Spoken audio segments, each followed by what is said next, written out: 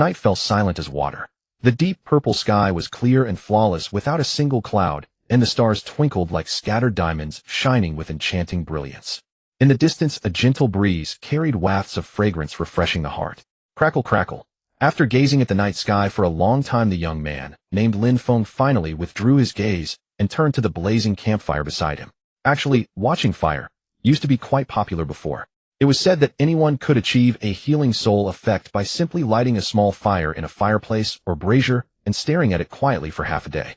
Then I should try it too. At that time, Lin Feng thought, so, as if it were yesterday. However, that was 3 months ago. Lin Feng couldn't help but think back to 3 months ago.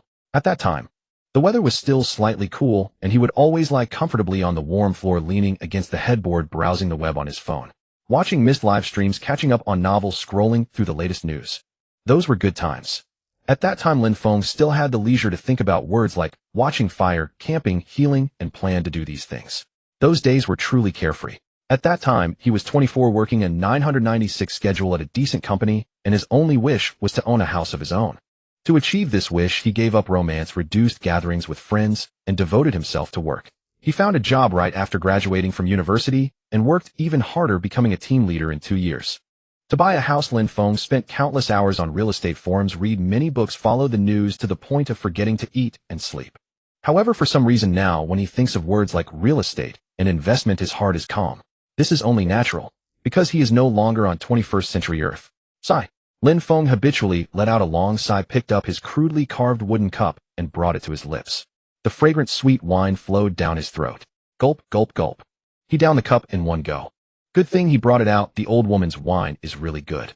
The aroma of wine spread from his breath. Fortunately, he could still enjoy food and wine, otherwise he would have long been unable to endure this world and chosen to end his life. Hey, Lin Feng. Lin Feng. He is also called Lin Feng now. He looked up at the man who called his name. That was the squad leader of the mercenary group, Zhao Wu. Time for shift change. Has time passed so quickly? He looked up at the sky again and noticed that the stars seemed to have moved a bit. To be precise, it wasn't the stars that moved, but the planet he didn't know the name of that was rotating. Or maybe it wasn't rotation. After all, this is the so-called other world. Perhaps Lin Feng is not on a round planet like Earth, but on a square planet. You came quickly, Lin Feng said indifferently. Haha, sorry, I'm too tired. Zhao Wu laughed. No need to apologize. 80 copper coins. Lin Feng was expressionless. Zhao Wu was an hour late for the scheduled shift change. He just stated the standard hourly wage according to the rules. However, Zhao Wu jumped up as if he had heard something unbelievable. 80 copper coins. It was only a little late. You were an hour late. Don't you know how hard today's battle was? I participated in that battle too, didn't I? Zhao Wu was momentarily speechless. Yet he had nothing to say. In the recent goblin attack, Lin Feng alone had held off 2 ordinary goblins, as everyone had witnessed. Stop talking nonsense, give me the money, Lin Feng said impatiently. Before I complain to your captain, hand over the money quickly. 30 copper coins. I'll give you 30 at most. 80 copper coins. 40 copper coins. 40 copper coins, okay. 80 copper coins. 50 copper coins. I really don't have any more. Lin Feng pondered for a moment. 50 copper coins equivalent to about 50 yuan in purchasing power. Enough for 2 meals. 60 copper coins. Hearing Lin Feng's final offer, Zhao Wu cursed while reluctantly slapping a pile of copper coins into his palm. A meal costs about 20 copper coins, so 60 copper coins are enough for his expenses today. Don't be late next time. Lin Feng swept the copper coins into his worn pocket, patted Zhao Wu's shoulder, and turned to walk toward his tent. So cramped. This tent, which can only fit one person lying down, is already considered decent. Those lower-level mercenaries or the slaves in the caravan don't even have such a crude tent and have to sleep on the cold, hard ground. Good thing he chose the right profession. Even with a blanket, the ground was still hard. He closed his eyes, trying to adapt to the terrible sleeping environment. After 3 months, he had gradually gotten used to this life. He naturally recalled the events of the past 3 months. The once ordinary office worker living in Hua Kingdom had now become Lin Feng, a druid in another world. Life is unpredictable, but such a bizarre encounter was truly unbelievable. Getting hit by a truck and ending up in another world, such a cliché plot. Indeed.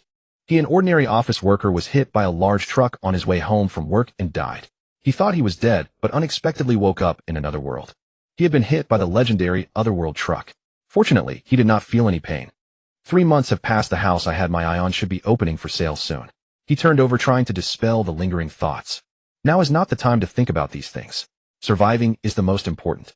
Unlike the well-governed, democratic, and legal Hua Kingdom, this other world, similar to the ancient Middle Ages, is full of various dangers. Being able to survive these 3 months, Lin Feng was already lucky. Of course, he didn't rely solely on luck. Thanks to his certain understanding of this other world, he was able to escape danger time and again. Spirit Era. This was the latest MMORPG their team was responsible for promoting. He had also played the game with other members. He still remembered. When others chose classes like Warrior Mage or Assassin, he was the only one who chose Druid. Bro Feng. Druid is a notoriously weak class. The voice of that worried newcomer seemed to ring in his ears again. Maybe you should play Warrior or Mage. Xiaokai, do you think I'm a game newbie who knows nothing? Huh. Then why? To heal the soul. Heal the soul.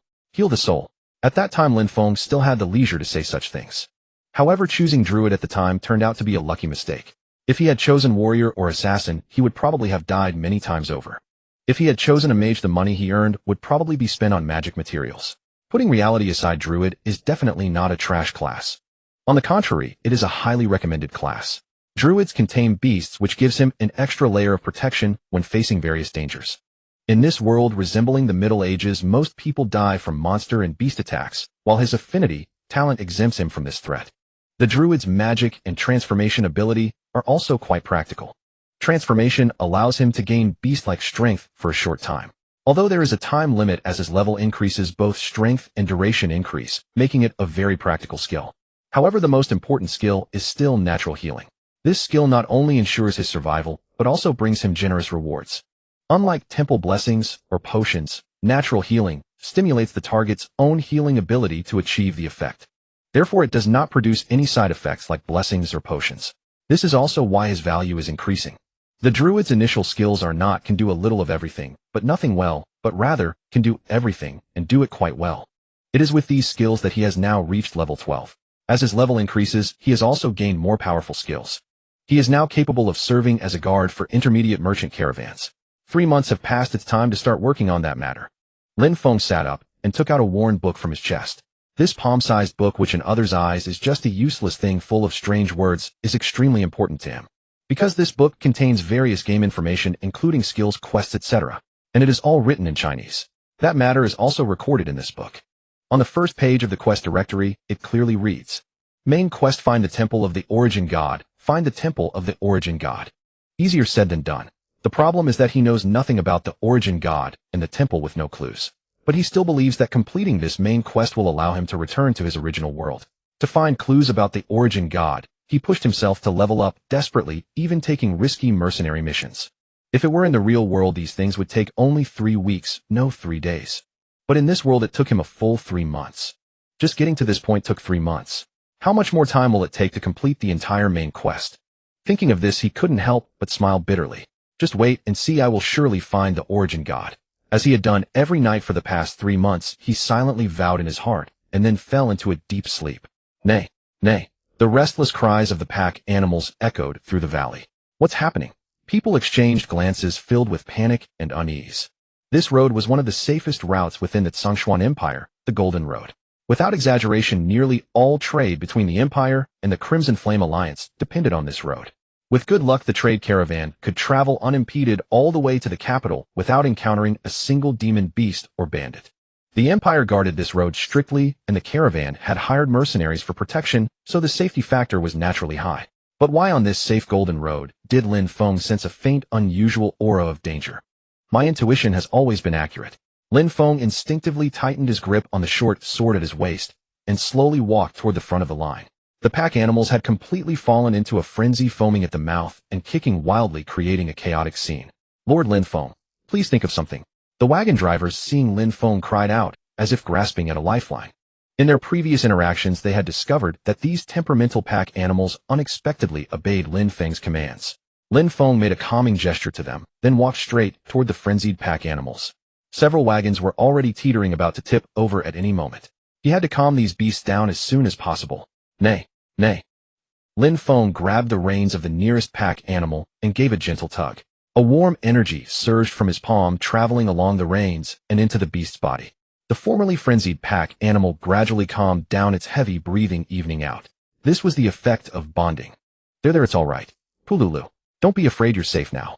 The pack animal was still shaken, but it had calmed down considerably, fixing Lin Feng with its clear dark eyes.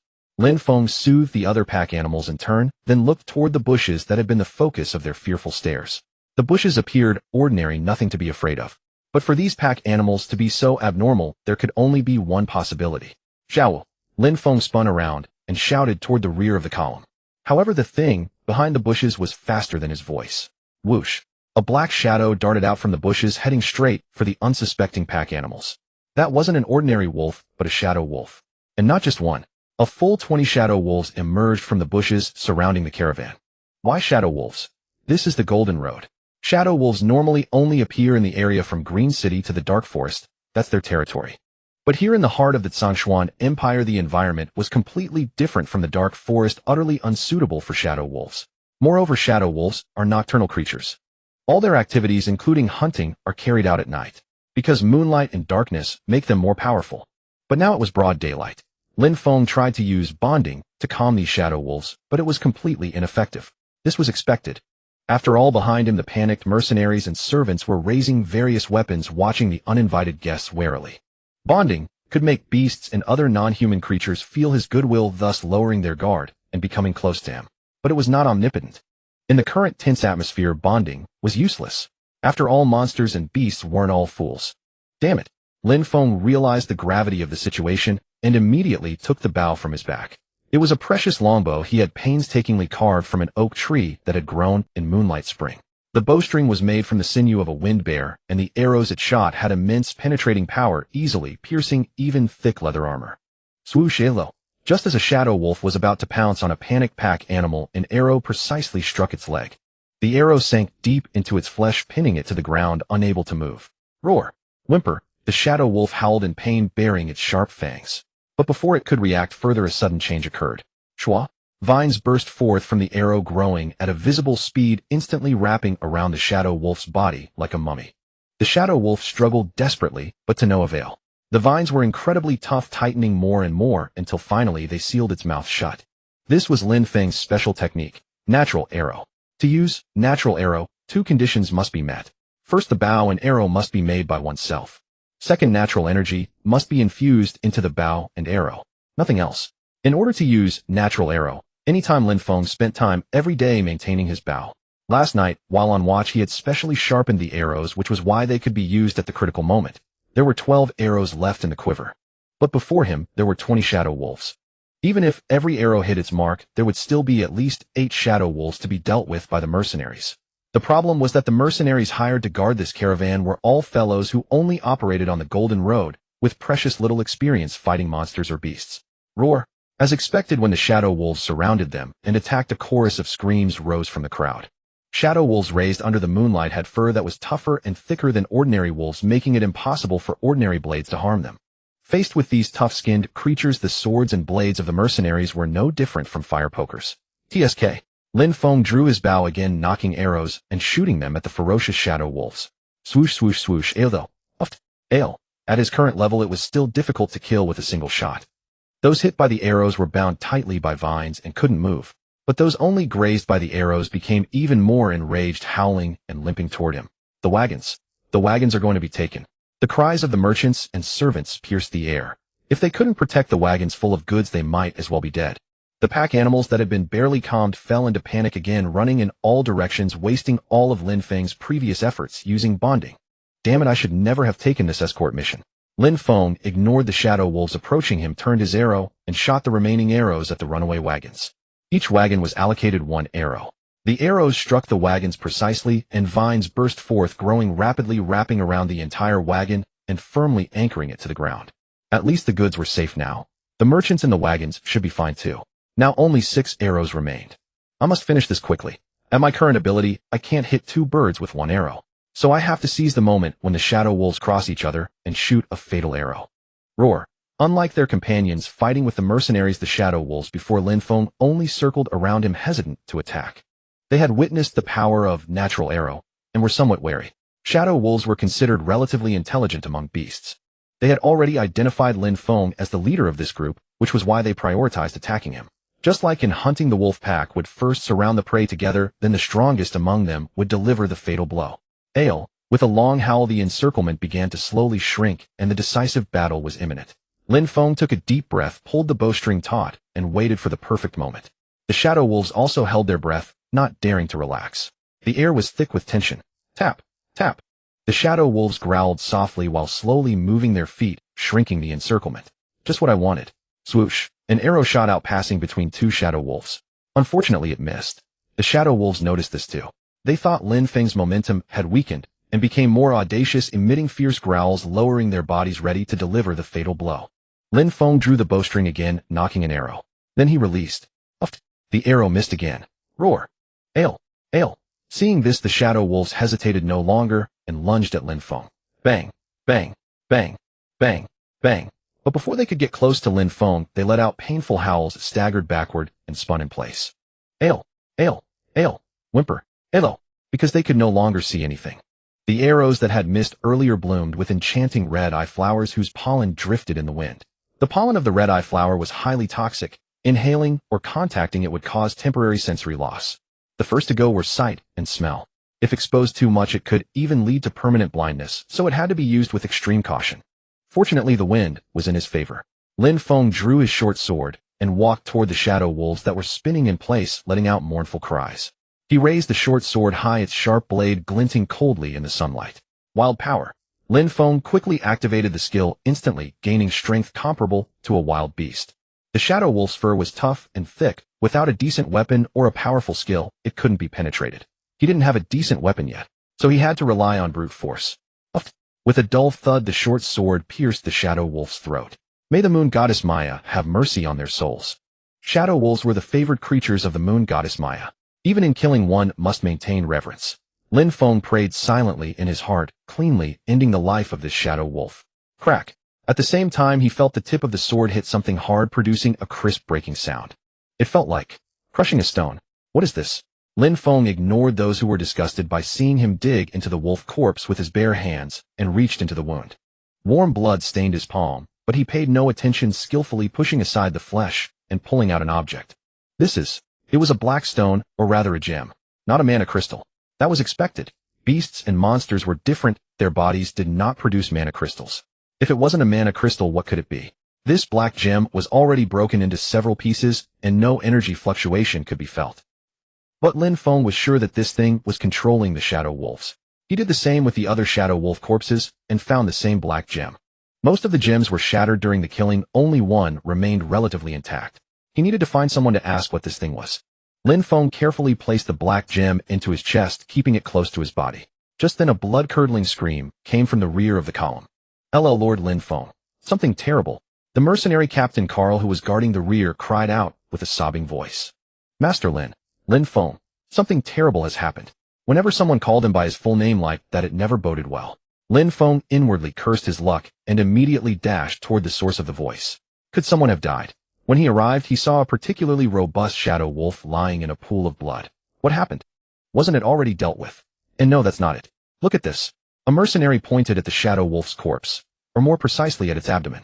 Gurgle, gurgle, gurgle. The shadow wolf's belly was heavily swollen and writhing eerily. Captain Carl of the mercenary company stared grimly at the wolf, then turned to Lin Feng. Lin Feng, you're more familiar with beasts. What do you think? Could it be some kind of plague? We should prepare firewood quickly. It's not a plague. Aside from the bloodstains, there was nothing unusual about the shadow wolf's corpse. If it were a plague, other shadow wolves would show similar symptoms, such as emitting a foul stench, oozing pus, or having bloodshot eyes. But those shadow wolves are all healthy with no signs of illness. Apart from the black gemstones embedded in the nape of their necks, there was nothing else abnormal. Lin Feng hesitated no longer. He drew his short sword and approached the shadow wolf. Now he had to be extremely cautious. He gently placed his hand on the wolf's bulging belly. Gurgle. As if resisting his touch, the wolf's belly began to writhe, even more violently. Be careful. I'm already being careful. Everyone step back. The mercenaries retreated a few steps, giving Lin Feng space. These fellows cowered when facing monsters, yet now they were terrified by this sight. With his sharp short sword, Lin Feng carefully bit by bit sliced open the shadow wolf's belly. Plop. Blood gushed out, splattering all over him. Lin Feng paid no heed. He wiped his face and continued the dissection. Then he saw it. Oh. Behind him came the sound of sharp intakes of breath. It was only natural. A tiny wolf cub was struggling to emerge from its mother's womb. It was covered in blood, yet that did not conceal its striking silver-white fur. This meant it was a shadow wolf of noble blood. It looked exactly like the legendary mount of the moon goddess Maya, the silver moon wolf king. This must be due to a genetic mutation. Lin Feng took a clean piece of linen, soaked it in clear water, gently wiped the blood off the cub, and then cradled it in his arms. Oh well. The little creature shivered and instinctively burrowed into his chest, seeking warmth. Mr. Lin Feng, this. As you can see, it's a wolf cub. MMMM. Carl's gaze kept lingering on the cub in his arms, his eyes filled with greed. Lin Feng. HM. Strictly speaking, we killed this mother wolf. How shameless. Lin Feng stared at Carl with an expressionless face. If I hadn't stepped in, were you planning to burn it alive? Well. Shadow wolves grow very fast. They reach sub-adulthood in a week and adulthood in a month. This little one will grow larger than its mother within a month. Then it would be even more. Can you control it? Lin Feng couldn't help but chuckle. Carl's greed-blinded expression was both ridiculous and exasperating. In a month it will attack you. Are you sure you can control it? Well. That's the best-case scenario. If you sell it, and it turns around and bites its new owner to death. What do you plan to do then? Carl was probably thinking of selling this precious silver shadow wolf to some high-ranking figure at a high price. But if that figure gets bitten to death by the wolf in a month, what then? At that thought, Carl's face turned pale and cold sweat beaded on his forehead. Wolves are not like dogs, just as he and Lin Feng were not alike. Lin Feng ignored Carl, stuffed the still wriggling cub into his pocket, and picked up his short sword again. Very well. Realizing that this cub could bring him no profit, Carl gave up readily. Then the pelts of these shadow wolves belong to us. As you wish. Greedy fool. Still, getting this silver shadow wolf wasn't a loss. If he argued with Carl over the pelts, it would only end badly for both. Knowing when to stop was best for everyone. Lin Feng said no more and turned to leave. He was covered in sticky wolf blood, uncomfortable, but he couldn't bathe yet. To help the cub accept him faster, it was better to let it get used to this scent. He had been worrying about finding a suitable companion, and now a perfect opportunity had fallen into his lap. As long as he nurtured it well, it would surely become his most capable assistant. From today on, your name is Inu. He named the cub Inu after the legendary mount of the moon goddess, Mei, the silver moon wolf king. Oh well. The little one hadn't even opened its eyes yet, but it was already nuzzling against his chest, searching for food. Lin Feng fetched some goat's milk and patiently fed it. The mercenaries and servants had finished cleaning up the mess and began setting up tents for rest. Perhaps because Lin Feng's blood-soaked appearance was too frightening, no one came to him for treatment. Come to think of it, why did those shadow wolves attack the caravan? And why did they let a pregnant female participate in the hunt? That's highly unusual. Wolf packs value their companions' families and cubs dearly. A pregnant female should be resting safely in the den. Why would she travel all the way from the Dark Forest to the Tsangshuan Empire to attack a caravan? From the Dark Forest to the Tsangshuan Empire, one must pass through the Elven Kingdom of Levian City and the Mage Kingdom of Xuanji City. Levian City is filled with skilled hunters, while Xuanji City is teeming with ruthless mages. How could those shadow wolves have passed through these two kingdoms unscathed and then attacked the caravan? What was their purpose? Moreover, those shadow wolves didn't seem to be driven by hunger. That is, they had no reason to leave their territory and travel so far to hunt. This whole matter reeks of strangeness. Could it be that the caravan carried something they wanted? But the caravan's leader, Colin, was just an obscure minor merchant, hardly someone bearing a heavy responsibility. If he were truly transporting something important, he would have hired guards far stronger than Carl's mercenary company. Huff. Lin Feng set aside his doubts, walked to a huge oak tree, leaned against the trunk, and closed his eyes to rest. Inu had eaten its fill and fallen asleep in his arms. I hope we can reach the capital safely. As night fell, a sense of unease rose in Lin Feng's heart. Damn it, who the hell is that guy? Not far away, a cold voice muttered curses filled with anger and resentment. Pavel gritted his molars, his eyes fixed on the caravan that was setting up camp. Carl's mercenary company had long been active on the Golden Road, seldom engaging powerful monsters. Though they had fought the barbarians at Luoxiao Pass in the past, that was ancient history. Now Carl's company was only left with a few old and weak, along with greenhorns, utterly fragile. So when he learned that Carl's company had taken on the escort mission for this caravan, he didn't hesitate to send his shadow wolves to seize the goods. In his view, those shadow wolves could easily deal with Carl's company. Yet he never expected a wild card to appear. That sudden Druid had single-handedly repelled all the shadow wolves. Though the mercenaries had killed a few, most were slain by that Druid. If not for him, the black opium would have been mine by now. Indeed, Pavel's target was no ordinary cargo. On the surface, this caravan was transporting tea from the distant eastern kingdom of Nanli. Though Nanli's tea was highly popular, the truly precious item was the black opium smuggled among the tea leaves. Black opium is essential for cultivating the black goo, a terrifying parasitic worm that can control a person's mind. Dried black opium closely resembles tea leaves and is hard to distinguish. Thus Pavel used this method to smuggle black opium into the Tsangshuan Empire. After all, it was just a batch of tea. Even if the caravan was attacked en route, it wouldn't arouse much suspicion. Damn it. Recently Nanli had suffered a once-in-a-century flood, sharply reducing the yield of black opium and driving up its price. More importantly, if this batch of black opium reached the capital, his smuggling operation would be exposed. Then not only would the Empire hold him accountable, but even the mages who craved black opium would not spare him. He must not let that happen. Tonight, even if it cost him his life, he had to kill that man. A vicious glint flashed in Pavel's eyes as he stared at the caravan camp. Druid, you must die. Oh, it hurts. Easy, easy. Stop pretending it's just a scratch. What are you yowling about? Some injured mercenaries and servants came to Lin Feng for treatment. Depending on the severity of the injuries, Lin Feng would either perform simple bandaging or use natural healing. Natural healing differs from divine spells, magic, or potions. It stimulates the victim's own vitality and self-healing ability, resulting in rapid recovery. Natural healing has no side effects and causes no pain, making it highly popular among mercenaries. Master Lin Feng, you were amazing today. You took down so many shadow wolves in one go. I used to live in a place frequently attacked by wild beasts. Many young mercenaries in Carl's company looked at Lin Feng with adoration. Lin Feng spoke while applying a herbal ointment to the arm of a young mercenary bitten by a shadow wolf, then carefully bandaged it. When you get to the city, remember to visit the temple, just in case you've caught some wolf venom. Thank you, Master Lin Feng. The young mercenaries looked at him with gratitude. Take your medicine and get out of here. What are you lingering for? A gruff voice rang out, and the young mercenaries flinched, scrambling away. It was the action captain of Carl's company, Zhao Wu. He was the last to come for treatment, and his wounds were the most severe. Tisk, these greenhorns are so delicate. Zhao Wu muttered as he watched the fleeing young mercenaries. You're wounded so badly. Why didn't you come earlier? Lin Feng frowned at Zhao Wu's mangled thigh. Won't die? Good thing you reacted fast and dodged the vital spot. Zhao Wu grinned unconcerned. Lin Feng said nothing, gently placed his hand over Zhao Wu's wound and murmured an incantation. A faint green light emanated from his palm, slowly flowing into the wound. Then Lin Feng applied a thick layer of the ointment made from gray grass and bandaged it tightly. Be careful these next few days. Don't get hurt again. With you here I'm at ease, of course.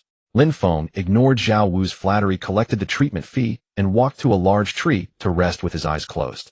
Bang! This piece, however, did not last long. A loud crash shattered it. Boom! A thunderous roar echoed as the earth trembled violently, accompanied by a cacophony of screams. Ah, help! The night watch mercenaries cried out in terror, while others scrambled out of their tents in a panic, engulfing the scene in chaos. Lin Feng stood quietly on a nearby oak tree, observing all of this. In truth, he had sensed the anomaly even before the deafening sounds and tremors arrived. The nearby birds had taken flight in alarm, and even the chirping of insects had ceased. This signified that something dangerous was approaching. What a tumultuous time! First the shadow wolf attacks, and now roar! A colossal troll wielding a thick wooden club emerged before the crowd. It was less a matter of surprise and more one of speechlessness. It seemed someone was determined to annihilate this merchant caravan. Now was not the time to ask why. When a troll appeared, what further questions remained? Rather than waste time, it was better to seize weapons and prepare for battle. He regretted taking this escort mission. Whimper. In his arms, Inu whimpered uneasily. He hushed her softly, patting her gently and tucking her closer, then focused his attention on the approaching troll. The troll was immense, standing as tall as a house, wielding a massive tree trunk it had ripped from the ground as a weapon. The trunk was rotted and stained a sinister dark brown. This indicated the troll was no fledgling, but a seasoned, bloodthirsty brute with countless kills. This was no easy foe. The experienced mercenaries remained composed, quickly forming ranks to face the enemy. But the young ones were paralyzed with fear, some even abandoned their weapons and fled. Perhaps fleeing was the wisest choice. If only this troll were alone. However, both the earlier shadow wolf attack and the troll's appearance suggested a puppeteer behind the scenes. Fleeing rashly might lead straight into an ambush. Lin Feng drew his bowstring, knocking an arrow aimed at the troll. On its nape was a massive, grotesque scar, a sight both shocking and horrifying. Just like the shadow wolves before. I'll pay you extra. Kill that troll. The merchant's voice turned shrill with fear. The once hesitant mercenaries, lured by the promise of bonus gold, sprang into action, drawing their weapons and charging at the troll. Cursed troll, die. Kill it. It seemed that after spending too long on the Golden Road, these mercenaries had forgotten the true terror of monsters. Their weapons could not even scratch the troll. Only the elite mercenaries of the fallen past, battle-hardened, could utter such words and charge without fear. As expected, the first mercenary to attack was sent flying by the troll's club, crashing heavily into a tree. With a dull thud, the tree was instantly stained red. He died on the spot. It was predictable. Charging at a troll without any decent armor was suicide. Perhaps having his skull crushed was a merciful end compared to being trampled by the troll, suffering for hours before dying. Knowing he would die so miserably he should not have been treated. Lin Feng gazed at the gory corpse without a shred of pity. The mercenaries' war cries had turned into screams of despair. Only Zhao Wu remained calm, directing the others to withstand the troll's assault. The mercenary captain Carl hid behind the wagons under the pretext of protecting the merchant.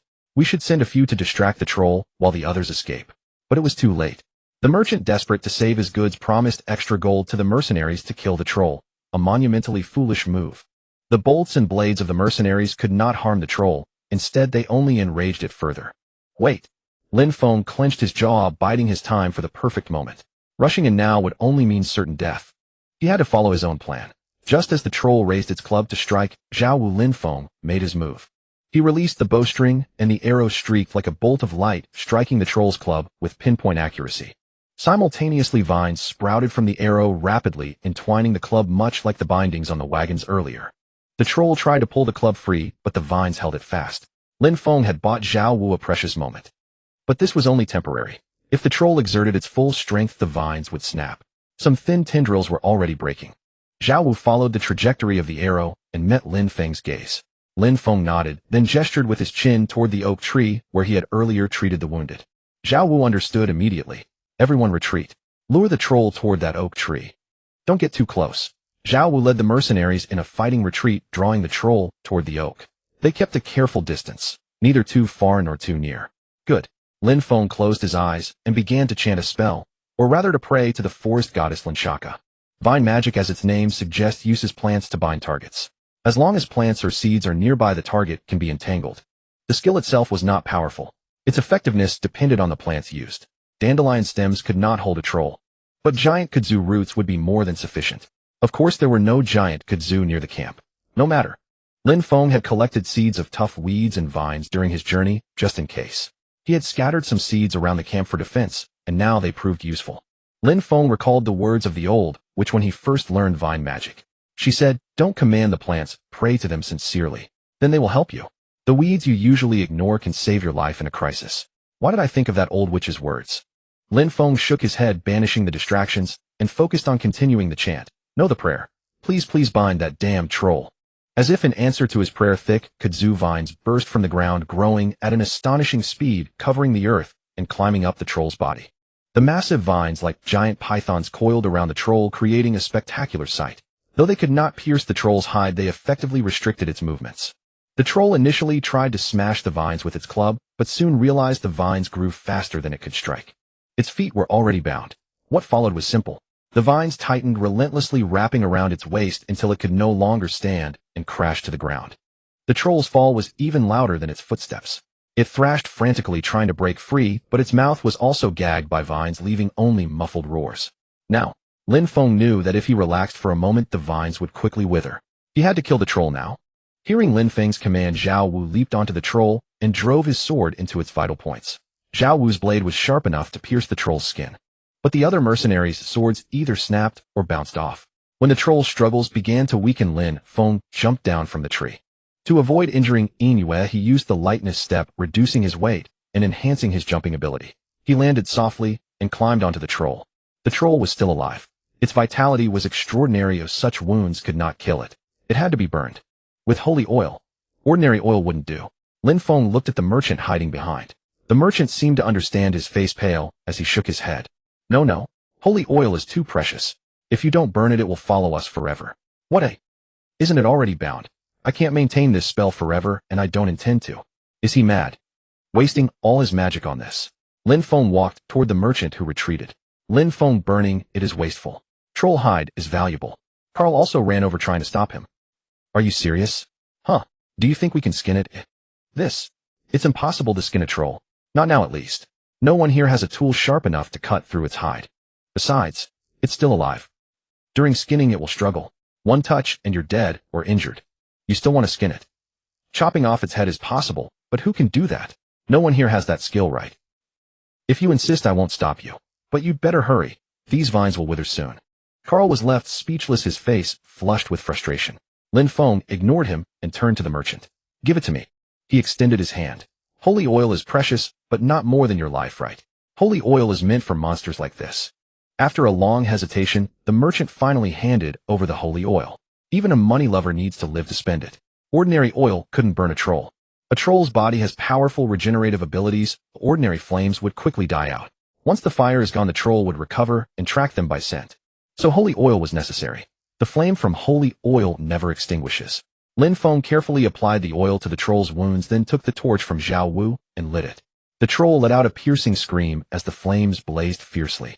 Lin Feng watched silently, praying to the forest and earth goddess Lin Shaka. Thank you for saving our lives. Truly thank you very much. Muxing City, located in the eastern region of the Zhongshuan Empire, lies closer to Xuanji City than the empire's capital. Originally, the caravan had intended to head straight for the capital of the Zhongshuan Empire, but after suffering 2 consecutive attacks with heavy losses, they had no choice but to alter their plans and seek shelter in the nearby Muxing City to regroup. The pack beasts were utterly exhausted, the mercenaries drained from relentless combat, and the servants bitter with hardship. They needed proper rest and provisions before they could continue their journey. Lin Feng decided to part ways with the caravan here. Lin Feng considered this once more. The merchant pleaded earnestly for Lin Feng, had performed exceptionally well during the previous attacks. But Lin Feng refused. Continuing to escort a caravan clearly targeted by someone was tantamount to seeking death. If they could even procure a troll, the mastermind behind it was certainly no ordinary foe. Apart from that, something else troubled him. At the spot where the troll had been reduced to ashes, he had discovered a black gem, identical to the one he had previously found on the nape of a shadow wolf. Although the gem had melted away, he was certain it was of that same black variety. Someone capable of controlling trolls. It was enough to send shivers down one's spine. Though he had already resolved the immediate crisis, he did not wish to encounter anything resembling this again. Because he withdrew from the escort mission midway, his remuneration would be halved. However, considering that he had repelled the shadow wolf pack and the troll, the final payment he received still far exceeded his expectations. Thus, he had even less reason to continue escorting this caravan. Still, there was one matter that lingered in his mind. Since you insist. Lin Feng, while rubbing the money pouch, looked at the merchant, who was slow to pay, and said slowly, I do not want extra reward. Just give me a bag of tea leaves. Tea leaves. The merchant's eyes widened as if unable to believe his ears. This was hardly surprising. It was quite unusual for a mercenary to exchange a bonus for tea leaves. Lin Feng smiled faintly and said to the merchant, You will certainly need considerable funds to hire new mercenaries to escort you to the capital. That is true. The merchant murmured unconsciously, tucking the money pouch behind his back. I am not an unreasonable person. We are all merely trying to make a living. I plan to change course and head to Xuanji City, where someone should be willing to buy my tea. Let the tea offset my remuneration. That would be acceptable. Of course. However, I will choose the tea myself. This was a very favorable proposal for the merchant. The benevolent goddess Maya will surely bless a kind person like you. Thank you for your kind words. Lin Feng nodded slightly and walked toward the cart where the tea was stacked. Do not give me the finest tea, you still need to sell it in the capital. Good heavens, there are still such kind young people in this world. May the goddess bless you, Lin Feng. The merchant was so moved, he nearly wept. Lin Feng paid him no mind and began carefully sifting through the tea. There it was. He found a small shabby hemp sack tucked into the farthest corner. You want that one? The merchant, assuming Lin Feng did not understand the quality side, and tried to stop him. Lin Feng, I am not the kind of merchant who cheats, so you might as well choose some medium-grade tea over there. No need. Carrying it alone this size is just right. As Lin Feng spoke, he lifted the hemp sack and brought it close to his nose to sniff. Indeed, he detected a familiar scent. That old witch warned me to be careful with something like this. He still vividly remembered the hardships he had endured to learn how to identify it. Although the aroma was masked by the fragrance of other teas, Lin Feng could still discern it. This was the scent of black cherry. He took a thick bamboo leaf from his backpack and carefully wrapped the hemp sack before hoisting it onto his shoulder. That would suffice. The merchant seemed somewhat guilt-ridden, hesitated for a moment, but ultimately nodded, for his pockets were currently light. He placed the remaining payment into a leather pouch and handed it to Lin Feng. Even after deducting the value of the tea, this payment was still exceedingly generous. Thank you. Wishing you a safe journey and a smooth arrival at the imperial capital. I wish you a safe arrival at Xuanji City as well. Then farewell. Lin Feng nodded slightly, turned, and walked away from the caravan. It would take approximately 2 days to reach Xuanji City from here. Before then, he should find a place to rest properly. He spotted a street ahead, lined with inns on both sides. Just as he was about to casually pick a cheap inn as usual, he was suddenly caught by a signboard. Jade Apple Tree. The inn's door stood open and waves of delectable food aromas drifted out, making one's mouth water. Since he finally had money, he might as well indulge himself for once today. Creak. Lin Feng pushed open the door and stepped inside. Welcome. A kindly-faced proprietor greeted him warmly. The proprietor was grilling a thick chop over charcoal, the fragrance tantalizing. Lin Feng kept his eyes fixed on the meat and said to the proprietor, "I wish to stay. There is only one room left now, a 5 silver coin chamber. Would you like it?" 5 silver coins. So expensive. But Lin Feng genuinely wanted to rest well today. A comfortable room, a soft bed, delicious food. "Yes, I'll take that one." The proprietor seemed surprised that Lin Feng chose the 5 silver coin room. Without hesitation, paused for a moment and then smiled. "Very well, no problem." Caitlin, hearing the proprietor's call, a young female waitress descended from the upper floor. "Show this guest to his room and help him with his luggage." "No need, I can manage myself." Lin Feng declined Caitlin's assistance, shouldered the hemp sack, and followed her upstairs. This inn was well maintained, the stairs made no sound underfoot. "Please prepare bathing water for me." "Certainly, would you prefer a regular bath or a premium one?" "Premium bath." "Very well, I shall prepare it right away." After Caitlin left to prepare the bath, Lin Feng began organizing his belongings. He discarded the unnecessary items, keeping only what was essential. In truth, there was hardly anything he could discard, just a worn-out set of clothes and a severely frayed money pouch. Once he sold the black cherry, he would buy himself several new sets of clothing. The bathing water is ready. Lin Feng opened the bathroom door, and a wave of steam rushed toward him. The premium bath was indeed different. Herbs had been added to the water, emitting a faint, pleasant fragrance. Bath salts are also prepared. "If you need anything, please call me at any time." "Thank you." After Caitlin departed, Lin Feng comfortably sank into the bathtub. Now this is living. He could finally relax. Even traveling on the safe Golden Road, prolonged journeys were exceedingly arduous. It was like an endless hiking expedition. Worse still, he was burdened with heavy luggage, making it even more exhausting than an ordinary trek.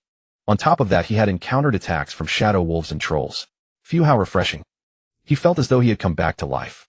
Lin Feng closed his eyes, fully immersing his body in the warm water, and began contemplating his next plans. He had unexpectedly acquired the black cherry, and now he needed to consider how to handle it. Disposing of it as quickly as possible was the wisest course. Many magicians were eager for black cherry, therefore he had to find a suitable buyer and sell it at a good price. Claude. A name surfaced in Lin Feng's mind, but he quickly shook his head. In this world, Claude, the Lord of the Magic Tower, had not yet emerged. He was probably still studying at the Magic Academy by now. So who should he approach? It was somewhat risky, but it seemed he had no other choice. Lin Feng thought of a certain person, though he did not particularly favor him. Yet he had no better option at present. He could not keep carrying the black cherry around indefinitely. Moreover, he needed money to craft a totem. Lin Feng rose from the bathtub, dried his body, and stepped out of the bathroom. Wine. Wine. Inu had been held in his arms all day, and now that she was suddenly set down, she seemed displeased, rubbing pitifully against his feet. All right, let's go eat." Unconsciously, dinner time had arrived. The inn's ground floor hall was filled with patrons. The proprietor and matron were bustling about in the kitchen, while Caitlin darted between tables, serving food and drinks to guests. Everyone was drinking, chatting, and enjoying the fine cuisine, creating a lively atmosphere. "A guest. This way, please." Caitlin spotted Lin Feng at once, and warmly guided him to the best table. A 5 silver coin room indeed came with superior treatment. "Thank you. I presume you must be hungry. The lamb we received today is exceptionally fresh. Would you like to try some?" "Is that so? Then bring me a portion of roasted lamb chops." "Would you like beer as well?" "I do not drink." Getting drunk in an unfamiliar place would easily make one a target. Lin Feng casually scanned the hall and continued placing his order. Another roasted lamb chop, a serving of beef stew, a vanilla roasted chicken leg, 2 slices of white bread with butter and jam, some figs, and a cup of sheep milk. Caitlin seemed startled by the scale of his order, double-checked everything, and then hurried to the kitchen. The air was filled with the aroma of roasting meat. Caitlin had been right, the scent was utterly irresistible. Not long after the food was served, Lin Feng could hardly wait, and picked up a golden crispy piece of lamb chop, taking a bite. The tender, juicy lamb instantly filled his mouth, releasing an intoxicating fragrance. What a pity he could not drink beer. He recalled how in his previous world, he often enjoyed grilled lamb skewers with friends and cold beer. The beef stew was equally delicious, brimming with fresh tomatoes and potatoes, its rich flavor wonderfully appetizing. The stewed beef was so tender it melted upon contact with his tongue, making it impossible to stop eating. He dipped a piece of white bread into the soup, while the rest he slathered with thick butter and jam, savoring each bite slowly. Since arriving in this world, he had been eating hard, coarse black bread. Now finally enjoying soft, fragrant white bread, he felt incredibly blessed. The chicken leg coated in butter and herbs was swallowed in one bite. The chef at this inn was truly skilled. Though the price was a bit steep, the food in this world, while not matching his homeland, was far from unpalatable. Lin Feng desperately wanted a glass of sweet wine, but he restrained himself, and sipped his sheep milk instead. Aru woo woo. Inu poked her head out from his embrace, gazing at him with longing eyes. Eat slowly. Lin Feng set Inu on the table and poured a saucer of sheep milk for her. Slurp slurp. Inu, like her master, finished the milk quickly. This little dog resembled her owner remarkably. Really? Caitlin chuckled and brought over a few more figs. Inu, everyone says you look just like your master. Aru. Inu tilted her head regarding him with her golden eyes, seemingly unable to comprehend what he meant. It was a rare, tranquil evening. The journey from Muxing City to Xuanji City was not long. 2 days' travel would suffice to reach it. Moreover, they encountered no monsters or bandits along the way. This was only natural, for the most perilous beings here were the mages. The monsters had been exterminated by the mages, and as for bandits, unless they were mad, they would never dare to lay a hand on a mage. The caravans traveling between Xuanji City and the Tsongshuan Empire carried goods that were both dangerous and of dubious origin. One misstep could invite disaster. Thus this road was remarkably safe. For Lin Feng, this was a fortunate circumstance. However, entering Xuanji City was far more difficult than entering other nations. Yet armed with his mercenary credentials, Lin Feng passed the identity verification smoothly and entered Xuanji City. Once inside, he headed straight for an ancient mansion. He was actually going to knock on that door. I thought that lunatic had quieted down. Why is someone else walking into a trap? Who will collect his corpse? Before Lin Feng could knock, a murmur of whispers arose around him. It was hardly surprising, for this place housed the continent's infamous mad mage, Khaled. Lin Feng gazed at the grim door carved with black ravens, took a deep breath, and then knocked. Creak. The door swung open slowly, emitting a spine-chilling sound. But no matter how mad he was, he could not compare to that old witch. Recalling the harrowing experience in the forest, Lin Feng silently bolstered his courage and stepped into the mansion. He crossed a withered garden and entered the interior. 2 small golems awaited him there. These were no ordinary earth golems. Lin Feng followed the 2 golems up a towering staircase. The house was filthy and chaotic. It seemed these golems were not used for housekeeping, but for experiments. What is it? An icy voice came from the darkness.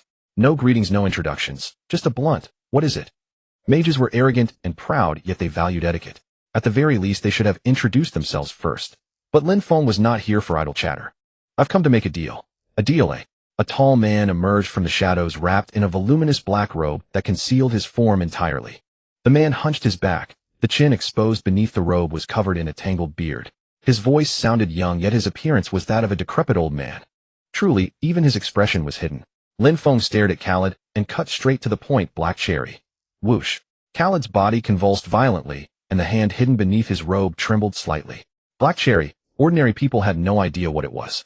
Only mages, or those with some knowledge of magic, recognized the name. That Lin Feng knew of black cherry took Khaled by surprise. Lin Feng pulled an exquisite sachet from his bosom and handed it to Khaled. Khaled snatched the sachet eagerly and poured its contents into his palm. They were a few dried black petals. He picked up one petal, ground it into powder, and brought it under his nose to sniff.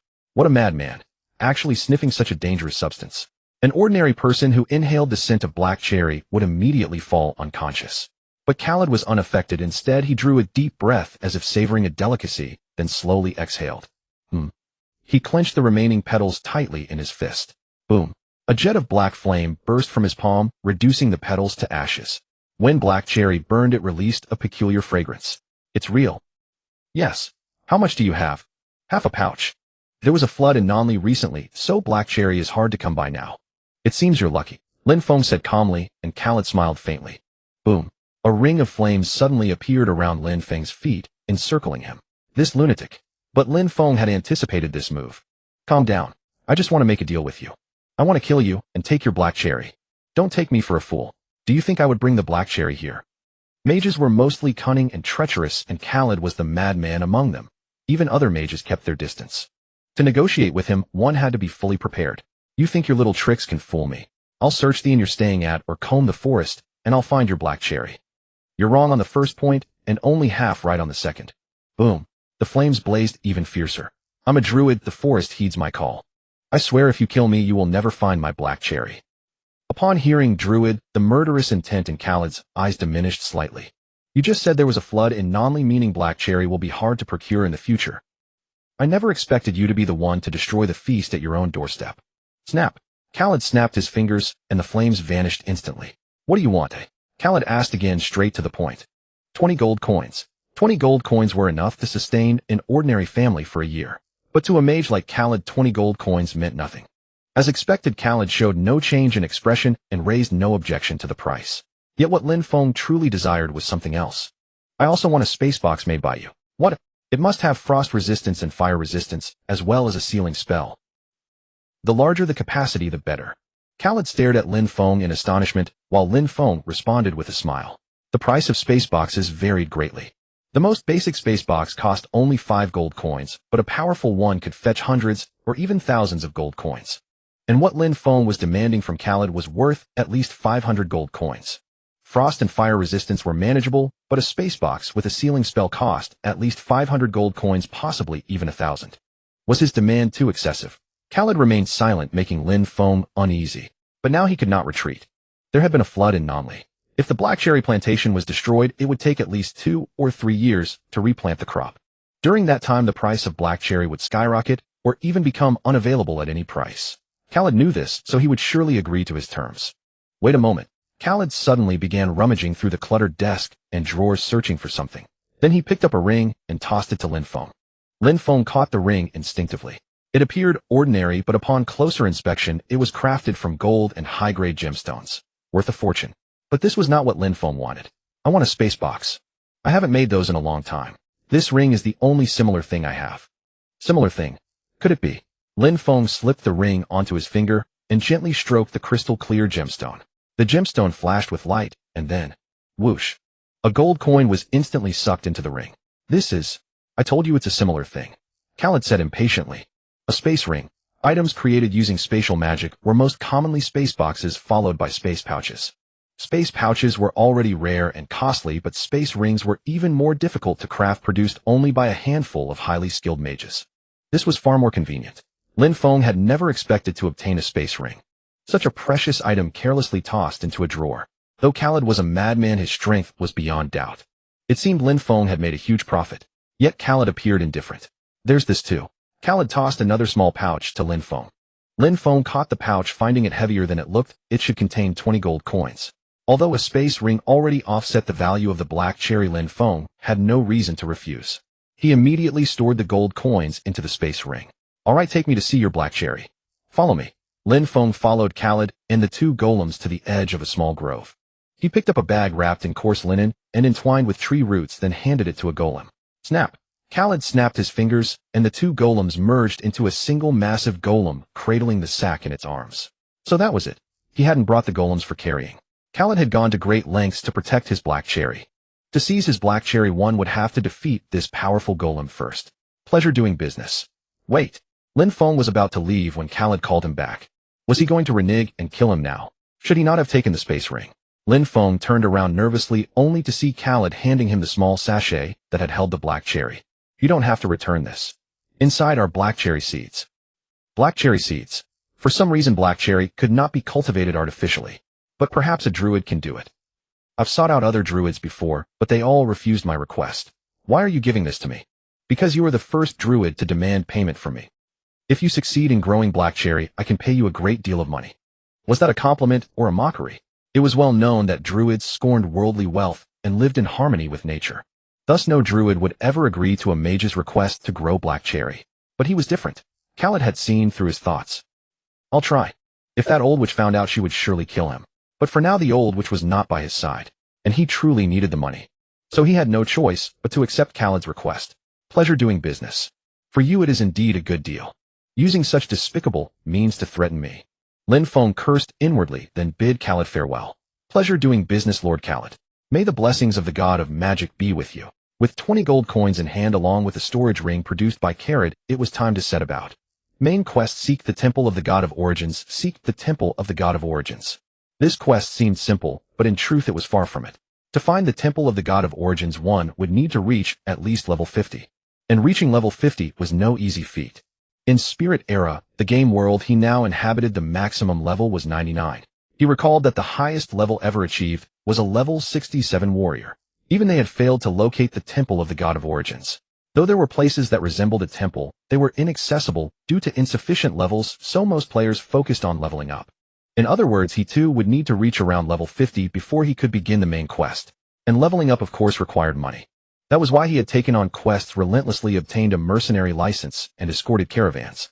Now, having earned a considerable sum through black cherry, it was time to invest. To level up quickly, investment was essential. Invest in what? Totems, of course. Just as mages could craft various magical artifacts, druids could create totems. Totems could enhance a druid's abilities and produce a variety of effects, making them the equipment he needed most. It seemed that coming to Xuanji City was the right choice. Lin Feng left his luggage at the inn, changed into lighter clothes, and stepped out. Xuanji City was teeming with mages, making it far easier to gather materials for totems here. He now had 22 gold coins plus 15 silver coins. According to his original plan, that amount was only enough to craft one totem. But thanks to the windfall, he could now craft 3 totems. And they would be of considerable quality. He had originally thought he could only make a single natural harmony. Lin Feng arrived at a street lined with shops selling all sorts of magical items and peculiar materials. He carefully observed his surroundings. Many merchants took him for a rookie mercenary fresh out of the gate, trying to overcharge him. He certainly paid no heed to such fellows. May I look around? Lin Feng entered a shop filled with various dried herbs. He spoke to the proprietor, who was dozing off. The owner said nothing, merely nodded, then resumed his dozing. Lin Feng planned to craft 3 totems. The first, natural healing. This totem would increase mana recovery speed and health recovery speed by 30. The second, natural harmony. This totem would boost healing effects by 30 and deal an additional 30 damage to undead and demonic monsters. The third, exorcism. This totem would deal an additional 70 damage to undead and demonic monsters. If he equipped all 3 totems simultaneously, his damage against undead and demonic monsters would increase by 100. Why craft totems specifically targeting undead and demonic monsters? The reason was simple. Slaying such monsters yielded a large amount of experience points. Moreover, killing undead and demonic monsters also brought higher rewards. These monsters were more dangerous than other types, so the bounties for eliminating them were higher. To level up quickly and accumulate wealth, the best method was to hunt undead and demonic monsters. Of course, the prerequisite was survival. Lin Feng picked up a dried moonlight branch. Thin and pliable, the finest moonlight branch he had ever seen. He would use this branch to make the totem's hanging cord. Druids were not close to metal, so unlike mages, they could not use metals like gold or silver for the cord. Moonlight branches dried under the moonlight became thin and tough, making them ideal for crafting cords. Furthermore, the branches emitted a faint, pleasant fragrance, a twofold benefit. The branch he selected gave off a cool, refreshing aroma like the night air, making him feel at ease. Next, he needed to choose the totem's base. The base also could not be metal, it had to be made of leather or plant material. The bases for natural healing and natural harmony could be crafted from steel wood. As for the base of exorcism, it could be ground from unicorn horn. Undead and demonic monsters detested the scent of unicorns. While Lin Feng selected materials, the shopkeeper kept dozing, paying him little attention. But Lin Feng didn't mind, as long as the items were good, that was all that mattered. He didn't want to waste time with a talkative owner. He carefully chose his materials. A frozen phoenix heart, an essential material for crafting exorcism. Leaves of the ancient tree. Not buying this would be a loss.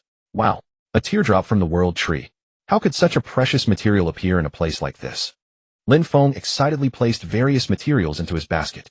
When he came to his senses, the shopkeeper had already woken up and was watching him with interest. How much for all these? Lin Feng handed the basket to the owner. The owner put on his round glasses, blearily calculated the price, and then passed a piece of parchment to Lin Feng. 20 gold coins.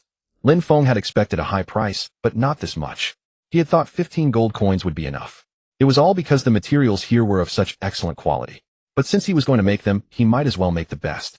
Without further hesitation, Lin Feng counted out the gold coins one by one from his money pouch and handed them to the owner. The owner carefully checked the quantity and authenticity of the coins, then nodded. Damn, spent more than anticipated.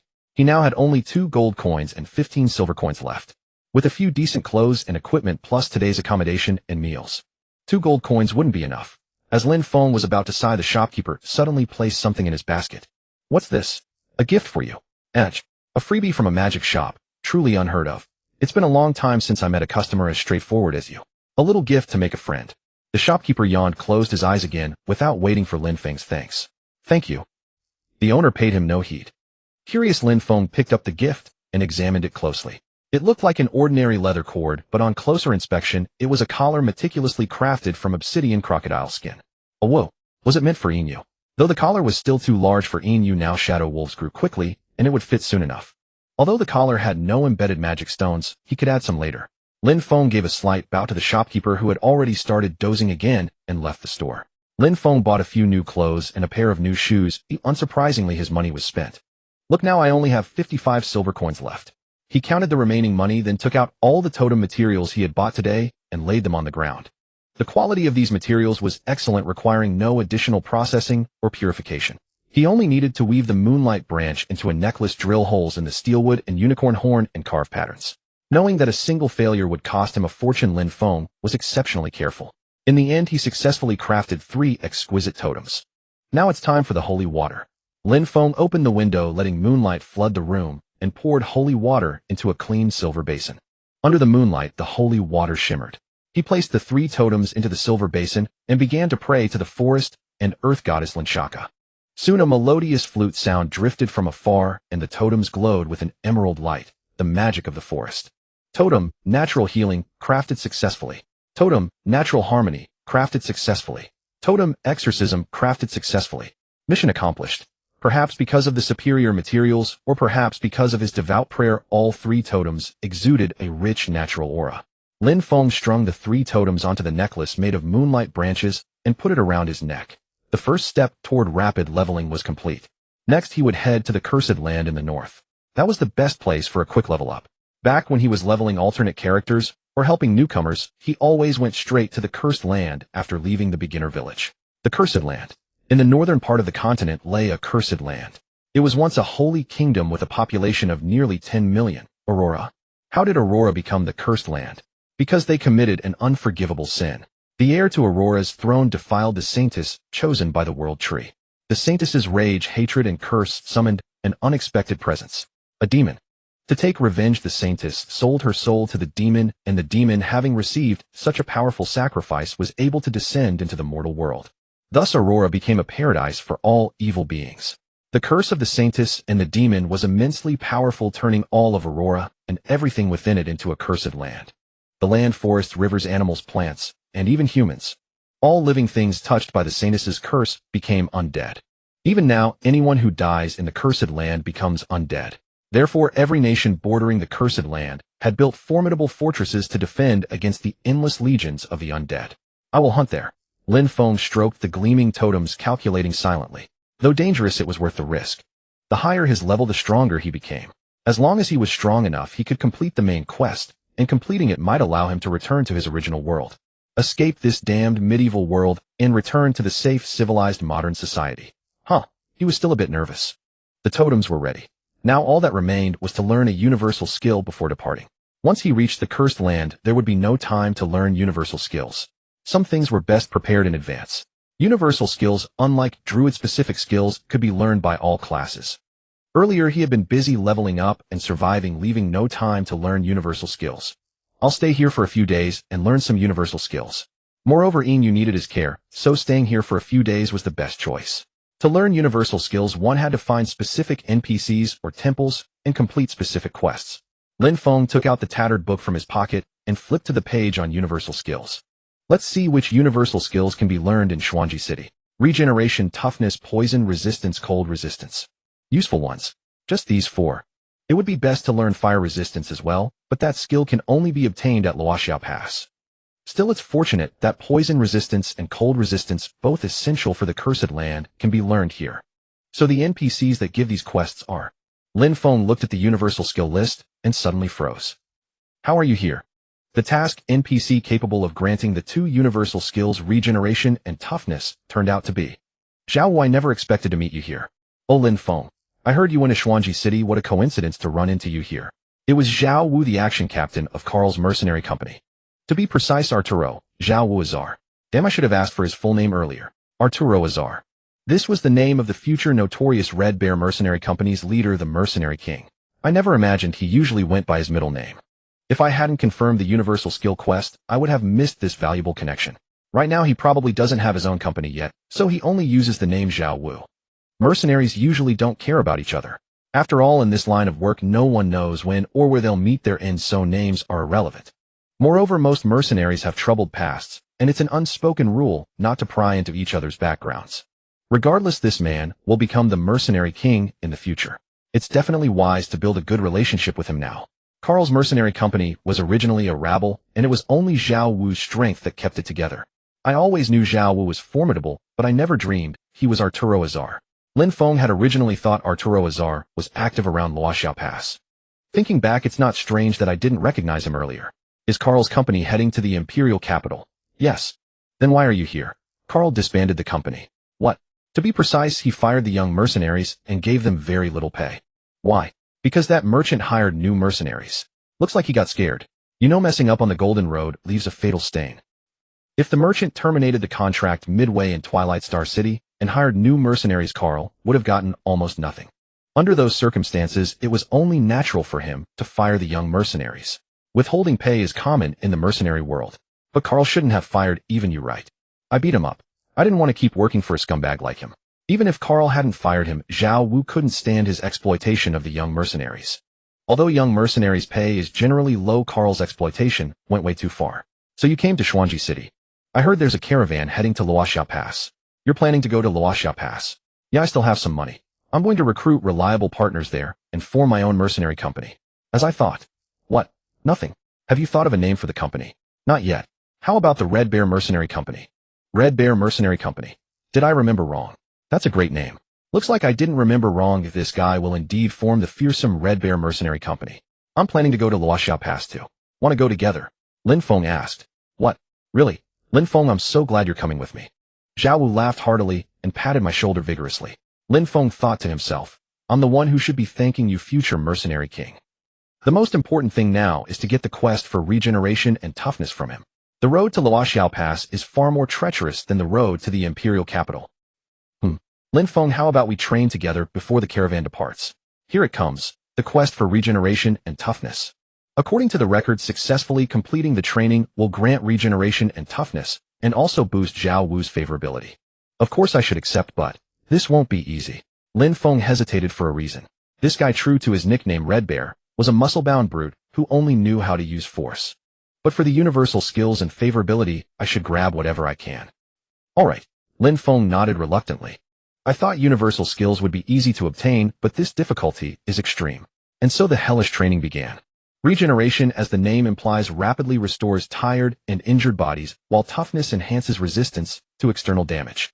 The monsters in the Cursed Land are thick-skinned and exceptionally tough. These two abilities are essential to deal with them. But Zhao Wu's training method was unbearable for any human. Lin Feng lay in the thick grass, staring blankly at the sky. Zhao Wu, with astonishing stamina, was still running through the forest carrying 2 thick logs on his shoulders. This was how he trained himself, through self-abuse. Through constant destruction and regeneration, his body grew stronger. This was the foundation of regeneration and toughness. I never imagined these skills could only be obtained through such brutal methods. If this were a game, the quest objective would probably be something like carry 100 logs, and that would be it, but reality is not a game. During the day, he endured the pain of torn muscles, and at night, he suffered the soreness of muscle recovery. On top of that, he had to constantly be wary of Zhao Wu, who used training as an excuse to hunt. This was a double torment for Lin Feng, both mentally and physically. But it was precisely because of this agonizing training that Lin Feng managed to obtain regeneration and toughness in just 3 days. After acquiring regeneration and toughness, Lin Feng's body underwent a dramatic transformation. Externally, his physique became more robust, and even sparring with Zhao Wu no longer left him easily fatigued. This would also make obtaining poison resistance and ice resistance much easier. After all, acquiring the remaining 2 universal skills would also require considerable physical exertion.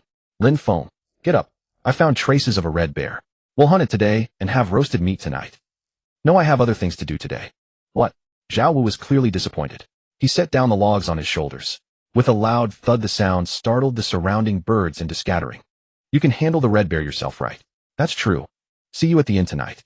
Lin Feng dragged his exhausted body up, packed his belongings, and walked out of the forest. Huff. After spending a few days with the muscle man, Lin Feng felt like his brain was turning into muscle. However, his body did feel lighter, and his stamina had increased. To obtain poison resistance, he needed to go to the shop Fruit of the Night of Terror on Xuanji City's commercial street, buy poisonous berries, and eat them for 3 consecutive days. Today is the 3rd day. Still 1 poisonous berry. The shopkeeper recognized me and asked proactively. Yes, 1.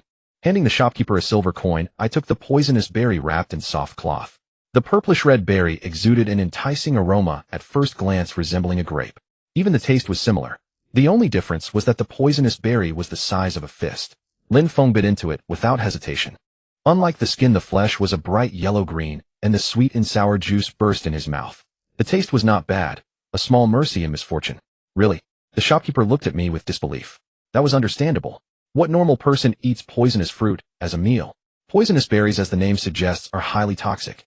Unlike sweet berries, once a poisonous berry enters the mouth, it immediately causes severe hives, difficulty breathing, convulsions, and in severe cases, instant death.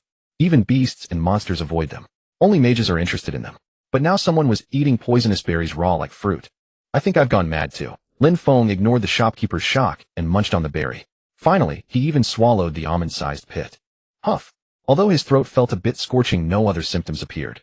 This was thanks to regeneration and toughness, as well as the natural healing he had cast on himself beforehand. Normally, to obtain poison resistance, one would need to continuously consume life potions during the poisoning to stay alive.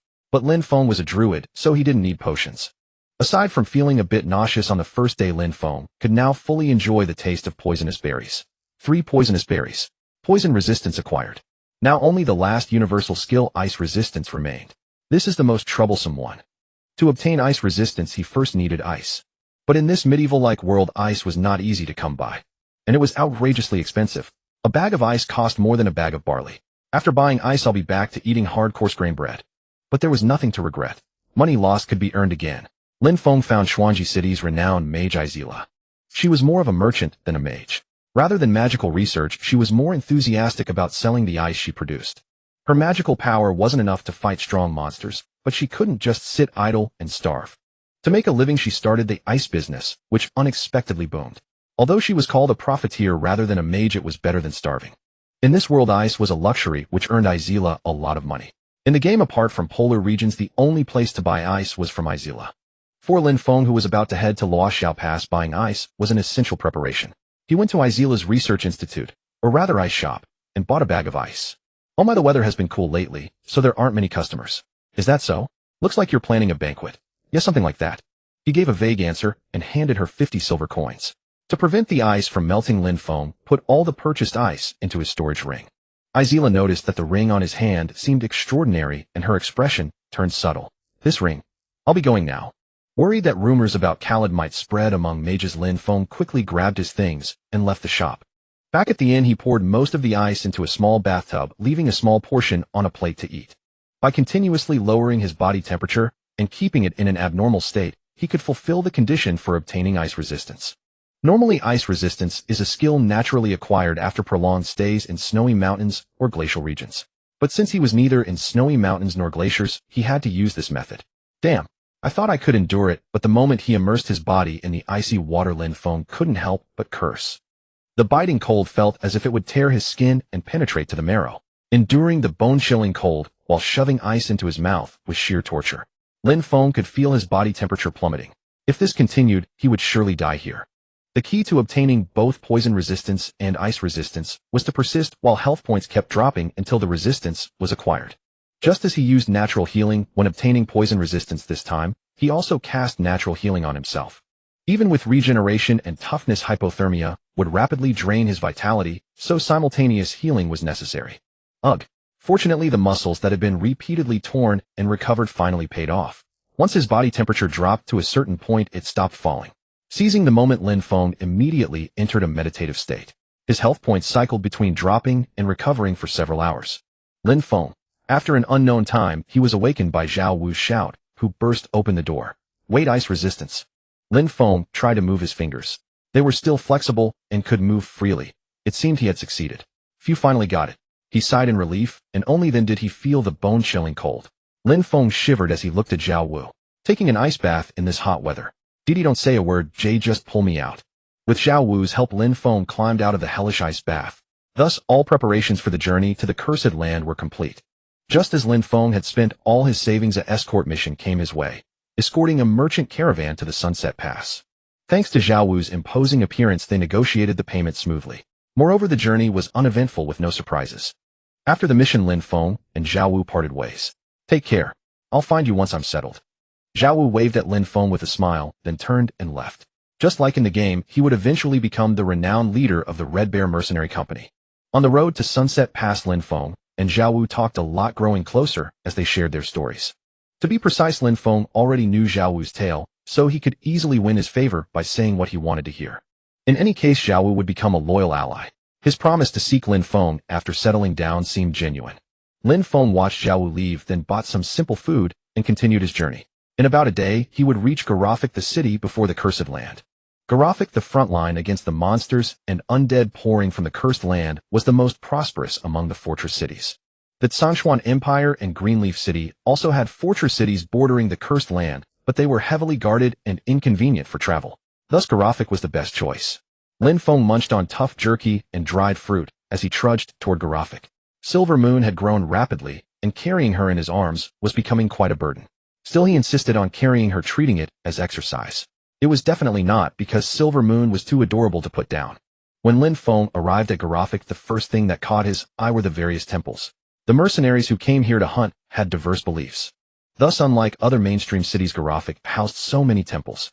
Lin Feng also planned to visit a certain place before starting his work. It shouldn't be a grand cathedral. Passing through those majestic buildings, he reached the city center bustling with noise and activity. Indeed, a fortress city full of vitality. The capital, other cities, and even rural areas harbored prejudice and fear toward fortress cities. But in reality, fortress cities were not as terrifying as imagined. Monsters meant wealth, wealth attracted mercenaries, and where mercenaries gathered, merchants followed, hence the prosperity. Undead in particular were excellent materials for crafting magical artifacts. It was common knowledge that pelts, horns, and bones from ordinary monsters could be sold. However, few knew that undead monsters could also fetch a price. Most people considered them ominous. The undead surging from the Cursed Land were not only disgusting, but also far more powerful than ordinary monsters. It was only natural for people to fear them. That was why so many mercenaries gathered here. And thanks to these mercenaries, Garofik stood firm before the Cursed Land, thriving and prosperous. "Sir, are you looking for an inn? Come with me. I'll carry your luggage." As Lin Feng looked around the street, several boys loitering in the alleys immediately surrounded him, enthusiastically promoting their own inns. One boy even tried to snatch his luggage. Slap! Lin Feng unceremoniously flicked the boy on the forehead, then took out a silver coin and waved it in front of the stunned boys. "Listen up." The boys' eyes were fixed on the silver coin. "What I value most is good food." Gulp. "So only those confident in their home cooking should raise your hands." Lin Feng scanned the boys, then pulled an apple from his pocket. "If anyone dares to lie to me," gulp, "I will curse him." Rustle, rustle. The apple in his hand, once red and plump, rapidly decayed as he spoke, turning into a pile of black ash that scattered in the wind. At level 12, he had learned Nature's Breath, a simple spell to control plant growth and decay, perfect for frightening children. Well, most of the boys screamed and ran away, leaving only two standing nervously before him. Lin Feng stroked his chin, appraising the two boys, then tossed the silver coin into the air and caught it. "Heads, it's you." Pointing at the boy on the left, "Why, yes." The boy nodded hastily. "Tails, it's you." Pointing at the boy on the right, "Yes." Lin Feng opened his palm. The coin showed tails. "You're lucky, provided your home cooking is truly delicious." "I mean what I said. If you lie to me, I'll curse you. If you're not confident, you can back out now. My mother's cooking is the best in Garofik." "Let's hope so. Lead the way." "Okay." Lin Feng tossed the silver coin to the boy, who caught it excitedly. He reached for Lin Feng's luggage, but then remembered something, clutched his forehead, and hurried ahead. It seemed he was the one Lin Feng had flicked earlier. The boy led Lin Feng to an inn tucked away in a secluded alley, looking quite old. Lin Feng frowned at the aged building. The boy, sensing his dissatisfaction, quickly explained, "Don't judge by the outside. Inside it's clean and comfortable." With that, he pushed open the inn's door. Indeed, as the boy had said, the interior was spotless and well organized. A roaring fire in the central hearth filled the inn with warmth. The landlady was clearly meticulous, not a cobweb or speck of dust in sight. Lin Feng looked at the boy's hopeful face and nodded. "Not bad." They entered, and a middle-aged couple greeted them warmly, presumably the boy's parents. "Let's eat first." Lin Feng sat at an empty table and handed a silver coin to the owner. "Bring me your signature dish." "Yes." "And some minced mutton plus a cup of goat's milk." The owner looked puzzled, but Lin Feng gestured to the sleeping Silver Moon in his arms. "Oh, of course I'll prepare it right away." Before the main course, the owner brought out white bread, butter, honey, and goat cheese. Compared to the watery soups, black bread, tough jerky, and dried fruit he had been eating on the road, this was a feast.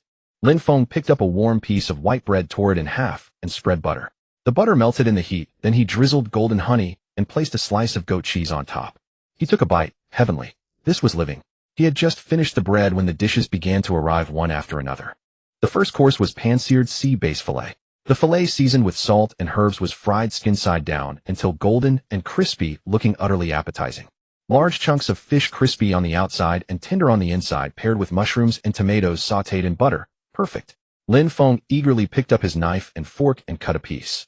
The crispy skin crackled and the succulent flesh melted in his mouth with a rich aroma. No fishy smell at all, clearly fresh sea bass just caught. Lin Feng devoured the fish ravenously. It had been so long since he'd tasted such delicious food he felt he could eat 3 more bowls. It seems you're enjoying it. As he finished the fish, the owner brought out a steaming pot of stew. This is reindeer meat stew. The stew looked thick with large chunks of reindeer meat, potatoes, carrots, onions, peas, and most notably a layer of ice moss floating on top.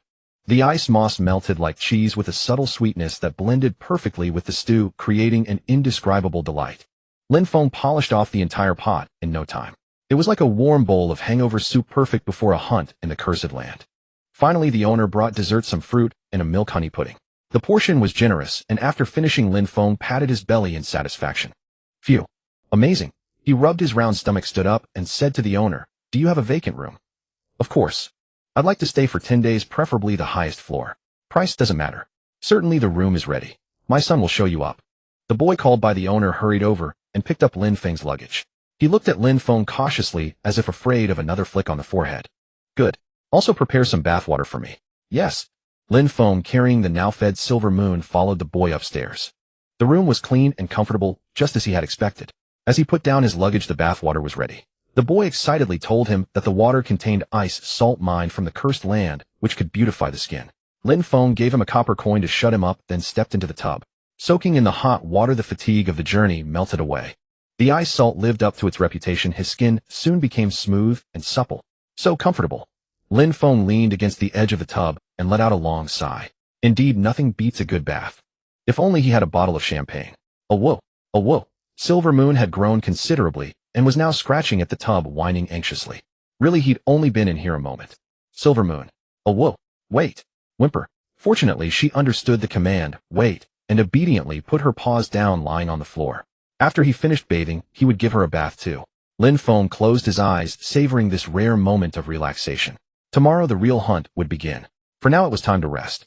In the early morning, Lin Feng had breakfast and asked the innkeeper for a bento box before setting off for the cursed land. Between the cursed land and the city stood a towering wall.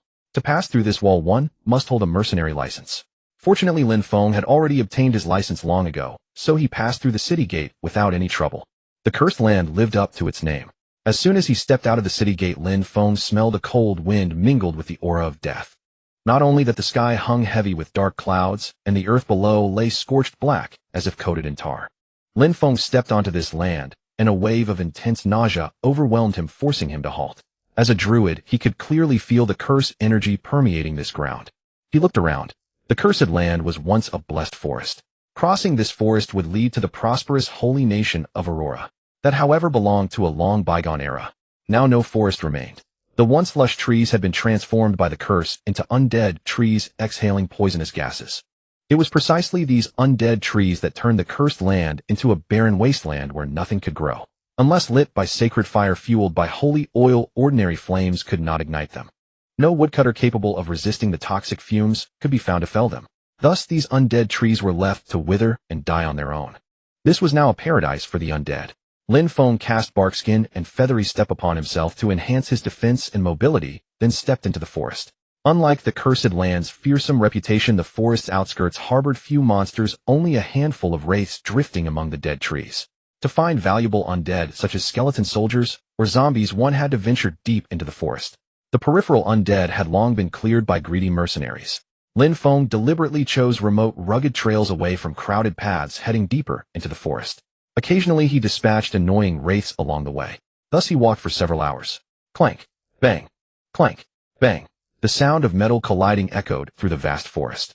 Following the noise, Lin Feng saw several armored skeleton soldiers wielding swords approaching him in the distance. Skeleton soldiers. 6 of them.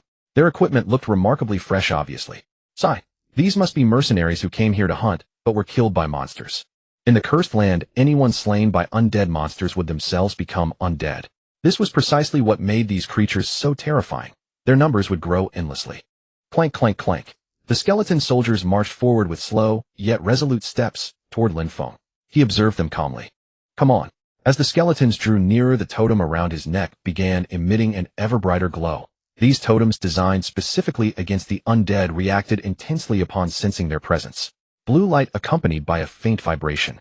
This alone caused the skeleton soldiers to slow their movements significantly. It seems my totems work well. Lin Feng drew his bow, nocked an arrow, and drew the string. First a natural arrow. Although the skeletons moved slowly, they were still not stationary targets, so their movement had to be restricted first. If bitten, he would become one of them. Whoosh. Lin Feng released the string, and the arrow flew through the air. Swish, thud. A single shot felled two. Swish, thud. Rattle. Upon striking its target, vines surged forward, binding the skeleton's ankles. Swish, thud. The third arrow also hit its mark, and Lin Feng switched to a specially crafted shaft. This arrow was made of silverwood, which dealt lethal damage to the undead. He had also inscribed a Purify Evil Forest rune upon it, further enhancing its power. Impressive. The totem around Lin Feng's neck resonated with the arrow, trembling slightly. Holding his breath, he carefully took aim. The bowstring was drawn taut, as if urging him to release quickly. When all the skeletons aligned in a single row, Lin Feng moved. Whoosh. He released the string. Thud. The arrow, shrouded in a silver-white radiance, instantly pierced through all 6 skeletons and embedded itself deep into a tree. Crash. Crash. The skeletons collapsed one after another. Or rather, shattering suited the description better. The arrow precisely avoided their armor and struck through their necks, their skulls rolling across the ground. These armors should fetch a decent price. Examining them closely, the quality was quite good, definitely worth a good sum. Lin Feng walked to the tree and retrieved the arrow. I stayed up all night carving that rune. Of course I would retrieve and reuse it.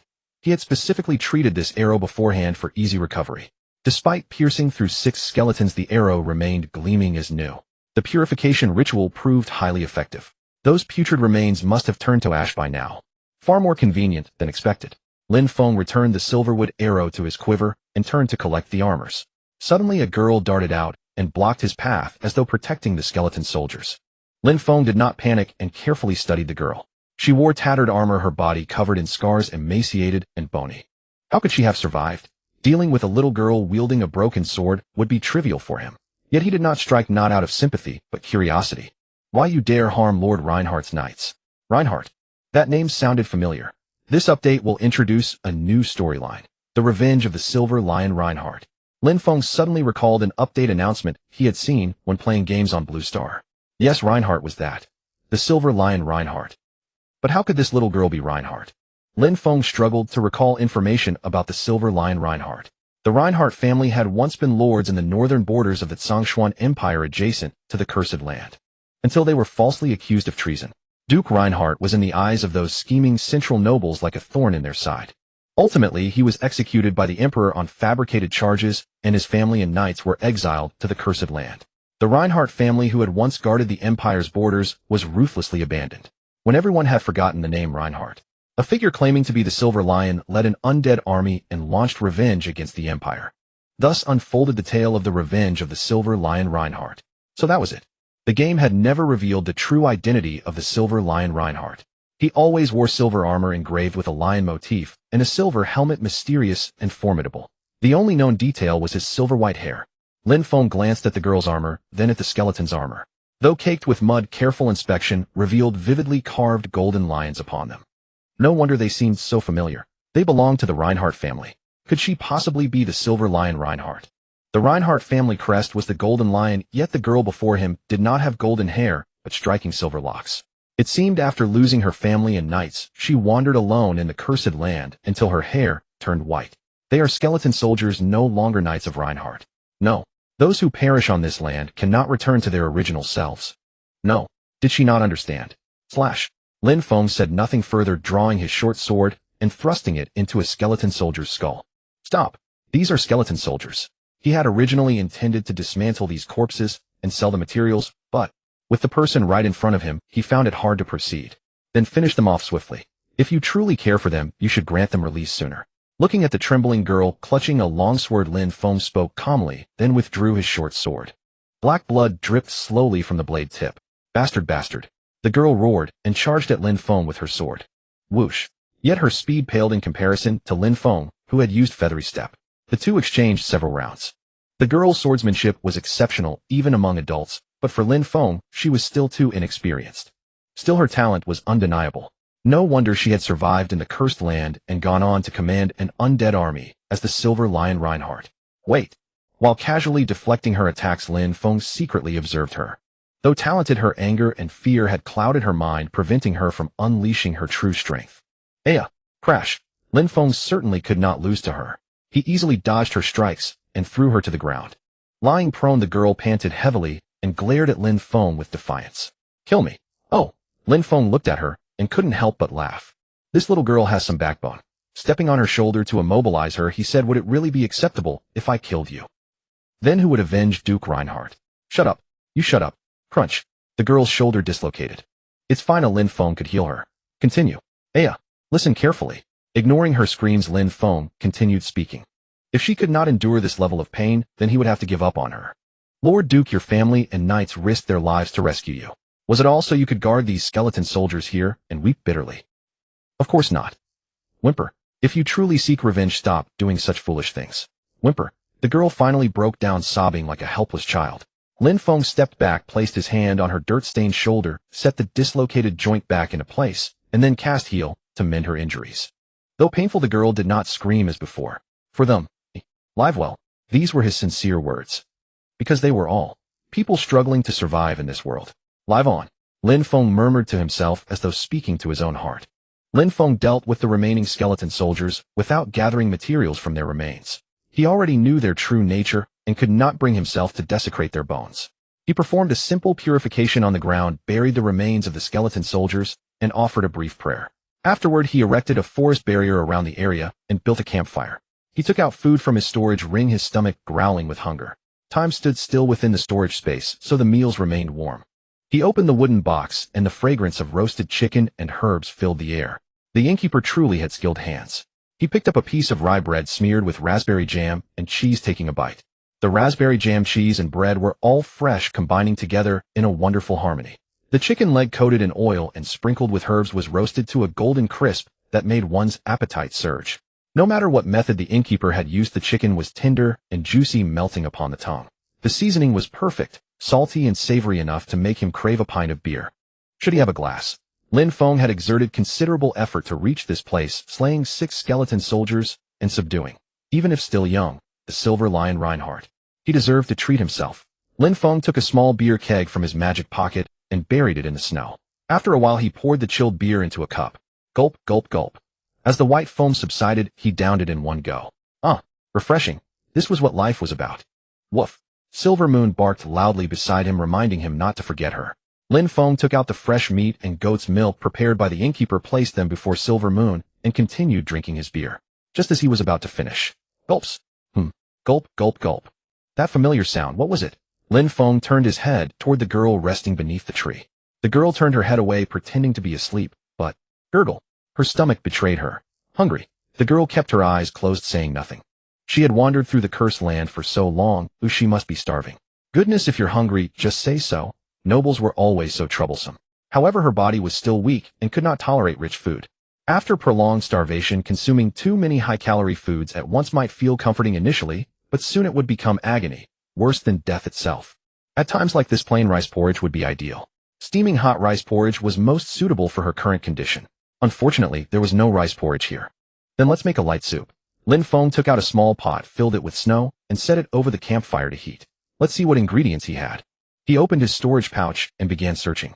Nothing edible grew in the cursed land, so he had specially prepared abundant ingredients before departing.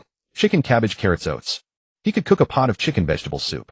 Lin Feng chopped the ingredients, placed them in the pot, and let them simmer slowly. Hey, the girl still pretended to sleep. Had she become shy? It was not until Lin Feng served the soup into a bowl and approached her that she finally opened her eyes. Gulp, gulp. Hungry, aren't you? Here you go. Without waiting for the girl to speak, Lin Feng handed her the bowl and turned back to his own spot. With his back to the girl, he continued carving runes onto the feather arrow. He heard the sound of her drinking soup, soft and slow. She must be famished. As a noble, she truly had remarkable endurance. Silver Moon. The girl seemed to have finished the soup. Lin Feng called over Silver Moon, who was playing nearby. Woof. Tonight you keep her company. In the bone-chilling cold of the cursed land, staying warm was the utmost priority. He had obtained ice resistance, but the current Silver Lion was merely an ordinary little girl. Silver Moon was intelligent and immediately understood Lin Feng's intention, running to the girl's side and lying down obediently. The girl seemed somewhat surprised, but she clearly took a liking to Silver Moon and soon leaned against her, falling asleep. Lin Feng set down the feather arrow in his hand and looked up at the sky. A massive moon hung in the night sky, radiating an eerie glow. What on earth had happened? It was a peculiar night. Lin Feng had hunted a considerable number of undead monsters in the Cursed Land, and his level had risen significantly. Although he had encountered the Silver Lion by chance, he had no intention of helping her seek revenge. His goal was to level up quickly. For 2 days, he had deliberately avoided areas frequented by mercenaries, specifically seeking out ghost skeleton soldiers and zombies.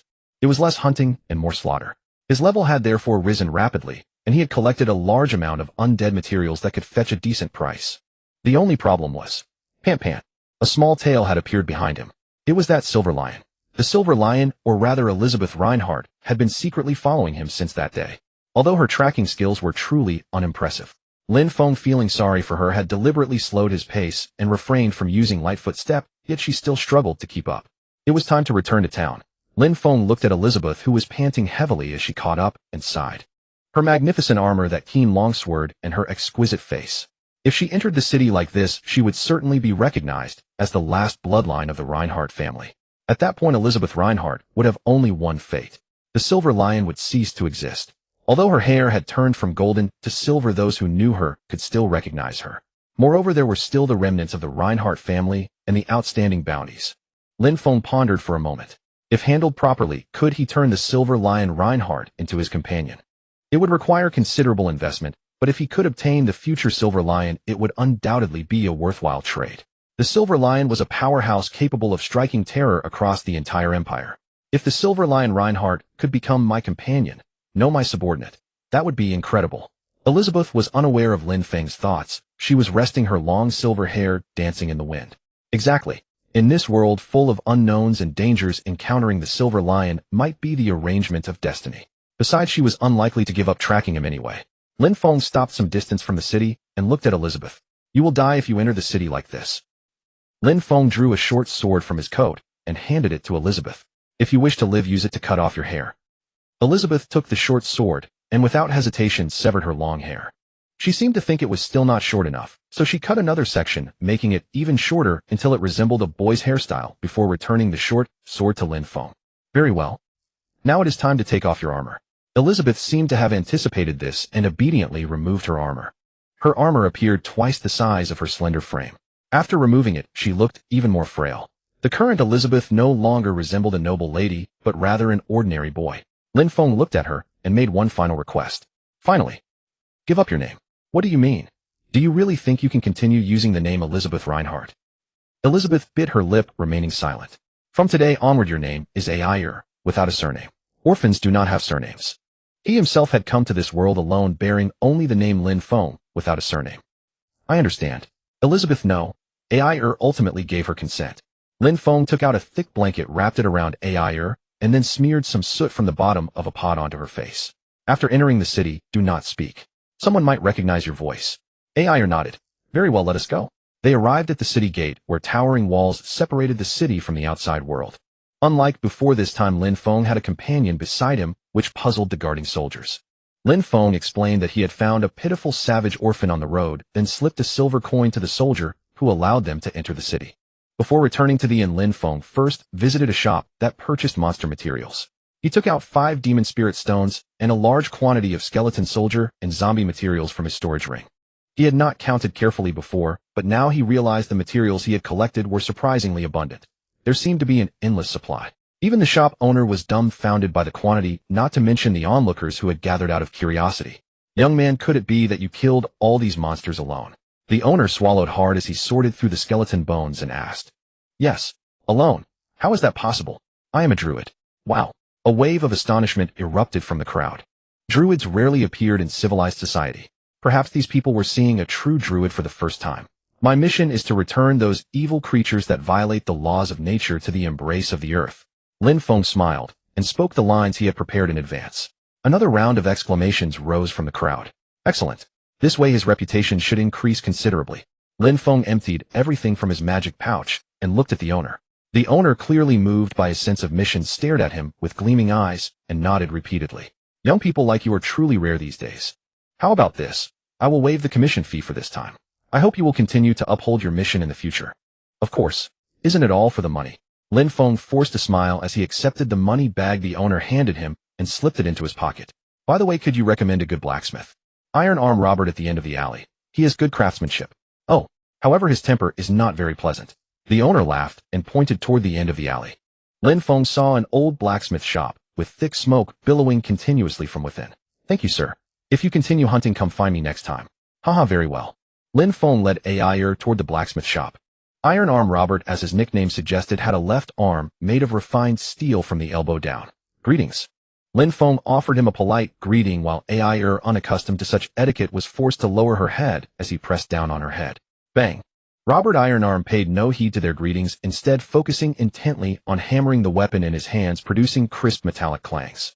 I'd like to ask you to forge a set of armor for me, Lin Feng said directly. I've already prepared the materials. Lin Feng took out several flattened pieces of golden griffin armor from his spatial ring. The material of these armors was extraordinary, but the golden griffin engraving which served as evidence was badly disfigured and unlikely to arouse too much suspicion. Aier flinched beside him, but only let out an angry huff, refraining from any rash action. Instead, it was Robert Ironarm who moved. Good armor. As expected of a master craftsman, he recognized the armor's value at a glance. Lin Feng, while praying that he hadn't recognized the distorted golden griffin engraving, replied, yes, these were stripped from zombies in the Cursed Land. It was not uncommon for humans to be exiled to the Cursed Land, nobles included. Robert Ironarm seemed aware of this as well, and asked no further questions. Can you modify these armors to fit this child? The armor stripped from 6 zombies could roughly make 4 complete sets. Although some parts didn't match, they would all be melted down and reforged anyway, so it wasn't a big problem. The price is negotiable, Lin Feng said, weighing the purse of gold coins in his hand. Robert Ironarm carefully examined the twisted armors, then nodded after a moment. These are excellent items that mercenaries simply can't afford, and for a blacksmith, they are dream materials. Come back in half a month to pick them up. All right. Half a month was enough time to go hunting in the Cursed Land again. Lin Feng paid Robert Ironarm 50 silver coins as a deposit. I also want to buy a suitable sword. Hearing Lin Feng's request, Robert Ironarm stood up and led them deeper into the smithy. The inner room of the smithy displayed many weapons that, though rough in design, were highly practical. Lin Feng gauged Aier's height and selected an ordinary long sword of moderate length and weight, handing it to her. Use this from now on. After paying, Lin Feng led Aier out of the smithy. Aier wore the new sword at her waist, but her face was full of sorrow. Honestly, kids are such a hassle. What's wrong? Those armors. They are relics. So what? At least, they should be treated with respect. Respect won't save your life. But the new armor will at least let you live a bit longer. Yes, I've kept your original armor and sword. Don't look so down. When you grow big enough to wear that armor, I'll naturally return it to you. Yes, master. Why did you suddenly call me master? Aier seemed to notice Lin Feng's speechless expression, her cheeks flushing slightly, as she explained in a low voice, I heard that those who teach skills should be called master. That's not wrong, but don't you like it? Never mind, it's much more pleasant than Lord or Your Excellency. Suit yourself. And so Lin Feng and Aier returned to the inn. They encountered no trouble along the way. Perhaps because of her short hair, no one recognized that Aier was a girl.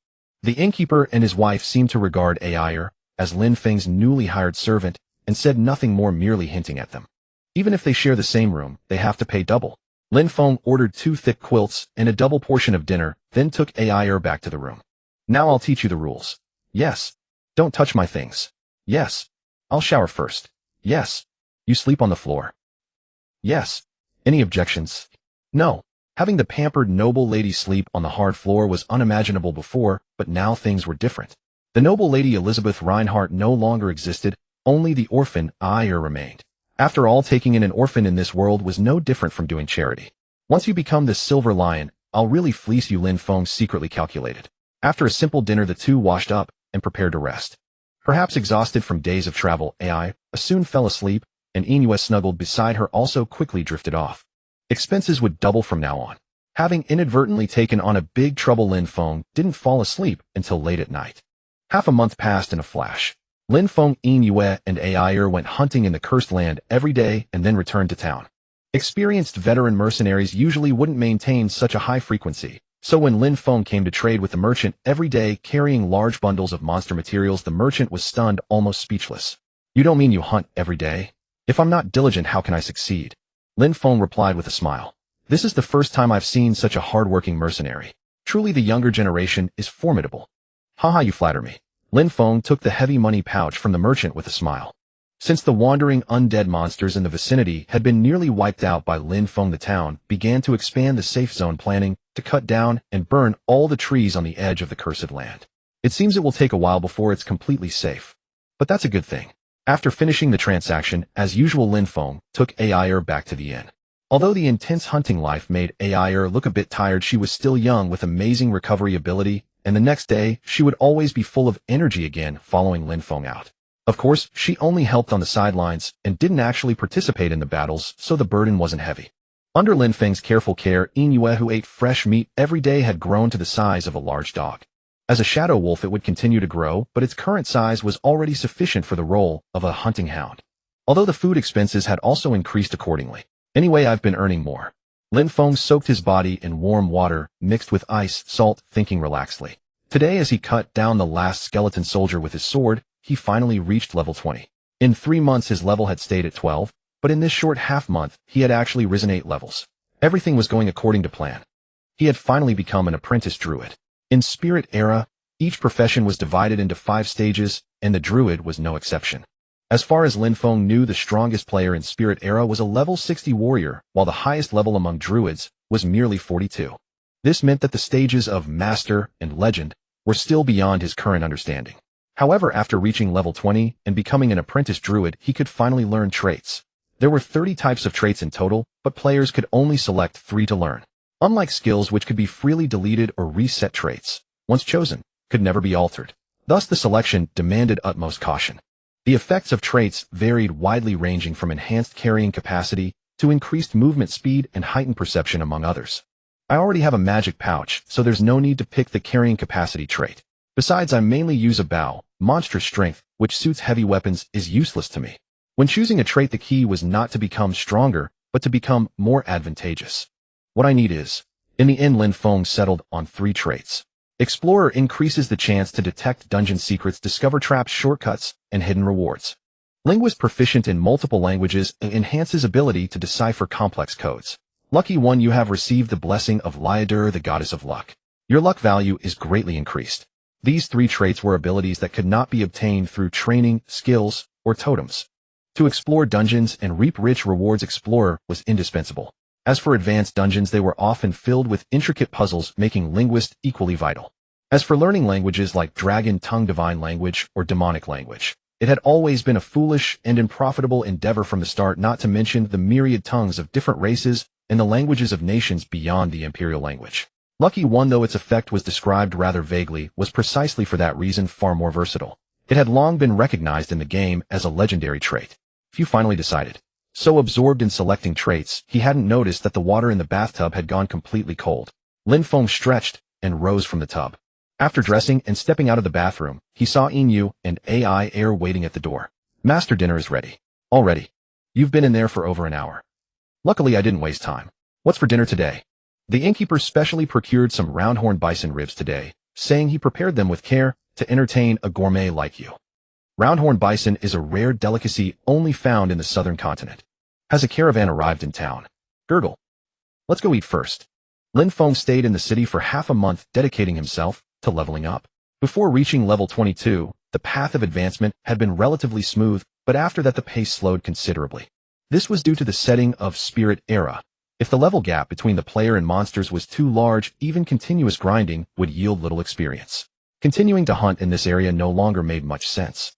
Moreover, since Lin Feng had been selling off a large quantity of undead materials during this period, prices had already begun to drop.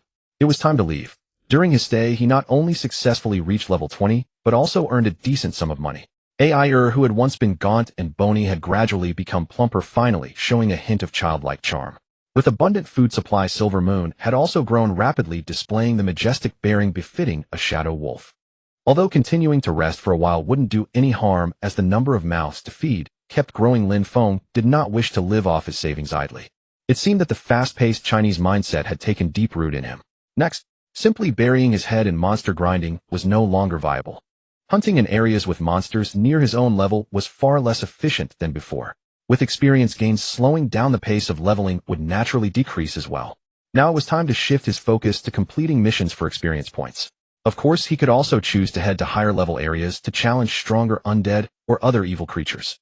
However, from now on he needed to be more cautious when choosing hunting grounds. Monsters above level 30 were no joke. A single casual strike could easily take a life. Although it was a bit troublesome for the sake of safety, it would be wiser to stick to the quest line. Besides, Jiao Fike happened to have a worthwhile quest available. Before setting out, let's pull off something big. Pull off something big. Her face still smeared with the remnants of 5 large bowls of stew, looked at Lin Feng in bewilderment. This girl could really eat. She might even out-eat Silver Moon. Finish eating and pack your things. Pax, are we leaving here? That's right. Actually, there wasn't much to pack. Most of Lin Feng's belongings were stored in his spatial ring. Bundled up her few clothes and blanket, then followed Lin Feng out of the inn. Their destination was a temple on the outskirts of the city where they would pick up a quest. In towns like Jiao Fike, which bordered the cursed lands, purification rituals were held regularly to prevent the cursed territory from expanding further. This ritual was typically conducted by paladins and priests, but mercenaries like Lin Feng could also volunteer. Of course, ordinary mercenaries would most likely die in such ceremonies, so they generally chose to stay away. However, completing a purification mission not only yielded generous experience points, but also offered various other rewards. I intend to travel across mountains and rivers in the future, so building a good relationship with the temple in advance can only be beneficial. Lin Feng first offered a silver coin at the temple altar, then approached a priest to inquire about the purification ritual. According to what he had learned beforehand, this ritual would take place on the night 2 days hence, when the largest and fullest moon would appear in the night sky. Yes, in 2 days' time. If you wish to participate, I can take you to register. The plan matched what he had gathered from his inquiries, and there was still ample time. Lin Feng nodded in satisfaction, but the priest suddenly stopped and turned to look behind him. And these two are my retainer and hound. You intend to bring them into the cursed lands. Correct. Lin Feng answered without hesitation. Perhaps intimidated by his forthright attitude, the priest did not press further. Led by the priest, they entered a small hut where another priest gave them a detailed introduction to the purification ritual procedure. The purification method was actually quite simple. First, proceed to the designated location.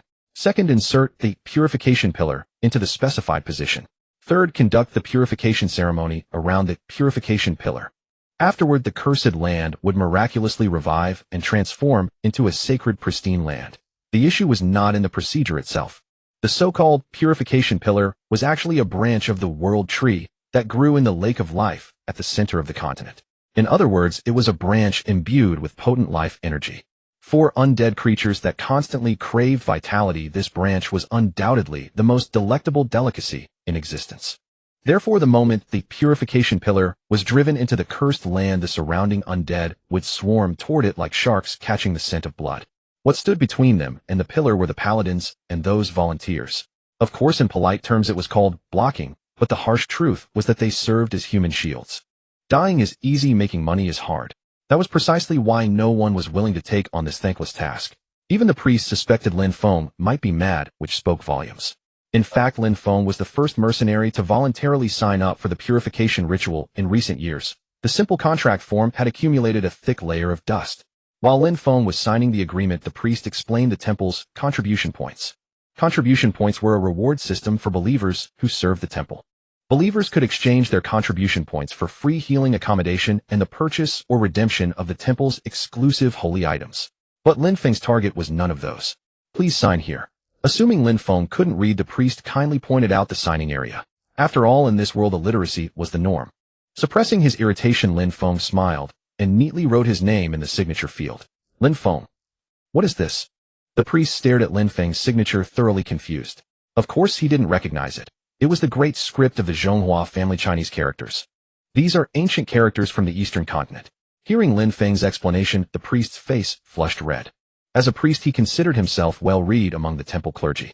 Yet he couldn't even identify the script the man had written, let alone his earlier presumptuous behavior. Shame overwhelmed him. This script is not difficult to learn. If you're interested, I can teach it to you when I have time. Thank you for your forbearance regarding my arrogance. If the opportunity arises, I shall study it diligently. You are too kind. After a brief farewell with the priest, Lin Feng turned and left the temple. His next destination was the forest on the other side of town.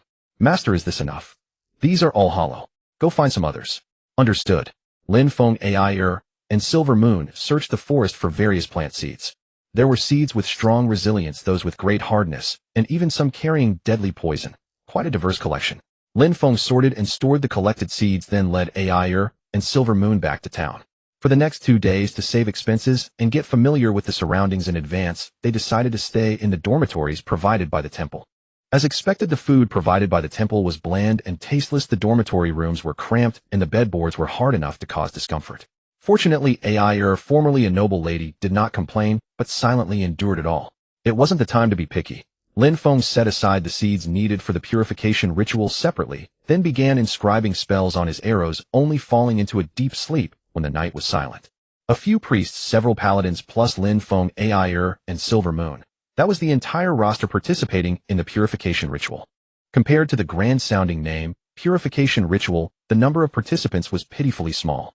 Of course, the paladin's strength was no small matter, but their duty was merely to protect the purification pillar. As for the safety of everyone else, they were on their own.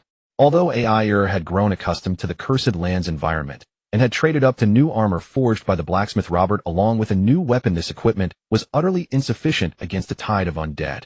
Lin Feng repeatedly warned Ai to prioritize her own safety, then fell in behind the paladin's formation. A druid? Why would there be a druid here? Could it be the legendary one? Several paladins were quite curious about Lin Feng's appearance. It seemed his reputation had already spread. After all, druids' ears were remarkably keen. But Lin Feng paid no attention to their whispers, simply trailing quietly behind the group. He had his own agenda. The uncharted cursed lands were treacherous and rough. One could hardly call them paths. There was essentially no road at all. However, the priests and paladins who frequently conducted purification rituals here clearly knew the terrain while navigating the uneven wilderness with ease. Lin Feng and Ai, who often ventured into the cursed lands, were no less adept, keeping closely behind the procession. Perhaps because their performance was too impressive, paladins in the group occasionally glanced back to observe them. Whoa! A priest leading the vanguard suddenly halted, and as a strange vibration rippled through the air, a silver branch in his embrace emitted a dazzling glow. So this is the purification pillar. Lin Feng stared intently at the branch. As a druid, he could identify nearly every plant in the world, yet this branch felt strangely alien, as if it belonged to no species on this earth. A world tree branch. Even from a distance, Lin Feng could feel the potent life force radiating from it. No wonder the undead would go mad for such a thing.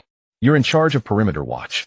A paladin ordered in an unfriendly tone, apparently assigning the task out of mere necessity. Perimeter watch. Don't make me laugh. Once the purification ritual began, undead would swarm toward the pillar like cats drawn to fish. Any child of 3 knew that. So to avoid dying pointlessly, he could only put on a pretense. Lin Feng cast a subtle glance at the priests preparing the ritual. They laid a white cloth upon the dark rotting soil, placed the silver branch at its center, then joined hands in a circle and began chanting in low voices. Ancient divine language. Thanks to his linguist trait, Lin Feng understood what the priests were chanting. It was an ancient divine tongue roughly pleading for the gods' protection and blessings, though there was one segment he simply could not decipher. But now was hardly the time to ask. Swipe. As the prayer neared its conclusion, the branch that had lain upon the white cloth slowly rose, standing upright, and with the final words of the chant, thrust itself forcefully into the ground. The next instant, brilliant light burst forth from the branch, shooting straight into the heavens. A cylindrical pillar of pure white radiance erupted, as if piercing the sky itself, magnificent and awe-inspiring. So this is the purification pillar. Even Lin Feng couldn't help but be stunned by the spectacular sight. The pillar of light resembled a divine miracle, evoking an involuntary reverence. Roar! A deafening roar echoed from the distance, snapping everyone back to reality. It's time. Lin Feng spread his palm, where colorful seeds shimmered with light. Lin Feng gently blew into his palm. As forest's breath activated, he could feel the power of the forest and the goddess of the earth, Lin Shaka, surging into his body. The breath he exhaled turned into a gentle breeze, lifting the seeds from his palm and scattering them onto the surrounding soil. They are coming. Prepare for battle. A paladin wielding a mace shouted the warning. The ceremony had officially begun. The priests continued chanting hymns, and the light of the purification pillar grew even more dazzling. That radiance seemed to possess a fatal allure, drawing all the undead from the cursed land toward it. Even Lin Feng, participating in the purification ceremony for the first time, could clearly sense the approaching undead army as the deafening roars and heavy footsteps drew closer. Lin Feng knelt on one knee, pressing his palm to the ground, and activated Forest Blessing. On the cursed land, no plants could grow. But with Forest's Blessing, everything changed. Forest's Blessing and Forest Lament were druid skills that could only be learned after level 22. It could be said that it was precisely because he had mastered these 2 skills that Lin Feng dared to volunteer for the purification ceremony. Forest Blessing could nurture plants with purifying abilities, so-called purification plants. Under the effect of forests blessing, these plants not only grew on the cursed land, but also effectively countered the undead. Several questioning glances came from around him, as if wondering what Lin Feng was doing at this critical moment. But Lin Feng's gaze remained fixed on the seeds. He could clearly see a stream of magical power flowing from his palm, precisely locating each seed. The next moment, the seeds, having absorbed Lin Feng's magic, sprouted and grew at an astonishing speed. These seeds were carefully selected vine plants, known for their rapid growth. Those particularly thick and tough vines quickly coiled around the purification pillar, forming an impenetrable barrier, while the thorny vines spread across the perimeter of the ritual area, creating a trap of brambles. Any creature daring to intrude would be torn apart by the sharp thorns, emerging with severe injuries, especially those slow-moving zombies. Under the skills enhancement, the growth rate and toughness of these plants far exceeded the ordinary. Some vines were even thicker than an adult's arm.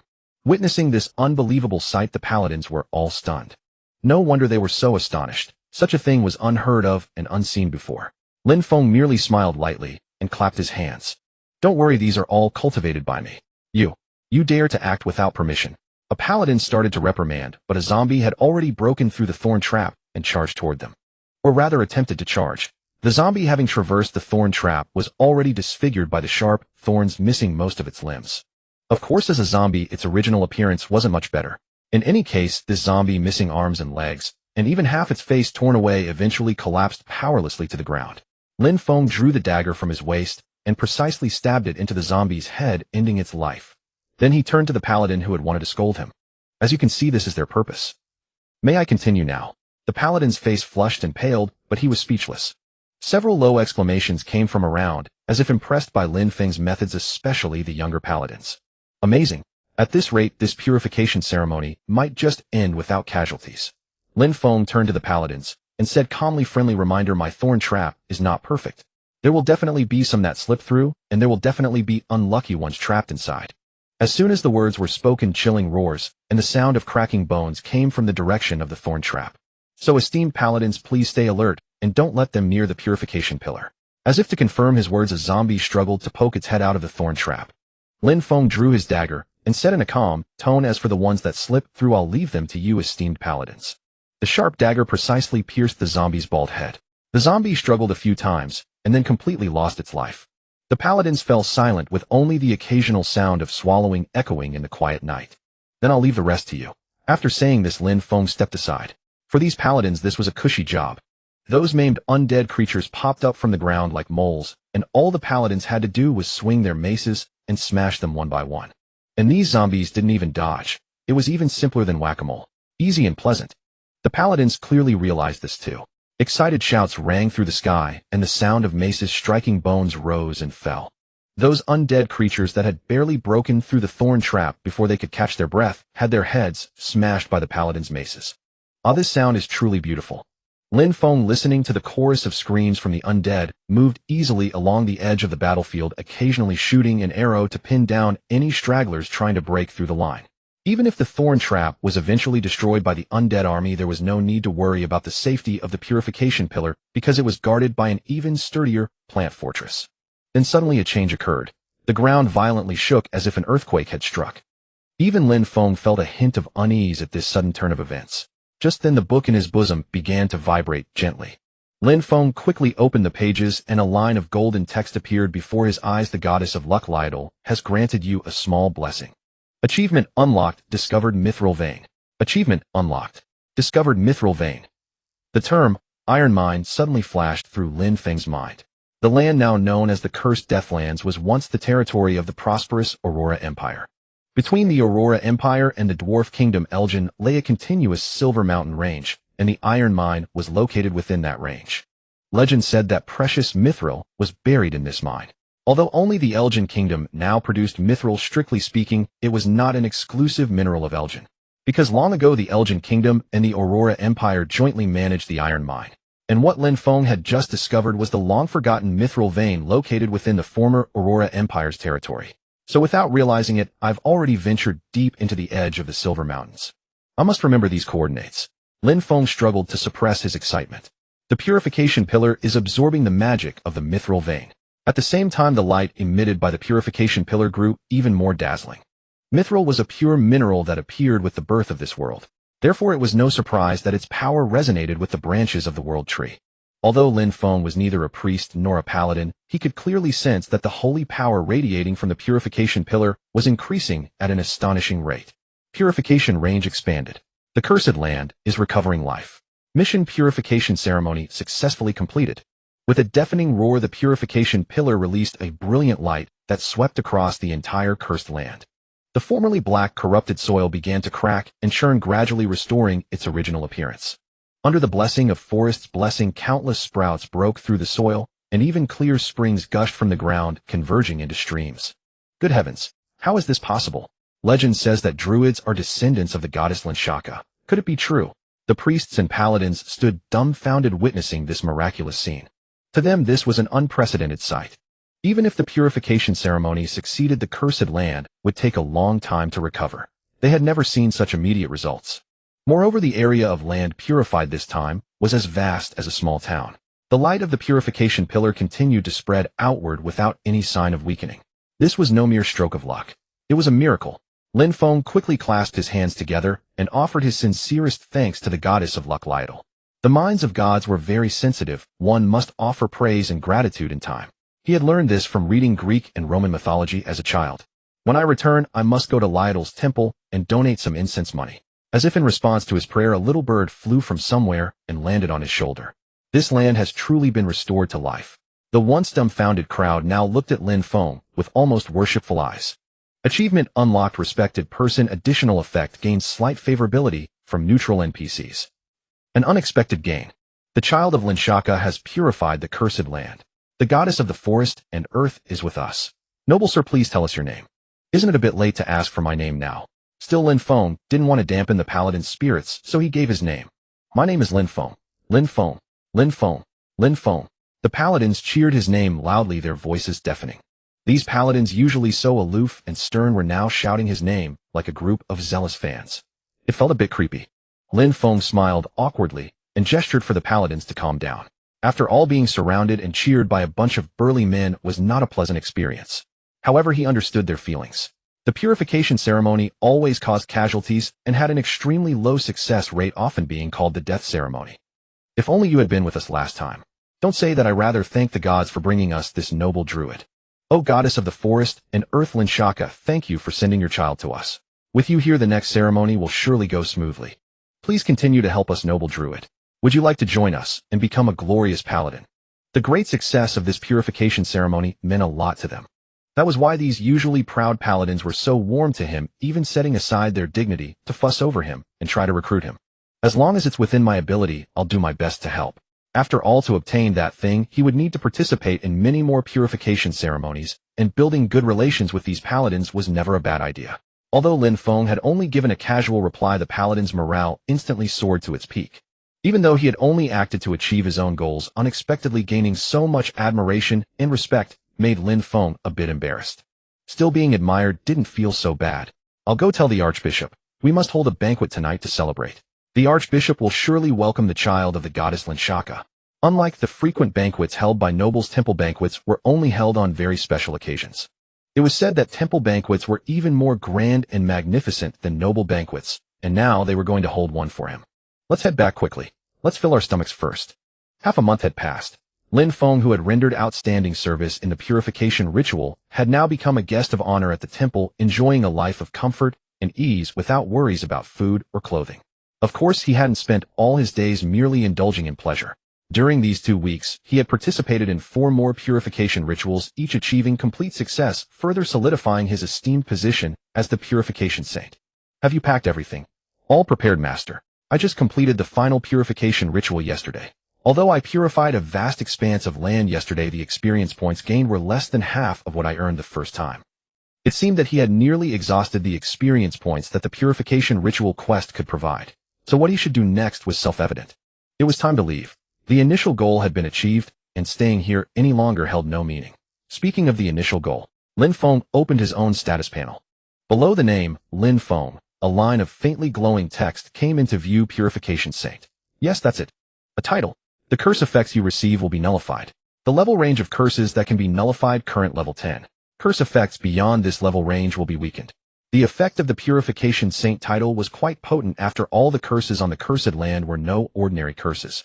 They came from the divine curse. It was precisely for this reason that even the renowned archmages were helpless against these curses, and only the holy magic of the priests could take effect. I suppose I'm an exception. Lin Feng's original goal was to obtain the title Devout Believer, but the effect of Purification Saint was clearly more practical. The effect of Devout Believer was merely to receive a faint divine favor. Curses were a rather troublesome and bothersome form of attack. Once struck by a curse, removing it would consume a great deal of time and money, and it would also impose various restrictions. Thus the best course was to avoid being afflicted in the first place. From this perspective, the title Purification Saint was practically tailor-made for him. It could nullify curses up to 10 levels above his own, and also weaken the effects of higher-level curses. If it could also reflect curses, that would be perfect, but that would have a hint of vengeance about it which didn't quite align with the title Purification Saint. Well, never mind. Better to avoid being cursed altogether. After bidding farewell to the temple folks, Lin Feng left the temple with Air and Inu. The paladins who had initially treated him with indifference were now reluctant to see him go, even showing a hint of unwillingness to part, which made him feel a bit uncomfortable. They arrived at the town market. I'd like to look at carriages. Size doesn't matter. Carriage. According to Lin Feng's original plan, he had only intended to buy a good horse for travel. But plans changed. Due to the additional burden of Air, he had to alter his plans and began to consider purchasing a carriage. Although Air was just a young girl, riding a horse was not a difficult task for her.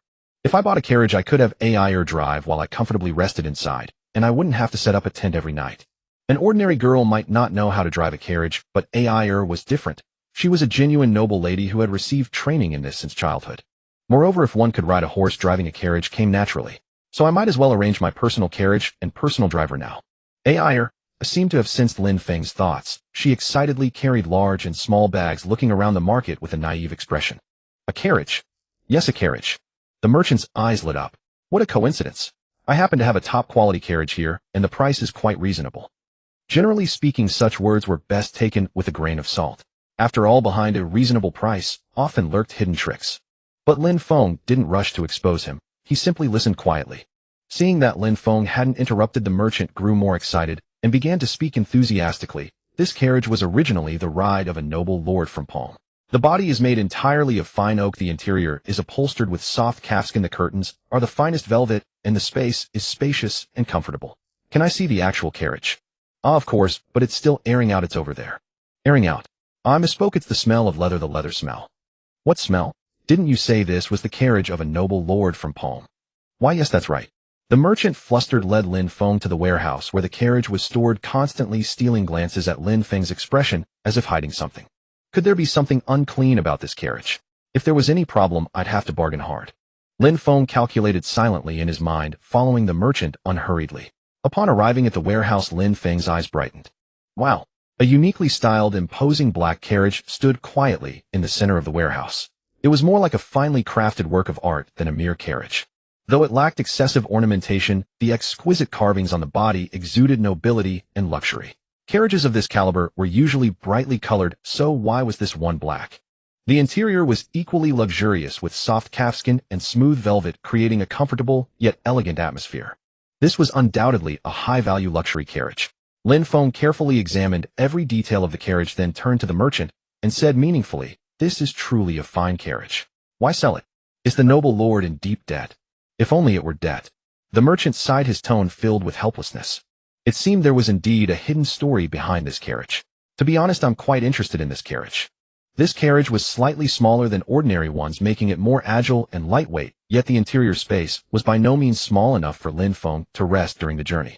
Moreover, the fine craftsmanship of the wheels indicated excellent shock absorption, meaning Lin Feng could enjoy a more comfortable rest environment during travel. Coupled with its sturdy body, it could minimize the burden on the horses. It was simply the perfect means of transportation. However, before uncovering the story behind this carriage, I dared not act rashly. How could such a precious carriage end up in the hands of this outsider Druid? There must be something fishy about it. The merchant stammered for a long time, but eventually couldn't resist Lin Feng's sharp gaze and confessed the truth. "If I tell you, will you really buy it?" Lin Feng didn't respond, only smiled meaningfully. At that moment, his mind was already scheming how to drive down the price. This carriage was commissioned by a noble lord from Palm who hired the city's finest craftsmen and mages to create an 18th birthday gift for his daughter. So far, everything sounded normal. But on her birthday the young lady took this carriage to meet her fiancé, and on the way they encountered bandits. The plot was still cliché. As you know, she died. But the truly terrifying part came after. The merchant lowered his voice as if telling a horror story. You know, people die all the time. Death is a common thing for anyone. The young lady was just unlucky. But those bandits. Their luck wasn't so good either. They planned to kill the young lady, steal her treasures, and then sell the horses and carriage. But they didn't succeed. No one knows what happened, but they were all crushed to death by this carriage. How strange. Stranger still, when people found the carriage, only the young lady's body was inside. So, exactly. This carriage is cursed. The merchant seemed startled by his own words, and quickly covered his mouth.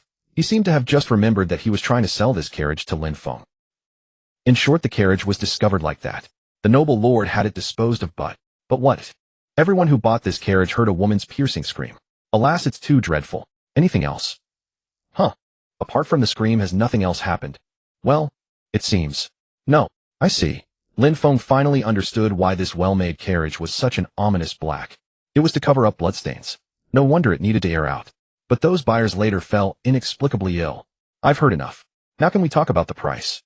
Lin Feng interrupted the merchant's cursed tale and got straight to the point. Yes, the price. I almost forgot.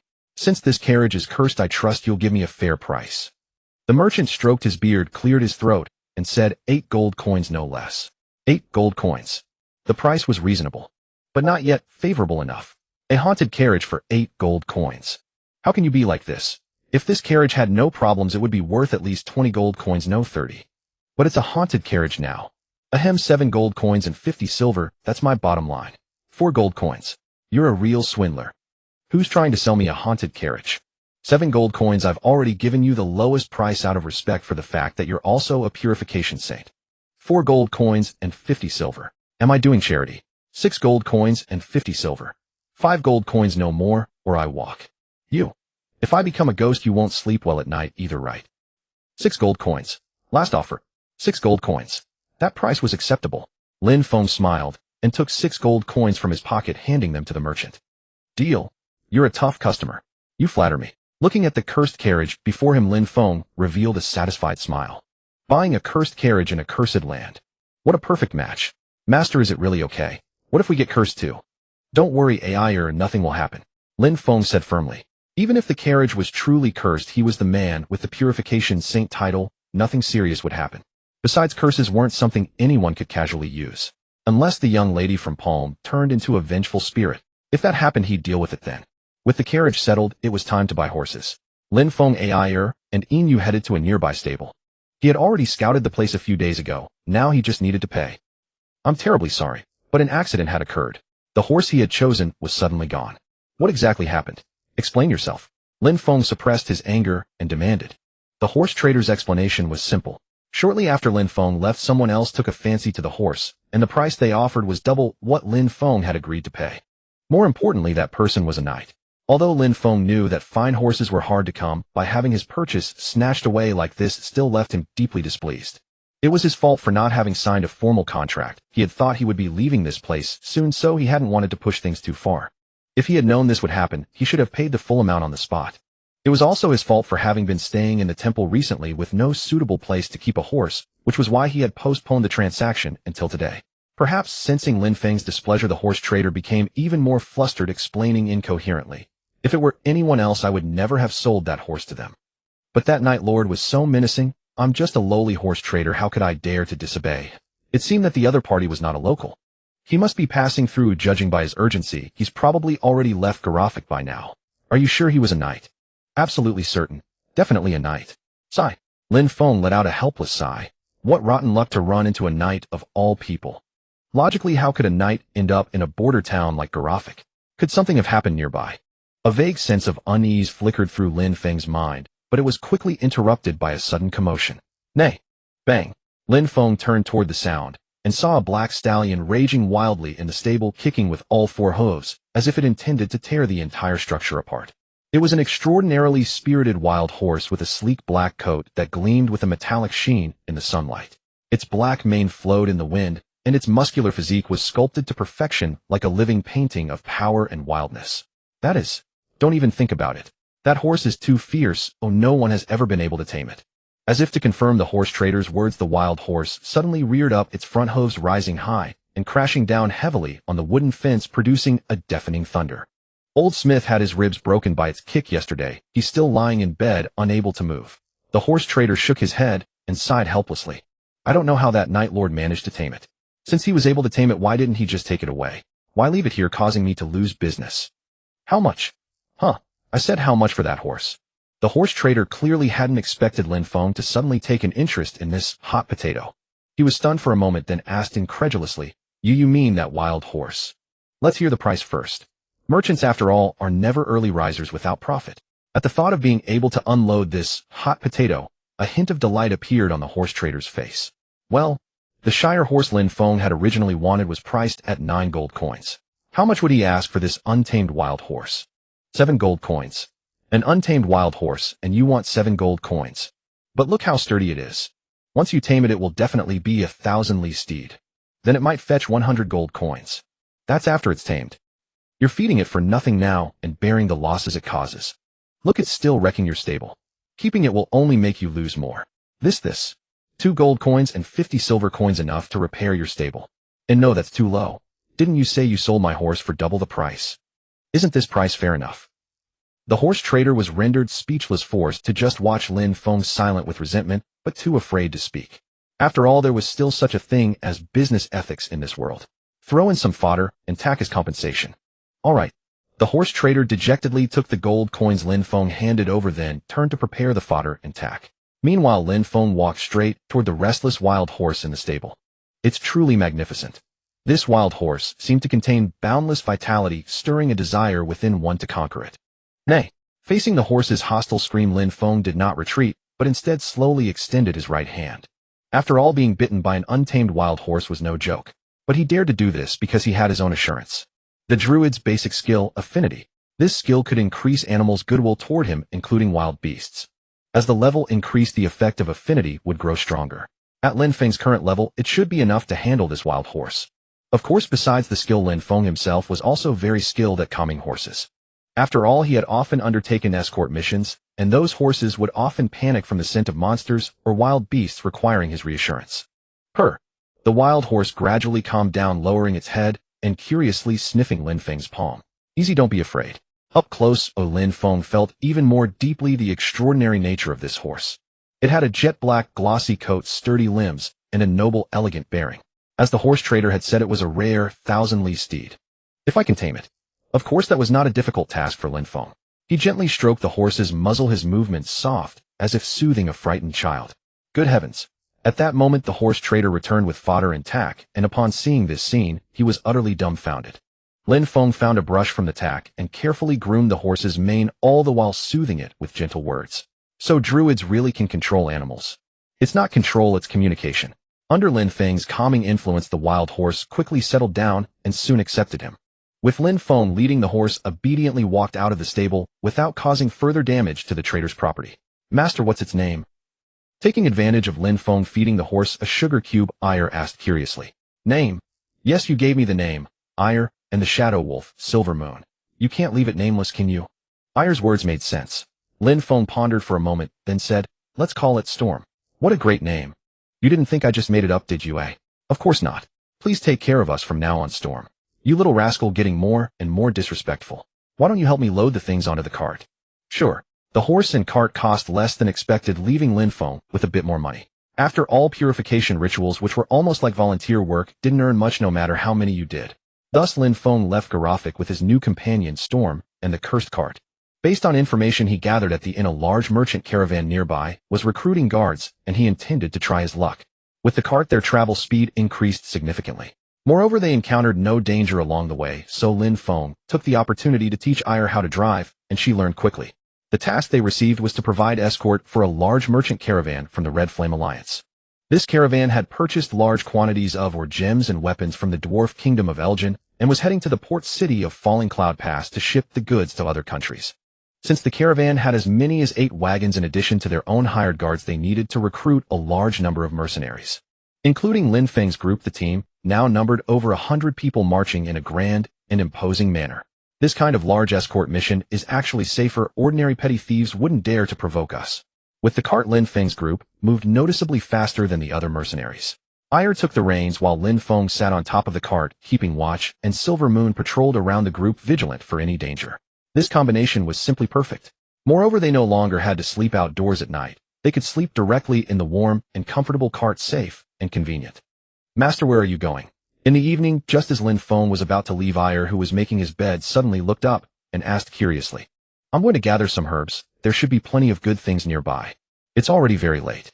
We have to travel during the day, so I can only go now. Can I come too? You should rest early. We have to travel again tomorrow. All right. Silver Moon, come with me. At Lin Feng's call, Silver Moon immediately wagged her tail and trotted over happily. As a shadow wolf, Silver Moon possessed superb night vision and keen senses, effectively protecting Lin Feng's safety. If you encounter any danger, whistle the way I taught you. Got it. Lin Feng closed the wagon door and walked alone into the dark forest. The night was already deep, and after 7 consecutive days of travel, most people were exhausted and just wanted a good night's rest. Moreover, with only 2 days left to their destination, everyone's vigilance was beginning to wane. The mercenaries on guard duty were probably dozing off or slacking, and even those who were awake were likely chatting and bragging with no mind for actual vigilance. Even with only 2 days left, we can't afford to be careless. Lin Feng shook his head and began gathering the herbs he needed. While collecting seeds and digging up some rare medicinal herbs, he unconsciously strayed far from the group. Time to go back. Lin Feng looked at his bulging pockets and decided to return to the group. He whistled to summon Silver Moon. Hearing the call, Silver Moon immediately turned into a silver streak of lightning, dashing back. In her mouth was a fat wild rabbit. A gift for me. Silver Moon gave a proud low growl, then turned and ran back along the path they had come. Lin Feng smiled, pondering how to deal with the rabbit as he followed behind Silver Moon. Suddenly, a faint murmur reached his ears, causing him to stop. This is... Lin Feng dodged behind a large tree, held his breath, and listened intently. On the other side of the tree, 2 mercenaries were conversing softly, but not in the imperial language, in a tongue Lin Feng had never heard before. It's the next slope. The next slope. Keep your voice down. Do you want to attract everyone? What's there to fear? Besides us, who else here understands Gaelong? That's true. Thanks to the linguist trait, Lin Feng could easily understand their conversation. Gaelong was a small country located between the western border of Falling Cloud Pass and the barbarian territories. It was more a tribe than a nation. The land was barren and the environment harsh, with only a few barbarians who had submitted to Falling Cloud Pass living there. It was said that some Gaelong people escaped their impoverished lives by fleeing to Falling Cloud Pass to become mercenaries. But because they were few in number and most deliberately concealed their identities, few people ever heard the Gaelong language. Even if they did, it would be hard to identify. However, for me, that's not a problem. Lin Feng held his breath, concentrating intently, careful not to miss a single word. The next slope. Not this slope, not the one after next, but the next slope, right? I've told you many times it's the next slope. I've already set a trap there. As soon as someone triggers the mechanism, they'll... Ha! Good. Truly worthy of being a mage lord, so reliable. Everyone get serious. If we mess this up, we'll all lose our heads, and then we can forget about enjoying wealth and glory. After speaking, a burly strong man tilted his head back and gulped down a large swig of strong liquor, while a lean bald man looked at him with contempt. These idiots, thinking that since no one understands Gaelong they can be so careless. They already deserve death. How careless! Lin Feng sneered inwardly, then silently disappeared into the night. Lin Feng strode directly toward the captain's tent. It was already deep in the night, or rather the brink of dawn. The captain should have been asleep by now.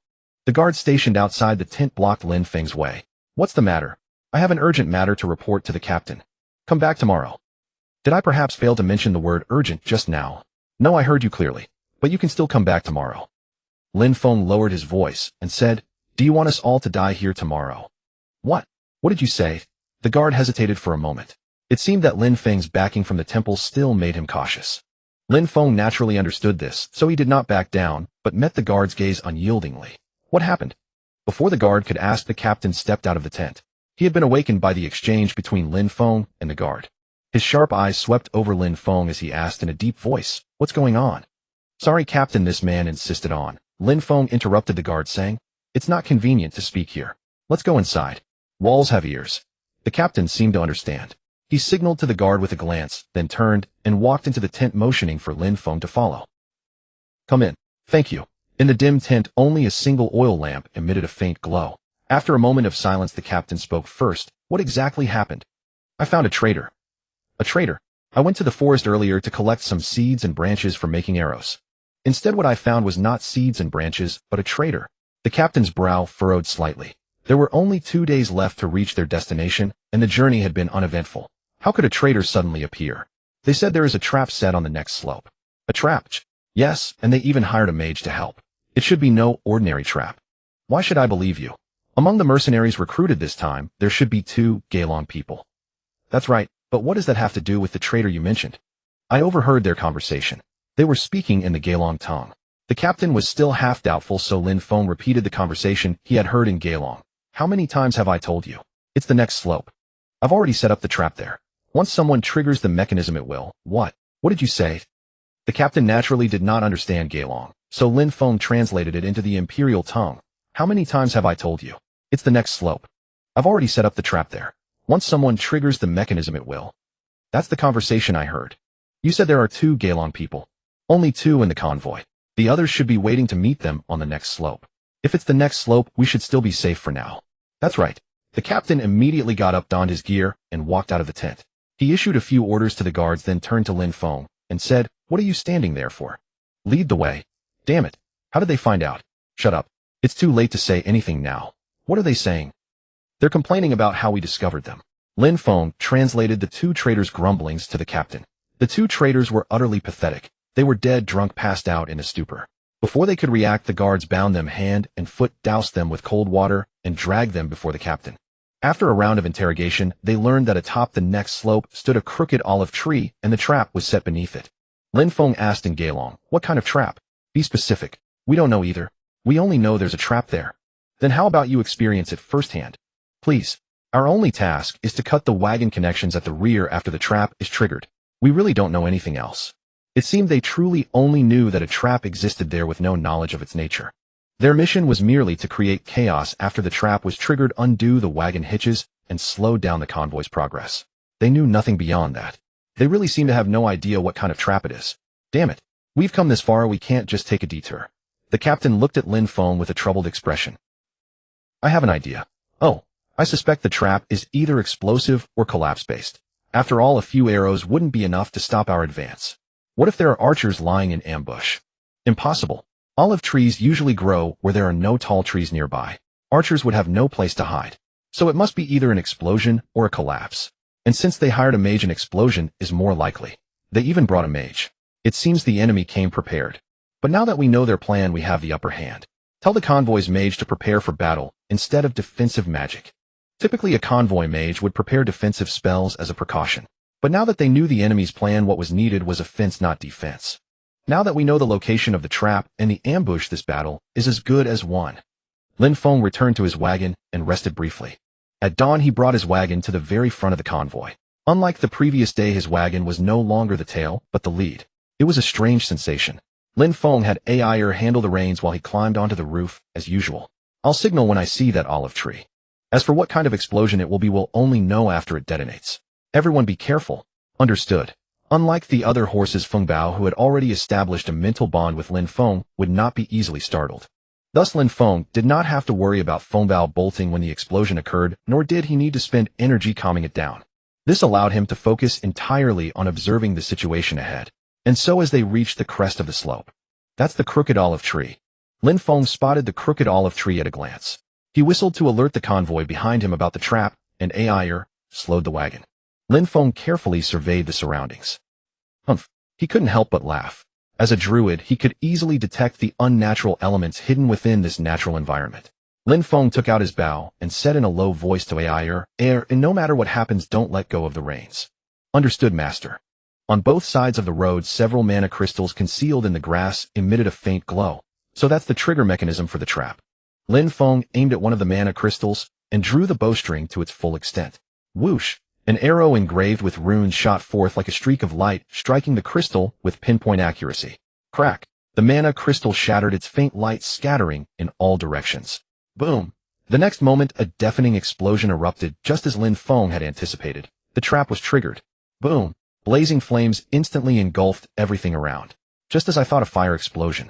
How utterly uninspired. Most of the goods the convoy was transporting were dwarf-made weapons and armor, metal products.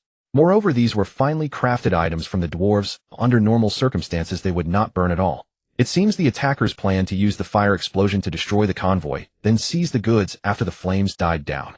Too bad your plan failed. Since there was no flammable material nearby, the flames quickly died out. As for the trees that had caught fire, Lin Feng easily extinguished them with forced breath. Damn it, we've been discovered. Attack! The attackers finally revealed themselves. They did not choose to flee, but instead charged out from the section of road that was supposed to have been destroyed. It seemed they were confident in their strength as they had a mage to back them up. Even in a direct confrontation, they might not lose. Inu. Awu. At Lin Feng's call, Inu turned into a silver bolt of lightning, charging into the enemy ranks and throwing their formation into chaos. With lightning speed, it darted back and forth through the enemy lines, then blocked their escape route. Although Inu could attack directly, it was still too young to handle so many enemies at once. However, hanging from Inu's neck was a specially made seed pouch covered in small holes. As Inu weaved through the enemy ranks, seeds fell from the pouch and scattered everywhere. Lin Feng leaped off the wagon and pressed his palm to the ground. Instantly, his mana traveled through the earth, locating the scattered seeds. Thump, thump, thump. Vine technique. What is this? Run, run. Beneath the attackers' feet, countless vines and weeds grew at an astonishing rate, tightly coiling around their legs. Some tried to flee, but Inu had already blocked their retreat. Not a single one could escape. Huff!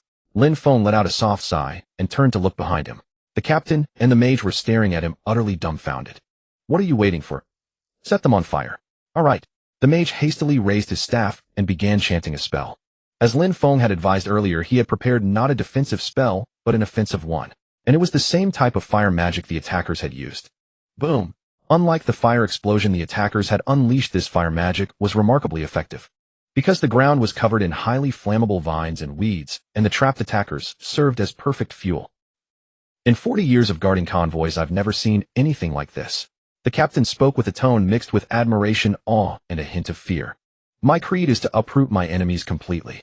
Anyone can say that, but the key is having the strength to back it up. Are you praising me? Indeed. You are the most powerful druid I have ever met. How you flatter me. You could say you single-handedly dealt with all the attackers. It's truly incredible. I never imagined a druid could be so formidable. The captain looked at Lin Feng thoughtfully, his eyes filled with admiration and anticipation. Why are you staring at me like that? It's embarrassing. Would you be interested in joining my guard? I can recommend you to the guild for a position as a senior guard. Thank you for the offer, but I prefer a life of freedom. With your strength, being a mercenary is a waste of your talent. You must understand how valuable your abilities are. Well, of course I know. I can secure the best treatment for you. You could even hold a key position in the guild. With your power, you're no less than an experienced mage. It seemed the captain was serious. Before things spiraled out of control, Lin Feng had to firmly decline. Joining the Crimson Flame Alliance's guild would provide him with a comfortable life, but it would also cost him his freedom. My life goal is to experience different things, so I cannot be bound by a guild. Lin Feng tried to maintain a respectful expression as he spoke earnestly. I have dedicated my life to serving nature. Of course, that's all a lie. Their party finally arrived at the port city of Luoxiao Pass, Rabada. Since they encountered no mishaps along the journey and the goods were delivered intact, the guild leader was thoroughly impressed with Lin Feng's performance. Moreover, the captain of the escort, deeply impressed by Lin Feng's prowess, had put in a few kind words to the guild leader. As a result, the compensation Lin Feng ultimately received was even more generous than originally agreed. The long journey had finally come to an end. It was time for a well-deserved rest. On the guild's recommendation, Lin Feng rented a room at the most luxurious inn in Rabada. Since the escort mission had been quite lengthy, Lin Feng decided to first indulge in a hot bath to relax his body and mind, then slowly savor a fine meal. Of course, he also wanted to take this opportunity to organize his finances and learn new skills.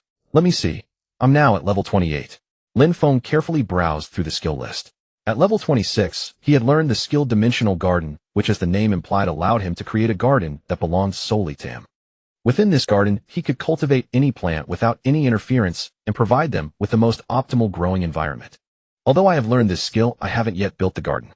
Now he could finally plant the various seeds he had collected, especially the black poppy seeds obtained from Khaled, into his own garden. The quality and scale of the Dimensional Garden depended on the druid's own level, so it was best to construct the garden when one's body and mind were in optimal condition. Thus, although Lin Feng had learned the skill during the escort mission, he had refrained from using it. Now he could finally focus on building his Dimensional Garden. Lin Feng sat cross-legged in the steaming wooden bathtub, closed his eyes, and concentrated. He slowly channeled the purest mana from within, silently praying to Lin Shaka. Open the garden. As he chanted in a low voice, the mana transformed into streams of light that spread outward and then converged again. Lin Feng slowly opened his eyes to behold a vast, boundless expanse of land before him. This was hardly a garden. It was not a boast, but an objective fact. The land before him was far too grand to be described by such a cute term as garden. Rather than a garden, it was more like a vast plain stretching beyond the horizon. Even if one were to settle here, there would be more than enough space. Isn't this too exaggerated? Lin Feng shook his head with a wry smile and began to stroll through this garden. The climate was pleasant, the soil fertile. It was truly a paradise for cultivating plants. What's that? As if to confirm his thoughts, a single plant had already broken through the soil in the center of the plain. Is it a tree? He seemed to have never seen this kind of tree before. However, since it had already taken root and sprouted here, he might as well let it continue growing. After all, the land was vast enough. This small patch didn't matter. Lin Feng used forest breath to gather some dew and sprinkled it around the tree, then exited the dimensional garden. It's time to learn Moonlight. The skill Moonlight, as the name implies, allows one to borrow the power of moonlight from the moon goddess Maya. In places where evening primrose blooms, moonlight transforms into silver flames that incinerate all evil. Although using this skill requires the special material, evening primrose, for a druid that is hardly a problem. The effect of moonlight is similar to the holy radiance used by priests possessing immense lethality against demons and undead. Learning this skill now is precisely the right time. I have more than enough evening primrose seeds, and I can continue planting them in the dimensional garden. Lin Feng soaked comfortably in the hot water, enjoying this rare moment of relaxation. Everything is going according to plan. Perfect. Master. You've been soaking for over an hour now. That fast. He hadn't realized that simply organizing his skills had made time fly by so quickly. Lin Feng stood up from the bathtub, tidied up briefly, and stepped out of the bathroom. Air was still unpacking. Air, leave the packing for now. Come downstairs, and let's go get some food. Yes, master. Air replied excitedly. She was already eager to enjoy a hearty dinner. The escort mission had been too long. Although the caravan was well funded and never short of supplies, the quality of the food was truly unappealing. Those dry breads, tough jerky, and bland stews. After eating them for too long, one inevitably grew weary. Although Lin Feng occasionally took out some tasty food from his magic pouch to share with Air, it was not a sustainable solution. Lin Feng went to the inn's own restaurant, eager to treat his stomach. After all, good food was the best way to relax. As soon as he sat down, he ordered a glass of chilled beer. He recalled a mercenary once mentioning that near Rabata there was a unique red wheat that made exceptionally good beer. Gulp, gulp, gulp. As expected from a mercenary who loved his drink, this red wheat beer truly lived up to its reputation. Bitter yet sweet, with an endless aftertaste that made one crave another cup. Lin Feng ordered another beer, and on the owner's recommendation, he ordered a fresh rock turtle steak, a bowl of clam chowder, and some coral shrimp. Seeing Air drooling with anticipation, he added 5 servings of roasted sea quail. The roasted sea quail arrived first, and Lin Feng and Air eagerly grabbed one each and devoured it. These sea quails were small in size, but their meat was firmer and more flavorful than ordinary chicken. Eat slowly. It's so delicious. Looking at the little girl with grease smeared all over her face, Lin Feng could hardly believe she was the legendary Silver Lion Reinhardt. Nevertheless, Air's growth rate was indeed remarkable. Under Lin Feng's careful care, she ate well and slept well every day, and with persistent training, her physical condition and combat skills had improved significantly. It seemed his efforts had not been in vain. Lin Feng tossed the last roasted sea quail to the silver moon crouching under the table, staring at him with longing eyes, then began to cut the rock turtle steak. This rock turtle steak, seasoned only with a bit of salt and pepper and slowly grilled over charcoal, had a unique taste somewhere between beef and lobster. However, the portion was a bit small. Lin Feng finished it in a few bites, then picked up the steaming hot soup and drank it all in one go. The clam chowder was rich in ingredients and deliciously savory. After drinking it, his whole body felt warm and undeniably comfortable. I told you to eat slowly. Air, imitating Lin Feng, also downed the soup in one gulp, only to be scalded and yelp loudly. Lin Feng handed Air a glass of water, then took a lemon and squeezed it vigorously over the coral shrimp. The lemon juice evenly drizzled over the golden crispy shrimp meat, releasing a sweet and sour aroma that made one's mouth water. Lin Feng eagerly picked up a shrimp, dipped it in the sauce, and put it into his mouth. The taste was simply wonderful. Air, what else would you like? Order whatever you want, it's on me. When it came to food, Lin Feng was never stingy. Especially for Air, who was still growing. She needed to eat well and be full to grow faster and stronger. After all, he was nurturing the future Silver Lion Reinhardt. Then I'll have another roasted sea quail and another bowl of soup. Boss, 3 more roasted sea quails, 2 bowls of soup, a glass of milk, a glass of blackberry juice, and another beer. Lin Feng sipped his beer while pondering his next steps. Now that he was in a port city, should he see if there was a caravan heading to Greenshire?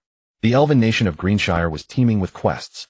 Unlike Luoxiao Pass, which focused on monster grinding for leveling up, Greenshire's quests emphasized story and exploration.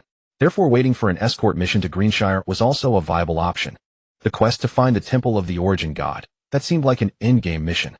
At his current level, challenging that final quest would be like throwing an egg against a rock. He should focus on leveling up first. I heard there's a druid here. Huh. At that moment, a group of mercenaries entered the restaurant, walked straight to the owner, and asked, in this city, there should only be over there one druid. Me. The owner's gaze naturally fell on Lin Feng, and the mercenary's eyes followed. Wait, why do I feel like something bad is about to happen? Lin Feng casually drained the rest of his beer. Thump thump. Clank clank clank. Those guys were fully armed. Under the table, the Silver Moon, who had been gnawing on a roasted sea quail, also sensed the hostile intent and began to growl softly. They came with ill intentions. Fortunately, they were almost done eating. Lin Feng casually placed his hand on the dagger at his waist, ready to act at the first sign of trouble. Excuse me, are you Lord Lin Feng? Run away. Huh, Lord Lin Feng. Generally, mercenaries only use the honorific Lord for a few types of people: nobles, knights, renowned figures, wealthy individuals, or exceptionally powerful warriors. Lin Feng clearly did not fit any of those categories. Although he possessed the title Purification Saint, he had only purified a small patch of cursed land on the border of Luoxiao Pass. Hardly enough to be called renowned. Why did they call him Lord? Yes, I am Lin Feng. The lead mercenary glanced at Lin Feng's table and continued, apologies for disturbing your rest. Unexpectedly, these mercenaries were quite polite. Lin Feng casually removed his hand from the dagger and nodded. It's fine. Just speak your mind. The mercenary hesitated for a moment, seeming a bit reluctant. We are from the Rabata Mercenary Guild. The Rabata Mercenary Guild, as the name implies, was a mercenary organization that operated only within Rabata City. Unlike wandering mercenaries, they were a relatively formal organization, more like a reserve force for the city guard. I have no interest in joining a mercenary guild. You misunderstand. How would we dare to invite you to join the guild? A person of your caliber should not be confined to a small place like Rabata. The escort captain of the Crimson Flame Alliance caravan said the same. You flatter me. I only did what I should. However, we would like to ask for a small favor. Finally, to the point. Just as the mercenary spoke, the ancient book in Lin Feng's bosom suddenly trembled violently. Could it be? Please help us purify the mind, Lord Purification Saint. A quest. Lin Feng quickly took out the ancient book and opened its pages. The originally blank pages suddenly displayed a line of familiar text radiating a dazzling light. Quest: Rabata Mind Purification Campaign. The rewards for the mining expedition mission were exceptionally generous. If successful, one would not only earn the respect of the Rabata Mercenary Guild, but also receive a substantial amount of gold coins along with a significant experience reward. Truly a multi-win situation. However, the reward that intrigued Lin Feng the most was a special item obtainable only in the Rabata mine, the Shadow Moon Cloak. It was said that the demon known as the Duke of Night Boer Alaxisai had hidden the Shadow Moon Cloak in the deepest recesses of the Rabata mine. I have the Explorer trait, so finding it should not be difficult. The Shadow Moon Cloak could unfold a veil of pure darkness, completely concealing its user and rendering them invisible. However, in the game, this item was not very popular. That was because players had no need to skulk around. They could simply annihilate all enemies with their supremely enhanced weapons. But the real world was different from the game world. In the game, even if a player was instantly killed, they would respawn in the village after 5 minutes. In the real world, however, Lin Feng was merely an ordinary adventurer, and once he died, he would be truly dead. Moreover, he could not resolve every problem with money as he could in the game. Therefore, even though the Shadow Moon Cloak was unpopular in the game, it could greatly enhance Lin Feng's survival ability in the real world, so he had to find a way to obtain it. After all, in this world, items capable of evading level 7 detection magic were extremely rare. No matter what, I must obtain it. Lin Feng silently made up his mind, then put his bow and arrows into the magic pouch. Inuit Ire, let's go. Hearing Lin Feng's call, the dozing Inuit Wolf and Ire, who had already geared up, simultaneously raised their heads and looked at Lin Feng. Lin Feng took out a finely crafted longsword from the magic pouch and handed it to Ire. Rabata was famous for its mines, so it was easy to buy good swords here. Although this longsword had a simple appearance, it was forged from high-quality fine steel, making it very suitable for Ire's current stage. Now is not the time to return the sword of the Lion Hate family to you. Ire took the longsword, a delighted smile spreading across her face. Thank you. You're welcome. This sword is much better than the one I used before. Of course, this is made from fine steel produced in Rabata. Ire has really grown stronger. She is a very hard-working child. During the escort mission, she always seized every opportunity to train, and even after arriving in Rabata, she did not relax her self-discipline. Moreover, the cooperation between Lin Feng and Yue was becoming more and more seamless. Yue was responsible for tracking and alerting handled frontal attacks and defense, while Lin Feng provided support from the rear. Although their coordination was not very skilled at first, after this period of adjustment, they had achieved flawless teamwork, matching even the most experienced adventuring parties. Many mercenaries wanted to join them, but Lin Feng turned them all down because those ordinary mercenaries were of no help to him, unless they could use magic. However, how could a magic user stoop to being a mercenary? Lin Feng and his party ate some simple dried rations, then took a carriage sent by the mercenary guild to the Labata mine. As soon as they approached the mine, Lin Feng sensed a sinister aura. Although the Labata mine had been abandoned, it still contained abundant mineral resources. It was not abandoned due to resource depletion, but because of rumors that a demon had appeared in the mine. It was normal for monsters to appear occasionally in mines, so miners would equip themselves with simple weapons and armor for self-defense. It was not an empty saying that 10 experienced miners could defeat a troll. Thus, the Labata mine could not possibly have been forced to close merely because of some monsters. Furthermore, Lin Feng had heard that after the demon appeared, miners in the mine had died one after another in strange ways. From then on, people kept their distance from the mine, leaving it to fall into ruin. What a pity. The problem was that no one had successfully conquered this mine.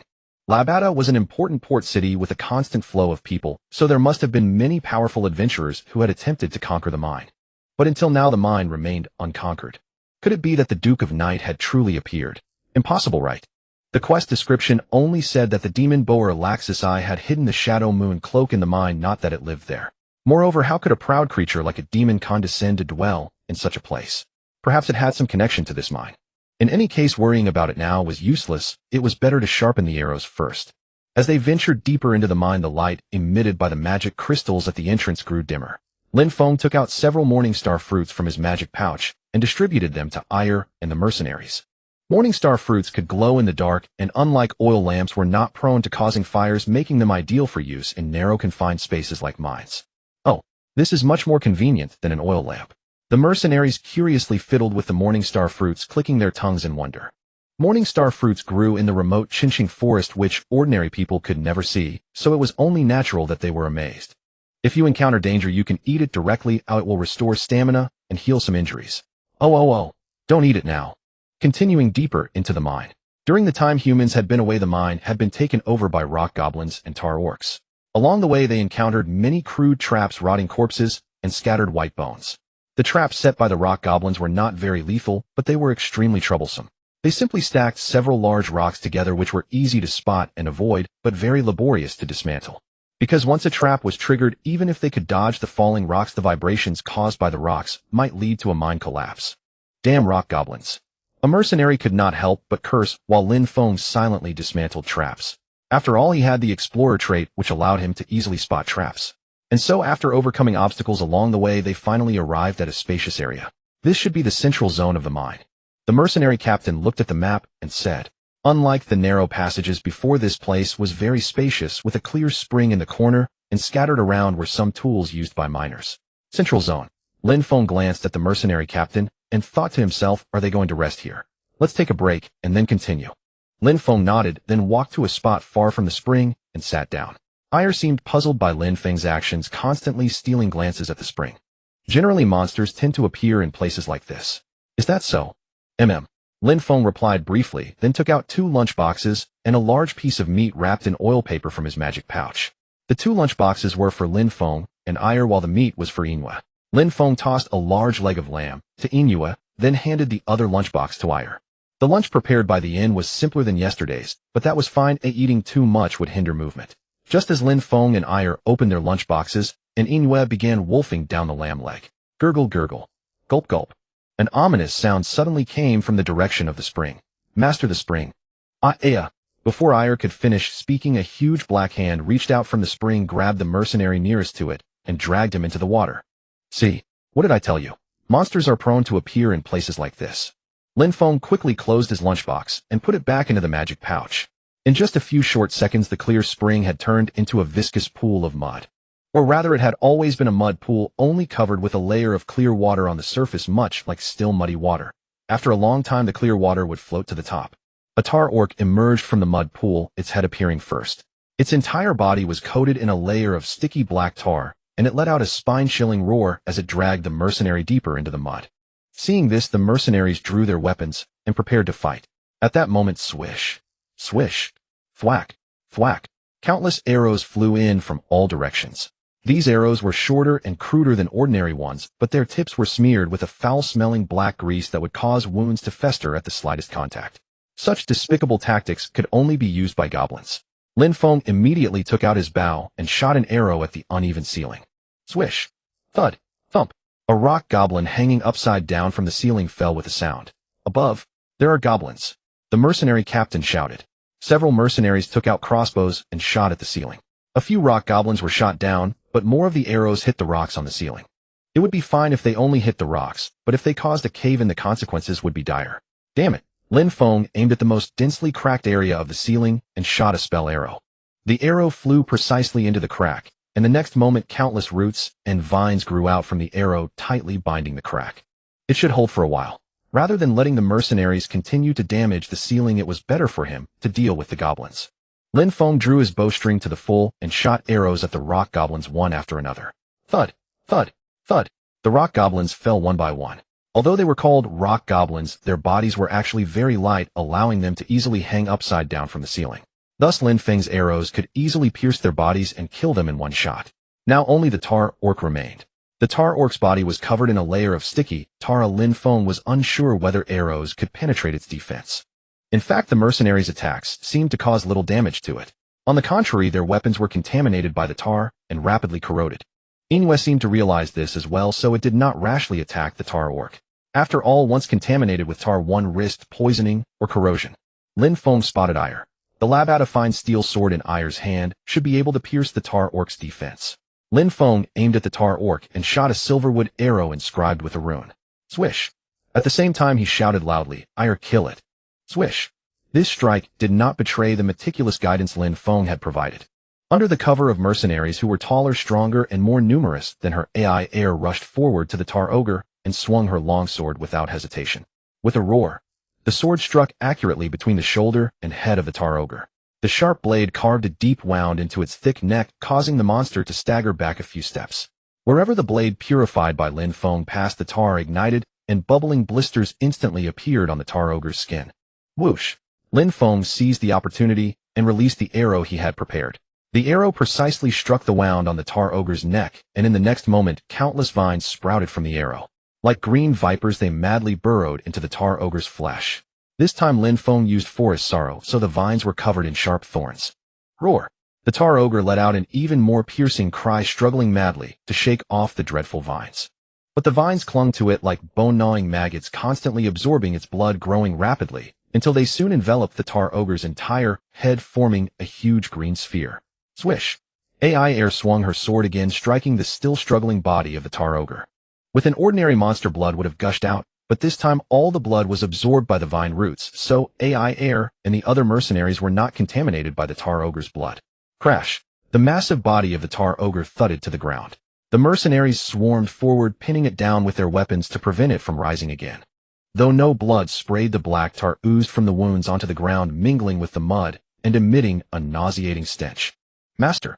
AI Air ran excitedly to Lin Feng and said passionately, "Did you see that?" Lin Feng replied simply, but AI Air seemed to expect his praise. He was really not good at such things. Be just as brave in the future. Okay. Fortunately, AI Air seemed satisfied with this evaluation. Was he usually too strict with AI Air? Lin Feng left the cleanup to the mercenaries and began to observe the surroundings. This should be the heart of the mine. But ahead there was no path, as if this were the end of the mine. Perhaps because the miners had not entered for a long time, the passage had been blocked. Lin Feng touched the rock wall of the mine with his hand. Very hard. Neither by sight nor by touch could he tell where the original passage was. Inu. Lin Feng summoned Inu and let it sniff around. A beast's senses differ from a human's, so you should be able to find the right direction. Soon Inu found a spot and began digging with its front paws. Is it here? Lin Feng placed his hand on the spot Inu had dug and indeed felt a faint current of air. It seems the passage is behind this wall. Perhaps due to natural causes or monster damage, the passage had collapsed. Lin Feng inserted a few seeds into the crevice Inu had dug and activated forest breath. The seeds quickly sprouted their roots, driving deep into the rock, gradually pushing the stones apart to form a narrow passage. It still needs a little time. After confirming the plants had fully grown, Lin Feng turned and walked toward the injured mercenaries to heal them. Gurgle gurgle. What is that? However, before he could approach the mercenaries, the mud puddle began to boil violently. Gurgle gurgle. No, looking closely, it wasn't the mud that was boiling. It was the tar ogre's corpse. The tar ogre's viscous black corpse rolled violently, like boiling water, expanding continuously and devouring all the piled-up rock goblin corpses around it. The black mass began to spin violently, drawing in the surrounding mud, as if twisting space itself. Such a phenomenon could never be achieved by low-level monsters like goblins or ogres. A sense of foreboding rose in Lin Feng's heart. Crack, crack, crack. Accompanied by a spine-chilling tearing sound, space was torn open. Apart from torn, Lin Feng could find no other word to describe the bizarre scene. Space was truly torn. On the other side of the rift was pitch black, but soon a massive figure stepped out from the darkness. Roar! Lin Feng felt his hair stand on end and cold sweat pour down. A demon. An elderly mercenary screamed in terror. Demon. Demons are not ordinary monsters. Monsters can be classified as a race like wolves or wild dogs, but demons cannot be defined. Because demons are monsters created by devils. Depending on the devil that created them and the materials used, their forms and abilities vary greatly. Every time they appear, they come in a new form, catching people off guard. The demon before them was just such a case. It was a hybrid of rock goblins and a tar ogre infused with some demonic power. Since the tar ogre's head had been pierced by vines, the necks now bore rock goblin heads. On its massive body grew 12 tiny heads, each letting out a piercing shriek like demons from hell. Bang! Bang! The mercenaries raised their crossbows and shot at the rock goblin heads. Though some arrows hit the tar ogre's body, remained unmoved. That is not the weak point. To kill this demon, one must strike its beating evil heart. But the wound AI air had inflicted earlier had already healed, so they could not reach its heart. It was too dangerous to send AI air to attack it again. Demons and monsters are on completely different levels. Even a paladin must be cautious when facing a demon, let alone these ordinary mercenaries. Damn, I haven't used this skill yet. He never expected to use Moonlight, which he learned at level 28, is so soon. Using Moonlight requires evening primrose seeds. But to cultivate more evening primroses, he had planted almost all the seeds in his dimensional garden. Now he had only, gulp, 3 seeds. That meant he had only 3 chances. He must expose the demon's heart within these 3 attacks. Lin Feng placed an evening primrose seed into the groove on the arrow and drew the bowstring fully. He silently prayed to the moon goddess Maya, then released the bowstring. Thwack! The arrow transformed into a silver streak, shooting toward the demon. Missed. A mercenary shouted in despair, but he was wrong. Ding! The arrow struck its target. The evening primrose seed rooted deeply into the ground, sprouting rapidly. In an instant, leaves and flowers grew. Lin Feng could even smell the distinctive fragrance of the evening primrose. Just as the massive demonic claw was about to step on the delicate flower. Boom! A burst of silver flames suddenly erupted from the flower. The tiny blossom actually released flames capable of engulfing the demon's entire body. Incredible. Roa air. The rock goblin heads on the tar ogre's neck all let out piercing screams. Inu! Lin Feng shouted, and Inu understood, charging fearlessly toward the demon. Its silver fur shone even more dazzlingly under the firelight. Crunch! Inu bit down on the demon's burning leg. It was unharmed. No, it seemed to have gained strength from the moonlight. This was normal after all. Inu was a shadow wolf, blessed by the moon goddess Maya. Inu's power was so great that it directly bit off one of the tar ogre's legs. At the broken wound, something seemed to try to grow back, but it was all scorched by the silver flame.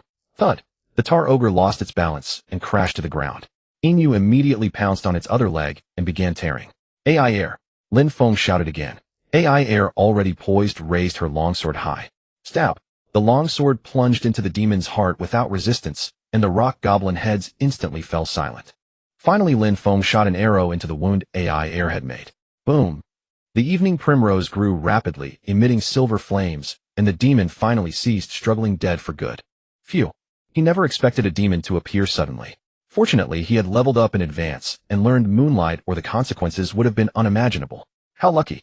Lin Feng stood where the demon had appeared and scattered the especially robust seeds from his pouch into the mud. Great Lin Shaka, mother of forest and earth, guardian of life, please bless this land so that evil creatures may never set foot here again. As forest's blessing activated, the purifying plants grew rapidly, soon covering the mud and restoring its original appearance, just like before in the cursed land. Heavens! The mercenaries stared in awe at the miraculous scene. Some called it a miracle, others magic, but they were all wrong. It was a druidic ritual. It seems this place was indeed contaminated by evil. Now that the purifying tree has grown, those demons should not appear from here again. Thank you, Lord Lin Feng, thank you. However, to prevent other monsters from nesting here, you still need to clean this area regularly. We will remember. The mercenary captain bowed respectfully to Lin Feng. At that moment, Lin Feng vaguely heard a sound like a whistle. He quickly took out the ancient book and opened its pages. Achievement unlocked, respected, 1 additional effect, gain neutral NPC, favor moderate, not bad. Oh, how about the quest? Quest Rabata Mind Subjugation, great success. Another great success. Though he didn't get a new title, the experience reward was very generous enough. Besides, there was still the Mercenary Guild's reward. Lin Feng closed the book with satisfaction. Just then chain quest triggered. Quest Rabata Mine Purification Campaign. It seems there are other things inside this mine. Since I need to find the Shadow Moon Cloak anyway, I might as well clean up this mine. It seems there are many places in this mine where demons might appear. But as long as I plant purifying trees like before, it should be easy. Lin Feng said to the mercenaries who were packing up to return to be safe, I need to plant a few more purifying trees here. The mercenaries all let out admiring sounds. As expected of the purification saint. How great, I never thought there would still be such a kind person like you. Actually, I'm just doing this to complete the quest. Such things need not be said. After sorting through the demon stones and loot, the mercenaries quickly departed from the mine. As for planting the purification trees, Lin Feng could handle it alone with ease. Besides, dealing with those mercenaries who jumped at every shadow was no small feat in itself. Their departure only brought him peace. The path they had scouted beforehand had been blocked by a wall, but thanks to the plants Lin Feng had grown, a passage now lay open. Lin Feng, AI Air, and Inu hurriedly finished their remaining food before climbing over the wall and venturing deeper into the mine. Wow! AI Air, walking in the lead, suddenly gasped. So that's how it is. Lin Feng, following closely behind, immediately understood why AI Air had exclaimed. It was a 2-layered dungeon. On the other side of the passage lay a scene utterly unlike anything they had seen in the mine. Rather than a mine, this place resembled an ancient temple more closely. Strange statues were scattered here and there, and every stone pillar was carved with bizarre, incomprehensible script. This is, thanks to his Master of Languages trait, Lin Feng instantly recognized the writing as demonic. Demons were already a problem enough. Now they had to watch out for evil beings as well. Though the pressure multiplied, Lin Feng felt a faint sense of anticipation in his heart. If demons truly appeared, it meant there might be other rich rewards hidden beyond the Shadow Moon Cloak. Equipment. For Lin Feng, whose level was still low, equipment superiority was absolutely crucial. What gear he possessed directly determined how fast he could level up. Furthermore, this place was entirely a domain of demons. The surrounding mana was far denser and more dangerous than he had imagined. For a druid, such lethal magic posed an enormous threat. Lin Feng had to purify the restless magic within him more cautiously. Cough, cough. They couldn't linger here. Oddly enough, AI Air and Inu seemed unaffected. Especially AI Air, who relied on her bloodline power to possess astonishing resistance. It seemed the Reinhardt family's renown across the continent was no accident after all. The three proceeded cautiously into the eerie dungeon, shrouded in black mist. In the chilling, damp air, various ominous sounds rose one after another. Drip, drip. Among all the noises, the sound that troubled Lin Feng the most was something liquid falling. Regular, yet irregular, unpredictable, the dripping sound drove him to the edge of irritation. Moreover, the water sound drew progressively closer, adding to their unease. Yet ahead lay only darkness. The morning star fruit in his hand emitted only a faint glow, insufficient to dispel the suffocating gloom. He didn't know how long they had walked. Inu suddenly lowered her head, sniffing the ground repeatedly, then spun in place. Something's up. Lin Feng quickly approached Inu. A faint scent of blood filled the air, yet nowhere could he see any traces of it. Drip, drip. The sound grew clearer, as if echoing right beside his ear. Damn it, where is it coming from? The thick black fog blinded their vision, and even the morning star fruit's light had lost its effectiveness. This wouldn't do. Lin Feng closed his eyes and activated Eagle Eye. His vision sharpened instantly. Free from the interference of the black fog, he carefully scanned his surroundings.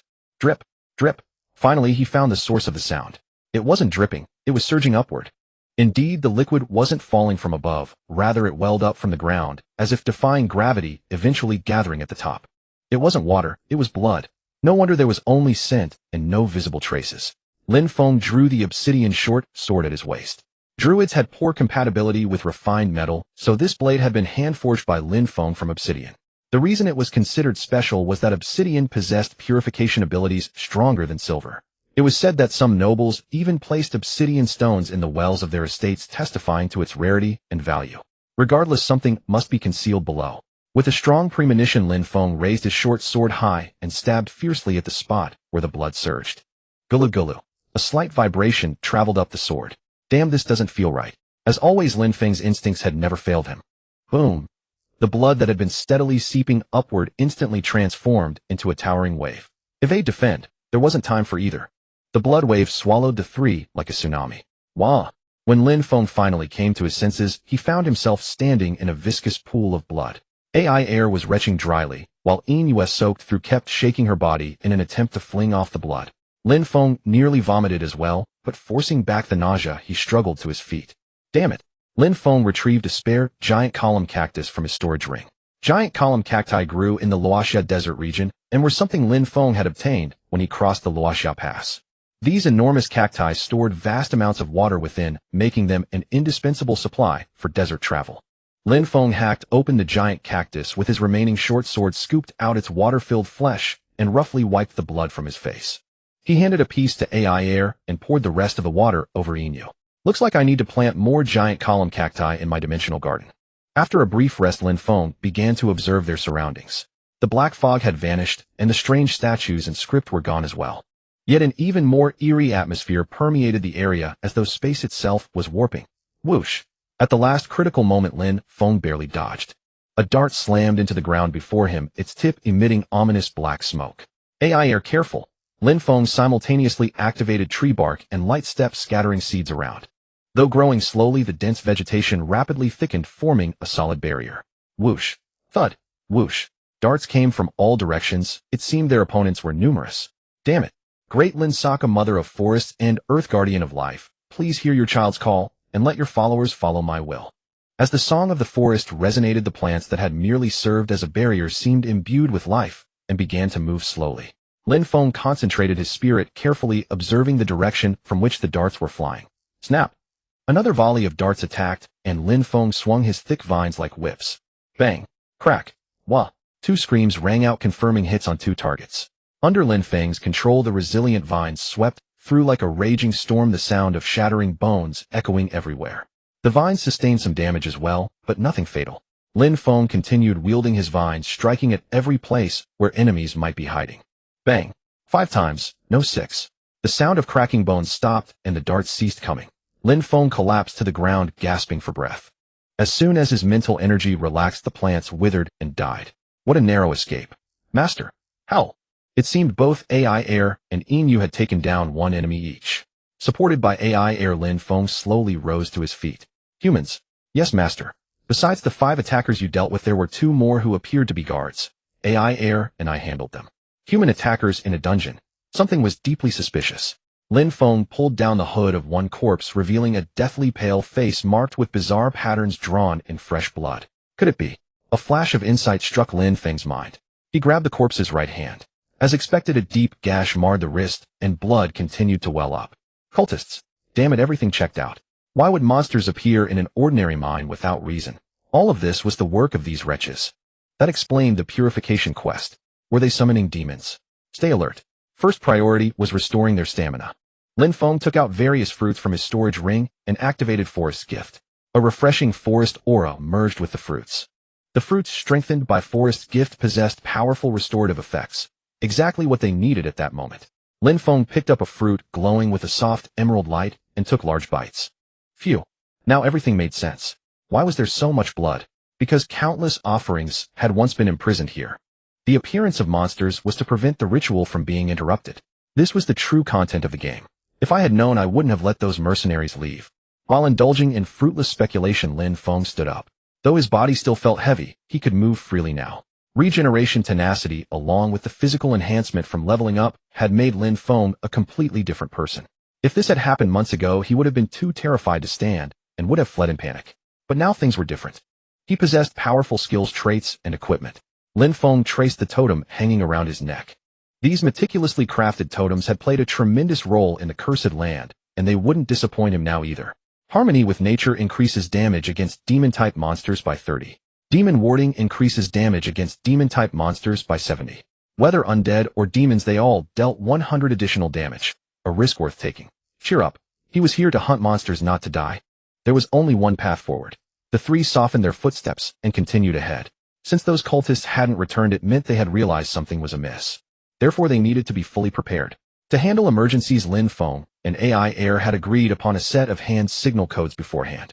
As for Yingyue, thanks to her affinity trait, she could anticipate Lin Feng's intentions without orders, requiring no concern at all. Treading on the bloodstained ground, the three pressed onward, and soon found the cultists' altar. What gave them away at first glance? The answer was smell.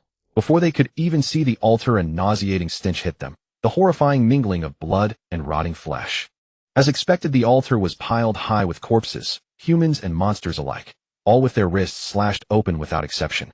The blood flowing from the corpses gathered into a massive pool that writhed in the air as if alive. Ugh. Shoo. AI Air had somehow restrained herself from screaming. Commendable. Any other child her age would likely have fainted on the spot from terror.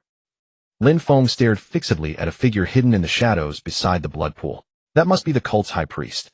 Lin Feng placed the last moonlight flower seed into the arrow's notch, nocked it, and drew the bowstring taut. He could feel AI Air's nervous gaze. Lin Feng held his breath, aimed at the target, and gently released his fingers. Whoosh! The arrow shot out with a piercing whistle. Its target was not the head of the cult high priest, but the cracked fissure beneath the blood pool. Who is there? An angry voice erupted. Here it comes, the classic villain entrance. How dare you interrupt the ritual? Growing plants on corrupted land was already an arduous task, let alone in an environment where magical energy was so chaotic. Lin Feng glanced at the moonlight flower that had barely broken through its shell and taken root. To buy time, he shouted toward the cult high priest, who was hiding like a rat in this place, carrying out such despicable deeds. Despicable deeds, eh? The cult high priest burst into laughter. You ignorant ant, blinded by the false doctrines of the 12 gods, dare to speak so arrogantly. Very well, you are a dying man anyway. Let your futile barking continue. The great Lord Citra shall soon descend, and he will tear your heart to shreds.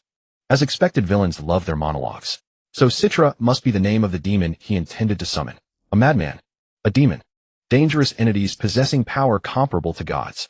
In truth, demons were not a single kind of being, but a collective term for various evil creatures. But they all shared one common trait: evil. Without exception, they existed solely for their own desires and pleasures, as well as the suffering of other living beings. After being defeated in the war against the gods, demons were banished to the netherworld, unable to appear on this land openly. Conversely, with the proper methods, they could still descend covertly, through rituals such as this one. The cult high priest raised his bizarrely shaped staff high.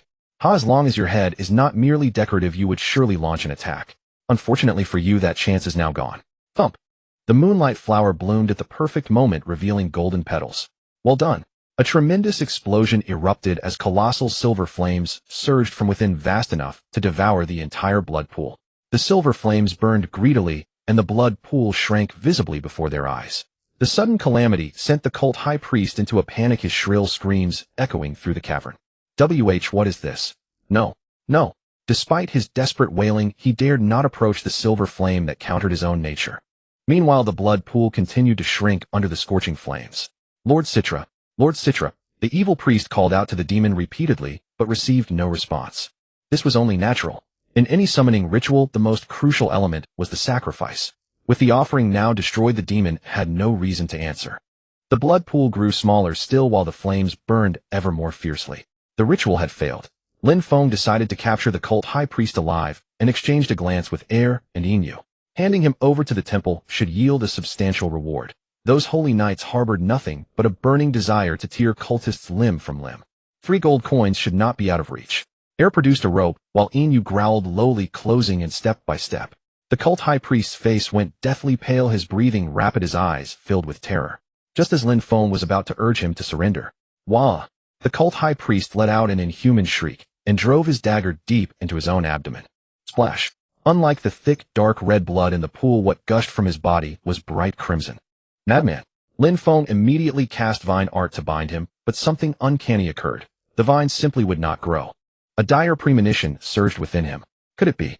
Sacrificing myself to Citra. I will. The cult high priest collapsed before finishing his sentence.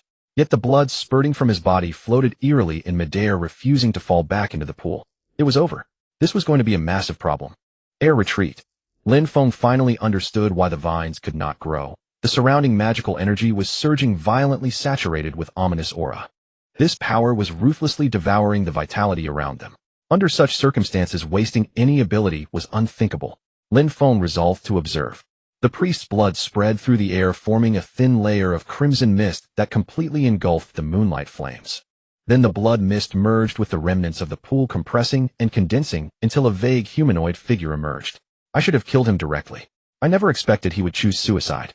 Generally, cultists were cowardly and ambitious, valuing their lives above all else. That was precisely why Lin Feng had never considered this possibility. He had miscalculated.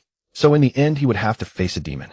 The grotesque creature covered in gore finally revealed its true form.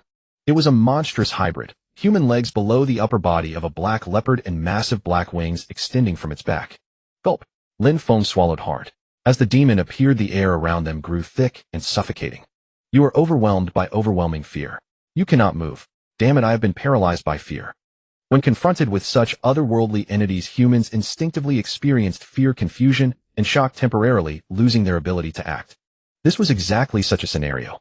Falling into a state of fear meant being immobilized for a period and surrendering the initiative, a lethal disadvantage. Lin Feng could feel cold sweat trickling down his spine. Facing a demon at close range, the oppressive atmosphere was nearly unbearable. As a druid, he was particularly sensitive to such sensations. The totem hanging around his neck began to vibrate violently. An interesting little toy. The demon let out a low growl. Fortunately, Citra seemed quite interested in Lin Feng, so he did not strike, while Lin Feng was paralyzed with fear. Lin Feng kept his head down, his mind racing. What abilities could he still use in this situation? Damn it, if only he had learned beast summoning earlier. If he had not been so fixated on Moonlight's power, and instead leveled up steadily. Goddess of Luck, Lytle bestows upon you a minor blessing. Achievement unlocked, discovered Spring of Life. Received Spring of Life medium. What? The Spring of Life. A spark of inspiration struck Lin Feng. He remembered the purification tree he had planted in the monster-infested swamp. Nourished by forest's breath, the purification tree had grown rapidly, its thick roots digging deep underground. It had apparently found the spring. How could it be here? I almost turned Hallsberg upside down in that forest, and still could not find it. Could the lucky child trait have played a role? But this luck is absurdly good. Regardless, thank you, Lady Lytle. It was said that drinking from the Spring of Life granted a dramatic enhancement to one's physique. Forests centered around the spring tended to be vast and unfathomable, their beast inhabitants far more powerful than ordinary wildlife. If humans could drink its waters, they would be immune to illness and their bodies would be greatly strengthened. It was truly a water of life. But the problem was it was incredibly difficult to find. Even if one stumbled upon it, it would likely be seized by kings, lords, or temples. Finding a single spring could secure a family's prosperity for generations. No, 8 generations. Now was not the time for such thoughts. While claiming the entire spring would be ideal, that was a concern for later. When your life was on the line, money meant nothing. Though it was a pity to use it all, survival demanded this gamble. I can hear every cunning thought in your head. Sorry, am I being too loud? Lin Feng forced a calm smile. Meanwhile, he secretly activated Forest's speech to command the purification tree find the Spring of Life and absorb it all. Gurgle, gurgle. As the roots squirmed, the entire mind began to shake violently. Lin Feng quietly observed Citra's reaction. Regrettably, our game is over. Look, your summoner is dead. I suggest you return home. Home. Ha ha, my homeland is indeed warm, but far too dull. There is nothing interesting here either. What did you say? I have already found something interesting. A cold gleam flashed in Citra's golden eyes. This does not look good. Child of Linsaka, you emanate an aura I have never encountered before. You must be mistaken. You look exactly like a human, yet why do you smell like this? Perhaps I should peel back your skin and study it properly. This bastard was discussing such a horrific thing so casually. Lin Feng calmed the snarling Inu while slowly backing away from the advancing Citra. Just a moment longer. Come to me, let me smell your scent. Sorry, this is not some twisted game. I cannot accommodate your request. As Citra closed in, Lin Feng and the others could only keep retreating. Gurgle, gurgle, gurgle. The tremors grew more intense. Lin Feng glanced upward. Crack, a piece of rubble fell from the ceiling. Good, it was almost ready. Boom. With a deafening roar, the mine's ceiling collapsed. A massive glowing root burst from the ground, wrapping tightly around Citra. How thick was that root? It completely obscured Citra's enormous form. Inu. Lin Feng grabbed air and mounted the beast. Inu darted through the rubble with the speed of a gale, the surroundings blurring past. Lin Feng clung tightly to its fur while continuing his incantation. Maintaining connection with the purification tree during high-speed movement, while channeling all the spring's energy into it, was no easy task.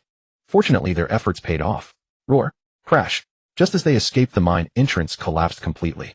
Lin Feng, air, and Inu collapsed, gasping for breath. In the distance, the sound of approaching people could be heard. Hell, with all that commotion, everyone in Labata must have heard it. Panting heavily, Lin Feng looked back. Above the collapsed mine, a towering giant tree had risen from the earth. Having absorbed all the spring of life's power, the purification tree had grown to an astonishing size. No monsters would dare approach this area anymore. Mission complete. Lahata Mine Purification Operation. Success. Task Lahata Mine Purification Operation. Complete success. The sound of experience points flowing in is simply delightful. Achievement unlocked. Respected 1. Bonus effect: gain high favor from neutral targets. The rewards are generous too. Wait, speaking of which, I haven't yet had a chance to examine the Shadow Moon Cloak. The mine has collapsed. What do we do now? Ugh. At that moment, a gut-wrenching sound of vomiting came from Ire. Is she motion sick? Lin Feng, now utterly drained of strength, couldn't even muster the energy to pat her on the back, so he simply cast a helpless glance at her. Wait, what is that? Cough, cough, ugh. Ire wiped the mess from her mouth with a tattered piece of black cloth. Lin Feng abruptly sat up and snatched the item from her hand. Master, where did this come from? When I fell into the blood pool, I was vomiting terribly and needed something to wipe my mouth, so I just... Oh my god, did I do something wrong? No, you did wonderfully. Absolutely wonderfully. Lin Feng tightly clutched the grimy cloth and vigorously patted Ire on the shoulder. Ire was utterly bewildered by his sudden gesture, but Lin Feng had no time to explain. It can be washed and used. And thus Lin Feng acquired a slightly disgusting Shadow Moon Cloak. I'm so full. Even the finest delicacies begin to feel cloying after a while. Lin Feng casually tossed the thoroughly gnawed lamb leg bone to Inoue and picked up his wine glass. The glass contained a white wine from Greenville Town, exuding a rich fragrance. Indeed, the wine brewed by elves lives up to its reputation. Lin Feng closed his eyes, savoring the drink. The soft backrest made him drowsy. I must not get too accustomed to such a comfortable life. After all, he wouldn't stay in Lahata forever. Lin Feng steadied himself, straightened his back, and refilled his glass. Now he was held in high esteem. The city lord of Lahata, the mercenary guild, the miners guild, along with the merchant guild, and the temple all favored him and vied to invite him to various banquets. The righteous Druid purified the mine and defeated the demon. Now the entire city was buzzing with tales of his deeds. From babbling children to the elderly on the brink of death, almost everyone knew the legend of the righteous Druid. The tree of purification that had burst through the mine and risen from the ground had become a local tourist attraction, with some even beginning to worship it. Of course, to be more precise, the parts about righteous and defeated the demon should be removed, especially the part about defeating the demon. It was completely unfounded. Zatila was certainly still alive. With luck, it might be sealed beneath the purification tree for centuries. But it was uncertain. After all, demons are not so easily killed. Even if the vessel it manifested in is destroyed, its true form will return to the underworld and rise again. Perhaps only the temple knows the method to completely eradicate a demon. Of course, even if the method is known, success is not guaranteed. In short, Lin Feng had simply recounted the events as they happened. He discovered the cultist's ritual deep in the mine, then the demon descended and was finally suppressed by the roots of the purification tree. He had never claimed to have defeated the demon. But rumors snowball, growing larger as they roll. Before he knew it, he had become the legendary hero who vanquished the demon. This wasn't bad. Fame is very useful in many situations. It could even be said to be more important than money. Perhaps I should develop in this direction. He had already earned the title of Purification Saint, and now, with Demon Bane added, his reputation was soaring to its peak. Coupled with his previous exploits in the Garific cursed land, his fame was spreading at an astonishing rate. Lahata was a major port city with travelers arriving from all directions every day. He believed it wouldn't be long before his deeds spread across the continent and even across the seas. With greater fame, more people would seek his services, and making money would become easier. Of course, the prerequisite was that his strength matched his reputation. Lin Feng picked up the book on the windowsill and began to read. Let's see what title I've obtained this time. Demon Bane. Lin Feng carefully read the description of the new title. You will be immune to fear, confusion, stun. That means no more falling into a state of fear. Excellent. I thought the title was already impressive, but its effect is even more extraordinary. It's practically tailor-made for cowards. With this title, when encountering powerful beings like demons or dragons, I won't be paralyzed by fear, standing stunned like a fool, and then killed in one blow. Of course, whether I survive is another matter. Lin Feng turned the page and checked his skill list. Upon reaching level 30, he had learned 2 new skills: Beast Summoning and Nature Spirit. Beast Summoning, as the name suggests, allows him to summon beasts to fight by his side. Rather than summoning, it's more like commanding. Unlike summoners who can conjure elementals at will, Beast Summoning can only command nearby beasts or animals to obey his orders. Nature Spirit is a skill that grants consciousness to plants.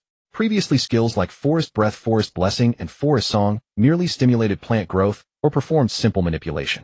With Nature Spirit, plants can possess something akin to intelligence, allowing them to execute more complex commands according to their own will. Lin Feng decided to try beast summoning first. Since he was in the city, there were probably no wild beasts, so he would summon small animals instead. Tap, tap, tap, flutter, flutter, squeak, rustle, rustle. Lin Feng closed his eyes and concentrated. Soon a commotion sounded outside the window. Outside the window, a large number of pigeons, sparrows, rats, and even cockroaches had gathered, a veritable medley of urban creatures. Rats are one thing, but how did cockroaches get here? Disappear? Lin Feng quickly deactivated the skill. Whoosh, whoosh, whoosh. The animals and insects dispersed as if nothing had happened. Not bad. I'll have to try it in a forest when I get the chance. Next, let's try nature spirit. Lin Feng closed his eyes and silently recited the forest poem that the old woman had taught him. The forest poem was written in the Druidic language akin to a prayer praising nature. Druids believed that all things in nature possess spirit, so they believed humans could communicate with the forest. And indeed, Druids do possess the ability to communicate with the forest. The forest poem is one such method of communication. Of course, he wasn't trying to communicate with the entire forest, he just wanted to talk to this small potted plant. I am the emissary of Linshaka, the mother of forest and earth. My child, respond to my call. Lin Feng opened his eyes and saw the silver eucalyptus tree in the pot gently swaying its branches as if looking up at him. Clap, clap, clap, clap, clap. The silver eucalyptus tree tapped its branches together, producing a crisp sound. Excellent, it seems it understands me. Say hello. The silver eucalyptus tree bent down, mimicking a human bow. Lin Feng was worried it might break, but it appeared that plants summoned through nature spirit had few restrictions on movement. The old woman often used this skill for various tasks. For example, she would turn plants into gardeners to help her clean, do laundry, cook. Of course, having plants perform delicate tasks like cooking required a certain level of skill. Back then, he had only found it novel. He never imagined he would one day be able to use nature spirit himself. If anyone breaks into the room, attack them. Enough reminiscing. Lin Feng gave a simple command to the silver eucalyptus tree and then watched quietly. Ayr should be back soon. He stared at the door, motionless. Creak, master. Before Ayr could finish, the silver eucalyptus tree swung its branches and shot sharp leaves at her. Ayr, caught completely off guard by the attack upon entering, took the full brunt of it. These leaves were no ordinary foliage, some even pierced through her clothes. If they had hit her face, she might have been injured. Not bad. I should try it with other plants. This was just a small potted plant. If I used a towering tree, the attack power would be far more impressive. Besides that, it could be used to set traps or track enemies. Ouch, that hurts. Ayr, while pulling leaves from her clothes, looked at Lin Feng with a wounded expression. I'm conducting an experiment. Lin Feng smiled without changing his expression and patted Ayr on the shoulder. Could you give me a heads up next time? If you knew in advance, you'd dodge, and that would defeat the purpose. Humph. Here the cloak is washed. So fast. Yes, the sun was good today, so it dried quickly. Lin Feng took the cloak and draped it over his shoulders. It was very light, almost weightless. Ayr looked at him with a puzzled expression, not understanding why he would wear such a tattered cloak. Lin Feng chuckled and said in a low voice, don't be surprised. He walked to a shadowy corner of the room and pulled up the hood. Then, wow, master. His figure blended perfectly into the darkness. At night the effect would be even more perfect. But now he had merged with the shadows, becoming indistinguishable. The cloak was originally black, but its color subtly shifted with the surroundings. If he entered a forest, would it turn green? I thought you used magic. Ayr exclaimed excitedly, clearly startled. This is a treasure that allows perfect concealment in shadows. I have no idea how you found it. Anyway, thank you, Ayr. Lin Feng lowered the hood, took a gold coin from his pocket, and flicked it toward Ayr. Ayr caught it with one hand and stared at Lin Feng with sparkling eyes. This is too much, isn't it? Ayr, as a noble, or rather when she still bore the surname Reinhardt, a single gold coin meant nothing to her. Seeing her current clueless state, Lin Feng couldn't help but feel a pang of sympathy. How quickly fortunes change. Not too much at all, take it. The Shadow Moon cloak is worth at least 100 gold coins. Oh, 1 gold coin is nothing. But that's only if you know its true value. Ayr used it to wipe up vomit. Ugh, a bit gross. Lin Feng couldn't help but bring the cloak to his nose and sniff. Fortunately, it only smelled of sunshine. All in all, this expedition had been bountiful, yielding both practical skills and equipment, as well as an increase in reputation. If only everything could go this smoothly from now on. In the blink of an eye, 2 months had already passed since Lin Feng arrived in Labata. What transpired during this period could only be described as highly rewarding. First and foremost, he received a generous reward from the city lord of Labata for saving the city a full 10 gold coins. The mine tunnel, which was on the verge of abandonment, had been reopened thanks to his merits. He fully deserved this reward. The mercenary guild also paid him 5 gold coins as compensation, a substantial increase from the originally agreed upon 3 gold coins and 50 silver coins. Moreover, they extended an olive branch to Lin Feng, hoping he would join the mercenary guild. Regrettably, Lin Feng had ambitions beyond such pursuits, and he politely declined. After all, one could not simply abandon the main quest for the sake of earning money. True to Lin Feng's expectations, the Merchants Guild took a keen interest in him and expressed their desire to employ him. They not only valued Lin Feng's combat capabilities, but also harbored deep covetousness for his ability to manipulate plants. Or more accurately put, they wished to claim the Tree of Purification for themselves and sell it at an exorbitant price. Unfortunately, Lin Feng did not grant their request. The Tree of Purification was not yet a trump card he could afford to reveal so readily. The Miners' Guild, in gratitude for Lin Feng purifying the mine and allowing them to resume their livelihood, specially presented him with a block of refined steel. Although refined steel was not particularly suited for a druid's craft, it remained an exceptionally rare and precious metal. Lin Feng ultimately decided to take the refined steel to the blacksmith's forge and have a sturdy shield crafted for air. Lastly, there were the temples. As a port city, Labada's most influential power belonged to the Church of Dunner, the deity of rivers and oceans. They were the first to send representatives to pay a visit, hoping to discuss the matter of the Tree of Purification. However, Lin Feng had already anticipated this. It had been a long while since he had encountered a druid. The first person Lin Feng met was not a priest of Dunner, but rather a priest of Linsha, the goddess of forests and earth. The elder, draped in green ceremonial robes bearing the emblem of Linsha, gazed at Lin Feng with a warm smile. After all, most druids harbored no fondness for urban existence. Lin Feng offered a teasing remark as he presented the elder with a cup of vanilla tea. Let us be direct. The elder took a gentle sip of vanilla tea and spoke slowly. I wish to entrust the administration of the Tree of Purification to the Temple of Linsha. It would be no exaggeration to say that everyone in Labada today watches over the Tree of Purification. The miracle wrought through the combined efforts of the Purification Saint and the Demon Subjugator would safeguard Labada from all manner of evil. What had once begun as mere rumor had solidified into an unshakable conviction. Thus arose a fresh question: who should wield authority over this sacred tree? As Labada's preeminent power, the Temple of Dunner felt it their sacred duty and obligation to protect this tree. Yet Lin Feng harbored a vastly different vision. The faith of Linsha must be expanded. Divine power derives from the devotion of believers. Within the system's framework, players could choose their patron deity, and the strength of a deity was intrinsically linked to the number of followers they commanded. Those who worshipped the mightiest deities would receive various blessings, the so-called beneficial effects. In those early days, players who chose Arizin as their patron deity found themselves enveloped in beneficial effects around the clock, and that was no trivial matter. As a druid, the deity most closely connected to Lin Feng was naturally Linsha, the goddess of forests and earth. The more people who worshipped Linsha, the greater the beneficial effects Lin Feng could draw upon. The difficulty lay in Linsha's precarious position. She was merely an overlooked minor deity venerated only by hunters. Therefore, Linsha's renown needed to be elevated first. The Purification Saint, the Demon Subjugator, the Tree of Purification that pierced through the mine shaft, coupled with a tide of rumors. Now was the ideal moment to promote Linsha. By placing the administration of the Tree of Purification under the Temple of Linsha, her influence would naturally grow. Of course, the Temple of Dunner would certainly not yield without a fight. But Lin Feng had already prepared his argument. The current purification of the mine came neither from the sacred radiance of the sun, nor from the cleansing power of the ocean, but from the Tree of Purification he had personally cultivated. Trees naturally fell within Linsha's domain. Who else but the Temple of Linsha could better administer the Tree of Purification? The elder fell silent, seemingly weighing the various considerations. Lin Feng remained unhurried, leisurely savoring his vanilla tea. Whether honey had been added or not, the tea tasted exceptionally sweet. We share your reasoning. The elder finally nodded. However, we must also consider the feelings of the Temple of Dunner. Fear not that matter, for I have already devised a solution. What solution? Lin Feng smiled faintly and said with quiet confidence, we shall hold a competition for the administration rights of the Tree of Purification. A competition? I shall leave this city very soon, so a suitable successor must be chosen. But we cannot simply hand over such an important task to just anyone at random, can we? That is quite true. Therefore, I have devised a solution. Each temple shall dispatch a representative who will water purified plants with their holy water for 1 week. The temple whose plants exhibit the finest growth shall earn the right to administer the Tree of Purification. To maintain the purifying ability of the Tree of Purification, holy water is required. Speaking of which, the elder seemed to understand something, his eyes lighting up. I understand now. You are truly farsighted.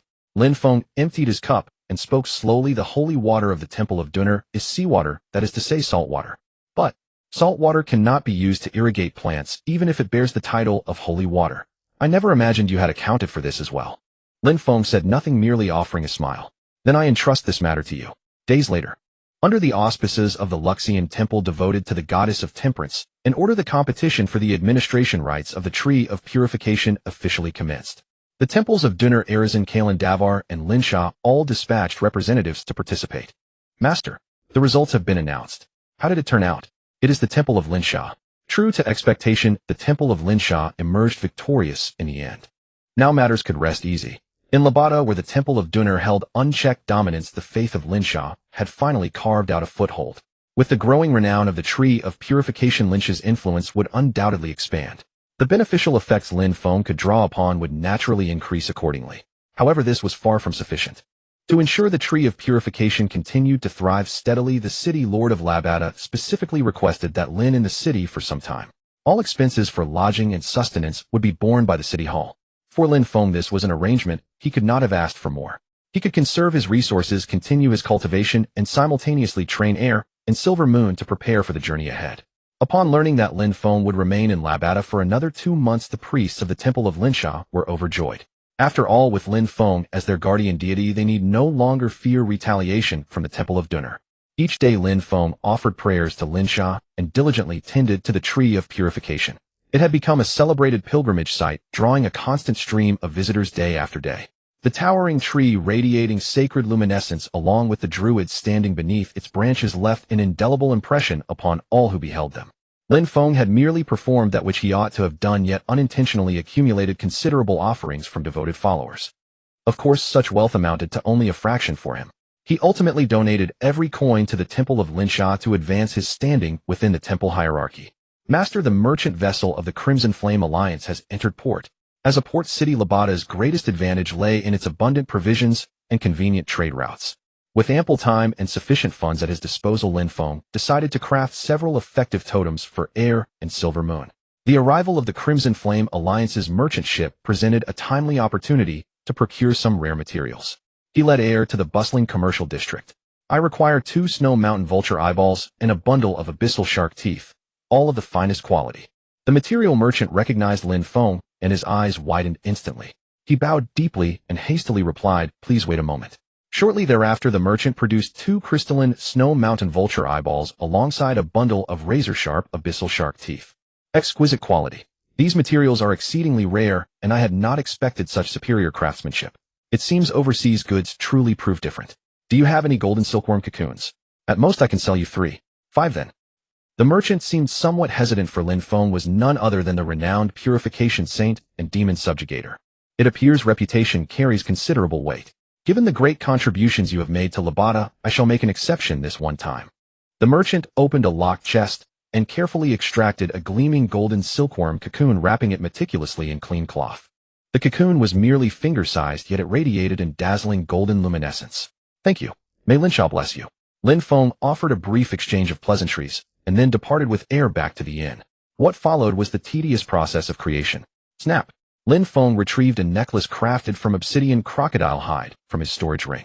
This had been a complimentary gift from the shopkeeper at the material store in Xuanji City. The necklace, fashioned from the finest obsidian crocodile hide, possessed a luster akin to polished gemstone. Very well, let us begin. Lin Feng selected a sharp abyssal shark tooth and began inscribing minute druidic runes upon its surface. He then embedded each tooth into the crocodile hide necklace one by one, finally securing them with adhesive derived from the antlers of the Dawn Forest. Finally, Lin Feng chanted softly and channeled magical energy into the creation. Totem Unyielding Resolve, crafted. The effect of Unyielding Resolve is that the lower one's health, the greater the attack power. For Silver Moon, who frequently charged into the thick of battle, this was absolutely a divine artifact. The totem crafted for Air, however, proved far more time-consuming and laborious. First and foremost, extracting intact silk from a golden silkworm cocoon was no trivial undertaking. The cocoon boiling step alone consumed an entire 2 days. Should the temperature deviate even slightly higher or lower, the cocoon would either dissolve or harden irreversibly. Lin Feng and Air had to take turns keeping watch throughout the night, never removing their gaze from the furnace. Their diligence, however, proved worthwhile. The silk drawn from the golden silkworm cocoon not only shone radiantly, but also possessed extraordinary tensile strength. It resisted even the sharpest blades. Lin Feng strung the delicate golden silk together with snow mountain vulture eyeballs and left the assembly to cure under the moonlight for 7 nights. Totem Predator's Eye, crafted. The Predator's Eye was neither a purely offensive nor defensive totem. Its effect enhanced the wearer's perceptiveness. Upon wearing the Predator's Eye, one could perceive the weaknesses of enemies with far greater clarity, thereby launching more effective attacks. For the relatively inexperienced heir, this was absolutely an invaluable treasure. Here, try it on. Heir carefully fastened the Predator's Eye beside his ear. You may not sense anything immediately, but in actual combat you will discover its true value. Thank you, Master. You are most welcome. The stronger heir becomes the greater the benefit to Lin Feng. This is what one might call an investment. Silver Moon, come here as well. Lin Feng placed the unyielding resolve totem around Silver Moon's neck, and only then did he finally exhale with relief. With these two totems in hand, he was confident their combat prowess would reach new heights. With a grave expression, he announced the totems are complete. Beginning tomorrow, we shall commence our rigorous training regimen. Huff huff. Lin Feng clicked his tongue in amazement, realizing he had underestimated these two little ones. The growth rate of Aier and Inu far exceeded his expectations. Aier inherited the tall and robust bloodline of the Lion-Hate family, eating, while sleeping soundly, and growing rapidly. The frail little girl of the past was nowhere to be seen, replaced by a vibrant young lady. After reaching adulthood, Inu's size grew at a visible rate once formal training began. Now it was even taller and more formidable than an ordinary bull, comparable to a giant bear. What was even more terrifying was that these two were still growing. Since becoming a druid, Lin Feng had not experienced the feeling of physical exhaustion for a long time. But training with these two energetic creatures made him feel fatigue for the first time in a long while. Thump! Lin Feng sat down under a large tree to rest for a moment, his gaze shifting to the two people and one beast still running. Really, these two? Had they secretly taken some miraculous elixir? Lin Feng marveled inwardly. Their stamina was astonishingly good. After nearly a full day of training, they showed no signs of fatigue, as if they were two hounds crawling out of hell, tireless. Aier. Here, Master. Aier, who was dodging the vine obstacles set by Lin Feng, responded to the call. Amidst the dust, she turned and sprinted toward Lin Feng. Inu, following closely, was not to be outdone. Time for lunch. Lin Feng took out the prepared lunch from his storage ring, handed it to Aier, and casually tossed a large wild boar leg to Inu. Eat and rest a bit, then continue training in the afternoon. Yes. Whoa. The two little ones' replies were full of energy. Lin Feng did not hurry to take out his own lunch. Instead, he stood up. Master, you two eat first. I have something to take care of. Shwalala. With a ripple in space, an entrance to the Ziyuan garden appeared before Lin Feng. I'll be back before dinner. Before his words faded, Lin Feng's figure had already disappeared into the Ziyuan garden. At the same time, in Levian City of the Elf Kingdom, the elf elder Bulanchi looked anxiously at the opposite shore of Shengming Lake, where stood the guardian of this continent, the Shiji tree. However, the Shiji tree at this moment had lost its former vitality, emitting a disturbing aura of death. The situation seemed to be getting worse. Even Bulanchi, the elf elder who had lived for nearly 1,000 years, could not estimate how long this ancient divine tree that sustained the world's operation had existed.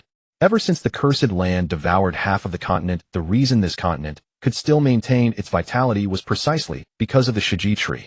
Its powerful force prevented the invasion of evil forces and safeguarded the balance of this continent. Death and destruction could not cross a single step, allowing life and prosperity to flourish endlessly on this land. All of this was the merit of the Shiji tree. Yet now this giant tree that supported the entire world had begun to wither. Did this portend the end of the world? We are helpless. An equally aged elf elder came to Bulanchi's side, speaking in a heavy tone. The other elders also nodded in agreement. Even the great elf elders were powerless against the withering Shiji tree. Although she had anticipated this, Bulanchi couldn't help but sigh. The world would not be destroyed overnight, but if the Shiji tree continued to wither, the end of the world would become an irreversible reality. Bulanchi and the other elf elders all understood this. Also, there was still no trace of Ai Weishi. Ai Weishi was the powerful and beautiful phoenix that guarded the Shiji tree. Legend had it that when Ai Weishi spread its wings and soared high, a beautiful rainbow would appear in the sky. This legend was widely known across the continent. However, in recent years, no rainbow had ever appeared on the continent. Because Ai Weishi had disappeared, we must find it no matter what. The Shiji tree began to wither at the same time Ai Weishi vanished, which made the elves even more uneasy. Find Ai Weishi and restore the Shiji tree's vitality. This was the only way to save the world. Bulanchi withdrew her gaze from the Shiji tree and spoke firmly. Issue a bounty order. Whoever can find a trace of Ai Weishi, even just a single feather, I will grant them endless wealth. Where could they find Ai Weishi? This question lingered in the hearts of every elf. But at this moment they had no choice but to place their hopes on this elusive hope. Lin Feng strolled through the Ziyuan garden, feeling delighted. growing so fast. Under Lin Feng's careful nurturing, the Ziyuan garden had already taken shape. Although it was called a garden, its scale was too vast. Every time he looked at the endless grassland before him, Lin Feng couldn't help but marvel at the vastness of the Ziyuan garden. He had once tried to measure the size of the Ziyuan garden, but even after spending 2 whole days, he still couldn't reach its end.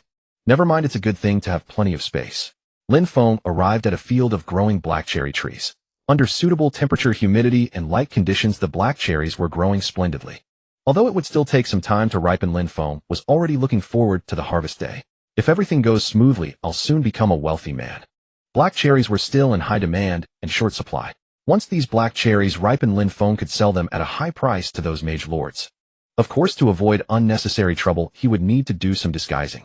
If that didn't work, he could sell the black cherries to that Khalida. Although Lin Feng did not want to deal with the person who had almost killed him, if he really needed money, he would still take the risk. At least I still have a fallback, Lin Feng thought as he watered the black cherries with sweet morning dew. Besides black cherries, the Ziyuan garden also contained many rare plants and herbs that Lin Feng had collected from all over the continent. Moonlight flowers emitting a faint glow, evening primroses for making moonlight potions, as well as red-eye flowers, gray clawgrass, dwarf dandelions, giant kudzu, all thriving here. What is this? Lin Feng suddenly noticed a plant he had never seen before growing beside a tree emitting silver light. It seems ripe. Lin Feng picked a fruit and put it into his mouth. It tastes a bit like a banana, but sweeter. Lin Feng savored the fruit as he continued strolling through the garden. We can plant more trees over there and reclaim a field here. Chirp. Suddenly a faint chirping sound reached Lin Feng's ears. Is that a bird? There should be no other living creatures in the Ziyuan garden besides the plants Lin Feng planted. Chirp, chirp. However, the chirping grew clearer. Lin Feng followed the direction of the sound and eventually stopped under a large tree with lush foliage. Chirp. A sparrow-sized bird was standing on a branch, shivering. A sparrow? No, this bird was far too plump. Chirp. The bird's chirps grew weaker and its body began to wobble. Seeing this, Lin Feng quickly reached out his hand to catch it. Plop. The bird feebly fell from the branch and landed on the ground. It struggled to stand up, but due to its injured wing, it could only flap helplessly against the ground. Chirp. The bird's chirps grew fainter and its body temperature gradually dropped. Seeing this, Lin Feng quickly placed his hand on the bird, preparing to use natural healing to treat its wounds. However, at that moment, something unexpected happened. Natural healing was the most basic healing spell, but Lin Feng felt his mana draining at an astonishing speed. No, to be precise, his mana was being devoured by this bird. Lin Feng was shocked and tried to withdraw his hand, but found his fingers stuck as if sucked by something, unable to move. Lin Feng could only watch helplessly as his mana was drained by the bird. This unknown bird, like a hungry chick, greedily absorbed Lin Feng's mana. Chirp. The bird's will to survive was exceptionally strong. It flapped its injured wings, desperately striving to live. For some reason, a strange feeling surged in Lin Feng's heart. Perhaps because this bird reminded him of himself. When he first came to this world, he too had struggled with all his might to survive. Lin Feng no longer tried to stop the bird. Instead, he allowed it to absorb his mana. As time passed, Lin Feng felt that the mana in his body was almost depleted. Chirp. Finally, the bird stopped absorbing mana, satisfied, and let out a clear chirp. Are you full? Lin Feng could sense that the bird contained a part of his own mana. Although he didn't know the principle, this bird had indeed regained vitality by devouring his mana. Chirp. Chirp. The bird hopped excitedly on Lin Feng's palm, trying to spread its wings and fly, but its wings were severely injured, so it could only flap helplessly, unable to take flight. So what a mess. Lin Feng looked at the pitiful bird before him, a mix of emotions in his heart. Should he just leave it alone? Just then, Lin Feng suddenly recalled a story. It was an ancient legend from a distant eastern kingdom about a kind-hearted woodcutter who rescued an injured crane and was ultimately richly rewarded. Perhaps this bird was some hidden pet. The more Lin Feng thought about it, the more likely it seemed. This bird had a peculiar appearance. Perhaps it was an unreleased rare pet that had appeared in his Ziyuan garden due to some bug. He might as well keep it and see if there was no loss anyway. Lin Feng held the bird in his palm and stood up. Shwalala. At that moment, Lin Feng suddenly felt a gentle breeze blowing through the Ziyuan garden. No, to be precise. Shwalala. This breeze seemed to emanate from that unknown giant tree. Was it an illusion? Lin Feng shook his head, dismissing the absurd thought. Chirp. The bird seemed to sense the breeze as well and chirped excitedly. Lin Feng looked up, gazing at the vibrant Ziyuan garden before him, a smile curling at the corners of his mouth. Shwalala. The breeze brushed past, as if whispering to Lin Feng. Everything will be fine. Lin Feng had always felt that it was time for him to set out for other parts of the continent. The plant collection in Labata had come to an end. The dimensional garden was beginning to take shape, and the training of AI Air and Inu had yielded considerable results. According to his original plan, he intended to depart from this port city, cross the sea to the Qian Alliance, and incidentally inquire about the progress of the black opium trade with Nina. Hey! However, the arrival of an arrogant mage disrupted his plans. Are you addressing me? It was well known that mages were a group of eccentric individuals, so Lin Feng asked in as gentle a tone as possible. That's right, you. The mage looked Lin Feng up and down, clicked his tongue contemptuously, as if dismissing him as a clumsy servant. I heard that the Purification Saint Demonbane, the great Lord Lin Feng, lives here. That would be me. Take me to him. The mage arrogantly raised his chin at Lin Feng, waving his hand impatiently. This fellow clearly had no idea who he was. True enough, I am merely a holder of empty titles now. Lin Feng pondered for a moment, then smiled and nodded. All right, please follow me. To avoid trouble, Lin Feng decided to temporarily conceal his identity so he could act according to circumstances. For this arrogant mage to come personally, the matter was certainly not simple. Lin Feng gave up the idea of going to the restaurant for a meal and turned to go up the stairs. May I ask what business you have with him? Lin Feng inquired tentatively. The mage gave him a disdainful look, but finally deigned to speak. The Great Western Magic Tower needs him. The Western Magic Tower. That's right. The Western Magic Tower was the headquarters of the Ruby School mages of the Western continent. How could those guys known for their bellicosity and radicalism suddenly come looking for him? It definitely couldn't be anything good. Could they have discovered I'm cultivating black opium? No, that's impossible. Apart from that crazy mage Khalid, no one knows I'm cultivating black opium. And that guy always looked down on other mages, so he wouldn't have revealed it. What exactly do they want then?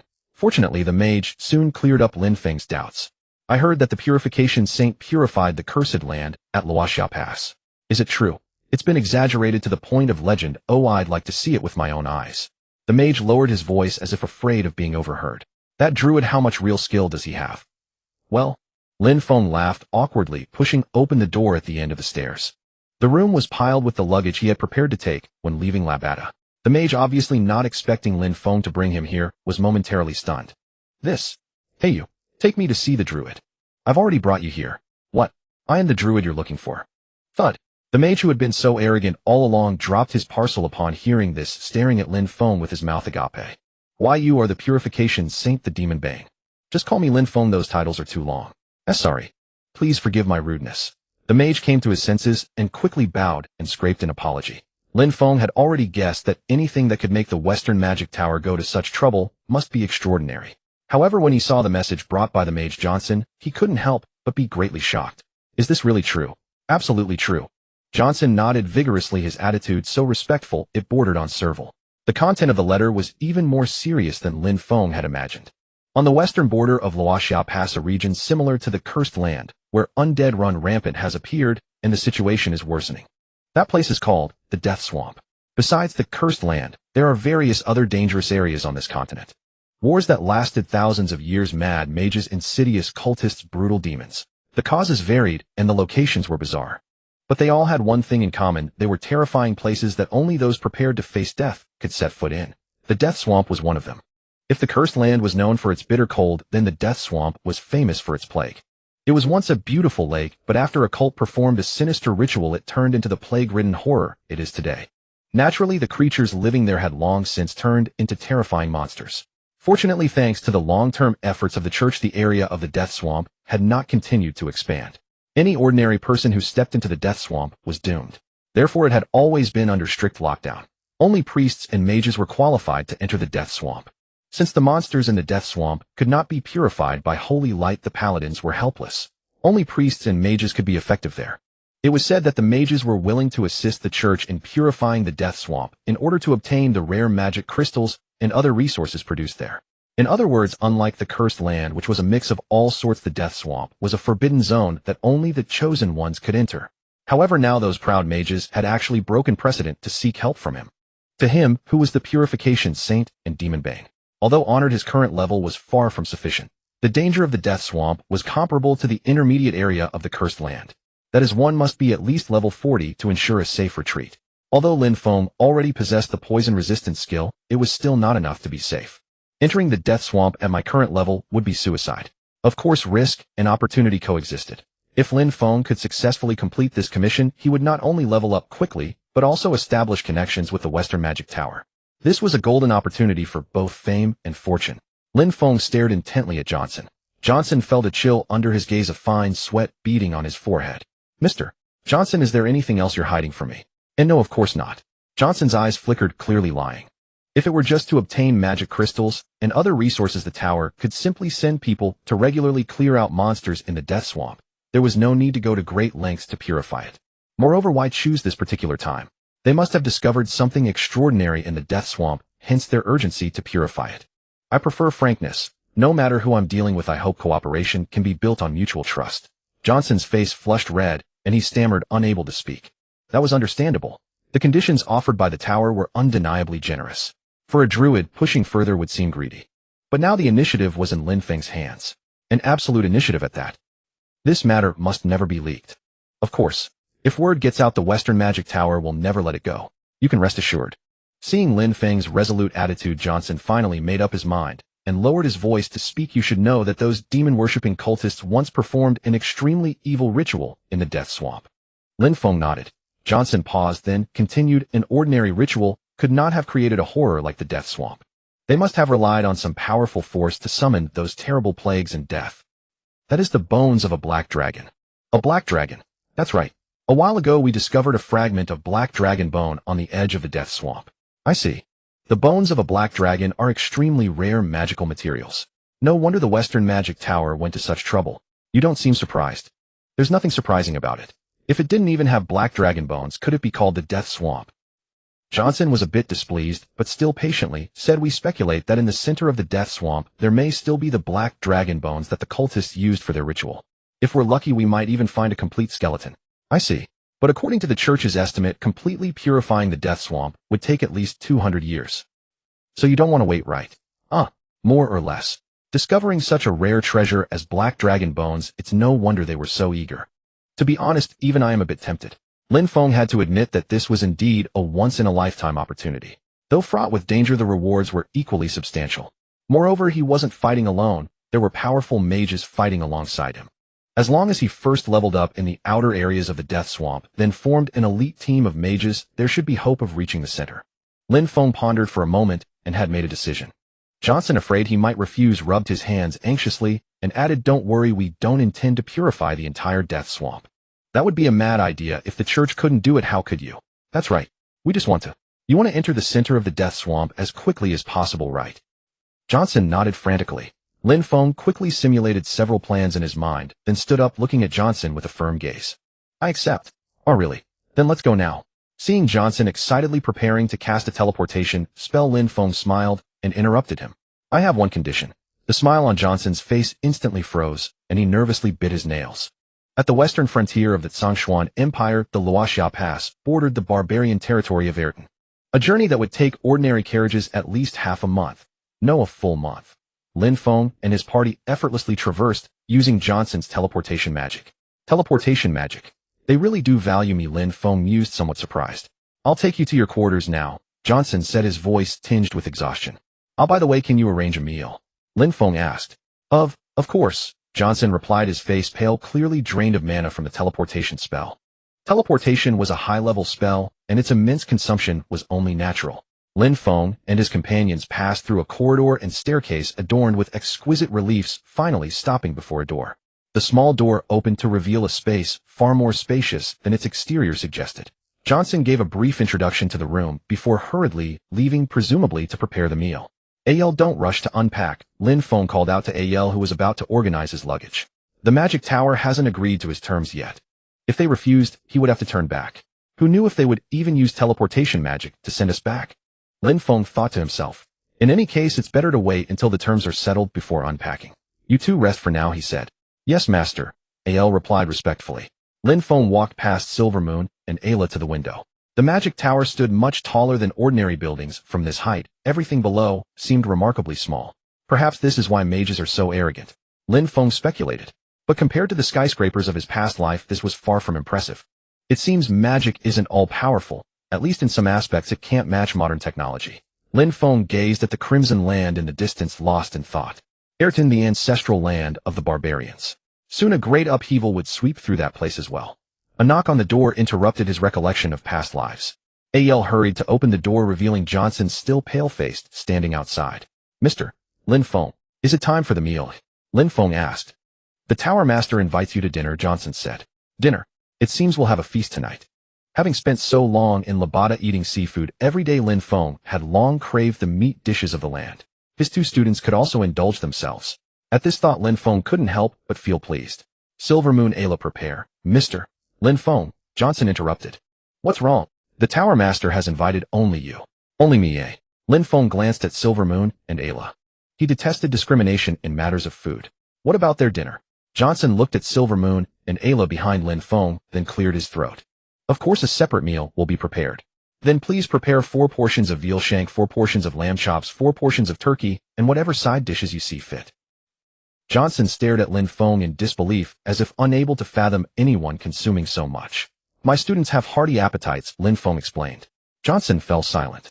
I'll leave it to you, Lin Feng said. After settling Silver Moon and Ayla's dinner, Lin Feng went alone to the dining hall for the appointment. The dining hall's opulence matched the Western Magic Tower's reputation. A floating ruby radiated a dazzling brilliance, almost blinding to the eyes. At the end of the long table sat the master of the Western Magic Tower, Agni.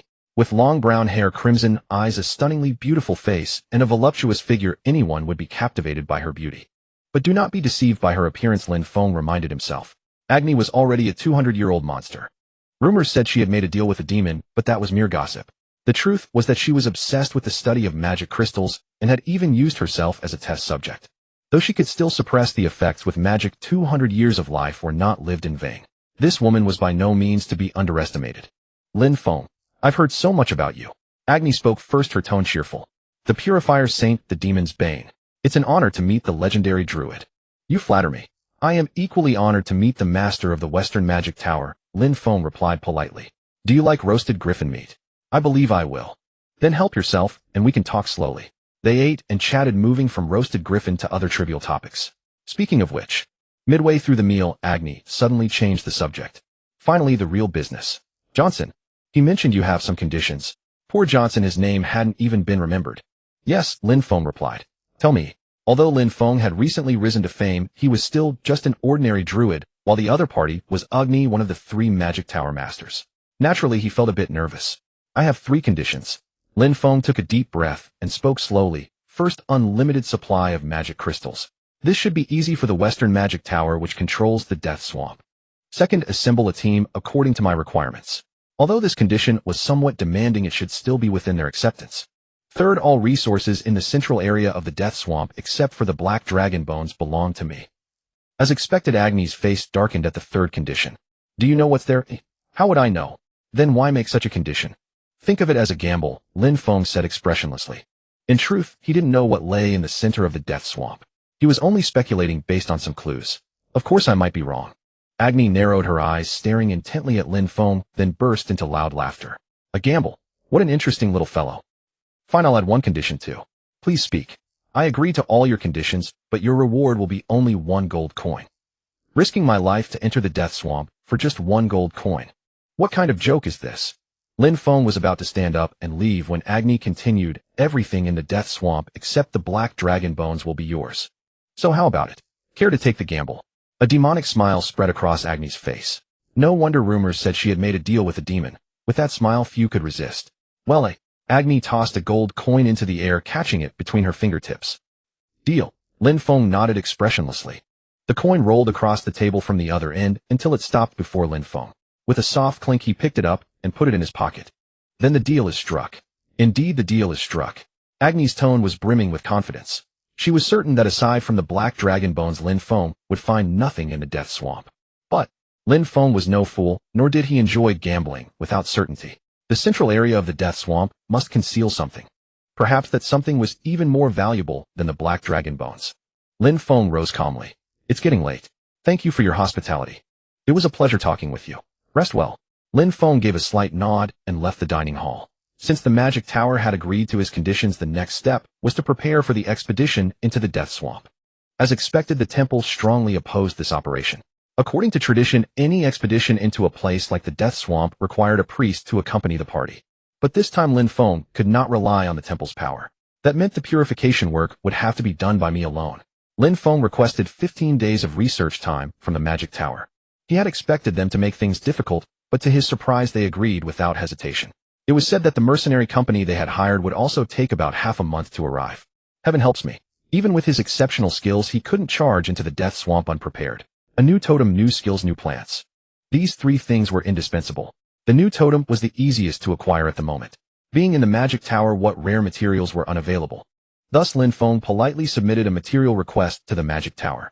Is this the head of a three-headed snake? Lin Feng looked at the three small glass vials Johnson had brought, placing them one by one on the table. As its name suggests, the three-headed snake is a highly venomous serpent with three heads. The left head contains neurotoxin, the right head hemotoxin, and the middle head holds the antidote serum. Despite their small size, their venom is terrifying. A single drop can kill 10 adult orcs. Moreover, aside from the antidote from the middle head, no medicine can neutralize their poison. Thus, the three-headed snake's antidote serum is the most precious of all antidotes. Unfortunately, the snakes are fierce, and obtaining the serum requires killing them with a very low yield. Are you going to use it to make poison? Johnson asked curiously. Of course not. I'm not a mage. Then what? I'm going to use it to make a totem. A totem? Johnson looked at Lin Feng with curiosity, his eyes sparkling with a thirst for knowledge. Totems were indeed unfamiliar to mages. Unlike mages who manipulate mana through magic circles and incantations, druids' totems harness the power of nature, a fundamental difference. May I watch? Johnson asked. Suit yourself. Lin Feng shrugged and opened one of the glass vials. Be careful, Johnson warned as Lin Feng reached for the three-headed snake's head. Relax, I'm quite skilled at handling snakes. Lin Feng remained composed, deftly avoiding the fangs and venom sacs to extract the snake's head. He owed this skill to his madwoman of a master who kept dozens of venomous snakes as pets. Oh, dangerous, stay back. Ah, yes. Ignoring Johnson's exclamations, Lin Feng began carefully removing the fangs and venom sacs. A single drop of venom corroded a small charred hole in the tablecloth, emitting a pungent stench. If it touched skin, the consequences would be dire. Just as Lin Feng successfully extracted the two fangs from the left head, a piercing scream suddenly erupted in his ears. Ruhar. Crackle. Unexpected incident. Bang. The magic gun in Johnson's hand spurted scorching flames. Next. Oh no. At Johnson's fingertip, the right head of the three-headed snake was biting tightly, making crackling and scorching sounds in the flames. It's still alive. Calm down, you should have killed it just now. Snakes have extremely tenacious vitality, that's common knowledge. Even in China, there are legends of venomous snakes revived after being soaked in wine for years and injuring people. Is this fortunate or unfortunate? If the snake head is still alive, we can make a more powerful totem, so, in that sense, it's fortunate. But a mage actually roasted a living snake head into charcoal. Even calling it unfortunate seems inadequate. Didn't I tell you to let go earlier? What's the use of saying that now? Lin Feng pretended to be calm, but Johnson roared with a pale face. Don't get excited, be careful of toxin spreading. Fortunately, the right head was responsible for spraying blood toxin, so there is still plenty of time to detoxify. Oh, my hand. Quiet down. Lin Feng immediately took out a bandage and tightly wrapped it around Johnson's wrist to prevent the toxin from spreading further. Whether this guy didn't hear or pretended not to, Johnson actually took out a bottle of potion from his pocket and desperately gulped it down. It's useless. Then at least help me treat it. My finger feels like it's on fire. Impossible. Using a healing skill here would only restore a little health and make the toxin spread faster. It's meaningless. The venom of a three-headed snake can only be neutralized by its own venom. Don't you know that? How would I know? Then you shouldn't have touched it recklessly. Now is not the time to assign blame. Whether it's the mage's reckless curiosity or Johnson's foolish impulse, set it aside for now. Don't waste potions. Have some wine, maybe it will help you forget the pain. Lin Feng directly handed a barrel of his own homemade wine to Johnson. It will take at least a day for your hand to return to normal. One day. It's already a miracle that someone who touched a three-headed snake's head with bare flesh is still alive. Johnson's face turned ashen, and he kept hugging the wine barrel and drinking. Meanwhile, Lin Feng carefully picked up the middle head of the three-headed snake, preparing to extract the antidote serum. Chirp. Wait, this thing is alive too. How is that possible? The severed snake head actually rolled its eyes and stared straight at Lin Feng. Lord Lin Feng, hurry. Johnson's urging voice came, but Lin Feng ignored him for the moment and gently poked the living snake head. The little guy innocently flicked its tongue, but otherwise showed no reaction. Is it because of affinity? It is said that the middle head of a three-headed snake is relatively docile, but that's only compared to the other two heads. Wait, maybe I can make a unique totem. Lin Feng made a prompt decision and cast natural healing on the severed snake head. His healing skill was ineffective against undead creatures, so the probability of it working on the snake head was only 50%. Chirp. It succeeded. Surprisingly, natural healing worked on the snake head. Great, bought some time. Lin Feng carefully pried open the snake's mouth, and made it bite Johnson's poisoned finger. Aya, what are you doing? Are you trying to kill me? I told you to calm down. Johnson struggled violently, but the snake head had already firmly bitten his finger. After a moment, the originally swollen finger, purple-black in color, gradually returned to normal, though it was inevitably twice as thick. Good, this side is settled. Ignoring Johnson, who had fallen asleep from pain and drunkenness, Lin Feng focused his attention again on the severed snake head. The totem he originally planned to make was a poison resistance totem using the venom fangs of the left and right heads of the three-headed snake. The venom from the middle head could be extracted and made into a backup antidote. But now the right head is charred, so the plan has to change. Lin Feng glanced at the blackened right head, then looked at the living middle head. Since the middle head is still alive, that's different. Instead of making a poison resistance totem, why not make a detoxification totem? As long as I regularly provide vitality to the living snake head and use obsidian ivy as its new body to keep it functioning continuously. Theoretically feasible. Of course, if he failed, he would lose the precious antidote serum, high-grade magic crystals, and rare obsidian ivy. But this was definitely a gamble worth taking. Slap. Time was pressing. Lin Feng took a treasured high-grade magic crystal from his storage ring, placed the obsidian ivy seed on it, and then cast Forest Breath. Shwa. Obsidian ivy feeds on monster corpses and magic power. It can act as a blood vessel to transmit the magic crystal's power to the snake head. Good, just like that, take it slow. Lin Feng carefully manipulated the vines of the obsidian ivy, making its roots wrap around the magic crystal, and its stems and leaves precisely connect to the snake head's original blood vessels. Grow, connect, grow, connect. This process repeated countless times. The obsidian ivy, having absorbed the magic power of the high-grade magic crystal, emitted an eerie yet beautiful glow. Did it succeed? Perhaps due to intense concentration, Lin Feng was drenched in sweat without realizing it. He wiped the sweat from his forehead with the back of his hand and looked at the snake before him. No, the totem. Totem Poison Dominator has been created. When equipped, 100 poison removal. Can extract 1 dose of antidote serum daily. Lin Feng wore the totem on his left wrist. The snake head bit the inside of his wrist, and its tail wrapped around to secure it, making it look like a uniquely shaped bracer at first glance. The effect is even better than imagined. 100 poison removal. With this totem, wouldn't he be immune to all poisons? No druid could make such a totem. If I sold it, I could make a fortune. No, selling it would be utterly foolish. Being able to extract 1 dose of antidote serum daily, just selling the serum, would bring considerable income. It's truly killing 2 birds with 1 stone. The snake head and the obsidian ivy are both living things. Equipping the totem will continuously consume magic power, but that's not a concern. I've already figured out the magic regeneration issue. I just need to make slight modifications considering the totem's effect. Everything is under control. Phew. Lin Feng finally sat down on the chair and let out a long sigh. In his line of sight, Johnson was sprawled out, either truly asleep or unconscious. Good thing Johnson didn't see it. The mage community is not only curious, but also greedy. If through Johnson Agony learned of the totem's existence, it would cause unnecessary trouble. Before entering the death swamp, it's best to make everyone think that all this is a manifestation of his druid abilities. Of course, that is also true. Time to get something to eat. Lin Feng got up and left the lab, heading to the dining hall for a meal. The intense concentration had made him ravenous. Master. Woof. On the way to the dining hall, Lin Feng encountered Ayer and Inyu. Inyu, as always, enthusiastically pounced on him, but Ayer, for some reason, was pouting angrily. Master, is what they said true? What? You're not taking us on this mission. Upon closer inspection, it wasn't anger, but grievance. Where did you hear that? So it's true. Ayer bit her lip, her face flushed red, as if she was about to cry at any moment. If only I were stronger. Lately, Ayer has been particularly obsessed with becoming stronger. It seems the shadow of failing to protect her family still lingers in her heart. Lin Feng silently watched Ayer. Since I've already obtained the antidote serum, it shouldn't be a problem to bring them along. Of course, provided they don't lead the charge. Perhaps this could be a good training opportunity. Ayer. You're all coming too. Huh. Ayer looked at Lin Feng in confusion. I don't know where you heard that rumor, but I'm not the kind of master who would train you to be weaklings unable to survive in the death swamp. Right, exactly. We're not weak. Woof. Woof woof. Ayer waved her small fists, expressing her determination. So don't let your mind wander. Training properly is the real deal. Yes, master. Ayer's face instantly cleared up, filled with trust and admiration. I originally had no intention of taking them at all. But before entering the swamp, if I raise their poison resistance and give them some targeted training, it should be fine. No, rather, this is a good thing. He as a master isn't just in name. He has been giving them devilish training every day without slackening. Let's go train now. Don't rush, eat first. Lin Feng stopped Ayer, who couldn't wait to dash to the training ground, and pushed open the door to the dining hall. The dinner prepared for him by the tower master was very sumptuous, so he was looking forward to the meal. What's going on? Mages are not particular about food, so the dining hall is usually deserted. Buzz buzz, hustle and bustle.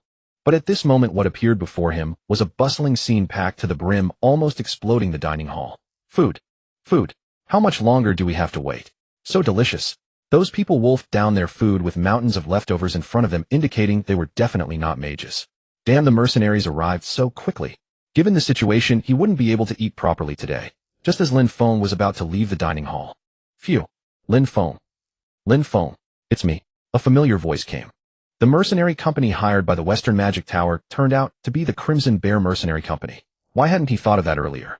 The Crimson Bear's primary area of operation was also near Luoxia Pass. And there are barbarians and orcs in the ranks. Indeed, the Crimson Bear had always judged by strength alone regardless of background, a fact well documented in the game's lore. It had been such a short time since they parted, yet Zhao Wu had not only expanded his company, but also taken on a commission from the Western Magic Tower. His growth was undeniable. This guy is truly terrifying. Lin Feng subtly sidestepped Zhao Wu's hearty laughter, awkwardly returning his greeting. Zhao Wu, I never expected to run into you here. Huh. I said I'd contact you once I settled down, but I've been too busy. I can see that. The current Crimson Bear could hardly be more different from the infamous company in his memory. First, it's far too noisy, absolute chaos. Lin Feng dodged Zhao Wu's infectious laughter and the curious stares of the mercenaries, quietly stepping backward. Slap. Until Zhao Wu clapped him hard, very hard, on the shoulder. I heard there was a Druid Lord here. Never imagined it would be you. Haha. To celebrate this wonderful reunion, we must have a good drink. Lin Feng was forcibly seated at the dining table. Wait, the tavern was packed moments ago. How did a table suddenly become free? Luobu, bring wine. And another roast Sandland wild ox. Zhao Wu, I'm not hungry yet. That was a lie, of course. He was famished enough to devour an ox. But being watched by a horde of ravenous mercenaries while eating was hardly pleasant. Buzz buzz. Did you hear? He called Captain Azar Zhao Wu, and he dared to address him by name. He looks ordinary, but maybe he's a hidden master. Hush hush. I can hear every word you know. Zhao Wu completely ignored Lin Feng's discomfort, handing him a beer mug bigger than his own head. Come on, tell me how you became the strongest druid. Strongest druid. That's right. The mages all say that with the strongest druid the death swamp is nothing to fear. That's the purifier saint, the bane of demons. Oh, it's all wrong, ha. Zhao Wu's laughter seemed contagious, and the surrounding mercenaries burst into laughter as well. Do these people even know what they're laughing at? Forget about me, Zhao Wu. When did you build your mercenary company to this scale? I suppose so. It's been less than a year. How did you manage it? Haha, it just happened without me noticing. Well, even if he didn't say it, Lin Feng could guess. He must have recruited talent widely disregarding origins, taking in the barbarians and orcs spurned by the continent, and training them carefully. There are even people with slave brands in the ranks. He truly accepts anyone. Barbarians were lowly, but orcs fared even worse. They weren't even considered human, hunted, or enslaved. He even took in orcs. Lin Feng recalled a speculation he had seen on the game forum about the Crimson Bear's captain. Some said that Arturo Azar might be a half-blood of the Bear tribe orcs. Indeed, Zhao Wu's towering 2-meter frame and perfectly sculpted muscles far beyond normal human limits. He accepted orcs too, so that rumor must be true. In the future, the Crimson Bear would incur Luoxia Pass's suspicion due to the growing power of barbarians and orcs. Has he prepared for that? Lin Feng worried. Would this straightforward guy really plan ahead? He is a good person, though. Lin Feng downed a large gulp of beer with mixed feelings. Now tell me your story, Lin Feng. What's with those strange titles? Zhao Wu asked curiously while munching on a fragrant roast Sandland wild ox steak. While on a mission, I dealt with some trouble, and that's how it ended up. Lin Feng briefly recounted what had happened after they parted. You killed a demon. Not killed, sent it back. Killing a demon. Looks like my training had some effect after all. This guy never listens as always. Forget it, Lin Feng gave up correcting him and decided to focus on the roast Sandland wild ox steak. The sight of the steak, crispy on the outside, tender within, glistening with oil, stirred his appetite. He took out his portable herbs, black salt and white pepper, sprinkled them evenly over the steak, then cut off a large piece and devoured it. The juicy tender beef burst in his mouth, washing away fatigue and hunger. Delicious. How about some roast potatoes? By the way, Lin Feng. Zhao Wu, who had already finished a rib, wiped his mouth and looked at Lin Feng. This guy actually talks while eating. Who is that girl? Zhao Wu gestured with his eyes toward AI Air. As expected of him, sharp eyes. AI Air was now dressed like a tomboy. If not for seeing it with his own eyes, no one would connect her to a noble lady. Short, neat hair, a healthy tan from the wind and sun of Rabata, plus scars, and wounds from training. He saw through her at a glance. Her name is AI Air. I found her as an orphan in the cursed land. An orphan? You adopted an orphan? What's so strange about that? I just wanted a servant. Zhao Wu for some reason burst into laughter again. Better introduce them. Lin Feng waved for AI Air to come over. AI Air, say hello. This is Zhao Wu, an old friend of mine. Hello. Such a lively voice. Good. Nice to meet you. Zhao Wu grabbed AI Air's hand and shook it vigorously. It was more like he was shaking her hand one-sidedly than a handshake. Wait if, watching the two, a brilliant idea flashed through Lin Feng's mind. Zhao Wu. Before we enter the death swamp, could you help train AI Air? Train? Yes, name your price. Well, Zhao Wu stroked his chin, his gaze shifting between Lin Feng and AI Air. Was he going to refuse? It made sense. He had a large company to manage now, so he must be busy. No problem. Unexpectedly, Zhao Wu agreed readily. Thank you so much. I'm a druid after all, so I'm somewhat inadequate when it comes to training AI Air. I'm really glad you agreed. But I have a condition. Name it. How many gold coins? No. Zhao Wu looked at Lin Feng with a knowing smile. Why do I have a bad feeling? Fight me. Huh. How could he forget this guy's battle maniac trait? Right, he must have been itching for a fight ever since hearing the title Strongest Druid. Lin Feng sighed and rubbed his forehead. If I agree, AI Air's training won't cost a thing. As he had told Zhao Wu, he was indeed feeling inadequate in training AI Air. Partly because AI Air was growing too fast, and partly because of his druid identity. You can't have a deer teach a lion to hunt, can you? In the long run, this deal is a good one, just one fight. Even if the opponent was the renowned captain of the Crimson Bear. All right, Lin Feng nodded. Consider it an investment. Since it costs nothing, it's a sure win. Why do I feel like I've dug a hole for myself? Lin Feng took a deep breath and hastily finished his dinner amid the noisy tavern. The day of the duel finally arrived. I'm prepared, but I'm not sure if I can win. Still, losing wouldn't matter. After all, the duel was just one condition. The Magic Tower people must not know about this, so they chose a small grove near the tower for secrecy. Master, are you really okay? Don't worry. AI Air, who had been losing sleep for days, looked at him with dark circles under her eyes, worried. No wonder she was worried. His opponent was the captain of the Crimson Bear, who had recently made a name in Luoxiao Pass. Even setting aside status, Lin Feng's chance of winning was minuscule. But he wasn't the type to give up easily. Unlike the simple-minded Zhao Wu, Lin Feng was quite cunning, quite devious. At the clearing that served as the dueling ground, Lin Feng produced flags he had prepared beforehand. Lin Feng, what are those? Zhao Wu asked curiously, not understanding. Zhao Wu, the mission will start soon. Wouldn't it be foolish to hurt each other? It's not that I dislike dueling. I just want a more reasonable one. Spit it out. Lin Feng smiled and handed a red flag to Zhao Wu. Though reluctant, Zhao Wu took it. A true strong person doesn't need to prove too much. You think so too, right? The only condition for victory is to seize the opponent's flag. Flag. Yes. If the flag is damaged or taken, you lose. Simple, isn't it? So we can use any means to get the flag. That's right. Lin Feng waved the green flag in his hand, a confident smile on his face. You might think it's easy, but it's far from it. This flag is made of easily breakable saba wood branches. You should know how hard it is to fight while protecting something, right? So do you accept the challenge? After a moment of silence, Zhao Wu grinned and looked at Lin Feng.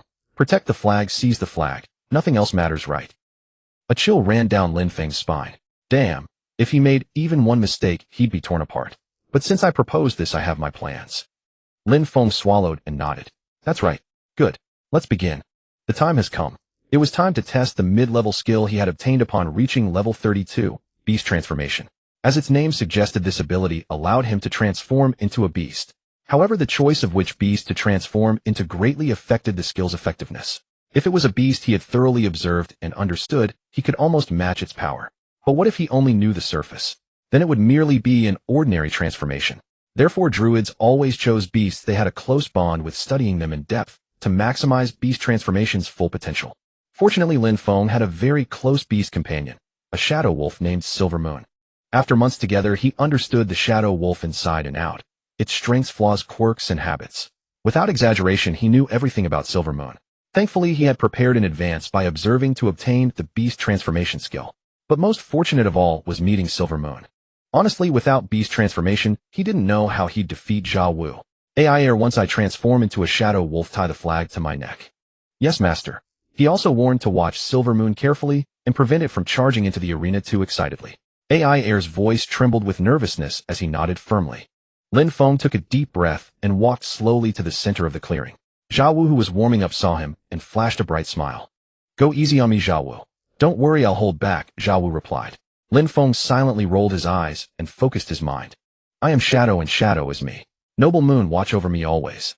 As he chanted the spell, he set fire to a silver wolf hair in his palm. The magic within his body seemed to sense this power for the first time, stirring restlessly. A low hum filled the air. Magic burst through his veins like a flood crashing through his body as Lin Feng's bones began to shift and his muscles reorganized. The intense transformation generated overwhelming heat that erupted from his pores, swirling into white mist that enveloped him completely. Simultaneously, his five senses sharpened dramatically. He could feel the pulse of every leaf, the warmth of each sunbeam, even distinguished the scent carried on the wind. Though he had practiced this many times, the sensation still felt unfamiliar. Yet the feeling of growing stronger was undeniably real and immediate. A buzzing noise rose around him, followed by murmurs of surprise and speculation, but he couldn't hear any of it anymore. A sharp whistle pierced the air, signaling the duel's start. In that moment, only one prey occupied his vision. Zhao Wu's red flag. There was no doubt Zhao Wu was an exceptionally powerful warrior, possessing astonishing strength, lightning-fast reflexes, and sharp combat awareness. Whether in battle, slaughter, or street brawls, he had virtually no weaknesses, as if born solely for combat. And that predictability was precisely his vulnerability. Close call. Lin Feng deftly sidestepped Zhao Wu's overwhelming strike and circled the clearing. The Shadow Wolf was renowned for its speed, yet this man kept pace, a true monster. Is all you can do, run? Zhao Wu's voice brimmed with excitement. Zhao Wu had tucked the red flag into his waistband where his short axe usually rested, instinctively guarding it with his hand. But this worked in Lin Feng's favor. The flag's position made it an accessible target. Zhao Wu's fist slammed into a tree trunk with devastating force. Lin Feng used the impact as a springboard, launching himself high into the air and diving toward Zhao Wu's back. His fangs sank into Zhao Wu's side, but the warrior reacted, instantly shielding the area. The sharp teeth ultimately tore into Zhao Wu's arm instead. Zhao Wu chuckled at the damage. An adult shadow wolf's teeth were sharp enough to craft into weapons, yet he remained remarkably composed despite the bite. He clenched his jaw harder. Lin Feng intensified his grip, but Zhao Wu held fast to the flag, refusing to let go. With a swift motion, Zhao Wu flung his arm, hurling Lin Feng away. The shadow wolf's heavy form crashed onto the clearing, sending up a cloud of dust. Lin Feng quickly inspected whether his flag remained intact. Damage to it would mean defeat. Fortunately, the green flag was unharmed. Too bad. Zhao Wu withdrew his fist from the tree trunk, verified his flag was secure, and approached with an easy gait. Now he understood his strategy. Lin Feng, if I break you, your flag will shatter along with you. Zhao Wu laughed heartily as though sharing an uproarious joke. This guy is serious. Lin Feng knew he was not joking. He needed to seize the flag before being destroyed himself. To avoid direct confrontation, but it seems impossible now. Using the Shadow Wolf's enhanced abilities, he evaded Zhao Wu's attacks repeatedly, though each escape came dangerously close to failure. Defeat was inevitable if this continued. His counterattacks were consistently blocked by Zhao Wu's arms. The man showed no concern for sustaining damage. Worse still, Zhao Wu appeared to have deciphered the Shadow Wolf's attack patterns, anticipating each move before it happened. A single punch sent Lin Feng flying crashing hard to the ground. At that precise moment, a familiar howl echoed from the distance. Silver Moon. It was her call. But strangely, the howl seemed to originate from within the shadows themselves. Hearing that howl stirred something primal within him. His Shadow Wolf instincts awakened. She is using the shadows. As dusk settled during the duel, shadows stretched progressively longer across the clearing. Initially confined to the surrounding trees, now creeping into the center. He had become the Shadow Wolf itself, granting him the ability to harness those shadows. His body moved instinctively, reacting faster than conscious thought could process. Lin Feng surged forward, not toward Zhao Wu directly, but into his very shadow. His form dissolved like liquid, merging seamlessly with the darkness beneath. This is the true power of the Shadow Wolf. Zhao Wu threw a punch, but Lin Feng had anticipated it, shifting slightly to evade. Overcommitting his strike, Zhao Wu nearly lost balance, but his agility saved him with a flawless roll. Zhao Wu's reflexes were lightning fast. He'd rolled purely on instinct. And that instinctive movement forced him to release his guard hand from his waist. That was exactly the opening Lin Feng needed. Who would anticipate a threat emerging from their own shadow? Lin Feng erupted from Zhao Wu's overlooked silhouette and clamped his jaws around the red flag at his waist. A whistle blew sharply, signaling the duel's conclusion across the entire clearing. Lin Feng sank into a herb-filled bathing tub, stretching with contentment. Warm water cascaded over him, carrying the refreshing fragrance of herbs. Beast transformation had proven highly effective, enabling him to defeat the renowned commander of the Crimson Bear mercenary group. At least I used some clever tactics. Merely evading and snatching the flag had left him utterly exhausted. Direct combat would have been catastrophic. What a monster! Zhao Wu exceeded all expectations. Most would tremble facing a beast, yet he fought harder even with his arm torn apart. Even when defeated, Zhao Wu showed no frustration, only lingering eagerness for more. In any case, Zhao Wu would remain temporarily to train alongside AI Air. AI Air had initially resisted taking instruction, but witnessing Zhao Wu's prowess had softened his resistance. The determination in his eyes was all that mattered. Just as drowsiness overtook him, a small bird fluttered over. The tiny creature landed on his shoulder and began preening its feathers. With such miniature wings and such a round body, how did it stay airborne? That defied physics entirely. Lin Feng mentally complained while gently poking the little bird. The bird retaliated with a quick peck before returning to its grooming. There was no reasoning with it. This creature certainly didn't resemble a concealed pet, so Lin Feng had been looking for an opportunity to return it to the wild. Yet each time he released it, the bird returned like a boomerang. He couldn't bring himself to be truly cruel about it. Oh well, even if it's not a hidden pet, proper training might develop it into a capable scout. The integration skill he had acquired at level 20 functioned as a possession ability, allowing him to merge with and control any animal or beast he touched. Typically, he used it to possess small creatures like birds or rodents for reconnaissance and stealth purposes. The smaller the creature, the lesser the side effects from integration, making it a practical choice. Lin Feng cradled the bird in his palm, gently stroking its head. The little bird closed its eyes in contentment and chirped happily. It was time to give it a name. What should he call it? Lin Feng pondered for a moment. How about Choo Choo? That would work. Names didn't matter much. He wasn't particularly skilled at choosing them anyway. Alright Choo Choo, since I have named you, scout training begins tomorrow. Choo Choo seemed to understand, flapping its wings excitedly. Then, Lin Feng noticed something glimmering beneath the bird's flapping wings. What is that? Before he could examine it closely, the shimmer vanished like a mirage. And then, what was this? A powerful surge of life force filled the wooden tub. The intensity of this vitality far exceeded anything the herbs could provide. Chirp Chirp, move already. Lin Feng had been trying for days to extract life force from Chirp, but to no avail. No matter how he fiddled with Chirp, nothing came out but dust. Could it have been just my imagination? Lin Feng couldn't help but doubt. How could a single herbal bath heal all his wounds? Yet after that his body was completely unharmed without a single scar left. It must have been because of that light. However, no matter how Lin Feng tormented Chirp, it remained unresponsive, as if deliberately defying him. Sigh. Forget it, take it slow, there's still plenty of time.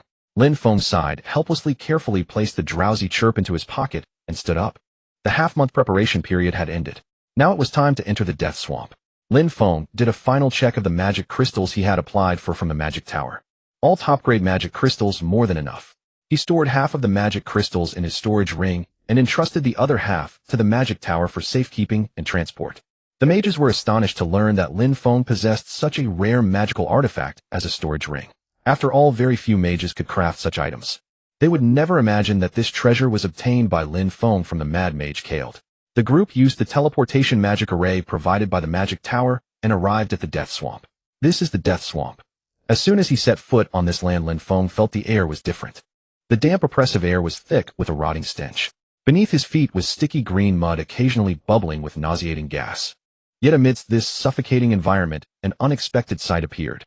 Lotus flowers were actually growing here. Although lotus flowers had strong self-purifying abilities, the fact that they could survive here still amazed Lin Feng. Perhaps it was because this was still the outer edge of the death swamp. The lotus stems were quite sturdy and should come in handy. Without hesitation, Lin Feng waded into the muddy swamp and picked some lotus seeds. Then he planted a magic crystal and an ash tree seed nearby. Finally, Lin Feng activated Forest Blessing. In an instant, swoosh, swoosh, swoosh. As if time had been fast-forwarded, the ash sapling broke through the soil and grew rapidly at a visible rate. Indeed, nourished by the magic crystal's power, this ash tree was undergoing decades of growth in moments. Under the dual effects of Forest Blessing and the magic crystal, this once ordinary ash seed was transforming into a colossal sacred purification tree. Lin Feng's own mana was only used to activate Forest Blessing, converting ordinary plants into purification trees, while the magic crystal provided all the mana needed for the ash tree's growth. Although Lin Feng's own mana could achieve this, it would be too wasteful. After all, he needed to plant not just 1 or 2 purification trees, but all the way to the center of the death swamp. Good, it grows normally here too. During this preparation period, Lin Feng hadn't just been idling. The cultivation of purification trees was also going smoothly. He had conducted various research and experiments in the dimensional garden. Their plant growth speed was greatly enhanced, making experimentation much more convenient than outside.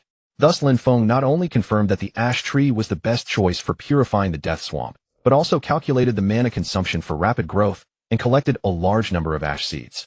As the experiments in the Dimensional Garden had shown under Lin Feng's careful cultivation, this purification tree grew rapidly, soon becoming a towering giant dozens of meters high.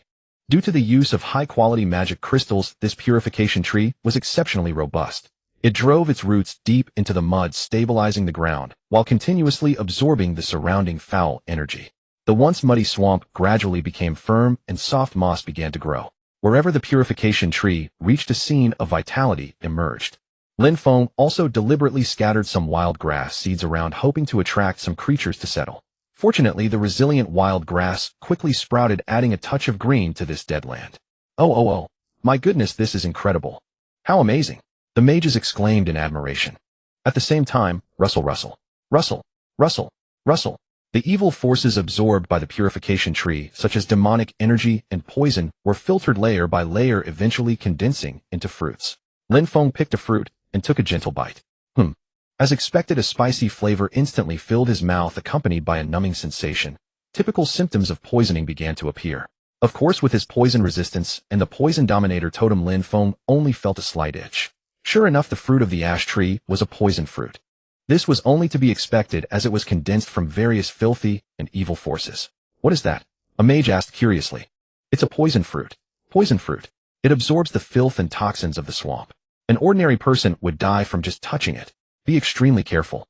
It's so powerful, the mages exclaimed repeatedly. However, their tone carried little fear, but rather excitement. Mr. Lin Feng, can this poison fruit be produced continuously? A mage asked with sparkling eyes. All right. The mages of Luoxiao Pass seemed to have considerable expertise in poisons. No wonder they had easily helped him find the three-headed snake. These seemingly useless poison fruits could actually be sold for money. Lin Feng pretended to ponder, muttering in a low voice, this thing is too dangerous, not quite appropriate. How about 1 gold coin per tree? 1 gold coin. That's too little. Lin Feng looked troubled, fiddling with the poison fruit in his hand, and said this. 1 poison fruit is enough to kill 10 maple bears, very dangerous. Then 2 gold coins per tree, what do you think? The mage said more eagerly. 3 gold coins per tree. Deal. Lin Feng finally smiled, and handed the poison fruit to the mage. I can plant at least 5 trees a day, which means besides the commission, I'll earn an extra 15 gold coins. An unexpected windfall. Soon the mercenary group arrived at their destination, and Lin Feng began planting the next purification tree with practiced ease. Since he was protected by poison resistance, and the totem, the toxins of the death swamp posed no threat to him, allowing him to work freely. Roar. Of course, the danger of the death swamp was not just poison. Various bizarre monsters and magical beasts sprang out from the shadows, attacking Lin Feng and the others. Needless to say, these creatures were easily dealt with by the mages and mercenaries. Boom. A massive fireball turned a mud goblin into cinders. Slash. Zhao Wu's blade fell, and a huge swamp orc's head flew into the air. All Lin Feng had to do was focus on planting purification trees amidst the monster's cries. If there was any inconvenience, it was that his trousers were always caked with mud, which damaged his image. The progress is faster than expected. Whether it was due to the elite mage's efficiency or the Red Bear mercenary's strength, their advance speed far exceeded Lin Feng's expectations. He had thought it would take at least half a month to reach the center of the death swamp, but at this rate. Boom. Roar. Slash. Splat. Ow. Perhaps it would take only 10 days to carve a path to the central area. Amidst the deafening roars of monsters, Lin Feng energetically planted one purification tree after another. Of course, he didn't forget to scatter wild grass seeds around. And Master, watching the mercenaries fighting monsters, air felt eager. The scent of blood also stirred Silver Moon's restlessness. Lin Feng had originally planned to have them protect him, but then he thought, air swordsmanship should have improved a lot recently, and with Zhao Wu around it should be fine. Leaning against the ash tree, Lin Feng pondered for a moment and finally nodded. However, he added, orcs are still too much. You can only handle goblins. But, only goblins. Fine. I'll be watching you, don't slack off. Got it. Air's spirit sank, but soon he perked up and drew his sword. He charged fearlessly into the battlefield. Air, remember to collect the magic crystals. Lin Feng shouted after him. Night fell. The death swamp was dark even during the day, and night came even earlier. It felt like only 3 or 4 in the afternoon, yet the sky was already pitch black with no visibility. The group set up camp under the first purification tree. The death swamp, shrouded in darkness, was even more dangerous than by day. At this moment, countless eyes were surely watching them from the shadows. The mages lit a campfire to illuminate the surroundings while the mercenaries patrolled alertly. Others busied themselves setting up tents and preparing dinner. Silver Moon was patrolling nearby while Air sat to the side, carefully polishing the magic crystals he had hunted today. Under Zhao Wu's guidance, Air's swordsmanship had progressed by leaps and bounds, yielding great gains. Master. Air held out 6 polished goblin magic crystals to Lin Feng. Why are you giving me these? I've always been taken care of by you, and I want to do something for you. Air, this. I want to become a powerful adventurer like you. Please accept them. Air's voice rang out loudly across the swamp, as if declaring his resolve. After speaking, he seemed to realize he had been too emotional and blushed. Since he said it so earnestly, it would be unkind to refuse. I'll just take one. But, Air, who am I? Master. That's right, I'm your master, not a loan shark.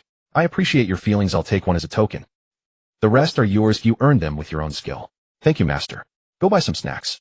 Air, eyes glistening, nodded firmly. Anyway, low-level magic crystals are useless to me. But compared to telling the truth, playing the role of a good master brings more satisfaction. Come help me prepare dinner. Okay. When camping, stew is undoubtedly the best choice.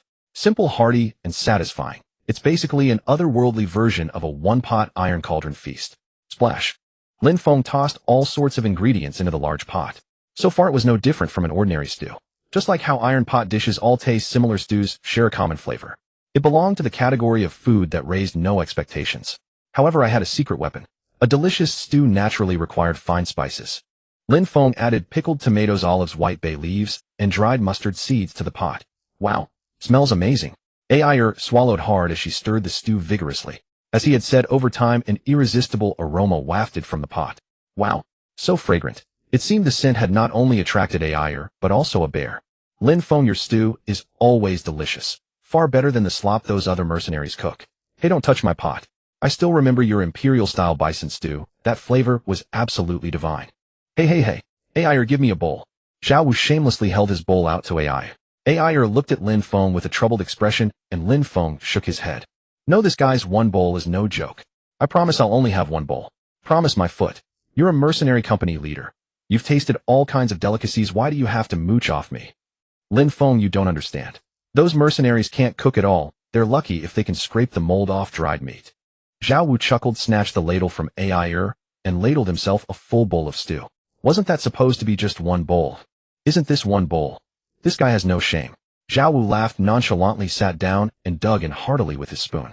Lin Feng sighed helplessly and ladled stew for Ayer and himself. Ayer's appetite is also considerable. Now this guy has eaten most of it. Master, the toasted bread is ready. Thank you, you should eat too. Paired with crusty golden brown bread, a hearty dinner was complete. Everyone gathered around the campfire enjoying the meal. Lin Feng and the others were eating stew while Yin Yu gnawed on a leg of sandland bowl. In the silent swamp, only the crackling of the fire, the bubbling of the stew, the clinking of bowls and spoons, and the low murmurs of mercenaries and mages could be heard. Lin Feng ate his stew slowly, watching Zhao Wu and Ayer chat about training. Despite the terrifying name of the Death Swamp, the atmosphere was surprisingly peaceful and serene. I hope we can reach the central areas smoothly. How could this be? Pavel stared in horror at the purification tree, glowing with a faint blue light. A month ago, when he had conducted a preliminary survey here, this tree had not existed. Why of all times did such a change have to occur now? The blue light was holy and warm, clearly imbued with the power of blessing and purification. Damn. Pavel bit his lip, carefully keeping his distance from the purification tree as he followed the group. Calm down, Pavel. When they let their guard down, release the trolls. No 2 trolls. And wipe them all out. After observing, the tree seemed to have no other function besides purifying the surrounding environment. Pavel recalled the trolls he had ambushed in the Death Swamp 2 months ago, and his heart eased slightly. Trolls that had soaked in the swamp for 2 months, corroded by toxins and demonic energy, would be difficult even for the mages of the Western Demon Tower to withstand. He would strike while they were asleep. Pavel hid in an oak tree not far from the camp, observing the situation. Suddenly he spotted it. That guy. It was that accursed Druid, his irreconcilable enemy. Pavel finally understood why such an obtrusive purification tree had appeared in the beautiful Death Swamp. This time I will kill you. Pavel hid in the shadows, glaring at Lin Feng with eyes full of venom. 2 won't be enough. I'll wake all 5 trolls and crush them utterly. Click. He gritted his teeth and pulled out a dagger. Swish. Drip drip. Blood gushed from his lacerated palm and fell into the swamp below. Rumble. A faint tremor spread through the Death Swamp. The trolls, controlled by the black bugs, sensing the blood of their master Pavel, awakened from their slumber. Come, you filthy insects, rise now. Pavel grinned sinisterly as he watched the swamp begin to collapse below. Ha. Zhao Wu, who had promised to eat only 1 bowl, but had already finished his third, suddenly looked up and glanced around warily. This guy's instincts were always sharp. Whenever he wore that expression, it meant something was wrong. Yet around them, only the silent darkness remained without any anomaly. "What's wrong?" Lin Feng asked. Zhao Wu frowned and pressed his palm against the ground. "I think I feel a vibration." "Vibration?" Lin Feng imitated Zhao Wu and pressed his palm to the ground. But he felt nothing. "Or did you feel it?" Zhao Wu asked, but Or only shook her head. Even Yin Yue, whose senses were the keenest, was too busy gnawing on a bone to notice anything unusual. "A false alarm," Zhao Wu muttered doubtfully and continued eating his stew. But Lin Feng put down his bowl and stood up. "Better safe than sorry. I should go inform the mages." "Zhao Wu, clean up after you finish." "You mean I can finish?" "As you wish. I'm going to talk to the mages." Don't go to sleep yet. Stay alert." Zhao Wu and nodded. Lin Feng whistled, summoned Yin Yue, and headed toward the mage's tent. "Lin Feng. Fortunately, the mages had just finished their meal. I have something to discuss with everyone. Please speak. I think we should increase the watch tonight." Upon hearing Lin Feng's words, the mage Captain Jacob showed a hint of displeasure. "Lin Feng, this is only the first day, and we're still on the outskirts of the Death Swamp. We have a long way ahead. Conserving our strength is paramount." Jacob's argument was reasonable. As he said, it was only the first day, and they were far from the center of the Death Swamp. Most of the dangers along the way had already been cleared, so there should be no issues. But why did I feel so uneasy? Mages were a stubborn lot. Without sufficient reason, they wouldn't heed his advice. "I have a connection with the purification tree." It was a lie, Lin Feng's stratagem. But it wasn't a complete falsehood. He could indeed manipulate plants, communicate with them, and sense their presence. However, he was not constantly in contact with the plants, unless he had mastered a higher-level skill that allowed him to merge with nature. Moreover, establishing a mental link with the purification tree, which had absorbed a vast amount of toxins and demonic energy, would cause his head to explode. In any case, Lin Feng pretended to be in communion with the purification tree, speaking in a grave and mysterious tone. "I sense something approaching." Jacob and the other mages wore expressions of skepticism. "I believe the purification tree is warning us." "Believe it or not." Lin Feng smiled faintly, looking at the mages before him. The mages began to murmur among themselves. After all, Lin Feng was a key figure in this expedition, and his words could not be entirely ignored. Moreover, he had invoked the purification tree. "Very well, we will increase the watch." "Good." Lin Feng pressed his palms together in a gesture of prayer, then turned and left the tent. Perhaps he was overthinking, but better safe than sorry. Even if it cost some time, it was worth it. Besides, every time danger had struck before, Zhao Wu had been the first to notice it. It was better to be prepared. Today he had spent most of the time planting trees and hadn't moved much, so he still had plenty of energy. He would let and Inu rest first, and he would take the night watch himself. Hopefully it was just a false alarm. For some reason, Lin Feng had a persistent foreboding. He quickened his pace toward his tent. Splash, splash. The sound of a waterfall, incongruous with the lifeless death swamp, echoed in his ears. Plop, plop. Slow, heavy footsteps came from the viscous mud. Crack. Rotten trees were snapped, and panicked small animals fled in all directions.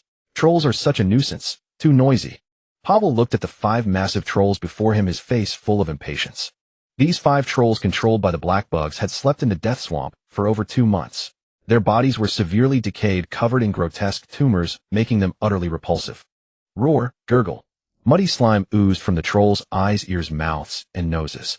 Only the power of the black bugs could control such hideous, inhuman monsters. Since the smuggling route of black opium in Nanli had been cut off, black bugs had become even more precious. Under these circumstances, the organization had given him 5 high-level black bugs capable of controlling trolls at once, a testament to the high expectations placed on him. This time he must not fail. Last time it was because of that damn Druid that his black opium smuggling plan had collapsed. He could not repeat that mistake. Otherwise, Pavel couldn't help but shudder. If this mission failed again, what awaited him would likely be becoming a human experiment. This time I will not fail. A cruel glint flashed in Pavel's eyes as he stared intently at the flickering campfire in the distance. Go. The night deepened. Was he overthinking it? The swamp of death lay in complete silence, without even the chirping of insects. This was only natural, for all life here had perished decades ago. Lin Feng's heart still trembled with unease.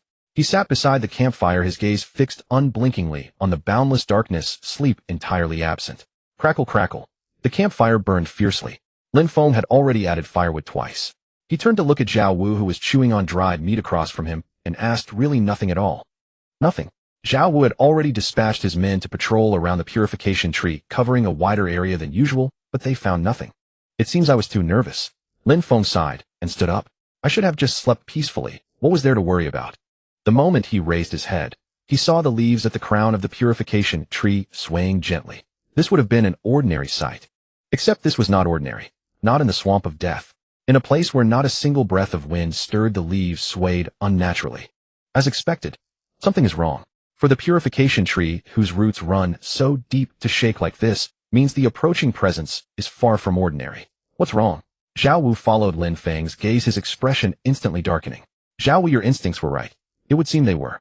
Encountering this on the very first day, what terrible luck. Lin Feng lifted the flap of the tent where Er and Yin Yu were sleeping.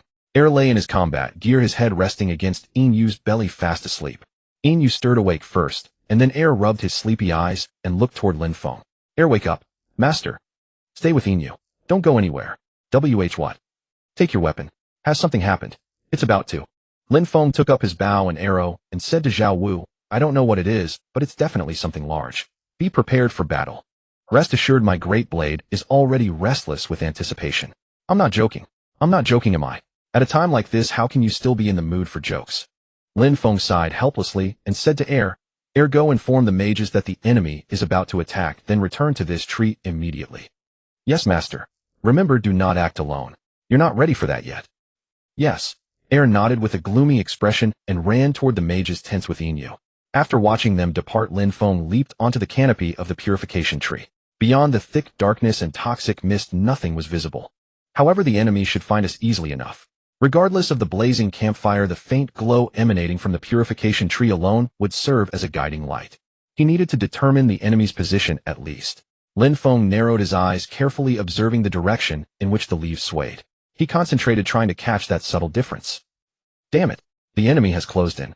And judging by the commotion, there's more than one. Zhao Wu there about to. Before he could finish, the purification tree shook violently. Rustle. Thud, thud, thud. From the pitch-black swamp, 5 massive figures slowly emerged. Ogres. Lin Feng could hardly believe his eyes. Ogres are massive and slow-moving. By all rights, they shouldn't exist in terrain like this swamp. Moreover, the mages hadn't mentioned ogres at all before. This means they were completely unprepared to face them. The worst part is, I have no holy oil. To kill an ogre, one must wield sacred flame, what they call holy fire. The fuel for holy fire comes from the temple's sacred oil. But this mission had no priests accompanying them. We can't kill ogres right now. A chill ran down Lin Feng's spine.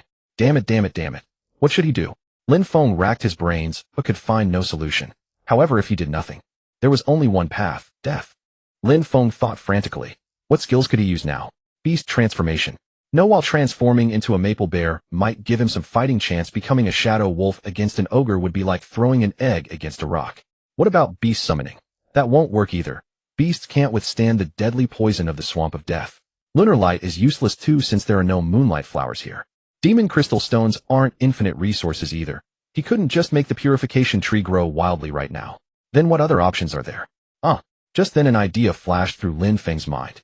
Rustle. He reached into his waist pocket. Found it. It was the lotus seeds he had discovered at the entrance to the swamp of death. These lotuses, even without the blessing of forest protection, can survive tenaciously in the swamp of death, thanks to their powerful purifying abilities. To adapt to this environment, their petals turned black, and their stems became as tough as steel rebar. At the time, Lin Feng thought they might come in handy, so he collected some seeds. He never imagined they'd be put to use so soon. If he applied both forest protection and forest breath to these lotuses, which already possessed purifying abilities, he could trigger an explosive surge in both their purification power and growth rate, then use forest song to control them. While this might not guarantee killing the ogres, it would at least buy them time. Lotuses have a unique trait: once a single seed sprouts, it spreads outward like vines, and as long as conditions permit, it can reproduce indefinitely. In other words, even with only 10 seeds, currently continuous stimulation and propagation through skills could generate an endless supply of lotuses. Perhaps it could do more than just delay them. It might even bury them alive. In the swamp of death, failure to keep moving causes the body to slowly sink. As long as he could trap the ogre's footing even without killing them directly, the swamp of death would consume them. Let's do this. Lin Feng secured the lotus seeds to his arrows and aimed at the ogre's feet. 2 arrows per foot to start. Whoosh! Thud! The arrows sliced through the mist and struck precisely into the mud beside the ogre's feet. Lin Feng swiftly knocked a second arrow. Whoosh! Thud! Whoosh! Thud! All 10 arrows were loosed, and Lin Feng leaped gracefully to the ground. Whoosh! Clang! At that moment, a massive spiked club whistled past his head. Had Zhao Wu not intercepted the club with his axe in time and deflected its trajectory, Lin Feng's skull would have been smashed to pieces. Lin Feng, what are you spacing out for? Don't worry, I had this planned all along. Perfect timing, cover me. With Zhao Wu present, Lin Feng could confidently leave his back exposed. He dashed into the black mud without looking back. With poison resistance and the totem's protection, the risk of poisoning was practically non-existent. Splash. Lin Feng activated forest protection and forest breath simultaneously, and a faint white radiance emanated from between his 10 fingers. Above him, the clash of Zhao Wu battling the ogres rang out, while from the distance came the continuous roars of mercenaries and mages engaged in combat. But Lin Feng paid no mind to it all. He closed his eyes, focused his spirit, and chanted softly, "May your blessings shield my flesh from decay." Gurgle, gurgle. O great spirits of nature, breathe your noble essence upon this land, and banish the shadows of death. Gurgle, gurgle. From the originally murky black mud, clear bubbles began rising steadily. The lotus seeds were sprouting. Lin Feng opened his eyes and witnessed the lotus's vital energy spreading outward through the mud. Lin Feng, another one's coming. Almost done. Hold on just a bit longer. Damn it. The lotuses were growing rapidly, but speed alone wouldn't be enough. Lin Feng unleashed forest song, weaving the lotus vines into an enormous net. Controlling so many vines simultaneously was no easy task. Roar. As Zhao Wu had predicted, another ogre was approaching. Under normal circumstances, Lin Feng should have been drenched in cold sweat with trembling limbs. Yet, curiously, in this critical moment, he felt unusually calm. Actually, back when he worked at the company, people often told him he remained composed under pressure. To be thinking about his past life at a time like this. Lin Feng gave a wry smile and suddenly raised both hands. In the notorious swamp of death, amidst the chilling black mud, Lin Feng's hands were covered in crystal clear water droplets. He swung his arm violently, hurling the lotus giant net from his hands directly onto the ogre. Rustle, thud, roar. The ogre couldn't dodge in time and was completely enveloped by the lotus giant net, its spiked club clattering to the ground. Its protruding eyes darted around in terror, trying to comprehend what was happening, but it was already too late. Splash. The ogre's body swayed precariously before toppling over with a thunderous crash. It plunged headfirst into the swamp of death, struggling desperately. Its grotesque, tumor-covered arms attempted to tear through the lotus giant net, but all efforts proved futile. The lotuses that thrived in the swamp of death possessed a tenacity rivaling steel itself. Gurgle, gurgle. Lin Feng continuously tightened the lotus giant net to prevent the ogre from escaping. If he could only drag it a bit further down, the swamp of death would finish the job for him. Not bad at all. Though it had consumed considerable magical power, eliminating an ogre so effortlessly made the cost well worth it. What am I seeing? Zhao Wu stood atop the fallen spiked club, staring at Lin Feng in stunned silence. I told you, it would be over soon. Why don't you believe me? Lin Feng grinned triumphantly and plunged his hands back into the black mud. The rest of the battle was far simpler. While the mercenaries and mages held the trolls at bay, Lin Feng wove his lotus net with relentless precision, dragging troll after troll into the depths of the quagmire. These trolls didn't seem to want to attack us on their own. Trolls are a remarkably foolish race. Though blessed with immense destructive power, their intelligence is embarrassingly low. For humanity, that turned out to be a blessing in disguise, for trolls rarely fight in packs and have no concept of tactical coordination whatsoever. But this time the trolls had moved out as one, and their movements bore an unsettling discipline, as though someone were pulling their strings from behind the scenes. Still pondering, that would have to wait. 2 trolls were still running amok, and the mercenaries were on the verge of breaking. The remaining 2 trolls seemed deliberately avoiding Lin Feng. They charged and smashed through everything in their path, yet carefully steered clear of the lotus vines, as if they understood their danger. It was clear the lotus net would not work on them. Without hesitation, Lin Feng scrambled up another ash tree and made his way to the canopy. There had to be someone nearby. He activated his eagle eye skill, and his vision sharpened, dramatically piercing through the thick fog, as though it were plain daylight. Aside from a few skeletal trees, there was nothing. Good. Lying in wait. Lin Feng drew an arrow and aimed into the darkness. They would certainly be hiding in the trees, and climbing was an effortless task for a druid. Finding a vantage point that offered both observation and concealment was hardly difficult. About 6 trees. Exactly 6 met his criteria. All he had to do was fire arrows at those potential hiding spots. One successful hit would reveal them. Steady. Lin Feng knocked an arrow and drew the bowstring taut. Loose. His fingers released the string with practiced gentleness. Whoosh. The arrow sliced through the night sky, vanishing into the distance. The first shot missed. Whoosh. Whoosh. The second and third arrows returned empty-handed as well. Only 3 trees remained.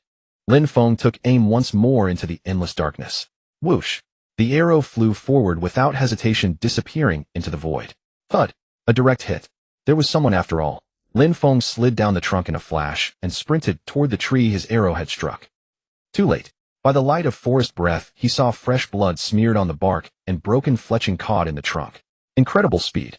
And to endure such a grievous wound without so much as a cry. This was no ordinary foe. Who exactly were they? I must capture them alive. But the ground of the death marsh was far too soft to leave footprints. Blood traces were swallowed by black mud within moments, leaving nothing to track. Lin Feng had no choice but to abandon the pursuit and hurry back to camp. Roar! Roar! Under the mage's relentless assault, the two trolls had been reduced to charred, sizzling carcasses, yet they still writhed in agony. Had their controller disappeared? If so, the fight would be far simpler. Just take them down. Lin Feng began chanting, commanding the lotus vines to surge forth. From the soggy mud beneath the trolls' feet, countless vines burst upward, coiling around them like living chains. Now, at Lin Feng's signal, the mercenaries and mages struck simultaneously. Massive fireballs and gleaming blades rained down upon the trolls like a storm. Boom. Crash. The trolls finally buckled under the barrage and collapsed in a thunderous heap. But trolls were notoriously resilient. A falling did not mean dying. Aim for their necks. Lin Feng shouted. Zhao Wu understood immediately. He raised his massive battle axe high and brought it down with all his might onto the troll's neck. Splash. It was less of a clean cut than a brutal smash. Blood sprayed everywhere, but Zhao Wu paid it no mind. He swung again and again, cleaving into the troll's throat. The once brilliant blade was now blackened beyond recognition, stained solid with dark blood. Splat. With the final blow, the troll's head finally tumbled free. No doubt it had been soaking in the death marsh for an unfathomable length of time. The severed neck was crawling with dense clusters of parasitic worms. A wave of nausea rose in Lin Feng's throat, and he turned away, then suddenly froze. A glimmer. Wait, what was that? Something inside the troll's skull was gleaming faintly. Lin Feng stepped closer and peered into the purplish-black flesh where something was embedded. He recognized it instantly. Ugh. Gritting his teeth, Lin Feng ignored the retching beside him and dug the object free from the troll's cranium. He wiped away the gore and finally made out its true form. A black gemstone. Not a magic stone. Its shape was identical to the black gem Lin Feng had encountered on the Golden Road, only larger. No, it was bigger than that one. So it was you who was controlling them. This black gem radiated no magical aura at all, which meant it was unlikely to be any kind of enchanted artifact. Lin Feng. Zhao Wu approached and handed Lin Feng another black gem identical to the first. Do you remember this? Of course I do. Could it be connected to the ambush we faced on the Golden Road? Highly likely. Lin Feng lowered his voice and said to Zhao Wu, these things are no ordinary trinkets. I will find out what they are. In the meantime, keep your ears open when you return. Understood. Be careful. We've already been ambushed twice. Got it. Some sense of urgency, won't you? After this is over, should we reach out to Khalid? Lin Feng had a nagging suspicion that the mad mage might know the origin of these black gems, but the problem was he had no idea where to find her. Still, though Khalid was unhinged, she should know where to find her. Perhaps she could provide a lead. Lin Feng carefully tucked the black gem into his pocket. Damn it, blood. Pavel clutched his bleeding flank and staggered forward. In the death marsh, stopping meant certain consumption. Even grievously wounded and racked with pain, he could not afford to halt his steps. He had hidden himself perfectly well. How could that damned Druid possibly have found him? The oppressive night and thick mist were his ideal cover. By all rights, he should have remained undetected. But regret came too late now. Even with Pavel's exceptional resistance to poison, such severe wounds combined with the marsh's pervasive toxins were rapidly deteriorating his condition. No amount of potions could halt the spread of poison. Cough. And that was not even the worst of it. The blood flowing from his wound was attracting them. Pavel kicked irritably at the parasites near his feet, but they clung like leeches, impossible to shake off. Damn it. It was all because of the blackworms. Blackworms were special creatures bred using black opium. They parasitize their hosts, forming a hardened black cocoon inside. Once the cocoon completes its formation, the host loses all consciousness. From that moment on, the blackworm could entirely control the host's body. Upon discovering this ability, Pavel's organization had begun mass-producing these horrific creatures. They fed the blackworms not only black opium, but also the blood of their controllers, conditioning the worms to treat their controllers as parental figures. At his peak, Pavel had controlled as many as 20 blackworms simultaneously.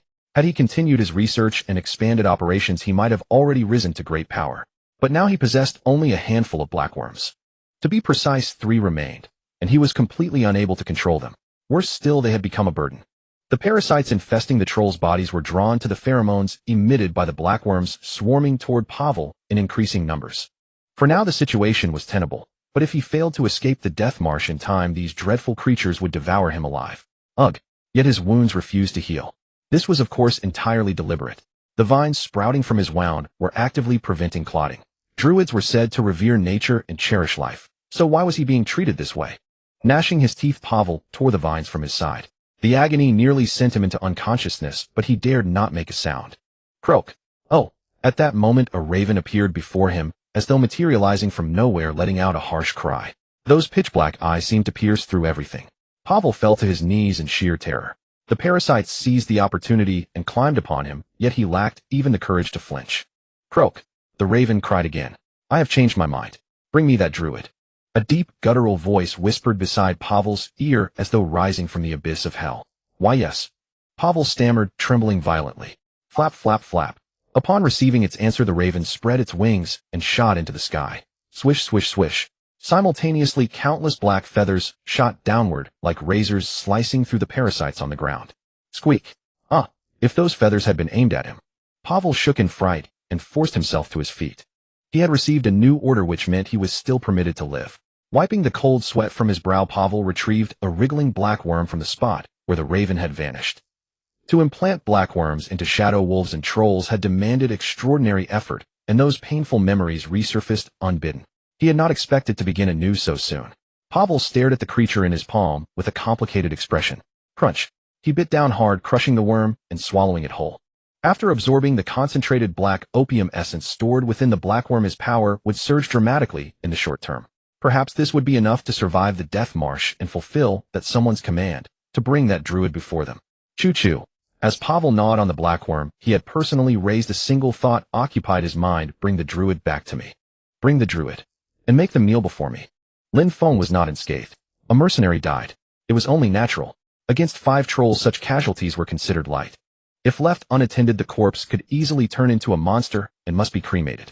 Following Lin Feng's suggestion, the mercenary's body was consigned to flames. Druid Lord. A mercenary approached Lin Feng and spoke in a low voice. Could you plant a flower for my brother? The mercenary said he wished in the distant future, long after, to still be able to find his brother's grave. To remember this place, he asked Lin Feng to plant a flower. Lin Feng silently nodded, taking a handful of seeds from his pack. Dwarf dandelions. This plant possessed an extremely tenacious vitality. Once planted, it would bloom here every year, making it the most fitting memorial. Lin Feng scattered the dwarf dandelion seeds over the ashes and then cast breath of the forest. To make this small patch of flowers more vibrant, he also cast forest's blessing, granting them powerful purifying energy. These once ordinary dwarf dandelions gained strength far beyond their kind. Golden flowers soon burst through the soil, rapidly spreading into a sea of gold, gently swaying in the breeze like golden waves. Thank you, Druid Lord. Witnessing this, the mercenaries bowed their heads in respect to Lin Feng. It was said that orcs and barbarians considered bowing a disgrace, yet they willingly did so. It was truly moving. Lin Feng also bowed his head slightly in return, then turned and left, giving them space to mourn their fallen comrade. Though the unexpected death grieved them, they could not stop, for everyone understood that the road ahead was still long. They bid farewell to the golden sea of flowers and continued onward. Lin Feng walked, scattering seeds of the purifying tree, while the mercenaries and mages cleared away the monsters. Inu and Air also joined the battle, their strength soaring rapidly through combat. In particular, Air. Every night Zhao Wu personally instructed her, and her progress was meteoric. My level has also increased quite a bit. It had been a week since entering the Death Swamp. Thanks to the trolls that appeared halfway, Lin Feng had gained plenty of experience and was now level 34. He had finally learned the skill Forest Protection. Forest Protection was the defensive skill Lin Feng had dreamed of. As its name implied, this skill could use plants, trees, flowers, grass, to form a spherical shield that protected the caster within. The effect of this skill was extremely powerful.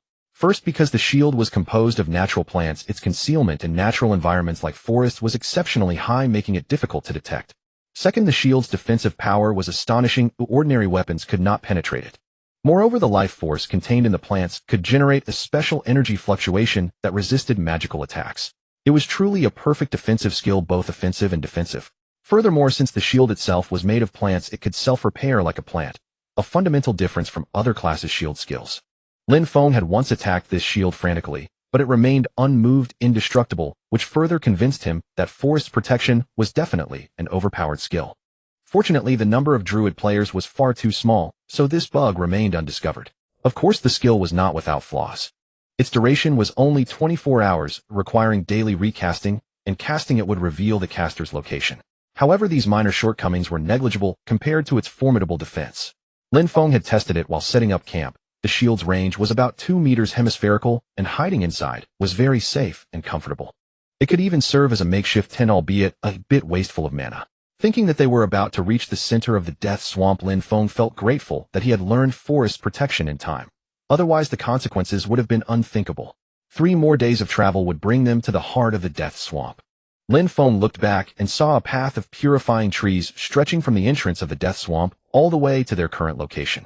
If this mission could be completed smoothly, the purification of the death swamp would be finished ahead of schedule. Come to think of it, wasn't the death swamp purification quest coming far too early?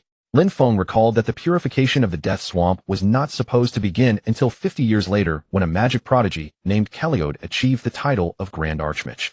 Moreover, Keliod seemed to have made some significant discovery during the purification. Wait, could it be because of me? If it weren't for him, the people of the Western Magic Tower would never have been able to enter the heart of the death swamp, so the task of purifying the swamp would naturally have fallen to Grand Archmage Keliod. But now he had earned various titles and become famous, and the Western Magic Tower had hired him, thus the purification of the death swamp had been advanced by decades. Wouldn't that completely mess up the timeline? If the story he knew had all changed, that would be a big problem. It seemed he should stop meddling in such major affairs and just focus on his World Tree main quest. Master. Just as Lin Feng was deep in thought, Air's voice suddenly rang out. The mages are looking for you. They say they want to discuss tomorrow's plan with you.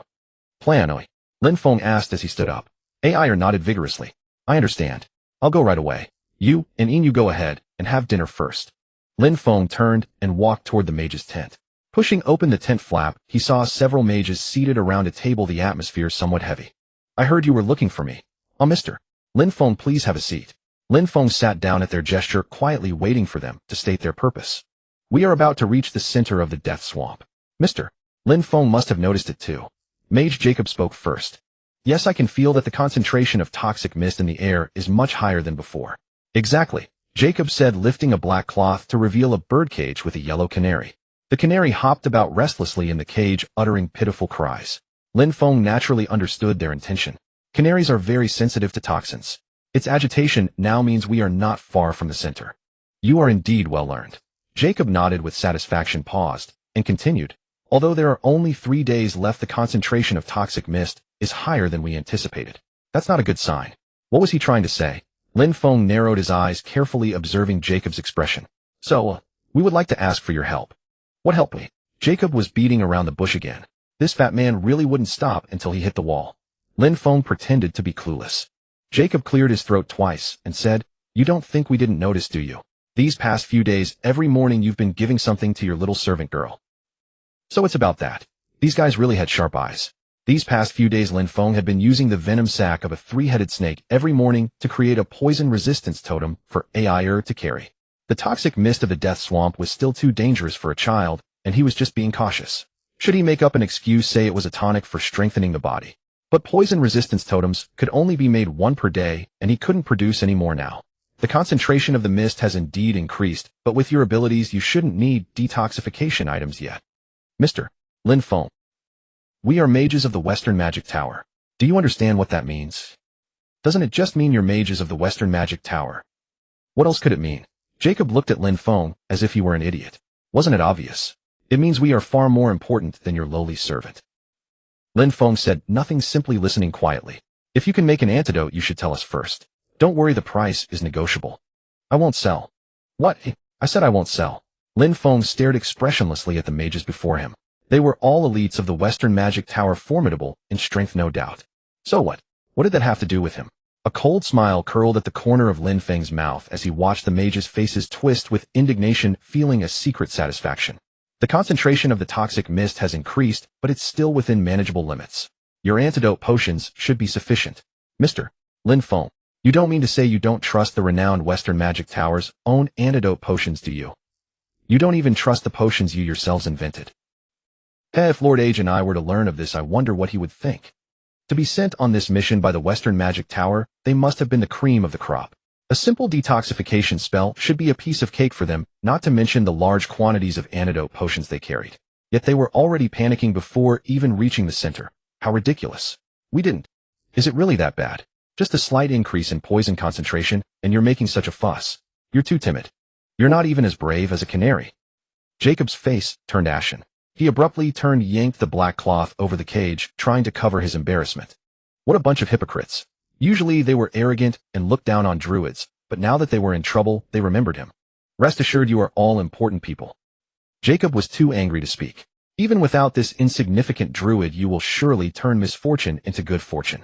After all, you are the noble mages of the Western Magic Tower, far superior to my humble servant. Lin Feng deliberately emphasized the words important and humble. Then he stood up and gave the mages a deep bow. All right, take your time chatting. I won't disturb you. My lowly servant is waiting for me to have dinner. Please go ahead, no need to see us out. With a meaningful smile, Lin Feng turned and left the mage's tent. Master, Aier was waiting for him not far away. Why are you here? Didn't I tell you to go eat first? I wanted to wait and eat with Master. The food must be cold by now, right? No, the stew has been kept warm on the fire. Don't lie to me, it's definitely burnt. Not at all. I just stirred it. Really? You can trust me, Master. All right. Inyu is also waiting for you. A lowly servant, a negligible girl, once a noble lady, now the last bloodline of the Lion-Hate family. Just an ordinary child. But for Lin Feng that was enough. He walked side by side with Aier toward their tent. Deep within the death marsh, the melodious chirping of the canaries had ceased. They had perished 2 days ago. The concentration of poisonous gas here was truly hair-raising, and one could not help but wonder if the purifying ash trees could withstand it. Lin Feng pondered inwardly. The number of poisonous fruits borne by the purifying ash trees was significantly greater than those at the marsh's periphery, indicating that the malevolent energy here was even denser. In a few more hours they would reach the altar where the cultists were performing their rituals. Along the way 3 or 4 mages and mercenaries had already fallen. Those in poor condition were left behind, while the rest hurriedly replenished their antidote potions and pressed on. Although Aier had taken the tri-headed serpent antidote earlier, and should be fine entering the deep marsh, Lin Feng decided to have her stay behind with Inyu just in case. Though somewhat reluctant, Aier ultimately accepted Lin Feng's arrangement. As Lin Feng advanced, he planted the purifying ash trees more densely. From now on, any misstep could lead to utter ruin, and the air was thick with suffocating tension. Beneath the dark marsh lurked terrifying parasites capable of penetrating even troll hide. Fortunately, where the purifying ash trees stood, those parasites dared not approach. Lin Feng took out small masks woven from ethereal iron orchids from his dimensional garden and distributed them to the mercenaries and mages. Of course, distributing was a euphemism. He actually sold them to each for 1 silver coin. After all, there was no such thing as a free lunch, and Lin Feng was not here to do charity. Wow, this thing is amazing. I can actually breathe freely. The mercenaries exclaimed in amazement, their faces lighting up with joy. For them whose profession demanded strenuous physical exertion, unobstructed breathing was crucial. The effect of this item is not permanent, so don't let your guard down. If you feel unwell, take the antidote potion immediately. Lin Feng did not forget to remind them. After giving the instructions, Lin Feng pocketed the heavy silver coins. With the help of the masks, the team's pace noticeably quickened. Roar! Although the monsters they encountered were more powerful than before, their numbers had decreased. After all, few creatures could survive in such a toxic environment. The Crimson Bear Mercenary Corps also displayed their full strength to the point where even Lin Feng and the mages did not need to intervene. If this momentum continued, things should be fine. As Lin Feng pondered, he took a few sips of clear spring water from his dimensional garden and rested for a moment. The thick toxic mist obscured his vision, but after activating Eagle Eye, he could still make out the eerie patterns carved on the withered trees around him. It seems we have arrived, Lin Feng said to Yagabu, who wore a double-layered mask beside him. Yagabu nodded, evidently having also used some spell to observe their surroundings. Pointing at the carvings, he said with certainty, "It is the mark of Lesigier. Lesigier, the master of the Hydra." Hydra. Lin Feng suddenly understood. The Death Marsh had become like this 9 times out of 10 due to the cultists' machinations. He sighed and muttered to himself. It seems they wanted to summon the Hydra. It's not surprising that Lesigier's followers would do such a thing. Yagabu said. Lin Feng remained silent. Lesigier's followers summoning the Hydra did not surprise him. What truly puzzled him was where the summoned Hydra was now. It couldn't just have shown its face, said hello, and then fled, could it? If the Hydra had truly been successfully summoned, the destruction it caused would definitely not be limited to the Death Marsh becoming this wretched state. At the very least, it should have destroyed a city, right? Truly perplexing. Though filled with doubts, Yagabu was clearly intoxicated by the prospect of obtaining the Black Dragon skeleton. Next, we just need to find the Black Dragon skeleton, Yagabu said excitedly. I'll stay and continue planting the purifying ash trees. Lin Feng said. No need, there's no point in completely purifying this place, Yagabu interrupted. We came here not to purify the marsh, but to retrieve the black dragon skeleton. Don't forget that. But, Mr. Lin Feng, please also help search for the black dragon skeleton. After saying this, Yagabu walked into the thick fog without looking back. Lin Feng watched his back, feeling somewhat displeased. We've already come this far. Why not destroy the cultist's altar and plant a few more purifying ash trees? That way, if they try to hold any evil rituals in the future, we can stop them faster. These mages really. These guys only think of themselves. Lin Feng ignored Yagabu and stayed where he was, planting all the remaining purifying ash trees. After all, retrieving the black dragon skeleton was the mage's business, not his, a mere druid. Just in case, it would be better to plant more purifying plants. Lin Feng thought to himself. Even if they weren't needed now, there might be future tasks that required another trip to the Death Marsh. Moreover, planting more purifying plants cost him nothing, so why not do it? Lin Feng scattered seeds of various wild grasses around the purifying ash trees, then cast Forest's Blessing to hasten their growth. Not only did he use up the magic crystals provided by the Mage Tower, but he also contributed some low-grade magic crystals he had saved, finally creating a small ash grove within the limited space. Chirp! The little creature that had been resting in Lin Feng's embrace suddenly fluttered its wings and flew to a branch of a purifying ash tree. Huh! Just as Lin Feng was wondering, he felt a familiar vibration from his chest. He quickly pulled out the ancient book and opened it. Achievement unlocked: Master of the Ash Grove. Additional effect: the Ash Tree Fairy will be available to assist you at any time. An achievement, and so soon. Lin Feng was overjoyed to encounter a fairy this quickly, and in a place like this. Fairies were mysterious beings condensed from life essence. It was said that fairies could be born from ash trees, red maples, blue spruces, or even roadside weeds. But in reality, fairy sightings were extremely rare, and ordinary people could hardly ever see one. Only druids who were closely connected to plants, and among them the very few lucky ones, could ever witness a fairy with their own eyes. The old woman seemed to know many fairies. Lin Feng recalled the past. The first time he saw the old woman talking to the air, he thought she had gone senile. Later he learned that she was chatting with fairies that were almost invisible to the naked eye. Lin Feng once asked curiously about the method to communicate with fairies, but the old woman refused to teach him no matter what. What an incompetent master. Now that he thought about it, it wasn't so much that the old woman refused to teach him, but rather that she couldn't. To see a fairy, one had to meet many stringent conditions. First, you must have an intimate knowledge of the plant in which the fairy resides. Second, you must feel genuine affection and cherish that plant from the bottom of your heart. Finally, and most importantly, the fairy itself must be willing to appear. Even if you meet the first two conditions, if the fairy is unwilling, you will never see its true form. I should have met both conditions right. Lin Feng pondered. Since entering the Death Marsh, he had planted countless purifying ash trees, so his knowledge of this plant was beyond question. Moreover, the existence of the purifying ash trees allowed him to walk safely through this toxic land, so saying he loved and cherished them was not an exaggeration. Even so, instances of fairies voluntarily appearing were still exceedingly rare. Therefore, encountering a fairy this time was pure luck.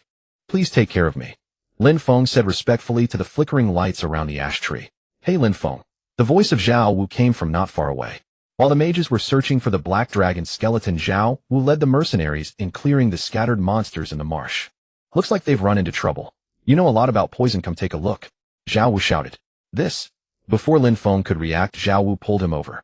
A young mercenary's arm had been bitten by something. Bizarre black blisters oozed from the wound, and the surrounding flesh was rapidly rotting and turning black at a visible rate. The young mercenary let out a piercing scream, trembling. However, even though he had taken an antidote potion in time, it could not stop the wound from worsening. The nauseating stench of rotting flesh was particularly pungent, even in the poison-filled marsh. At first it was just the finger, Zhao Wu said, still shaken. Lin Feng looked down and saw that the young mercenary's finger had disappeared, evidently completely dissolved by some kind of virulent poison. Could it be? Lin Feng's heart sank, a sense of foreboding washing over him. There was only one poison in the world that could ignore antidote potions and cause such horrific injuries. That was the venom of the Hydra. Lin Feng immediately realized the gravity of the situation. As fast as he could, he poured all the tri-headed serpent antidote he had on the young mercenary's wound. Yet all was in vain. The wound continued to worsen. The tri-headed serpent antidote had no effect on this poison whatsoever. There was only one explanation: this poison was even more terrifying than the tri-headed serpent's venom. There was only one monster that possessed such venom. A terrible name surfaced in Lin Feng's mind. He made a snap decision, tore open the young mercenary's clothes, tightly bound his arm above the wound, and shouted to Zhao Wu, "Quick, bring an axe." Although Zhao Wu did not know what Lin Feng intended, the tacit understanding from years of fighting side by side made him unhesitatingly draw his short axe from his waist. Lin Feng pressed down firmly on the struggling young mercenary and said in a low voice, "If we don't cut it off immediately, your entire arm will rot away." "No, I don't want to." The young mercenary struggled desperately. "If you want to live, bear with it," Lin Feng said, scraping a bit of peel from a poisonous fruit of the purifying ash tree and stuffing it into the young mercenary's mouth. The mild paralytic toxin in the peel could slightly alleviate his pain. "Ready," Zhao Wu said in a low voice. Lin Feng nodded. Crack. The sound of bone and flesh separating, grating to the teeth, echoed clearly in the silent marsh. To survive, sometimes one had to make cruel choices. Losing an arm was better than losing one's life. The young mercenary let out a muffled groan and passed out. Lin Feng quickly cast 2 healing spells on him and poured his precious healing potion into his mouth. This should ensure he was out of danger. But Lin Feng looked at the unconscious young mercenary, his expression grim. Legend had it that the Hydra's venom could cause the victim's body to slowly rot in endless agony until death. It seemed that Lesigier's followers' summoning ritual had indeed succeeded. But the question was, if the Hydra had truly been summoned, why had it only destroyed this marsh and then vanished without a trace? What was going on? Just as Lin Feng was puzzled, several lines of faintly glowing characters appeared before his eyes. Looking closely, they were not mere light, but a special kind of script. With the help of language master, Lin Feng understood the content of the script. Warning, danger approaching. What? The ash tree fairy warns you danger is approaching. Lin Feng was startled and quickly stepped back several paces. Rumble. The ash tree fairy warns you danger approaches. Almost as soon as the ash tree fairy issued its warning, a deafening, earth-shaking roar exploded in their ears. Splash. Black mud surged like a tsunami, rising into towering waves. Dodge. It's the Hydra. A massive monster slowly emerged from the depths of the swamp. Its entire body was covered in dark green scales that gleamed with a chilling, eerie light even under the shadowy gloom. The true master of the death swamp had finally bared its fangs. SSSSS. Lin Feng did not foolishly look up. He knew that what awaited them next would be a deadly rain of venom. With lightning speed, he draped his cloak over his head and at the same time cast Forest Blessing on Zhao Wu and the young mercenary behind him. Crack, crack. Accompanied by a grating sound, countless vines and branches grew at a visible rate, wildly entangling and wrapping the 3 of them within moments, forming a hemispherical shelter about 2 meters in diameter. Master. Ai who was behind them, finally reacted and shouted anxiously, but Lin Feng did not dispel the spell. Fall back. Don't come close. Lin Feng replied quickly. Thump, thump, thump. The Hydra's massive body slammed into the shelter, producing deafening sounds. Don't be afraid, it's not your time yet, Lin Feng said in a low voice. Ai was destined to become the Silver Lion Reinhardt, but for now she was still a little girl who needed protection. Against a monster of the Hydra's caliber, a rash move would only make her a burden. Inside the shelter, Zhao Wu's muffled protests could be heard, quickly drowned out by the rustling of branches and vines. SSSSS. Whoosh, whoosh, whoosh. Lin Feng, hidden inside the shelter, calmly shot arrows one after another. Each arrow took root upon landing, instantly transforming into moonlight flowers that bloomed with a soft silvery radiance. The moonlight flowers resonated with each other, forming pillars of light that dispersed the surrounding darkness and incinerated all filth. SSSS. The Hydra's scales were scorched by the moonlight, giving off a stench of burning, yet it showed no sign of retreat. Instead, its crimson eyes blazed with even more frenzied attacks. Moonlight was powerful, but it borrowed the power of the moon goddess. It was effective against common monsters, but against a Hydra it proved insufficient. This tactic could only delay, not solve the problem completely. Lin Feng caught a glimpse of the Hydra through the light pillars of the moonlight flowers and gasped. Only one head. Legend said that the Hydra had 9 heads, each capable of spewing deadly venom, and almost no one could survive. If just one head could cause such terrifying destruction, what would happen if all 9 struck together? Yet the Hydra before them had only a single head. Not only that, but its body was covered in appalling scars as if it had been through a bitter battle. Roar. It seemed that the Hydra had been hiding deep in the swamp, not because it didn't want to come out, but because it was severely wounded and unable to leave. But what had it encountered? Lin Feng was filled with doubt. Lasker's followers could not have summoned only one head of the Hydra.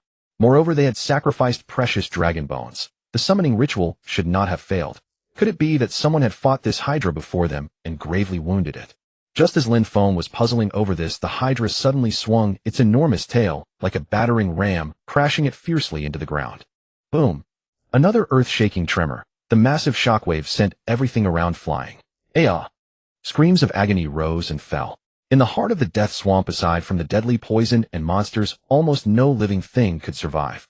That meant this Hydra had been trapped here for a long time, ravenous with hunger. Logically, it should have fallen into slumber. Before Lin Feng could think further, the Hydra's sharp tail swept toward him like a giant scythe. This is bad. At the critical moment, lightness step activated, and Lin Feng narrowly dodged the fatal strike. SSSS. The Hydra's sole remaining head let out a deafening roar, and a torrent of foul venom gushed from its mouth, like a waterfall. Damn it. Lin Feng cursed inwardly.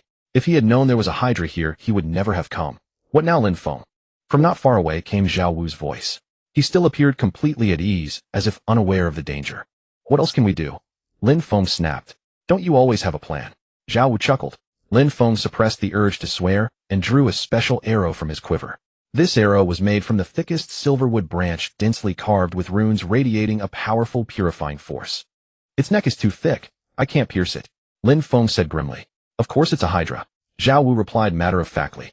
The Hydra's scales, though not as strong as a dragon's, were still formidable, and combined with its massive size, a single fatal blow was nearly impossible. Perhaps the future mercenary king Arturo Azar could achieve that, but Zhao Wu was still far from it. Scales, Lin Feng suddenly said. Scales. Find a way to peel off its scales. Even one will do. And then, I'll hit it.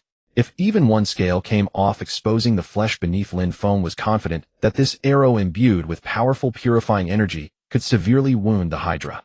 Then everyone could charge together and perhaps destroy it completely. Besides, we have the Ash Tree Fairy's blessing. Lin Feng could feel that the faint light, the Ash Tree Fairy, that had been circling around him, was constantly releasing purifying energy. This was their only chance. Easier said than done. You think peeling a Hydra's scales is that simple? Zhao Wu grumbled. If you can peel off one, consider yourself lucky. Less talk, more work. Roar. The Hydra, as if provoked, bellowed, and smashed its tail, destroying the moonlight flowers in its path. Its crimson eyes fixed on the group behind the moonlight flowers, filled with greed and murderous intent. SSSS. Facing such a terrifying monster, even with the title Bane of Demons to bolster him, Lin Feng still felt a tremor of fear. In fact, several mercenaries and mages had already collapsed to the ground, trembling. 3, 2, 1, run. All right. 1, 2, 3. Zhao Wu roared, leaped out of the protection of the moonlight flowers, and charged toward the Hydra. Boom, boom, boom. The mages seized the opportunity and hurled powerful fire spells at the Hydra. Lin Feng rode, Inuit dodging left and right amidst the rain of magic, looking utterly disheveled. Mr. Lin Feng. Jacob spotted Lin Feng and shouted. Don't worry about us, keep attacking. Lin Feng yelled at the top of his lungs. While directing Inuit toward a safe spot, he cast Forest Song, causing the weeds on the ground to grow wildly. Inuit understood immediately and deliberately ran through the thickest patches of weeds, moving even faster than before. The perfect coordination of Forest Song and the Shadow Wolf allowed Inuit to clearly distinguish where to step and where to avoid.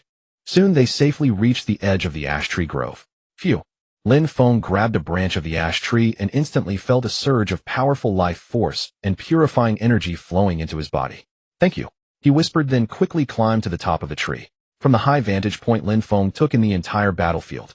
To hit the target, he had to create distance. Phew! Lin Feng whistled, signaling Zhao Wu. Zhao Wu caught the signal and understood instantly. He seized the moment, slipped through the Hydra's attack gaps, got under its body, then leaped onto its back. Phew! Lin Feng took a deep breath and drew the special arrow from his quiver. The Ash Tree Fairy seemed to feel his resolve and danced around the arrow, scattering starlight. Ayah! Even from a distance, Lin Feng could clearly hear Zhao Wu's desperate roar. He held his breath, slowly drew the bowstring, and aimed the arrowhead at the distant target. Caution was Lin Feng's greatest strength, or rather his habit. It had been the same since his time in the modern world. That was also why he had been chosen to come to this world. Roar! Zhao Wu's axe sank deep between the Hydra's scales. With another roar, a millstone-sized scale was torn off with brutal force. Lin Feng. I see it. Stop wailing. Lin Feng did not hesitate. He released the bowstring. Whoosh! The arrow turned into a streak of light, shooting toward the Hydra at a speed almost impossible to follow. Thud! Hit! Thud! However, that dull sound was not only the arrow striking the Hydra. Ugh! Lin Feng groaned and looked down. A dagger was deeply embedded in his side. The sharp blade did not pierce straight through his body, but lodged in the bone, causing even more terrible damage. Haha, it worked. It worked. You. So simple, it was too simple. Lin Feng, fighting through the searing pain, slowly turned his head to look at the attacker. It was a creature neither man nor ghost, but for some reason Lin Feng found it vaguely familiar, as if he had seen it somewhere before. Could it be? Despite losing a lot of blood, Lin Feng's mind remained clear. This guy was the one who attacked us earlier. Awoo!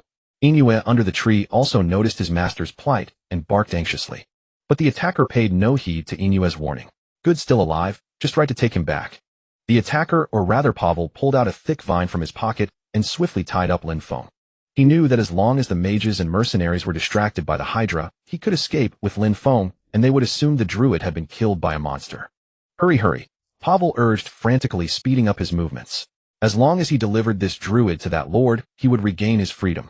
Chirp, chirp. Just then a clear bird call suddenly rang out from Lin Feng's chest. Chirp. Accompanied by a crisp bird's call, a massive ball of flame suddenly burst forth from Lin Feng's chest.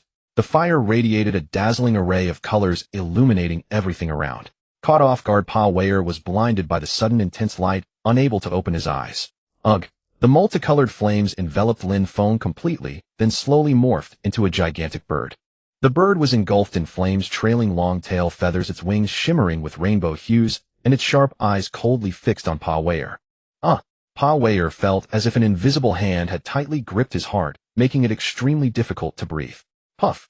The vines and dagger slipped from his hands, clattering to the ground. He clutched his chest and fell to his knees in agony. His heart was being burned by raging fire. The excruciating pain made it almost impossible to breathe. Pa Weier tried to cry out for help, but no sound came out. He could only watch as the flames spread rapidly through his veins, engulfing his entire body. Soon multicolored flames began to emerge from his mouth, nose, eyes, ears, and even his pores. Before he could even utter a scream, Pa Weier completely lost consciousness. His body burned rapidly in the flames, eventually turning into a pile of ashes that scattered in the wind. The multicolored bird silently witnessed all of this. Only after Pa Weier had vanished completely did it let out a mournful cry, then dissolve into specks of starlight and fade into the air. Help! Inu paced anxiously around Lin Feng, powerless, letting out mournful howls. Its cries were soon drowned out by the deafening sounds of battle in the distance. Huff! Lin Feng suddenly opened his eyes and sat up from the ground. He instinctively touched his waist and abdomen. The holes in his clothes and the bloodstains were still clearly visible, but the wound that should have been there had vanished without a trace. What happened? Lin Feng was filled with confusion. He clearly remembered being stabbed by that assailant and losing consciousness. Logically, after he lost consciousness, the spells on his body should have automatically dispelled. But why did the wound heal so quickly?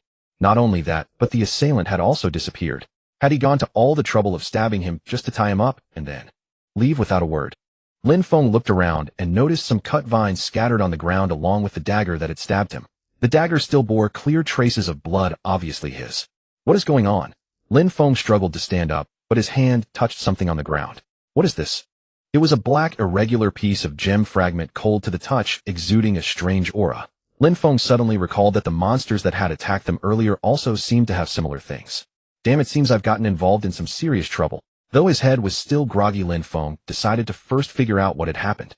He gently placed his hand on a nearby ash tree and cast Forest Whisper. Forest Whisper allowed him to communicate with plants and obtain information from them.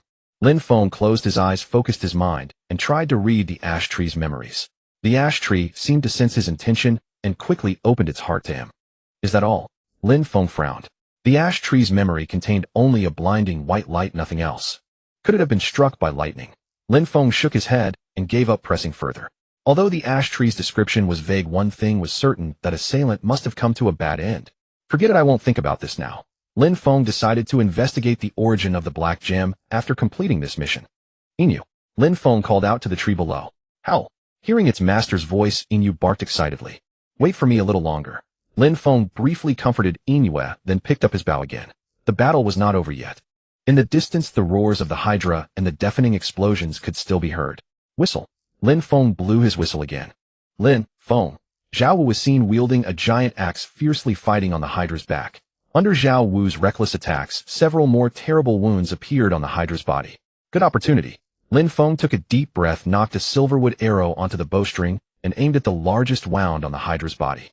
It was a piece of scale beneath the Hydra's neck that Zhao Wu had forcibly torn off, revealing the still pulsing flesh underneath.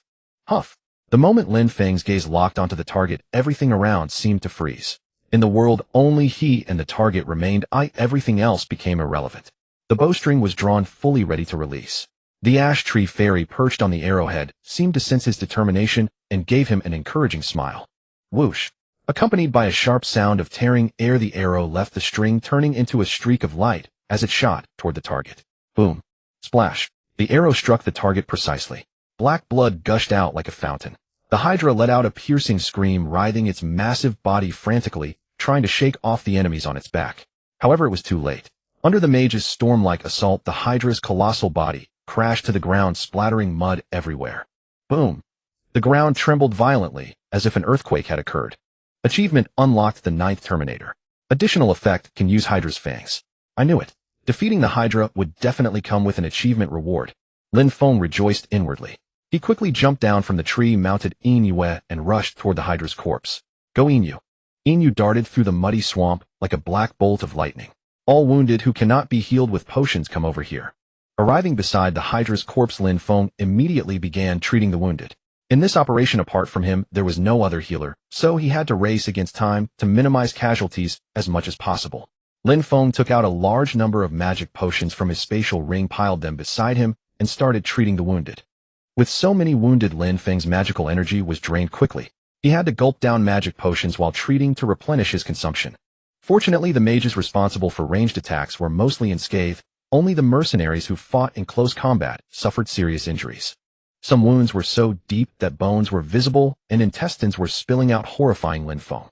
For those who had lost limbs, Lin Feng could do nothing but try to ease their pain as much as possible. Are they all taken care of?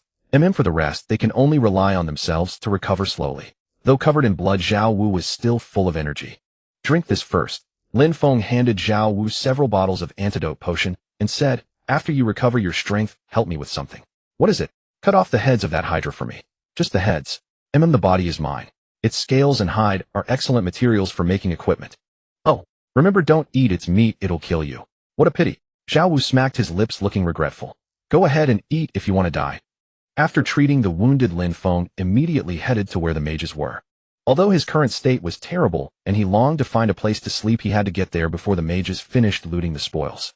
Servants of the great Leisai Jiar. Lin Feng murmured as he looked at the engraved words on the altar. You understand demonic language? Yagabu asked in surprise. Just a little, just a little. Lin Feng quickly brushed it off. Language Master was powerful, but if others found out that he could fluently use demonic language, it would be troublesome. It seems this is the altar. Have you found the Black Dragon's bones? Lin Feng asked. Yes, even more than expected. The Tower Master will be very pleased. Yagabu said excitedly. May I take a look? Of course. Yagabu knew that there was an agreement between Lin Feng and the Tower Master. Aside from the Black Dragon's bones, all other spoils belonged to Lin Feng. Thus, even facing the Hydra's corpse, they could only covet it, but dared not act rashly. Lin Feng stepped onto the altar and carefully examined the inscriptions.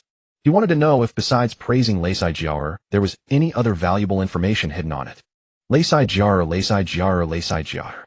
Lin Feng muttered while searching carefully. Suddenly a special word caught his eye. The purest soul. Lin Feng was puzzled. The followers of Leisai Jiar should have sacrificed the Black Dragon's bones. Why did the phrase the purest soul appear here? Moreover, there was no description of the Black Dragon on the altar. If the Black Dragon's bones were truly the sacrifice, there should be relevant records on it. The purest soul. According to the demonic language inscriptions on the altar, the followers of Leisai Jiar seemed to have sacrificed not the Black Dragon's bones, but the purest soul. Lin Feng pondered while gently running his fingers over the inscriptions on the altar. Click! Suddenly his finger touched a mechanism. Rumble, accompanied by the sound of gears turning, the seemingly seamless altar suddenly cracked open, revealing a crevice. Curious, Lin Feng peered into the crevice. Inside there was a spherical object emitting a 7-colored glow, looking like a giant, priceless gem. Lin Feng, as if possessed, reached out to touch the gem. Just as his finger was about to touch the gem, a massive stream of information suddenly flooded into his mind. Oh! Lin Feng grunted, clutching his head and staggering back several steps. Though he had only managed to read a fraction of the information, it was enough for him to understand what had happened here. So the followers of Leisai Jiar had sacrificed not the Black Dragon's bones, but an unhatched dragon egg. In other words, what they called the purest soul. Raskar's followers sacrificed suitable offerings and successfully summoned the Hydra, but the course of events far exceeded their expectations. A black dragon suddenly appeared, disrupting their ritual. The Hydra, before it could devour the dragon egg, was forced into a fierce battle with the black dragon. If it had succeeded in swallowing the dragon egg, the consequences would have been unimaginable. Yet before the black dragon, the Hydra was utterly outmatched, its 8 heads severed one after another. Although the black dragon ultimately protected the dragon egg, it was tragically poisoned by the Hydra's venom and perished. The severely wounded Hydra, with its remaining single head, retreated deep into the swamp and fell into slumber. As for Raskar's followers, they were completely annihilated in this catastrophe. Phew! Lin Feng shook his head vigorously, trying to dispel the chilling images from his mind. Stifling his discomfort, he carefully placed the dragon egg into his spatial ring. Mr. Lin Feng, are you all right? Jacob asked with concern. I'm fine, just a minor issue. Lin Feng shook his head and said. Even if there were something, it's none of your business. Don't forget, aside from the black dragon's bones, everything else belongs to me. That may be so. Jacob wanted to say more, but ultimately fell silent. It seemed my guess was correct. Besides the black dragon's skeletal remains, there were indeed other treasures here. Lin Feng rejoiced inwardly, but quickly calmed himself. But how am I supposed to handle this thing? Though he didn't know the exact breed of this dragon egg, the powerful magical aura it emanated indicated it was no ordinary item. Moreover, it seemed to be alive. Lin Feng remembered that when his hand touched the dragon egg, he could sense a faint life force within. A dragon. Lin Feng's emotions were mixed. Did he truly have the ability to care for a dragon? Well, he would take it one step at a time. Lin Feng decided to figure out how to deal with the dragon egg after returning to Luin City. After all, it wouldn't hatch until certain conditions were met. Dragons were not ordinary magical beasts. They were noble beings, even transcendent beyond the mundane. This meant that mishandling the situation could lead to disastrous consequences. Moreover, the temperament of dragons was notoriously capricious. Lin Feng now only wished to complete his main quest as quickly as possible and avoid any further trouble. He would wait until he was back to make plans. Lin Feng also collected the other items scattered around the altar. Though these items were not as precious as the dragon egg, they were still unexpected gains. There's no need for such trouble, Ire suddenly said, her tone tinged with displeasure. What's wrong? Lin Feng asked. You left me all alone back there. I could have helped. Ire pouted. That was a hydra, Lin Feng exclaimed. But what if we both died? Lin Feng interrupted her. Then who would deliver the message? But we're fine now, aren't we? Ire retorted. Better safe than sorry. I just made thorough preparations, Lin Feng said. I'm not saying you're weak. I trust that even if we all perished, you could survive and spread the news. Don't forget you're the one who survived that cursed land. Ire wanted to argue further, but seeing Lin Feng's stern expression, she obediently fell silent. Hurry and pack up, Lin Feng said. Ire nodded silently and began gathering her belongings. Pride runs strong in the Reinhardt family, Lin Feng mused. Yet it was precisely this character that would allow her to become the renowned Silver Lion Reinhardt of the continent in the future. After packing up, Lin Feng took one last look around, then turned and walked toward the teleportation portal. Welcome back. However, the Western Mage Tower's Master Agni did not allow him to return to Luin City for rest, as he had hoped. She insisted on hosting a celebratory banquet for Lin Feng and Zhao Wu.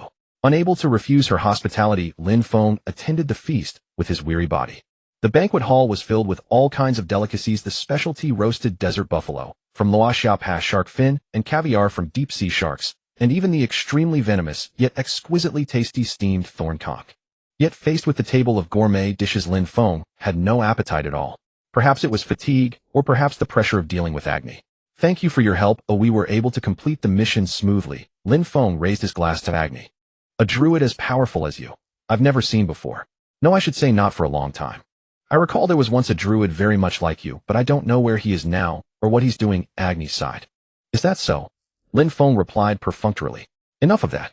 I'm very interested in what you've gained this time. Agni changed the subject. Did you find anything more valuable than the black dragon's bones? You are truly perceptive, Lin Feng said with a wry smile. What is it? Agni pressed. How to put it?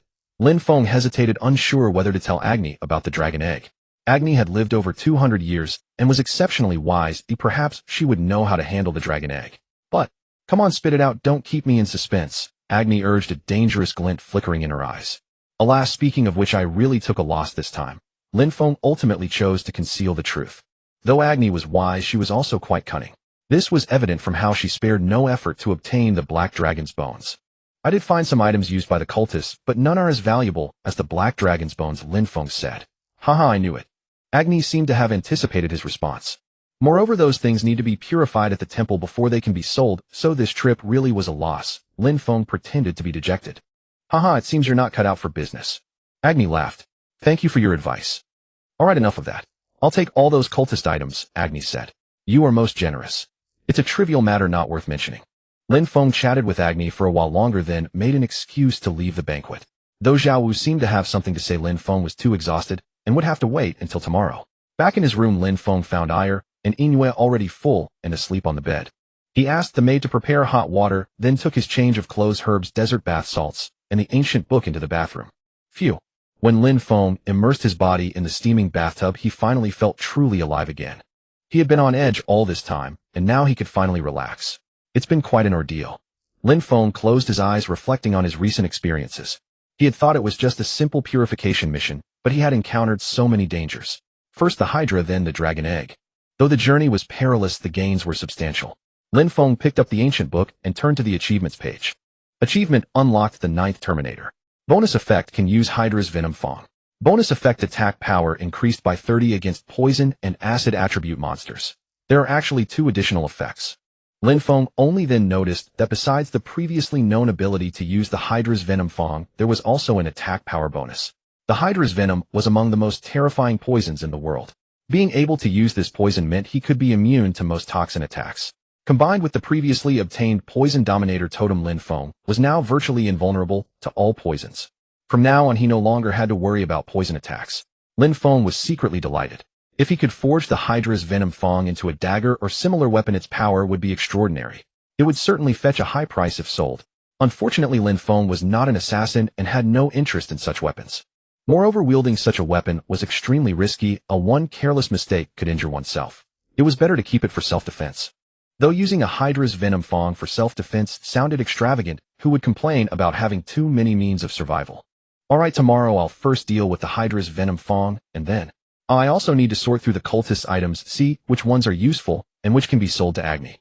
The rewards for this mission were very generous, and Agni would not be stingy. At least he wouldn't have to worry about travel expenses to the Crimson Flame Alliance. Lin Feng thought to himself that once he reached the Crimson Flame Alliance, he could begin investigating the Black Opium. Perhaps he might even find leads on those attackers. Of course, that was assuming those guys were really after him. Alas, just finding clues about the Origin God was already headache-inducing, and now there were more troubles. Lin Feng sighed. Suddenly he remembered what happened before he lost consciousness. By the way, how did I lose consciousness? Lin Feng clearly remembered being stabbed in the lower back by that assailant.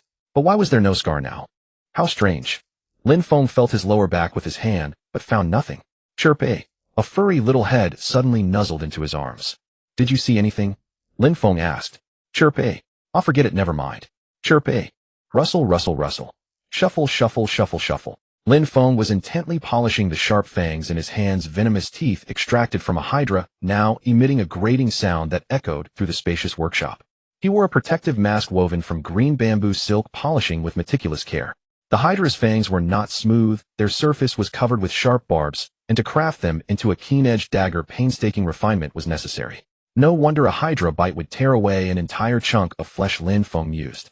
He had been polishing for hours, and beneath the mask, sweat had long soaked his forehead. If mishandled, these fangs could easily injure him, so he exercised extreme caution, striving for perfection. Moreover, he might never find such a fine workshop again.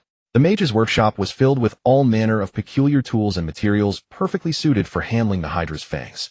Such work would be difficult to accomplish in an ordinary blacksmith's forge. Master. Ayer's voice called from outside the door. What is it? It's time for lunch. Already? Yes. Lin Feng looked up, glanced at the closed door, removed his mask, and stepped out. Ayer handed him a towel. Thank you. Time really flies, Lin Feng said, wiping his sweat with the towel as he walked with Ayer toward the dining hall. In the dining hall, Zhao Wu was already devouring his meal. Lin Feng, you've been busy since early morning. I had some matters to attend to. Zhao Wu deliberately moved to sit beside Lin Feng, set down the roasted sandland auroch leg he was holding, and lowered his voice. I have something to tell you. What is it? It's not convenient to speak here with so many ears. Just keep your voice down, and it'll be fine. Zhao Wu seemed to find this amusing and couldn't help but chuckle, then composed himself and whispered, It's about that thing. Which thing? The black gem. This guy had already found news about the black gem. Alright, let's talk in my room after the meal. No problem. Zhao Wu picked up the roasted sandland auroch leg again and took a big bite. Gulp. Watching Zhao Wu wolf down his food, Lin Feng suddenly felt hungry. At last night's banquet, he had been too exhausted to eat much. He quickly ordered another serving of roasted sandland auroch steak and picked up a piece of golden crispy white bread. Spreading some tangy wild strawberry jam and rich griffin cream, even the most ordinary bread could become a heavenly delight. Lin Feng eagerly took a big bite, finally easing the hunger in his stomach. Ayer followed suit, spreading jam and cream on his own bread. This little one had quite an appetite. The roasted sandland auroch steak, simply grilled over fire, exuded an enticing aroma, with fat slowly trickling along the grain, mouth-watering. Lin Feng sprinkled his own blend of herb powder and salt evenly over the steak and began to savor it. Ah, the rich, savory juices. Compared to the dry jerky from the death swamp, this was a world apart. Even the roasted potatoes on the side were exceptionally delicious, simply steamed to release their charming fragrance. When dipped in some cool mayonnaise. All the hardships of the death swamp were forgotten in an instant. Indeed, no matter which world, fine cuisine was one of life's greatest pleasures. Perhaps because he had been polishing the fangs since morning and expended a great deal of energy, Lin Feng found today's food especially delicious. As they often said, food earned through sweat tastes the sweetest, truly a wise saying. "Ire, you eat too?" "Yes, master." "Eat more so you'll grow up fast, little one." Zhao Wu chimed in as well. "I'm not a little one, little master," Ire retorted. Ire narrowed his eyes at Zhao Wu. Zhao Wu, startled by the term little master, stared back with wide eyes. "Little master?" "Yes, little master. The big master is Lord Lin Feng. But I'm clearly taller than you." Zhao Wu asked, incredulous. Lin Feng couldn't help but laugh at the sight of Zhao Wu's disbelief. All right, let's just eat." Zhao Wu and Ire immediately quieted down, and the dining hall returned to peace. After the meal, Lin Feng led Zhao Wu back to the workshop. He carefully checked every corner of the room to ensure no eavesdropping magic had been cast, then nodded to Zhao Wu, signaling him to speak. "You found news about the black gem?" "Exactly." Zhao Wu took the black gem from his pocket and placed it on the table. "It was our mercenary corps' vice-captain. He saw this thing and approached me on his own." "The vice-captain? He's an orc, but not from a slave background. He joined the mercenary corps to find his kidnapped sister, a tough guy.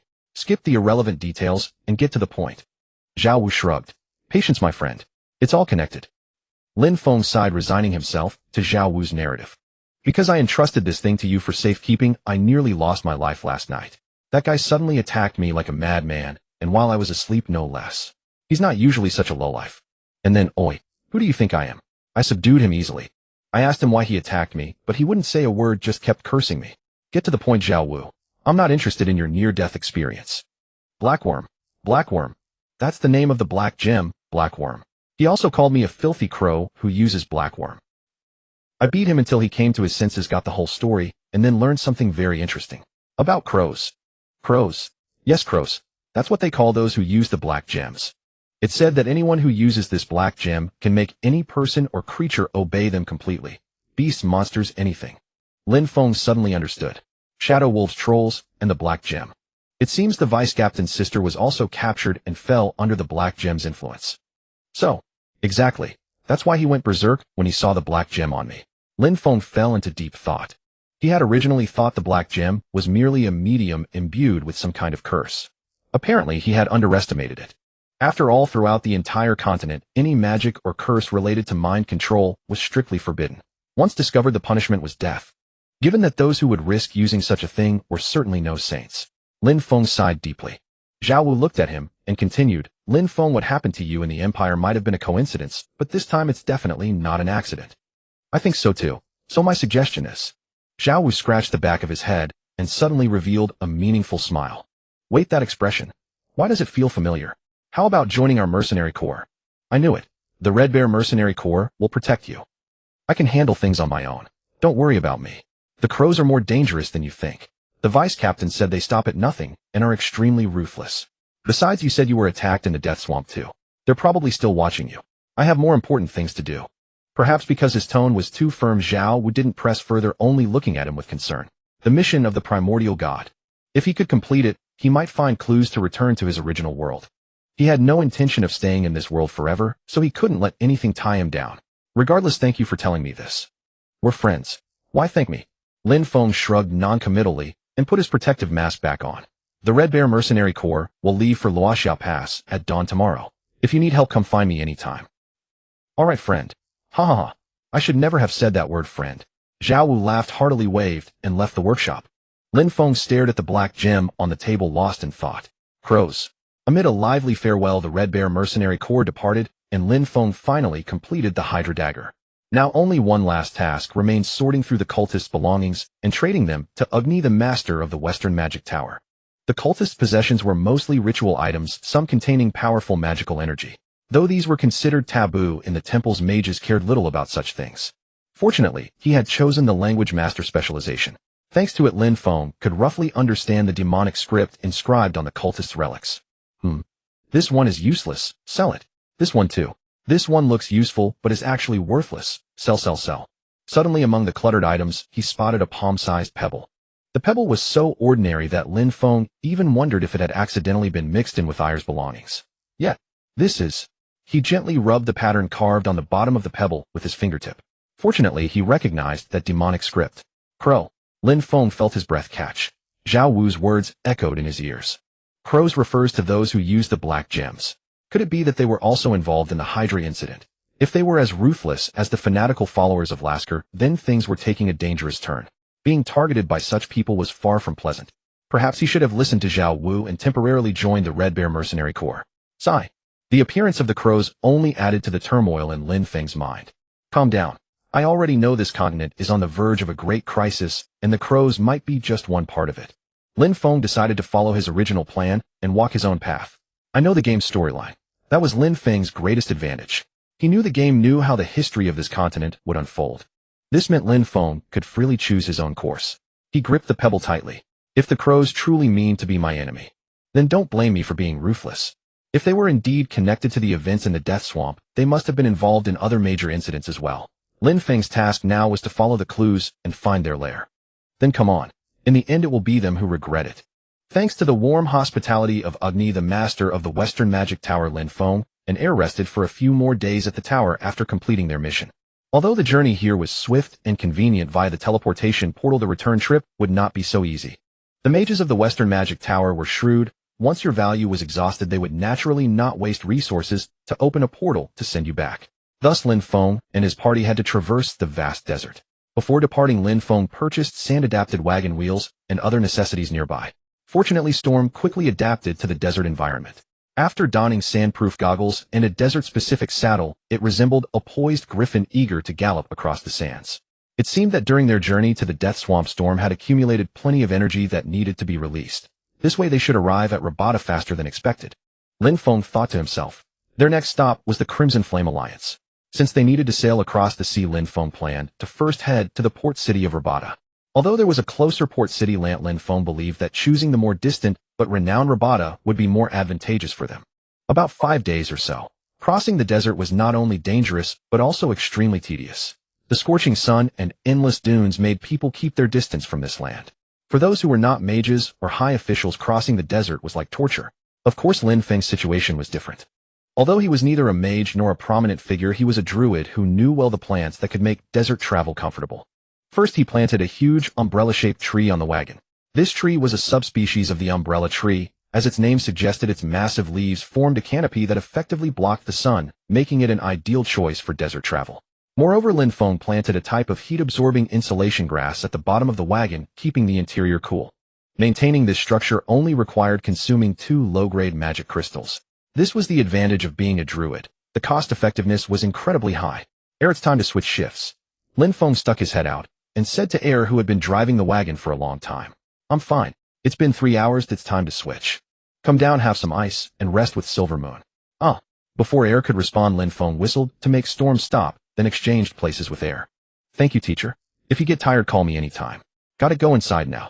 Although the umbrella tree blocked most of the sunlight, it was still much hotter outside the carriage than inside.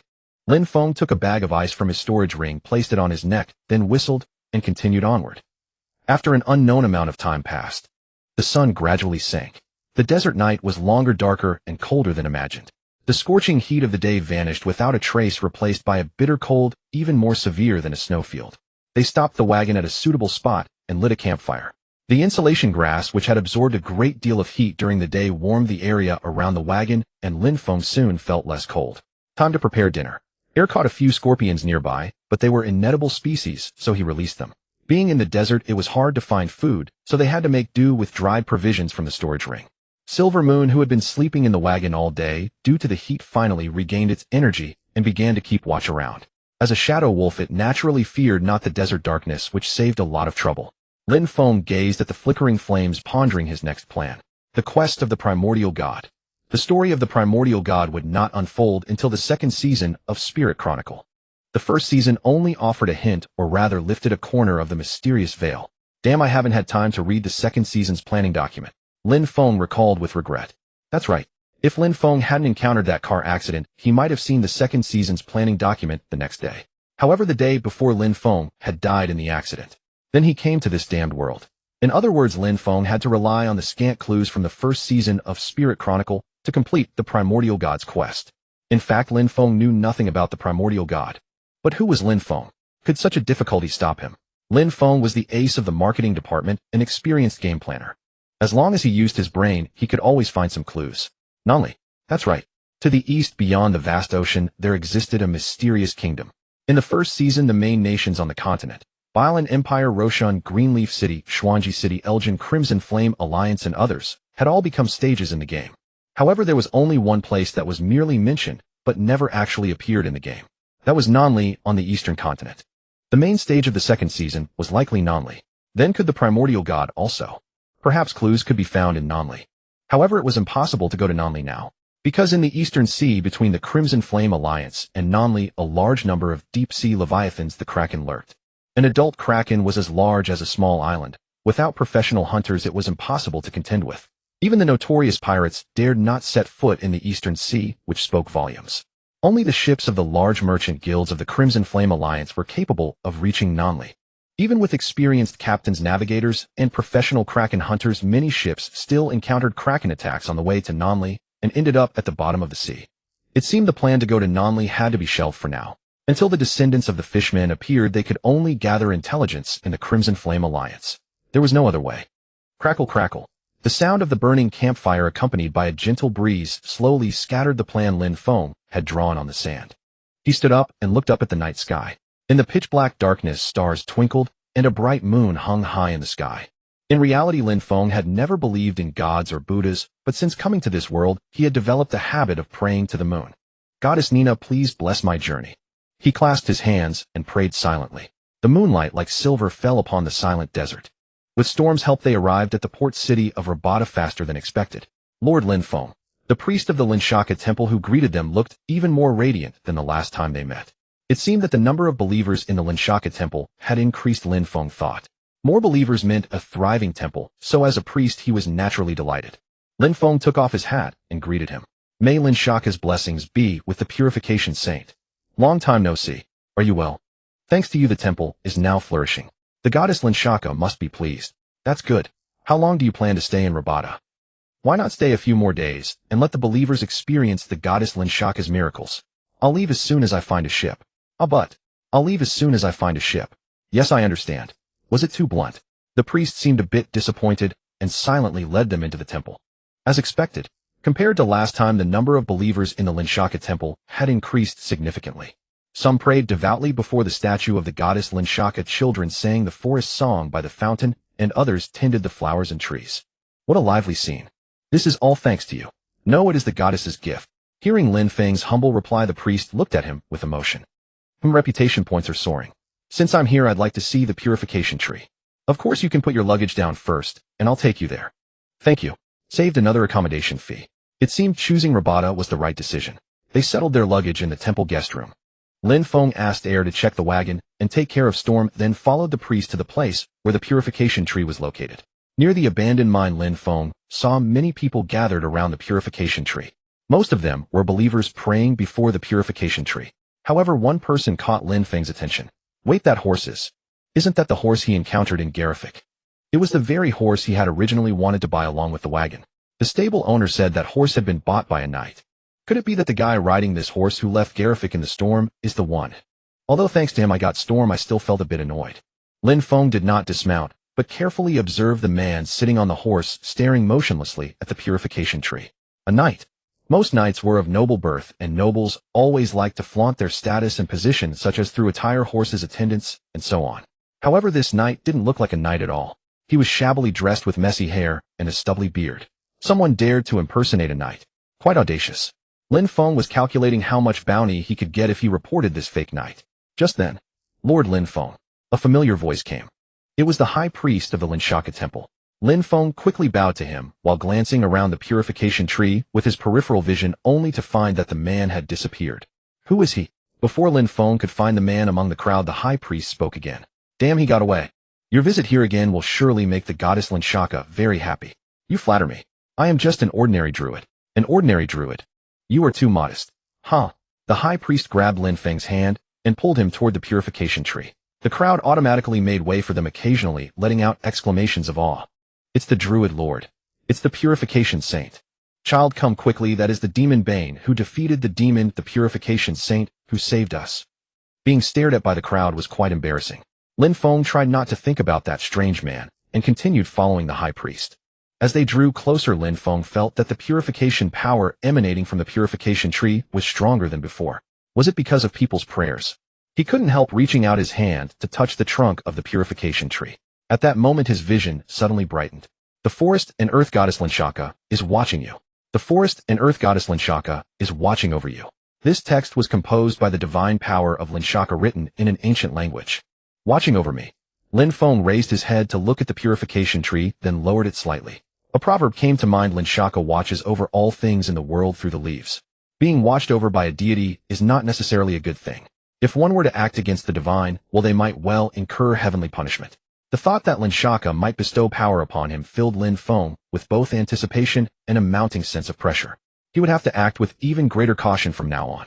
Lin Shaka was a deity of the typical benevolent alignment, so every action required careful deliberation. Perhaps when dealing with the crow, it could prove useful. Although Lin Feng still did not know the true identity of the crow, since they were in league with the cultists of Lascaux, they were naturally seen as evil in Lin Shaka's eyes. If he could leverage this, it might become a great asset.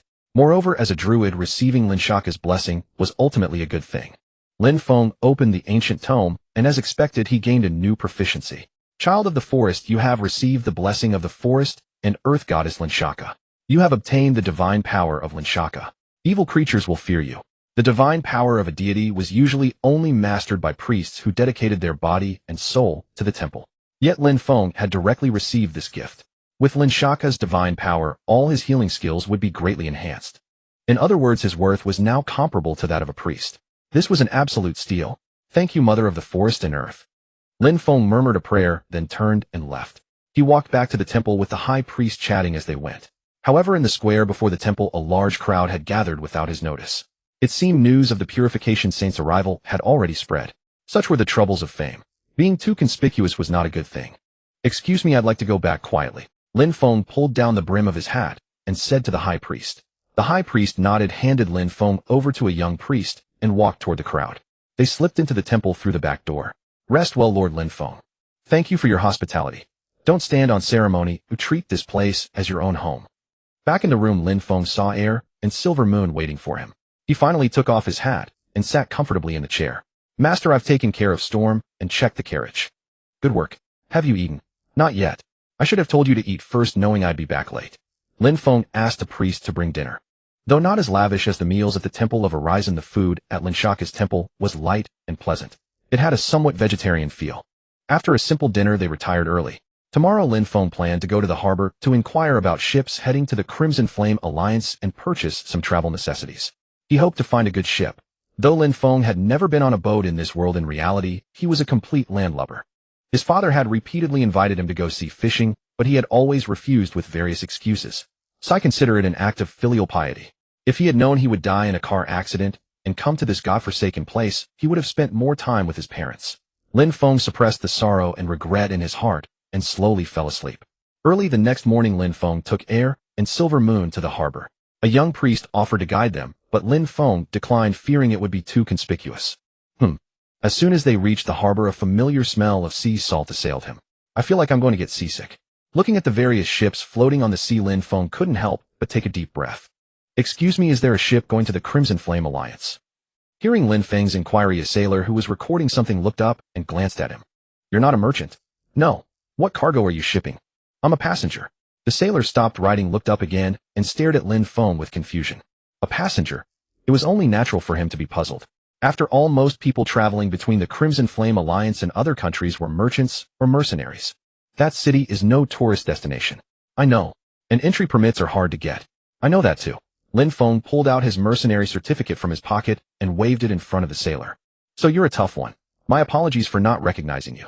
The sailor put down his things and sized Lin Feng up seriously. 1 adult, 1 child, and a dog, right? It's 2 people and 1 magical beast, a nearby sailor corrected with a laugh. I almost forgot this is a different world where the concept of child doesn't exist. Right, 2 people and 1 magical beast. How much? Lin Feng didn't argue, going straight to the point. 2 gold coins. Good heavens. This sailor must have taken him for a fat sheep. Probably because he had no valuable weapons and was dressed simply. Too expensive. Lin Feng decided to be polite, first then firm. Magical beast transport involves risk, so there's an extra fee. It's very docile. Take it or leave it. This old man was really asking for it. Although Lin Feng could afford 2 gold coins, he couldn't stand the sailor's price-gouging behavior. 1 gold coin and 50 silver coins no more. Forget it then. The sailor waved his hand impatiently, as if shooing a fly. Was that it? What's the matter, friend? A familiar voice came from behind. Oh, it's you. A face as shrewd as a fox, a short stature, a round figure, and hands and neck adorned with all kinds of trinkets. Lin Feng. It was the merchant from the Crimson Flame Alliance who had hired him to escort goods on the Golden Road. He hadn't expected the merchant to still remember him after so long. Long time no see. Are you doing well? Thanks to you my business was a success. You flatter me. What brings you to Labada? I'm planning to go to the Crimson Flame Alliance. Going to the Crimson Flame Alliance. Looking for work. Sort of. Hearing Lin Feng's answer, the merchant was overjoyed. Excellent. With your strength, you'll surely find a good job in the Crimson Flame Alliance. No, don't bother looking, I'll introduce you to one. Would you like to work for our caravan? Well, I've mentioned you many times to Lady Catalina, and she's very interested in you. Catalina, the cat-eared caravan owner. Thank you for your kindness. Don't stand on ceremony with me. Have you found a ship? Not yet. Then take my ship. Speaking of which, I never got to pay you for the last job. This is a perfect chance to make it up. This merchant was really familiar. Although traveling with a caravan might bring some trouble, seeing the dumbfounded expression on the sailor's face gave Lin Feng a sense of satisfaction. Haha, then I'll gladly accept. Lin Feng agreed readily, and then smiled at the sailor. Old man, your jaw's about to drop. Who told you to be so greedy? Lin Feng and Silver Moon followed the merchant away. He was curious about this Lady Catalina, a beast man who owned her own caravan in the Crimson Flame Alliance. And it seemed she had some connection to the black opium since the tea had been laced with it. Perhaps she knew something. He might be able to get a lead on the crow from her. It was a case of treading iron shoes to find no place, yet gaining it without effort. My ship departs in 2 days. Come find me at the dock then. Thank you again. It's nothing. A long journey with company is a pleasure. Lin Feng followed the merchant to inspect his ship, then left the harbor for the market. Although the merchant promised ample food and water, Lin Feng decided to prepare some himself, just in case. He also needed to make some seasickness medicine. In the real world, it was cheap and readily available at pharmacies. But here he had to make it himself. The ingredients needed were dried ginger, dried mint, and honey. He would grind the ginger and mint into powder mix with honey and form into candy cubes. Maybe he could make extra and sell them on the ship. Lin Feng bought 3 times the expected amount of ingredients and began selecting other food. Eating was also a concern. Food options at sea were limited: black bread, jerky, salted fish. He could tolerate the others, but salted fish was absolutely out of the question. Better to prepare more emergency rations. Since he had a storage ring, the remaining 2 days were enough to make plenty of emergency food. Air could eat 3 portions in one meal, so that had to be considered. And Silver Moon loved raw meat. Choo Choo liked fruits. With more family members, there was more to prepare. Though troublesome, it wasn't all bad. At least it made him feel fulfilled. After shopping, Lin Feng returned to the temple guest room. He had Air organize the luggage while he prepared the bathwater, as usual. Once on the ship, he probably wouldn't be able to enjoy a proper bath for a long time, so he wanted to savor the moment. Choo, what you want to bathe to? Choo Choo was playing with the fragrant herbs in the water. Hearing Lin Feng's voice, it fluttered its wings and landed on his head. How about turning my bathwater into the fountain of life again? Choo, that would make things easier for me. What do you think? Choo Choo, forget it, never mind. Since the time Choo Choo turned the bathwater into the fountain of life, they had bathed together often, but it had never happened again. Thinking back, maybe it wasn't his imagination. This little creature surely held some secrets. Oh well, he'd deal with it later. For now, the most important things were the crow and the mission of the primordial god. Lin Feng closed his eyes, quietly enjoying this rare, peaceful night. The voyage began. Lin Feng, with a piece of specially crafted seasickness candy in his mouth, gazed at the distant horizon. The sea churned violently, its deep blue waters resembling ink rolling and roaring. The biting sea wind mingled with a salty tang rushed toward them. Air seemed awestruck by the scene, letting the wind tousle her flushed cheeks as she stared unblinkingly at the ocean. First time at sea? Lin Feng asked. Yes, I've only heard my father speak of it before. Indeed, the Lion-Hate family's domain lies inland, so this young lady naturally had no chance to sail. You may find yourself at sea often from now on. Really? Air's eyes lit up. So you must adapt quickly. Air nodded firmly. The problem lay with Lin Feng himself. Though the seasickness candy he had prepared was effective, it couldn't fully dispel the discomfort, and he still felt a churning in his stomach. Lin Feng quickly popped another candy into his mouth. He couldn't afford to embarrass himself in front of Air. He would have to rely on sheer willpower. Healing magic was useless against seasickness. Perhaps you should rest in the cabin. If this continued, he probably wouldn't even be able to eat. Lin Feng. Just then a shout came from the merchant on the other side of the deck. There you are. Luggage all sorted. Is the room to your liking? Thanks to the merchant's care, Lin Feng's cabin was quite comfortable. Though small, it was compact yet complete. A bed, a table, a chair, and even a hammock for AI Air to rest. Thank you, sir. This journey should be quite pleasant. Lin Feng bowed to the merchant with a smile. Good. Come, let me show you around. Lin Feng saw through the merchant's intentions at once. First familiarize me with the ship, then find a chance to recruit me as a free laborer, right?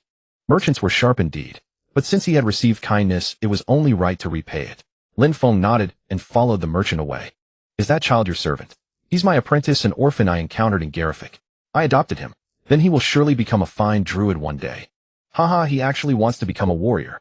Red Bear Aturo himself is training him. Though young, he's already quite strong. Oh, the merchant's eyes gleamed, likely calculating that he now had another free laborer. Is that Wolf, the same one as before? Yes. He's grown so fast. You've raised him well. He's quite large for a shadow wolf, but he sleeps too much. That worries me a bit. That must cost a fortune. Haha, indeed. Lin Feng accompanied the merchant on a tour of the ship, and even met the captain. The route from Labata to the Crimson Flame Alliance is fairly safe, with clear skies and calm seas lately. However what? Occasionally pirates appear on this route. Those damned scoundrels. The merchant lowered his voice as if uttering the words might make them come true. Normally pirates attack merchant ships departing from the Crimson Flame Alliance, as their cargo is more valuable. That makes sense. But lately they've even been attacking ships from the inland. It's getting out of hand. Why is that? It's all the work of a young pirate, a madman. Young pirate. Yes, he appears and disappears mysteriously, making a fool of the Crimson Flame Alliance's navy. Then before Lin Feng could finish, the merchant interjected. But rest assured, with you and your companions aboard our ship is absolutely safe. Huh. The merchant laughed heartily, slapping Lin Feng on the shoulder. So that's why he agreed so readily to let me board. This was his real intention. However, contrary to the merchant's worries, the voyage proceeded smoothly. Lin Feng spent time on deck training AI Air and ENUF, fletching arrows or tending to plants in the dimensional garden, leading a peaceful and fulfilling life. Occasionally, he would join the merchant for dinner and listen to tales of the Crimson Flame Alliance's customs. Though most of the information was trivial, the merchant often mentioned the caravan leader Catalina, and these stories piqued Lin Feng's interest. It seemed he would need to find an opportunity to meet this Catalina. Though the merchant hoped to recruit him into Catalina's caravan, Lin Feng had other plans. Perhaps through Catalina, he could find a way to Nonli. Feigning interest in the caravan, he gleaned quite a bit of information from the merchant. One day, as usual, Lin Feng was invited to dine with the merchant. Boom. Suddenly a deafening explosion rang out. The sound seemed to come from nearby. Could it be? Before Lin Feng could react, urgent alarm bells echoed through the ship. Dong, dong, dong. Explosions followed one after another, each more violent than the last. Pirates! Lin Feng immediately turned and ran back to his cabin. AI Air had apparently heard the cannon fire and was already dressed ready for battle. Master, AI Air, remember what I taught you. Protect yourself. I understand. Lin Feng led AI Air and Inu out of the cabin and onto the deck. The crew and mercenaries were already in position. What's happening? Lin Feng grabbed an old sailor and asked anxiously. Pirates! Look at the flag. It's those bastards. Those bastards. Lin Feng looked up and saw a pirate ship rapidly approaching, its sails emblazoned with a skull and crossbones, a mermaid in the center flapping loudly in the wind. Is that the young pirate? Yes. The old sailor grabbed a sharp harpoon and shouted at Lin Feng, get back to the cabin and hide. No way. Lin Feng ignored the old sailor's warning and ran toward the stern. The old sailor yelled after him, but his voice was soon swallowed by the waves. Damn, no time. Lin Feng grabbed the railing at the stern, panting. The sea wind was too strong. Using a bow would make accurate shots nearly impossible. Moreover, using forest magic at sea was risky. A single mistake could damage their own ship. But he still had one last resort. First time using this method. Lin Feng gazed at the turbulent sea, took a deep breath, and closed his eyes, concentrating. He sensed faint glimmers of light flickering in the dark waters. Lin Feng whispered to the brightest point, sleeping companion, answer my call. Beast summoning. A powerful suction force drained nearly all his mana. Lin Feng quickly downed a magic potion and recovered. Though he didn't know what creature lurked beneath the sea, one thing was certain. It was far more powerful and mysterious than he had imagined. Come quickly, please. Though his mana was nearly depleted, the divine power bestowed by Lin Shaka remained abundant. Thankfully, he could still use divine power until his mana recovered. The pirate ship drew closer. Though the merchant ship's gunners fired back, the enemy's sailing skills were superior, and most of the cannonballs fell into the sea. The captain stamped his feet in fury, but the pirate ship continued to close in. AI Air, they're about to board. Find a way to stop them. As he spoke, the pirate ship came alongside and ropes with hooks descended from above. Following Lin Feng's instructions, AI Air swung her sword, cutting the ropes one by one. Meanwhile, Lin Feng observed the wind direction and fired arrows at the pirate ship. The strong wind affected his aim, but some pirates still fell. My friend, where are you? Why haven't you arrived? Contrary to Lin Feng's anxiety, the sea remained calm. Had he chosen the wrong target for summoning? If only I had used beast transformation and charged straight in. Kill! Charge! For the treasure. Pirates swarmed onto the deck like a tide, shouts and screams filling the air. Inu bit down on a pirate's leg, while AI Air's sword flashed, sending another pirate's arm flying. Swish! Swish! Swish! Lin Feng joined the fray, drawing his bow and firing arrows at pirates trying to board. Though the crew and mercenaries fought fiercely, they were gradually overwhelmed by the endless stream of pirates. Damn! Outnumbered. Even with great individual strength, the sheer disparity in numbers was insurmountable. For glory. For victory. The clash of weapons, the roar of cannons, flames, smoke. Just then, moo! A long whale song pierced the sky. It's here. Moo! Splash! A colossal creature slowly emerged from the sea, sending up massive waves. No, it was not a mountain. It was a black wall. Its immense body. Its enormous fin was larger than all the sails on the merchant ship combined. Its deep eyes seemed to connect to an endless abyss. An intangible pressure enveloped the entire sea. You've finally arrived. Lin Feng shouted excitedly. In this vast ocean, it was the undisputed ruler. The deep-sea whale had answered his call. Oh, what kind of monster is that? The others were not so calm. The deep-sea whale, like the kraken, was a fearsome entity. Don't attack. I summoned it. Lin Feng quickly explained to the crew and mercenaries. Druids can summon that kind of thing. Someone asked in terror. AI Air, cover me. Yes, master. Lin Feng gripped the railing to steady himself and shouted to the deep-sea whale, ram it. The deep-sea whale blinked its huge eyes, its body half submerged, rising further. Splash. Boom. The next second it crashed into the pirate ship with the force of a mountain. Crushing devastation. The pirate ship was instantly snapped in two and sank to the bottom of the sea. Moo. Having completed its task, the deep-sea whale let out a long, resonant call, slowly sank into the sea and vanished. Confronted with such a staggering sight, everyone fell into silence, the deck shrouded in stillness. What? What is this? The captain, who had been at the helm, broke the silence. No sooner had the captain spoken than a murmur of discussion rippled across the deck. My heavens, what am I seeing? I've sailed the seas for over 30 years, yet I've never witnessed such a marvel. Is this magic? Fool. It's a druid, a druid. An old sailor slapped the back of the questioning sailor's head. The clamor gradually subsided. Ugh. Ugh. Lin Feng clung to the ship's railing, unable to resist vomiting. The intense mana consumption and seasickness left him utterly miserable. Having expended too much mana in a short time, even potions could not alleviate his discomfort. Master, are you all right? The sound of Inyu's panicked voice reached his ears. I'm fine. Ugh. Water. I'll fetch you water. Please wait. AI Air hurried off. Lin Feng gripped the railing with sweat-soaked hands, waiting for her return. Beside him, Inyu whimpered worriedly, nuzzling his waist. Huff, huff. Lin Feng struggled to steady his breathing. With a flutter, Jiu, who had been nestled in his arms, suddenly took flight and landed on his head. Jiu. A questioning chirp. Then a gust of fresh air like the morning breeze in a forest surged into Lin Feng's lungs. This clean, cool breath cleared his mind, and the tension in his body dissipated. This is Jiu. It felt exactly like when Jiu had transformed bathwater into life-giving spring water. This little one was certainly extraordinary. But now was not the time for investigation. Lin Feng felt only gratitude toward Jiu. He took the water AI Air handed him, rinsed his mouth, felt much better, and then propped himself up. Mr. Lin Feng. The merchant, who had been hiding in the cabin, rushed out and grasped Lin Feng's hand. I knew it. I knew you were the best. Haha. You truly are a druid blessed by the goddess Lin Shaka. I've lived more than half my life, yet I've never seen such a miracle. Don't shake me. Lin Feng couldn't help but protest. I just finished throwing up. Did he think he was perfectly fine? He had just forcibly overexerted his mana to cast beast summoning. Those pirates cared nothing for who you were. They'd draw their blades at the slightest disagreement. Rather than wait for death, it was better to fight desperately, so he had used this skill without regard for consequences. Fortunately, the opponents were human pirates, so the spell worked. If it had been those krakens of the Eastern Sea, he wouldn't even have scratched them. Those creatures emerged in swarms, and he could currently summon at most one deep-sea leviathan. And that was only with an exceptional performance. But now Lin Feng lacked the strength to explain all this to the merchant. He hastily popped a honey candy into his mouth. Sorry, I'm not feeling well and need to rest. Though I'd like to help clean up the aftermath, I'm truly at my limit. No, of course. Of course. Please go to the cabin and rest.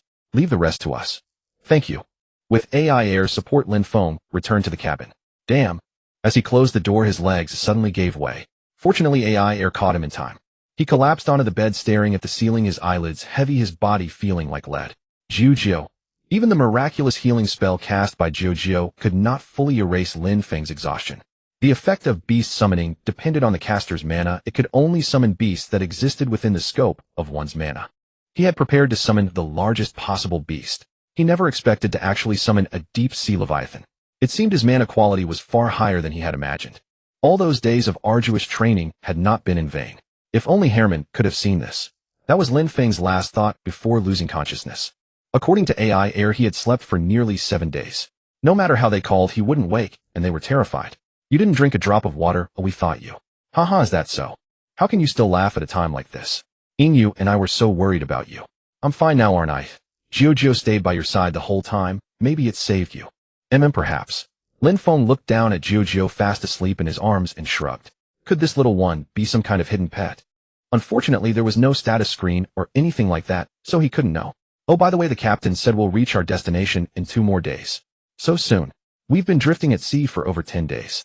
I really want to set foot on solid ground. I've had enough of the ocean. Didn't you say it's much better than the desert? I'd rather go back to the desert now. Lin Feng had a meal together with Inu and AI air. The captain said they had entered the waters of the Crimson Flame Alliance and would encounter no more danger. So over the next 2 days, Lin Feng could finally relax and go fishing. Strangely, after waking up, he no longer felt seasick. He could walk freely on the deck without the seasickness candy. Occasionally, he would catch small fish or shrimp, which he would give to Inu as treats. If he was lucky enough to catch a grouper, it would become dinner for him and AI air. So this was the joy of sailing. Had his father once hoped to share this happiness with him? At this thought, a pang of sorrow surged in Lin Feng's heart. When I return, I must invite my father to go fishing. Though it was still far off, he silently made a promise to himself. He gazed at the distant horizon, his eyes resolute. Finally, we're here. Stepping onto the long mist solid ground, the firmness beneath his feet filled Lin Feng with immense relief. Inu and AI air, once ashore, excitedly ran around the dock. These two. What a great pity, Mr. Lin Feng. Haha, I'll come visit you again. You must come, you must. The merchant had wanted to invite them to stay at the caravan's lodgings, but Lin Feng politely declined. He didn't want to owe any more favors, and staying with the caravan would inevitably come with restrictions. Besides, he would have to watch others' moods. He had enough money now, he could find a comfortable inn on his own. Alright, let's find a nice inn first, shall we? Preferably one with delicious food. I'll carry your luggage. Me? Let me help. No, let me. Every city has these kids. A group of children swarmed around, all eager to carry Lin Feng's bags. Get lost, all of you. Of course, AI air wouldn't let them succeed. Like a wild country girl, she waved her fists to drive the children away. Lin Feng watched from the side until the children were about to flee in fear, then called out to Inu. These little rascals were shrewd. They knew who the real moneybag was. They looked at Lin Feng with eager eyes, anticipation shining in their gazes. Lin Feng took a silver coin from his pocket, tossed it into the air, and caught it deftly. What's the most important thing about staying at an inn? Delicious food, of course. Whoever can take me to the inn with the best food gets this silver coin. However, Lin Feng plucked a fruit from a roadside tree and used forced breath. The fruit withered at a visible rate, leaving only a seed. If anyone tries to deceive me, they'll be cursed. He was kidding. He would actually cast a curse. The children who had eagerly raised their hands hesitated and lowered them one by one. But among them, one child never wavered. Good. You're it. Lead the way. Lin Feng tossed the silver coin to the brave boy and followed him forward. They arrived at an inn. It looked a bit old, but it was clean and tidy. Stepping inside, Lin Feng noticed that the first-floor dining area, though small, was full of guests. Welcome. A warm, cheerful landlady greeted them. Any rooms available? You're in luck. A guest just left yesterday, and the room has been cleaned. Charlie, take the guests upstairs. Yes, Mom. They settled into a large room at the far end of the second floor. Though called large, it just held 2 beds and a table. Wow, finally we can sleep on a bed instead of a hammock. AI air seemed more than satisfied. They put down their luggage and went to the ground floor restaurant for a meal. Although the merchant had provided decent food on the ship, it was limited and far from delicious. Sometimes Lin Feng even thought his own dried rations tasted better. They found a small table in a corner. Due to limited space in the restaurant, the ever-growing Inu had to stay in the room. Poor thing, but it can't be helped. What would you like to eat? What are your specialties? Ha ha ha. What an interesting way to order. We've just finished a long voyage and need a hearty dinner to reward ourselves. No problem. You'll be satisfied. The landlady seemed confident. Lin Feng looked forward to dinner even more. The first dish served was a bowl of creamy pea soup, rich and fragrant with bacon added. The salty bacon complemented the sweet peas, creating a smooth, velvety texture with a lingering aftertaste. Could it have sheep's cheese in it? Lin Feng marveled and finished it in a few gulps. Ai also ate with great relish. Next came roast goose accompanied by freshly baked pumpkin bread. The golden, crispy goose skin gave off a tantalizing aroma accented by brightly colored carrots and potatoes. A feast for the eyes that stirred the appetite. Lin Feng picked up a golden fried onion ring, broke it in half, and gave one half to Ai. Then he tore off a plump goose leg and placed it on her plate. Ai couldn't hold back any longer. She looked at him with pleading eyes. This is a celebration dinner for our first successful voyage. Eat up, Lin Feng said with a smile, then picked up a goose leg himself and devoured it. The tender, juicy goose meat melted in his mouth as if all fatigue had been swept away. 2 more beers. Offer this joy, being transported to another world is worth it. The next day, after lunch, Lin Feng set off for the Caitlina merchant group. The merchant from last night had sent someone to deliver a message arranging today's meeting, and he could hardly refuse. They said they wanted to give me a reward. Is that true? Or are they trying to trick me into joining the merchant group? Just thinking about dealing with those cunning foxes gave Lin Feng a headache. Today he didn't wear his adventurer's outfit. Instead, he changed into a suit of formal attire bought in Labada. The black suit, adorned with simple silver ornaments, made him look both capable and composed. Perfect. Could it be because of this outfit? Lin Feng sensed many curious glances from around him. Buzz buzz. Did you see that man just now? Never seen him before. A new face. He's too handsome, doesn't look like a mercenary. Should we go talk to him? Buzz buzz. What's going on? Could it be that my clothes don't match the fashion of the Qian Alliance? Although not luxurious, they are definitely appropriate. People around, regardless of age or gender, kept casting curious glances at him. Lin Feng had no choice but to pull his hood back up to cover his face. He quickened his pace and arrived at the Caitlina merchant group. Mr. Lin Feng. Good afternoon. Did you rest well? You should have stayed at our guest rooms. They're much more comfortable than the inn. Haha, the inn was fine and the food was delicious. That's good, that's good. Come this way, please. The one who greeted him was not a servant, but the steward of the merchant group. As enthusiastic as ever, he pulled Lin Feng inside, chattering incessantly about how highly Caitlina regarded him and how rare it was that she had taken time out specially to meet him. Just as Lin Feng's ears were about to grow numb. So you're the legendary Druid. Caitlina. She appeared. Rather than her beautiful face, what drew the eye more was the pair of sharp, white cat ears on top of her head. She wore a light, white dress adorned with various splendid jewels, forming a stark contrast with Lin Feng's plain attire. Would it be rude to stare at her cat ears? Lin Feng politely averted his gaze, met her eyes, and greeted, "Hello, I am Lin Feng." Before coming, Lin Feng had specifically inquired about Caitlina. She hailed from the barbarian territory of Ayrton, a cat-eared beast man. With her exceptional business acumen, she had developed from Luoxiao Pass all the way to the Qian Alliance, establishing her own merchant group.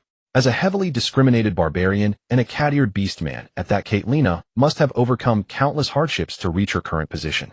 This also meant she was by no means a simple person. Catalina's ice blue eyes fixed tightly on Lin Feng, the corners of her lips curling upward into a meaningful smile. Her vertical pupils seemed to pierce through one's heart, sending a chill down Lin Feng's spine. "Hello, Lin Feng. I heard you saved my fleet." "You flatter me, I only helped a little. Summoning a deep-sea giant whale to crush pirate ships. That's just a little help." Caitlina covered her mouth and chuckled, revealing sharp fangs. Lin Feng awkwardly swallowed. "I never expected a druid could summon a deep-sea giant whale. The situation was urgent and I took a chance. Normally I wouldn't do such a thing. Then I must thank you even more."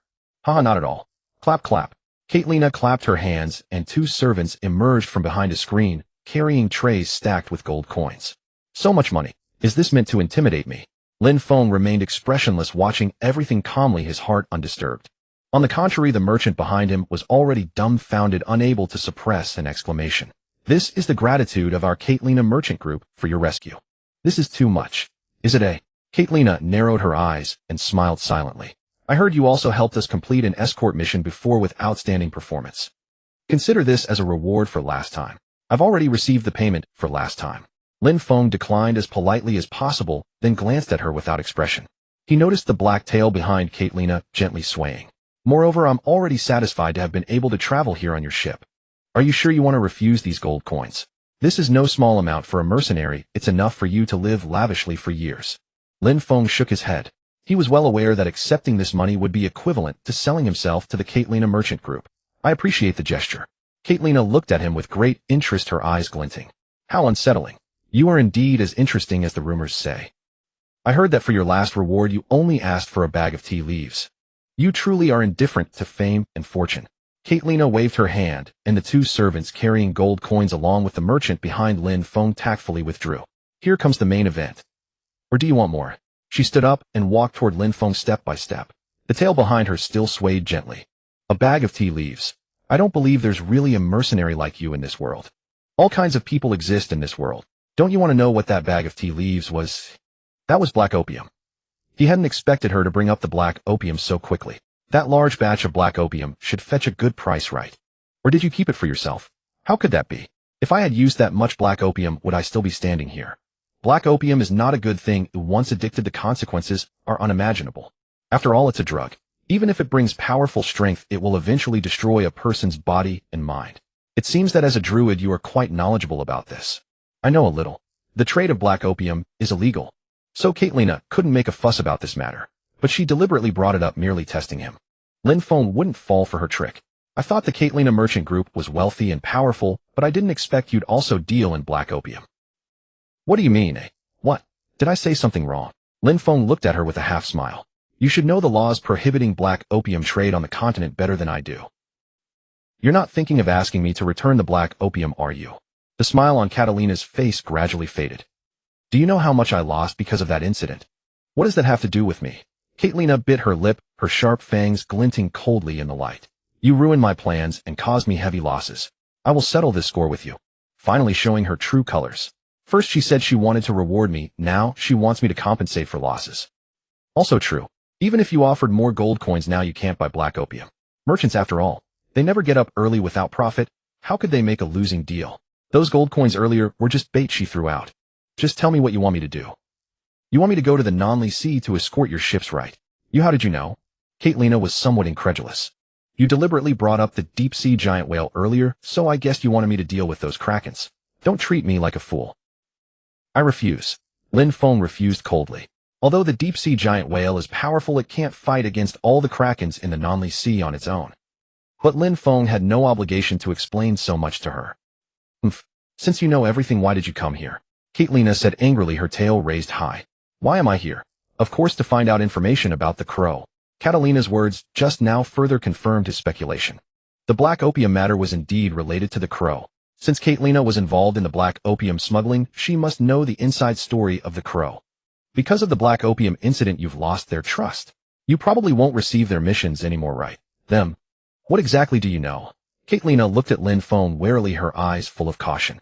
Lin Feng met her gaze without fear. Crow. It seems you indeed know. How did you learn about them? The matter has already been exposed, you don't need to cover for them anymore.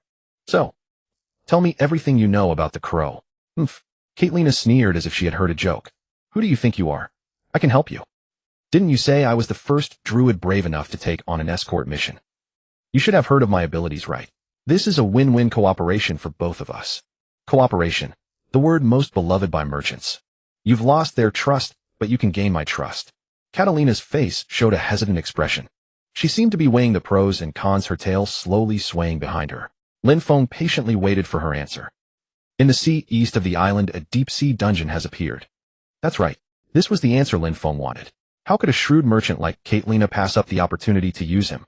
The location of that dungeon happens to be on the shipping route, and monsters frequently appear. They're causing us great trouble. That's really too bad. Bad.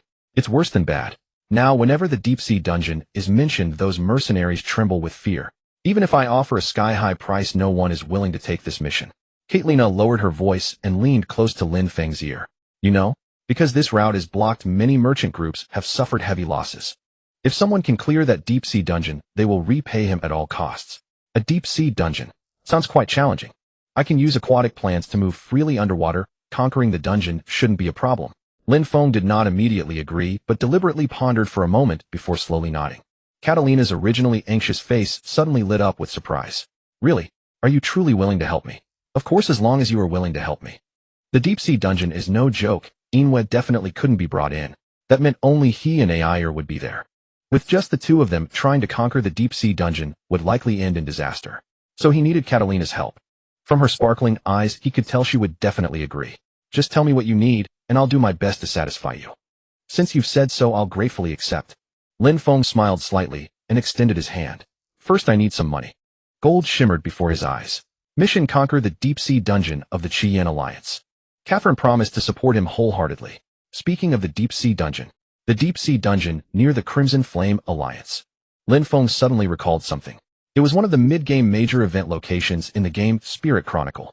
Of course, in the game, the deep-sea dungeon was far larger than it was now, even threatening to consume one of the Crimson Flame Alliance's 3 islands. Could it be that this was still only the early stage of the deep-sea dungeon? If that were the case, then now was the perfect time to conquer and seal the dungeon. If no action was taken now, it would be too late to turn back later. Sigh. The world he now inhabited did not have heroes who could save the world, also known as players. This was a real world, not a game. If so, who would prevent the future disasters of this world? The calamities in Lin Feng's memory, known as events, were not just 1 or 2. It seemed there was only one way to nip the disasters in the bud before they could grow. Take air as a disciple before she became the Silver Lion Reinhardt, who threatened the Empire.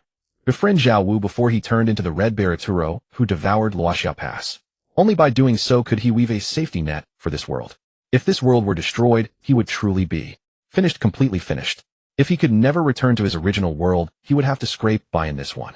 Thus he had to make this world as safe and livable as possible. So the matter of the deep-sea dungeon had to be resolved quickly. The problem was, Lin Feng couldn't find teammates willing to go to the deep-sea dungeon with him. He and Air could count as 2, but at least 2 more companions were needed. But Catherine had said that no mercenaries were willing to take on the deep-sea dungeon quest now. After all, no matter how greedy mercenaries were for money, they needed to live to spend it. Thus those who dared to take on the deep-sea dungeon quest were either insane or suicidal. What should he do? Lin Feng had already posted a recruitment notice in the square, but he didn't know if anyone would apply. Lin Feng walked aimlessly through the streets, lost in thought. To return to the inn, he had to cross a labyrinthine market. True to its reputation as the largest trade center of the Crimson Flame Alliance, the market was filled with a dazzling array of goods from luxuries to daily necessities. This was, perhaps because the market was too vast, Lin Feng had inadvertently lost his way. He remembered that passing through the alley between the magic item shop and the blacksmith's forge, then turning left, would lead to the inn. Yet now a strange road stretched before him. He longed to go back and rest. Lin Feng quickened his pace, but still couldn't find the way. He ventured deeper into the dim alley, and the surrounding atmosphere grew eerie. This was a slave market. Indeed, in the Crimson Flame Alliance, where everything was available naturally, there was a slave market. Lin Feng felt uncomfortable and was about to turn away when he heard a commotion. Let me go. Do you know who I am? Who are you? Just a damned pirate. Lin Feng looked up curiously. What was happening? Several burly men surrounded a young man kneeling on the ground. The young man appeared to be a slave. Crack. A bearded merchant-like man raised a leather whip and struck down fiercely. Up. The kneeling man screamed in pain, collapsed to the ground, and struggled to get up. Useless wretch. A mere pirate dares to act out here. The man spat on the ground. A pirate like you deserves to be torn to pieces. Then kill me. Kill me. Shut up. The losses you caused me, I'll make you repay by digging in the mines for a lifetime. Lin Feng then noticed that the man held an iron chain, the other end of which was fastened around the young man's neck. Captured pirates were either executed or sold into slavery. It seemed this guy would become a slave. Whether that was fortunate or unfortunate was hard to say. Lin Feng watched coldly, making no move to intervene. Most pirates were originally poor commoners or escaped slaves. For them, becoming slaves again might be more terrifying than death. Get up. The man yanked the chain and raised the whip again. Crack. Another stroke of the whip tore a gash in the man's already tattered clothes. Wait, what was that? Lin Feng's sharp eyes caught something gleaming blue under the torn fabric. He quickly stepped forward and stood in front of the man. Hey, what do you think you're doing? Get lost. Stop, you'll damage the merchandise. Who the hell are you? Mind your own business. The man roared angrily. Lin Feng ignored him, looked at the blue-haired young man on the ground, then back at the man, and said calmly, I want to buy him. What? I said if I'm buying him, are you going to keep hitting him? Lin Feng pulled a heavy money pouch from his chest and jingled it in front of the man. The sight of white silver coins left the man speechless, and the whip in his hand drooped helplessly. Name your price. You must have a price in mind, right? The price of slaves ranged from 1 silver coin to 10 gold coins, a wide disparity. The man stammered, unable to speak. Not wanting to waste time, Lin Feng took out 5 gold coins from the pouch. Is this enough? However, the man didn't take the gold coins, but became even more arrogant. 10 gold coins. It seemed the man had seen the gold in the pouch and, driven by greed, deliberately inflated the price. Lin Feng expressionlessly put the gold coins back. You'd better think carefully before speaking. 10 gold coins, not a single coin less. Humph. Lin Feng sneered. A runaway pirate slave with a criminal record, and you want 10 gold coins. Look at his arms and legs, clearly severely injured. He'd be lucky to sell for 1 gold coin. Why, you're lying. Besides the lashes you gave him, just the treatment cost would be 50 silver coins. This. And such an unruly fellow would require effort to tame, wouldn't he? Have you factored in the cost of his meals during that time? Fine. 5 gold coins it is. That price is no longer valid. Lin Feng threw 2 gold coins on the ground. Take it or leave it. Damn it. Though reluctant, the man knew better than to push his luck. He glared at Lin Feng, bent down to pick up the coins. Seizing the moment, Lin Feng used the Hydra's venomous fang to cut the iron chain around the man's neck. The inferior chain quickly corroded from the Hydra's venom.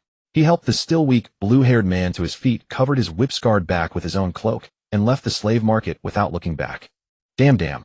The blue-haired man muttered curses, his voice barely audible. Lin Feng sensed he might be crying. Back at the inn, Lin Feng asked the landlady for hot soup and bread, then took the blue-haired man to his room.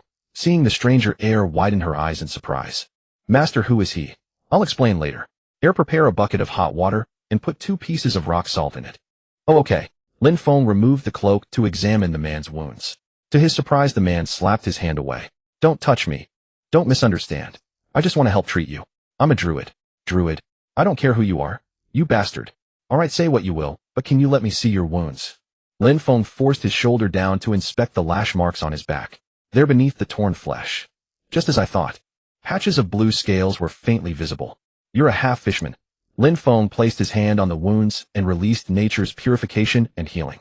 Under the power of the goddess Lin Shaka, the wounds healed at a visible rate. By tomorrow morning, the wounds will be fully healed without a scar. Master, the hot water is ready, and I added the rock salt as you instructed. Thank you, Air. Lin Feng helped the blue-haired man up again. Go soak in a hot bath. It'll speed up your recovery. Let go of me. The blue-haired man shoved Lin Feng away, and at some point had drawn the dagger from Lin Feng's belt, pointing it at them. Lin Feng sighed helplessly. I'm trying to help you understand. Help me. Buy me and then treat me like a slave. Ridiculous. I have no intention of making you a slave. See, I didn't even take the slave contract stone. The slave contract stone was a special item refined from magic crystals used to bind slaves and prevent escape. Once a slave's soul was bound to the contract stone, they could never escape the master's control unless the stone was destroyed. Typically, after buying a slave, they would be fitted with a contract stone. Of course, Lin Feng didn't do that because he didn't need a slave. The blue-haired man was stunned, unsure what to say. Your situation is dangerous, you know. Your scales are almost falling off. Hurry up and soak in the hot bath. How? How do you know? Taking advantage of the man's daze, Lin Feng entered the bathroom to check the water temperature and salt concentration. Just right. The water's getting cold, getting quickly. Fishmen needed to spend at least half a day in water each day. As a half-fishman, though not as much as a pureblood, he still needed to soak for 2 to 3 hours daily. It seemed the slave trader hadn't discovered he was a half-fishman, so he hadn't been provided with seawater. The condition of his scales showed he hadn't been in contact with seawater for a long time. The blue-haired man eyed Lin Feng warily, suspicion evident in his eyes. But Lin Feng was right. Ultimately unable to resist the allure of seawater, he jumped into the tub in a fluster. If only you'd done that earlier. Why, you get out. You pervert. You're overthinking it. You can't even tell male from female yet. For fishmen, adulthood was around 100 years.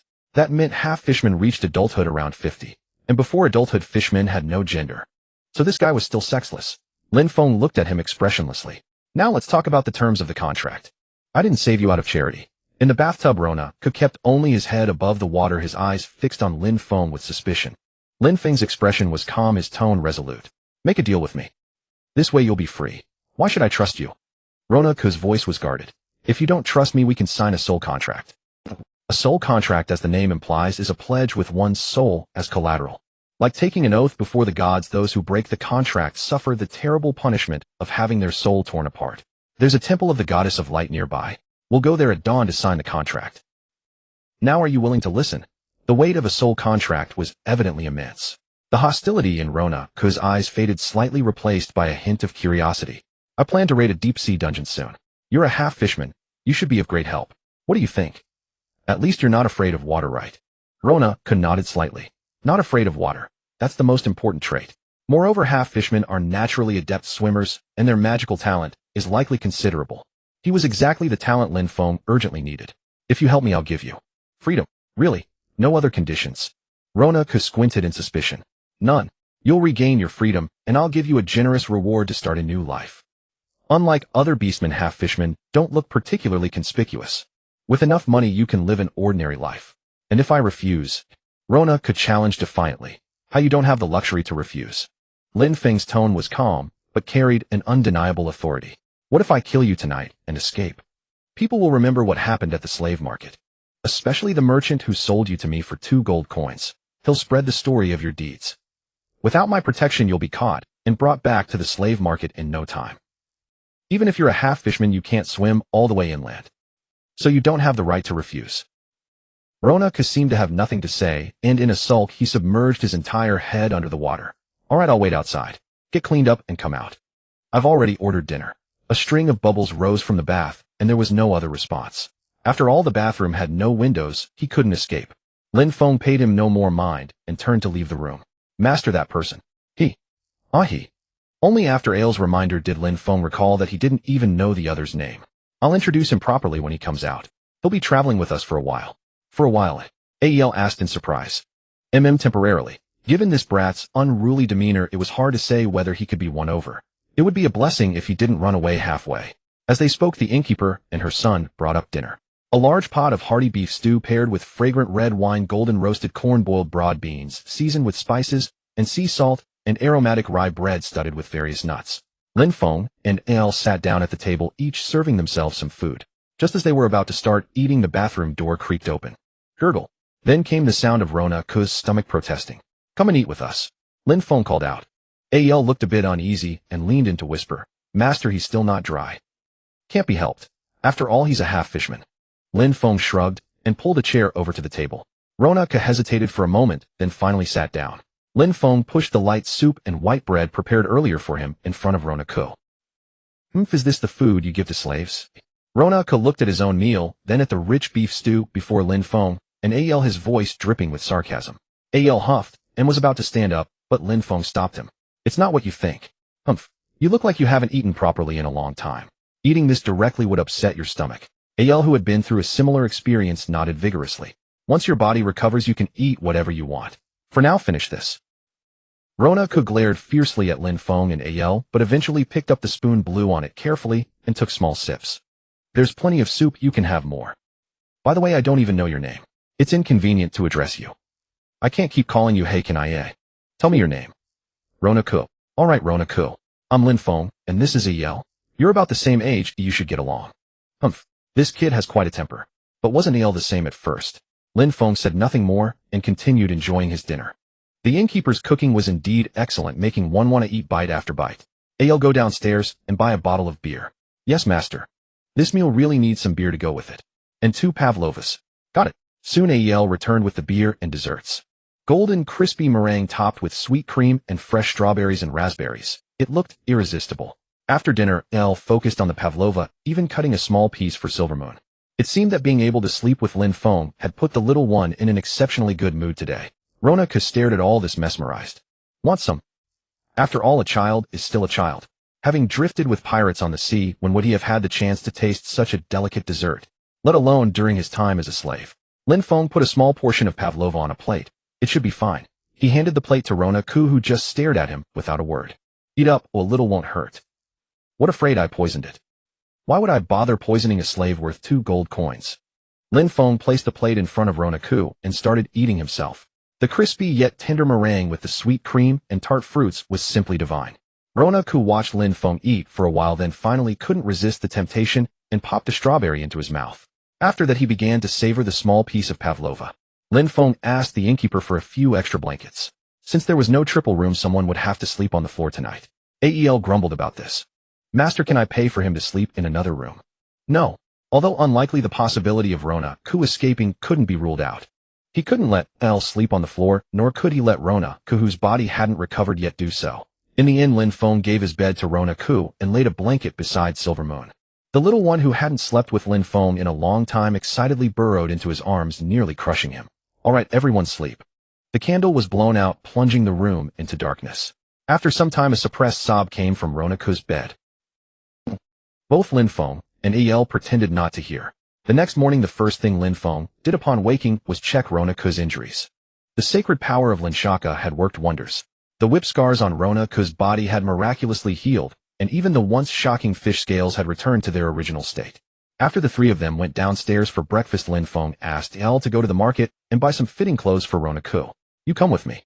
Lin Feng led Rona Ku to the nearby temple of the goddess of light. As he had said, he would sign a soul contract with Rona Ku. Rona Ku seemed surprised that Lin Feng would actually follow through, appearing distracted the entire way. The goddess of light governs temperance and order. Her followers could sign special contracts like soul contracts in her temple. Lin Feng brought Rona Ku before a giant feather pen statue, symbolizing the goddess of light, then turned to look at him. You really mean to sign a soul contract with me? Rona Ku's voice trembled. Of course I keep my word. But then your soul. I won't break the contract, so my soul will be fine. Just make sure you don't default. Lin Feng paid a silver coin to the priest in charge of the contract, then pricked his thumb with the sharp feather pen, squeezing out a drop of blood. Rona Ku hesitated for a moment, then did the same. Each stated their terms, and the priest offered the contract to the goddess in prayer. The blood-stained feather pen suddenly burst into dazzling light, and Lin Feng felt a slight pain in his chest. The soul contract has been signed. Under the priest's declaration, Lin Feng and Rona Ku walked out of the temple of the goddess of light. Rona Ku seemed still in shock, looking at Lin Feng with disbelief. He had probably never expected Lin Feng to truly keep his promise and grant him freedom. I'm really free. Rona Ku murmured, his voice filled with excitement and disbelief. Watching him, Lin Feng couldn't help but reach out and ruffle his hair. Of course he wasn't doing this purely out of kindness. After all, he wasn't a philanthropist. The reason for signing the soul contract was also to prevent Rona Ku from escaping. But for Rona Ku it clearly held a deeper meaning. He raised his head, looked at Lin Feng with determination, and said seriously, about the deep-sea dungeon raid. I will definitely help you complete it. Haha, then I'll count on you. I mean it. I know. When they returned to the inn, Al had just come back from shopping. Lin Feng handed the clothes Al had bought to Rona Ku. Slap. Huh. A strange sound came from behind. Lin Feng turned around and saw Rona Ku standing there, his face flushed, holding the clothes Al had bought and fuming.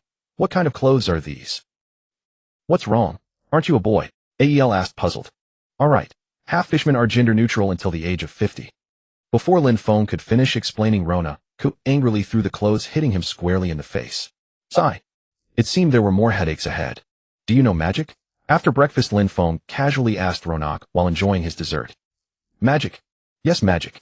Merfolk hybrids are born with extraordinary magical power, far surpassing that of humans, there is no doubt about it. Although Rona Ku is still young and his magical power hasn't yet reached its peak, postnatal learning and training are equally crucial. I haven't learned it. Hey, show some respect to your master. Air interjected discontentedly. None of your business. Rona Ku retorted without backing down. I was before you. Both of you shut up. Just as they were about to start arguing, Lin Feng interrupted in time, putting an end to the commotion. Master. But he. Silence. With Lin Feng's command, Air and Rona Ku immediately quieted down like two defeated roosters. Silver Moon, who was lying nearby, yawned lazily, rolled over, and continued sleeping. Back to the point, you said you've never learned magic. Yes. Rona Ku started being disrespectful again, and Air glared at him fiercely. Yes. Under Air's intimidation, Rona Ku reluctantly corrected himself. How could that be? Could it be that his parents didn't teach him? Or perhaps he was separated from his parents since childhood? Lin Feng didn't press further. After all, everyone has a past they'd rather not mention. It's okay, it's never too late to start learning now. Learn magic. Me? Rona Ku looked skeptical. Yes, magic. Of course, Lin Feng himself couldn't teach him magic. Each craft has its own specialization. Just as you need a language teacher for language and a math teacher for math, for magic you naturally need a professional magic instructor. Follow me, I'll take you somewhere. Lin Feng led Rona Ku to the encampment of the Catherine Trading Company. Is this the child? Yes. Are you sure you want him to learn magic? Catherine's tone was full of doubt. Of course he has great talent. But Lin Feng had already told Catherine his plan, including having Rona Ku join the team and finding him a magic teacher. He was once a pirate, so he has some combat experience. Moreover, he is a merfolk hybrid, born with far greater magical power than humans. With proper training, he will surely become a formidable force in his own right. If you're not comfortable, then find me a mage willing to go to the deep-sea dungeon. Sigh. Catherine let out a long sigh, turned her head, and waved her hand behind her. Iris, come in. As soon as she spoke, a beautiful woman with flowing silver-white hair walked in. Hello. This is an old friend of mine, Iris. So beautiful. A beauty like this must be a notable figure in the game. Lin Feng thought to himself, and quickly stepped forward to greet her. Pleasure to meet you. I'm Lin Feng. Iris nodded slightly in return. Lin Feng imitated her gesture and nodded back. Their eyes briefly met. Please take care of me. No, please take care of me. Iris nervously avoided Lin Feng's gaze and lowered her head again. Iris is exceptionally skilled in water magic, Catherine introduced. If she can guide Ronak, it will be greatly beneficial for him. He doesn't need to go to a magic academy to learn all those rigid rules. You just need to tap into his potential and help him master practical combat techniques as soon as possible. I understand. I'll do my best. A faint blush rose on Iris's cheeks, and she nodded firmly. Ronak. Ronak looked a bit nervous. Lin Feng gently patted his shoulder and led him to Iris. This is your magic teacher. From now on she will teach you magic. No, can't you? I mean master, teach me. Didn't I tell you? I know nothing about magic. I am a druid. But. Don't worry, I'll have your back. Hearing Lin Feng's assurance, Ronak visibly relaxed. Learning magic means becoming stronger. And becoming stronger means no longer being bullied. So study hard. Ronak nodded solemnly. I'll pick you up after class. Yes. No, yes. Lin Feng affectionately ruffled Ronak's hair and watched him leave with Iris. That crazy mercenary willing to go to the deep-sea dungeon hasn't shown up yet. He turned to ask Catherine. Of course not. In this situation, even if you offer a high price to hire battle slaves, no one would be willing to go. Ronak is not a battle slave. Not a slave. Catherine was a bit surprised. Of course not. I promised him that after this matter is over I would grant him freedom. We are just partners now. You are really a strange person. Catherine obviously couldn't understand Lin Feng's thinking and shrugged. Regardless, you still need to find another person. Yeah, even if the price is high, no one would risk their life. We'll just have to wait and see. On the bright side, this time can be used to help Ronak improve his strength. You are quite optimistic. Doesn't it seem like it? I'm starting to get a bit worried. Who else can you trust besides me? Lin Feng chatted with Catherine for a while longer, then took his leave. He still needed to train Air intensively and also improve his own strength. It was time to return it to Air. The adventures during this period had helped Air grow a lot. Now is the time. Time really flies. Lin Feng, filled with emotion, returned to the inn. He called Air, who was brushing Silvermoon's fur, and together they went to a nearby open space. The warm sea breeze brushed against their faces. Air skillfully did her warm-up exercises, ready to start training. That little girl who once wandered the cursed land. Has she grown to this extent? Lin Feng watched her quietly, his heart filled with gratification. Air, come here. He called Air over and took something out from his storage ring. Air was instantly stunned, her face a mixture of surprise, joy, sorrow, nostalgia. All kinds of complex emotions intertwined. She opened her mouth but couldn't speak. It's time to return it to its rightful owner. Here. Lin Feng handed the sword named Lionheart to Air. This sword once belonged to Grand Duke Reinhardt. Air's eyes instantly reddened. She took Lionheart with trembling hands and gazed at the sword, which carried the memories of her father for a long time. The little girl of the past has now grown into a qualified warrior, able to bear the legacy of her father. Time really flies. No, it's not that time flies, but Air's growth rate is too fast. Especially after receiving guidance from Zhao, her progress has been remarkable. Thank you, master. A crystal tear rolled down Air's cheek. Even if she said nothing, Lin Feng could understand her feelings. He gently patted Air's shoulder, saying nothing. Everything was understood without words. I will become stronger. Lin Feng didn't speak, just smiled at her. If Air wanted to become stronger, he would do everything in his power to help her. He had already prepared a special skill for Air. Weapon binding. This is a special skill that players can only learn after obtaining a high-level weapon. After learning it, the player can merge with the weapon, unleashing even greater power. Air. Yes, master. Close your eyes. Okay, then focus all your attention on the sword. Air slowly closed her eyes. A surge of powerful energy emanated from her, converging into her right hand that held Lionheart. Lin Feng drew a large circle on the ground, then along the edge of the circle, he inscribed the runes of the war god Barek. Then he took out 3 top-grade magic crystals and placed them at 3 key nodes of the circle. The vast magical power contained in the magic crystals flowed along the runes Lin Feng had drawn, eventually converging onto Lionheart in Air's hand. Under normal circumstances, when players use weapon binding, they can choose which deity's blessing they want to receive. But Air is not a player, so Lin Feng had to choose for her. The war god Barek. It is said that even the sun god Horizon cannot match Barek in swordsmanship. With Barek's blessing, Air will surely become a top-tier powerhouse. The powerful magic surging into her body made Air groan involuntarily. The process of merging with the weapon was not easy. Hold on, Air. Yes. To fully absorb the power of the 3 top-grade magic crystals would take at least half a day. That is if Air can endure it. If she can't bear it, then all efforts will be in vain.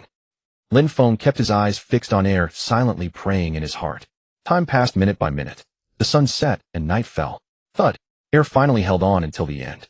The 3 magic crystals turned to dust, and the runes on the ground disappeared. Only Air and Lionheart remained, as if an invisible bond had been established between them. Air could no longer support herself and collapsed unconscious, but she still tightly gripped Lionheart in her hand, as if to hold it until death. Good work, heir. Lin Feng picked up the unconscious heir and returned to the inn. Tomorrow I'll find a reliable swordsmanship teacher for her. Heir had now surpassed what he could teach. Just as Ronak needed a professional magic teacher, heir needed an experienced swordsmanship master to guide her. Anyway, there's still some time before the deep-sea dungeon opens. Before departure, he had enough time to train heir and Ronak into formidable warriors. And of course himself as well. In a dimly lit alley, a man stood alone in the shadows, carefully reading a crumpled piece of parchment by the faint light. The parchment contained information about recruiting mercenaries with a generous reward targeting the deep-sea dungeon. Recently, various trading companies had been posting recruitment notices for the dungeon. But the content of this parchment was somewhat unusual. It only recruited one mercenary. The person who posted this parchment was either a madman or a liar. Crunch. The man crumpled the parchment into a ball and stuffed it into his pocket. Something seems different this time. He looked up, gazing at the brightly lit encampment of the Catherine Trading Company in the distance. Or is it the same as before? The man stroked his messy beard, lost in thought. The flickering firelight cast shadows on his face, alternating between light and dark. Finally, he pulled up his hood and turned to disappear into the darkness. Caw, caw. The distant cries of crows added a touch of eerie atmosphere to the night. Several days later, a knock echoed through the early morning, striking Lin Feng's door. Who could it be? The visitor was a messenger sent by Katerina, saying she had urgent business and needed him to come at once. What urgent matter could there be so early in the morning? Lin Feng hadn't even had breakfast, feeling a bit irritated, but he still followed the messenger to Katerina's residence. You're here. What is it so early in the morning? Before he could finish, a flash of golden light suddenly appeared before Lin Feng's eyes. Again. Chain mission triggered. Mission Strange Companion. Why did a chain mission suddenly trigger? Lin Feng quickly pulled out the ancient book from his chest. As expected, new mission content had appeared on the page. A strange companion has appeared. Embark on an adventure with him. Reject mission reward, an excellent warhorse. Accept mission reward. The reward was actually a question mark. Before Lin Feng could ponder further, he sensed Katerina staring at him with a strange expression. He quickly closed the book, shoved it back into his chest, and cleared his throat to hide his embarrassment. Ahem, what exactly did you need me for? I have important news to tell you. I hope it's truly important. Recently, Katerina had been calling him over under various pretexts, and Lin Feng was growing impatient. Someone has volunteered to join the team. What? I said someone has volunteered to raid the deep-sea dungeon. So soon. Someone had actually volunteered this quickly. He had thought it would take at least a month. Lin Feng looked at Katerina in surprise while she clapped her hands triumphantly. At that moment, a shabbily dressed man walked in. His hair and beard were a tangled mess, nearly covering his entire face, making him look like a stray dog. Not only that, but he hunched his back and wore a gloomy expression. He hardly seemed like a qualified mercenary. His name? Lloyd. Lloyd.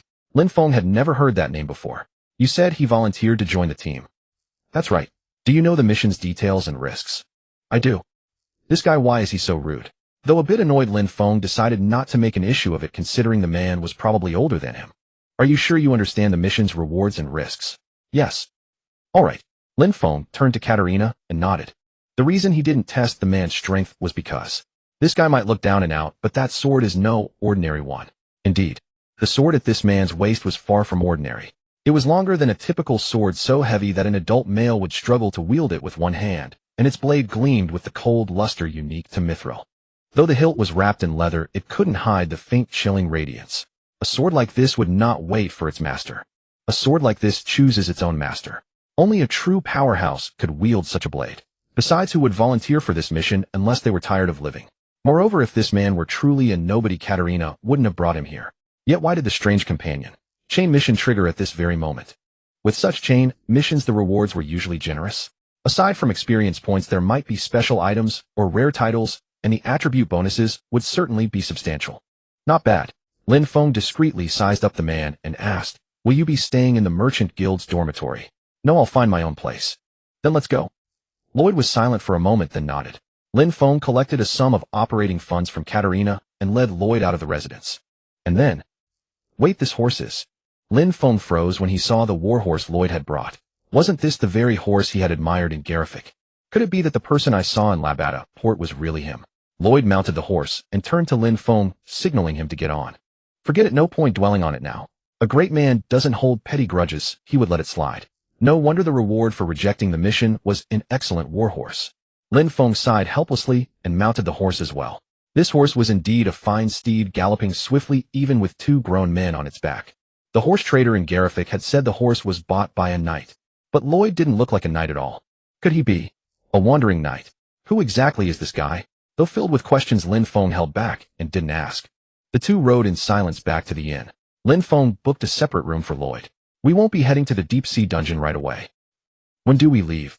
About a month from now, once the sea storms have calmed. I see. During this time your food and lodging will be covered by the Katarina Merchant Guild. If you need anything, just let me know. This guy is way too taciturn. Just as Lloyd was about to enter his room, Lin Feng suddenly called out to him. Is there something else? Could you guide my apprentice during this time? She's a child with great talent in swordsmanship, but she still needs further honing. I think you can help her. Seeing Lloyd silent, Lin Feng grew a bit anxious. Of course I'll pay you accordingly. Is she also volunteering to raid the deep-sea dungeon? Yes. Lloyd fell into thought, as if weighing the pros and cons. After a moment, he finally spoke slowly. Fine. With that he turned and entered his room, closing the door. Lin Feng said to the closed door, see you tomorrow then. Silence from the room, no response. What an oddball. He didn't even haggle over the price before agreeing. Regardless, the last team member had been found and preparations for raiding the deep-sea dungeon were essentially complete. Now as long as the training for AI Air and Luo Nake went smoothly within this month, our aiding the deep-sea dungeon should be no problem. Of course that was provided he formulated a foolproof plan and prepared sufficient supplies. As for supplies with the Katarina Merchant Guild backing him, he wasn't too worried. Yet why did he have an uneasy feeling in his heart? Pushing aside his unease, Lin Feng had a late breakfast with AI Air and Luo Nake. Then he sent AI Air to Lloyd and Luo Nake to Ares while he himself headed to the commercial district. He was going to the largest market to find a special item. At this time the commercial district was bustling with people. To celebrate the arrival of the Buck Moon, a grand festival was underway. Joyful songs, enticing aromas of food, and the clamor of vendors and customers intertwined to create a vibrant tableau of city life. Deep-sea octopus skewers, only 20 copper coins. Blackberry jam from the dark forest, come and try it. Magnifying glasses, sweeping Xuanji City clearance sale at rock-bottom prices. Young man, how about some digestive tablets made from Snow Mountain rabbit droppings? Lin Feng threaded through the bustling crowd and arrived at the central square. In the square, the Archaic Joint Council was hosting a grand event. Still time. Lin Feng squeezed into the crowd and filled out a registration form. If he could obtain that thing, his chances of conquering the deep-sea dungeon would be much greater. He submitted the form, got in line, and waited patiently. From a distance, he could already see the ultimate reward of the event, that thing. Sage's Bottle. It was said that the Sage's Bottle was the water flask used by the Sage Elodia of Luoxiao Pass during her lifetime. This sage had lived without sleep for over 500 years. This was the only relic she left behind, and within the bottle still remained a mouthful of water, the last she had drunk before her death. It was said that whoever drank this water would gain Elodia's wisdom. The Sage's Bottle was widely known because of Elodia's fame, but its true effect remained a mystery. People only knew that drinking the water would grant Elodia's wisdom, but that was merely a legend. Of course I knew the true power of this item. Every Buck Moon the Archaic Joint Council offered the Sage's Bottle as the ultimate reward during the festival. But to obtain this treasure one had to pass an extremely difficult trial. Thus, although countless people attempted the challenge each year, no one had ever succeeded. However, this year was different. Because Lin Feng had arrived. Dong. As a long resonant bell told the event officially began. Whoa. Thunderous cheers erupted from the crowd. I wonder if anyone will pass the trial this year. Hard to say. Last year, even the renowned strongest expert of Luoxiao Pass failed. Except for the Empire's Saintess, probably no one can do it. Haha, this is going to be good. The crowd buzzed with chatter. So what exactly was this trial? Simple, lift the Sage's Bottle. Whoever could lift the Sage's Bottle would win the treasure. The condition seemed easy, but so far no one had succeeded. It was said that even the mightiest warrior on the continent couldn't lift the Sage's Bottle. Because although it appeared to be a palm-sized ordinary flask, it weighed as much as 1,000 June. The only one who had ever managed to lift the Sage's Bottle was the Saintess of the Baharan Empire. Thus some even whispered that only a god could lift the Sage's Bottle. Of course that rumor would soon be shattered. Because Lin Feng had arrived. The contestants lined up one by one, each taking turns trying to lift the Sage's Bottle. Some desperately grabbed the neck of the bottle to hoist it up, others attempted to levitate it with magic, still others tried to tie it with ropes and pull with brute force. They exhausted every method, but all failed. One by one those confident challengers eventually returned utterly exhausted. Lin Feng watched from the side with a cold eye, his heart undisturbed. Finally, next, it was Lin Feng's turn. The onlookers eagerly anticipated Lin Feng's humiliation, their faces brimming with excitement. Drawing a deep breath, Lin Feng stepped before the Sage's Bottle. It was hard to believe that this palm-sized bottle had driven countless souls to despair. Yet after today, it would all be over. A faint smile curled at the corners of Lin Feng's mouth as he grasped the bottle. Then with a soft pop, he pulled out the stopper and gave it a gentle push. The teetering bottle toppled over, and the legendary last sip of water that the sage Ilodya had taken before his death spilled unceremoniously onto the ground. Silence fell over the square. No one dared to believe what they had just witnessed. Lin Feng smiled faintly and casually picked up the bottle. Is this acceptable now? The representatives of the Crimson Flame Alliance stood dumbfounded, unable to utter a word. Small wonder. The wisdom left by Ilodya had vanished before their eyes, stunning everyone. Madman, someone murmured under their breath, and then the square erupted into an uproar. Has he lost his mind? He actually poured out Ilodya's wisdom. Madman. The shouts grew louder. Lin Feng surveyed the agitated crowd and calmly tossed out a remark. If it's so precious, why don't you lick it up? It hasn't dried yet. Hurry and lick it before it does. At these words the crowd fell silent, and many drew in sharp breaths. Mine. Get lost. Ilodya's wisdom is mine. The square instantly descended into chaos.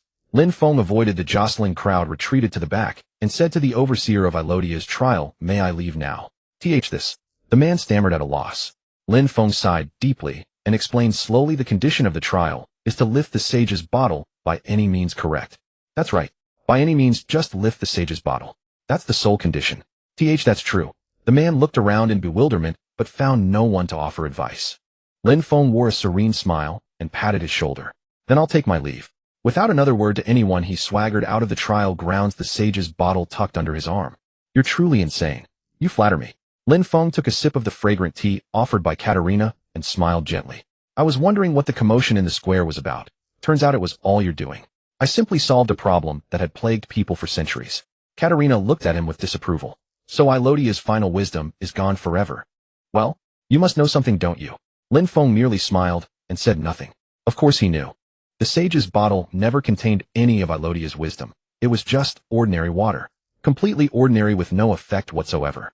In reality, the sage's bottle had once sparked a huge controversy. For a long time, no player could lift it. For months, players failed to complete this festival quest, and everyone began brainstorming together. Not only the famous guilds, but even renowned players tried every method, yet all failed without exception. Until one day, a novice player stumbled upon the solution. He used the discard skill. Thus, the sage's bottle became the novice's prize, causing an uproar in the Spirit Era player community. This incident was so famous that Lin Feng naturally had heard of it. The sage's bottle indeed contained only ordinary water. What mattered was the bottle itself. The quest for the sage's bottle was actually a test of wisdom. Only those who broke conventional thinking could obtain the ultimate reward. The bottle's item description detailed anecdotes about Ilodya's wisdom trial, but Lin Feng felt no need to explain that to anyone. Getting the item was enough. The sage's bottle was a special artifact that absorbed ambient pure mana to produce highly concentrated mana potions. The mana potions generated by the bottle had no cooldown or side effects. They were the highest grade mana potions. Moreover, each time the potion was used, the bottle would absorb surrounding mana again to produce a new one. In other words, it allowed unlimited supply of top-tier mana potions. The only drawback was that it was a bound item. Only the holder could use it. If anyone else used the bottle, the mana potion would revert to ordinary water. But for Lin Feng, this was more an advantage than a flaw. To others it seemed like just a common bottle, so few coveted it. Lin Feng picked up his teacup again and said to the curious Katerina, it seems Sage Ilodya wanted to leave his legacy to someone with wisdom, not strength. So you claim to be wise. You could say that. Sage Ilodya truly understood the art of letting go. Feeling the increasing weight of the sage's bottle, Lin Feng smiled with satisfaction. In any case, with this bottle, conquering the deep-sea dungeon will be much easier. That's exactly what I wanted to hear. The timing remains as agreed. On the night of the full moon, when the waves calm. Our side is ready. If you need anything else, just say the word. Good. It's getting late, I should go. Thank you for the tea. It was excellent. Take care. Having enjoyed the festival and confirmed the plan with Katerina, Lin Feng left the guild mansion in high spirits. To avoid getting lost in the market like last time, he deliberately chose to walk along the outer road near the coast. Night had fallen and darkness surrounded him, broken only by the sound of waves. The night sea breeze is quite chilly. Should I have a drink when I get back? Grilled squid with soju would be perfect, but the inn only has jerky cheese and wine. Sigh. Lin Feng sighed and continued walking. Then suddenly something seemed to block his path in the darkness. Though he couldn't make out their shapes, clearly their numbers and massive silhouettes didn't bode well. Lin Feng halted and stared into the dark. Under the faint moonlight, he saw pairs of gleaming eyes. They were watching him. Clearly they hadn't come to share a drink. Lin Feng placed his hand on the Hydra Fong at his back and stared back intently. Boy. Seeing that Lin Feng neither fled nor attacked, the leader spoke first, his voice low and hoarse. You seem to have gotten something remarkable today. Just as I thought. A treasure like the sage's bottle couldn't go unnoticed. So many in the square saw me acquire it. Lin Feng's expression remained unchanged as he continued to watch them. Hand it over, and we'll spare your life. Hee hee hee. Ha! Their villainous lines were so cliché. Of course they weren't joking. They drew daggers, swords, and hand axes. The blades glinted coldly under the moonlight, proving their seriousness. And if I refuse? Lin Feng replied impassively. What? If I refuse, what will you do? The thugs burst into laughter as if hearing a hilarious joke. Then we'll kill you. Did they all have the same teacher? Lin Feng took a deep breath and gripped the Hydra Fong with both hands. Time to test my combat skills. These willing sparring partners came just in time. Bring it on. 2, 3, 5, 7, 9. 9 people. All to deal with one druid. They must really think highly of me. Lin Feng immediately activated light steps and weaved agilely among the heavy brutes. Thud, thud, once, twice. Lin Feng drove the Hydra Fong deep into their ribs, then leaped into the air. This brat, a man wielding a battle axe, charged at him. Thanks to his experience sparring with Zhao Wu, Lin Feng dodged the attack easily. Bang! Lin Feng kneed the man in the chest, then drove the Hydra Fong into his head. As he pulled out the Fong, the man collapsed lifelessly. Thud! 3 down, 6 to go. Die, you bastard. Why did they always yell while charging? So noisy. Lin Feng thrust the Fong straight into the man's throat. Swish! Blood gushed out, splattering onto Lin Feng's face. Disgusting. He spat out the taste of blood. Demon, you're a demon. Run. One of them dropped his short sword and fled. Smart move. Lin Feng charged at the remaining 4. His body felt incredibly light, and then, before he could even swing the Hydra Fong, the 4 men's bodies suddenly burst apart. Hot blood sprayed everywhere, and severed limbs fell to the ground. Then in the darkness, Lin Feng saw a pair of gleaming eyes under the moonlight.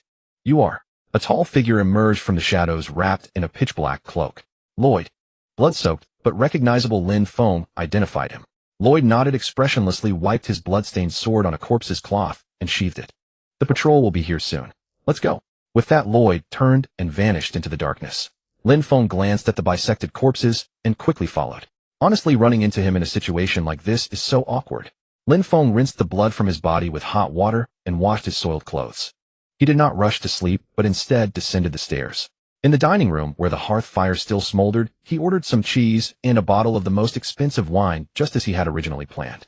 He lifted the rounded wine glass, poured it full of red wine, and was about to drain it when, bang bang, heavy footsteps echoed from the staircase as Royd entered. The two stared at each other in silence for a while, until Lin Feng finally broke it. Would you like to join me for a drink? Indeed. Please be seated. Royd glanced around the room before taking a seat opposite Lin Feng. As Lin Feng reached for another glass to pour wine, Royd raised his hand to stop him. He drew a flask from his coat. It's silver. Wrapped in leather that had faded with age, the flask was indeed made of silver. A noble, perhaps. Most mercenaries carried tin flasks. Silver was a luxury. The leather wrapping likely concealed elaborate carvings or gold ornaments beneath. There's no need to dwell on this now. With the deep-sea dungeon about to be conquered, there was no reason to provoke him. If he grew displeased and abandoned the mission, it would be a costly mistake. Was it wheat wine? No, it was corn whiskey. Not the expensive wheat wine brewed from precious grain, but the cheap corn whiskey made from humble maize. How unexpected. Did nobles not favor distinctive refined wines? Lin Feng pondered these thoughts as he lifted his glass to moisten his dry throat. Why don't you teach her yourself? Royd asked, raising his flask. What? The question came out of nowhere. Teach her what? She has decent talent with the sword, Royd said, taking a sip of whiskey. He was referring to Ayer, of course. As a warrior, she needed to learn how to wield a sword properly. I only teach her unorthodox methods. But her movements are decisive.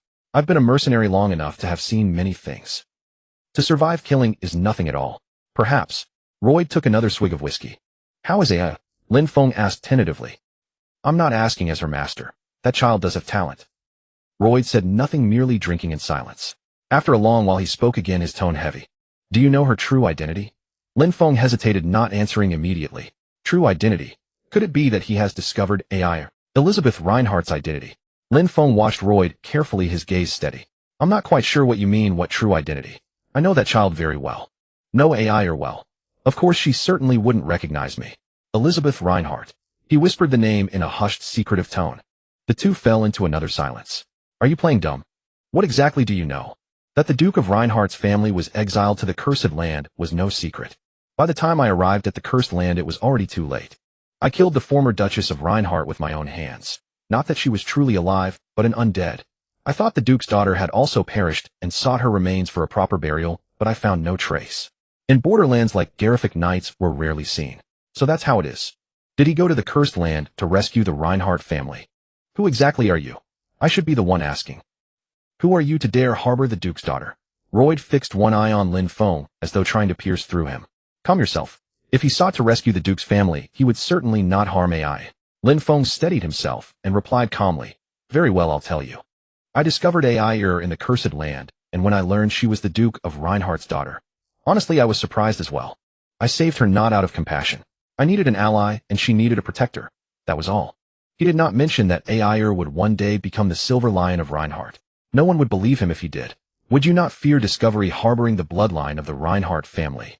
You could lose your life at any moment. That was all. You're clever. You cut her hair short, dressed her in boy's clothes, and changed her name. Even I didn't recognize her at first glance.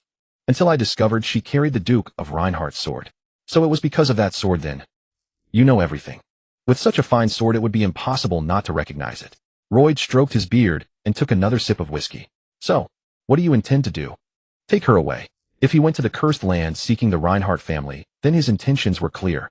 Could he be planning a rebellion? As if reading Lin Feng's thoughts, Royd set down his flask and let out a deep sigh. It's already too late. Too late. Lin Feng looked at him in confusion, but he said no more and rose to leave the dining room. As Royd had said, Lin Feng's fears proved unfounded. Royd never mentioned anything to AI, nor did he leave them. He simply devoted himself to teaching AI swordsmanship. Though AI was somewhat fearful of him under his guidance, her skills improved dramatically.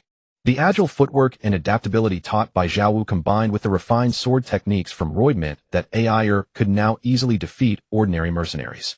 Ronak was no different. As a genius with merfolk lineage, his magical learning capacity was astonishingly swift.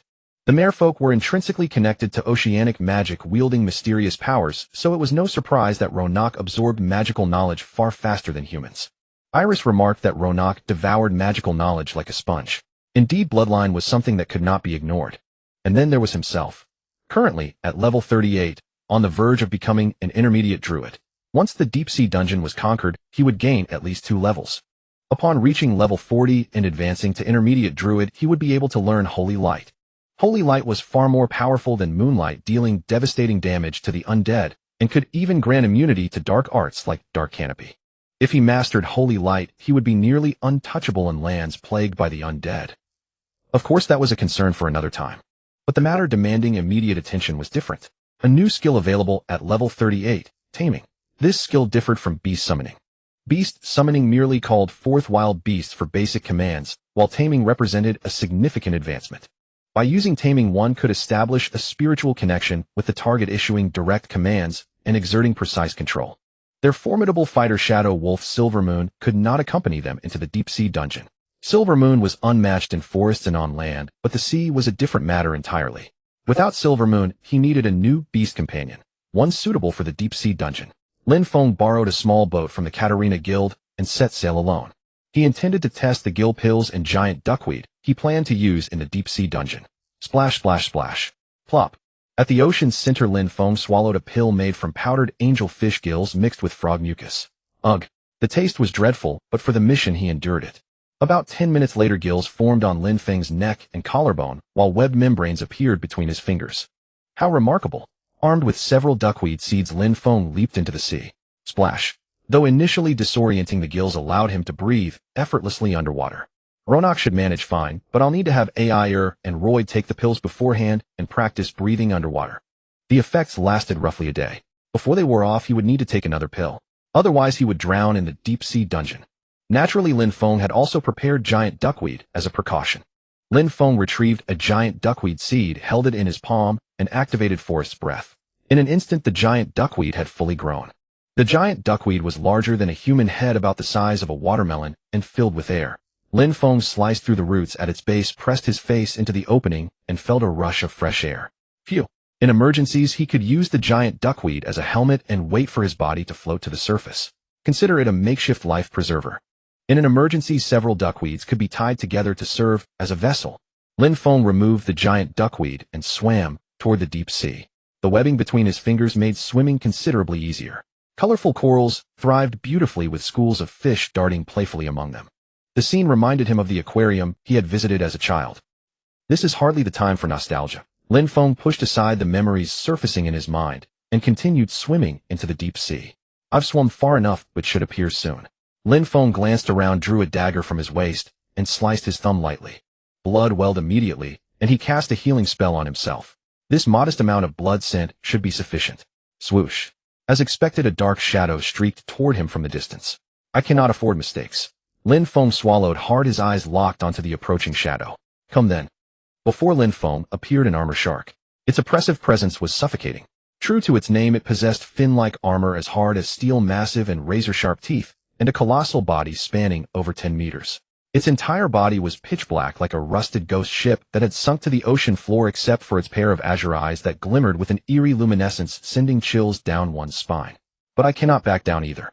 To conquer the deep-sea dungeon, he had to tame the armor shark. For even the fiercest deep-sea monsters feared the notorious armor shark. Some might ask, why not just get a deep-sea giant whale? Wouldn't that make conquering the deep-sea dungeon easy? The answer is no. Although the deep-sea giant whale was a formidable weapon against pirate ships, it was useless in the deep-sea dungeon, because it simply couldn't enter the dungeon. In fact, in the game, the types of beasts that could be summoned in the deep-sea dungeon were quite limited, and the armor shark was one of the few beasts that could be encountered there. Although it was impossible to bond for a long time or use beastification, the beast summoning and tame skills could still be employed. Lin Feng held his breath, quietly observing the armor shark.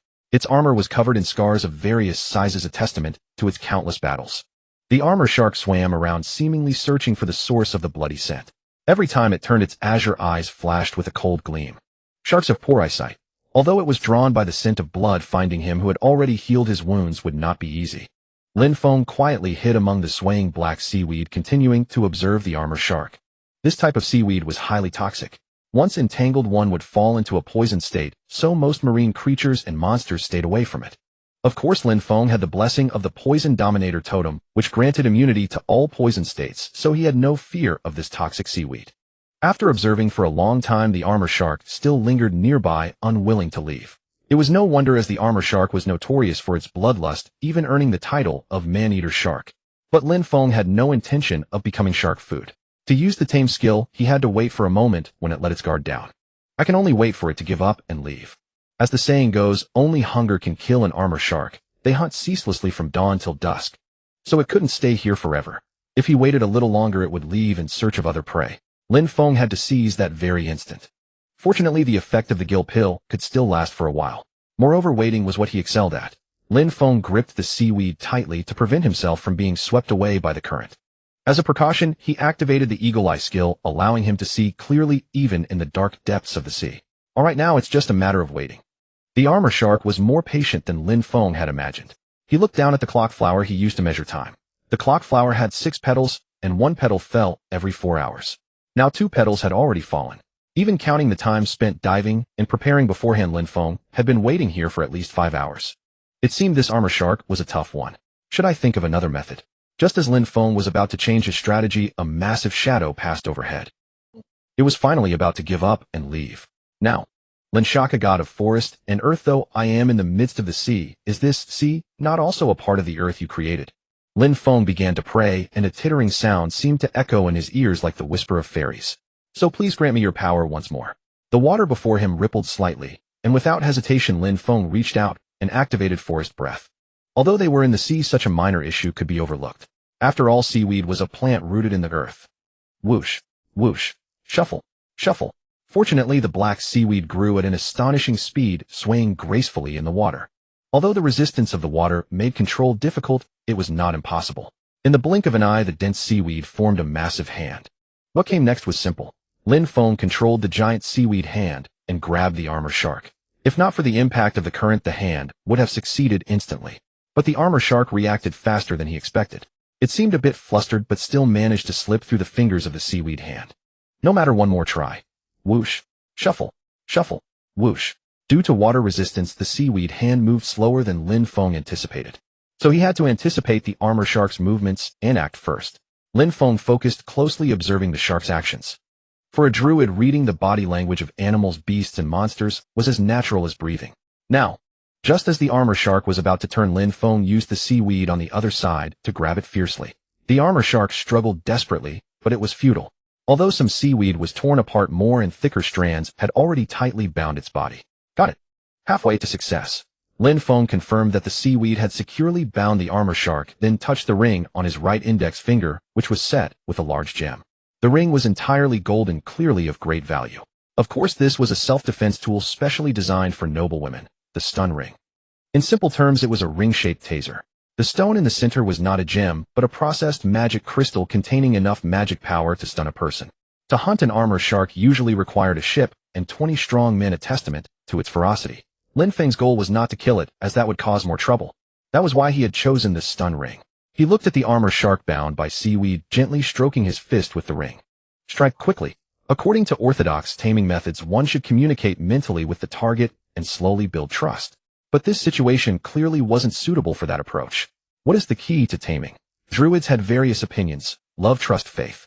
But Lin Feng was certain that the simplest, crudest, and most effective method was beat it into submission. To make the armor shark obedient, Lin Feng swam toward it with a friendly smile. For some reason, the shark struggled even more violently when he approached. Good little one, don't be afraid, don't be afraid. The ocean's apex predator, the shark, also has weaknesses. Lin Feng seemed to hear the narrator's rhythmic voice from a documentary. That is the gills, the eyes, and the nose. The armor shark's nose was long and pointed, very prominent. Especially the shark's nose, which could sense bioelectric currents and was extremely sensitive. A little electric shock. In the water, at least twice the force was needed to deliver an effective blow. Ready. Bang. ZZZZZT.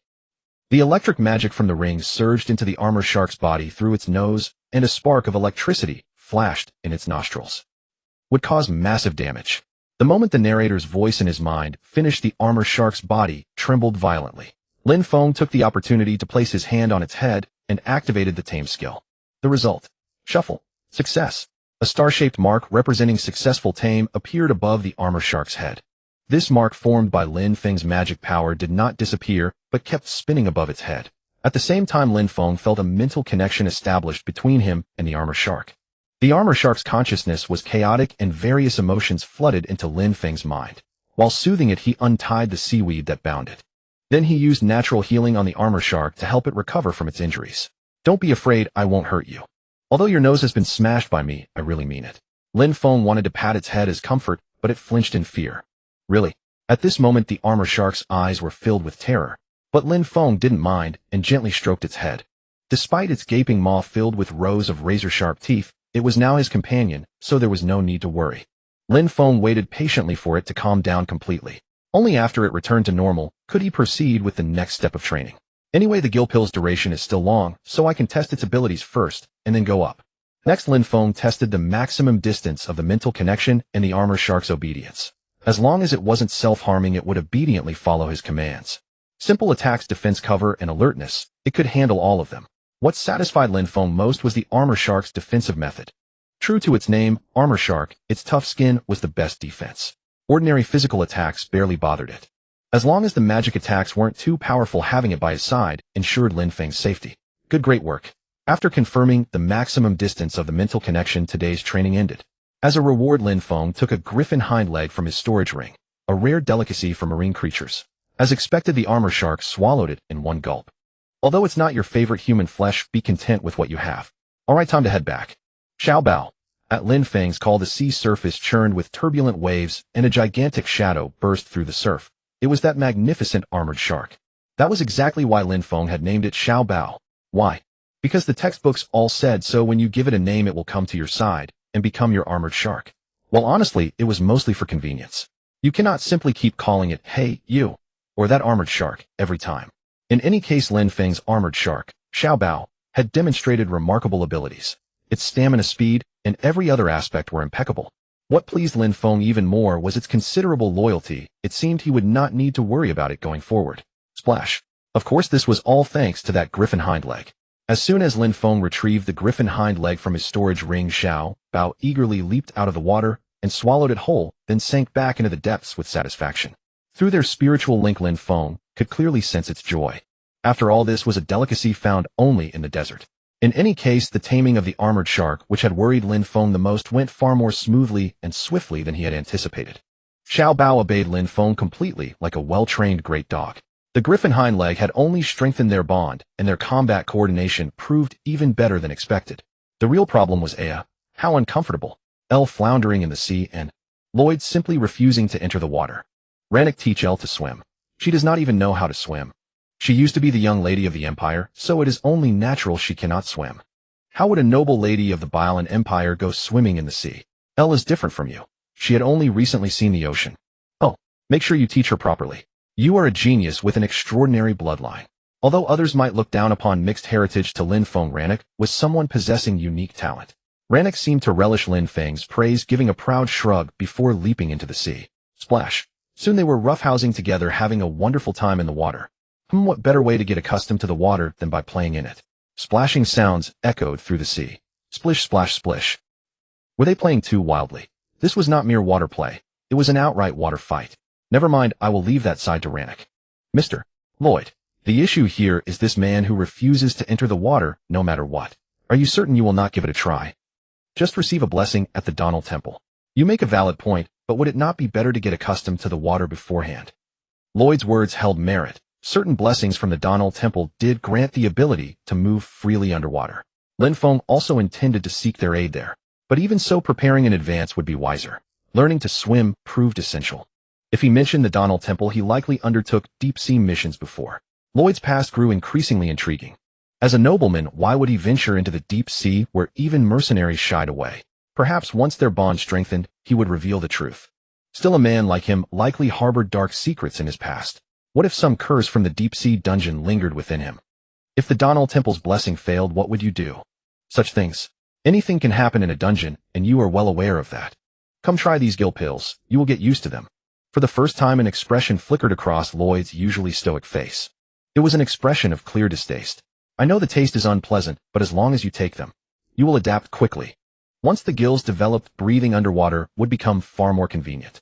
There might be initial discomfort, but it felt much like mouth breathing. Lin Feng pressed the gill pills into Lloyd's hand without hesitation. Lloyd stared at them with visible reluctance for a long moment. Lin Feng muttered under his breath. Honestly, even a child could swallow these. And he was not wrong. Elle had taken hers without complaint. Lloyd raised an eyebrow at this, but still refused the pill. Handing it back, he stated seriously, "Webbed fingers would hinder my sword grip. So I decline." While webbing between the fingers used for gripping a sword would indeed be cumbersome. But that reason was rather weak, was it not? Then I can craft a pill that produces only gills without webbing, Lin Feng said with a smile. Lloyd's eyebrow twitched once more. After finishing their swimming practice, the group arrived at the Donald Temple. As Lloyd had mentioned, they needed to receive their blessings here. Donald was the deity presiding over seas, rivers, and all flowing waters, so the temple was crowded with sailors setting out to see their families, merchants, and mercenaries. Despite the belief that all life originated from the ocean, land-dwelling creatures instinctively feared the vast, boundless sea. On islands like Achates or coastal port cities, the Donald Temple's influence sometimes surpassed even that of the sun god Azan. Receiving a blessing here could take anywhere from a day to several, but fortunately Lin Feng had the financial backing of the Katarina Trading Company and could easily purchase one. Clink, clink, clink. 5 gold coins per person. The price was steep. This sum could sustain an ordinary family for months. Yet compared to one's life, this amount meant little. 5 gold coins secured them the blessing of the high priest of the Donald Temple. Blessings purchased with coin rather than faith left a bitter taste, but such was reality. Lloyd and Elle each spent an additional gold coin to bless their weapons as well. This would prevent their weapons from rusting in seawater and actually enhance their sharpness. Lin Feng intended to use weapons he crafted himself, so he did not add blessings to them. Rannick was the same, as he relied primarily on magic. I do not feel anything at all. Hearing Rannick's complaint, Lin Feng suppressed his laughter and replied gravely, "That is how blessings work. How tedious. Hush, keep such remarks to yourself." After leaving the temple, they headed to the commercial street to purchase supplies needed for exploring the deep-sea dungeon. Buy whatever you need without worrying about cost. Really, master? Of course, since these are not my funds. These expenses would naturally be reimbursed by the Katarina Trading Company. Lin Feng had been eyeing several items for some time and saw this as the perfect opportunity to go on a shopping spree. Go ahead and pick whatever you like. Mr. Lloyd, do you need anything as well? Then thank you. The group browsed enthusiastically. Achates was a gathering point for ships from various nations, and its shops naturally stocked rare commodities found nowhere else on the continent. Unicorn horns said to exist only in elven forests, fire newt oil from volcanic regions near the abyss, and Achates' specialty, sea snake scales. Lin Feng purchased numerous bags of premium sea snake scales intending to have the blacksmith process them into protective gear specifically for deep-sea dungeons. Since the scales were not metallic, druids could wear them as well, and they were unaffected by seawater, making them highly practical in deep-sea dungeons. He also bought some sea snake teeth and bones, planning to craft arrows specially designed for deep-sea dungeons. By the end of it all, he had essentially purchased an entire sea snake. Elle and Lloyd were also selecting their own items while Rannick stood apart, awkwardly fiddling with a glittering little trinket. Rannick, what is wrong? Rannick did not answer, merely stammering. Lin Feng looked more closely and discovered she was holding a seashell. It was an utterly ordinary one, suitable only as decoration or a child's toy. Which one do you prefer? None. How about this one? You do not like any of them? No. Rannick's blue eyes swam with hesitation. Lin Feng regarded her calmly. Did I not tell you? Buy whatever catches your eye. But what? I do not want to be in debt. In debt? Lin Feng immediately grasped her meaning. To a slave, everything was a debt. Even their own lives belonged to their masters. That was why they remained trapped in servitude forever, unable to change their fate. Of course, some slaves did attempt to buy their freedom, like the renowned merchant guild master Otis in the West. For Rannick, who had only recently been a slave, this was not a term to be taken lightly. Every meal, every sip of water, every breath was a form of debt. Lin Feng had experienced that life himself. In his childhood, his father's business failures had plunged their family into poverty, and he knew the suffocating weight of debts that seemed impossible to escape. Those endless, unpayable debts. This was precisely what frightened Rannick. For a child, this burden was far too heavy, far too terrifying. Lin Feng, having endured similar hardship, fully comprehended her feelings. What a heartbreaking child. Do not worry. Lin Feng helped Rannick select a necklace cord that matched the shell she held. A delicate silver cord threaded through the shell's tiny hole would make a lovely necklace. Though it held no practical use, that was precisely what made it meaningful. Give it here. Lin Feng took the shell from Rannick, drilled a small hole through it, threaded the silver cord, and fastened it around her neck. Lin Feng paid with his own money, not the Katarina Trading Company's funds, because she had said she did not want to be in debt. This is a gift. It was different from debt. You do not need to repay me. Rannick stroked the shell, her expression a mixture of pleasure and confusion. Lin Feng recalled a childhood memory. Once his drunk father had bought him a toy. At that time, their family was so poor they could only afford instant noodles every day. But that day his father had purchased a toy more expensive than a case of instant noodles, and he, thank you. His younger self had likely worn that very same expression. Finally, the day to enter the deep-sea dungeon had arrived. The group, well-fed and satisfied, made their way to the port. The deep-sea exploration vessel prepared by the Caitlina Merchant Guild had been waiting there for quite some time. Looks like you've put quite a bit of effort into this. Hearing Lin Feng's words, Caitlina let out a soft humph. This trivial matter is nothing. In other words, don't underestimate my resources. Lin Feng smiled, gazing at Caitlina. I will deliver results that satisfy you. I'd better hope so. Sighing, Lin Feng muttered to himself, it's just spending money. Do we really need to haggle over every detail? Catalina's piercing gaze left him no choice but to quickly board the ship. Iyer Lunac and Lloyd followed close behind. Only Ian Yu could not board, pacing anxiously back and forth on the shore, letting out mournful whimpers. Lin Feng whistled to soothe it, then exchanged a glance with Caitlina. While I'm gone, I'll leave Ian Yu in your care. Entrusting a dog, no a wolf, to a feline beast man. How amusing. Hoping they could coexist peacefully. Beyond the four of them, only the captain and a handful of crew members remained aboard. Since this was a deep-sea exploration vessel, the captain and crew were no pushovers. Each possessed at least the capabilities of a seasoned mercenary, so Lin Feng felt reasonably secure. A shrill horn blared as the exploration vessel gradually pulled away from the port. The weather was unexpectedly clear, the sea's surface eerily calm. If only navigating the deep-sea dungeon proved as straightforward as this. Yet no matter how placid the surface, treacherous currents could still lurk below. The vessel cut through the waves toward the horizon, steering away from conventional routes to follow an abandoned passage east of the island, one rendered obsolete by the dungeon's emergence. Before reaching their destination, they spied numerous sirens perched on nearby reefs, regarding them with keen curiosity. This route was clearly unsuitable for ordinary vessels. Fortunately, they had prepared earplugs capable of blocking the sirens' enchanting song, leaving them unaffected. Lin Feng wrote on a piece of paper, I shall leave behind a clock flower. We will return before it fully wilts. He handed the note to the captain, who nodded in understanding. Lin Feng then coaxed forth 2 clock flowers, one for the captain, one kept for himself. Next, Lin Feng distributed fish gill pills and giant duckweed seeds to each person. He strung the seeds onto thin threads, crafting them into bracelets to prevent loss. They swallowed the oddly flavored pills and awaited the growth of gills. Shabao. Simultaneously, Lin Feng summoned his armored shark. It had been trailing the vessel all along, so it surfaced quickly. With a splash, the massive armored shark broke through the water before them.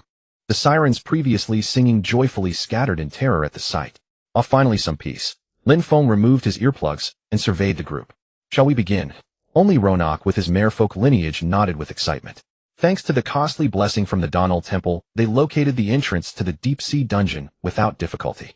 The dungeon entrance resembled a cavern, its opening concealed beneath black seaweed, nearly invisible unless one looked closely. Fortunately, Ronak detected the abnormal water current in time, allowing them to enter the dungeon before the first petal of the clockflower fell. "Wow, I'm exhausted." The entrance was narrower than expected, with stalactites hanging densely from the ceiling like monstrous teeth, creating a frightful appearance.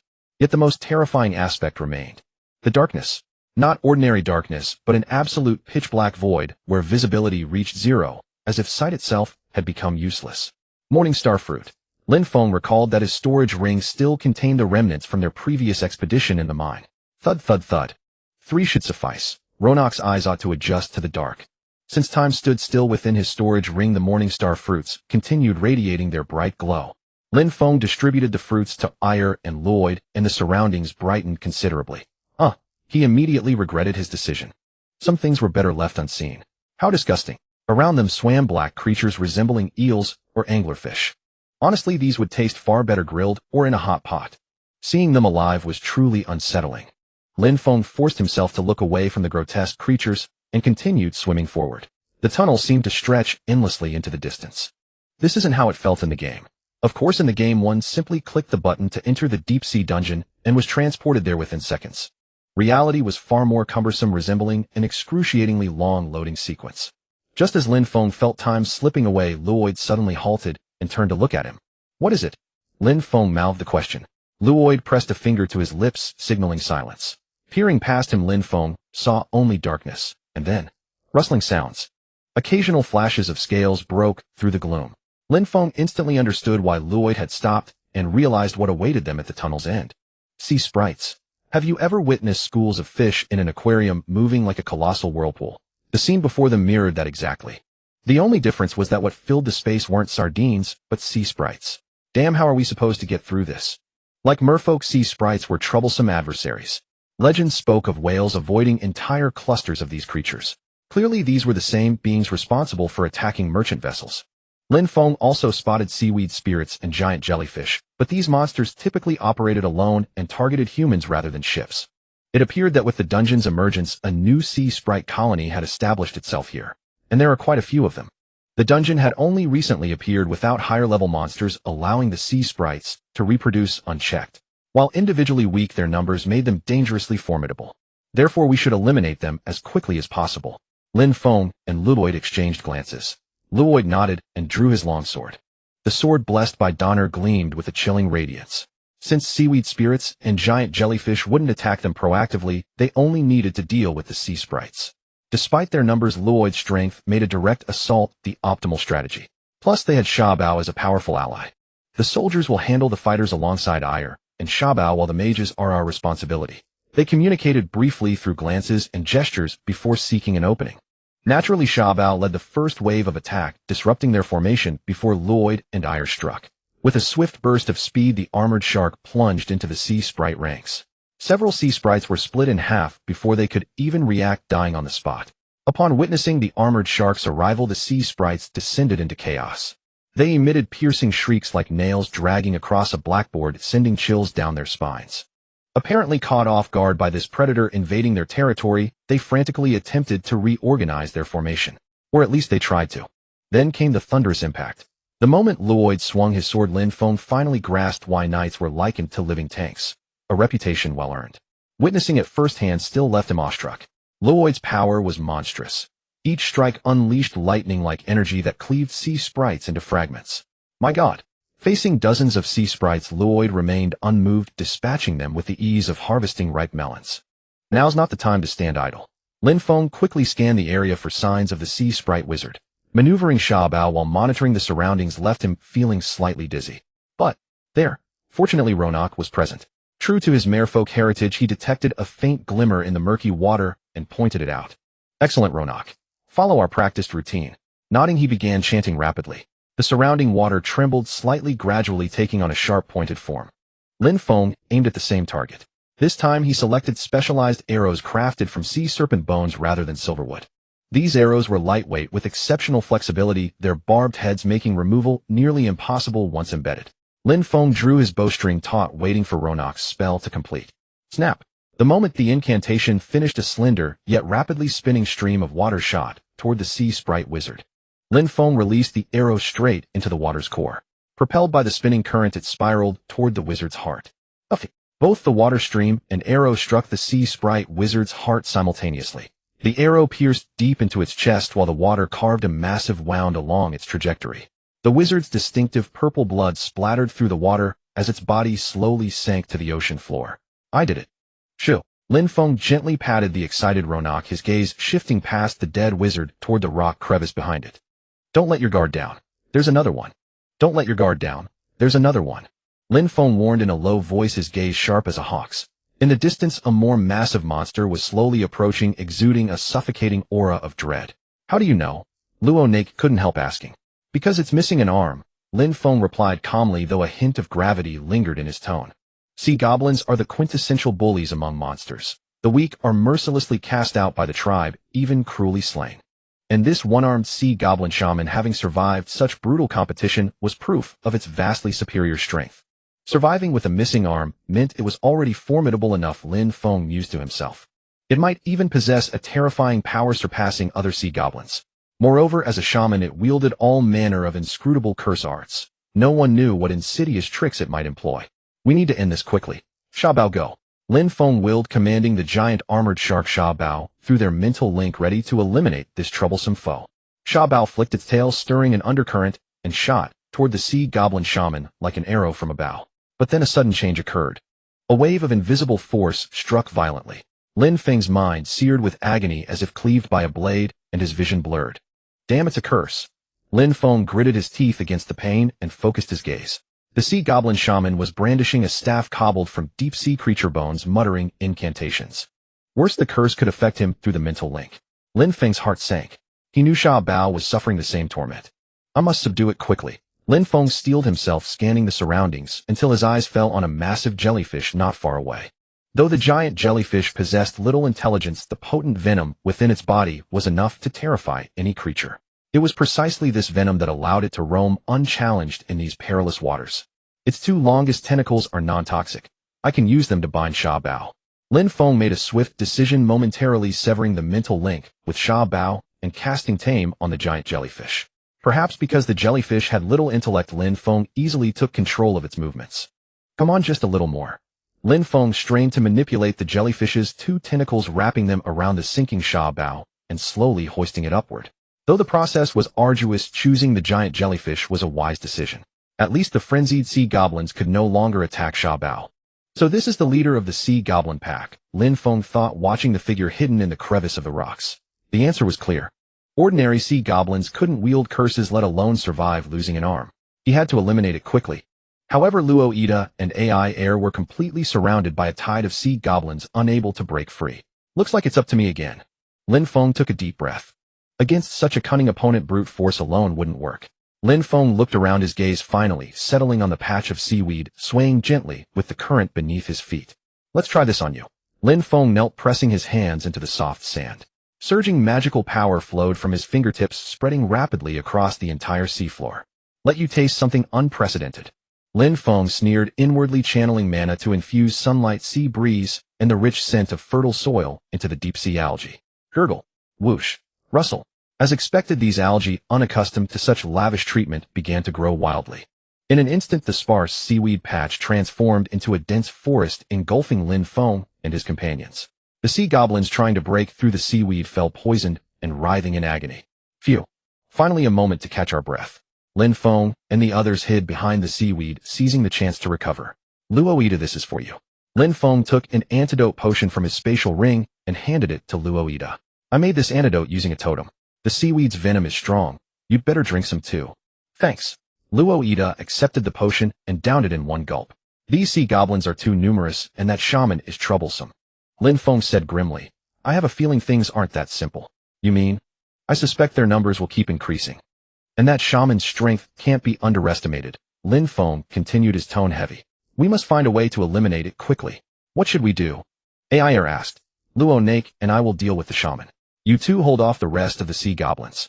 Lin Feng took out 2 stamina potions from his spatial ring, handing them to Luo Ida and Air. Drink these first. The real battle is about to begin. Where the hell are these creatures coming from?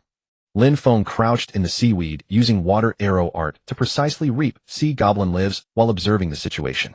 As he expected, their numbers were not diminishing, but growing as if inexhaustible. Clearly, the hidden sea goblin shaman was the source of all this. He had to eliminate it soon. Lin Feng made up his mind, his eyes locked on the faint figure in the distance. Luo Nake. Lin Feng called out in a low voice to Luo Nake, who was nearby. Despite expending a great deal of mana, Luo Nake still seemed energetic, perhaps thanks to her mermaid lineage and familiarity with the marine environment. Taking you in was a wise decision after all, Lin Feng thought with relief, then said to Luo Nake, we need to join forces. With that, Lin Feng took a giant duckweed seed from his spatial ring, placed it in his palm, and suppressed its vigorous vitality with mana. What's that? Luo Nake asked curiously. We'll use it to kill the shaman. A glint of coldness flashed in Lin Feng's eyes. You mean? My water arrow art is too obvious and easy to detect, so I need your help. Lin Feng explained. Use water flow manipulation to send this seed to the shaman. Remember, be gentle, don't let it notice. But water flow manipulation requires precise control of water current strength and direction, and I haven't. This is no time for practice. Just give it a try. Lin Feng cut off her words, his gaze shifting to the distant figure. All right. Luo Nake took a deep breath, extended a finger, and gently crooked it. An almost imperceptible current began to flow around Lin Feng, subtle and barely detectable. That's it, even gentler. I'll try my best. Under Lin Feng's guidance, Luo Nake practiced manipulating the water current. Boom. Just then a loud crash came from outside the seaweed. Luo Ida and Air were in trouble. Time is running out. Hurry. Lin Feng's heart tightened. He knew they had to take down the sea goblin shaman, or the consequences would be disastrous. Finally, just before the seaweed barrier was breached, Luo Nake successfully sent the giant duckweed seed out with a faint current. Excellent. Keep it steady. Lin Feng watched the seed drifting slowly with the current silently praying. Under Luo Nake's control, the seed floated gently toward the sea goblin shaman's hiding spot. The sea goblin shaman seemed oblivious to the approaching danger, still hidden in the rock crevice, wholly focused on casting some evil curse. Now, Luo Nake, aim for its heart. At Lin Feng's command, Luo Nake's accumulated mana burst forth instantly. Thud! An invisible water arrow shot through the air, striking the sea goblin shaman square in the chest.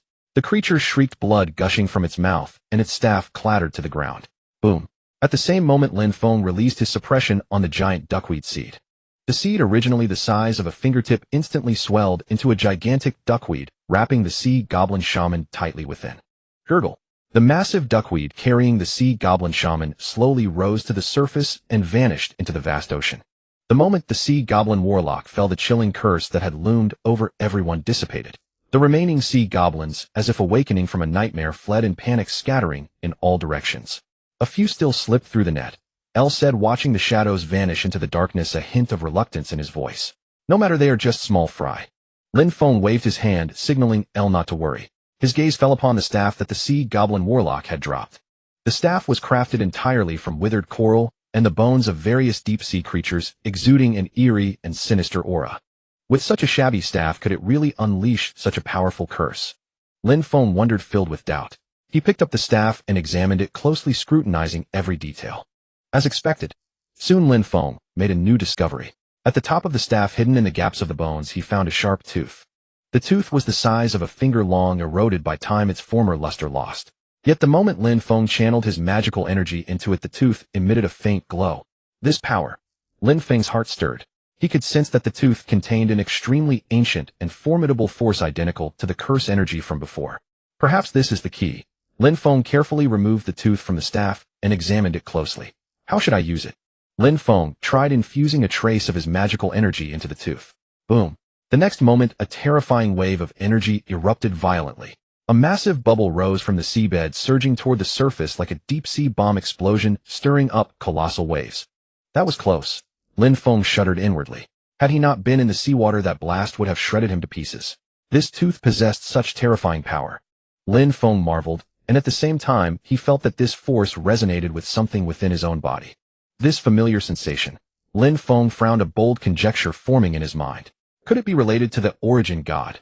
Lin Feng dared not be certain, but he knew this tooth was no ordinary object and must be kept safe. He took a piece of luo bamboo leaf from his spatial ring, carefully wrapped the tooth, and placed it in his pocket.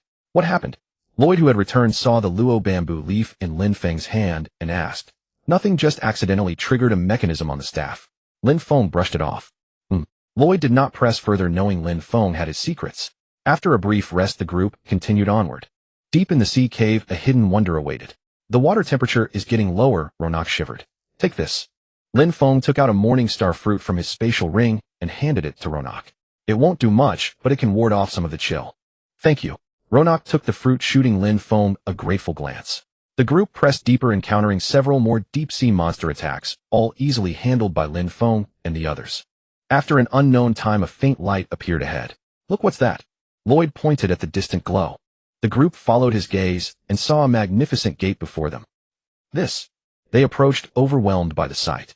The gate towered high, made of unknown materials covered in ancient runes and patterns, exuding a timeless and mysterious aura. This gate seems to have existed for countless ages. Lin Feng touched the weathered marks, his heart filled with awe. Finally, the entrance to the dungeon. It won't open. Lloyd tried pushing the gate, but it remained still, as if fused with the mountain. It seems we need another way to open this gate, Lin Feng said solemnly. He took out the tooth wrapped in luo bamboo leaf, a glint of light flashing in his eyes. This tooth carries the same energy fluctuation as the gate. Perhaps it is the key. Lin Feng showed the tooth to the others, his tone serious. But this gate is covered in all kinds of patterns. Where do we even start? El asked. Yes, it's harder than finding a needle in a haystack. Ronak added. Don't rush. There must be clues. Lin Feng said, scanning every detail of the gate intently. The patterns on the gate were vivid, as if telling ancient and mysterious legends. These patterns seemed to be. Lin Feng recognized them, a startling discovery forming in his mind. These patterns are about the continent's myths and legends. Lin Feng's heart raced. He had never imagined that such a secret lay hidden in this deep-sea dungeon. Could this be related to the origin god? Lin Feng was filled with doubt, yet his resolve to unravel the mystery grew stronger. Search carefully, we will find something. Lin Feng, Lloyd, El, and Ronak split up, meticulously examining every inch of the gate. Time ticked by, and 4 hours passed. Still nothing. Lin Feng grew anxious, knowing they were running out of time. Wait, what's this? Just then Lin Feng noticed an inconspicuous detail on the gate. It was a pattern in the upper left corner depicting the sea god Donner wielding a trident, battling a colossal sea monster. This pattern. Lin Feng's heart stirred. He recalled that in the legends about Donner, the god once fought a monstrous creature from the abyss in an earth-shattering battle, ultimately sealing it in the deep sea. Could it be? A bold guess struck Lin Feng. Could it be here? He examined Donner's pattern closely and found a tiny notch on the god's shoulder. This notch. Lin Feng's heart raced. He quickly took out the tooth and compared it with the notch. The size matches perfectly. Lin Feng was ecstatic. He had finally found the key to the gate. Gambling on it. Without hesitation, he carefully inserted the tooth into the notch. Click. A soft sound, and the tooth fit perfectly into the notch. Hum. The next moment, a powerful wave of energy surged from the gate. Rumble. The gate slowly opened, revealing a passage to an unknown world. We did it. Lin Feng's heart swelled with excitement. Finally opened. What awaited them was a journey of unknowns and challenges. Everyone be careful. Lin Feng warned, stepping into the dungeon passage first. The passage was pitch black with no light to be seen. This space seemed to have a special formation. It was filled with seawater, yet allowed free breathing and movement, feeling no resistance from the water. It felt just like being on land. Lin Feng walked through the dark passage, adjusting to the sensation of solid ground. He took another morning star fruit from his spatial ring, gently squeezed it, and a soft light dispelled the surrounding darkness. Here, with the light of the morning star fruit, Lin Feng could see the passage clearly. It was a passage built of unknown black stone, with walls carved with bizarre and sinister patterns that seemed to silently tell a dark tale. Be careful. This place is no ordinary, Lin Feng warned. He directed Shark Baby to lead the way. The group followed cautiously, taking no chances. They encountered many forks along the way, but to avoid getting lost, they chose to go straight. After an unknown distance, a strange sound came from ahead. Thud. A dull impact rang out beside Lin Feng's ears, heavy with the coppery scent of blood. Master. Ayer's panicked cries seemed to close in, yet Lin Feng's vision plunged into darkness, his ears roaring with a maddening hum, as if swallowed by an endless void. His fingers uncurled with a final feeble gasp. The clockwork flower slipped from his grasp, drifting slowly downward until it vanished into the fathomless dark of the deep sea. Damn it. Lin Feng bore down on the searing agony, struggling to pry his eyelids open. Yet all he perceived was a blurry haze, and his body felt utterly unresponsive, collapsing backward with a heavy thud. Stay alert. Through the disorienting haze, Lin Feng vaguely sensed Royd draw his blade and position himself as a living shield, his wary gaze sweeping the surrounding waters. Not far ahead, armored shark Xiaobao, once their vanguard, now floated belly up, sinking slowly toward the ocean floor. Blood pooled around the fallen beast like crimson mist, staining the surrounding waters a horrifying scarlet. To be dispatched in a single strike. Lin Feng's heart sank. This was an enemy of unprecedented might. Given Lin Feng's current condition, they were likely doomed. Cough. Cough. Ronald helped Lin Feng sit up, concern etched on his face. How are you? Lin Feng opened his mouth to speak, but a metallic tang flooded his throat. Blood trickled from the corner of his lips, dissipating in the water. Do not speak. You are wounded. Seeing this, Ronald hastily drew a healing draft from his spatial ring and forced it past Lin Feng's lips. I'm all right. Lin Feng managed to whisper, his voice frail and intermittent, on the verge of slipping back into unconsciousness. Although he had severed his mental bond with Xiaobao in time, the backlash from the taming skill had still dealt a severe blow to his constitution. Ugh. Lin Feng's stomach convulsed violently, and he retched another mouthful of blood into the water. How could this be? Lin Feng was consumed by bewilderment and dread. He could not fathom what manner of creature possessed such terrifying power, capable of dispatching the heavily armored Xiaobao with a single strike. Could it be the abyssal kraken? The thought struck Lin Feng with chilling force. He recalled the ancient legends of the continent. The kraken was a monstrous leviathan of colossal size and savage ferocity, wielding power that defied comprehension. No, it cannot be. Lin Feng shook his head desperately, trying to dispel the terrifying suspicion. The kraken was a myth confined to the remote abyss. How could it possibly be here? Yet if it was not the kraken, then what manner of beast could wield such apocalyptic strength? Lin Feng's heart swelled with unease and dread. An indeterminate amount of time passed before Lin Feng's chaotic thoughts finally cleared. He realized he was draped over Royd's back, being carried steadily toward the exit. Ire and Ronald flanked them, marching in close formation. Master, you're awake. Upon seeing Lin Feng stir, both companions burst with overwhelming relief. Royd gently lowered Lin Feng against the cavern wall. Thank you. Lin Feng offered a faint nod of gratitude, then struggled to rise, only to be met with a wave of dizziness that forced him back down. Stay still, you have not recovered yet. Royd noted Lin Feng's labored breathing and spoke softly. Let us find a secure spot to rest for a moment. All right. Lin Feng knew he had no choice but to obey, so he surrendered to the command. We have likely put considerable distance between us and the earlier location. This area should be safe enough, though it appears we are somewhat lost. Royd explained. That creature likely possesses a strong territorial instinct. I sensed an abnormally potent surge of magical energy in that region. It probably will not stray far from its lair. As long as we do not trespass into its domain, we should remain unharmed. I hope so. Lin Feng frowned slightly, an undercurrent of anxiety lingering in his chest. Relying solely on Royd's conjecture to deem the area safe was reckless. Furthermore, they still did not know their exact location. Do you know what that creature was? Lin Feng asked, pushing through his exhaustion. I did not get a clear look at it. Royd replied, shaking his head. But I can confirm it was a tentacled monstrosity. A tentacled horror. Lin Feng's spirits plummeted once more, and the image of the kraken resurfaced in his mind. Could it truly be the kraken? You seem to have realized something. Royd, ever perceptive, caught the subtle shift in Lin Feng's expression. Have you ever encountered a kraken? Lin Feng asked. I have. Royd nodded. Or rather, I have seen part of it. Part of it? Yes. A single tentacle preserved as a specimen. Royd elaborated. The tentacle spanned dozens of meters in length, its surface bristling with razor-sharp barbs and vicious suction cups. It was a sight of pure nightmare. Where is that tentacle now? Lin Feng pressed. In the Imperial Museum of the capital. Royd answered. I see.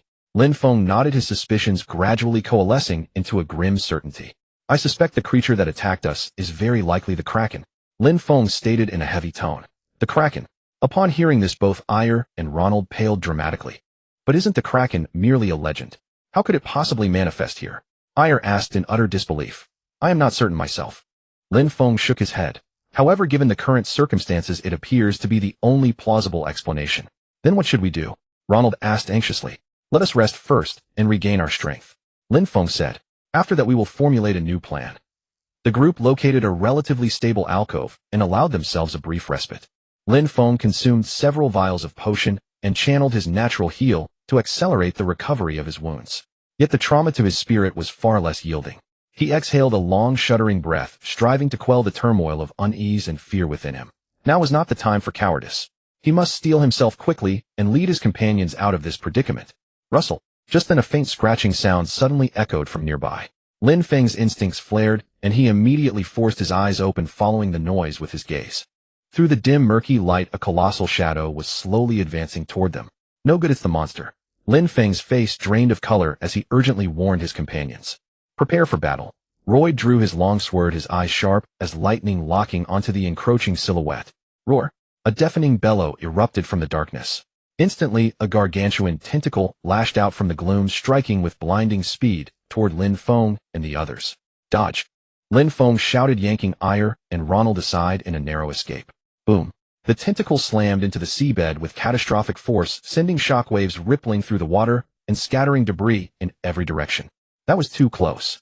Barely able to catch their breath, Lin Feng and the others watched in frozen terror as the monstrous tentacle swept toward them once more. Damn it! Cursing inwardly, Lin Feng hastily wove his vine technique, attempting to erect a barrier against the oncoming strike. Yet his spell proved utterly futile against such terrifying might. Crack! The vines shattered on contact. The tentacle's momentum did not waver, continuing its lethal arc toward them. This is bad. A chill of despair washed over Lin Feng. This time they were truly finished. At this critical juncture, a figure surged forward, interposing itself between the group and the behemoth. Clang! A sharp crystalline ring of metal echoed as sparks erupted in the water.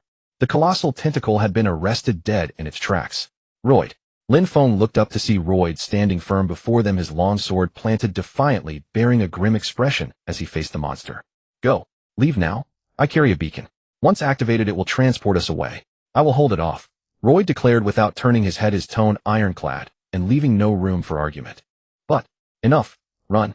With a thunderous roar, Royd swung his blade once more, charging directly into the fray. Go. Lin Feng knew hesitation was fatal.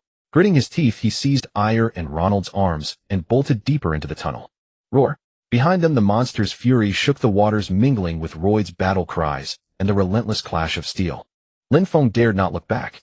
He ran with every ounce of strength, remaining acutely aware that Royd was sacrificing his own life to buy them a chance at survival. Along the frantic retreat, Lin Feng continuously cast vine technique to weave barriers along the corridor walls, slowing the pursuing horror. Ire, Ronald, are you hurt? Lin Feng called out between heavy breaths. I'm fine. Same here. Though pale and trembling, both companions pressed onward through sheer will. Hold on, we'll be. His words were cut short as a massive stone door suddenly materialized ahead, sealing their path completely. Damn it, a dead end. Lin Feng's heart dropped into his stomach. There was no escape left. Roar! Behind them, the beast's roars grew imminently closer, having finally caught up. What do we do? Ire and Ronald gazed at Lin Feng with utter desperation, their eyes brimming with terror and helplessness. Let's fight. Lin Feng clenched his jaw, a flash of resolute determination igniting in his gaze. Even if I die, I will take this wretched beast down with me. We've arrived here. Will we be attacked once we pass this point? They returned to the place where the ambush had occurred. Lin Feng examined the scattered halves of Shabao's body nearby and let out a deep sigh. Wait a moment. Lin Feng picked up the clock flower that had fallen during the battle and knelt on one knee. He took out the prepared seaweed from his spatial ring, placed it on the ground, and used forced breath. Hiss! The seaweed began to slowly grow, covering the ground. What are you doing? Luoida asked. Searching for a safe route. Searching for a safe route in front of the Kraken might sound insane, but a safe route does exist. The seaweed in his hand is proof. Although scarce seaweed had grown on the ground. So what?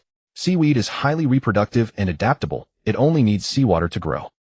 Moreover, there are no creatures here that eat seaweed, so this place can be considered the best spot for seaweed to proliferate. Lin Feng watched the spreading seaweed and continued, there are also places where no seaweed has grown at all. As he said, the seaweed avoided certain areas while growing. From here on, it's my speculation. I'm listening. The Kraken shell is coated with venom that, though not lethal, is enough to dissolve seaweed. Then, that's right, the places where seaweed doesn't grow are where its tentacles have passed. It might be hiding on the seabed. After the seaweed grew to a certain extent, the paths of the tentacles became more clearly visible. Like the trail of a snake, messy and chaotic. It's safer to move along the walls. Lin Feng pointed to the walls and ground where seaweed grew thickly and spoke. He used forest blessing, and a purifying force rippled over the seaweed, emitting a faint glow to help identify safe zones. From here on, I'll lead the way. I'll only step where I step. Also, Luoida. Lin Feng took out the Shadow Moon cloak from his spatial ring. This is a cloak that can erase one's presence. It should be helpful to you. Luo Ida said nothing more and directly donned the Shadow Moon cloak. His body seemed to be swallowed by darkness, slowly fading from sight.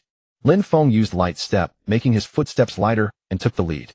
He tread on the soft seaweed, moving forward without encountering any attack. It seemed his speculation was completely correct. Fortunately, this way no one else will have their intestines torn out. The four advanced toward the center of the dungeon. Because they could only advance by stepping on the seaweed, their pace was extremely slow. If luck is on our side, we can return before the clockflower withers. Reaching the center took twice as long as expected. Not only did they have to tread on the seaweed, but from midway the corridor structure became maze-like. Of course, relying on the seaweed, they didn't get lost. As long as they avoided the routes without tentacle traces, they could proceed smoothly. Being able to cut straight through the maze is an unexpected bonus. If they got lost here, it would take even more time. Lin Feng carefully advanced along the faintly glowing seaweed and stopped before a very shallow step. Is it magic? Shh. The seaweed couldn't cross the step. Not because of venom, but because from here on it was an entirely different space. Like the mine dungeon, it's highly likely some kind of double dungeon. Perhaps we'll encounter the Kraken as soon as we enter. Shoo! Lin Feng gave a soft signal to his companions behind him, then carefully stepped over the threshold. And then, the sight before him was breathtaking. Inside looked like a magnificent temple. Towering pillars stood awe-inspiring.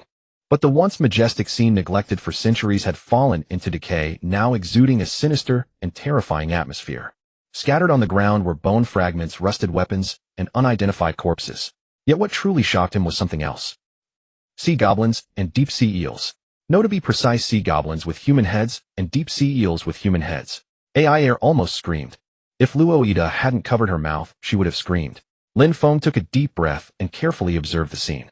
Although startled, and with his heart still racing, Lin Feng couldn't flee. These creatures were neither mermaids nor chimeras, but crudely made monsters. Not even ordinary monsters. Who could have created these things? Their malevolence made him sick. It was too terrifying. Sea goblins, no human-headed sea goblins. How should they be called? Regardless, fortunately these monsters hadn't noticed them yet. The human-headed sea goblins held thick blades with their two longest tentacles, while the deep-sea eel men glowed golden from body to tail, as if charged with electricity. The deep-sea eel men swam slowly like patrols, while the human-headed sea goblins kept cutting something. Clack, creak, clack, creak. The spine-chilling sounds echoed continuously. What were they cutting? The four didn't want to imagine. If they charged head-on, the numbers were too great, especially these deep-sea eels. Lin Feng hesitated, unsure whether to call them humans. Eel men were tough to deal with. They could discharge electricity, putting Luo Ida and AI Air, who wielded weapons, at a disadvantage. Let's first see what they're doing. It's too dangerous for one person. No, if I use the cloak, one person might actually be safe. Lin Feng took back the Shadow Moon cloak from Luo Ida and draped it over his shoulders. His body quickly merged into the darkness of the deep sea. In the center stood a massive altar, and behind it loomed a colossal statue so damaged that its original form was unrecognizable. Even damaged, it was still enormous. What is it? The area around the altar was heavily guarded. Two eel men patrolled in circles around the altar, carefully observing their surroundings. In front of the altar, four human-headed sea goblins wielding huge blades were alternately slaughtering something. Unknown what it was, but it seemed extremely tough. They swung their blades with all their might, producing chilling sounds. By the way, where is the Kraken? He had thought the Kraken was the master of this dungeon, but he didn't see any tentacles. How strange. Isn't this the center? Could they have taken the wrong path? But they had clearly followed the traces of the Kraken's tentacles. The seaweed couldn't lie. Just as he was hiding in the shadow of a pillar, carefully observing the altar, he discovered it. Gurgle. Two enormous full moons rose. Grumble. No, those weren't full moons. They were horizontally slit red pupils. Hey, Kraken. A normal person would have their legs turned to jelly in such a situation. But Lin Feng possessed the tidal bane of demons, making him immune to fear and dizziness, so he could still move normally. Fortunately, it hadn't seen him. Dodge. It wasn't looking at him, but at his companions at the entrance. Lin Feng's shout allowed Luo Ida to barely dodge the tentacle. AI Air and Luo Nake were knocked to the ground by the shockwave from the tentacle striking the ground. Hiss. Thing. Hearing Lin Feng shout, the human-headed sea goblins and deep-sea eel men let out strange cries and writhed. Not only them. Gurgle. The Kraken's pupils also turned toward him. Damn. The Shadow Moon cloak was a perfect stealth item, but its effect only worked before being discovered. He had essentially exposed himself just now. Lin Feng quickly removed the cloak, took out his bow and arrows, and drew the string. Attack the eyes first. Whoosh! The arrows shot out swiftly, but were blocked by tentacles. The second and third arrows were the same. The arrows sank deep in, but it seemed to feel nothing, extending other tentacles. Boom! The hard ground was shattered directly. If he had been a moment later, his body would have been crushed. Lin Feng rolled on the ground and drew another arrow. Locking eyes with that enormous gaze sent a chill down Lin Feng's spine. Boom, whiz, boom, smack. Several tentacles alternated attacking his position. Lin Feng barely dodged the tentacles rolling on the ground. Like a mouse trapped in a deadly dartboard. The ground was nearly shattered, dust filled the air, and he finally managed to hide in the chaos. Pant. Steady breathing. Damn it, where is the entrance? Aya! That scream must be from Luo Nake. Lin Feng hurriedly ran toward the source of the scream. There. Luo Nake. There Luo Nake was tearing a human-headed sea goblin's body apart from the middle. Luo Nake's face was flushed as if about to cry, and she ran to Lin Feng, throwing herself into his arms. Behind her, the heads and tentacles of the human-headed sea goblins were scattered everywhere. No, he thought something major had happened, but Luo Nake, who had burst into his arms, wailed loudly. THTH, that thing. That thing. It was chasing me. Oh, okay. Disgusting. Horrible. Scary. Well, all those scared you. You killed it quite cleanly. Lin Feng swallowed the rest of his words and gently patted her shoulder. Good job, Luo Nake. Sob. Sorry. Lin Feng's voice carried a hint of apology. Huh. Luo Nake stopped crying and looked at Lin Feng in confusion. Do it again a few times with the scary things. Lin Feng directly grabbed Luo Nake's shoulders and turned her around. Aya! Aya! Boom, boom, boom, boom, boom. Rayanak screamed with her eyes shut, yet her hands continuously wove water elemental spells without pause. Explosions rocked the chamber, mingling with screams. Moments later, the deep-sea eelmen lay in scattered fragments across the ground. Well done, Rayanak. What was happening? Rayanak's mind spun in chaos as she stared at the gruesome scene before her, utterly bewildered. Quickly dispatch the monsters. Lin Feng called out to the dazed Rayanak. Her magical talent was truly exceptional. Though crude, their opponents were indeed chimeras, powerful beings forged through sophisticated magic. Eliminating them this way required considerable power.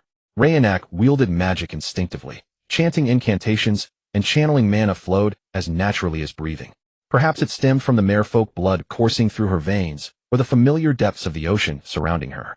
Though unrefined, her swift responses and formidable power proved a tremendous advantage. This meant she would grow even stronger with practice. Excellent, Rayanak. Keep up this pace, Lin Feng said, patting her shoulder. It would be wonderful to keep her by my side forever. Lin Feng thought, his greed stirring once more. Yet he had promised Rayanak freedom upon completion. No, not merely a promise, but a vow. However much he wished to keep her, he had to let her go. What a pity, Lin Feng sighed, forced to accept it. His leisurely thoughts came to an end. Whether from Rayanak's magic or her screams, the human-headed sea goblins and deep-sea eel men began to take notice. They ceased their tasks and charged toward them. Now it was Lin Feng's turn. It's not perfect, but this is the best approach. Lin Feng launched himself high into the water current, suppressing the nausea churning in his stomach as he focused his mind. Suddenly his vision brightened. Whoosh! His body underwent an instantaneous transformation as massive water currents surged around him. This was the effect of beast transformation. Having spent only limited time with armored shark Shabao, this transformation remained unstable. Therefore the priority was eliminating them swiftly.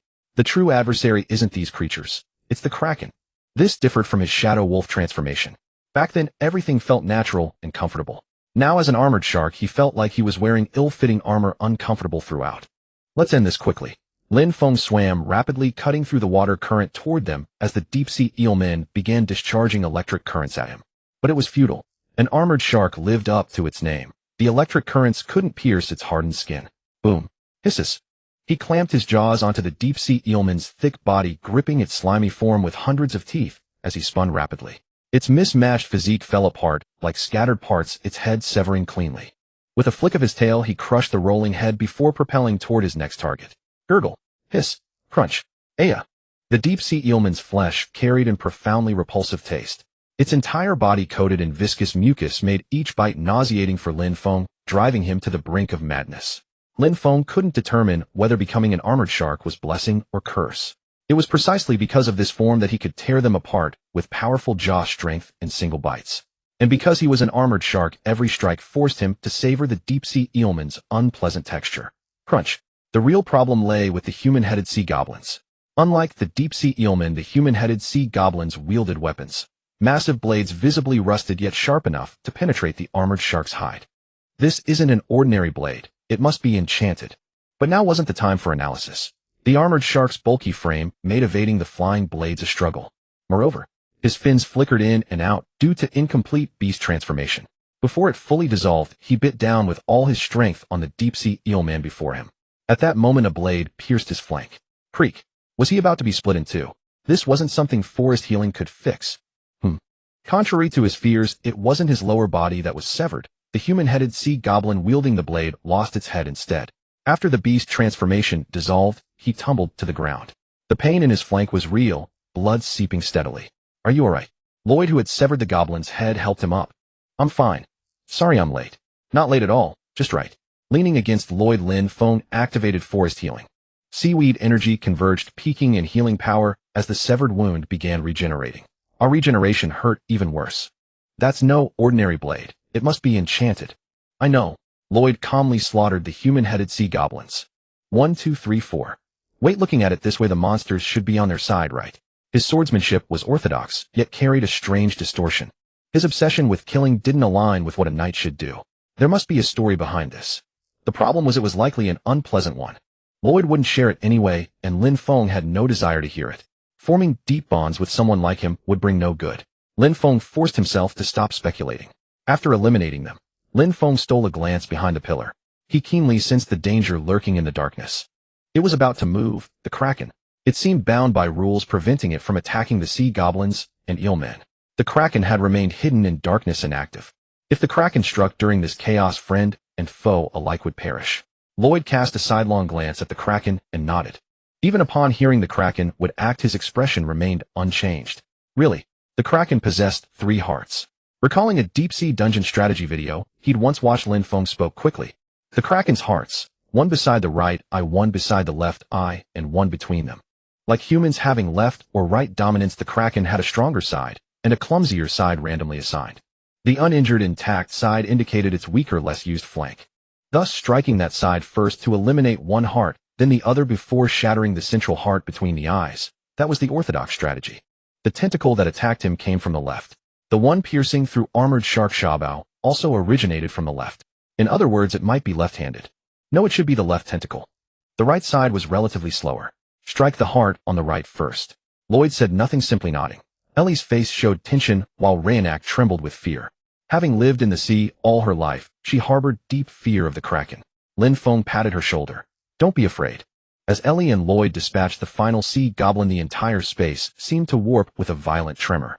Strictly speaking, it wasn't an earthquake. The kraken had finally begun moving. Gurg. Boom. Slap. Bang, bang, bang. They rolled across the ground, dodging tentacles striking from all directions. Fortunately, dust kicked up from impacting tentacles obscured their movements from the kraken's view. Concealed within the dust, they severed tentacle after tentacle. Snap. The kraken's regenerative ability was formidable. Limbs regrew within minutes, even after being severed. To halt regeneration, Lin Feng loosed arrows at the stumps where Lloyd and Ellie had cut. Black seaweed erupted from the wounds, enveloping the stumps like a net. When the tentacles attempted regeneration, the dark seaweed impeded them, forcing bizarre growths. Sever, shoot, sever again, shoot again. Though the kraken possessed countless tentacles, relentless assault would reach its limit. Its movements grew sluggish. Gurg. It seemed to change its mind, attempting to turn. Lin Feng seized the opening without hesitation. Swish, swish, swish. He shouted toward where Lloyd was weaving through tentacles. The heart near the right eye. Lloyd's swordsmanship could certainly pierce the kraken's heart. Lloyd moved like wind, darting through countless tentacles. Sensing danger, the kraken instantly sprayed ink-black liquid. This wasn't ordinary ink. It was a toxic substance akin to tentacle mucus. Had Lin Feng not prepared an antidote in advance, Lloyd might have fallen. But he didn't fall. A terrifying greatsword, razor-sharp and chilling, plunged deep into the kraken's body. The massive impact burst one of the kraken's eyes, its distinctive deep blue blood dispersing like mist. Gurgle. Lloyd didn't stop. He twisted the blade, driving it deeper. Was he ensuring a kill? Under these circumstances, he actually... Lin Feng stared dumbfounded. This attack could rupture the kraken's heart. It should be immobilized momentarily. Seizing this chance, swiftly eliminate the left heart, and it would be over. Suddenly, one of the kraken's eyes flickered. What? Lin Feng looked again at Lloyd. His expression was strange. He hadn't confirmed piercing the kraken's heart. Could it be? Dodge. Lin Feng had no time to think. He rushed through the tentacles, grabbed Lloyd, and rolled across the ground. Black ink and kraken blood obscured his vision completely. PFFF. Then pain struck. This was familiar agony to Lin Feng. Tentacles piercing through his body, organs twisting in agony. Cough, cough. Yet worse suffering awaited him. Beast Song is the passive skill Lin Feng obtained at level 16. In simple terms, this ability grants him the power to communicate with animals, beasts, monsters, and other non-human races. It begins with simply sensing emotions and can even progress to actual dialogue.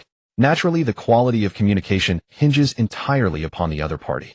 For instance, should the other party be a slime, Lin Feng can only perceive rudimentary emotions such as fullness or hunger for creatures like slimes, possessing virtually no intelligence, operate on exceedingly simplistic cognitive frameworks. But what if the other party possesses intelligence? Lin Feng could then extract information from thoughts grounded in knowledge and experience.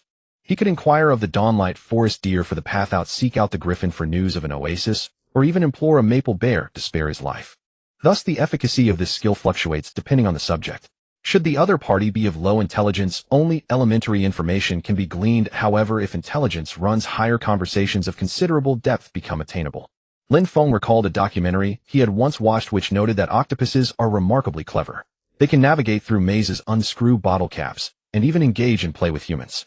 One scientist once quipped that if octopuses enjoyed longer lifespans, they might evolve intelligence formidable enough to threaten humanity. Is a kraken not also a type of octopus? Actually, strictly speaking, it resembles a squid more closely. Both seem somewhat alike. Consciousness gradually fading, Lin Feng found himself pondering such trivial matters. How laughable. Cough. Ugh. A kraken's tentacle had pierced through his side. Fortunately, the tentacle that had impaled him was newly grown, relatively slender, and had avoided all vital organs. Of course, that did not mean it was without pain. A tentacle lined with razor-sharp suction cups had torn through his flank, and the agony made Lin Feng wish for death. Cold sweat streamed down his face as his body trembled uncontrollably. Lin Feng raised his head and gazed upon the kraken's eye, luminous as a full moon. At this juncture, it would come as no surprise were the kraken to rend his entrails asunder and end his life. Yet as though time itself had frozen, both the kraken and Lin Feng remained motionless. Memories surged into his mind. These were the kraken's memories.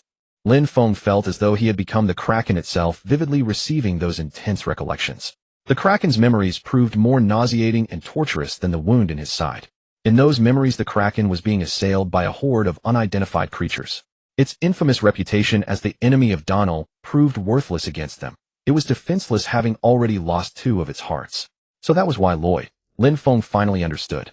Lloyd had struck precisely at the hearts, yet grown perplexed when they were already absent. Deprived of 2 hearts, the kraken had been imprisoned within this dungeon. Then came relentless torment. Those creatures had implanted black gems into the wounds where its hearts had been. Black worms. This meant the crows were complicit as well. Lloyd's sword had shattered the black worms, freeing the kraken from their mental domination. That was how its memories had flowed into Lin Feng's mind. Had the crows fashioned this dungeon? Enslaved by the black worms, the kraken had become a plaything for those creatures. It had been used as a test subject for various spells and curses, with its tentacles, ink, and venom all harvested. But what was most dreadful was that it had been robbed of its eggs. The kraken possessed only a single opportunity to lay eggs in its entire lifetime, and that was at the moment of death. It would produce dozens, even hundreds of eggs. Naturally, not all of them could hatch. In the harsh environment of the deep sea, over half the eggs perished before hatching, and of those that survived until that point, half died during the hatching process itself. Ultimately, less than half the eggs would survive, and even so, most could not adapt to the deep sea environment and perished. Even after laying dozens or hundreds of eggs, only 1 or 2 would ultimately survive. Thus, the kraken cherished its offspring immeasurably. It would carry the eggs alongside it until they hatched, and even after hatching would shelter its young among its tentacles. For in the deep sea, besides the kraken itself, countless ferocious monsters lurked. The crows had cruelly seized the kraken's treasured eggs. Were those things the sea spirits had shredded actually the eggs? Realizing the truth, Lin Feng's skin crawled with dread. Those creatures seemingly intended to hatch the eggs and rear the young krakens. Did they plan to release them into the Akate's waters, allowing them to run rampant? It was a ghastly notion. If that were truly the case, the Akate's republic could fall. Had they undertaken all of this for such a purpose? Or perhaps they harbored even more terrible designs. Lin Feng. Suddenly, a booming voice roused Lin Feng from his daze. Through his blurred vision, he beheld the source of the sound. Lloyd. I'm fine. Cough. Scalding blood welled up in his throat, rendering Lin Feng speechless. Lloyd raised his sword, seemingly intent on severing the tentacle that had pierced Lin Feng's side. No. Hearing Lin Feng's cry, Lloyd halted and turned to look at him. Though he felt sorrow for the kraken, this was an opportunity. As long as Lin Feng's consciousness remained linked to it, the kraken could not move freely. It was lost in painful memories, trapped in a state akin to shock. Now, Now we must kill it. As Lin Feng finished speaking, he spat a mouthful of blood. Lloyd looked from Lin Feng to the Kraken. The Kraken's eyes had lost their focus. It saw nothing. It was adrift in agonizing memories of the past. There was no heart on the left side either. Lloyd gazed at Lin Feng in bewilderment, unable to fathom how he could know such things. But there was no time for explanation. So strike its central heart directly. Understood. The tentacles moving mindlessly were restrained by Al and Ronak. Following Lin Feng's instructions, Lloyd leaped high into the air and charged toward the central heart.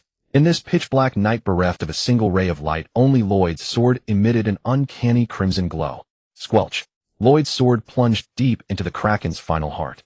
Blue blood cascaded downward like rain. And so the Kraken's heart ceased its beating.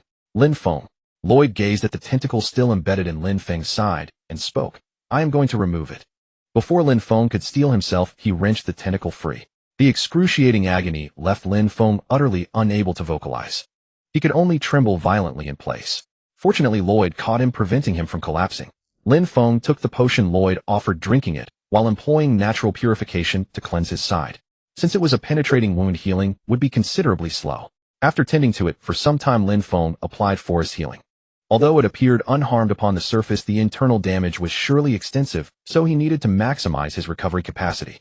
Lin Feng withdrew the prepared herbal bandage from his spatial ring, bound his side, and rose to his feet. The herbal bandage possessed numbing properties, making movement quite manageable. When the Kraken fell, dozens of tentacles swept across the surroundings, leaving the entire dungeon in disarray. Though strictly speaking, this was no dungeon. This was a sunken ancient temple. The crows had abducted the Kraken and repurposed it as a dungeon. Lin Feng. Yes. What exactly transpired? Though Lin Feng's mental connection with the Kraken had lasted only a fleeting moment, to him it felt like an eternity. Lin Feng hesitated, then resolved to confess. You know I am a druid, do you not? I do. But I have never encountered a druid possessing such abilities. The world is vast and all beings are different. I see. I did not control the Kraken. I merely shared its memories. Those memories were simply too horrific, causing the Kraken to lapse into a state of shock. Befuddling. Is that so? But such is the truth. I did not wield any powerful magic. Only those dreadful memories. Sometimes such things can shatter a person's soul. Lloyd fell silent. Lin Feng limped toward the altar at the center of the temple. The Kraken's tentacles had shattered everything, yet the altar remained unscathed, its surroundings immaculate. Master, you require rest. Al attempted to prevent Lin Feng from ascending the altar, but Lin Feng insisted he was unharmed and climbed it nonetheless. Lloyd gave him assist. As expected. Upon reaching the altar, Lin Feng beheld dried, withered white shells scattered about, along with some unidentifiable fragments. They were likely the remains of Kraken hatchlings that had failed to emerge successfully. Lin Feng brushed aside the debris and discovered a relatively intact egg. This egg was considerably smaller than an ordinary one. Of course, even the small ones were larger than a large canine. An egg this diminutive was most likely malformed. That was why it had not been employed as an experiment subject and had been preserved for last. Lin Feng carefully transferred the egg onto soft seaweed. Are you truly going to do this? Lloyd appeared to have already divined Lin Feng's intentions and inquired. Lin Feng nodded. I wish to save it. Lin Feng, desiring to rescue the offspring of a creature labeled a calamity, sounded utterly absurd. But how could a mother who endured such brutal torment for her children be deemed a monster? Lin Feng placed his hand upon the Kraken's egg and began intoning the incantation.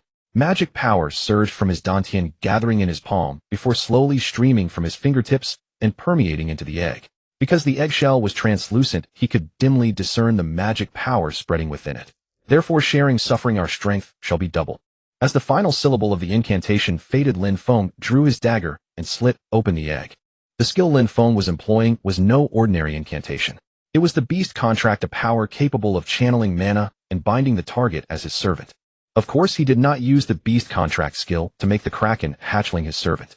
He simply wished to supply the hatchling with a portion of his magic power before it reached maturity, ensuring it could grow safely even without its mother. After all, the very idea of making a Kraken one's servant was absurd. There was a reason beast contract typically targeted small creatures such as rats, cats, bats, and crows. The more powerful the contracted beast, the greater the caster's burden in sharing mana. Therefore, choosing an opponent one could control was the most fundamental principle. Lin Feng dared to use the beast contract skill precisely because the target was merely a Kraken hatchling freshly hatched from its egg. If the creature were a juvenile, or even a subadult, he would not have dared. The burden would have been far too heavy. Lin Feng intended to maintain the beast contract state until the hatchling grew into a subadult. By the subadult stage, its size would roughly match that of a ship. Gurgle. Lin Feng lifted the kraken hatchling, its translucent body glistening in his arms. He could feel countless tentacles wrapping tightly around him. Lin Feng sliced his palm with a dagger and fed the flowing blood to the hatchling. Under normal circumstances, he should have offered the kraken's ink. But with its mother dead, his own blood would have to serve as a substitute. Having already absorbed his magic power, the hatchling drank his blood without hesitation. Its translucent body gradually turned red. A red kraken, not the deep blue one would normally expect. If anyone witnessed a red kraken, they would surely call him mad. Lin Feng could only offer a wry smile. What exactly are you planning? Lloyd asked. Lin Feng shrugged and replied, I'm going to raise it. Raise it? Yes. Lin Feng's calm demeanor left Lloyd speechless for a moment. He understood Lin Feng's desire to save it, but never expected him to say he would raise it. Of course, I don't mean carrying it around everywhere. A look of relief flickered across Lloyd's face. I'll raise it here. Here. Lloyd once again wore a puzzled expression. This is the ideal environment for raising a kraken. Outside, sea goblins are everywhere. Is it? Really? Naturally. Fine. Lloyd was finally swayed by Lin Feng's shamelessness. Nobles were indeed strange. So shrewd in some matters, yet so simple in others. Think about it. Once the kraken devours the sea goblins, they will no longer attack ships. That makes sense. In that case, we wouldn't need to send out mercenaries anymore. And far fewer people would die needlessly. Lloyd nodded silently. It won't attack humans or ships. I can train it. With Bisong, that was entirely feasible. Lin Feng had ample excuse to frequent this place under the pretense of clearing the dungeon surroundings. Moreover, to gather clues for the Origin God quest, he needed to spend more time investigating this dungeon. Lin Feng gazed at the pink kraken hatchlings drifting around him and said to the group, then let's head back for now. Back at the Merchant Guild. I truly didn't let down your trust. Ronak said with a smile, wagging her tail. She seemed incredibly excited to be using the sea route once more. Shall we hold a banquet? Other caravans will come to express their gratitude as well. It's a great opportunity to make a name for yourself. As for a banquet, never mind. Lin Feng merely wanted to rest first. Didn't Catalina see his wretched state? He was soaked from head to toe, looking like a cabbage about to be pickled. I might like to rest first. Lin Feng glanced around at his equally disheveled companions and said to Catalina, I'm not refusing the banquet. It's just that in this condition, I simply cannot attend. Ah, true enough. Catalina scanned them with mild distaste, then broke into a brilliant smile. Then let's postpone the banquet by 2 days, shall we? That would be best. Leave everything to me. I'll send a tailor to your lodgings tomorrow. A tailor? I plan to invite the governor. She was looking to boast about their successful dungeon conquest, wasn't she? Lin Feng managed a weary smile and nodded. It wouldn't hurt to get acquainted with the governor after all. Catalina, there's something else I need to tell you. What is it? Using the original sea route right now is still premature. Because there are still krakens in the dungeon. But Lin Feng had no reason to reveal the full truth to Catalina. He made up an excuse instead. Although we cleared the dungeon, we haven't eliminated all the monsters in the surrounding area. In other words, precisely, we still need to clean things up. Huh, don't worry. I'll handle it myself. For free. Alright, of course. Free after all. I estimate it will take about 10 days. During that time, please ensure no ships approach this area. Catalina nodded gently. She probably reasoned that after enduring for several months, a few more days was hardly a hardship. With this arrangement, the kraken hatchling's safety was secured. From then on, Lin Feng's only task was to teach it how to survive in the dungeon over the next 10 days. Gurgle. Lin Feng went to fill his stomach first. After a brief exchange with Catalina, he visited the caravan's healer for a checkup. Lui declined the examination, so only Lin Feng, Air, and Ronak underwent it. Air and Ronak's injuries were minor.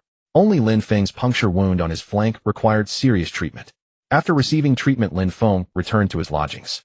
They handed their salt-crusted clothes to the innkeeper and went to bathe separately. Lin Feng sank into the steaming wooden tub and finally felt as though he were alive again. He was on the verge of dozing off. Closing his eyes, he rested briefly. Focusing his mind, Lin Feng could sense the kraken hatchling swimming alone in the deep-sea dungeon. Safe. At this moment, the hatchling felt only tranquility. It swam freely among the seaweed Lin Feng had planted beforehand, seemingly far from bored. It's having fun. Lin Feng gazed at the vast ocean from within his modest tub, then rose. The herbs grown in his dimensional garden were taking effect, lightening his body's fatigue considerably. At last he could have a proper meal. Lin Feng had been ravenous since the start. His legs had nearly buckled as he descended the stairs. He was apparently the last to finish bathing. When he arrived at the inn's first-floor dining hall, Lui Air and Ronak were already seated. I could devour a desert bison whole. Lin Feng sat down and immediately ordered a beer. The innkeeper, who had apparently memorized his ordering habits, brought it promptly. Lui, what about you? No. Louis-eyed pulled a wine bottle from his coat. He still only drinks his own liquor. Lin Feng shrugged and downed the cold beer in one gulp. Oh, how refreshing. A simple beer brought far more comfort than any potion or healing magic. To celebrate, Lin Feng ordered an expensive roundhorn wild steak and the local specialty seafood hot pot. Hey, you've been soaking in the sea all day and you're ordering seafood hot pot. Ronak looked at him with clear disdain and ordered grilled lamb chops instead. Lin Feng ordered several roasted sea quails for Ai and Yue then drank another beer. Mr. Louis-eyed, is there anything else you'd like? My treat today. That's enough. You needn't be so polite. Still, someone of his build must need considerable food to sustain himself, right? But then again, that was none of Lin Feng's business. He ordered another beer and picked up a fragrant, well-roasted piece of wild steak, sinking his teeth into it with gusto. Juices burst forth, the meat tender and succulent, the bones nearly falling away. As he chewed, Lin Feng asked Louis-eyed, what are your plans for the future? Louis-eyed seemed to miss the point. I mean your long-term plans. Lin Feng coated a plump scallop in herb garlic sauce and swallowed it whole. Delicious. Though it would be better with some chili sauce. There probably isn't any chili sauce here. Perhaps I'll make some myself later. Lin Feng ate, while watching Louis-eyed fall into deep thought. Frankly, their combat synergy was formidable. They had conquered the dungeon together with excellent coordination, and he could also teach Ai. It was a perfect arrangement. Mr. Louis-eyed, now that we've cleared the deep-sea dungeon, what are your plans for the journey ahead? Lin Feng probed cautiously. Louis-eyed remained silent, his gaze fixed upon his wine glass, as if contemplating something. If you have no other arrangements, why not travel with us? Ai still needs your guidance, and your presence would greatly enhance our safety. Moreover, you could better fulfill your own mission, could you not? Lin Feng continued. Louis-eyed raised his head, his sharp eyes sweeping over Lin Feng, as if scrutinizing the proposal. I need to consider it. Louis-eyed finally replied, his tone carrying a hint of hesitation. Lin Feng set down his shrimp, showing no disappointment, and smiled. Of course. You need time to think it over. However, I personally believe we have already built a fine rapport, and Ai truly does need your mentorship. Louis-eyed said nothing further, merely nodding slightly before continuing to drink in silence. Lin Feng did not press the matter, simply eating his meal in quiet companionship. He knew Louis-eyed was a cautious man who needed time to deliberate. After a long while, Louis-eyed spoke again, his tone heavier this time. Very well. I will join you and travel together. But let me warn you, I will not alter my principles for anyone. Lin Feng set down his shrimp and looked at Louis-eyed with surprise. Ai also turned and nodded fervently. A knight like Louis-eyed was high-caliber talent indeed. The journey ahead would be far less arduous. Suppressing his delight, Lin Feng offered the peeled shrimp to Louis-eyed. Then I leave it to you. Quest suspicious companion. Completed. Reward loyal knight. In the early morning, Lin Feng walked alone to the seaside. Royd had intended to accompany him, but Lin Feng refused, using the lack of fish gill pills as an excuse. Lin Feng used herring as bait to summon a nearby beluga whale, riding it to the location of the dungeon. Upon arrival, he took the fish gill pills and dove into the water. First, Lin Feng carefully planted a large amount of black seaweed around the cave entrance. He planted it so densely that one could hardly detect the cave's existence. After planting, the area around the cave turned into a forest of black seaweed. Since the black seaweed itself is toxic, no one would dare venture in. Passing through the dark cave, Lin Feng saw the dungeon entrance.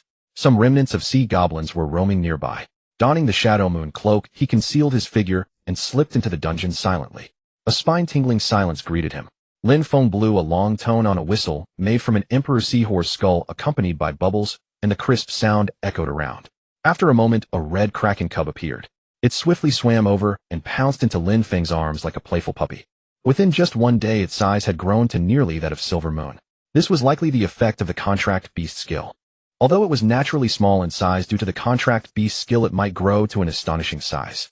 Lin Feng stroked the cub's head, pricked his palm with a dagger, and let it drink some of his blood. The cub's body became more vibrant, even taking on a deep red hue.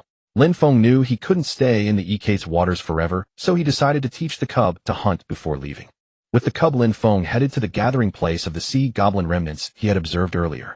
Although he and his companions had eliminated a considerable number of sea goblins, their population remained vast.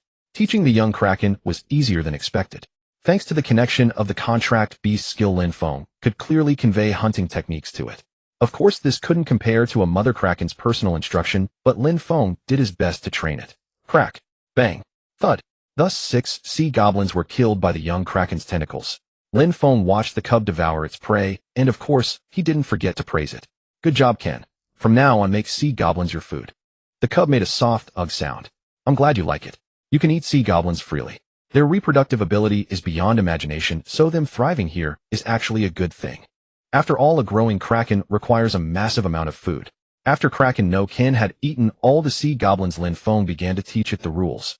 Things that must not be done. For example, do not destroy this shrine, do not attack ships, do not kill humans. The cub responded with a series of chirps. Ken had already regarded Lin Feng as a parent, so it easily accepted the rule prohibiting killing. That's wonderful. After teaching the rules, Lin Feng let Ken hunt sea goblins freely while he attended to other matters. What matters? Of course it's for the Origin God quest. This dungeon, or more accurately this shrine, harbors the legends of the Origin God. A myth unknown to anyone. I wonder if I can decipher it. Even a single clue is crucial. Lin Feng took out an old book from his bosom and opened to the main quest page. Main quest: find the shrine of the Origin God. Neither the quest objective nor the completion method were written. What an unfriendly, lousy quest. But only by completing this quest could he return. Lin Feng stroked the pages he had read countless times, then closed the book. Could this be the shrine of the Origin God? Lin Feng once again carefully examined the main quest page. There was no change. That's right, this couldn't possibly be the Origin God's shrine. But there must be clues here. Lin Feng slowly looked around the interior of the shrine. If he was going to search, he would search for anything at all. The interior of the shrine was carved with mythological scenes unknown to the world. Of course, due to the Kraken and various other disturbances, most were damaged with few remaining intact. But the altar where the Kraken eggs were located remained untouched. Lin Feng surveyed the entire shrine and returned to the altar. Ken, having seemingly finished eating the sea goblins, had swum over to Lin Feng and circled around him. Hey! Lin Feng cleaned up the mess on the altar and carefully examined the exquisite stone slab upon it. For ordinary people, these ancient script could never be deciphered, but Lin Feng possessed the language master trait, so it was not difficult for him to understand. Lin Feng gently touched the ancient characters with his hand and began to read. As with most myths, the beginning was rather cliched. In the beginning, when chaos first opened the world and life emerged from the chaos. The gods Lin Feng was familiar with also appeared in this era. But there was no record of the Origin God. By all rights, the Origin God should have appeared from the very beginning. Lin Feng suppressed his doubts and continued reading the myth on the stone slab. The great 12 gods, the terrifying demons, the vibrant world, and the hell filled with suffering. Yet still there was no mention of the Origin God. How could this be? Lin Feng reread the entire thing from start to finish, but still found no record of the Origin God. He gazed blankly at the stone slab, his heart filled with loss and fear. Was the Origin God quest stuck like this? There were no famous players here, nor any strategy pages. This meant he had to complete the quest alone. Could he pull it off? Were there other stone slabs? Or had the crows already taken away the important things when they occupied this place? Damn it. Just when he was about to make a breakthrough, such a situation arose. Lin Feng bit his lip, staring at the stone slab. Staring at it was useless. Wait. Lin Feng placed his hand on the stone slab again. Could this be a pun? Yes. Lin Feng had thought it was just a boring myth, but upon closer inspection the stone slab hid a clever pun. One line on the left, one in the middle, one on the right. Of eater. Lin Feng began to read slowly from the left. Fragment. As Lin Feng spoke the words aloud, the characters began to glow softly. Seek. Eater. It seemed this was the name of the Origin God. All the words Lin Feng uttered radiated brilliant light. Seek the fragments of eater. The light swallowed Lin Feng's vision, and then those glowing characters converged into a familiar quest window. It had finally begun. Lin Feng's heart pounded. His trembling hand reached out, pointing at the quest window. A loud boom echoed, and Lin Feng fainted. Lin Feng awoke in an endless darkness. Had he died? In the distance, a golden tree shone brightly. Drawn by an irresistible force, Lin Feng walked toward the tree. Though it was a single tree, it was as huge as a forest. It possessed dense branches and leaves with a gentle breeze rustling through the foliage, warm light illuminating Lin Feng, and a clear stream circling the tree.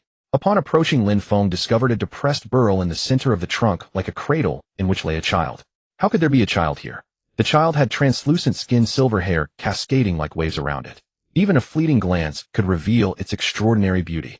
The child seemed asleep, apart from its soft breathing it appeared calm, as if dreaming. Around the child, small flowers and fruits continuously bloomed and withered. Such strong vitality.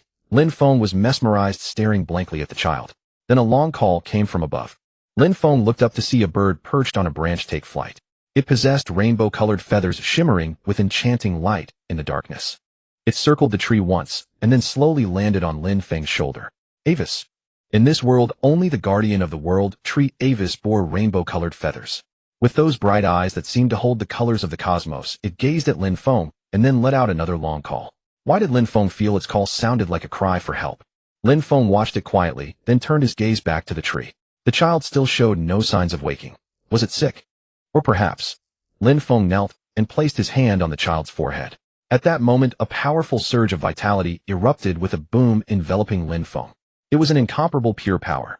Astonished Lin Feng tried to pull his hand back, but his body couldn't move. He could only passively accept the power. The colorful power not only wrapped around Lin Feng's body, but also consumed the surrounding darkness. After the darkness disappeared, what appeared? What was that? All sorts of scenes began to appear. Sand pits in the desert islands with erupting volcanoes, anthill-like underground cities, mazes in dark forests, and endless darkness. Seek the fragments of Eater. The quest window reappeared, shining brightly. Only then did Lin Feng realize that these scenes were exactly the places where the origin god's fragments were hidden. You want me to find these? As if responding to Lin Feng's words, those scenes fused again into a beam of light, transforming into a square piece of paper that fell into Lin Feng's hand. A map. Indeed. An ancient map appeared in Lin Feng's hand. Avis seemed to have completed its task, taking flight from Lin Feng's shoulder and soaring high. Its rainbow-colored tail traced a beautiful arc in the air. As Lin Feng stared in awe, suddenly a dazzling light enveloped him once again. Wait. Tell me quickly. Tell me. Before Lin Feng could shout it out, he lost consciousness again. As before, his vision sank into darkness and his body went limp. Damn it, no. Cough. When Lin Feng regained consciousness, once more what met his eyes was the desolate shrine and a kraken cub watching him anxiously. Conquest of the Ekate's deep-sea dungeon successful. Reward. Map. Lin Feng reopened the old book and discovered that the last page, which had only been torn, now displayed a map. It was the very map he had obtained while unconscious. The problem was that this map was entirely different from the one of this continent. First, find Caitlina and have her procure the latest map for me. Upon returning to his residence, he heard commotion from the second floor. Alright, Caitlina had mentioned dispatching a tailor this afternoon. Could they have already arrived? Lin Feng pushed open the door, and a piece of fluttering fabric flew toward his face. I won't wear it. It was Luo Nake's voice. Lin Feng removed the cloth from his face and looked toward the source of the sound. Luo Nake stood there clutching a thick pile of fabric, her face flushed with anger. What's wrong? That person. That person. It's so noisy. AI Air and Luo Nake bickered back and forth, leaving Lin Feng dizzy. He raised his hand to signal them to quiet down. Speak slowly, one at a time. Luo Nake, you go first. Lin Feng addressed Luo Nake, who looked on the verge of tears. But strangely, she only heaved ragged breaths, her face red and neck swollen, unable to utter a single word. Unable to do otherwise, Lin Feng said, AI Air, you speak first. AI Air glanced at Luo Nake and spoke calmly. It's nothing serious, just that person being very picky. Elaborate. The tailor sent by Lady Caitlina has arrived and is selecting fabrics. But that person kept picking strange fabrics, so I offered her a suggestion. A suggestion? Yes, about what kind of attire is appropriate for the banquet. Oh. AI Air is a noble daughter of the Reinhardt family, so she is well versed in the intricate etiquette of banquets. It seemed she intended to help Luo Nake. Lin Feng stealthily glanced at the fabrics in Luo Nake's hands. The fabrics were dazzlingly colorful, adorned with various patterns and designs. The combination was a chaotic mess. No wonder AI Air had tried to stop her. Sensing Lin Feng's gaze, Luo Nake hid the fabrics behind her. Her face was still as red as an apple. Luo Nake, do you like these fabrics? It's alright, speak your mind. Yes. I do. Which one do you like the most? Luo Nake hesitated, then handed all the fabrics to Lin Feng. It was impossible to use all of them for a single garment. From the fabrics Luo Nake had offered, Lin Feng selected a piece of soft sky blue cloth. This one suits you. AI, or what do you think? Not bad. She says it's not bad. Luo Nake, what do you think? I like it. Then it's decided. Luo Nake finally calmed down and nodded. There was no need to worry about AI Air's matters, as she would handle them herself. The fabrics sent by the Caitlina caravan were of excellent quality. To attend the banquet, Lin Feng also needed to prepare a suitable formal attire. What kind would be appropriate? Something too flashy wouldn't do, nor something too plain. For socializing, one must be slightly conspicuous. How about white? It was clean and dignified and also showed respect for the white cat Catalina, killing two birds with one stone. Although white is prone to getting dirty and not suitable for frequent wear, for such a formal attire, wearing it occasionally was fine. Especially for formal occasions. Lin Feng selected the cleanest and most expensive white fabric and called the tailor. The tailor said that Luo Ida seemed uninterested in such trivial matters and had left everything to the tailor. How strange that a knight would have no interest in such ceremonial affairs. The next evening, Lin Feng and his party headed to Catalina's mansion. Here comes the star of the banquet. Caitlina stood at the entrance to welcome them, and upon seeing Lin Feng's group, she exclaimed excitedly. Her white tail swayed, gently indicating she was in a good mood. What a grand banquet, Caitlina. I put a lot of effort into it. She wore a dazzling Egyptian-style outfit that was so revealing Lin Feng couldn't help but want to cover her up. Caitlina immediately linked arms with Lin Feng and whispered, I have many people I want to introduce to you. Is that so? You seem relaxed. But once you see who they are, you won't be so relaxed anymore. Caitlina flashed a cunning smile like a sly cat. How frightening.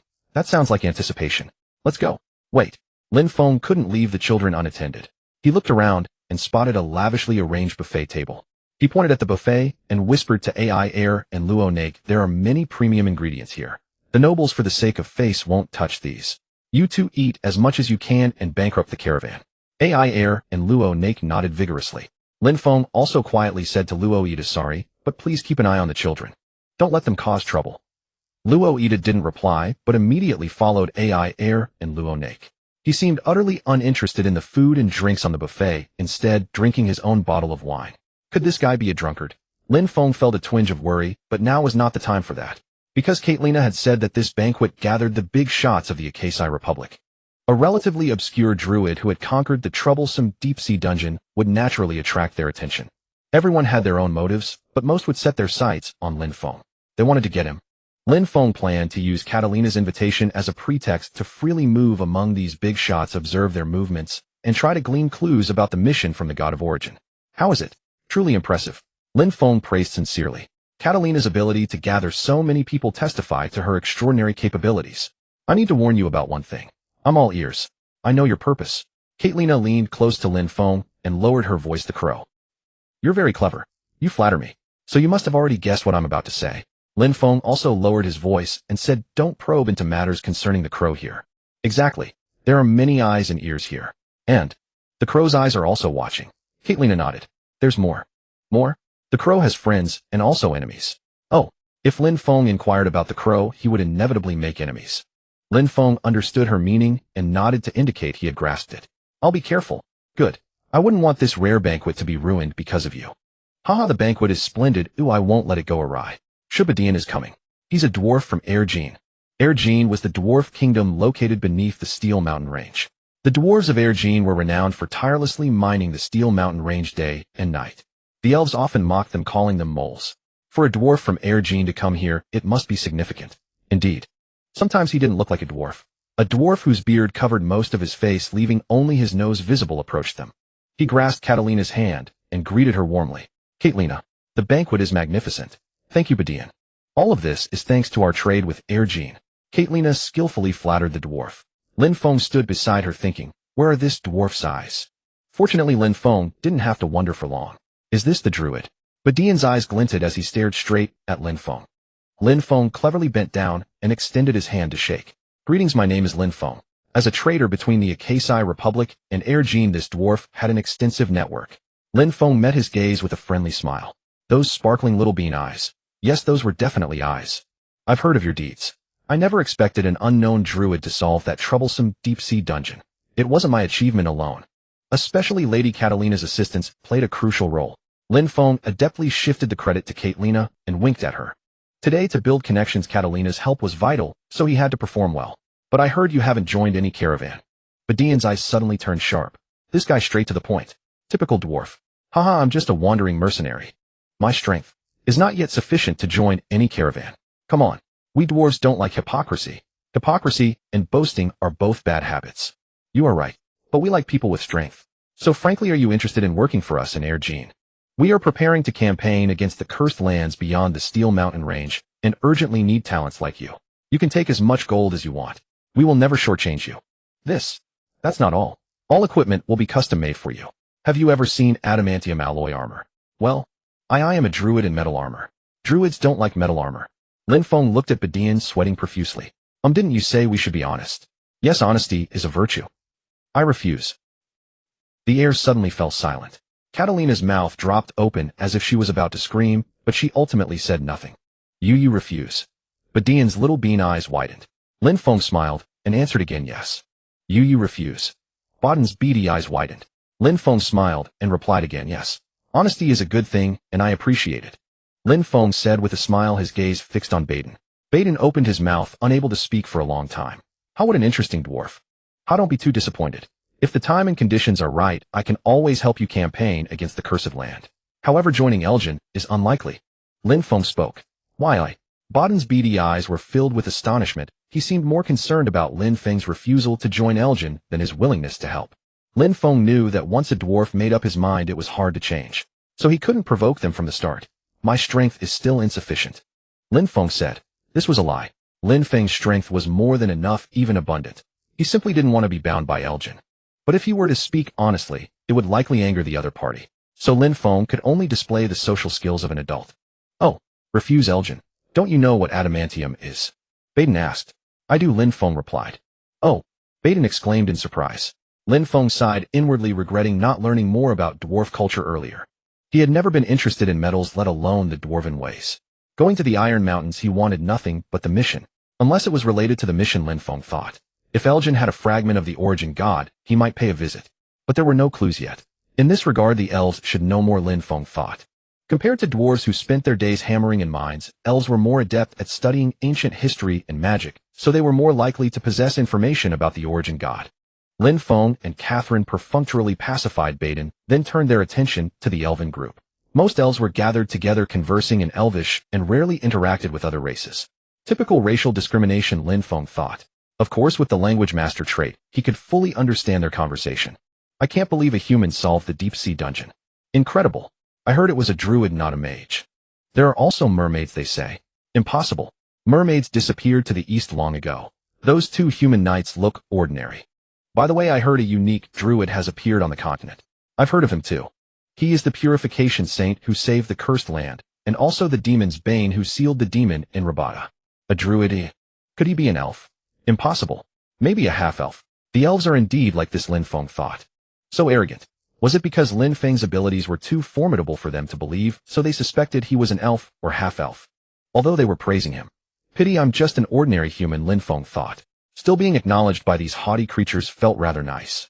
Why are you smiling? Catherine asked. Nothing, Lin Feng replied. Catherine seemed to sense something and looked at him with suspicion. Could it be? You speak Elvish. A little, Lin Feng replied. Who exactly are you? Catherine asked in astonishment. Just an ordinary druid. Not a half-elf, Lin Feng replied. Catherine carefully examined Lin Feng's ears. Half-elves usually have pointed ears too. She seemed relieved. But how can you speak Elvish? Alright, I know you have many questions, but now we're attending a banquet, aren't we? Before formal conversation, let me introduce them first. Elves are very picky, you should know, Lin Feng said. Fine. Catherine nodded. The one with brown hair on the left, give a brief introduction, Lin Feng said. He is just from Green City, recently arrived in Ekates. Not a noble, but his parents are wealthy, Catherine said. What about the silver-haired one who looks melancholic? Lin Feng asked. He is Risa, priest of the Maya temple in the main island of the Ekates Republic. He is the spiritual leader of all elves in Ekates, Catherine said. And the fierce-looking one with golden hair in the middle? Lin Feng asked. Darien. It's best not to be presumptuous in front of him. Angering a noble from Green City is not wise, Catherine said. So this elf is the real protagonist of the banquet? Lin Feng asked. If you can become friends with him, it's worth making enemies of everyone here. He is the grandnephew of the Queen of Green City. Catherine said. Oh, good information, Lin Feng said. Actually, I didn't expect Darien to attend the banquet. I can understand Ree's coming, but Darien never attends such occasions. Catherine said. Her expression was grim. She was good at socializing, but seemed at a loss with this elf. Lowering her voice, she said to Lin Feng. Darien has a strong sense of racial superiority. He will deliberately provoke you, but remember, he is the grandnephew of the Queen of Green City, Lin Feng finished. Exactly. He is of noble blood. So you'd better be polite to him. Elves are different from dwarves. They don't like honesty, Lin Feng said. That's right. Catherine nodded. Lord Darien, Lord Reese, Lord Ja, welcome, Catherine said. Darien led the way, and the three elves nodded to Catherine. I was about to introduce. Before Catherine could finish, Darien interrupted. Are you the druid? 3 pairs of blue eyes stared straight at Lin Feng. Lin Feng couldn't help but swallow. That would be me, Lin Feng said. I heard you solved the deep-sea dungeon. Darien asked. Yes. From now on the sea routes will be free of monsters, Lin Feng replied. That's not what I'm interested in, Darien said. How did you solve the deep-sea dungeon? Darien asked. Well, are you a half-breed? Darien asked. Wait, did he mean to say mutt? What terrible racial superiority? Lin Feng frowned, looking at Darien. Darien looked down on Lin Feng with an arrogant gaze. Lin Feng grew angry. That is an impolite question, Lin Feng said coldly. Impolite. Darien asked, his brow slightly furrowed, seemingly displeased by Lin Feng's tone. Yes, very impolite. And quite ridiculous, Lin Feng said with a hint of mockery. Ridiculous. Darien's tone grew even colder, his blue eyes, as if piercing through Lin Feng. Lin Feng. Catherine tried to stop him, but Lin Feng continued, Horizon Donner, Lin Shaka Maya. Didn't your earliest ancestors receive a drop of divine blood from the gods, and then come into being? Darien remained silent, his delicate face filled with anger, as if provoked by Lin Feng's words. So strictly speaking, elves themselves are half-breeds, Lin Feng said with a hint of provocation. Darien's breathing grew rapid. He clenched his fists as if to retort, but finally held back. He stared coldly at Lin Feng, his eyes blazing with fury. You? Darien started to speak, but was interrupted by Catherine. Lord Darien, please calm down, Catherine said, trying to ease the tension. Darien took a deep breath, suppressing his anger, and said, You dare to question the elven bloodline? I'm just stating facts, Lin Feng said, his tone calm and firm. You? Darien was provoked again, but finally restrained his anger, and said, I admit you are very clever and brave. But you'd better remember elven dignity is not to be violated. I understand, Lin Feng said with a slight sarcasm. Darien remained silent, his blue eyes fixed on Lin Feng, as if contemplating something. After a long while, Darien finally spoke. I admit your knowledge of ancient elven mythology exceeds my expectations. But who are you really? There must be high elf blood in your ancestry. This? Lin Feng put on a sorrowful expression and said in a low voice. I don't know. I have no parents. In this world, no. But in his original world, his parents were probably watching the national karaoke competition and eating his mother's delicious cooking. Lin Feng's sorrowful expression moved Darien to sympathy. What a sad story. But your parents must have left you the legacy of ancient elven mythology. Darien said. How could that be? Lin Feng was just someone who seriously studied game lore. But there was no need for Lin Feng to explain. If Darien believed he was a descendant of high elves, it would be much more convenient for him. Although you have no elven blood, I will definitely remember your name. What is your name? Darien asked with a hint of curiosity. Lin Feng gave a slight smile and took Darien's hand. My name is Lin Feng. Lin Feng, good. Darien nodded, seeming satisfied with the name. Your knowledge of ancient elven mythology surprises me. Perhaps we can become friends, Darien said with a hint of tentativeness. I am honored, Lin Feng said, a smile on his face. However, I must warn you, the gap between elves and humans is vast. Our friendship will require time and testing. Darien said with a hint of warning. I understand, Lin Feng said, his tone calm and firm. Good, Darien nodded, seemingly satisfied with Lin Feng's answer. Then Lin Feng, I hope we can become friends, Darien said with a hint of expectation. I hope so too, Lin Feng said with a sincere smile. Catherine stared dumbfounded at the scene, and Lin Feng winked at her secretly. Darien spoke excitedly. He had neither friends nor children, so in this foreign land, encountering Lin Feng, who might be a descendant of the ancient elves, he believed it to be a destiny ordained by the 12 gods. Are all elves truly this foolish? Lin Feng wondered. No, Lin Feng had always felt that during his gaming days elves were cunning and deceitful, too clever by half. Perhaps only this fellow Darien is rather foolish, Lin Feng thought. The other two elves looked utterly bewildered, as if they hardly comprehended what was happening.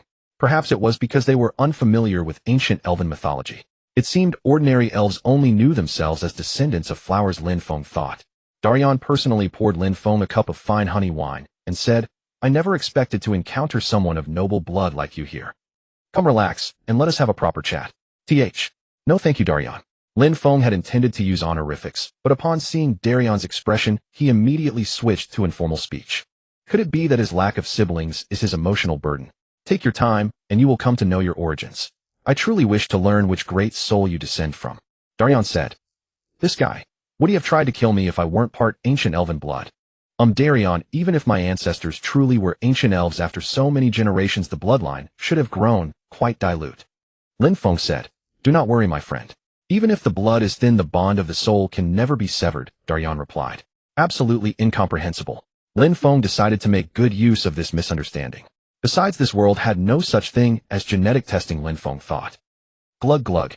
Lin Feng downed the sweet honey wine in one draught, then smiled, and said, I have never had a family, so I have always been lonely. Thank you, Darien. Lin Feng thought that his parents were perfectly fine, living happily in the suburbs of Beijing, China, and Asia on Earth.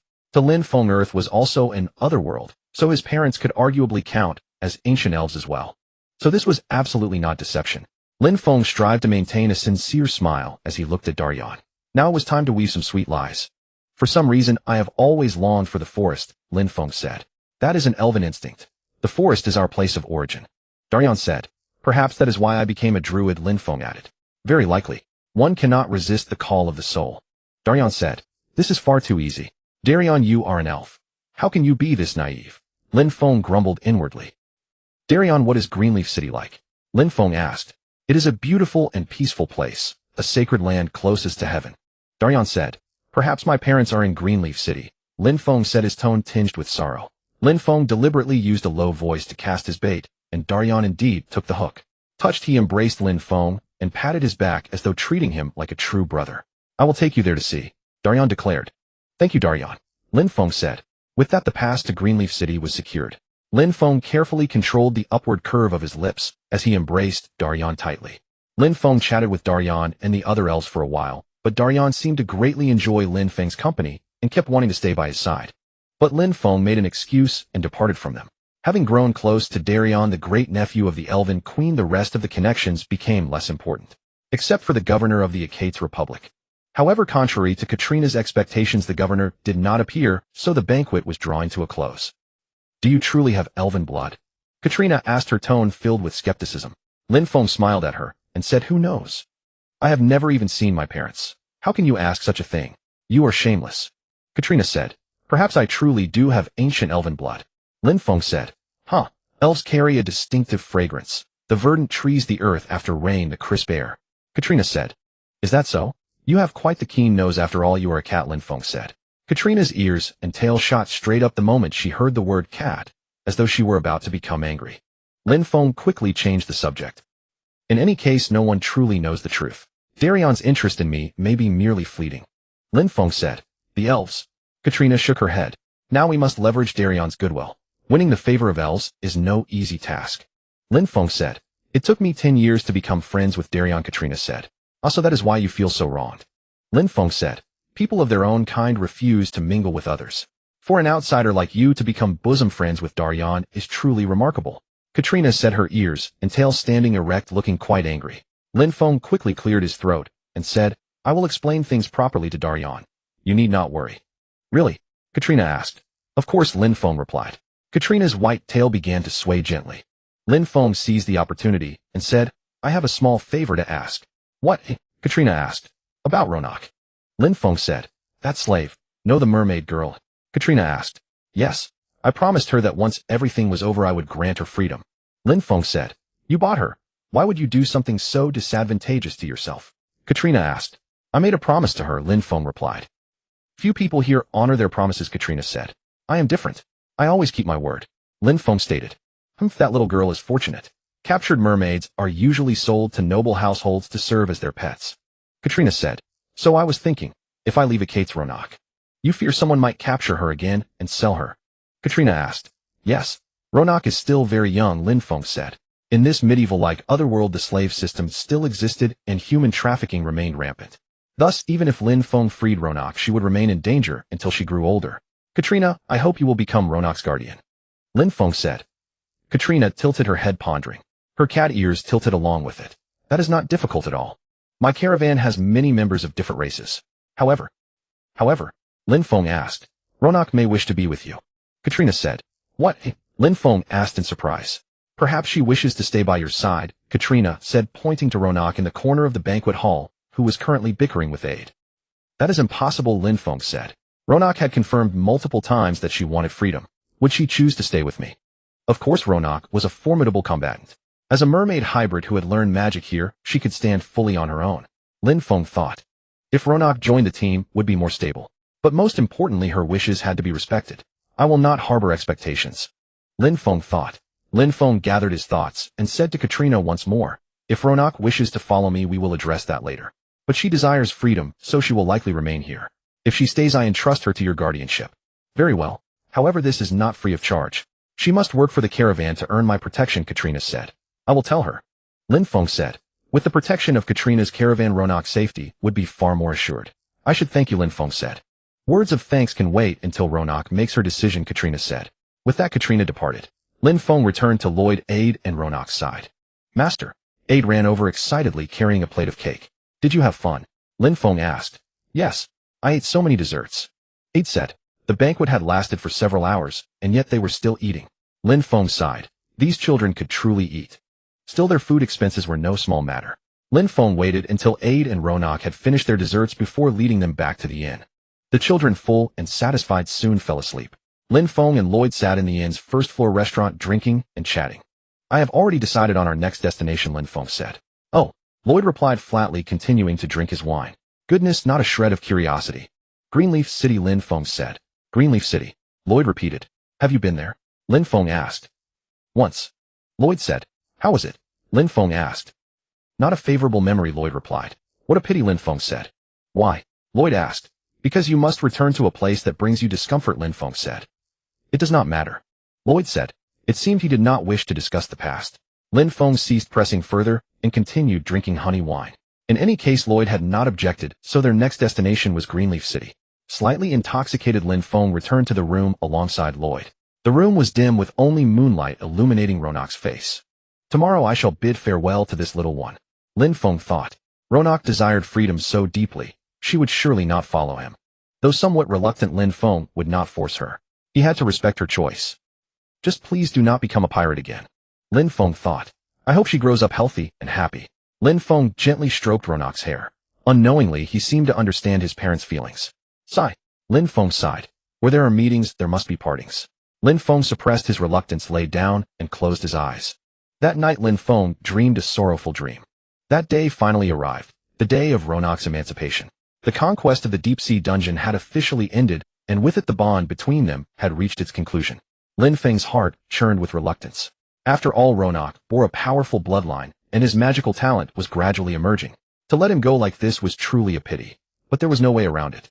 The weight of a promise, for words that always pressed heavily upon his heart. Lin Feng picked up the contract, walked slowly downstairs, and entered the inn's ground-floor restaurant. Earl and Ronak were already waiting there, greeting him warmly. As for Royd, he had probably overslept again and missed breakfast. Master! Master! The two youths shouted in unison. Honestly, they didn't need to be so loud for him to know where they were. Lin Feng sat down at the table and took the cup that Earl handed him. After spending so much time together, Earl had come to know his preferences and had ordered a drink for him in advance.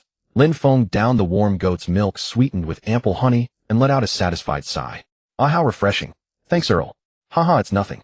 Hearing Lin Feng's praise, Earl couldn't help but raise an eyebrow triumphantly at Ronak. Honestly, this kid has to compete in the strangest things. Did you order breakfast? Lin Feng asked. Yes, I ordered 3 of the boss's special breakfasts. Earl replied. What's today's special breakfast? I can't wait to find out. The Ekates Republic brought together specialties from all over the world, so the inn's owner always managed to surprise guests with different ingredients. Last night's dinner was Roshan style. I wonder what it will be today. 3 special breakfasts coming right up. Enjoy. The owner skillfully placed 3 large plates before them. Earl's plate was especially large. After all, he always ate more than anyone else. So fragrant. Today's breakfast was imperial style. Golden crispy sausages, thick-cut bacon, sizzling with grease, 2 sunny-side-up eggs fried in the bacon fat accompanied by fresh tomatoes, soft peas, fluffy bread, and gleaming butter. Tisk tisk, this life was truly intoxicating. Lin Feng picked up a slice of bread, spread butter evenly over it, and took a bite. The melted butter seeped into the bread's texture, weaving a wonderful flavor in his mouth. Then he sandwiched the tomato slices, bacon, and the sunny-side-up egg between the buttered bread, creating a simple sandwich. If you blow on it, let it cool a bit, then take a bite. So delicious. Before Lin Feng could voice his thoughts, Earl had already let out a moan of bliss. Eat slowly, Earl, don't choke. Lin Feng shook his head helplessly. I know. Earl replied indistinctly. Swallow before you speak. Lin Feng shook his head with a smile and continued enjoying his breakfast. Indeed, the most important factor in choosing an inn was the owner's culinary skill. This choice was truly wise. Wait, why was Ronak eating so slowly? Usually he would compete with Earl, even trying to lick the plate clean. Why was he so unusual today? Could he be feeling unwell? He had just regained his freedom. This was no time to falter. Ronak, is it not to your taste? Lin Feng noticed that Ronak had barely touched his breakfast. All right, Ronak was of mixed merfolk blood. He probably preferred fish dishes, didn't he? Just as Lin Feng was about to call the owner to order something like fried sardines, Ronak shook his head. No, it's delicious. Then eat up. If you don't want the sausage, I can help you finish it. Ordinarily, Ronak would have bristled and shouted no way. But today he was unusually silent. Perhaps sensing the tension, Earl stole a glance at Ronak and obediently ate the tomatoes on his plate, no longer making a fuss. What's wrong, Ronak? Don't scare me like this. Lin Feng asked worriedly. Scare you? Ronak's voice sounded sullen. Yes. Ronak lowered his head and stabbed at the sausage on his plate with his fork as if that innocent sausage were his sworn enemy. This kid, why was he suddenly going through teenage rebellion? Liar. Ronak's voice was barely audible. Huh. Lin Feng was taken aback. Humph. With that, Ronak abruptly dropped his fork, stood up without a word, and left the dining room. Lin Feng and Earl exchanged bewildered glances, neither knowing what had happened. What's wrong with him? Lin Feng asked. I don't know. Earl shook his head innocently. Do you know why he's angry, eh? I don't. Master, can I finish what he left behind? Earl looked at Lin Feng with a pitiful expression. Oh, fine. Wasting food was a sin, a belief Lin Feng's mother had instilled in him since childhood. He didn't want to be a bad child who squandered food. So he nodded helplessly. What's gotten into that kid, Ronak? Could it be that because Lin Feng had immediately fulfilled the contract after the dungeon conquest, Ronak felt displeased? But even so, he shouldn't have just run off without a word. Sigh. Teenagers are so hard to understand. Lin Feng thought that now was not the time to be confrontational. If he rashly chased after Ronak to question or scold him, it would likely backfire. Forget it, I'll just finish my meal. Lin Feng picked up his half-eaten sandwich and forced himself not to dwell on the troubling thoughts. Delicious, really delicious. Yet his mind uncontrollably drifted to Ronak, just like a parent worrying about their teenage child. He had no idea how he managed to finish the meal, though everything tasted like ashes.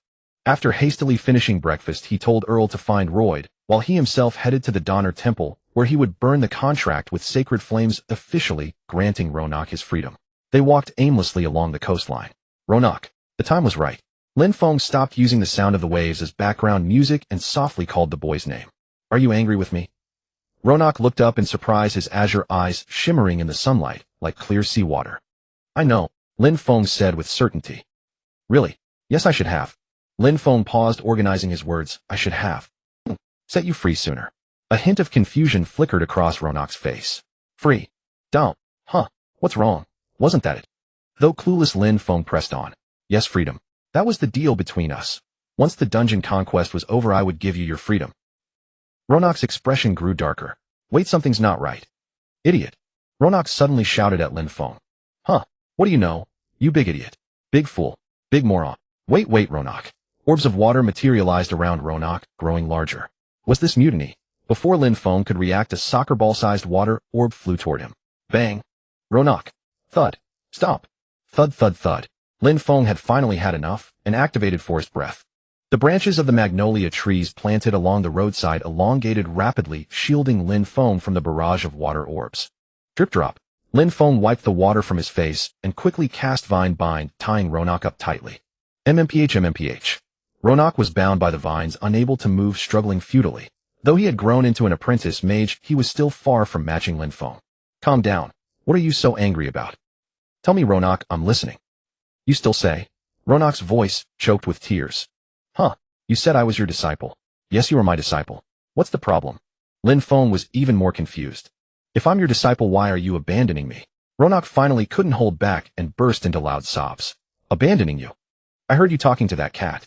You said you were going to leave me behind and go off alone. Lin Feng was utterly stunned, completely unable to understand Ronak's reasoning. Hadn't this kid always longed for freedom? Why now? Staring at Ronak's azure eyes brimming with tears, Lin Feng felt his mind become a tangled mess. He took a deep breath, forcing himself to calm down, and then spoke patiently to Ronak. Ronak, we agreed from the start. After the mission, I would give you your freedom. That was a contract we bet our lives on, witnessed by Lord Donner. Don't you like freedom? Ronak shook his head vigorously. If it wasn't that he disliked freedom, then what was he so upset about? Then you are. Ronak stubbornly kept his mouth shut, his chest heaving violently, as if he might burst into tears at any moment. Finally, unable to hold it in any longer, she shouted through sobs. I can also, as a free person, go on adventures with you. That's it. Lin Feng stared at Ronak in disbelief, never expecting this answer. You were going to abandon me. Ronak cried even harder. No, Ronak, listen to me. Lin Feng deactivated the skill, releasing the vines, binding Ronak. You are a very remarkable partner, and of course I hope you can stay by my side. But your choice matters more than my wishes. You are no longer a slave. The reason I asked Catherine to take care of you was for your own good. I want you to live safely as a free person. My journey is fraught with danger, perhaps even more terrifying than the deep-sea dungeon. I can't selfishly drag you into such a place. Wah wah. Large teardrops rolled from Ronak's azure eyes. Lin Feng's heart ached as he took out a handkerchief and gently wiped her tears. Even so, do you still want to go on adventures with me, Ronak? Ronak sobbed for a while, then nodded firmly. Sigh. He's still just a child. Though he had anticipated this answer, a trace of bitterness welled in Lin Feng's heart. All right. At least for now, Catherine will be your guardian. Then can I still learn magic? Ronak sniffled and asked pitifully. I'll talk to her. You can definitely continue learning magic. Ronak finally stopped crying, staring at Lin Feng with red, swollen eyes. I will become strong, she said with determination. Huh. I will become a very powerful mage, then join your party and go on adventures with you. I will become so strong that you can't refuse begging me to join your team. This was beyond Lin Feng's expectations. Ronak's eyes sparkled with resolve, a light called determination. Perhaps. All right. Lin Feng met Ronak's gaze, a relieved smile tugging at the corner of his lips. I'll be waiting for you to become a mage so powerful that I can't refuse, Ronak. By then I'll make you cry and beg me to join your team. Just you wait. Ronak regained her usual vigor, her voice brimming with confidence. She tore off the vines in one motion, brushed the dust off her clothes, and strode toward the Donner Temple. Ronak, your magical skill has improved. Lin Feng shook his head with a smile and quickly followed. Inside the Donner Temple, before the priests, they cast the contract into the sacred flames. The contract was dissolved, and Lin Feng's heart returned to a normal rhythm, yet he felt an emptiness, as if he had lost something precious. Master, what's wrong? Let's go. Ronak turned back to look at Lin Feng, urging him. Coming. To celebrate my freedom, dinner is on me tonight. Oh, really? Lin Feng looked at the spirited youth before him and couldn't help but smile. Perhaps next time they met she would indeed have become a powerful mage. 2 days later, Lin Feng and his companions packed their belongings, preparing to leave the Ekates Republic and head to Levine City. Although he wished to stay a few more days, Dalian's ship was about to set sail, forcing them to adjust their schedule. Before leaving, Lin Feng completed the final handover with Catherine and received an ancient scroll from her. What is this? Lin Feng asked curiously. This is your reward for keeping your promise, Catherine said with a smile. Reward? I found this among those crows' smuggled goods. You stole it. Lin Feng raised an eyebrow. Not stolen, I picked it up. The leftovers. Catherine corrected. You didn't return it. Those fellows didn't leave their names, so I can't be blamed. Catherine shrugged. Ha ha. Lin Feng couldn't help but laugh as he untied the leather cord and slowly unrolled the scroll. The scroll was covered in strange characters he had never seen before. Ancient script. Or perhaps the language of the gods. The sacred words. Wait, could this be? Demon language. Demon script born from the abyss where all the world's languages converge, a defiled corruption. At first glance it resembled the gods' writing, but in truth they were worlds apart. This script carried an inherent sense of blasphemy, as if deliberately designed to confuse it with the sacred words of the gods. I consulted many experts, yet none could decipher the scroll's contents. Catherine said regretfully. True. It is not surprising. Demon language was banned in ancient times and has long been lost to history. If not for his special ability, language master Lin Feng wouldn't have been able to recognize the text on the scroll either. Can you decode it? Catherine looked at Lin Feng with expectation. Well. Lin Feng hesitated, unsure whether to reveal the truth to her. I can't even guarantee that I need some time to study it. In the end, he chose to conceal it. All right, what a pity. Catherine showed some disappointment. It is all right. Anyway, our next stop is Levine City, where we might find a way to decode it. This was of course another lie. The elves would likely have a deeper understanding of demon language, and if they discovered he possessed such a scroll, it would probably be forcibly confiscated. Therefore, he must never reveal this secret. This item is more dangerous than he imagined. Lin Feng thought, if only this scroll were connected to the starting god's task. He carefully stored the scroll and expressed his gratitude to Catherine once again. Thank you for everything during this time, Catherine. I hope we meet again someday. Catherine's beautiful white tail swayed gently as she smiled. You are too kind. The Catherine Trade Company spans the entire continent, so we may cross paths anytime. Is that so? If you encounter any troubles, you can always come to the Catherine Trade Company for assistance. Haha, then I will thank you in advance. Lin Feng politely kissed the back of her hand, then turned and left. Dalian's ship was entirely snow white, its lines sleek and elegant, exuding the distinctive artistic flair of the elven race. At the prow, a lifelike silver falcon was carved, Avish's embodiment, while the ship's sails bore the crest of Dalian's family. It was clear that Dalian had spared no effort in crafting both the appearance and performance of this vessel. Truly befitting the Queen's great-nephew. Truly magnificent. Taking advantage of the interval while the sailors prepared for departure, Lin Feng bid farewell to Catherine, Ronak, and Ronak's magic instructor Iris. Perhaps from spending time together affection had grown. Usually carefree and reckless air appeared unexpectedly teary-eyed at parting. After all, they were the same age, and over this period a bond of friendship had formed. It was not just air. Even Ronak struggled to hold back tears, his lips pressed tightly into a straight line. Lin Feng let the two children say their goodbyes, then approached Catherine and Iris, saying sincerely, Thank you both so much for everything, Catherine. I entrust Ronak to your care. Do not worry, take care on your journey, Catherine said with a smile. Miss Iris, please also take good care of him and help Ronak become an outstanding mage. Of course, Mr. Lin Feng. Ronak is also an important student of mine, and I will teach him with all my ability, Iris said gently. Thank you so much. Lin Feng smiled gratefully, as both lovely ladies each gave him a gentle kiss on the cheek. Is this the way to say goodbye in the Ekates Republic? Take care. Wish you a safe journey. Lin Feng awkwardly waved his hand, then turned toward Air and Ronak. The two little ones cried with red eyes and sniffly noses. Usually at each other's throats ready to fight, they now hugged and wept together, a sight that was both touching and amusing. Lin Feng stepped forward and pulled both of them into his arms. Did you say your goodbyes properly? The two little ones merely sobbed, unable to utter a word. Lin Feng suppressed his smile and gently patted their shoulders. We will see each other again soon. Hearing this, Ronak suddenly embraced Lin Feng, tightly burying his face in his chest and choking out, I will definitely become a powerful mage. Good, good. The rest was mumbled incomprehensibly. Lin Feng could not make out the words that followed. He gently patted Ronak's back, comforting the sorrowful boy. Lin Feng took out a small pearl from his pocket purchased at the Donald Temple, a sacred relic imbued with the power of blessing. He set the pearl into the center of the shell necklace he had previously given to Ronak. The pearl glowed with a soft light, illuminating Ronak's tearful face. For you. Within lies the blessing of the god Donald. It will protect you. Woo-woo. Ronak nodded, tears once again streaming down his face. Looking at the boy who cried like a smudged-faced cat, Lin Feng felt an inexplicable sadness rise within him. Parting is truly painful. Take care, Ronak. Finally, Lin Feng and his companions boarded Dalian's ship. With a long whistle, the vessel slowly departed from the harbor, and they waved goodbye to those seeing them off on shore. The long journey began.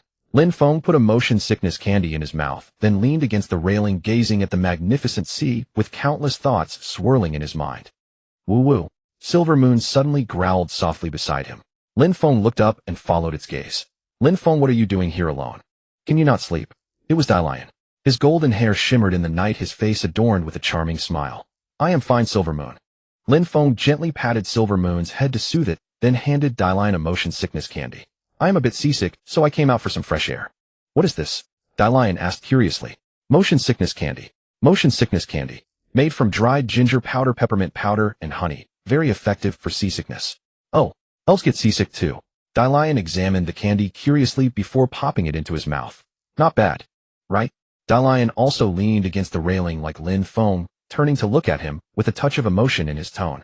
What are your thoughts on returning to your homeland? Alright, this fellow still thinks he is half-elf. A descendant of ancient elves who wandered outside Levine City for hundreds or even thousands of years. What a ridiculous premise. However, going along with the mistaken identity was not a bad idea. After all, Dalian status would provide him with considerable advantages in Levine City. Must not let the truth slip. Fortunately, Lin Feng knew quite a bit about elves thanks to his past life memories and the stories told by that grandmother who disliked elves. It feels wondrous. I never imagined I would have a homeland, Lin Feng said, feigning emotion. That was not entirely a lie. After all, there was no Huagor in this world. Hee hee. Dalian made an ambiguous laugh. Levine City is a beautiful place, my friend. If you had lived an ordinary life, hearing this news would surely bring tears to your eyes. Look forward to it. I can hardly wait to introduce you to everyone. Everyone. Yes, my family. Although Her Majesty the Queen is not easily accessible, but Dalian showed a brilliant smile and patted Lin Feng's shoulder. I will do my best to arrange it for you. Lin Feng suddenly felt the scroll in his arms become incredibly heavy. If the Elf Queen knew he carried a demon language scroll, he was dead meat. Must find a safe place to hide it. When entering the city, the spatial ring would certainly be inspected. How about hiding it in the dimensional garden? What are you thinking about? Why so serious? Seeing Lin Feng's expression change, Dalian asked concernedly. Oh, nothing. Lin Feng quickly shook his head and gazed into the distance. At this moment, he noticed a shimmering area appearing on the distant sea surface. Are you worried about meeting your relatives soon? Dalian wanted to say something more, but Lin Feng could no longer listen, because he discovered that the glowing area was rapidly approaching them. Wait, it is deep night. Why would there be light on the sea surface? As they drew closer, the true nature of that area gradually became apparent. It is a sea gnome. Lin Feng interrupted Dalian, shouting loudly to the sailors on deck. Those flashing lights are not waves. They are weapons held by sea gnomes. Are not the nearby sea gnomes already eliminated? Could there be stragglers? Hundreds of sea gnomes riding red sea lions charged toward them aggressively. All hands stand by. Prepare for battle. At Dalian's command, fully armed soldiers quickly took their positions. As expected, the elves' weapons were primarily bows and arrows. But if the sea gnomes dove underwater, the bows would be useless. Lin Feng was worried the sea gnomes would damage the hull. Damn it, his gill pills were used up. What should he do now? Too many of them. Theodore, you and your companions should retreat to the cabin first. Dalian said to Lin Feng. But we can fight together. Dalian interrupted with a distinctly elven arrogant smile. This is my ship and my soldiers will protect it. Fine. Lin Feng suppressed his frustration and helplessly nodded. Not even allowed to help. The elven sense of superiority is truly incurable. Just in case, Lin Feng stood on deck, closely watching the sea gnomes' movements. If things became critical, he would immediately summon monsters to eliminate them all. Gulu gulu. At that moment, huge waves suddenly rose from the sea surface. Gugu. Wah. The sound of the waves had never before been so unsettling. Lin Feng gazed blankly at the dark sea, watching as a horde of sea goblins armed with sharp swords advanced steadily toward him. Behind them, a colossal figure was gradually rising from the depths. An armored shark. No, it was far larger than that. Could it be an abyssal leviathan? No, that was impossible. He hadn't even had the chance to use his summoning skill, so it couldn't have appeared. What could it be? Rustle. Thud. Before anyone could react, a massive shadow erupted from the sea like a colossal spear or a towering broadsword, its razor-sharp tip piercing through one of the sea goblins. The moon, previously hidden behind clouds, now emerged, casting its ethereal light upon the water. Lin Feng could finally make out the true form of that ominous silhouette. Those were tentacles. Rustle. Squelch. Crash. Rustle. Plop plop plop. Almost as soon as Lin Feng registered what he was seeing, dozens of crimson tentacles swept down upon the sea goblins like a torrential storm, impaling each one in turn. The sea goblins didn't even have time to scream before they fell one after another. The tentacles kept swinging without pause, skewering the goblins as if threading them onto roasting sticks. Yaya. Jeek.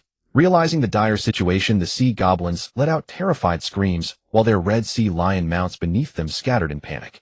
It was a veritable hellscape, gruesome beyond compare. Yet strangely, a smile tugged at Lin Feng's lips. I knew you'd come, Ken.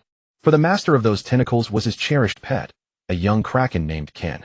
Though the circumstances were unusual, it seemed his contracted beast had sensed the danger and broken free from the dungeon, making its way here. He had explicitly told them not to leave the dungeon. These little ones never ceased to worry him.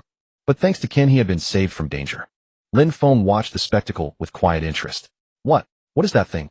The elves only now noticed the commotion and erupted into chaos. But as Dolian raised his right hand, the uproar subsided. Everyone prepare to fire. Target the tentacle monster. Lin Feng's heart raced as he turned sharply toward Dolian. Wait, stop. He hastily covered Dolian's mouth, preventing him from issuing the attack command. How dare a mere human lay hands on a noble elf? Such insolence should not go unpunished. Yet Dolian now regarded him as a friend. Such a minor offense could be overlooked. My friend. In his flustered state, Lin Feng blurted out the word friend to Dolian, then lowered his voice to explain, trust me, let's wait and see. MMHM. It won't harm us, Dolian. MMMM. That child is my friend. As if to prove Lin Feng's words, the kraken's tentacles swung with even greater ferocity, whipping, coiling, crushing, piercing. The sea goblins met diverse and gruesome fates, which made Lin Feng feel somewhat uneasy. Sure, it'll be over soon. Indeed it was. The kraken's bloody feast drew to a close, leaving only blood-red waves and drifting limbs of the slain sea goblins. Wah! At last the pink kraken revealed itself in full. Lin Feng gazed into its glistening eyes under the moonlight, as if asking, did I do well? Lin Feng smiled gently, and Ken, satisfied, tapped the water with a tentacle before vanishing into the vast expanse of the sea. Achievement unlocked: Kraken's gratitude. Additional effect: can summon kraken tentacles partial. This is truly incredible. A druid who can summon a kraken. Unprecedented. That many sea goblins dispatched in an instant. How powerful. To celebrate the complete annihilation of the sea goblins without a single casualty, Dolian hosted a grand banquet aboard the ship. The elves' exclamations of admiration rose and fell, creating a lively atmosphere. Lin Feng had rarely seen them this excited. He had wanted to find a corner to hide in, but Dolian refused to let him escape. Among their group, everyone except Yin Yu was human, which was already eye-catching enough. Yet Dolian kept adding fuel to the fire. My valiant friend. How remarkable. The friend who tamed a sea beast. How extraordinary. Enough, Dolian. You're always too modest, my friend. As he spoke, Dolian poured golden champagne into a crystal glass and handed it to Lin Feng. The champagne carried an alluring peach fragrance, its sweetness utterly captivating upon the first sip. Is this truly elven winemaking craftsmanship? Truly impressive. Lin Feng drained the glass in one gulp, and Dolian immediately refilled it so enthusiastically that foam spilled over the rim. As the soldiers said, I've lived long enough never to have heard of a druid who could summon a kraken. Haha, really? How exactly did you tame that sea beast? Dolian asked, his eyes shining with curiosity. Well, if he told the truth, that he had cultivated kin as a contracted beast in the deep-sea dungeon, this proper elf noble would likely turn to stone on the spot. He would need to craft a more palatable explanation. I didn't treat it as a beast. I simply regarded it as one of the countless lives sharing this world with us, treating it with equality. I don't understand. Are you saying you didn't conquer it? We are friends. In this world, if one sets aside prejudices, many things become possible. Lin Feng slowly sipped the champagne, feeling the sweet liquid and bubbles dance along his throat. The wine was mellow, the sea breeze gentle, only Dolian's expression was rather inexplicable. What's wrong? Did I say something wrong? No, I'm simply astonished by your attitude. Is that so? All beings are equal. Long ago, Her Majesty the Queen used to say the same thing. After a long silence, Dolian seemed to have sudden enlightenment. A gratified smile spread across his face as he said to Lin Feng, indeed, within your blood still flows the soul of the ancient elves. As long as it's something good, blame it on the ancient elves. Could this fellow be some kind of ancient elf fanatic? Too lazy to explain or entertain, Lin Feng merely nodded perfunctorily and said no more. This guy talks more than expected. Dealing with him is truly troublesome. He found an excuse to check on his companions and extricated himself from the conversation with Dolian. Dolian told him not to worry about the servants and continue chatting, but he still slipped away while Dolian went to fetch more champagne. Master, Woof, Ai Air, and Inua, hiding in the corner, came rushing toward him. Should keep it down, don't let Dolian hear. Is that the elf? Yeah, he's so annoying, let me catch my breath. Saying this, Lin Feng slipped into the swaying shadows as if draped in a shadow moon cloak. Lloyd couldn't help but chuckle at the sight. It was quite amusing. A transmigrator of his stature being forced to flee from an elf. By the way, Lloyd, have you eaten your fill? Lloyd didn't respond, simply nodding before turning his gaze back to the sea. Spending too much time with the noisy Dolian made Lin Feng feel a sense of affinity toward the taciturn Lloyd. He had once found him too quiet, but now it seemed more comfortable this way. We're all fine, master. It's just that Inu ate an entire roasted lamb in one sitting and got scolded by the chef. Just one roasted lamb. That's not much. Exactly. I'll go talk to the kitchen and don't hold back. Eat as much as you like. Thank you, master. The food here is really super delicious. Right, Mr. Lloyd? Oh, you actually responded to Ai Air. Seems your relationship has improved significantly. Lin Feng glared at them discontentedly and reached out to stroke Inu's head. Inu seemed to be in a good mood, panting with its tongue out while affectionately rubbing against his palm. Before reaching Levine City, we'll still be at sea for some time. During this period, if the elves make you uncomfortable, try to bear it. Yeah, I understand. Then, having eaten our fill, shall we return to rest? Saying this, Lin Feng grabbed a plate of pastries from the table and led his companions away from the banquet. It seemed everyone had been thoroughly tormented by Dolian. After returning to their rooms, Lloyd went back to his small private cabin, while Lin Feng and Ai Air returned to the luxurious quarters Dolian had specially prepared for them. Ai Air, you and Inu sleep first. Okay, master, good night. Ai Air climbed into the hammock and covered himself with the blanket, while Inu curled up beneath it, soon falling asleep. Lin Feng didn't go to bed immediately, but walked to the table and lit a candle. He took out a scroll from his chest, the very one Katrina had given him. After entering Levine City, he probably wouldn't have the chance to study it carefully. Lin Feng untied the leather cord and slowly unrolled the scroll. The demonic language needed to be read in reverse. He began from the bottom of the scroll, reading backward. Beginning. Chaos. Birth. Your servant. As he recited softly, the originally obscure text gradually glowed red. Revelry. Praise. Promised land. The scroll, once mere ancient parchment, now seemed to be consumed by flames, gradually turning black. Your descent hour has arrived. Boom. The red characters suddenly burst into flames, yet Lin Feng felt no heat. Instead, a chill seized his heart, making him shiver. Dima. Kuth. Hell. These were words he had never seen before. Lin Feng tried to make out what they meant. Were they incantations? Or perhaps, rumble, rumble, rumble, rumble. Before he could understand, the entire scroll erupted in flames. The fire leaped several meters high, nearly touching the ceiling, yet it had absolutely no warmth. This. Lin Feng gazed at the dancing flames, swallowing hard. It let out a long breath, as if restrained for too long, finally able to gasp for air. Then a chilling laugh echoed, and its body began to expand as though it would swallow the entire cabin. I warned you long ago. If you summon me again, the consequences are your own. Again, that means someone had summoned it before. Very well then, burn forever. However, before Lin Feng could ask anything, the massive flames engulfed him completely. The colossal flames instantly engulfed Lin Feng. Was it really over? So easily. Sensing death closing in, Lin Feng instinctively closed his eyes. Jujio. Jujio. Hiss. Hiss. What was that sound? The turn of events caught Lin Feng completely off guard. He opened his eyes to find not raging flames, but a tiny bird. Jujio. Jiujio was struggling to flap its round little body, and the faint wind emanating from its wings somehow stopped. The flames. Lin Feng could hardly believe his eyes. The massive flames were being pushed back by Jiujio's wing flaps, hissing as they gradually extinguished. Stop! Stop it! A wail rose from the flames, desperate and almost pleading. Jiujio, well done. Lin Feng gently cupped the irritable Jiujio in his palms. It continued flapping wildly, as if venting its fury. Though he couldn't explain why it was clearly furious, Lin Feng brought Jiujio closer to the diminishing flame, which shuddered violently and let out a sharp cry before shrinking to the size of a candle flame. Who exactly are you? Lin Feng finally voiced the question that had been weighing on him. The flame dancing on the black scroll spoke in a faint voice. Dimmick hell. Dimmick hell? Summoned forth, and you don't even know my name. You fool. Yike. I take it back. Very well, Dimmick hell. What exactly are you, and how did you come to emerge from this scroll? The flame fell silent, as if gauging whether Lin Feng truly lacked knowledge. After a moment it spoke in a cold voice. You foolish crows, did they not pass along my warning? Crows. Warning. Blinded by greed, summoning the great me, and daring to mock me. Wait. Lin Feng quickly interrupted, explaining, first, I'm not a crow. Second, I never heard any warning. Third, neither greed clouded my judgment, nor did I intend to toy with you. Understood? I think we may not be enemies. What did you say? I'm merely an ordinary druid. Druid. The flame erupted in thunderous laughter, as though hearing the absurdity of the claim. Ha! The sound was deafening, as if elven soldiers would burst through the door at any moment. A druid reading demon tongue. It's a long story. Linsaka would faint dead away if she found out. After the fit of laughter subsided, the flame's mood improved considerably, becoming more amenable to conversation. I simply came across this scroll by chance, so I know nothing about you.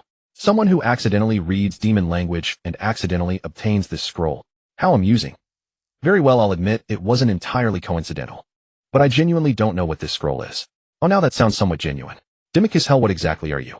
Primordial Fire, the magnificent 8-armed demon lord sovereign of the molten lake's boiling one of souls. Wait, you said you're from the Inferno. Fearful already before I finish speaking. You're certainly human. No, I'm not afraid. Given these titles, this thing is almost certainly a demon, yet such a powerful entity sealed in a small scroll seems absurd. Would it get angry if I said that? I'm just curious about why you're in your current state and why you slaughtered all those crows. Perhaps we share the same goal. So how about we be straightforward with each other? Just as Lin Feng resolved to toss the scroll into the sea if it refused to tell the truth, Dimmick hell finally spoke. I don't know either. What? When I awoke, those crows were already before me. What did they want? They claimed they had to act in the name of that lord. That lord? Who is it? Dimmick hell sneered. If I told you its true name, that fragile skull of yours would explode instantly. Still interested? Never mind, thanks. Let's discuss something else then. Why did you refuse their proposal? As a demon, you should desire to descend into this world. I'm different from those insects. This wretched world without that lord holds no interest for me. Without that lord, it has long since vanished. Those creatures merely borrow its glorious name to satisfy their base desires. So, I burn them all. The flame trembled slightly, emitting a sinister chuckle. That's precisely why I've been trapped in this cursed scroll for countless years. Trapped, indeed. Every time those crows summon me out, I kill them. Actually, you're the first human to summon me without being a crow. So you have no intention of killing me.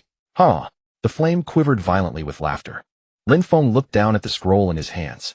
This creature, having eliminated every crow each time, knew nothing about them. What a useless thing.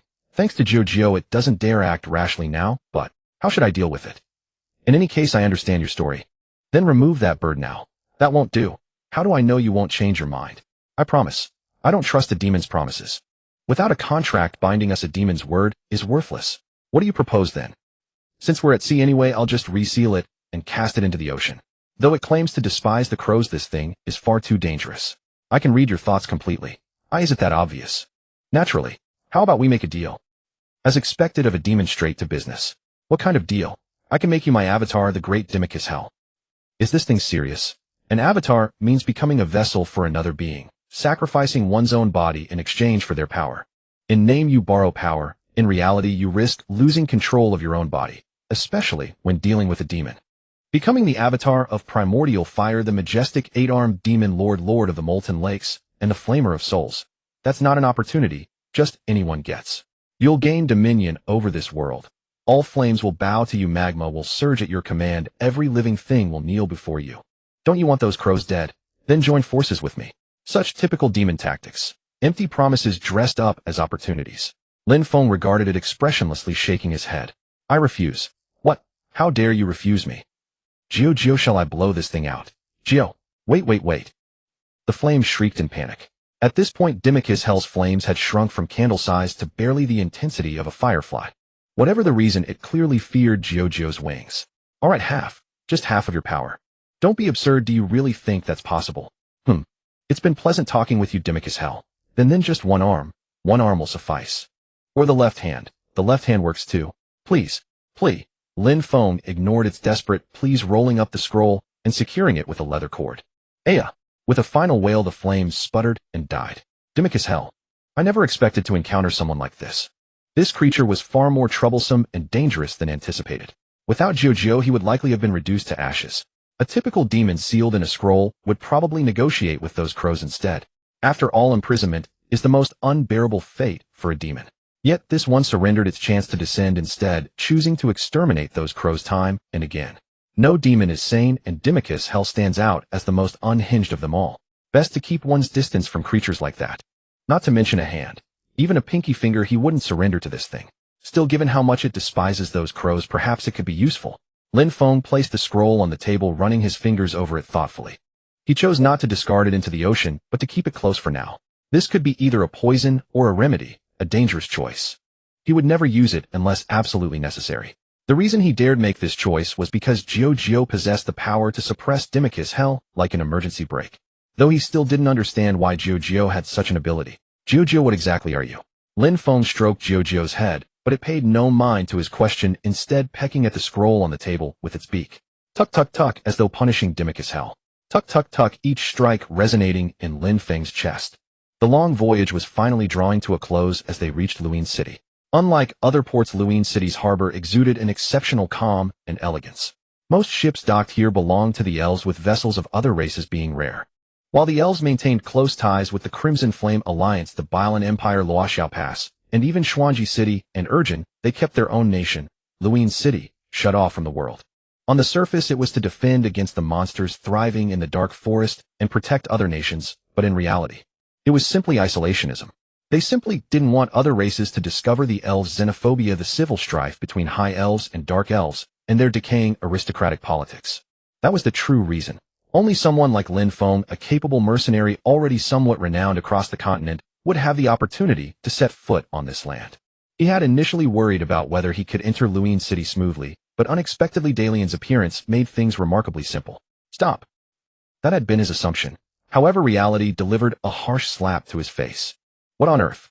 As soon as Lin Feng set foot on land, he was surrounded by a ring of elven soldiers. The scene certainly did not resemble a welcome. What is going on? Before he could react, Dalian impatiently barked, You dare block the path of Dalian Sylvanus. Sylvanus. Dalian wielded his surname like a weapon, and those elven soldiers who had been expressionless and seemingly impervious were genuinely intimidated, stepping back one by one. Lord Dalian, we come under the order of the Council of Elders to apprehend a criminal. The Council of Elders. Although the Queen is the supreme ruler of Luin City, she does not govern the nation alone. 7 revered elders possess authority and prestige equal to the Queen's. To have roused the Council of Elders, this is no ordinary inspection. Why? They should not even know of our existence. Fortunately, that elven soldier soon explained the reason. We received intelligence that someone is using evil spells here. Dalian and the other elves who had sailed together all turned to look at Lin Feng simultaneously.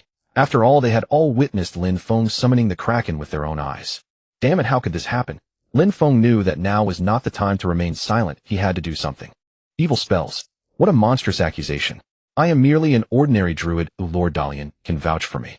He deliberately invoked Dalian's name. Dalian indeed did not let him down, nodding without hesitation. That is correct. I can guarantee his identity.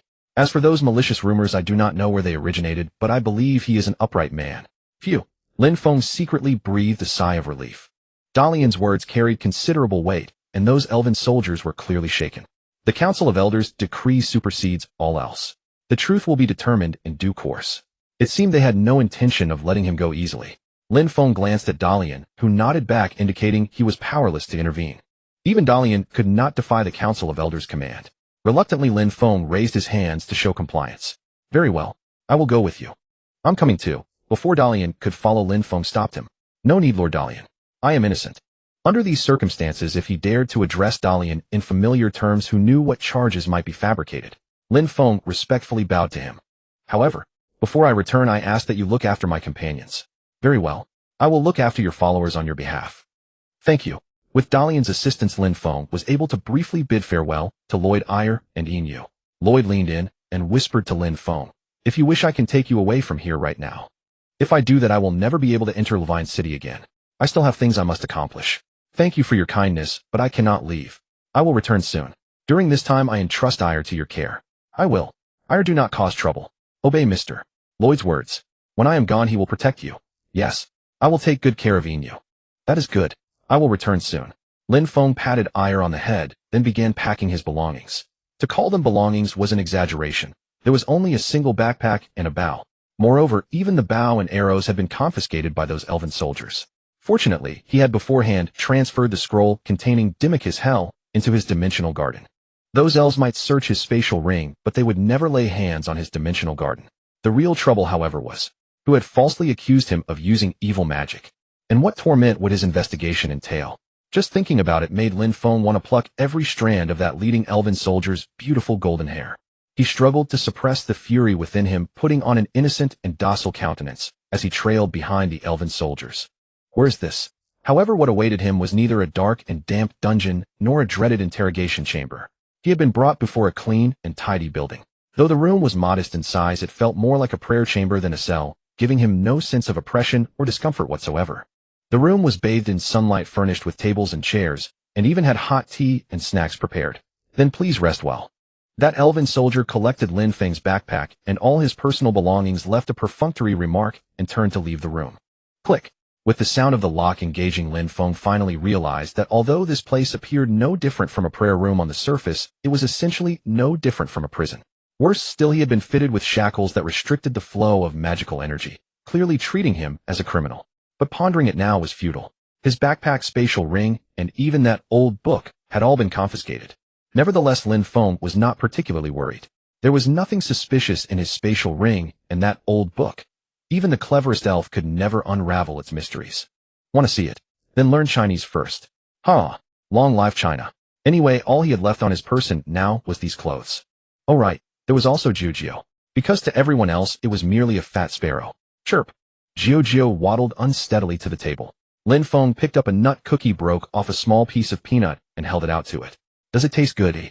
Jiu flapped its wings with delight. Though they could not communicate, having it nearby lifted Lin Feng's spirits considerably. He watched Jiu finish the peanut completely before it began preening its feathers. Time slipped away minute by minute. He did not know how long had passed. Though sunlight still filled the room, Lin Feng felt an eternity had gone by. What was happening?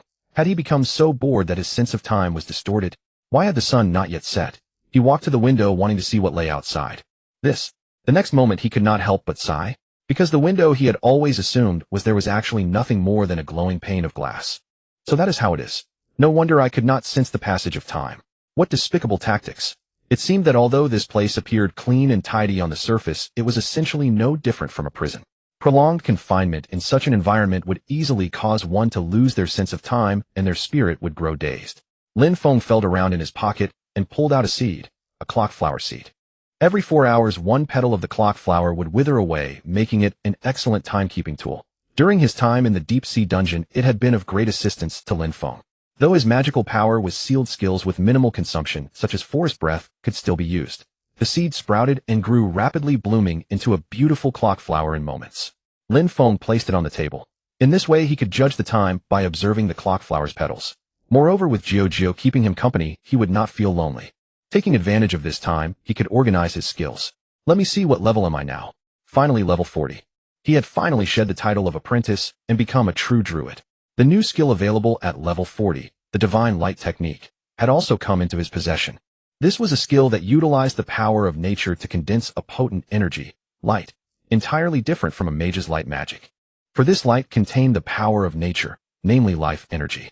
The light emitted by the divine light technique was of the same nature as sunlight, and could even be used to promote plant growth. Of course, its most powerful attribute lay in this sunlight was extremely lethal to demons and undead creatures. With diligent practice, one could even burn those low-level undead beings to ashes. Since he had nothing better to do, he might as well practice his skills while he had the chance. Lin Feng sat cross-legged, closed his eyes, and began to meditate.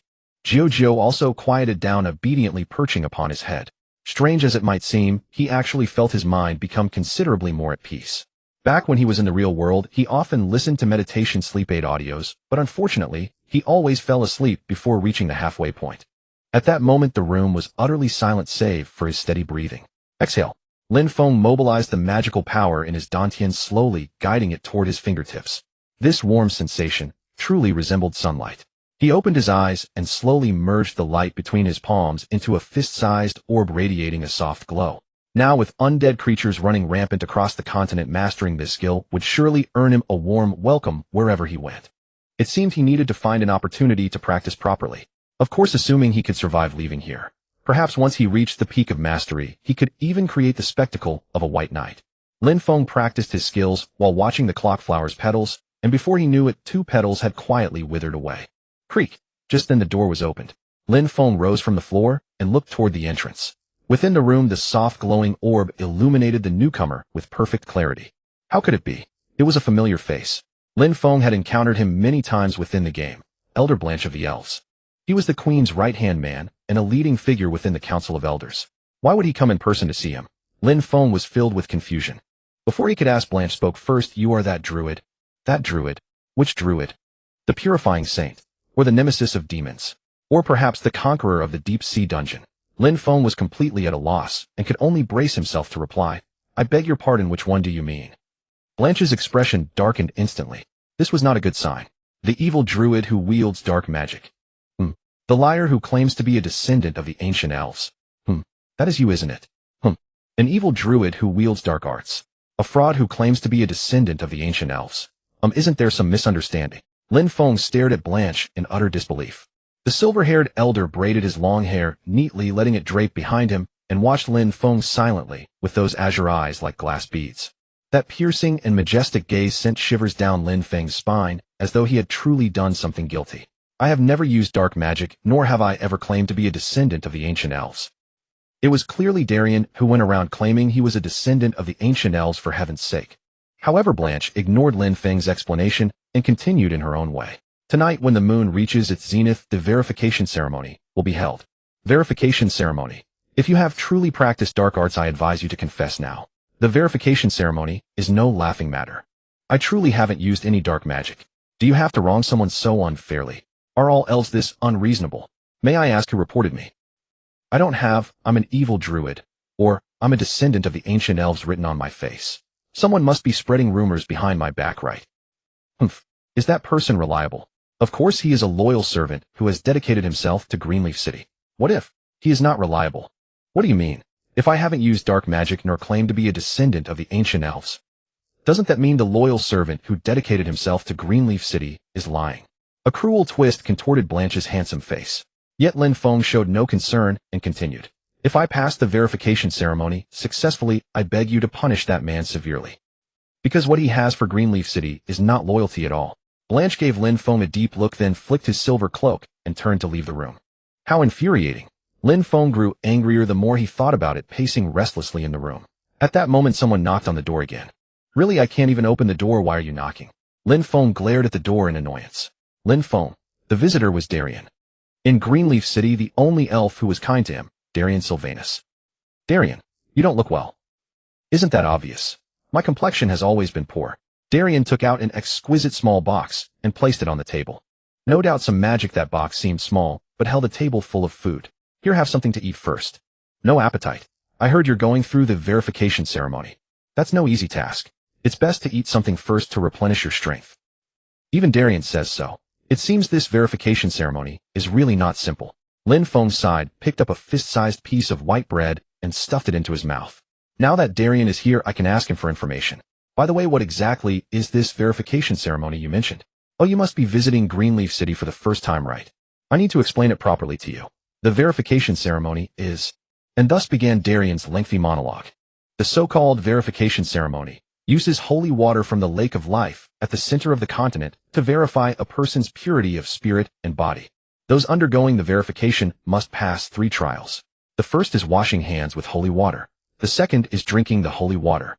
The third is immersing in the holy water. It is said that anyone who has ever used dark arts or black magic or had contact with demons will absolutely fail the first 2 trials. For those with pure hearts, they may feel invigorated and refreshed. Some even achieve enlightenment through it. What if one's heart is impure? They would suffer unimaginable pain. The holy water of the lake of life has powerful purifying power. The first trial might be barely bearable, but the second trial few can endure. For the holy water burns away impure magic. Minor losses may cost a finger, severe cases could cost an entire arm, or even half one's life. Could one completely disappear? Haha, generally not that severe. However, those overly dependent on dark arts or black magic may indeed lose their lives. But my brother, you are not such a person. Do not worry, your innocence will soon be proven. I hope so. Damn it. Having done nothing wrong, yet potentially being burned to ashes is infuriating just thinking about it. This is not the time to dwell on such thoughts. The pressing matter is to first throw off this accusation of being a descendant of the ancient elves. Darian, I need your help. Tell me, I will definitely help you. I want you to testify for me. Testify. Exactly, think about it. When did I ever admit to being an ancient elf? That is true. I have never claimed to be a descendant of the ancient elves. I swear by the name of Linsaka. To swear by the goddess of the forest is no trivial matter for a druid. Darian nodded. I will testify for you. Good heavens, I should have known better than to let him say all that nonsense. Now look at the mess. It seems someone must have overheard our conversation at Catherine's banquet. The problem is he has no idea who it was. It could be one of Darian's attendants or someone else entirely, possibly even not an elf at all. Besides the dwarves, everyone at that banquet is a suspect. Blanche said my accuser is a loyal servant who dedicated himself to Greenleaf City. It seems highly likely to be an elf. For now, the biggest suspect appears to be that elf priest who appeared with Darian. As a priest, he should have some connection to the Council of Elders, right? Although that priest is not from Greenleaf City, if he truly is an accomplice of the Crow, that would be terrifying. Lin Feng sighed and took a mango-like fruit from the box, putting it in his mouth. This looks like a mango but tastes like green grapes. Never mind, regardless, I need to eat to have the strength to figure this out. He split the grape-flavored mango in half and gave half to Gio. Darian was also preparing to leave. He told Lin Feng not to rush to return the box and mentioned there were several books at the bottom. If he felt bored, he could take them out to read. This guy, although the mastermind who got him involved in this trouble, really has done quite a bit for him. I estimate this won't end soon. During this time, please take care of Al for me. Don't worry, your attendants are currently guests at my mansion. After bidding farewell to Lin Feng, Darian left the room. Lin Feng ate while searching through the box for the books Darian had left. Although they were in Elven language, with Lin Feng's language master skills, reading them posed no obstacles at all. There was nothing particularly special about the content. It seemed to be reading material for children. One was a picture book telling elf mythology in fairy tale form, another was a geography atlas introducing various regions of Greenleaf City, and there was also a newspaper seemingly printed recently. Whether books or newspapers, Lin Feng basically already knew the content recorded upon them. Wait, what is this? Only one news item caught his attention. The phenomenon of declining newborn elf numbers can be traced back as far as 500 years ago. Our elf race has always been prosperous in population and long-lived, so this had not drawn our attention. However, in the past century, the number of newborn elves has actually become zero, which has become a major problem for elf society. Lin Feng stared at this news on the newspaper, lost in thought. No new elves have been born for 100 years. This is no small matter. Could it be related to the God of Origin's mission? Although constantly linking everything to the God of Origin's mission might seem overly paranoid, missing an important clue would be regrettable forever. Lin Feng read the news several times over, then carefully tore it out and put it in his pocket. So that's why? No wonder Darian treated him like a younger brother. It seems his original plan to settle things quickly and leave Greenleaf City as soon as possible is doomed to fail. Right now, the most important thing is to first pass this so-called verification ceremony. As long as he can pass the verification smoothly and prove his innocence, he will regain his freedom and then track down that mastermind to give him a proper lesson. Time flew by, and in the blink of an eye, night fell. Follow me. The elven soldier guarding outside the door opened it and gestured for Lin Feng to follow. Lin Feng obediently followed behind him. At the end of the room, a portal appeared. On the other side was an unfamiliar forest and a bright moon hanging high in the night sky. As soon as Lin Feng stepped into the portal, he felt a wave of dizziness and nausea. When he opened his eyes again, he found himself already in that forest. Before him stood a colossal ancient tree. The trunk of the ancient tree was hollowed out in the center, forming a shape similar to a canoe filled with a liquid, emitting a faint fluorescent glow slowly flowing downward, as if spring waters surging from deep within the tree trunk. Lin Feng could feel a powerful purifying power emanating from that pool of liquid. First trial. As Darien had said before him, sat a wooden bowl containing holy water. Lin Feng, without hesitation, thrust his hand into the bowl. Nothing happened. Second trial. Next came drinking the holy water. It was said most people fell at this step. Lin Feng lifted the crystal cup and drained the holy water in one gulp. Still nothing happened. This purifying power is truly formidable. Feels not bad at all. Just as Lin Feng was savoring the sweetness of the holy water, the third trial was also ready. Blanche looked at him expressionlessly and said, "Third trial. Come on, who's afraid of whom?" The third trial was equally simple. Lin Feng stepped without hesitation into the pool filled with silver liquid at the base of the ancient tree.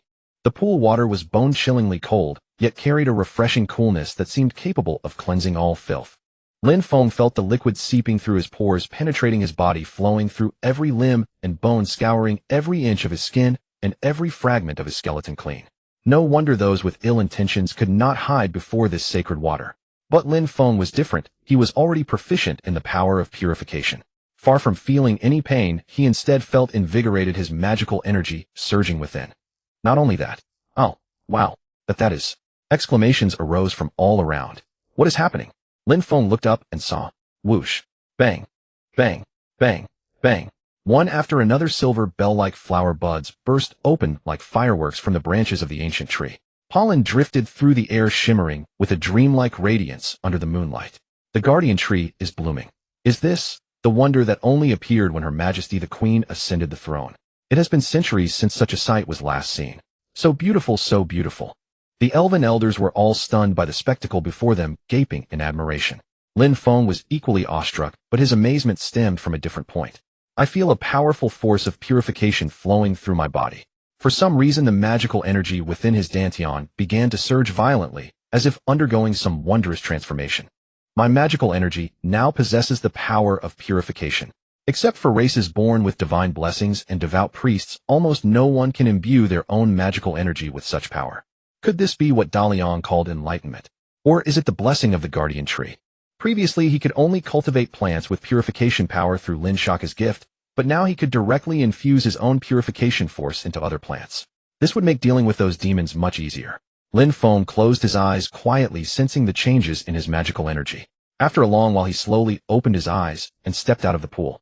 The surrounding elves were still immersed in shock, unable to snap out of it for a long time. Well-revered elders, is this evidence sufficient? If it is not enough, I can drink another cup of holy water. No need. Bulanchi remained expressionless, but he raised his hand to signal the other elves to quiet down. There is no trace of him using evil spells. The clamorous discussions instantly vanished. The verification ritual ends here. A dead silence fell over the scene. It seemed they had already convinced themselves that Lin Feng was the druid who used dark magic. Now that the truth was revealed, they were at a loss. The verification ritual should not be wrong. Then what is really going on? Did you not say the informant was very reliable? If he was truly wronged. Lin Feng looked at the elves whispering among themselves and suddenly laughed. Behind him stood the guardian tree in full bloom. Now it is time to fulfill the promise. Bulanchi's face turned extremely grim. So what do you intend to do? Only elves can make the guardian tree bloom. The elven coming-of-age ceremony is held beneath the guardian tree. An elf who has reached the age of 18 must pray day and night for 7 days under the guardian tree to make it produce a single flower of their own.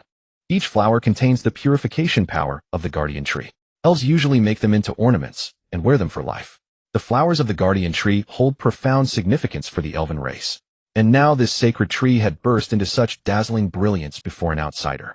As one of the elders had said, the last time such a marvel occurred was at Her Majesty the Queen's coronation. Faced with this incredible sight, the elven elders fell silent. Some showed displeasure, some were excited, and some were lost in thought. Time ticked by second by second. Finally, it was Grand Elder Bulanchi who broke the silence. He has proven his innocence. He did not use evil magic. Indeed, if he had truly used dark magic, he would have been burned to ashes. Moreover, the soldiers on Daliang's ship found no signs of him using forbidden arts. If he had summoned the Kraken with demonic power, it would have been impossible for no one to detect it. Also, Daliang testified for him, saying that the Druid called the Kraken friend. What? Friend? The elders murmured in astonishment. No wonder. After all, the Kraken was a terrifying being capable of swallowing an entire island in one gulp. Even if summoned through demonic power, it would be difficult to control, let alone become its friend. The elders exchanged bewildered glances, all finding it unimaginable. Bulanchi looked around at the assembly and said in a deep voice, "Perhaps the Kraken's attack on the sea goblins was merely an accident, and that Druid was simply in an unstable mental state." "That makes sense. Very likely." The elders nodded one after another, seemingly accepting this explanation. However, since he made the guardian tree bloom, has he not proven his bloodline? And it was not just one or two flowers. To see the guardian tree in full bloom once more in my lifetime, I can die without regrets. It was truly magnificent. Perhaps Daliang of the Zerwinus family was right. His veins truly flow with the blood of the ancient elves. If that is the case, it would be a tremendous blessing. Who knows what filthy blood is mixed in his lineage? It is too early to say such things. Be that as it may, he has accomplished such a feat, and we must show some recognition. Just as the elders were about to reach a consensus on Lin Feng's identity as a descendant of ancient elves, the door to the meeting room was suddenly pushed open. "What is it?" "Our report." A herald panting heavily rushed to Bulanchi and whispered something in his ear. "What?" Bulanchi's face changed drastically. "It is absolutely true. The High Priestess has confirmed it." Bulanchi's face turned ashen. Seeing his expression, the elders realized that something major had occurred, so they fell silent, waiting for him to speak. "Jia has committed suicide." Jia, one of the three elves Lin Feng had met at Katarina's banquet, the noble from a prestigious elven family. The one who reported Lin Feng had killed himself. This was hardly good news for Bulanchi. How could this happen? Could it be that Jia had falsely accused that druid? It seems highly likely now. Oh heavens! The elders let out sighs. Yet Bulanchi paid no heed to Jia's death. He gritted his teeth, his eyes blazing with fury. Jia came from a distinguished family raised in luxury and without worries. Why would he frame a druid he had never met? And why would he end it all by suicide? It does not make sense. Unless, it seems the crow has taken an interest in him. The crow, those people. If it was the work of the crow, then it would make sense. Jia was still young. Perhaps exiling him outside Levine City gave those people the chance to target him. Bulanchi gnashed his teeth. It has only been such a short time, and this happens again. He took a black insect from the herald's hand and placed it on the table. The elven elders showed expressions of disgust. He swallowed this thing and died. Another silence fell. The elves were naturally aware of the black insect. After all, such creatures were often found inside the violent demon beasts in the dark forest. So Jia was controlled by the crow. Very likely. But why would the crow target that druid? The elders racked their brains trying to piece together the truth from the available information. Could it be because he is a descendant of the ancient elves? Someone suddenly spoke. That's right. The elders suddenly realized and nodded in agreement. And thus Lin Feng's identity as a descendant of the ancient elves was confirmed once again. If he is a descendant of the ancient elves, it all makes sense. No wonder the guardian tree bloomed for him. The reason the crow targeted him might be. This is going to be trouble. Bulanchi listened to the elders' discussion, remained silent for a moment, then slowly spoke. If he truly is a descendant of the ancient elves, perhaps we can make use of him. Hearing Bulanchi's words, the elders fell quiet. They exchanged knowing glances, understanding each other tacitly. That elven queen who had not been seen for a long time was now sleeping deep within the labyrinthine palace. The world tree withers, the queen slumbers, the number of newborn elves plummets. Perhaps now is the time. An opportunity to create a new era. If they could use this outsider to sustain the queen's life, while gradually seizing control of Levine City, many things would become different. The elders exchanged glances, and a flicker of hope kindled in their hearts. Achoo! What's the matter? I've sneezed several times in a row. Sitting in the carriage heading to Daliang's mansion, Lin Feng kept rubbing his nose. Strange, is it too dusty? Regardless, passing the verification ritual smoothly is a great relief.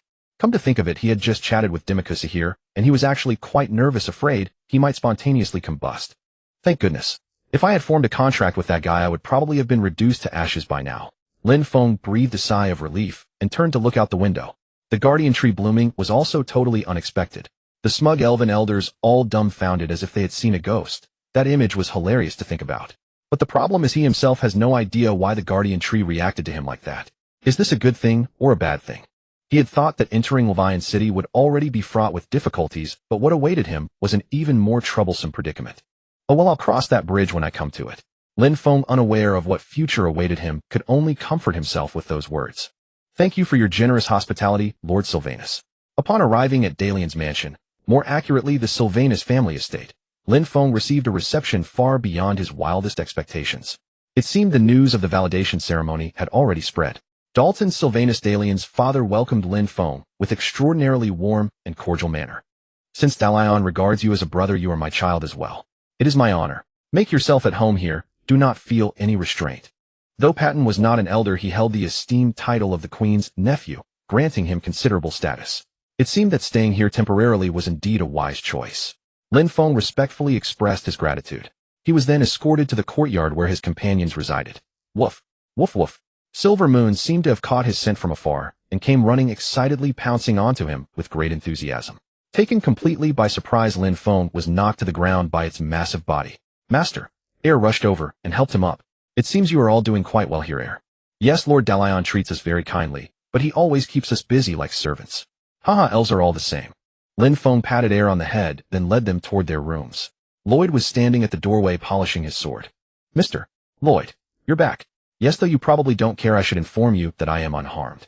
Good. Lloyd's response was as cold as ever.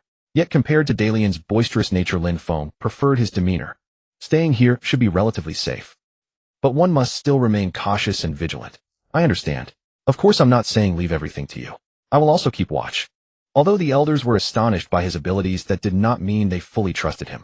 It could be anticipated that during their stay in Green Willow City, every move he made would be closely monitored. If they deemed him a threat, they might even attempt to eliminate him within the city. In short, it would be wise to be careful. Whether the blooming of the guardian tree was a blessing or a curse. Dwelling on such matters now was useless, yet Lin Feng simply could not stop worrying. By the way, have you had dinner? Dalian has invited us to a banquet. Lloyd and Air both fell silent, their expressions growing grim. What's wrong? Well, Lord Dalian, although he is very kind to us, but what? He is too enthusiastic, constantly asking questions. We never had time to eat. Honestly, I feel like I might get indigestion. What do you think?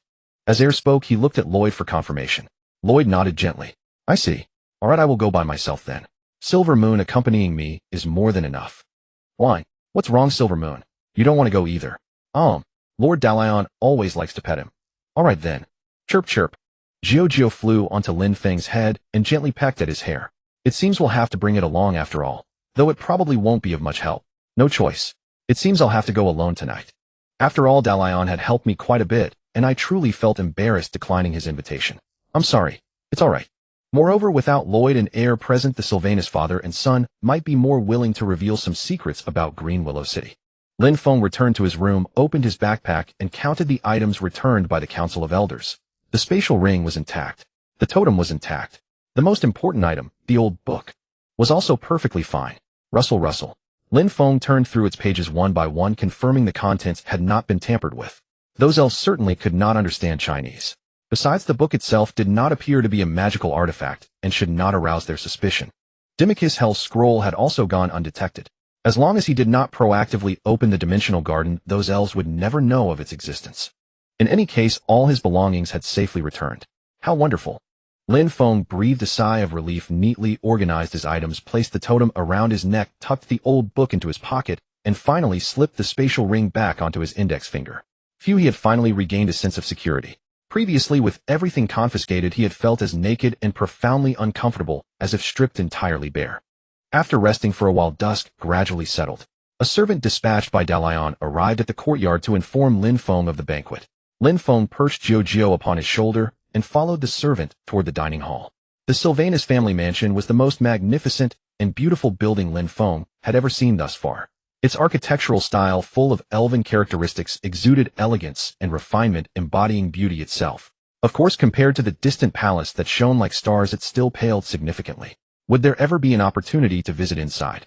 Lin Feng gazed at the towering palace carved into the mountainside, his heart brimming with curiosity. He followed the servant and entered the banquet hall. Dalian eagerly greeted him. You look quite refreshed, which is wonderful. It is all thanks to you. Come, my father has been waiting for you. Lin Feng followed Dalian through a long corridor.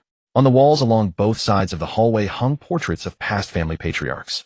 Those portraits were so lifelike that they seemed ready to step out of their frames at any moment, sending shivers down Lin Feng's spine.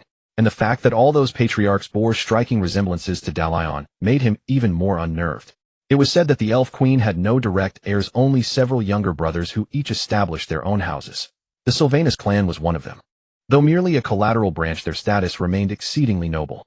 Still, their political struggles were rather troublesome. Passing through the corridor, Lin Feng arrived at the dining room.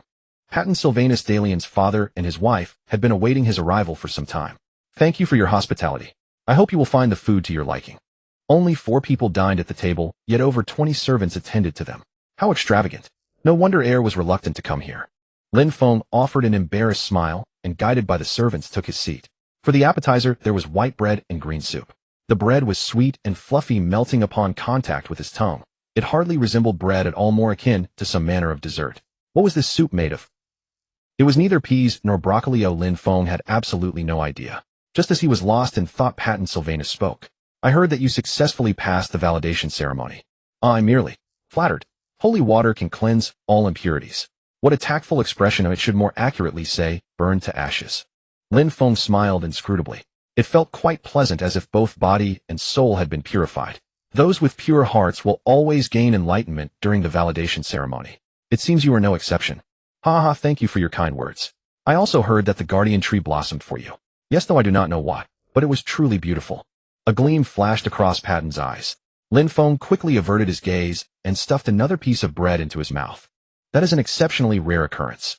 Ordinary elves can barely coax 1 or 2 blossoms from the guardian tree during their coming-of-age ceremony. For someone like you to make the entire tree bloom with flowers, this is. I have heard that such a sight only appears when Her Majesty the Queen ascends the throne. Indeed, it seems you are already aware. This is no trivial matter.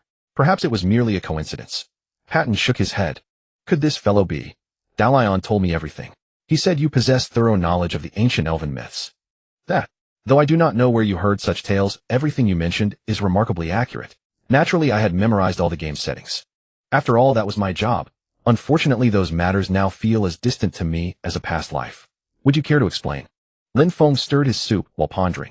If he vehemently denied knowing anything, it would only seem more suspicious and might lead them to suspect he was deliberately concealing his identity. Among the ancient elves, some had been expelled from Green Willow City. It was said that most of them had taken refuge in the dark forest. If he were mistakenly identified as a descendant of those expelled, ancient elves' things would become troublesome. It seemed safer to feign ignorance, just as before.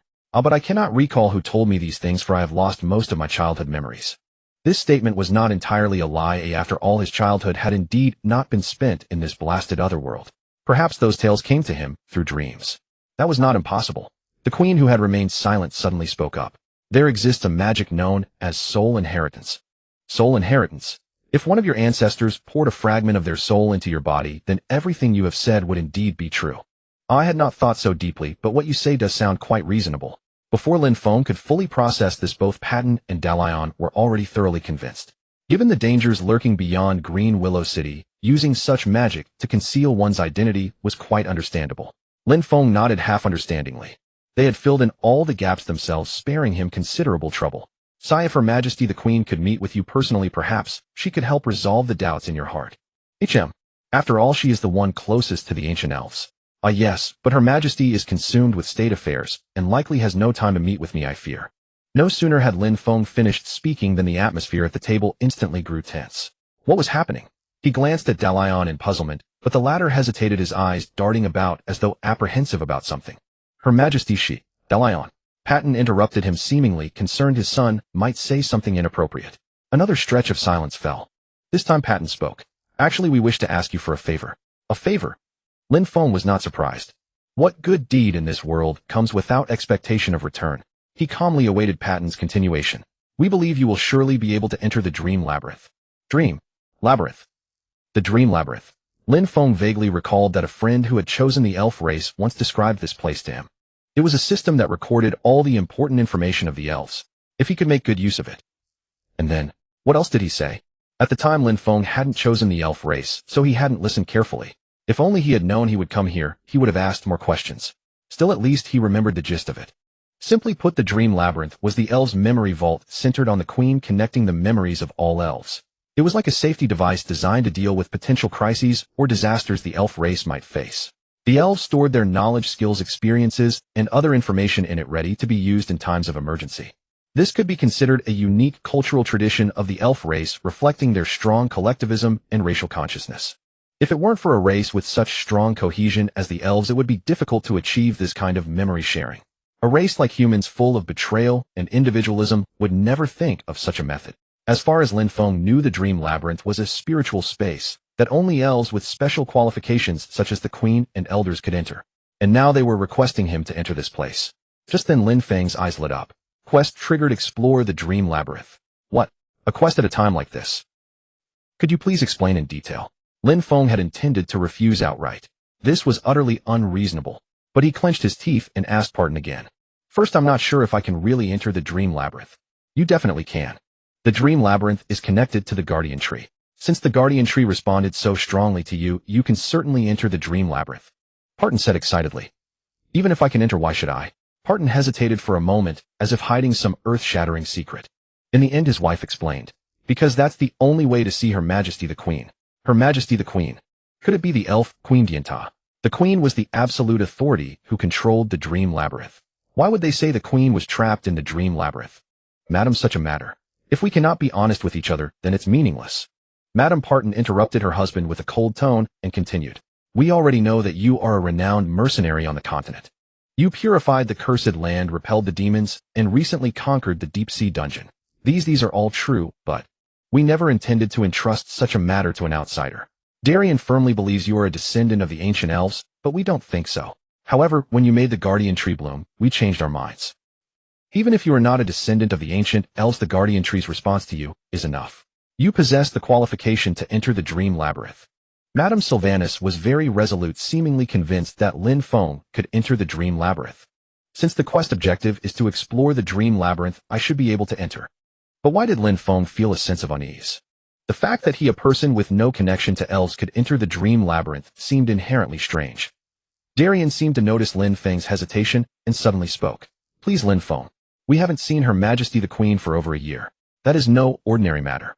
Darien, don't stop me, mother. Lin Feng might be the only hope to awaken Her Majesty. Even if Her Majesty has fallen into slumber, Lin Feng, perhaps only you can meet her in the dream labyrinth. Darien tightly grasped Lin Feng's hand. This guy usually acted so carefree, though Lin Feng hadn't expected such sincerity from him. Darien. Lin Feng grasped Darien's hand in return. Since it was a quest anyway, he might as well do a favor which could prove useful later. I can't guarantee the outcome, but I will do my best. Thank you, my friend. Darien hugged Lin Feng excitedly. Lin Feng patted his back gently and turned to Madame Sylvanas. Even if it's an informal commission, let's sign an agreement. Of course. During the meal, they discussed the terms of the agreement while chatting casually. The Sylvanas family offered generous compensation with a deposit of 50 gold coins alone. Considering that he might have to travel across the continent with more and more burdens for the quest, this money was a godsend. If the quest was completed successfully, he would receive even more substantial rewards. Even if he failed, he still had the 50 gold coin deposit. No matter how you looked at it, it was a good deal. Back in his room, Lin Feng took out the old book. New content appeared next to the quest information. Quest: explore the dream labyrinth. Meet the elf Queen Dianta in the dream labyrinth. Dream labyrinth, the memory vault of the elf race, which can be entered through dreaming. The administrator of the dream labyrinth is the elf queen, with the elf elders and noble families below, and further down, all elves.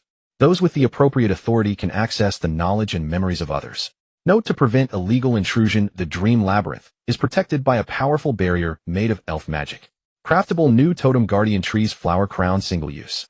Guardian tree's flower crown. Lin Feng took out several guardian tree flowers he had secretly kept away from the elves' notice. The required materials are guardian tree flowers and moonlight flower stems. Too simple. It seemed he couldn't expect high effectiveness as it was only a single-use item. Lin Feng cut the moonlight flower stems into thin strips, wove them into threads, and began stringing the guardian tree flowers together.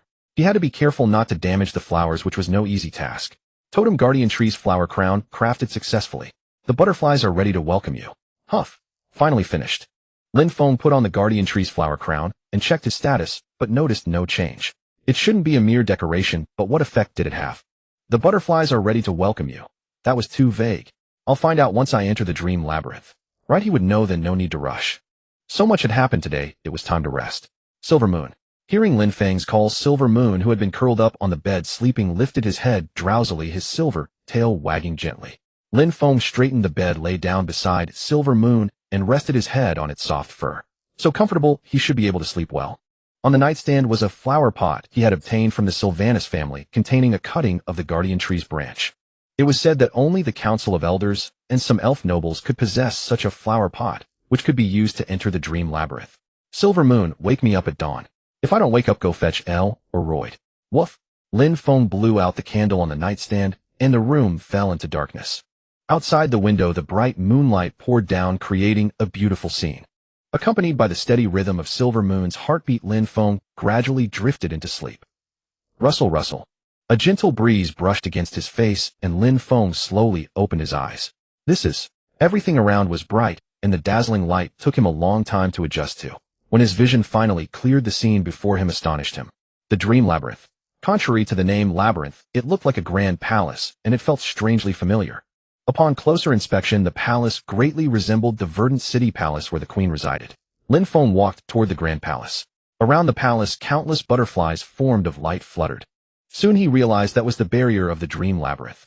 When he reached out to push open the palace doors, all the butterflies stopped fluttering and turned to look at him in unison. How eerie. Just then a butterfly floated lightly over and landed on the back of Lin Feng's right hand, which was trying to push the door. It examined Lin Feng curiously, as if probing something. The totem. The butterfly seemed very interested in the guardian tree's flower crown on Lin Feng's wrist, and its wings fluttered faster and faster. As Lin Feng watched it nervously, the other butterflies also flew over, surrounding him in a swarm. So bright. How long would they keep flying? Were they going to gather all the butterflies here? Just as Lin Feng's eyes were about to be blinded by the intense light, a strange sound echoed in his ears. Whoosh. It sounded like a whistle or a flute. Lin Feng couldn't help but open his eyes, and the sight before him astonished him. The door opened. The grand palace doors were wide open, as if welcoming his arrival. The butterflies that had gathered around the guardian tree's flower crown had now dispersed, fluttering freely around Lin Feng. It seemed he had passed the test. Lin Feng cautiously stepped into the palace. Boom. Just then the doors, which had been wide open, slammed shut several times faster than before, plunging the surroundings into darkness. Click, click, click. Rustle, rustle. Fortunately, the darkness didn't last long. The butterflies that had followed Lin Feng into the palace began to glow, illuminating the surroundings.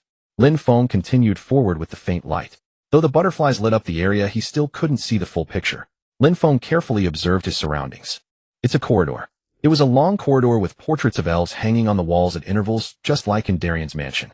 They're watching me. As he walked, Lin Feng suddenly realized that the elf portraits on the walls seemed to come to life, their eyes following his movements, always watching his every step.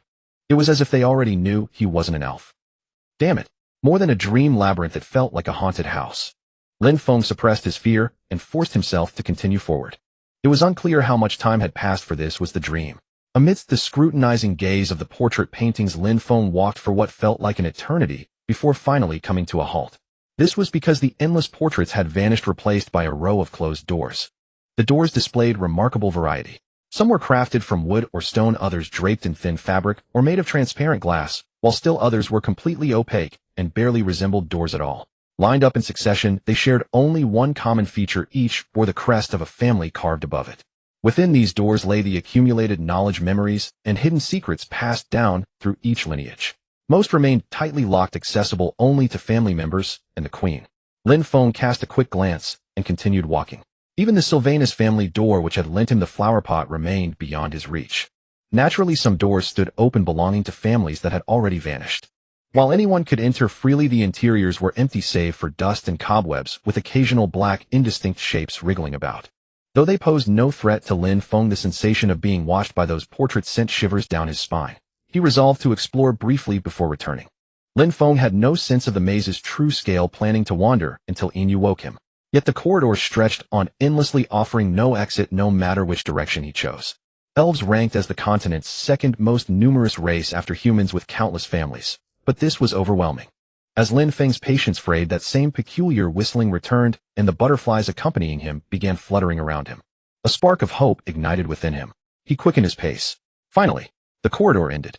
He breathed a sigh of relief at having emerged. Beyond the corridor lay a spacious hall dominated by a familiar colossal tree. The rustling sound confirmed it. The blooming guardian tree stood before him. Silver water cascaded from somewhere unknown, perpetually nourishing the guardian tree. This was the sacred water used to purify everything during the ceremony of proof. He never expected to find it within the dream maze. Moreover, this tree matched exactly what existed in reality. Lin Feng gazed at it and slowly extended his hand, wondering whether it would respond to him as it had during the ceremony. Though skills seemed unusable here, something stirred as his hand touched the bark. The tree trembled faintly before a rustling sound erupted. Just as in the ceremony, countless buds burst open across the branches. The once barren boughs came alive with green vitality, each white lily of the valley bloom, opening in succession, creating a breathtaking sight. As flowers covered the entire tree, a golden banner descended slowly from the ceiling. Embroidered upon it was the Diantha flower, the symbol of the elf queen, fluttering gently alongside the petals. Lin Feng stood transfixed, overwhelmed by what he witnessed. The whistle sounded again, sharper this time. Following the sound, he spotted stairs. A crystal staircase materialized, wrapping around the guardian tree and spiraling upward toward an unknown destination. After conquering the corridor, now he had to climb. Lin Feng sighed wearily, gazing up at the seemingly bottomless stairs. He didn't know how long the climb would take, hoping to find some clue before dawn. Stepping onto the crystal stairs, the butterflies followed closely behind. As time dragged on, he estimated he had ascended over 100 levels. Looking down, the guardian tree glowed brilliantly beneath him, appearing almost within reach. Dizziness washed over him. Do not look down, he warned himself, forcing his eyes upward to focus on the climb. He walked and walked until that cheerful whistle echoed once more. Snapping his head up, he surveyed his surroundings. A cluster of butterflies danced in the distance. He approached carefully, but something strange occurred. The moment he stepped off the crystal stairs, darkness swallowed the once bright surroundings. 3 steps later, he was enveloped in pitch blackness. The stairs vanished. This was truly a massive maze with no exit. Lin Feng navigated by the faint glow emanating from the butterflies. Through the oppressive darkness, a beautiful woman with golden hair appeared before him. "Who are you?" she asked. Her elongated, pointed ears resembled butterfly wings. There was no mistaking her as an elf. Countless butterflies swirled around her. Lin Feng recognized her immediately. "Greetings, Your Majesty the Queen." Queen Diantha of the elves regarded him with clear blue eyes. "How did you come here?" she asked. "Someone sent me," Lin Feng replied. Lin Feng could not read her expression and waited patiently. "Someone sent you here?" Her voice was weak, yet carried a hint of amusement. He nodded. How could someone other than the chosen appear in the dream maze? Could it be because of that incident? As expected. The queen mused to herself, lost in thought. By appearances she seemed fine. Why had the Sylvanus family been so deeply worried about her? Fate has guided you here. Very well, I require your assistance. Lin Feng listened patiently, noting how standard these lines sounded. Then something caught his eye. Your Majesty, your legs. The queen's legs had taken root, like tree trunks, anchoring her to the ground.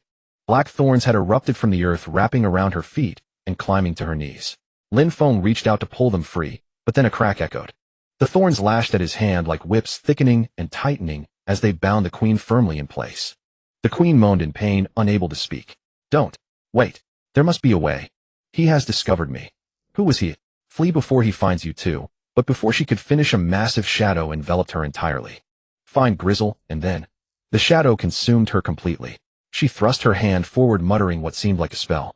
Instantly, the surrounding butterflies detonated violently. The shockwave sent Lin Feng flying, his body plummeting uncontrollably. He fell relentlessly. Without magic here, there was nothing he could do to stop his descent. From this height, death was certain. This was a dream. Shouldn't he be safe? But if his mind interpreted dream death as real, then he was truly dead. Just as he was about to crash into the guardian tree. Woof, woof, woof. Familiar barking jolted him awake. He burst his eyes open truly this time. The dreamscape vanished, replaced by warm sunlight streaming through the window, and Inu standing beside his bed. He exhaled with relief. He was saved. He almost perished there. Swallowing hard, he pushed himself up from the bed, his back aching from rolling off in his sleep. Ouch! Inu tugged gently at his clothing to help him up. Lin Feng sat dazed on the bed, staring at the guardian tree pot on his nightstand. The luminous butterflies that had rested on its branches were gone. The queen had asked him to find Grizzle. To keep from forgetting, Lin Feng quickly pulled out his old book and recorded the name in his quest log. How could the owner of the dream maze, the elf queen, be bound by something? As the mission details described, the dream maze was an ancient elven barrier, nearly impossible to enter, let alone use power within it. It functioned as a separate mental realm, and in such a place someone had imprisoned the elf queen.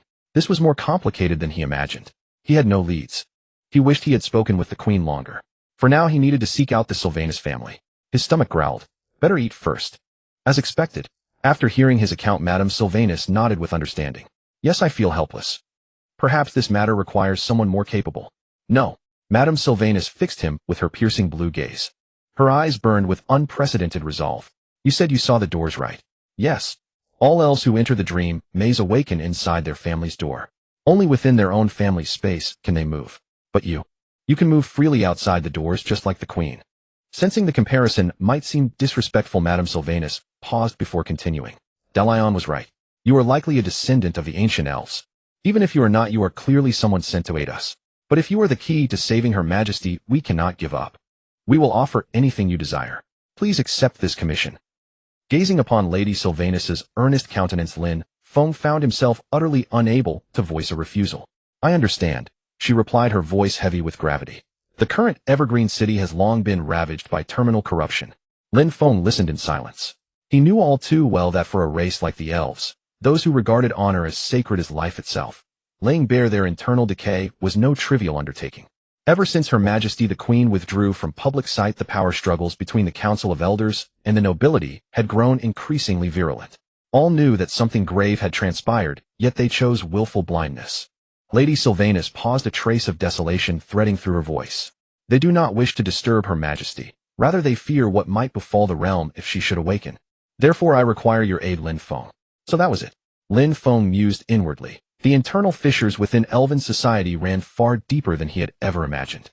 He gave a solemn nod. I understand your meaning, my lady. I know this burden is far from light, but you are the sole one I place my faith upon. Please, I beg of you. Lady Sylvanus bowed deeply before Lin Feng. Lin Feng's heart skipped. A noble elf bowing to a foreigner such as himself. I cannot guarantee success, but I shall spare neither effort nor life. Lin Feng spoke in a measured tone. Thank you, Lin Feng.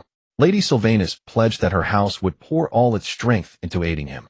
With events having unfolded thus, there was no path of retreat remaining. Within the dreamscape labyrinth, Her Majesty the Queen truly appeared to be in mortal peril.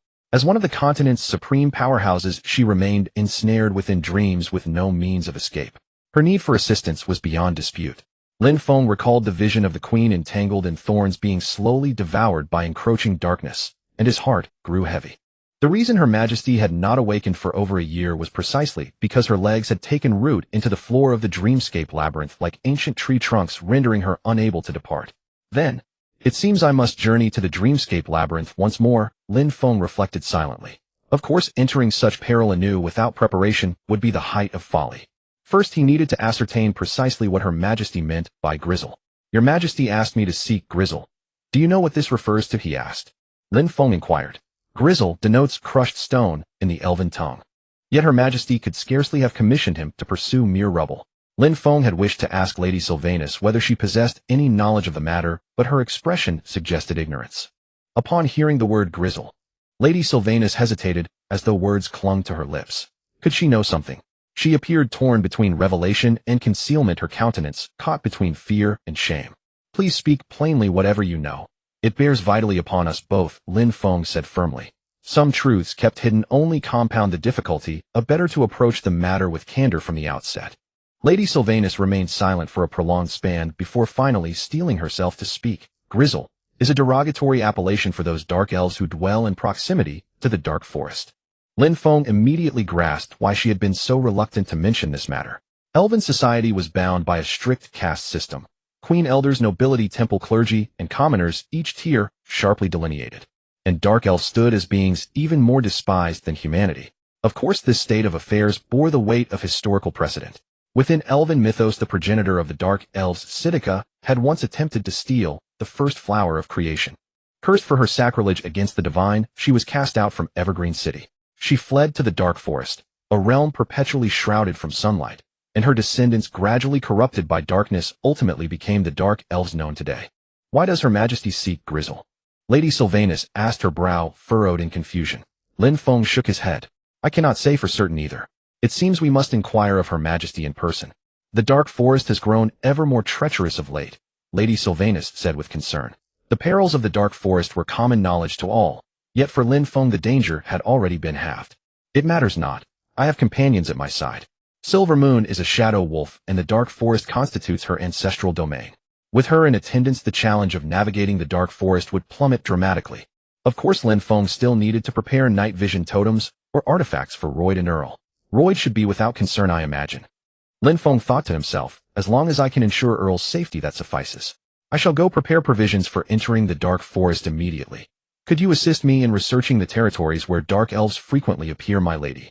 Lin Feng asked. Very well, I understand, Lady Sylvanus nodded. You need not bear excessive anxiety. I shall endeavor to the utmost of my ability. Lin Feng offered words of reassurance. Upon hearing his confidence, Lady Sylvanus appeared somewhat comforted, offering a faint smile. Thank you, Lin Feng. Royd, what is your assessment? Lin Feng asked.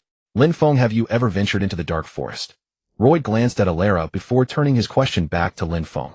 He had presumed that since Lin Feng traveled with a shadow wolf, he must surely possess experience within the dark forest. No, in truth, I find it rather strange. Silver Moon was born within the Baharan Empire, and I cannot fathom why her mother would lead her pack all the way to the Golden Road. Lin Feng explained. I see, Roy nodded. Yet her instincts should still retain echoes of the dark forest. That is precisely the profundity of instinctual memory. As Lin Feng spoke, he gently stroked Silver Moon's silvery pelt. Even if Silver Moon could not recall the appearance of the dark forest, her present capabilities would suffice to meet any contingency. Have you ever crossed blades with dark elves? Roy pressed. Not a single time, Lin Feng confessed candidly.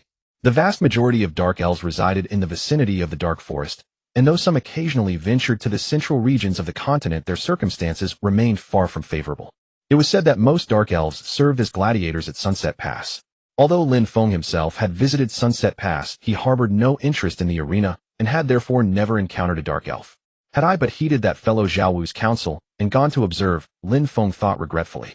Had he experienced the arena firsthand, he would at least possess some understanding of dark elf combat methodology. But to dwell upon such matters now was pointless. Do you possess extensive knowledge regarding dark elves? Lin Feng turned to ask Royd. I have clashed with them on several occasions, Royd replied flatly. Indeed, some dark elves served as personal guards for imperial nobility, and given Royd standing, opportunities for confrontation with them were hardly scarce. Then, that is most fortuitous. Pray recount them to us. Lin Feng set his gaze alight with anticipation. Very well. Do share your experiences with all of us, Lin Feng added. Lin Feng resolved to dedicate 1 week to preparation.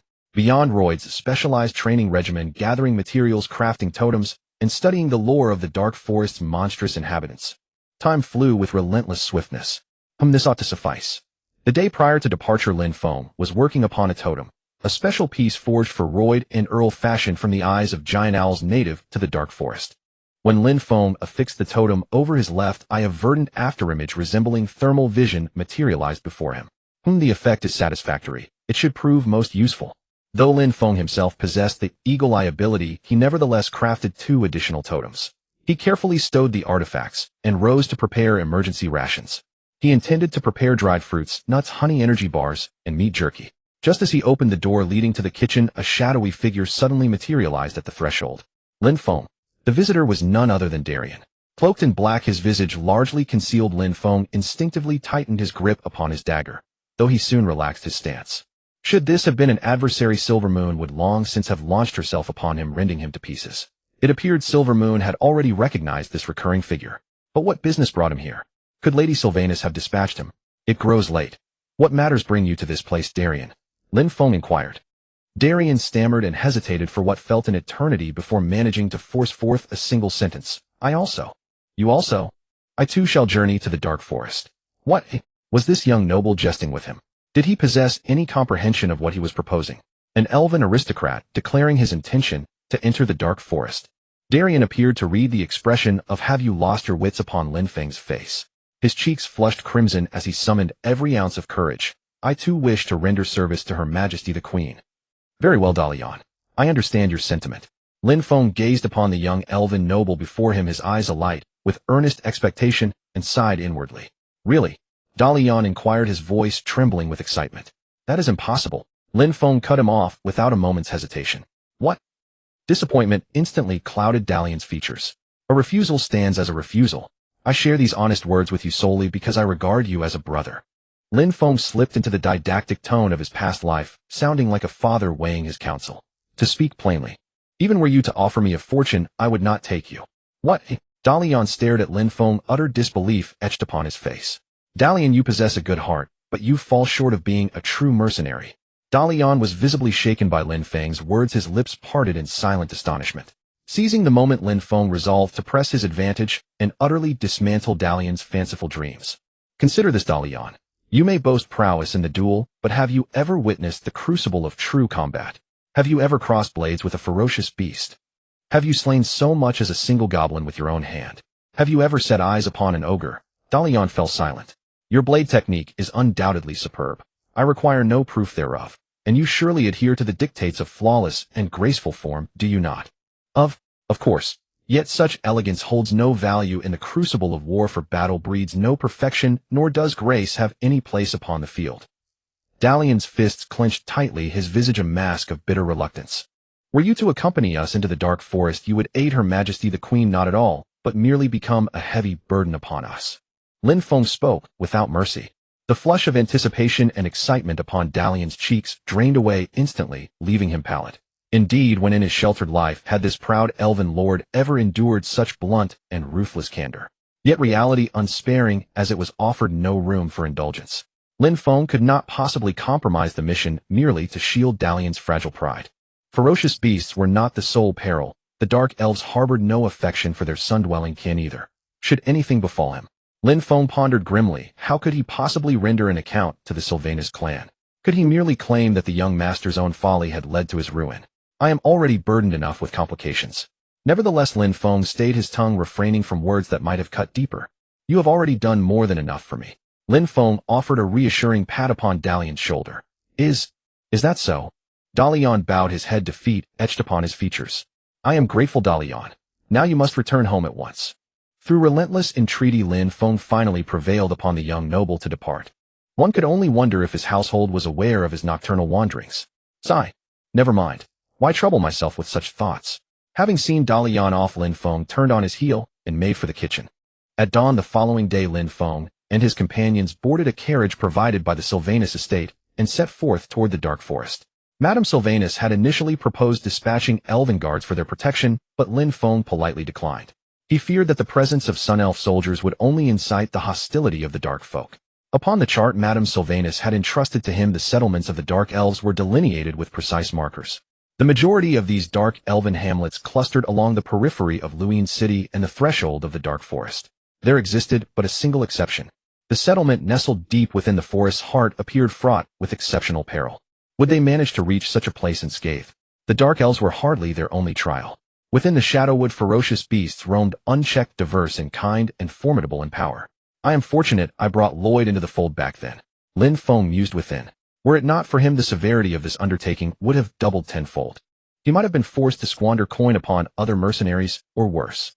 Perhaps he would have been compelled to take Dalian along as dead weight. After all, when hands are scarce, even a kitten's paw is counted as a weapon. Yet fortunately Lloyd L. and Silvermoon stood at his side. Moreover, he had secured the blessing of the art of holy radiance. All conditions were now perfectly aligned. By his calculation, traversing every dark elven settlement and penetrating the forest's deepest reaches would demand no less than a fortnight.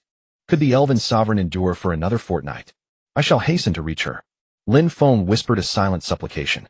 With spurs driven hard, they soon left Lin City behind and vanished into the boundless expanse of the woodland. A mere day's ride remains. As twilight descended, Lloyd and Elle set about establishing their camp, while Lin Feng bent over the map, illuminated by the crackling firelight. Given our current pace, we shall crest the first dark settlement by dusk tomorrow. Thank heavens, for that particular hamlet lay nearest to Lin City, and a tenuous thread of trade still bound the two peoples, thus the reception should prove manageable. Naturally, none dare swear to it before setting their own eyes upon the matter. I shall tend to the provisions. Elle gather kindling. Lloyd draw water. Lin Feng distributed his assignments. I'd understood. He further charged Silvermoon with keeping watch before turning his attention to the evening meal. It had been an age since he had known the simple life of the open road. Lin Feng murmured the thought within his heart. Since aligning himself with the Crimson Flame Covenant, he had confined himself to in rooms and subsequently to Dalian's manor. The rustic cadence of camp life had grown distant indeed.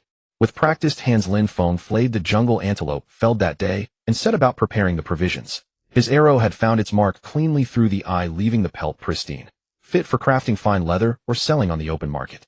While Elle harvested dry branches and coaxed a campfire to life, Lin Feng hoisted a cauldron over the flames. He drew water from Lloyd's vessel, dropped in spare ribs and cubed mutton, and seasoned the broth with herbs, tubers, and ripe crimson tomatoes. Amid the hunger of the fire, the broth in the cauldron soon reached a rolling boil, sending waves of savory fragrance into the cool night air. The lamb shanks required little more artistry. A generous dusting of salt and pepper and a patient turn upon the spit would suffice. As he worked, Lin Feng breathed in the long-forgotten scent of wood smoke and hearth, a profound tranquility settling over his spirit. Lloyd, care for a pour of wine? Lin Feng inquired. Then a glass it is. Lloyd accepted with a warm smile. I'd like one too. Elle declared, raising a hand eagerly. Negative. Goat's milk shall suffice for you. TCH. Lin Feng and Lloyd raised their cups in a quiet toast, savoring the rich vintage. Truly excellent vintage. He resolved that upon finding leisure he would produce several more casks and cellar them within his dimensional sanctuary. Crackle pop. Bathed in the dancing amber light of the campfire, the three companions gnawed upon golden brown lamb, while exchanging easy tales, their camaraderie as warm as the flames themselves. Swish. Did you hear that? Their laughter died abruptly as all three froze, their gazes snapping toward the surrounding shadows. Lin Feng pressed a silencing finger to his lips, commanding absolute quiet. Chirp chirp. Beneath the chorus of night insects lay the faint patter of tread and the brittle snap of yielding twigs. Whinny. From the darkness beyond the ring of firelight came the restless, anxious cry of their mounts. Such a subdued approach. Could dark elves have tracked us and come to reconnoiter? Or perhaps a predatory beast? Or, snap! A sentinel branch had been trodden beneath a hidden footfall. The intruder was upon them. Lin Feng's hand closed around his dagger, muscles coiled, poised to deliver a killing stroke at a moment's notice. Crack! Odd! A heavier limb gave way under a sudden weight. The figure recoiled in alarm, letting out a sharp gasp before stumbling backward into the darkness. Seizing the opening, Lin Feng surged from cover. He weaved through the trunks and stones with uncanny agility, closing the distance in a heartbeat. Identify yourself.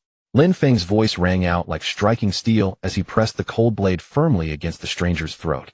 Please, stay your hand. The figure babbled in sheer panic. Hold a moment.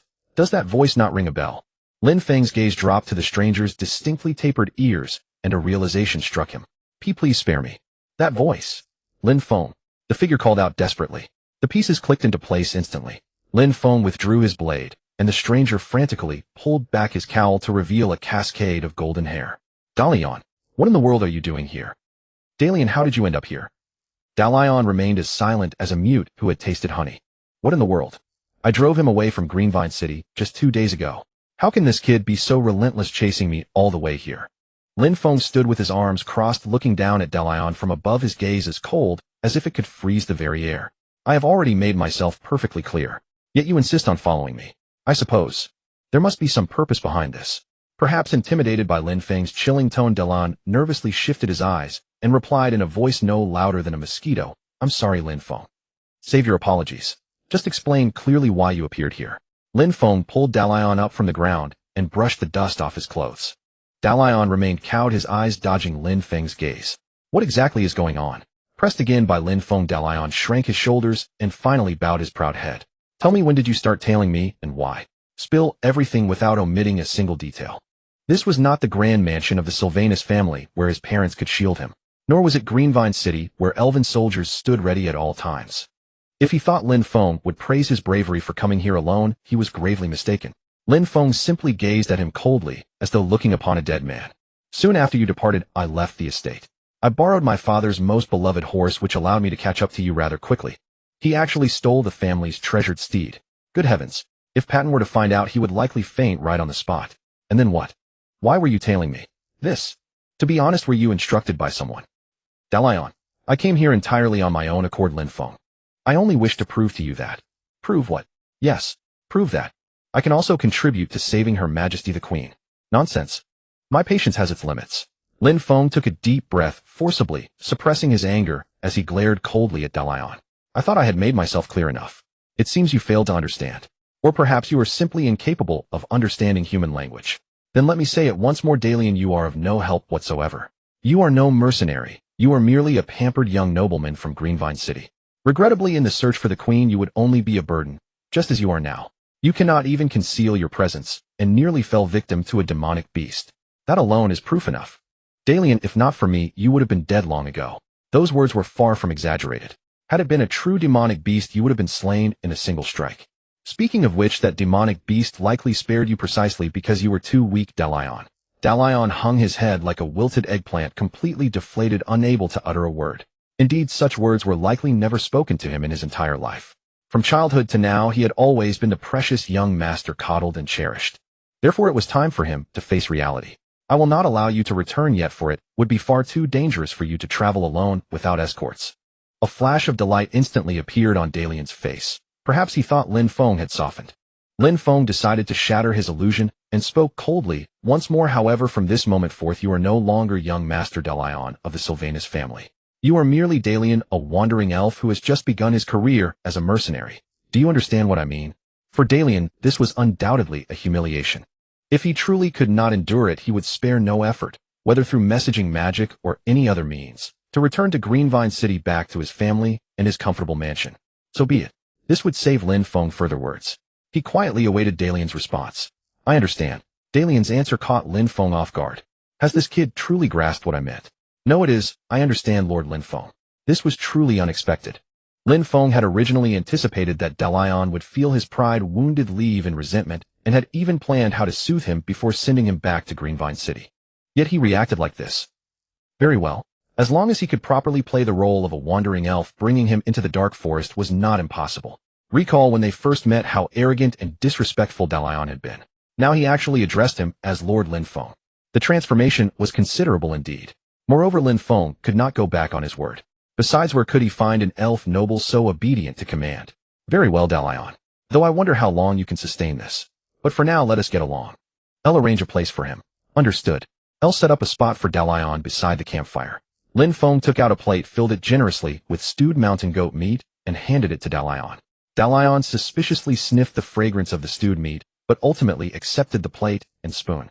He opened his mouth with an expression of utter distaste, as though tasting something unpalatable. Truly hopeless. Lin Feng wanted to rattle his skull, but restrained himself, then served himself a heaping plate of stew as well. The aroma of various spices blended together, exuding an irresistible fragrance. So, delicious. Dalian closed his eyes, tasted a bite of the stew, and exclaimed in surprise. Naturally. Didn't you bother to consider who prepared it? Hearing Lin Feng's words, Elle nodded vigorously beside him. I haven't had master's stewed meat in so long, and it is still as delicious as ever. No, perhaps even better than before. Lin Feng smiled, and served Elle a generous plate as well. Elle ate happily, not forgetting to dip his biscuit into the broth. This wild flavor. I can feel tremendous energy coursing through me. Are you certain you are complimenting me? Of course. Dalian's eyes sparkled as he buried his face once more into his meal. What a peculiar fellow. Lin Feng could only laugh and sigh, glancing at him before turning to enjoy his own dinner. Never would he have expected another glutton to join the party. But this was hardly a major issue. After all, he would send Dalian on his way soon enough. Besides, having someone appreciate his culinary skills was hardly a bad thing. Lloyd, would you like some stewed meat? No need. I am already full. Another bite, and I won't be able to walk. Do try it. It is quite delicious. Very well, then just a little. Lloyd tasted a spoonful of the stew, then rose to his feet. I will go patrol nearby. We are not yet in the dangerous zone. What is there to patrol for? Could it be? The presence of Dalian has made him uneasy. Before Lin Feng could ascertain the reason, Lloyd had already vanished into the night. Lin Feng let out a whistle, and Silver Moon, who had been gnawing on a goat leg bone, immediately ran over. Silver Moon, follow him, and keep an eye on things. Woof. Silver Moon tracked Lloyd's scent and disappeared into the darkness. Bathed in moonlight, its silvery white fur shimmered like scattered starlight, eventually merging with the night. It's because, Your Majesty the Queen, Darian hesitated, seemingly worried that his words might show disrespect toward the Queen. Darian, it's all right. Speak freely. Voicing it aloud might prove helpful to Your Majesty the Queen, Lin Feng encouraged. I see. Darian took a deep breath. Your Majesty the Queen used the term Grizel. Is there an issue with that? Lin Feng asked, puzzled. You're well aware that Grizel is a derogatory term for dark elves carrying a strongly insulting connotation. Darian explained. Oh, Lin Feng finally understood. Her Majesty the Queen has always placed great importance on harmonious coexistence with the dark elves. She would never utter an insulting word like Grizel. Darian stated firmly. Indeed so. Lin Feng nodded in agreement. Of course, this is merely my speculation. Darian said cautiously. No, your line of thought is quite sound. Lin Feng regarded him appreciatively. Really? Darian was somewhat taken aback. Of course. You've been of great assistance to me, Darian. Lin Feng affirmed his contribution. If the Queen is searching for more than ordinary dark elves, then what exactly does the term Grizel refer to? Seated, time slipped away amidst the rustle of turning pages and murmured conversation, and before they realized it, the sun had climbed to its zenith. The carriage gradually came to a stop. After a simple lunch and a brief rest, they set out once more.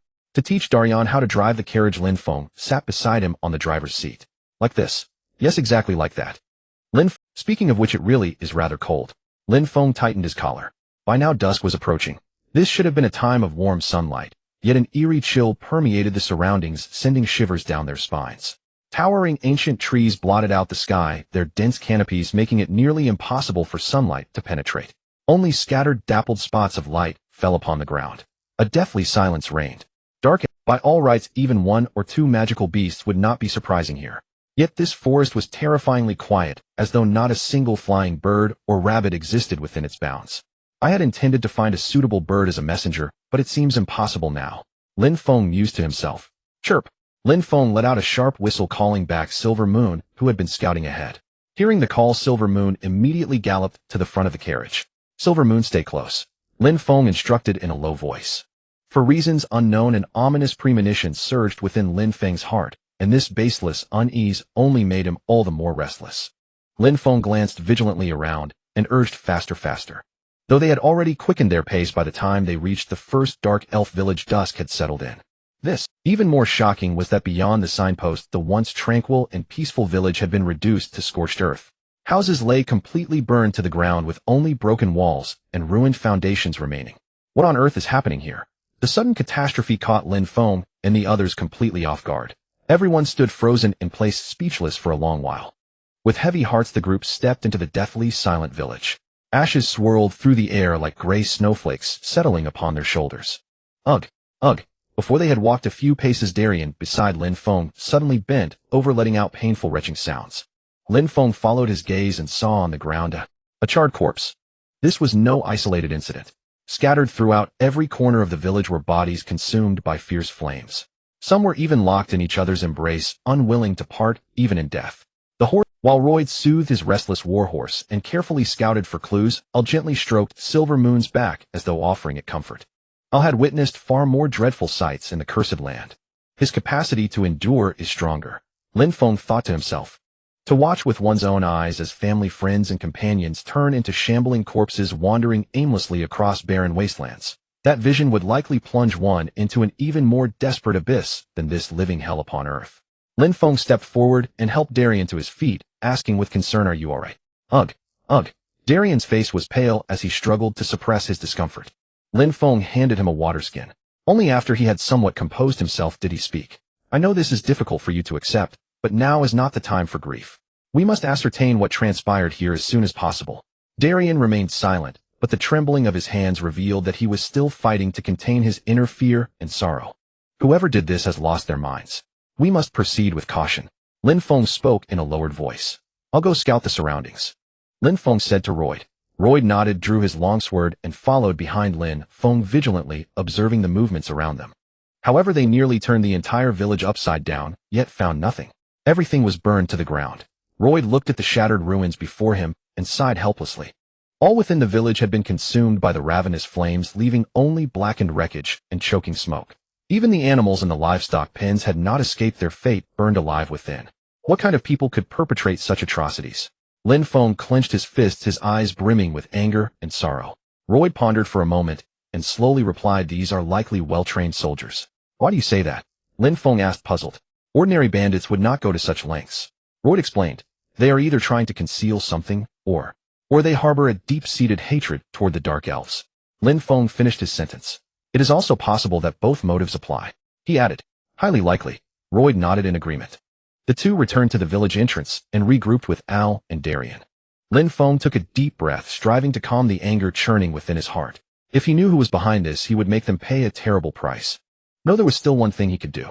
"Let us give them a proper burial," Lin Feng said to the group. Upon hearing this, everyone paused, then gazed at him with complicated expressions. "I know everyone is exhausted, but laying them to rest in the earth is the least we can do for them," Lin Feng said with conviction. Royd remained silent, walking over to the carriage to fetch a shovel before heading to the edge of the woods to begin digging. Ayer followed suit, joining the effort. Lin Feng approached the dazed Daliang and spoke softly. "Daliang, if you are too weary, you should rest for a while. I know this is hard to accept, but you must be strong," Lin Feng comforted him. I am fine." Daliang's face was pale as he forced back his grief, walked to the carriage, picked up a shovel, and joined the digging team. Lin Feng also took up a shovel and began digging. He could have summoned earth elementals or commanded plants to accomplish this task, but he chose not to. He wished to offer his own hands to these innocent departed souls. The group labored in silence until the moon climbed overhead, casting its cold luminescence upon the land. After interring all the bodies, Lin Feng retrieved moonlight flower seeds from his storage ring and scattered them evenly across the graves. Activating the breath of the forest, the seeds quickly took root and sprouted, and in moments delicate blossoms blanketed the earth. Under the hazy moonlight, those pure white petals resembled stars twinkling in the night sky, illuminating the lifeless soil.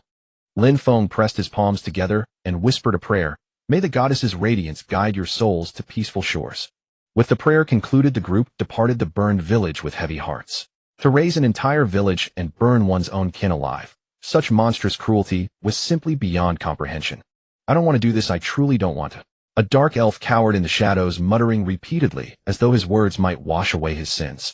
Yet no matter how much he deceived himself, he could not banish the image of raging flames and the anguished screams of his kin consumed by fire. I was only following orders. If I had not obeyed, I would have. The dark elf gripped his silver hair in torment, as though that moonlight-colored mane were some ill omen. Hic, hic. The muffled sobs sounded heartbreakingly sorrowful in the still night. Why am I doing this? Of course he knew why he had done it. All of this was for the glory and future of the Dark Elves, or so he claimed. Go back, there is no time to waste, and absolutely no one may discover that I wept. Otherwise, the Dark Elf shook his head violently, forcing himself to cease his weeping. He understood all too well that if he discovered any sign of weakness, his fate would mirror those burned alive. Filled with dread, the Dark Elf gave the village one final sweep, confirmed no living soul remained, and vanished into the pitch-black forest. He had to return swiftly and report this perfect outcome to him. Without delay, the group set forth for the next village. The next village was not far, expected to be reached in 2 days. Lin Feng and the others pressed forward relentlessly, save for a single night's rest along the way. As the sun dipped below the horizon, they finally arrived at their destination. Lin Feng managed a bitter smile at the scene before him. At the village entrance, a signpost had been cleaved in two, its splintered wooden plaque cast heedlessly upon the ground in utter disarray. No way. Has this village been burned down as well? Ayer asked uneasily. Lin Feng closed his eyes carefully, sensing the air. Unlike the previous village, no nauseating stench of charred flesh lingered here. It would seem not, but caution remains imperative. Lin Feng opened his eyes, his expression grave. The group proceeded with heightened vigilance, slowly entering the village. Beyond the entrance lay neatly planned fields and orderly houses. Colorful garments hung upon clotheslines, swaying in the breeze, giving the impression of a secluded, tranquil haven. Yet Lin Feng sensed something amiss. Not a single dark elf could be seen. The village was utterly deserted, devoid of any dark elf presence. How peculiar. The crops flourished in the fields, fruits hung heavy upon the trees, and baskets overflowed with fresh vegetables. All signs indicated that the inhabitants had once enjoyed a peaceful, prosperous life. And yet they had vanished as though swallowed by the earth. The thought sent chills down Lin Feng's spine. The dark elves from the former village had been burned alive, yet those from this one had simply disappeared without a trace. What could possibly explain this? Truly unimaginable. The group searched the village thoroughly, hoping to find some clue, but their efforts yielded nothing. Lin Feng, what should we do now? Royd asked. Lin Feng pondered for a moment, but having never encountered such a situation, he was at a loss. For now, there is nothing we can do but hasten to the next village. Should we prepare to depart immediately? No, we cannot reckless press forward. This road is fraught with perils, and none can predict what lies ahead. We must conserve our strength for emergencies. Lin Feng analyzed calmly. If we are ambushed while traveling, we shall be in dire straits. Where have all these dark elves gone? There are no signs of battle here. That is precisely what makes it so strange. They vanished as though they never existed. Royd nodded in deep agreement. Despite his numerous battles, he had never witnessed such an eerie sight. Dayang, standing nearby, looked even paler, clearly shaken. Let us rest here tonight, Lin Feng finally decided. Would it not be too dangerous? Royd asked with concern. We have no choice, Lin Feng replied helplessly. Perhaps staying one night here will yield some clues. Perhaps someone will return, or perhaps we too will vanish like they did. Royd finished his sentence. Regardless, let us rest here tonight and regain our strength. I agree. Royd began skillfully erecting tents for the night. Lin Feng and the others chose to set up camp in the open space at the village center. Though surrounded by deserted houses, they dared not risk entering any of them. I will go gather some fruits and vegetables. Lin Feng volunteered. He made his way to the fields, picking fresh produce and carefully cleansing them with the nature purification skill, just to be safe. Upon returning to camp, he washed and chopped the ingredients, then stewed them together with the wild rabbits hunted during the day, seasoning with an array of spices. The group gathered around the bonfire, savoring their delicious dinner while discussing the mystery of the dark elves' disappearance. Darien feared they might have fallen victim to some dark magic, while Lloyd believed they had sensed impending danger and fled the village accordingly. Perhaps they discovered us and chose to hide away, Ayer speculated. It seems unlikely. We are only 4, and they are adept in both magic and combat. If they harbored ill intent, there would be no need to flee at all. Lin Feng shook his head, dismissing her theory. However, the notion of fleeing is indeed quite plausible. The real question is, what exactly are they running from? The Dark Elves were among the most powerful races on this continent, and even the perilous dark forest served as their habitat. What manner of existence could instill such terror in them that they would abandon their homeland and flee to distant lands? Sigh, could it be connected to Her Majesty the Queen's situation? Lin Feng's heart was filled with questions, yet no one could provide answers. Enough with these baseless speculations. We have been walking for a long time. Let us rest well tonight. Oh, we still have a journey ahead tomorrow. Lin Feng interrupted the discussion and rose to his feet. All right, I understand. After arranging the night watch schedule, everyone returned to their tents to rest. Lloyd was on the first watch. Thank you for your trouble, Lloyd. It is my duty. Lloyd nodded, watching Lin Feng enter his tent. Lin Feng lay in his soft sleeping bag, exhaustion washing over him, yet sleep eluded him. Perhaps the eerie atmosphere of the surroundings made it impossible for him to rest peacefully. Sigh. No doubt how much time had passed before Lin Feng finally drifted into a drowsy slumber.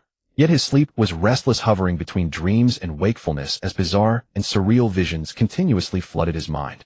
Thrust. Suddenly the sound of a blade piercing flesh jolted Lin Feng awake. What is happening? He sprang to his feet, threw open the tent flap, and rushed outside. Crackle, crackle. The bonfire still burned fiercely, its dancing flames casting everything around in flickering light and shadow. Through the wavering glow, Lin Feng saw Lloyd wielding a long sword, its tip pressed against a young dark elf child. Lloyd, what's going on? There is an intruder, Lloyd said succinctly. An intruder? Just this tiny child. Wah, wah, wah. As if to confirm Lloyd's words, the dark elf child suddenly burst into tears, a piercing wail that echoed across the night sky. Stop crying, stop crying. Darien and Ire were also awakened. They rubbed their sleepy eyes and stepped out of their tents. Master, what happened? Wah. A child. Seeing the dark elf before them, who was even shorter than Ire, her eyes widened in astonishment. Lin Feng too felt deeply puzzled. He looked at Lloyd and said, Lloyd, lower your sword first. I told you he is an intruder. I know, but... Lin Feng gazed at the dark elf child, sobbing heartbreakingly, and felt a pang of sympathy. He is still just a child. I think he is more likely a resident of this village than some intruder. Of course I do not fully trust him, but better safe than sorry. You are right. It would be prudent to exercise caution. Lin Feng retrieved a handful of seeds from his pocket and scattered them around the dark elf. The seeds took root instantly, rapidly growing into thick, sturdy vines that coiled around the child, forming a natural cage. If he keeps crying like this, we will never be able to question him. I understand your concerns. Lin Feng. Lloyd suddenly interrupted, lowering his voice. I did not sense his approach at all, nor did Silver Moon. You understand what that implies, don't you? I do. It means this child is no ordinary kid. Lin Feng cast a subtle glance at the dark elf trapped within the vines and nodded to Lloyd. I will be careful. Only then did Lloyd sheath his long sword, his gaze remaining wary and fixed upon the dark elf child. With the threat neutralized, the dark elf's sobs gradually subsided. Lin Feng patiently waited for him to calm down, then handed him a polished apple and asked, What is your name? Refused to say. Very well, let me ask something else. Where do you come from? Are you from this village? Do you know what has happened here? No matter how Lin Feng questioned him, the dark elf remained utterly silent. Such a stubborn little one. Lin Feng helplessly glanced at Ire, thinking if he is too frightened by adults to speak, perhaps Ire questioning him might yield different results. Ire caught his glance and approached the vine cage, mimicking Lin Feng's manner to question the dark elf. Yet the dark elf maintained his silence all the same. Sigh, this will not get us anywhere. Lin Feng scratched his head, gazing at the dark elf with tear-streaked cheeks, his heart brimming with confusion. Hello, I am Darien. What is your name? Just then the ever-silent Darien spoke up, addressing the child softly in the elven tongue. The dark elf lifted his head and looked at Darien as though verifying whether he was truly an elf. After a moment, he timorously replied. Pebble. Pebble.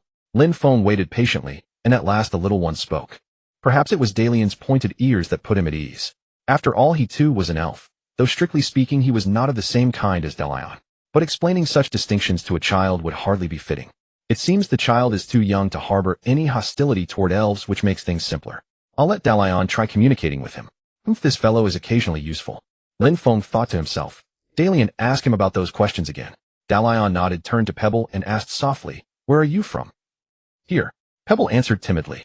Are you from this village? Yes. Do you know what happened here? I don't remember. The little one's voice grew fainter, and tears began to gather in his eyes once more. Ask him where his parents are, Lin Feng reminded him. Where are your parents? They left. Pebble's voice trembled. Where did they go? I don't know. Tears finally spilled over, rolling down Pebble's cheeks like dewdrops. I was just playing hide and seek. I wanted to scare Mommy, so I hid in the hayrack inside the barn and fell asleep. But when I woke up, the little one spoke haltingly, fear lacing every word. When you woke up, what happened? Nobody was there anymore. Pebble could no longer hold back and burst into tears. The heart-wrenching sobs made even Lin Feng feel a pang of sorrow. He relayed Pebble's words to Lloyd and Ale, whose expression remained grim. Don't cry, Pebble. We're not bad people. Perhaps we can help you find your parents as long as you're willing to help us. Lin Feng said gently in Elvish. Pebble's eyes widened in astonishment, clearly unable to comprehend how a human could speak the elven tongue. But first you must finish this apple. We'll need our strength to figure things out. Lin Feng smiled and handed him an apple. Mom used to say the same thing. Pebble sniffled, took the apple, and began nibbling it in small bites. Looks like he has a good mother. Lin Feng thought to himself. Seeing Pebble's emotions steady, Lin Feng once again activated Breath of the Forest. The vines winding around him slowly withered and disintegrated into dust. Don't worry, at least we have a lead now, Lin Feng comforted the furrowed Lloyd. I hope so, Lloyd murmured softly. If I'm still uneasy, let Silver Moon stay with him, Lin Feng suggested. Woof.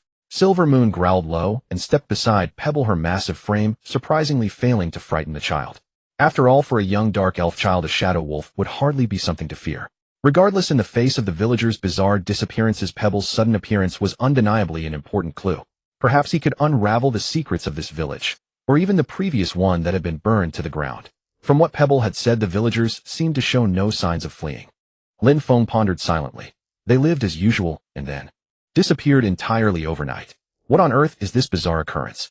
A chill ran down his spine. Could it be that they've all been transported to another world, abandoning their child and vanishing without a trace, the entire village? The possibility of dark magic had long been ruled out by Lin Feng. Not to mention whether one could teleport an entire village using dark magic. Even if such a feat were possible, Pebble could never have survived. Moreover, there were no signs of large-scale magic usage in the village whatsoever. That leaves only one possibility. Lin Feng's brows knitted tightly. The Dark Elves left this village of their own accord. But what could possibly have driven these parents to abandon their own children? Countless questions swirled in Lin Feng's mind, leaving him utterly perplexed. It seems we can only proceed step by step. Let's visit the next Dark Elf village and see if we can find new leads. Lin Feng sighed. We can't keep this little one with us forever. We'd better drop him off at the next village and entrust him to someone's care. Lin Feng thought to himself. Lin Feng arranged for the others to rest first while he kept watch by the bonfire with Silver Moon and Pebble. He heated the remaining stew and bread for Pebble, but his own mind was lost in thought. What if the next village is the same? The very thought sent a shiver through Lin Feng. It was far from impossible, given that this was already the second village plagued by such strange occurrences. No one could guarantee that the third, fourth, or even more Dark Elf villages wouldn't suffer the same fate. Could all the Dark Elves have vanished? But why? How did they do it? An unsolvable riddle tangled like a ball of thread tightened its grip around Lin Feng. He scratched his hair irritably. Beside him, Pebble, stuffing his face, looked up at him curiously. Eat your food quickly. Lin Feng sighed helplessly. Dawn broke over the eastern horizon, ushering in a new day. Yet Lin Feng's doubts remained entirely unresolved. Lloyd rode his horse, Ale drove the carriage, while Lin Feng and Delion sat inside with Pebble. They set off once more toward the next Dark Elf village, praying that this time everything would go smoothly. However, events did not unfold as wished. What awaited them was an even more eerie scene. Grr. HHHHH. This time, before they could even approach the village, they were ambushed by zombies. And these zombies were no ordinary ones. They were Dark Elf zombies. Dark Elves could turn into zombies.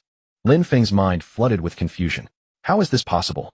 Of course, now was not the time to dwell on such matters. Lin Feng entrusted Pebble to Dalion's care and leapt onto the carriage roof, drawing the bow slung across his back. He drew in Silverwood arrow, the same type he often used in the Cursed Land. Notched it to the string and slowly drew the bow taut. Whoosh! Thwack! HHHH! The arrow sliced through the air and pierced cleanly through a Dark Elf zombie's skull. While Lloyd and Ale fought fiercely ahead, Lin Feng continuously loosed Silverwood arrows, felling each zombie that dared approach the carriage. Thwack! Thwack! Thwack! Every silver arrow found its mark precisely.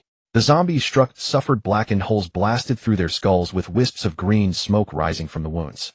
With the purifying power of the Silverwood arrows and Lin Feng's magical enhancement, the once fearless zombies fell to the ground motionless. Woof! Silver Moon darted through the zombie horde, driving them toward Lin Feng's arrows, occasionally glancing back to bark a few times, as if reporting the enemy's positions. Woof! 2 more over there. Woof! 3 over here. With Lloyd and Ale holding the front line and Lin Feng and Silver Moon coordinating seamlessly. The battle was swiftly brought to a close. Lin Feng jumped down from the carriage and gently tapped on the carriage door. Daryan. The door creaked open, and Daryan poked his pale face out. Is it over? Yes, it's over. Stay in there with Pebble for now. We'll deal with things here first. All right. Daryan hastily shut the carriage door. Lin Feng and Lloyd worked together to pile up the zombie corpses and set them ablaze. While proper burial was the ideal choice, cremation was the most reliable method against the undead. Damn it. What in the world is going on? Lin Feng kicked a stone aside, unable to suppress his frustration. The sudden battle had drained him both physically and mentally. Al slumped onto the ground and lay flat on his back. Lin Feng tossed him a stamina potion and then glanced toward Lloyd. To his surprise, Lloyd remained vigorous, meticulously wiping the blood from his blade. What a monster, Lin Feng thought to himself. He picked up his own stamina potion and drank it in one gulp. A warm current flooded through his body, banishing all traces of exhaustion. Ever since his magical attributes shifted, he had been growing more fatigued easily. Lin Feng mused inwardly. Though my efficiency against the undead has improved considerably, this won't do in the long run. I need to strengthen my meditation and prayers from now on. After his stamina recovered, Lin Feng walked toward the carriage, preparing to check on Daryan and Pebble. The carriage door creaked open as Lin Feng called out Daryan's name. However, the scene inside made his heart tighten. In a flash, Pebble reached out toward Lin Feng. But Lin Feng was faster. The moment he saw the dark magic swirling in Pebble's hands, he instinctively cast Holy Light. A brilliant burst of light erupted between them, sending them both flying out of the carriage. Lin Feng quickly rose to his feet and nimbly darted to the other side of the carriage. Damn it! Pebble had vanished without a trace, presumably having used some form of dark magic. Lin Feng punched the grass, which had withered and turned black from dark magic erosion, his anger churning within. First the dark elves in the village disappeared, and now Daryan. This was absolutely not something a child could have done. What exactly had happened? To uncover the truth, Lin Feng had to visit every dark elf village. The 4th, the 5th, the 6th. A 5-day journey began. The 4th village seemed to have been swallowed by a sinkhole, the entire settlement sinking deep underground. The 5th village appeared submerged by floodwaters, reduced to nothing but an expanse of water. The 6th village looked as though it had been struck by a meteorite, completely unrecognizable. Before heading to the final village deep within the dark forest, Lin Feng and his companions decided to set up camp temporarily. Before venturing into that perilous dark land, they had to rest and prepare thoroughly. This was insane. Lin Feng sat by the campfire, clutching his head in pain. The horrors he had witnessed along the way were unimaginable. Those speculations were too absurd, churning into a tangled mess in his mind, nearly driving him mad. Who? Suddenly an owl's call came from the distance. Lin Feng looked up sharply, finally spotting a living creature at the edge of the dark forest. He quickly cast Beast Song, summoning the departing owl onto his shoulder. Lin Feng began writing frantically. He needed to write to Daryan's parents, the Sylvanus couple. The letter briefly explained Daryan's disappearance and their speculations, requesting that they inform the Elder Council and gather forces to search the dark elf villages. Fortunately, he could release the messenger owl before entering the dark forest. Lin Feng tied the letter to the owl's leg and watched it soar into the sky. 3 days. No, perhaps 2 days. He hoped this owl would do its best. Gazing at the bright moon hanging high in the night sky, Lin Feng fell into deep thought. What if the villages deep in the dark forest had also fallen victim? Would he have to enter the dream labyrinth again and seek the Queen's aid? But what if he himself were consumed by the darkness within the dream labyrinth? The Queen had asked him to find Grizzle, but to find Grizzle he needed the help of the dark elves. Yet all the dark elves he had encountered so far. Sigh. The despair left him with nothing but a sigh. Lin Feng had not experienced such powerlessness in a long time. Exhaustion washed over him like a tide, and he simply laid down and closed his eyes. He could feel Silver Moon gently licking his cheek. What should I do? Lin Feng murmured. Regardless, let's just enter the dark forest first. Lin Feng had not expected a response, but someone actually answered him. He opened one eye and followed the sound, discovering that the speaker was Lloyd. Worrying alone is hardly a good habit, Lin Feng. How ironic coming from you. Quite the opposite. I wasn't thinking about anything. Really, I know what you're thinking. You're worried about whether the dark elf villages deep in the dark forest have also fallen victim. That's right. After all, we have witnessed the destruction of 6 villages with our own eyes. The deeper parts of the dark forest are more dangerous. Could they really have held out until now? Precisely because the deeper parts of the dark forest are more dangerous, the dark elves in the last village would be stronger. So there is a higher probability they are unharmed. I hope so. Of course, we will only know once we go in. Is this some kind of encouragement? That block of wood can actually say things like this. Lin Feng glanced at Lloyd and could not help but chuckle. You're right. Thank you for the comfort. Don't mention it. In return, I'll take the first watch tonight. Lloyd nodded and turned to return to his position. Lin Feng's mood lightened slightly. He stood up and gazed once more at the bright moon in the night sky. The dark elves revered the moon and loved the benevolent moon goddess, the deity who pitted and protected them. Perhaps she knew where the missing dark elves had gone. Could you give me some sign? The luminous moonlight poured down, yet offered no answer. Wah! The moment they stepped into the dark forest, various ferocious monsters rushed out eagerly. Goblins were relatively harmless, but giant slimes and orcs were the real threat. Yawa! The only consolation was that Al's strength had improved dramatically. Now a single swing of his sword could take off 2 goblin heads. Al and Silver Moon handled the goblins. Lloyd faced the orcs, and Lin Feng was responsible for the giant slime. Shoot a slime with arrows. It sounded absurd, but the arrows Lin Feng loosed were bound with carefully selected seeds, giant kudzu, ethereal iron orchids, and luminescent cacti. Lin Feng looked at the giant slime writhing before him, secretly glad that he had come prepared. These seeds had been carefully selected by him. Giant kudzu vines, ethereal iron orchids, and bioluminescent cacti. Each possessed formidable purification abilities, thriving even in the harshest environments. Against a creature enveloped in toxic gas, ordinary swords and blades would be useless. He needed something more specialized. Taking a deep breath, he knocked 8 arrows bound with seeds and aimed at the giant slime. Whoosh, whoosh, whoosh. The arrows streaked through the air like meteors, piercing precisely into the slime's viscous body. Now it was up to you. Lin Feng whispered, simultaneously channeling the forest's blessing. A surge of vibrant green energy flooded into the slime, and almost visibly the seeds began to take root and sprout. The roots of the giant kudzu coiled like hungry pythons, burrowing deep into the slime's flesh and devouring every nutrient they could find. The bioluminescent cacti's blade-like leaves slashed through the creature's slime, greedily drawing in fresh air. Even the seemingly fragile iron orchids revealed astonishing vitality, their delicate roots voraciously absorbing the toxins trapped within the slime. The slime thrashed wildly, its massive form writhing in agony as the noxious fumes it emitted grew thinner and weaker. The once menacing green sludge was being devoured by the encroaching flora, gradually giving way to a faint, refreshing aroma of fresh vegetation. It's working. A surge of triumph surged through Lin Feng. The giant slime continued its final desperate struggles, attempting to rise, but the plants rooting through its body had sapped its strength.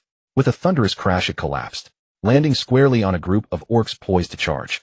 Rower, well done, slime brother. Lin Feng couldn't help but chuckle aloud. What an unexpected windfall. After dispatching the remaining orcs, Lloyd rejoined Al and Silver Moon's party, lending his strength to clear out the pesky goblins.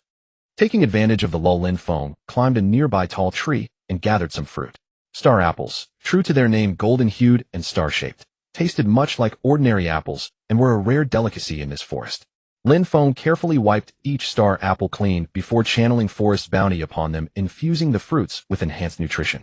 After using this skill, one could quickly restore stamina while also feeling more satiated, an incredibly practical technique. Phew, everyone's worked hard.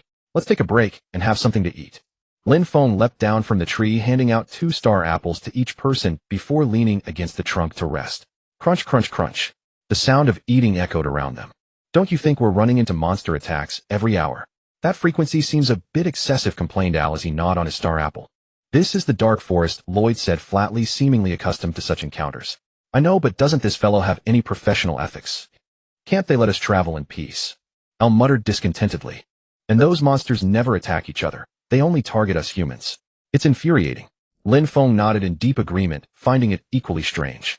Logically, monsters in the dark forest should be fighting over territory and food, yet they were inexplicably united against these outsiders. As he was about to delve deeper into his thoughts, suddenly, whoosh, an arrow shot from nowhere, striking dead center on the star apple in Lin Feng's hand. What the hell? Lin Feng jolted violently, nearly tumbling from the tree. If that arrow had grazed just a bit wider, his head would have exploded. Cough, cough, cough. Cough. Apple chunks lodged in his throat. Lin Feng hacked and sputtered. Cough. Cough, cough. It took considerable effort to catch his breath, and he glanced around in trembling alarm. Lloyd and Al were already on the move, scanning warily for the arrow's origin. Who's there? Show yourself. Al roared into the dark forest, his voice echoing through the trees. Would that even work? Lin Feng wondered inwardly. Ha. Actually, it worked. Lin Feng followed the sound and saw a figure leap down from a nearby tree. Dare to pluck the dark forest fruits without permission. This is your warning. In the dim light, Lin Feng made out the newcomers features a dark elf, and a female one at that. You. Instead of anger, a wave of relief washed over Lin Feng. He had been worried the villages deep in the dark forest had also fallen victim, but now at least he knew survivors remained. He desperately wanted to bind her with vines and interrogate her thoroughly, but that would only backfire.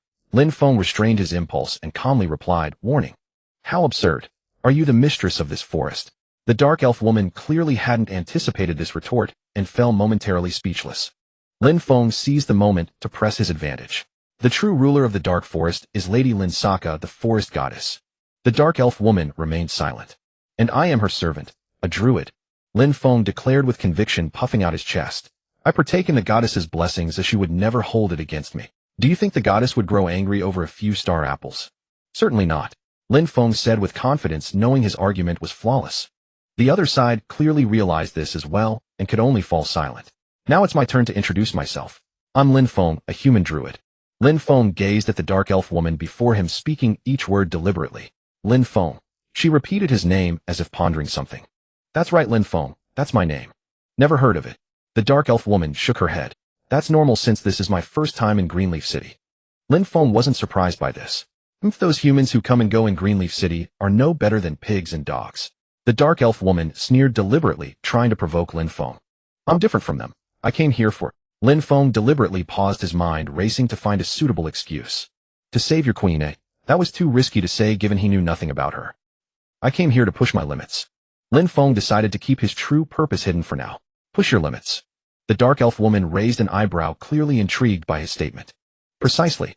To challenge my limits, that's why I've come to this dark forest. Lin Feng did his best to appear fierce, glaring at her. The dark elf woman said nothing, merely observing him quietly, her amber eyes gleaming with something inscrutable. Was she intimidated by my glare? The dark elf woman lightly leaped down from the tree, and only then did Lin Feng get a clear view of her true appearance. She was a dark elf woman with skin as black as the night sky, hair as silver white as moonlight, and amber-colored eyes. Her features were exquisite, her figure tall and slender, and she radiated a wild, untamed charm from head to toe. In that case, you've come to the right place. The dark elf woman's lips curled into a wild, predatory smile as she addressed Lin Feng. The dark elf, calling herself Louisa, led Jiang Feng and the others toward the village. Though she claimed it was a direct route, that was far from the truth. Getting from the entrance of the dark forest to the village took considerably longer than expected, for the path was so treacherous and arduous that utterly miserable would be an apt description. A shortcut would be faster, Louisa had explained. But at this moment Jiang Feng could only think, I should have taken the detour. They scrambled up what was less a hillside and more a sheer cliff face, using both hands and feet. Had he known this beforehand, he would have gladly spent an extra day on the longer route. If only he could transform into a hell goat through bestialization, scaling these cliffs would be trivial. After finally reaching the top, Jiang Feng collapsed onto the ground and tossed aside the ninja grass gloves he had been wearing. The sticky grass worked well, but prolonged use made his skin itch. He wiped away the residual stickiness with leaves and stood up. Glancing around, he noticed no sign of fatigue in the others. Louisa, how much farther? About a day at your pace. Then we camp here. Why? Night travel is more convenient. We are human. Jiang Feng waved his hand impatiently, ignored Louisa, and began building a fire. They had not encountered any game along the way, so tonight's dinner consisted of Jiang Feng's specially made energy bars and beef jerky, accompanied by his homemade wine and a fruit cider brewed from star apples and wild strawberries. Oh, Louisa seemed to enjoy the fruit cider immensely, drinking cup after cup. Jiang Feng thought, she'll be drunk soon at this rate. But he did not stop her. An intoxicated target was easier to deal with. Jiang Feng sipped his share slowly, quietly observing Louisa until her face flushed red and her eyes grew hazy with drink. Burp. This is brewed by you. I've told you so many times, it's my own brewing. What a clever and skilled druid you are. She was quite drunk. Jiang Feng watched her giggling foolishly and asked casually, Louisa, how is your village? A beautiful and peaceful place. Because there are no elves. Ha ha ha. Louisa burst into laughter as if she had heard the funniest joke in the world. Jiang Feng was not surprised by this. He had long heard of the hatred between dark elves and elves. Has nothing special happened? I just said it's beautiful and peaceful. What exactly did you hear? Just curious. After all, the other villages were all destroyed. Jiang Feng swallowed the rest of his words, his gaze fixing intently on Louisa. You've come at the perfect time, Druid. Is that so? Why do you say that? In the past year our village has become very powerful, prosperous. The past year. The same length of time as the Queen's slumber. As expected, there was a clue here. But if he pressed further, it might raise suspicion. It seemed he would have to figure out how to obtain more information once they reached the village. Jiang Feng drained the remaining fruit cider in one gulp, and Louisa enthusiastically downed another large mouthful. What a pity, Druid. If you were a dark elf with your brewing skills, you could easily settle down in the village. Haha, even if I can't settle down permanently, I could probably stay for a while, right? Perhaps. Gulp, gulp, gulp. It was wonderful that Louisa enjoyed his wine so much. If he could win the favor of other dark elves through this method, then it seemed he would need to brew wine as soon as possible after arriving at the village. Apple cider wine, cherry wine, strawberry wine. By brewing large quantities of various fruit wines from whatever was available nearby, he could earn the dark elves' goodwill, making it trivial to inquire about Grizzle. Lost in his thoughts, Jiang Feng fell asleep without realizing it. The next morning, Jiang Feng and the others continued onward under Louisa's guidance. The deeper they ventured into the dark forest, the more monsters they encountered. They appeared more frequently and grew increasingly powerful. However, the path leading to the dark elf village seemed to be an exception. Compared to the outer reaches of the forest, far fewer monsters appeared here, and even the powerful ones that did show up were dispatched effortlessly by Louisa, requiring no intervention from Jiang Feng and the others. Watching Louisa dispatch the monsters with such precision, doubts began swirling in Jiang Feng's mind. With a dark elf this powerful, it was hard to believe 6 of their villages had been annihilated. Moreover, Louisa seemed completely unaware of these events. Was it because they had lived deep within the dark forest, isolated from the world, that they knew nothing of what lay beyond? Or perhaps she was the one responsible for destroying the other dark elf villages. But weren't dark elves bound by strong ties to their own kind? Would she truly turn on her own people? The answer was obvious. Dark elves had always been a discriminated minority in Levine City. They could only survive by sticking together. What a headache. Before Jiang Feng could sort out his thoughts, they arrived at the 7th village. Surrounding the 7th dark elf village stood tall fences clearly built to defend against monster attacks. The enclosed area was quite expansive, with watchtowers positioned at regular intervals, where dark elves stood guard. It seemed they took the village's defenses very seriously.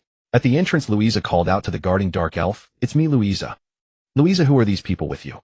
"Humans, I assure you they won't cause any harm to the village." It appeared Louisa held considerable status. The guards opened the gate upon hearing her word. Jiang Feng and the others slowly entered the village. So this was a complete dark elf settlement. The sight was unremarkable. Aside from the entrance area serving as a training ground where some dark elves were practicing together, the rest looked much like the villages they had passed before. Nothing extraordinary. Louisa led them straight to the village elder's residence at the center. Explaining their origins and purpose to the elder was standard procedure. As they reached the elder's home and stepped inside, Jiang Feng's eyes widened in astonishment. Surprisingly, he was younger than me. What truly astonished him was that the village chief before his eyes appeared even more youthful. Although elves bore a strikingly different appearance from humans, the two were nearly indistinguishable during their adolescence. This village chief looked to be merely 17 or 18 years of age. So young, yet already a village chief. Nevertheless, Lin Feng restrained his curiosity and asked no further questions. After all, inquiring about someone's age was considered exceedingly impolite, especially when that someone was the village chief. "Village chief, these are the guests I have brought. It is an honor to meet you. I am Lin Feng, a druid. This is Mr. Lloyd, this is Air, and this is Inu. I have heard that you entered the dark forest in pursuit of greater strength." "Yes, we entered the dark forest for training. This place also provides an excellent environment for my shadow wolf Inu." The village chief simply listened in silence, uttering not a word.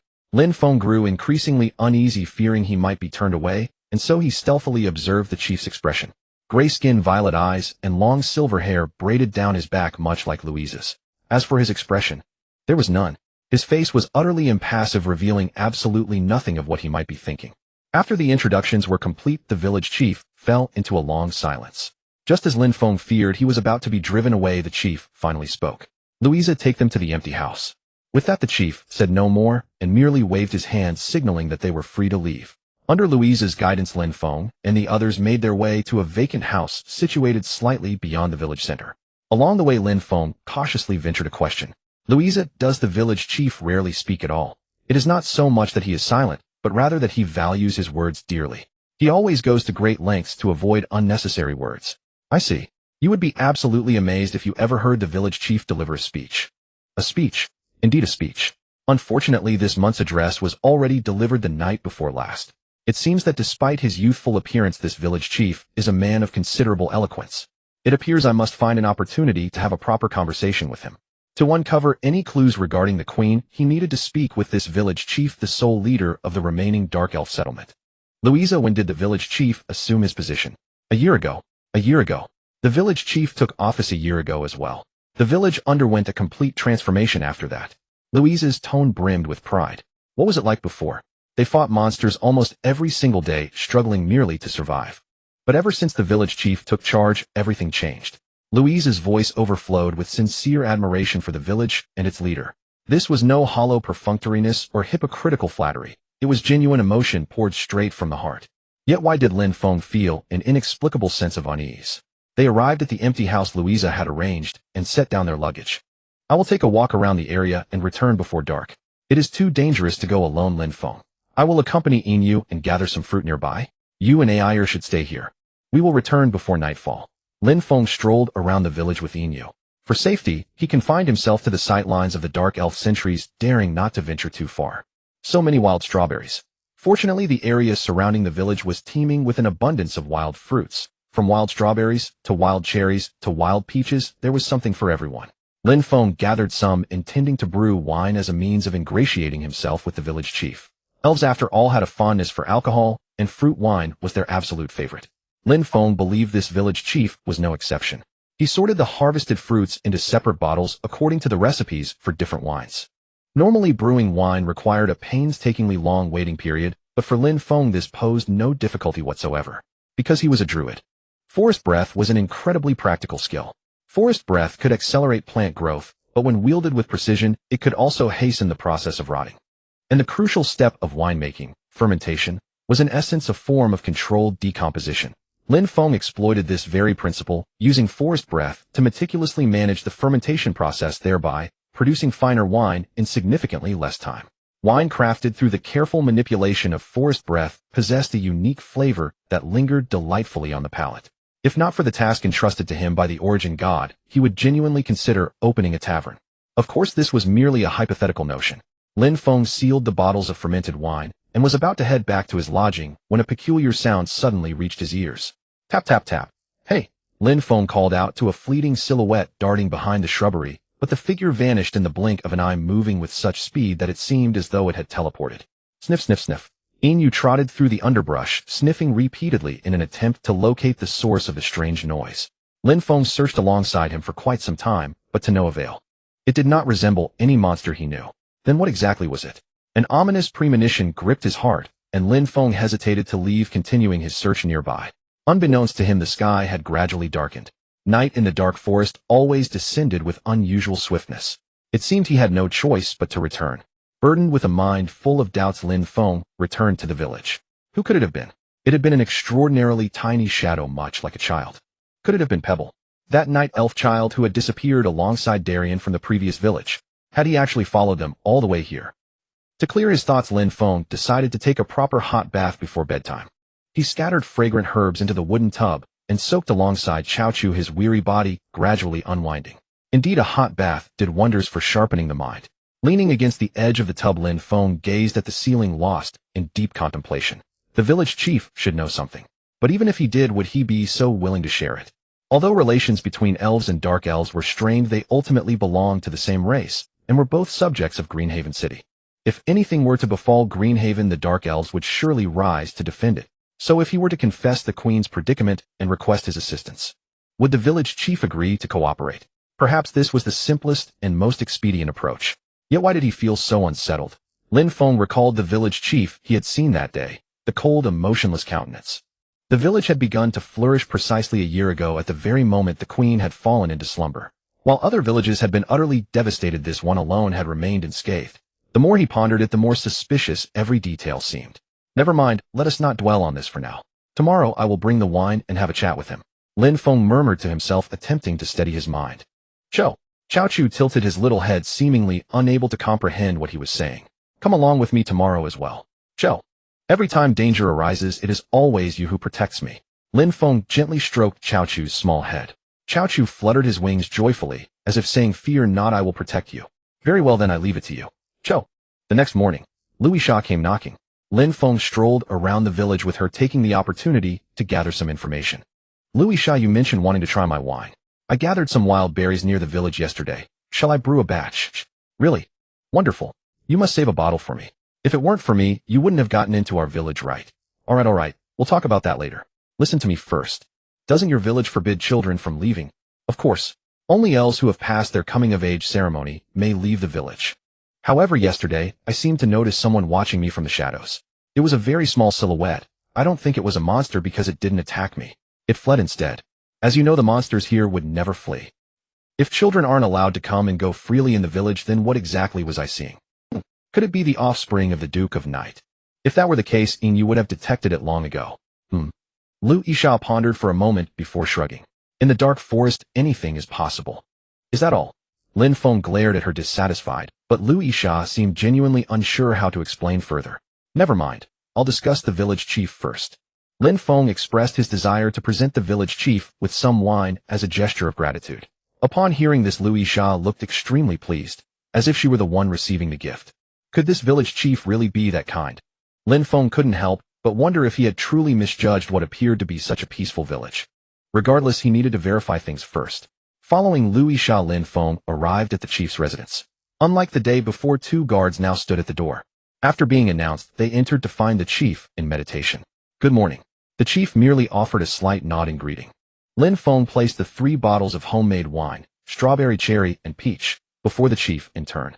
Thank you for allowing us to stay. These humble gifts are but a small token of appreciation. Village chief, you should look forward to this. The boy's wine is quite delicious. The chief slowly opened his eyes. His enigmatic purple gaze lingered on Lin Feng for a moment before shifting to the 3 bottles of wine. He turned to Lu Yisha. Lu Yisha, take these to the village dining hall. Very well. Lu Yisha departed cheerfully with the wine, leaving only Lin Feng and the chief in the room. Gulp. For reasons unknown, Lin Feng felt an inexplicable sense of oppression and couldn't help but swallow hard. Despite his opponent appearing to be merely a child, the fear he experienced was comparable to facing an ancient monster that had lived for 5,000 years. You have something to say, don't you? The chief broke the silence first. Of course, he had seen through everything all along. Lin Feng took a deep breath, straightened his posture, and looked directly at the chief before asking in a low voice. Do you know that the other elf villages have been destroyed? I know. The chief's reply was abrupt and decisive without any hesitation. He knows. Lin Feng was instantly stunned, unable to speak from surprise, merely staring blankly at him. The chief's cold purple eyes seemed to penetrate everything. Leaning on his cane, he slowly rose to his feet and began pacing around the room. 6 villages, all destroyed without exception. So what? Those were your people. They've simply vanished without a trace, and you're not concerned at all. I understand that as a human I'm overstepping by saying this, but I find this matter deeply suspicious. Upon hearing Lin Feng's words, the chief suddenly burst into roaring laughter. The sound grew from a chuckle to an ear-splitting shriek, as though he were trying to cough up his own internal organs. You wish to know the reason? Were you sent by the queen? Lin Feng's heart lurched. He hadn't even processed the question before the chief's cane was already pressing against his throat. That seemingly ordinary staff now radiated a chilling menace that made him shiver. Answer me, you dog of the queen. I'm not the queen's dog, but you carry her scent.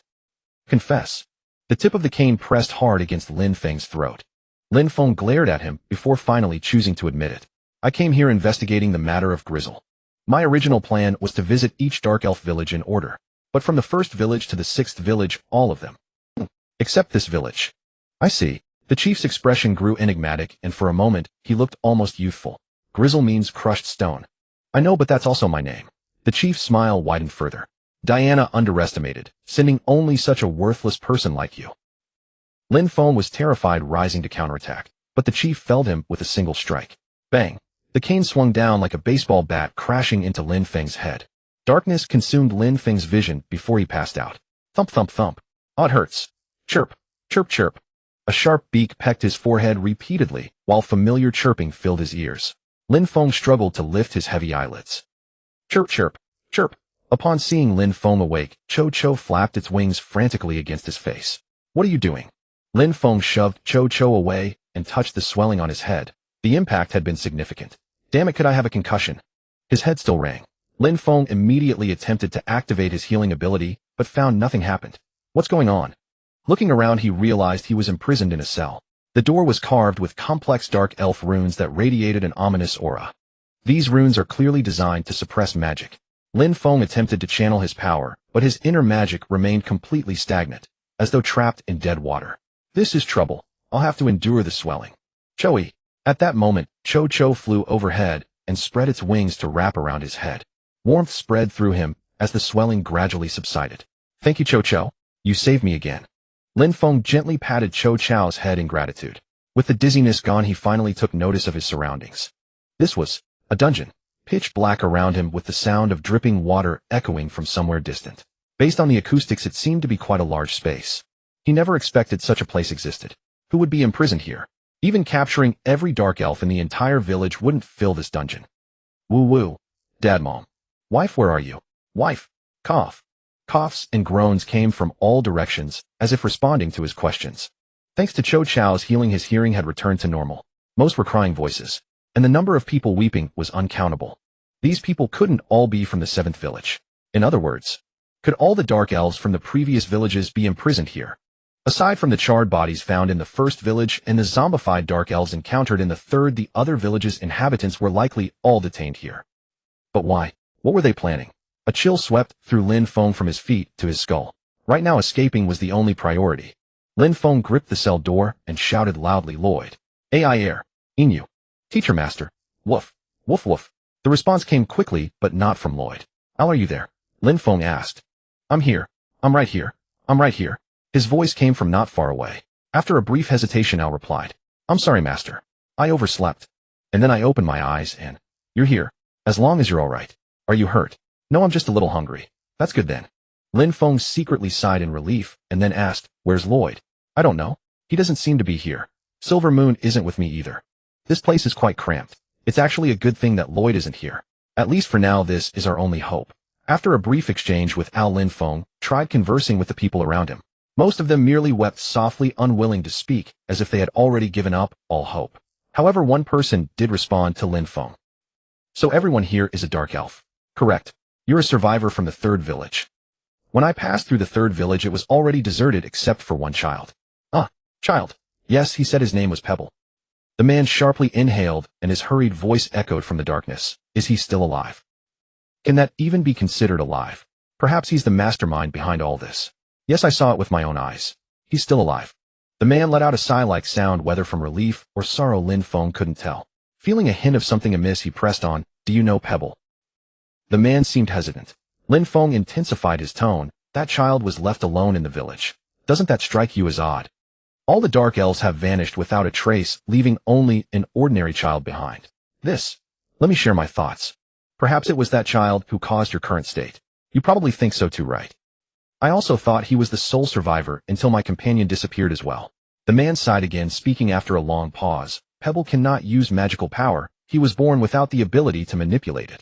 The fact that he survived is itself a miracle. Yes, a true miracle. How could a child incapable of using magic wield such profound dark magic to make people disappear? How is that possible? I'm not sure either. It's just what? A few months ago, Pebble stayed in this village for a short while to facilitate interaction among the young dark elves. But ever since then, I could sense magical energy flowing around him. At that time, I thought it was merely due to the influence of the dark forest's aura. Does Pebble have any connection to this village?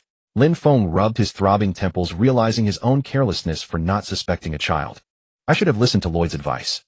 Underestimating the enemy has come at a great cost. I know dark elves use dark magic, but I've never heard of anyone becoming obsessed with it, given that you value balance above all. That's true, but the village head here clearly excels in dark magic. Just look at this prison cell. He's indeed very powerful, which is why we're trapped here with no way out. He likely taught dark magic to Pebble. What I don't understand is how he overcame Pebble's magical barrier. Since being locked up here, I've been pondering this. Let's change the subject. Why did the village head lock you up? The man remained silent for a long time. Whether he was organizing his thoughts or simply unwilling to answer, Lin Feng couldn't tell. Before Lin Feng could ask again, the man spoke. We refused his proposal. Proposal? He asked us to overthrow the queen. The man recounted a story that Lin Feng found hard to believe. The 7th village once had the harshest conditions, but began to thrive rapidly after the new village head took office a year ago. The village was transformed and the population grew, not just in numbers, but also by producing many outstanding talents. This was all due to the new village head. It said that the village head shared the methods to revitalize the village with the other 6 villages, but they didn't adopt them, or perhaps couldn't. The 7th village achieved its prosperity by selling dark forest resources to someone. All resources from the dark forest must be channeled through Levian City to reach the outside world, a rule that equally applies to dark elves. But the village head of the 7th village brazenly violated this rule, acting as if it were perfectly justified. I don't know who the village head was trading with, for we all refused his proposal. That's the natural response. Elves have always prided themselves on their nobility, and dark elves are no exception. The first village was made an example of to warn the others. That village consumed by fierce flames still seems to carry the acrid scent of burning in the air, making an example of someone. We had no real choice, so that's why you were locked up here. At first we thought we were lucky. Indeed lucky for the villagers of the third village, all turned into zombies. It's terrifying. I didn't find any corpses in the fourth and fifth villages. They were likely imprisoned like us. What about the sixth village? It was as if struck by a meteorite probably, completely wiped out. Lin Feng swallowed the word and let out a long sigh. Half of the dark elves have been utterly exterminated. Someone's identity is beginning to surface. Crows. Who else would do such a thing? I never expected them to extend their reach to Levine City, and to the most secret of dark elves in the dark forest. The village head here once suffered from a magical barrier, just like Pebble. These words caught Lin Feng's attention, and he leaned suddenly toward the iron bars. What? A magical barrier? But he clearly possesses such immense magical power. Moreover, constructing and maintaining a prison like this requires enormous magical energy. But through years of effort, he ultimately overcame the barrier. Of course, he wasn't this powerful a few years ago. That's probably when he allied with the crows. Although there's no concrete evidence, the village head must have relied on the crow's power to attain such strength. The queen being trapped in the dream maze is likely connected to this as well. All of this began in an insignificant small village within the dark forest. The elves were too busy rejecting dark elves to notice any of this. How absurd. Right now the priority is to escape from here. Only by escaping can we seek revenge against the village head or request aid from the royal capital. By the way, the messenger hawk we released earlier. Perhaps the royal army has already set out. So as long as we leave here. Chirp. At that moment Cho-Cho suddenly stretched its neck and let out a piercing cry. Its clear call echoed throughout the entire dungeon. Lin Feng quickly turned his head. The runes inscribed on the iron bars flickered slightly in response to Cho-Cho's cry. It must have reacted to Cho-Cho's cry. Cho-Cho, do it again, Lin Feng urged. But Cho-Cho also seemed to be at its limit. After all, the dungeon itself restricted magical flow, so achieving this was already remarkable. Clang. A strange grating sound emerged resembling metal scraping. Lin Feng immediately dropped to the ground and listened intently for the source of the noise. The sharp metallic scraping, the heavy tread of military boots, and beneath it all the rustle of robes brushing against the ground. Lin Feng sharply rose to his feet and backed away. Just then, swish. In the pitch darkness a cold gleam flashed. Creak. Boom. With a dull thud the iron bars fell. What a close call. If I had stayed on the ground I'd likely have been crushed. Lin Feng swallowed hard, looking at the dark figure that had sliced through the iron bars. The long sword in its grip emitted a chilling gleam. I knew you would come. Lloyd. With Lloyd's help Lin Feng Ao and Silver Moon successfully escaped the dungeon. It was deep night, and for some reason there was no moon. The whole world was shrouded in darkness. They couldn't simply leave the village openly. Not only were the patrolling soldiers vigilant, but making sudden moves in the dark forest at night would invite disaster. Stirring up monsters, or even the night elves in the village would lead to dire consequences. Should they hide in the village and wait for the royal capital's army, whose arrival time was unknown? That wouldn't work either. Once they discovered the anomaly in the dungeon, they would undoubtedly conduct a thorough search of the village and surrounding areas. It seemed there was only one option left. Right here, right now. Eliminate the village head Grizzle and purify this village. That sounds easy enough. Even Lin Feng himself thought the plan was too reckless, but they had no other choice. Phew. Lin Feng downed a potion retrieved from the philosopher's bottle and drew out a scroll of parchment from his chest, slowly unrolling it. Dimmick hell. As the forbidden name was spoken, a more powerful and sinister magical force than that of the dungeon instantly filled the space, even overwhelming the presence of village head Grizzle. Let us forge a contract. Finally thought it through. That's right. Good, then I myself will. I have a condition. Condition? Dimmick hell, who was in the midst of maniacal laughter, paused and asked in confusion. How naive.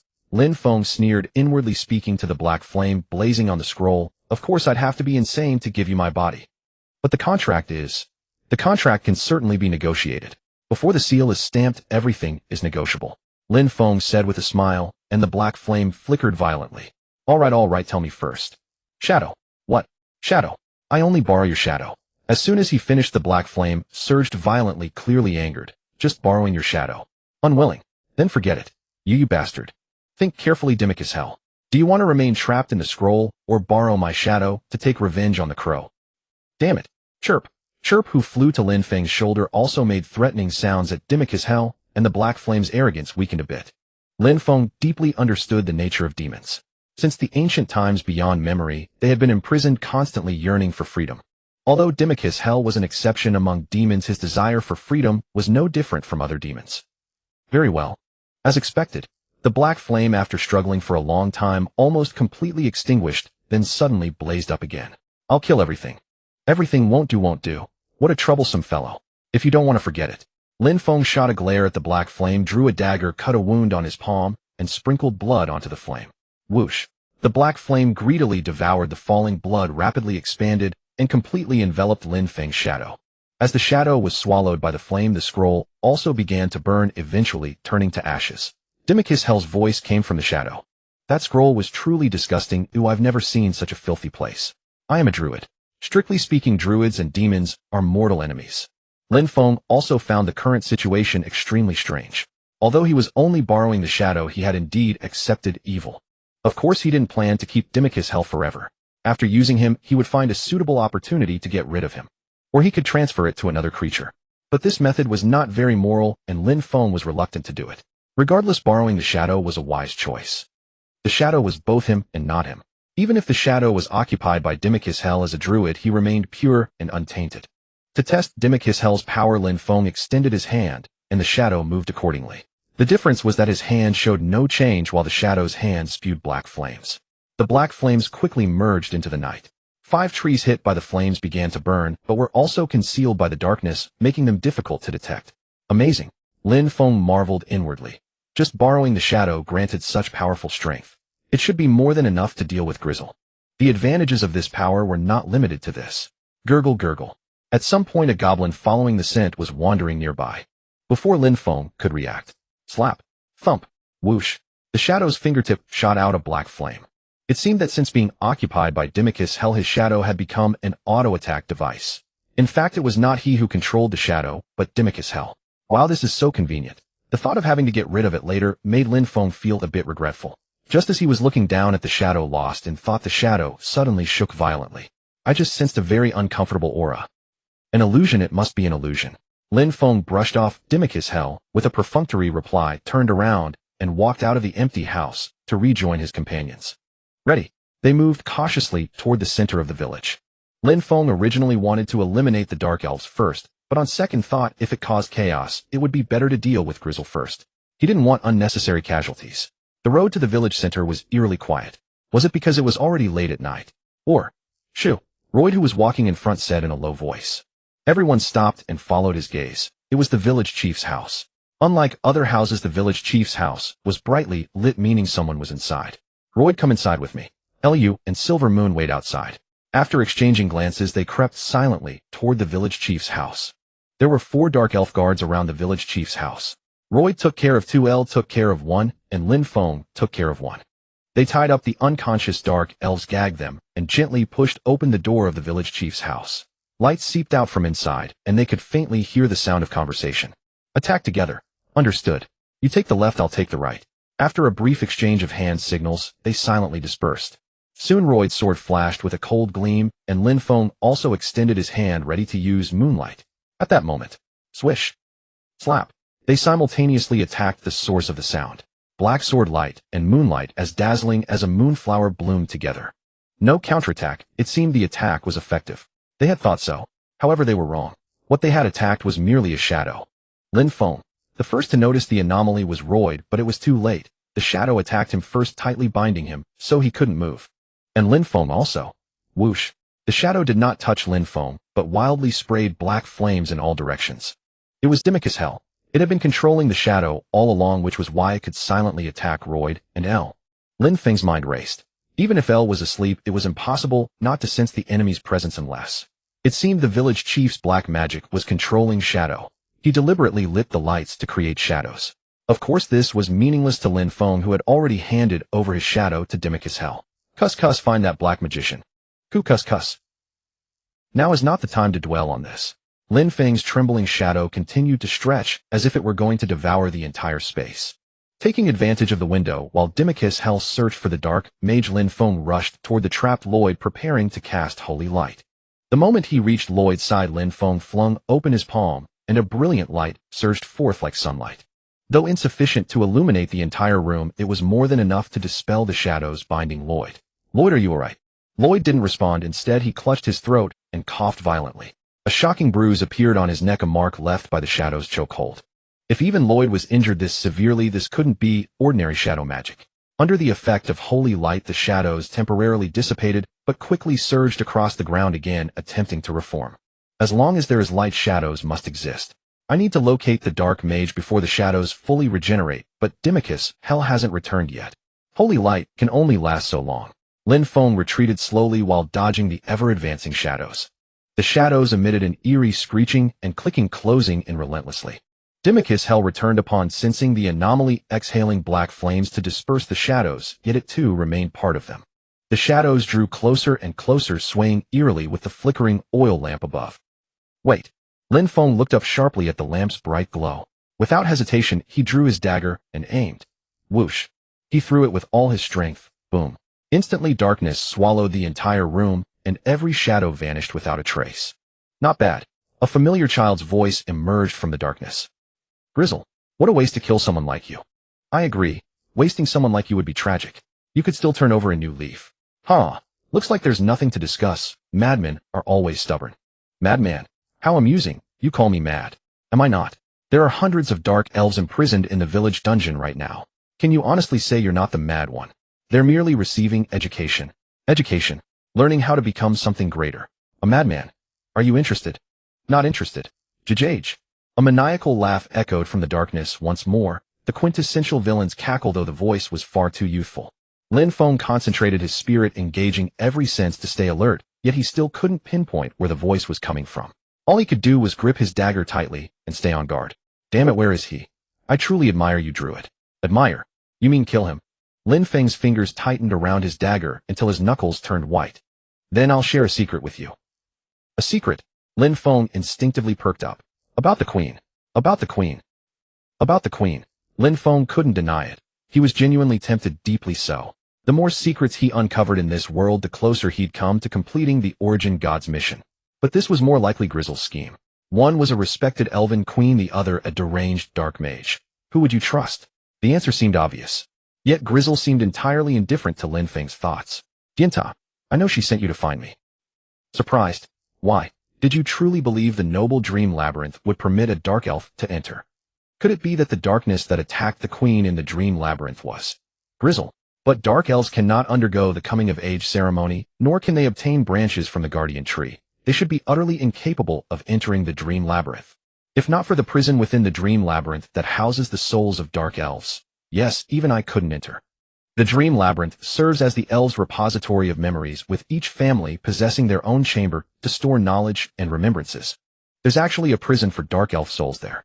It's not impossible. Dark elves are still elves, so their memories and knowledge could naturally be stored within the dream labyrinth. Of course, the value of these memories and knowledge would never compare to that of ordinary elves. The queen sealed away our joys, sorrows, and all our suffering there. I infiltrated the dream labyrinth through that prison. Just as Lin Feng found his own unconventional way, and Grizzle used an equally unique method to access it. But this method requires a medium like the guardian tree. After the world tree began to wither, this place, the dark forest, was among the first to suffer. The magical beasts grew ever more powerful and famine worsened. To survive, we resorted to any means necessary. Yes, for survival we did anything. We nearly resorted to cannibalism. We sought the queen's aid, for survival. But Diantashi, a chilling sound emerged, caught somewhere between tears and laughter. She wanted us to be scapegoats to bear her calamity. Isn't that interesting? She abandoned us. The elven queen abandoned the dark elves. Despite being ostracized in Lavinian City, they are still elves of Lavinian City, and the queen has a duty to protect them. So I resolved to survive no matter what. And then I gained power. Power. Lin Feng felt a chill and focused his spirit, staring intently into the darkness, where Grizzle's voice pulsed with fervor. With this power, we can survive even without the queen. We will forge an ideal realm for dark elves, a black Lavinian city. We'll destroy the corrupt elves and establish a new paradise. A manic laugh echoed through the darkness. Stop dreaming. The laughter cut off abruptly. What black Lavinian city? What new paradise? How are you any different from the queen? In the end, you only want to use them as stepping stones. Different? I see no difference. Your outcomes are identical, and you're no better than the queen. The surrounding darkness churned and coiled around Lin Feng's ankles, clearly enraged. But Lin Feng didn't stop. He kept provoking Grizzle. No, you're far more despicable than she is. You burned and hanged your own kin, condemning them to a wretched fate, and imprisoned them under the guise of education. The pain of darkness corroding his skin intensified, and Lin Feng gritted his teeth through the agony. Suddenly a cold smile crossed his face. "What? Do you really think yourself some good person?" No sooner had he spoken than the air around him turned razor-sharp. Darkness congealed into blades intent on severing his throat. At that moment Lin Feng cast holy light. He clenched his teeth, beads of fine sweat forming on his forehead, as the magic power surging within his body poured forth like a breached dam, nearly draining every ounce of his strength. A disk as wide as a tire materialized before him, radiating a brilliance akin to the sun and dispelling the surrounding darkness. "Now!" Lin Feng roared hoarsely, summoning Dimicus Hell. Kusk. Simultaneously he grabbed Lloyd, and giving his final reserves of strength activated Forest Guardian. In an instant countless trees burst from the ground, thick vines writhed like pythons, shrubs grew wildly, and delicate flowers and grass sprouted only to wither away, transforming into resilient barriers. Layer upon layer they enclosed Lin Feng and Lloyd in a hemispherical sanctuary. This was no ordinary shelter. It was a divine blessing from the forest goddess, brimming with immense power. Beyond physical attacks, ordinary magic could not breach it either. Whether darkness, light, or any other force, nothing could affect this place. Boom. Swish. Bang. Crack crack. Almost as soon as the sanctuary formed, deafening explosions followed one after another. The entire space trembled violently, as if on the verge of collapsing. Lin Feng and Lloyd pressed tightly together, holding their breath, their faces pale, hearts pounding wildly, surrounded by heart-rending roars, as though they were in the midst of the apocalypse. After what seemed like an eternity, the terrifying sounds gradually subsided. Lin Feng finally exhaled, deeply slumping against a thick tree trunk, feeling as though he had walked through the gates of death itself. He must be hiding in the darkness. Even if he survived, he's seriously injured. As Lin Feng spoke, he kept watchful eyes on his surroundings, terrified that Grizel might appear at any moment. "If he's still alive, how do we fight him?" Lloyd's tone was filled with worry. Clearly he too had been stunned by Grizel's unpredictably formidable power. Lin Feng fell silent, his brow furrowed deeply. He still didn't know Grizel's full strength or what hidden cards he might have. Physical attacks probably won't work. The best approach is to use my purification power, but without the moon tonight, I can't guarantee its effectiveness. Saying this, Lin Feng couldn't help but feel frustrated. If there had been a moon tonight, he would have had far greater confidence in dealing with Grizel. The commotion should have alerted the dark elves in the village. Their strength is considerable. I'll leave them to you. I'll handle Grizel. Lin Feng looked up, his gaze firm as he met Lloyd's eyes. Now was no time to hesitate. A decision had to be made quickly. Lloyd nodded. He knew Lin Feng's nature and said nothing further, simply patting his shoulder in silent understanding. "I'm fine. Take care of Elle." Lin Feng smiled reassuringly. He retrieved the philosopher's bottle from his storage ring and unhesitatingly drained the remaining half. The sweet liquid flowed down his throat into his stomach, transforming into a warm current that spread rapidly throughout his body. Lin Feng felt his depleted magic power recovering quickly, still insufficient, but perhaps enough for one attempt. He took a deep breath, first using forest healing to mend Lloyd's wounds, then carefully stepped out of the sanctuary. No sooner had he emerged than a chilling aura hit him like a wall. His shadow erupted with black flames, as if warning him of impending danger. "Kusk." Lin Feng called out tentatively. "Don't call me that." Dimicus Hell's impatient voice came from within his shadow. "What about that guy?" Lin Feng ignored Dimicus Hell's complaint and continued. "Ashes. What a thrill." Dimicus Hell's voice brimmed with excitement and bloodlust. "That's not what I meant. How is that guy doing, Grizel? Didn't he hide in the darkness?" Lin Feng was dumbfounded. This Dimicus Hell was truly a battle maniac, caring for nothing but fighting. "Look for yourself," Dimicus Hell said gruffly. Lin Feng raised his head and looked around. The houses that had once stood before them had vanished completely, leaving only rubble and scorched earth desolate under the night sky. But he knew Grizel was still alive. No, he could feel it. That chilling presence had not disappeared. Rather, it had grown clearer and more intense, like a venomous serpent's tongue covertly watching them. The dark elves, sensing the disturbance, were already making their way here. They would discover what had happened soon. Silver Moon. Lin Feng had no time to waste. He decisively whistled, summoning his companion. Hearing Lin Feng's call, Silver Moon sprinted toward him, circling anxiously twice, as if asking whether he was hurt. Lin Feng mounted the wolf, gently patting Silver Moon's neck to signal silence. In the next moment, Silver Moon cleared the tall fence and darted into the dark forest. An endless expanse of dark forest lay before them, true to its name. So dark one could not see one's own hand. Activating Eagle Eye, the pitch-black forest became crystal clear in his vision. He could distinctly see the surrounding trees, shrubs, and even fallen leaves on the ground. Footprints. Lin Feng noticed a trail of small footprints leading into the depths of the forest. He had Silver Moon sniff the scent, then drew his bow and knocked an arrow ready for combat. Silver Moon lowered her head, sniffing as she advanced cautiously.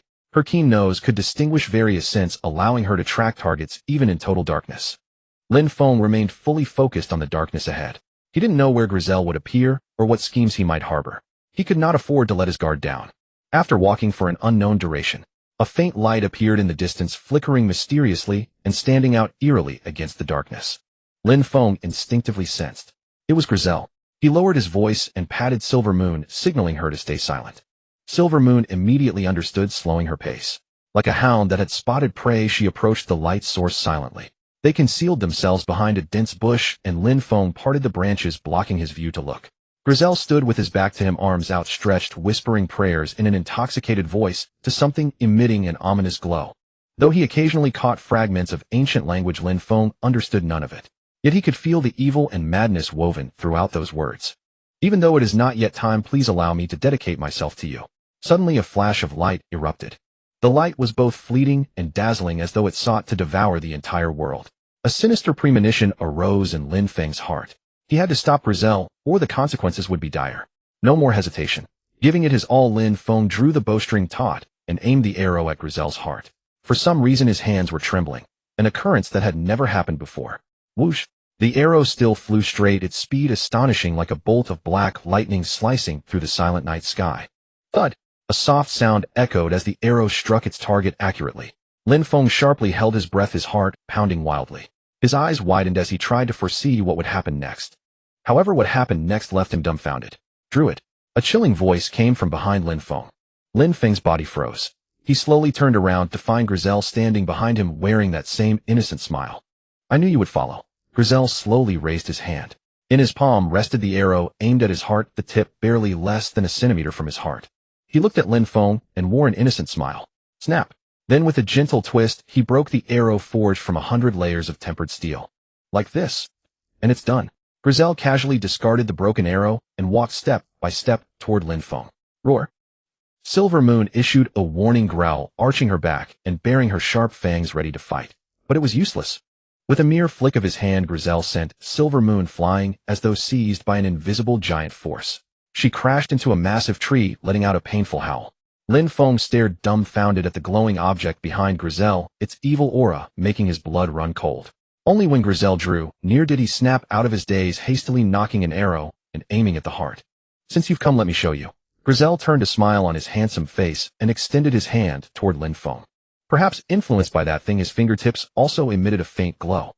True power. True justice. True redemption. Roar. Woof. Woof. Silver Moon struggled to her feet, ignoring her pain, and lunged at Grizel once more. Yet again, with a casual flick, she was sent flying as though grasped by an invisible giant hand, crashing heavily into a tree. Silver Moon. Lin Feng anxiously glanced at Silver Moon as she fell to the ground. How are you? Grizel looked at Lin Feng, his tone dripping with mockery. What have you done? Lin Feng stared at Grizel in shock and fury. He had no idea what spell his opponent had used to defeat Silver Moon so effortlessly. Grizel did not answer. He stepped closer and closer to Lin Feng, his slender finger gently touching his forehead. Want to see for yourself? A thunderous explosion reverberated through the forest, causing the entire woodland to tremble. This was no illusion. A violent shockwave radiated outward. Choking dust filled the air, obscuring Lin Feng's vision. The blast hurled him with tremendous force, sending him tumbling several times before he slammed heavily into a massive tree. Excruciating pain racked his body, and he hadn't even had time to cast any defensive spells. Fortunately, he clung to a sliver of consciousness. The Forest Child trait activated. You have felt the blessing and grace of Limsaka. A flickering system prompt appeared in his blurred vision. Limsaka's blessing and grace. Yes, this was also a forest. Groaning, Lin Feng struggled to his feet, feeling as though every bone in his body was about to break apart. Thankfully, his body had not suffered severe damage, only a dull ache in his ribs, which was trivial. He looked up and saw Grizer lying collapsed not far away. He had to finish him off. Suppressing the searing pain, Lin Feng dragged his heavy steps toward Grizer, intending to bind him with resilient vines. A low groan escaped his lips, but the skill failed. Vine manipulation was only a low-level spell, yet now there were not even sprouts to be seen. Had the explosion drained all his mana? The potions in the sage's bottle were already consumed. Lin Feng reluctantly took a low-grade potion from his storage ring and gulped it down. Gulp gulp. The foul-tasting low-grade potion slid down his throat. Lin Feng attempted vine manipulation again. But the moment he stretched out his hand, damn it, Grizzer's figure had vanished. The unconscious man had disappeared in the blink of an eye. Damn it all. Cursing, Lin Feng scanned his surroundings. Fortunately, he spotted trampled grass not far away. It seemed Grizzer had been dragging his feet, leaving a faint trail on the ground. Holding his breath, Lin Feng followed the trail like a hunter tracking prey. Heaving, his still recovering body struggled with every movement. His breath came in short gasps, and his head swam. If only Silvermoon hadn't been injured, he could have used it to track Grizzer. But it was too late for regrets. The priority was to find Grizzer before he harmed Silvermoon. A faint rustle reached Lin Feng's ears. He immediately softened his steps and crept silently toward the source of the sound. Pushing aside the dense underbrush, a familiar silhouette came into view. Or rather, only a familiar face. It was Grizzer's head. His skull lay on the ground like discarded refuse, black mud oozing from the severed neck. His body was equally shattered, black mud and dust seeping from the wounds. Lin Feng had seen this before, in the dream labyrinth. The ruined, empty, doorless rooms had been filled with such an aura. Were they the sole remnants of dark elves? Or resentment? Or gurgle? The black mud merged, gradually enveloping Grizzer's head and body. Witnessing this, an indescribable terror surged within Lin Feng. A chill ran down his spine, as if an invisible hand had gripped his throat, rendering him motionless. He had to do something. Forcing himself to move just as he reached out. Bang. Splat. The black mud swelled violently, reconnecting Grizzer's head and body. Only the connection seemed reversed. The twisted head turned with a click, followed by a pair of intensely glowing purple eyes locking onto Lin Feng. Grizzer raised a hand, pointing a twisted finger at Lin Feng. Bang. A powerful force struck Lin Feng, sending him crashing to the ground once more. A splitting headache hit him, his mouth filled with the acrid taste of dirt. Coughing, Lin Feng struggled to rise, only to see Grizzer advancing step by step. His grotesque body moved with an eerie gait. Lin Feng turned to flee, but there was nowhere to run. His back was against a thick tree trunk. Panting heavily, Lin Feng stared at Grizzer in terror. The childish face now bore no expression at all. It seems even Limsaka can't help you anymore. I'll make you know what it feels like to be abandoned. Grizzer spoke, reaching out his twisted hands to seize Lin Feng's head. A searing pain shot through Lin Feng, as if his skull were being crushed. A cacophony of bizarre, unheard whispers drilled into Lin Feng's ears. Even with the language master trait, he could not comprehend the meaning of these words. Am I going to die here? Facing absolute power, Lin Feng felt utterly helpless. His consciousness began to blur, and warm blood trickled from his nostril and down his lip. No, I can't die. Chirp. Just as Lin Feng was in despair, a beam of light flew out from his chest, hovering in midair. It was Chirp. Grizzer immediately released his grip and retreated. Lin Feng collapsed weakly to the ground. Chirp, chirp. The little creature's cries scattered specks of light. Lin Feng didn't know what was happening, but he could feel that the light was preventing Grizzer from approaching, and moreover, the light was healing him. Just like when Chirp first met him and injected him with life force, the warm light dispelled the excruciating pain in his head and restored his strength. Lin Feng slowly rose to his feet. You worthless piece of trash, how dare you? Grizzer roared in fury, firing purple energy bullets at Chirp. Chirp dodged agilely, narrowly escaping each time. He had to finish him quickly, but his bow was already broken in two. A dagger, or the Hydra's venomous fang. Just as Lin Feng reached for the weapon at his waist, Chirp, hovering in midair, Chirp suddenly let out a sharp cry and burst into blinding radiance. With a pop, the light faded, and an object fell from the sky. Lin Feng instinctively caught it. This was a bow. Light, smooth, and resilient. It seemed to be crafted from polished cat's eye, radiating a shimmering multicolored glow. The bow curved naturally, exuding power, yet it had no string. It was neither wood, horn, nor metal, as if made from something not of this world, brimming with mystery. As Lin Feng gripped the bow, a familiar sensation washed over him, as if he had long been accustomed to its presence. He naturally assumed the stance, drew back the invisible bowstring, and an arrow formed from Chirp's light materialized out of thin air. Though Lin Feng was covered in wounds and in poor condition, his heart was now calmer than ever. He aimed at Grizzer without hesitation. The latter's hands erupted with purple-black flames, coalescing into ferocious fireballs that roared toward Lin Feng. Whoosh! Lin Feng released the taut bowstring. Chirp! With a crisp sound of cutting air, the arrow pierced through the air, the darkness, and the ominous purple-black flames. Thud! It struck Grizzer right in the heart. Ugh! Aya! Yawa! Lin Feng had only hit Grizzer, yet screams erupted from all directions. Old, young, female, male. The blazing flames gradually died out, and Lin Feng approached Grizzer. Black mud oozed from his eyes, ears, nose, mouth, and even pores. Lin Feng suddenly realized that those screams were coming from the black mud. Grizzer! Lin Feng gripped Grizzer's chin with one hand. Cough. Ugh. Grizzer vomited black mud, continuously unable to speak. Black mud was seeping from every part of his body. He couldn't see Lin Feng or hear his voice. Mimicking what Grizzer had done earlier, Lin Feng placed his hand on Grizzer's head, preparing to cast natural healing. Just then, stop. A familiar voice came from Grizzer's mouth. With black mud smeared on his lips, he spoke haltingly. It will only make him suffer more. Queen Dianta. Yes, you may call me Dianta. How are you here? There is a connection between Grizzer and me, though it's just a thin, fragile thread. What is going on? In the dream labyrinth, can you now tell me what you didn't finish? Grizzer. The queen's voice was low and sorrowful. According to her, Grizzer had the ability to enter the dream labyrinth. To save the dark elf race, he entered the dream labyrinth to find the queen, but what awaited Grizzer were the dark elves' unbearable past and shattered souls.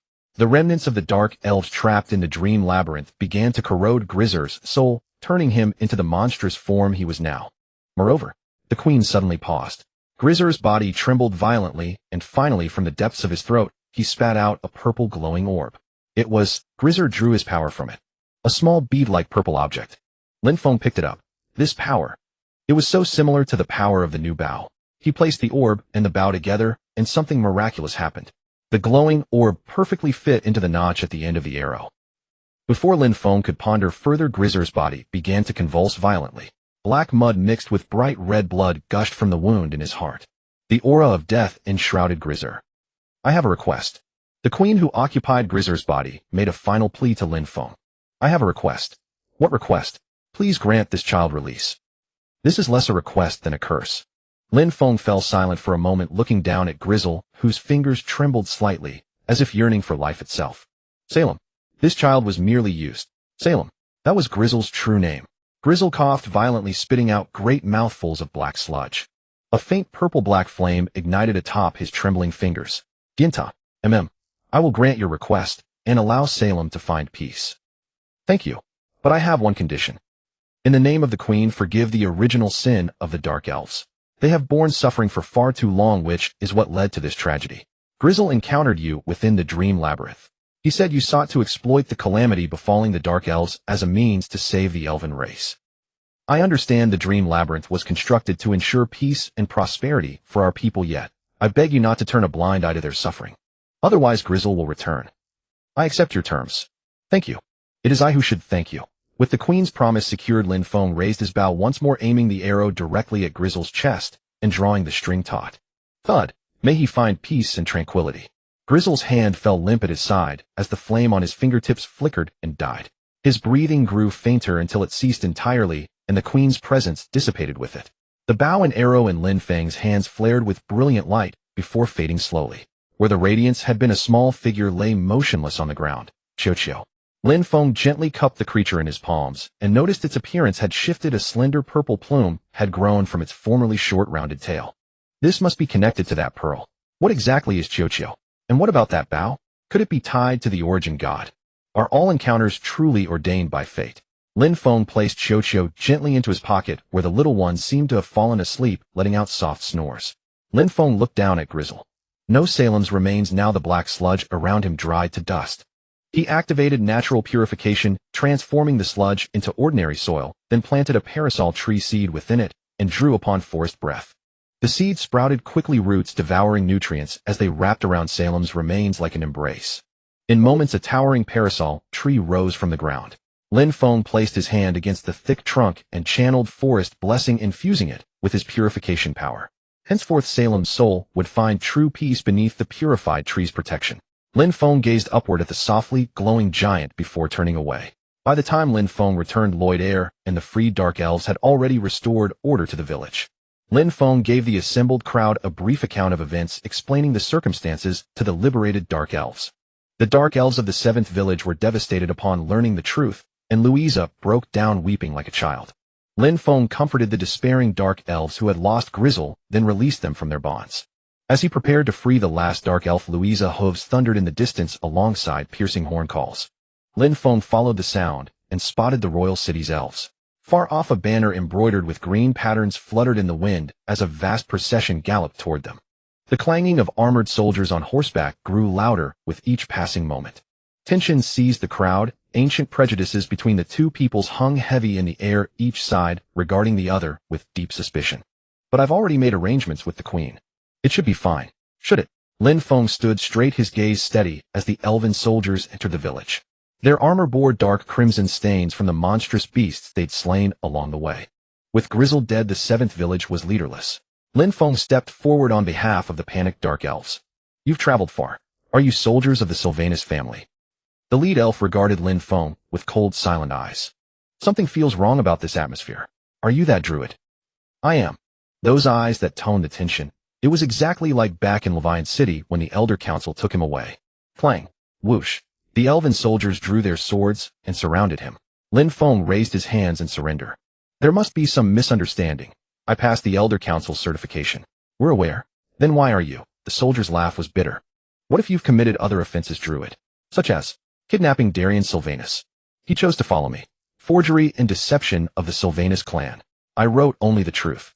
Attacking the Dark Elf village, that wasn't my doing.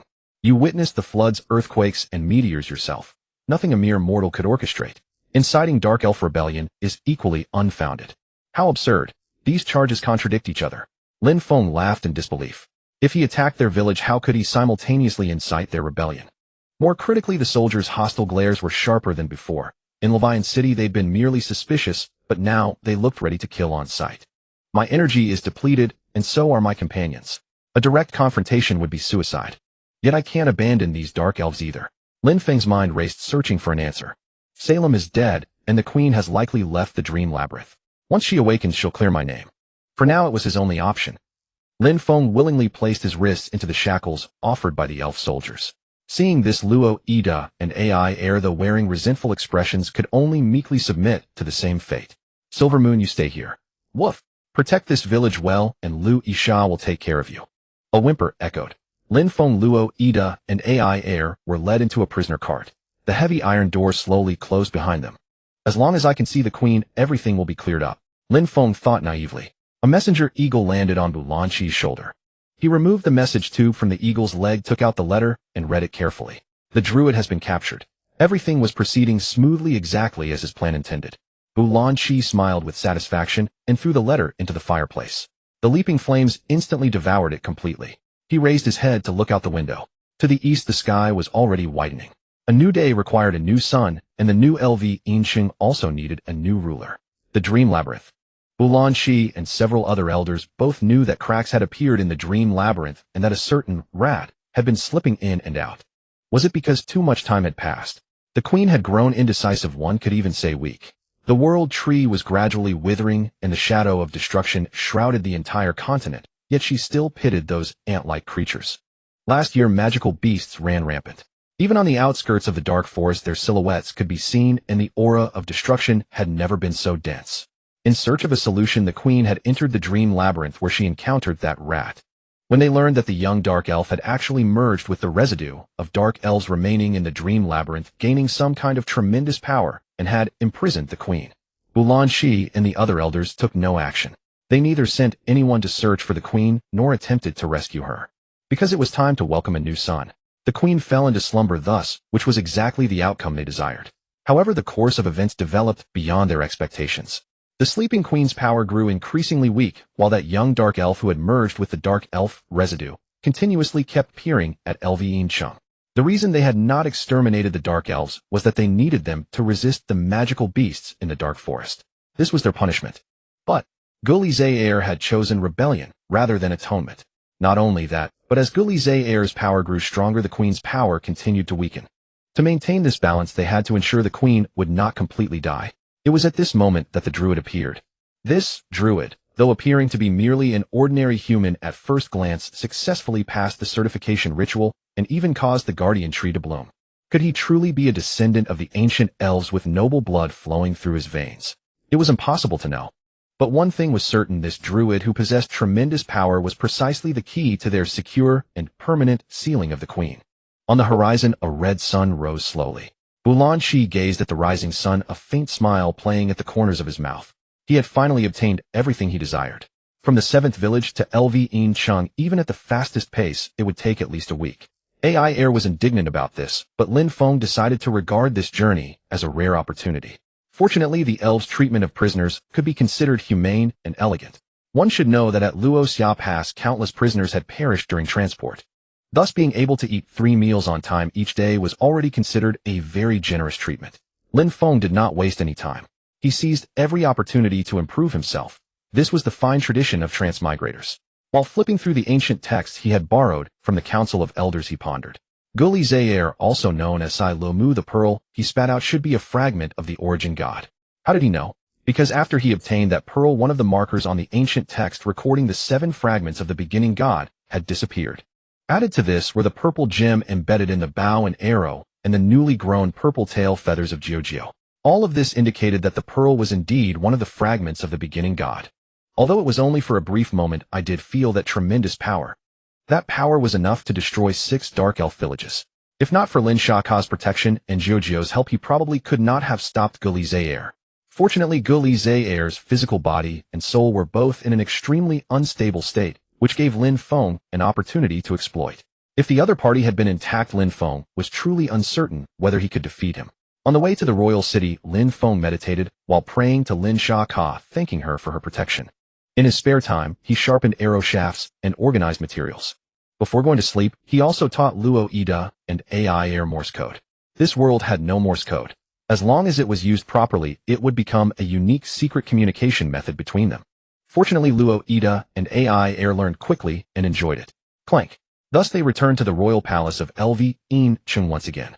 Lin Feng looked around, wanting to see if De Liang's parents, namely the Xie Wan Nu Si couple, would appear. However, the streets were completely empty, eerily quiet. What was going on? Guli Zaire's curse had been lifted, and the queen should have already come out of the dream labyrinth by now.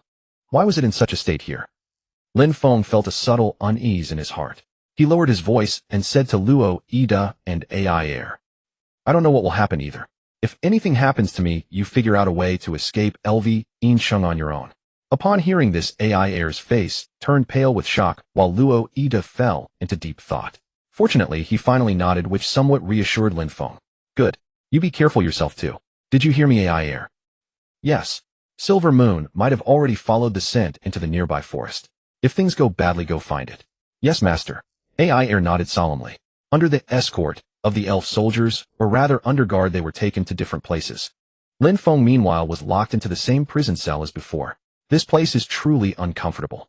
The overhead light compressed Lin Feng's shadow into a small cluster. The voice of Ku Si came from within the shadow.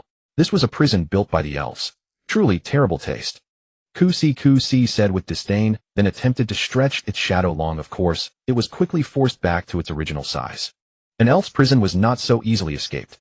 How long would they lock him up this time? Lin Feng took a deep breath and sat cross-legged on the ground.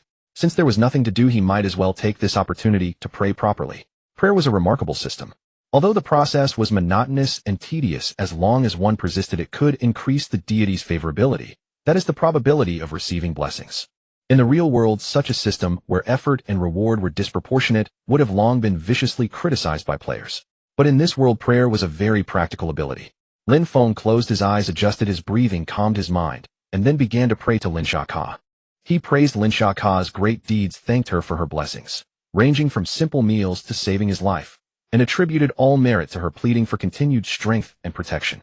As he prayed, Lin Feng suddenly realized this was not so different from writing self-criticisms at school. Of course, his skill at writing self-criticisms was quite impressive, so this level of prayer was practically a piece of cake for him. Days passed one after another. 2 days. 3.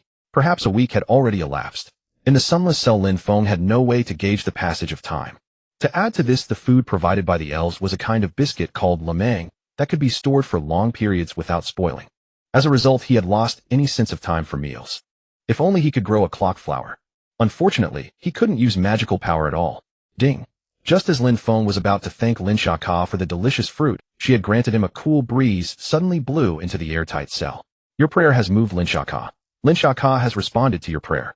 Title Child of the Forest has evolved to Favored of the Forest. Lin Feng's eyes snapped open. He stared at the shimmering golden characters before him, his heart brimming with joy. Favored of the Forest. You are the child of the forest, specially blessed by Lin Shaka, goddess of forest and earth. The sacred power within you has been enhanced.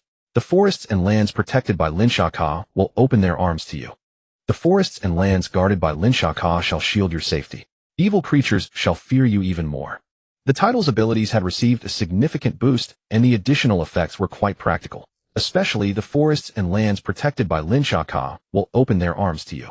It was worth noting that on this continent, there were still many forests and mountains that humans could not set foot in, and this effect meant he could freely enter and exit those areas. This would undoubtedly be a tremendous boost to his quest for the fragments of the origin god. As for what shield your safety exactly meant, Lin Feng had no idea yet. Whether it provided physical damage reduction like in games, or some other effect, he would only be able to verify it once he got out. Lin Feng looked up at the firmly closed prison door as though it would never open. Just as he was about to kick it, creak, with a heavy grinding sound, the prison door slowly swung open. To Lin Feng's surprise, it was Branky who appeared before him. She maintained her arrogant demeanor, looking down at Lin Feng with cold eyes. Druid, just call me Lin Feng. Follow me. Aren't you going to give me an explanation? You know what crime you're accused of. There's no need for me to explain. Crime. Lin Feng was so angry, he almost laughed. He had saved those dark elves and thwarted Grizzle's conspiracy, essentially preventing a rebellion, and that had somehow become his crime. What was the queen doing? This was simply outrageous. She was clearly biting the hand that fed her. Lin Feng couldn't help but clench his teeth, his hands gripping into tight fists. He hadn't expected elves to be so despicable. He had previously thought it was just dwarven prejudice. However, Lin Feng did not make any rash moves. He decided to observe first. He silently followed Branky down the long corridor to a massive door. At the end of the corridor, a teleportation gate appeared in the room. Was another certification ritual required? Just as Lin Feng was puzzled, Branky spoke. From now on you will step into Greenshade City's most sacred place. Though you are but a lowly insect, your power will fight for the glory of Greenshade City. What was this nonsense? Thank the god of fate for bringing you before us. No sooner had she finished speaking than several elven soldiers stepped forward and shackled Lin Feng's wrists. Those seemed to be manacles forged from mithril, lightweight, yet exceptionally sturdy. The manacles were also engraved with runes Lin Feng had never seen before. Pushed by the elven soldiers, Lin Feng stepped into the teleportation gate. Tap. In the vast and silent corridor, Lin Feng's clear footsteps echoed. He looked around. Many portraits hung on the walls, faces he recognized. Where is this? He had seen this corridor in the Dream Labyrinth. So the end of this corridor was. Before Lin Feng could figure it out, Branky pushed him again. Lin Feng turned around to see Branky and several other elders following him in. Their eyes held both anticipation and fear as they looked at Lin Feng. Keep walking, Druid. Branky's cane poked Lin Feng's back again. Lin Feng had no choice but to steel himself and continue following the elders. Could the queen be at the end of this corridor? As he walked, Lin Feng secretly glanced around. The portraits on the walls seemed to stare at him coldly, as if he were some irredeemable criminal. Lin Feng held his breath, a grim premonition rising in his heart, as though something terrible awaited him. Creak. At the end of the corridor, a massive stone door slowly opened with a grating friction sound. The room beyond was resplendent and solemn. Enormous white marble pillars supported the high dome. The floor and walls were also paved with white marble decorated with exquisite golden patterns. Crystal windows in the ceiling let multicolored light filter through, illuminating the entire room as if it were a dream. And in the center of the room, gulps, the queen was actually lying there. She lay on a huge bed adorned with swan down, seemingly breathless, like an exquisite statue or a lifelike specimen devoid of any sign of life. However, rustle, tap, by the queen's pillow, a branch of the guardian tree was visibly growing and withering in an endless cycle, as if proving she was still alive. Audacious. Just as Lin Feng was transfixed, Branky suddenly swung her cane and struck his knee hard. Lin Feng cried out in pain and instinctively fell to his knees. Branky pressed her cane against Lin Feng's forehead, forcing him to bow his head toward the queen. That your base life may be offered to Her Majesty the Queen is your honor, Druid. Smack. The searing pain. A hard object smashed into Lin Feng's head, causing stars to dance before his eyes. You're going to splatter my brains. Lin Feng roared within his heart, yet not a single sound could escape. He had come to realize these elves were impervious to both coercion and persuasion. Once in their hands, he would likely gain nothing but suffering. Several elves lifted the half-conscious Lin Feng and dumped him beside the queen, then transferred the metal ring that had been shackled to his wrists onto the queen's wrists. What in the... As it bound the two together, Lin Feng clearly felt his strength being slowly drained away.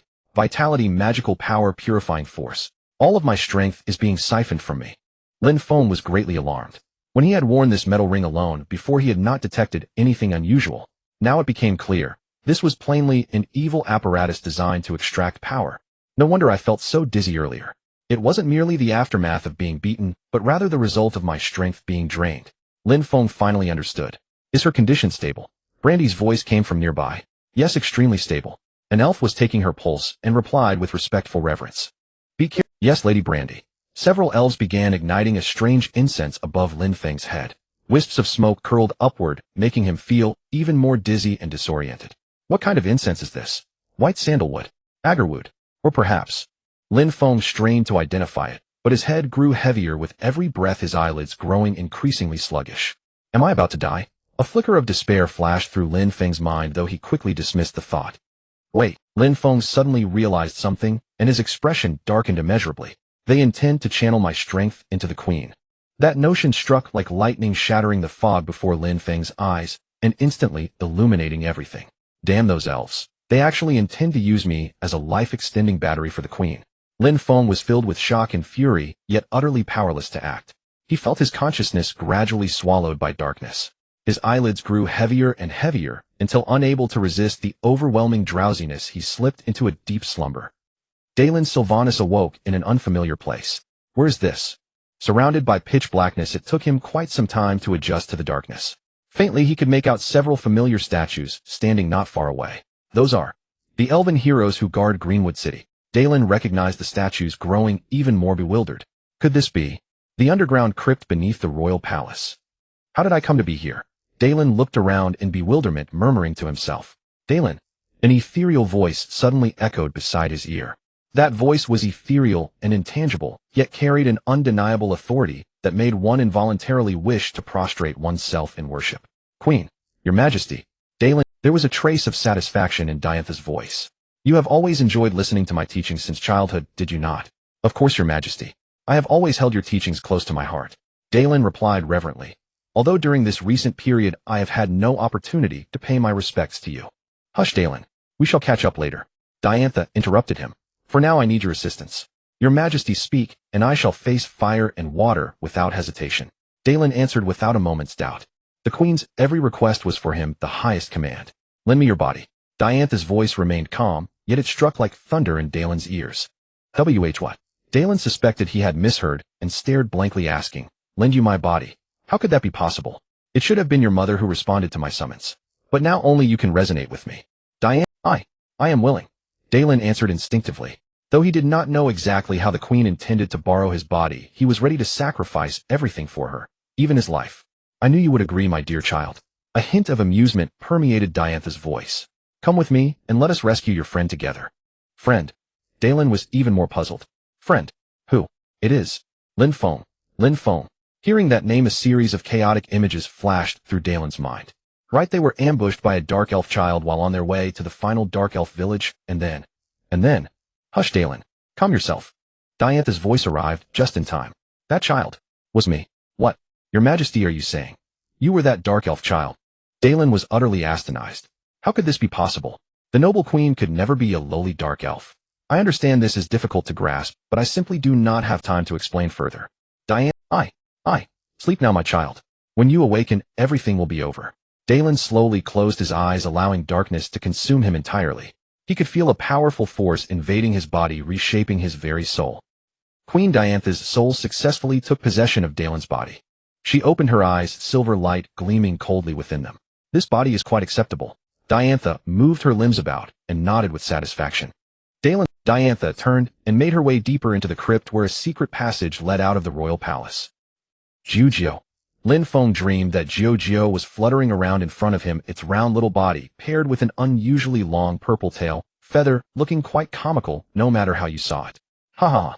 Lin Feng could not help but laugh out loud. Jiu seemed somewhat displeased and bumped its head against his.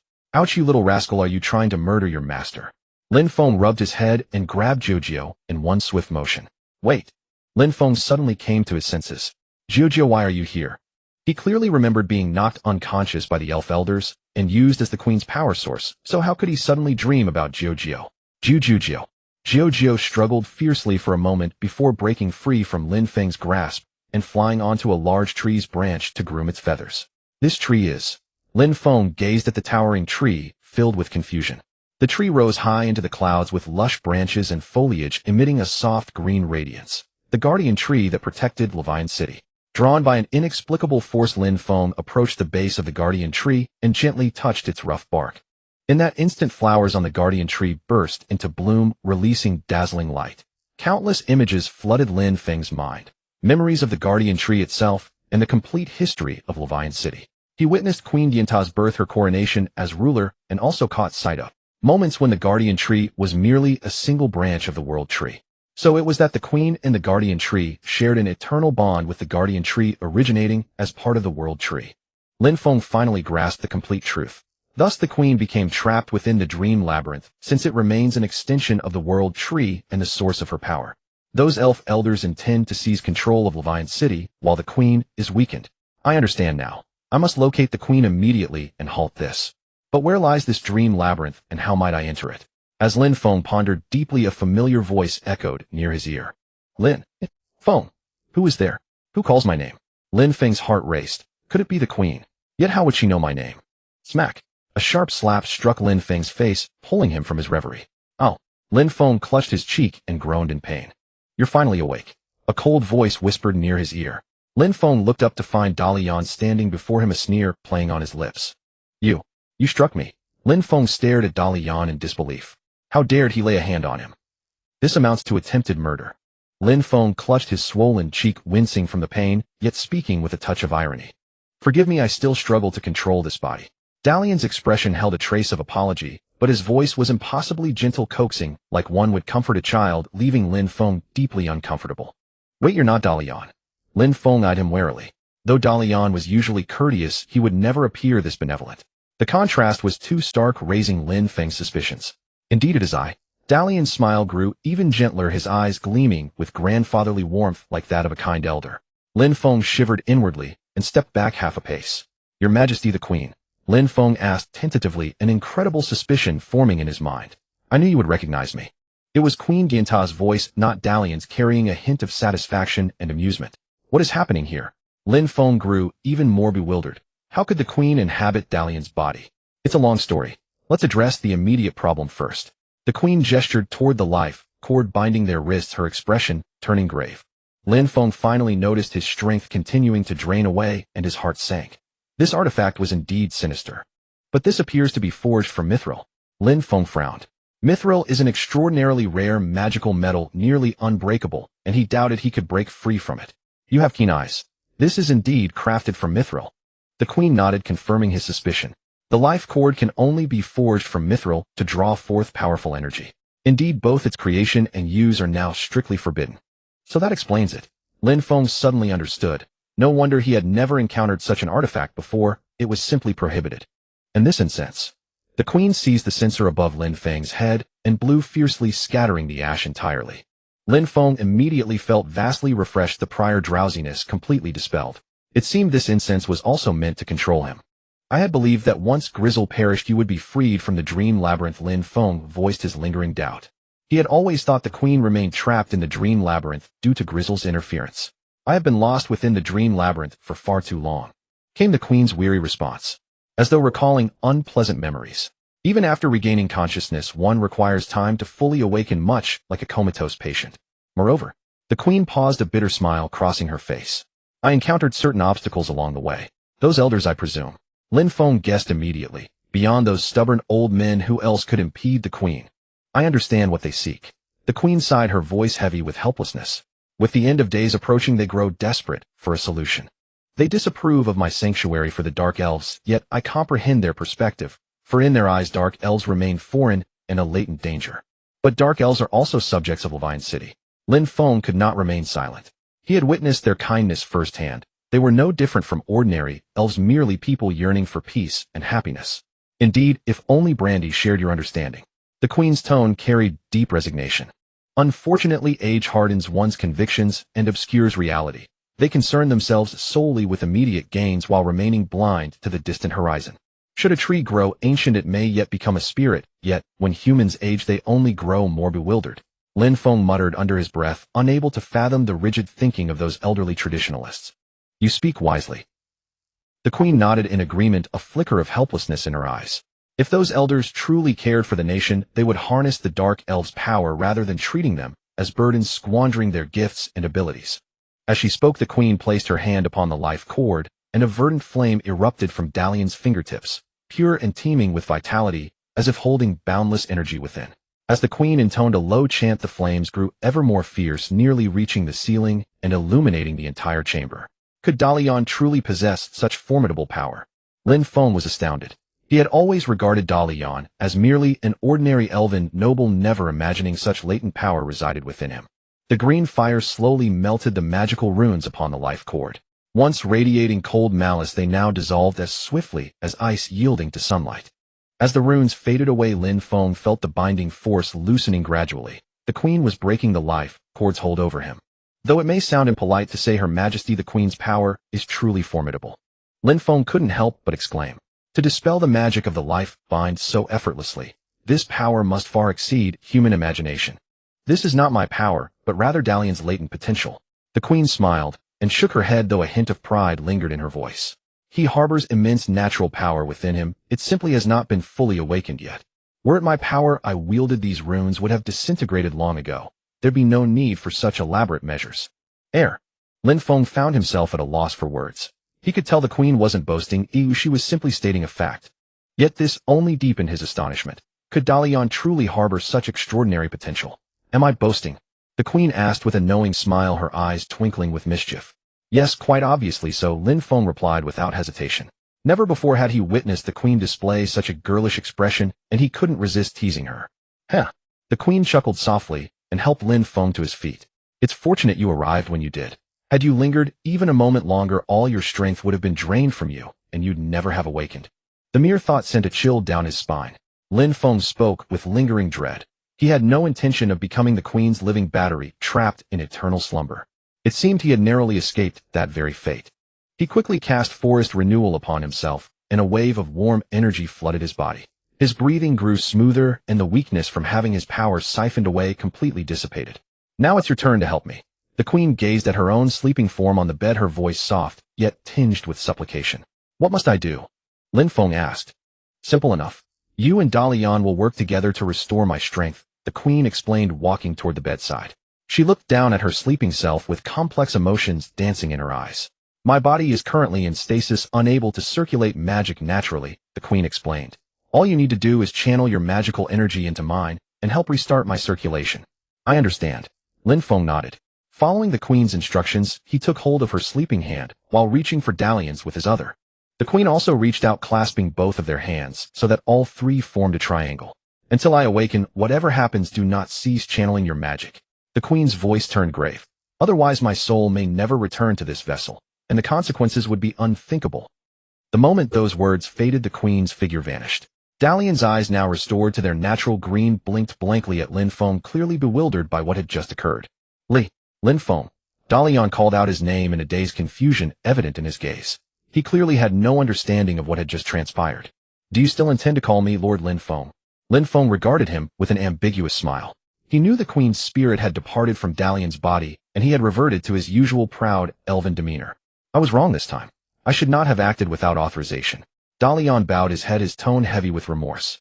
He understood now that his reckless actions had nearly cost Lin Feng his life, and nearly endangered the queen as well.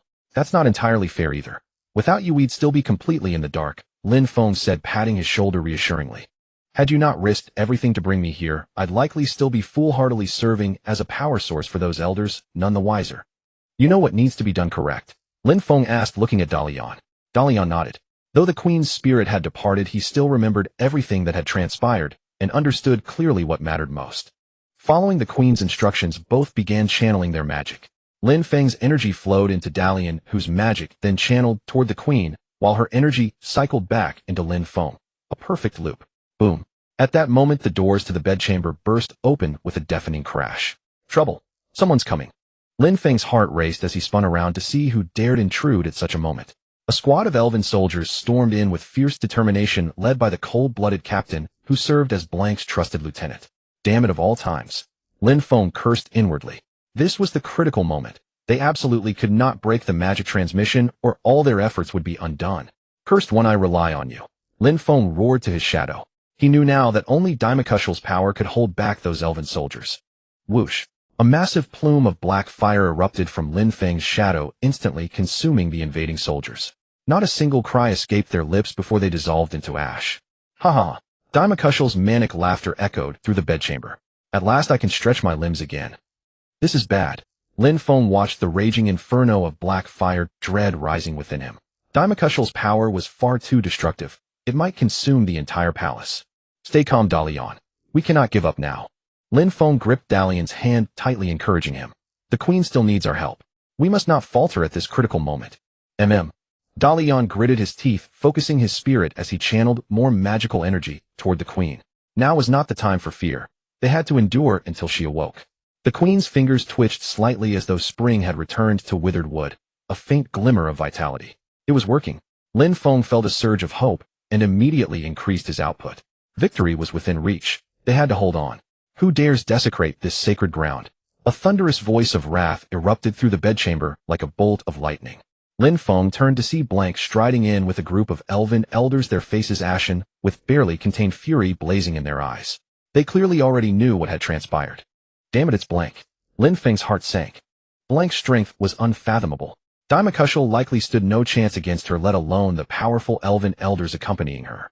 True to form, Blank swept her hand, and a blinding ray of light shot toward Daimakushal like lightning. The radiance was sacred and majestic, brimming with the power to purify all evil. Roar! Daimakushal let out a primal howl as black flames churned violently, like boiling magma desperately attempting to shield against the radiance. Yet the light pierced through unimpeded, striking Daimakushal's form. Futile, wicked creature. Prepare to die. Blank sneered, her staff erupting with even more brilliant light. She had already set her heart on Daimakushal's demise. Damn it. Lin Feng's mind raced with desperation. If Daimakushal fell, he and Dalian would be next. Blank would never show them mercy. At that critical moment, a radiance far more dazzling erupted from the queen's body. Sacred and warm, brimming with life force, it illuminated the entire bedchamber in an instant. Finally, the queen slowly opened her eyes, divine light shimmering within them. No trace of her former exhaustion remained. Only boundless authority and strength graced her features. My queen, your majesty. Everyone in the bedchamber stood frozen in disbelief, unable to comprehend what they witnessed. The queen had truly awakened. The queen rose gracefully, her silver hair cascading like a waterfall, radiating a sanctified glow. She appeared as a goddess descended from the heavens, holy and untouchable. What a long dream. The queen's voice remained frail, yet carried profound authority, compelling all present to bow in reverence.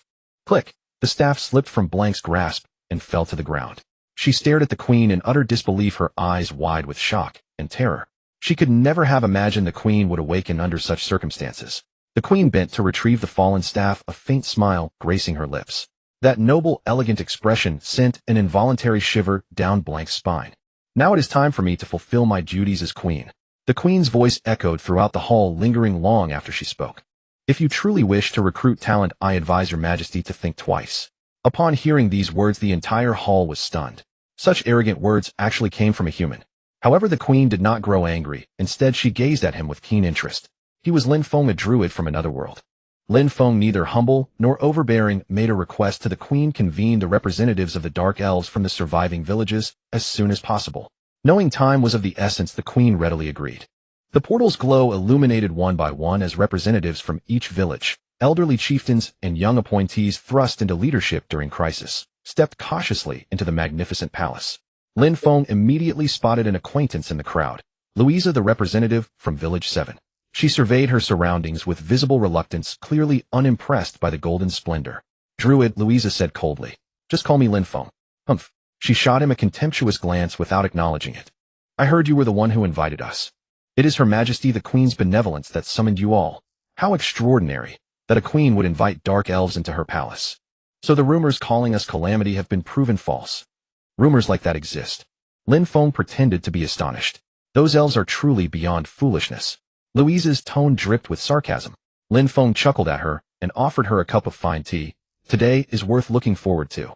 There is no need for worry. I have little expectation of elves. This time is different, Lin Feng said meaningfully. Passing through the long corridor, they arrived at a conference room. A deep crimson carpet covered the entire room, with a massive mahogany table positioned at the center, flanked by exquisitely carved chairs on both sides. The 7 dark elf representatives and Lin Feng took their seats in order. Soon the queen arrived, gracefully surrounded by her attendants. The dark elves rose to pay their respects, their expressions respectful, yet unable to conceal their inner unease. Good day, everyone. The queen's voice was as gentle as ever, carrying a reassuring warmth. I apologize for keeping you waiting so long. The dark elves remained silent, the atmosphere oppressive and suffocating. Seeing this, Lin Feng broke the silence. Since we finally met, why dwell on whether it's too late or too early? Lin Feng, you always know just the right words to say. The queen nodded approvingly. Only after she took her seat did the others dare to sit down. Today I have asked you all here to. The queen paused, turning her gaze toward Lin Feng. Lin Feng gave a slight nod, gesturing for her to continue. The queen took a deep breath, her eyes scanning each dark elf as she spoke slowly. It is to express my most sincere condolences for what you have endured, and to offer the highest respect for your sacrifices. Condolences. Respect. The dark elves looked at one another, their eyes filled with disbelief. Generations had carried the stigma of being descendants of sinners struggling to survive in the margins. Now the lofty queen was offering them condolences and respect. Moreover, I have a request of my own. The queen's words struck like thunder in their ears. A request. The dark elves had never imagined the queen would need anything from them. In the eyes of the world, they were monsters, slaves, beings lower than insects. And now the queen was asking for their help. The dark elves' eyes filled with shock, fear, anticipation, and deep skepticism. Please tell me, are you truly serious? Louise's voice trembled slightly, clearly still struggling to process the revelation. As the representative of Village 7, she knew better than anyone the horrifying crimes committed by Grizel. She had braced herself for the worst, never imagining the queen's request would await her. It is absolutely true. The queen nodded solemnly. Is merely stationing us in the dark forest not enough to atone for our sins? Louisa's tone carried a hint of resentment. Louisa, calm down, Lin Feng said softly. Louisa turned abruptly, glaring at him. How could you, a human, possibly understand the suffering we bear? Precisely because I understand, that is why I have summoned you. Lin Feng's gaze swept across everyone present, his voice steady and resolute. Please trust me. This meeting was arranged by me. A stir rippled through the conference room. That's right. I come from another world which allows me to view this matter with greater objectivity. I favor neither the elves nor the dark elves. The room fell silent, and the queen listened intently to his words. Grizel, or rather Saren. His ability to control 6 villages stemmed from his desire to protect the dark forest and his people in his own way. But his actions ultimately brought about an even greater catastrophe. Destroyed villages, displaced clansmen, and the encroaching darkness. Everyone present understood that the current situation was far from optimistic. The nights grew longer, the darkness deeper, and the monsters within the dark forest grew increasingly powerful. The dark elves alone could not withstand the erosion of darkness. This threatened annihilation for both the elves and the dark elves. The queen nodded in agreement, while several elder dark elves fell into somber reflection. In such circumstances, mutual hostility served no purpose. It would only hasten their demise. But if we join forces... Lin Feng paused, his gaze intense. Everything will change. He laid out his plan, sending elves to the dark forest for training, having dark elves enter the city to teach combat techniques, reclaiming wasteland for cultivation. Once the dark forest threat is resolved, I can guarantee food production will double. Lin Feng spoke with conviction. By then the dark elves' living conditions would improve dramatically, and the barriers between elves and dark elves would gradually dissolve. This way there will never be another Grizel. Lin Feng's words moved everyone present. A 3-day conference was thus convened. The queen and dark elf representatives engaged in vigorous discussion, with Lin Feng mediating and weaving their ideas together. Eventually the dark elves returned to the dark forest filled with hope. They would persuade their clansmen to accept the queen's proposal and face the darkness together. After the conference concluded, the queen summoned Lin Feng privately. Thank you, Lin Feng. I've grown tired of hearing that line, Lin Feng replied with a half-joking tone. The queen laughed at his remark, and the two stood side by side on the balcony, gazing at the bright moon in the night sky. Thanks to you, everything was resolved smoothly. No, this is all your merit. No, it is you, the queen said sincerely. You showed us hope. The two fell silent for a moment, and Lin Feng suddenly spoke. I also have a favor to ask. Tell me, Lin Feng. I will agree to anything within my power, the queen replied without hesitation, her cheeks flushing with a captivating blush under the moonlight. Lin Feng took a deep breath. I would like to request that you erect a stone monument for the dark elves of Village 7. The queen clearly hadn't expected such a request, and was momentarily at a loss for words. That's exactly what I mean. I wish to erect a stone monument in Village 7 for the fallen dark elves. Lin Feng explained patiently. Ideally blessed by your majesty herself, engraved with various protective and warning runes. A stone monument personally blessed and inscribed with these runes by the queen would not only deter wrongdoers, but also bring protection to the village. The queen studied Lin Feng for a long moment before gently nodding. That's a good idea. Right? We could also embed magic crystals within it, which would make the defenses even stronger. I'll also plant a few purification trees around it. Thank you. The queen's voice sounded somewhat dejected, but Lin Feng failed to notice, continuing enthusiastically with his thoughts. Despite her complicated feelings, the queen agreed to Lin Feng's request.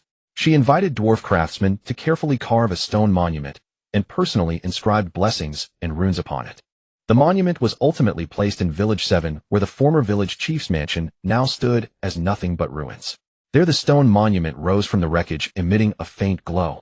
Lin Feng planted several willow trees around the monument and prayed silently. At its base an inscription read, dedicated to Saren. Under the moonlight, these words appeared especially clear. Before leaving, Lin Feng decided to spend a week traveling with Louisa to visit various Dark Elf villages and help them develop agriculture.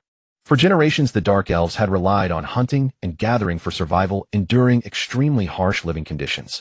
Lin Feng believed that teaching them to cultivate crops could effectively improve their lives. The reason he had such confidence was that when Druids reached level 43, they would learn a skill called Bountiful Earth. Rather than merely a skill, it was more like a divine miracle. Bountiful Earth could infuse the land within a designated area with powerful vitality, making it exceptionally fertile. Unlike other abilities, Bountiful Earth did not act directly on plants, but on the land itself. The caster could freely adjust both the range and duration of its effects. The effects of Bountiful Earth were immediate and remarkable. Even barren wasteland devoid of vegetation could transform into fertile farmland overnight under its power. However, every advantage carries its drawbacks. The skill's potency affected weeds just as readily as crops. Therefore, a bountiful harvest still demanded diligent cultivation and care. Lin Feng stayed one day in each village casting Bountiful Earth for them. Thanks to the top-tier magic crystals and potions provided by the queen along with the sage's flask he carried, casting the skill did not drain much of his energy. It was mainly the prolonged maintenance of the skill's effects that left him somewhat fatigued. In each village he cultivated 2 plots of land that would remain fertile for half a year, planting improved carrot and corn seeds brought from Levine City. With the blessing of Bountiful Earth, the seeds sprouted rapidly from the soil. For the land where the skill was not cast, Lin Feng suggested they plant drought-resistant and hardy crops like potatoes and sweet potatoes. Aren't you going to plant anything else? Al asked curiously. This is only the beginning. One must eat their meal bite by bite. Lin Feng smiled and patted his head gently. Beyond Lin Feng's efforts, the queen also dispatched scholars and farmers in teams to travel to each village and guide the Dark Elves in cultivating crops. Through the queen's dedication, the Dark Elves who once harbored hostility toward the elves gradually lowered their guard and began to accept them. Half a month later, Lin Feng returned to the 7th village where the portal was ready. It was finally coming to an end, though his heart was filled with mixed emotions. These few fields alone could not heal the scars in the Dark Elves' hearts, but at least it was a promising start. Levine City would only grow better from here. Just as Lin Feng was preparing to depart, Louisa approached with a group of Dark Elves, including the young boy who had taken Darien. He hid behind Louisa, stealing glances at Lin Feng. Lin Feng, are you returning to the royal capital? Yes, but I won't stay long there. I've been in Levine City too long. You're going to another country. What a shame. Lin Feng shook his head with a smile. I will return. Next year I'll come back to see how your crops are growing. We won't let you down, Louisa said confidently. I believe in you all. Louisa bowed her head, her tone filled with guilt. We owe you so much. The other Dark Elves also bowed their heads, expressing their gratitude to Lin Feng. Please do not say that, Louisa. This is all Her Majesty the Queen's. No, Louisa interrupted him. You are the first person to treat us with such sincerity. Although you are human, you understand us better than anyone else. Do I? We will never forget your kindness, Lin Feng. Louisa said earnestly. She had finally begun addressing him by his name. Ding. Congratulations on earning the achievement Guardian of the Dark Forest. Your understanding of the Dark Elves has improved. Additional reward acquired the Dark Elf exclusive trait Insight into Darkness. Additional reward neutral Dark Elves now hold you in high esteem. Additional reward your knowledge of the Dark Forest geography has increased. Additional reward your understanding of the Dark Forest creatures has expanded. Additional reward you have obtained information on the Dark Forest monster Shadow Weasel. Additional reward you have obtained information on the Dark Forest monster Shadow Bear. The sheer volume of system notifications overwhelmed Lin Feng, who waited several minutes before his vision cleared. The one who should be thanking you is me. Lin Feng rubbed his eyes and looked at Louisa sincerely. My, I have learned so much from you all. He shook hands with Louisa in farewell and turned toward the portal. Then, it is time to go. Take care, Lin Feng. You too. I will return with fine wine. Lin Feng waved and stepped through the portal. Upon returning to the royal capital, Lin Feng was accommodated in the palace at the queen's arrangement. He could have found his own inn, but having more pressing matters to attend to, he accepted her hospitality. Few, this is truly unfamiliar. Dressed in formal attire, Lin Feng felt uncomfortable in his own skin. This was already the 3rd time. Steeling himself, he followed the attendant to the palace's central garden. That evening the queen invited him to dinner. In the garden, flowers bloomed in vibrant splendor, while above the night sky sparkled with stars, and a crescent moon hung like a silver hook on the horizon. This scene felt almost like a date. Lin Feng could not help but let his imagination wander. Of course Her Majesty the Queen was such a noble figure. How could she possibly take an interest in a mere foreigner like him? Never mind, he should focus on the matter at hand. The dinner was lavish with Levian City's specialty dishes, yet Lin Feng found himself unable to savor the meal. Was he truly unsuited for courtly life? What was wrong with him? He was almost becoming a druid. Lin Feng chuckled self-deprecatingly and reached for the dessert the maid offered. It was an exquisite dessert, an ice cream crafted from fresh raspberries and milk adorned with delicate shards of white chocolate resembling a work of art. The moment had arrived. Lin Feng took a spoonful of ice cream, savoring it slowly before speaking. These must be raspberries from the dark forest, aren't they, eh? Are these a gift from them this time? Indeed. They are an exceedingly rare and special offering. It is a relief that matters resolved smoothly this time. Otherwise we would not have tasted such delicious ice cream. The queen chuckled softly and sampled some ice cream herself. Say what is on your mind directly. Is my intention really that obvious? Not at all. You have done well, and I appreciate your honesty. Lin Feng took a deep breath and said slowly, I have only one purpose. What is it? The god of origins. No sooner had he spoken than an oppressive silence fell over the dining table, as though the very air had grown heavy enough to solidify. Lin Feng chose this moment to confess to the queen because he believed someone who had lived for centuries like her would certainly have knowledge of the god of origins. Moreover, given her status and position, obtaining information about the god of origins should not be difficult for her. So he decided to take a chance. The queen remained silent for a long time, seemingly lost in thought. Just as the ice cream was about to melt, she finally spoke. He vanished even before I was born. Could it be she did not know either? Lin Feng struggled to conceal his disappointment. I regret to say my knowledge of him is no greater than yours. I see. However, you need not be too disheartened, Lin Feng. The queen grasped Lin Feng's hand, her voice gentle with consolation. As the apocalypse approaches and fragments of his have appeared in the dark forest, that indicates. Even a fragment possesses world-shattering power. This incident is proof enough. Had we not intervened in time, the entire dark forest, and even all of Levian City, would have been destroyed. Power is the easiest thing to abuse. Exactly. Human desires are insatiable. Like what happened when Salen became Grizzle. Precisely. If fragments of the god of origins fell into the hands of those harboring resentment and greed, the consequences would be unimaginable. Things have become complicated. The queen paused, then fixed Lin Feng with an intense gaze. I have decided to aid you. She released his hand and placed something into his palm. It was a leaf-shaped brooch set with a green gemstone, clearly valuable, and Lin Feng could sense a peculiar power emanating from it. Take it. What is this? This is my token of authority, representing my will as Dianta. The queen's token. This is an honor reserved only for heroes of the elven race. Noticing Lin Feng's confusion, the queen smiled and explained. The elven race will never forget your kindness. Your Majesty, they will aid you. At all times in all places. Namaya, what are you looking at? The Silver Forest. Lin Shaka followed Namaya's gaze. That was the dark forest of Levian City. Once it had been as luminous as moonlight, now it had been consumed by darkness. Every time she gazed upon this forest shrouded in darkness, Namaya couldn't help but shed tears. Lin Shaka assumed she was mourning her past sorrows once more. And yet, oh, it's shining. It has just regained its light, said Namaya, her voice brimming with warmth and hope. As she had said, a corner of the dark forest was bathed in moonlight, radiating a silvery gleam. Lin Shaka immediately recognized the work of the children of the forest, that child she had been paying particularly close attention to lately.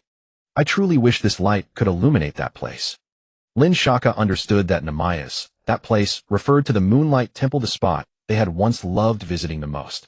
In the days before the Silver Forest fell to darkness, they often strolled there together, admiring the shimmering lake under the moonlight and the garden blooming with moonflowers. The Moonlight Garden had originally been guarded by the chosen elves, but as the Silver Forest succumbed to darkness, it gradually fell into oblivion, becoming a barren wasteland where not a single moonflower could be found. And yet, sister, it is time to entrust that place to him. Lin Shaka smiled, gently leaning softly against Namaya's shoulder. Gazing at the distant forest shrouded in darkness, her heart swelled with anticipation. Ding! You have received an oracle. A few days before leaving Levian City, Jiang Feng was packing his luggage when a line of golden text suddenly appeared before his eyes. An oracle? Could it be a quest issued by a deity? Please retrieve the Moonlight Temple. Reward a special gardener. The Moonlight Temple. A special gardener. Before Jiang Feng could process this, the golden text flickered again, transforming into another message.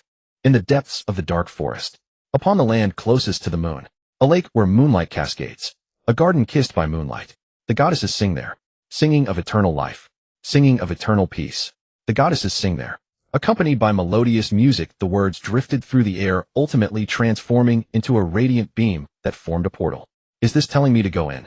Jiang Feng gazed at the portal before him, lost in thought. As expected of an oracle, this quest description couldn't be any more concise, could it? What exactly is the Moonlight Temple? What kind of special gardener is this? Could it be a pet? Never mind, I'll just go take a look. I have nothing better to do anyway, and perhaps I'll stumble upon something unexpected. I'll be back soon. Jiang Feng left a note, and then resolutely stepped into the portal. Inu had also wanted to accompany him, but the portal seemed to allow only one person through. It could only watch helplessly as Jiang Feng disappeared into the light. After the portal closed, Jiang Feng found himself in an unfamiliar forest. Warm sunlight, gentle breezes, the rustling of leaves, and birdsong filling the air. In the distance, the sound of a waterfall could be heard. Where is this? Jiang Feng had expected to be transported to the dark forest, but the scene before him was unlike anything he had ever seen. If he had to describe it, it resembled the place where the old woman lived. Yes, this was very similar to the forest where he had first encountered that old lady after transmigrating to this world, only denser and more lush.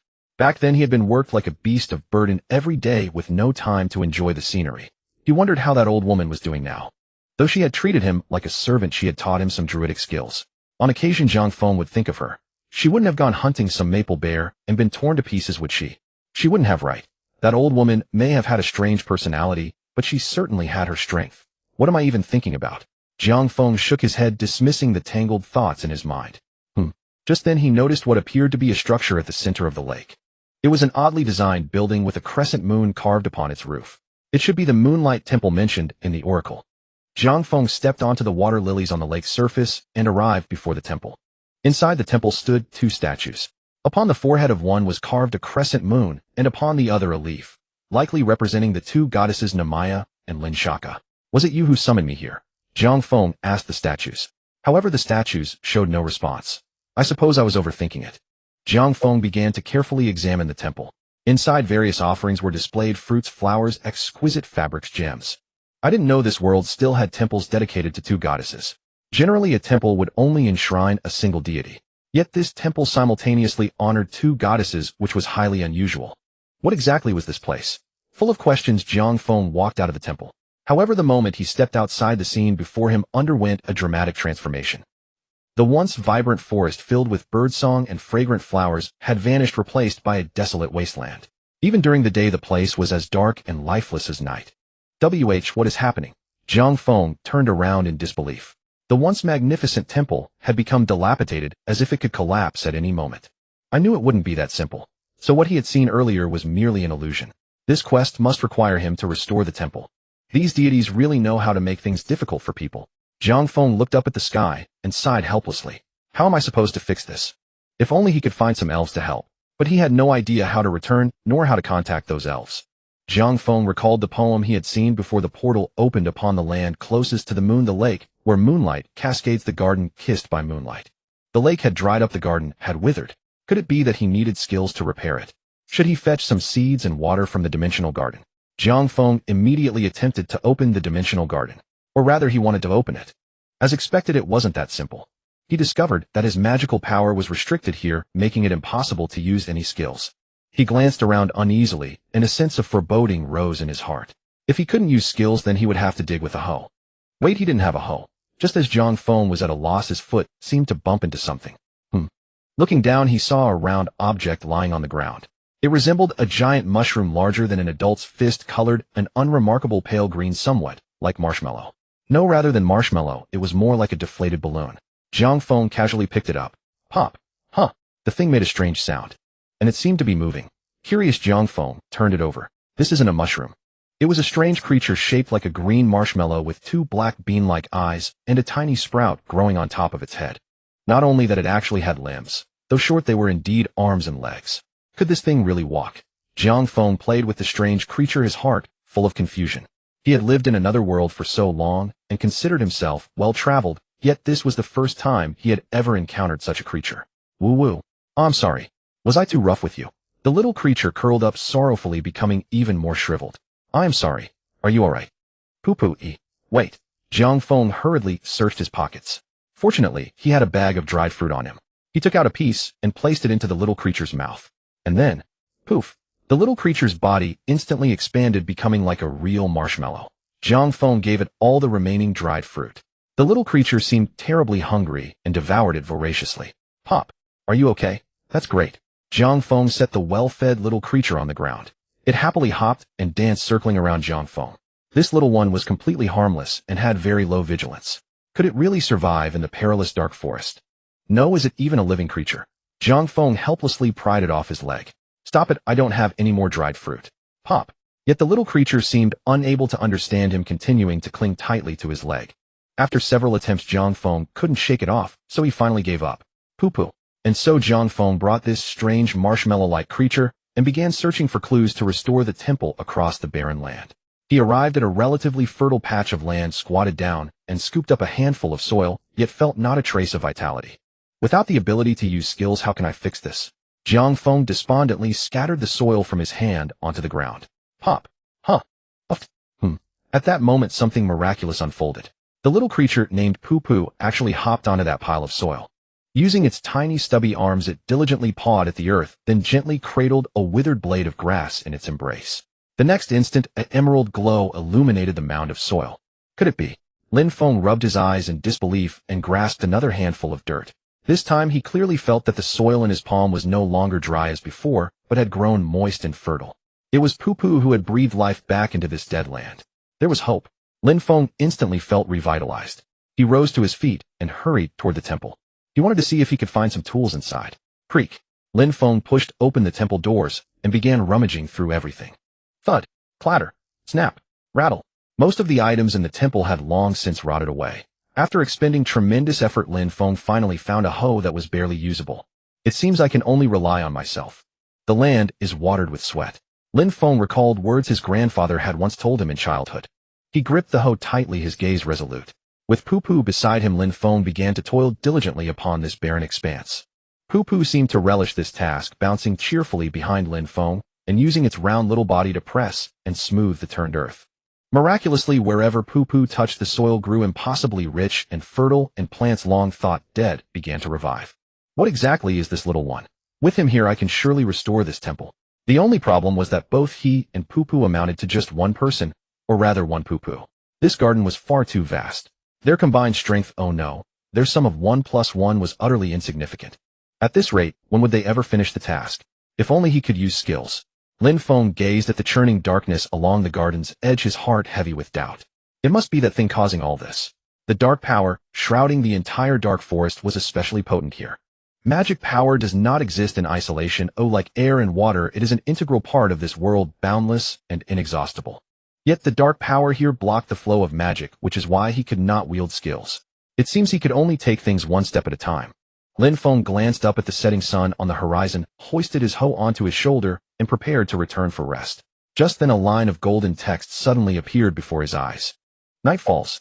Please stay away from the darkness.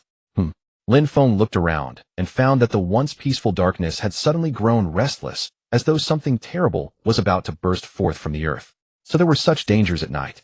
No wonder this place had been abandoned. Even he could not have survived in such a location. Poo-Poo also sensed the danger and clung tightly to Lin Feng's legs, trembling uncontrollably. Thud, bam, thud, thud, thud. The dark power continuously slammed against the temple, producing thunderous reports. Fortunately, some power seemed to shield the temple, preventing the darkness from penetrating. Lin Feng inspected the doors and windows, confirmed they were secure, and then began searching for other useful items inside the temple. What is this? Beneath a pile of dried petals, he discovered a small cloth bag. Opening the bag, he found seeds inside. Judging by their shape, they appeared to be moonflower seeds, but unlike any moonflower seeds Lin Feng had seen before, these emitted a faint silvery glow. It seems he would need to wait until they bloomed to determine the variety. Regardless, these seeds were exceedingly precious. Lin Feng carefully stored them away, planning to plant them once the garden was restored. Rumble, rumble. His stomach growled with hunger. Lin Feng patted his belly.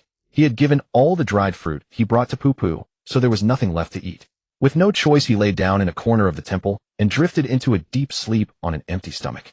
The next day, Lin Feng opened his eyes and was astonished to find before him. How could there be two pupils? He rubbed his eyes, wondering if he was still half asleep. He reached out and poked them. Both little creatures were soft and yielding their texture identical to before. Could it be that it knows how to split itself? Lin Feng dimly remembered some creature called a planarian capable of division. Simply cut it in half, and it becomes two. Of course Poo-Poo was far cuter than a planarian, and he simply could not bring himself to do it. It must be some magical effect then. Lin Feng did not dwell on it. He opened the temple door and stepped outside. The sun had risen, and the dark power that had raged the night before had vanished save for traces lingering along the garden's edge. Lin Feng was overjoyed to discover that upon the land he had cultivated the previous day vibrant green shoots had already emerged. Wonderful. There really was hope. Lin Feng crouched down and gently placed his hand upon the soil. A warm sensation traveled from his fingertips. That was the breath of life itself. And not only that, he could sense magic power. As the land revived, magic power within Lin Feng's body also began to slowly recover. Though it was only a small amount, at least he could now use some low-level skills. He might not yet manage bountiful earth, but wild strength and forest breath should be within reach. Every little bit helps. Lin Feng decided to use wild strength first to accelerate the pace of cultivation. Gripping the hoe tightly, he began digging furiously. The two pupas joyfully followed behind him, busy and delighted. And so day after day Lin Feng and the pupas toiled faithfully. As time passed, the number of pupas continued to grow, doubling every day. Now 32 pupas trailed behind Lin Feng. With the pupas helping, the land reclamation was completed swiftly. At last it was time to sow. Lin Feng distributed his treasured moonflower seeds among the pupas and used his hoe to dig shallow furrows across the soil. 16 pupas were tasked with sowing. They carefully placed each seed into the furrows and covered them with earth. The other 16 pupas handled watering. They ran to the lake, filled themselves with water, and then sprayed it over the seeds. Finally, it was Lin Feng's turn. He carefully channeled his magic power and released forest breath. The very next moment, tender shoots pierced through the soil. Few success at last.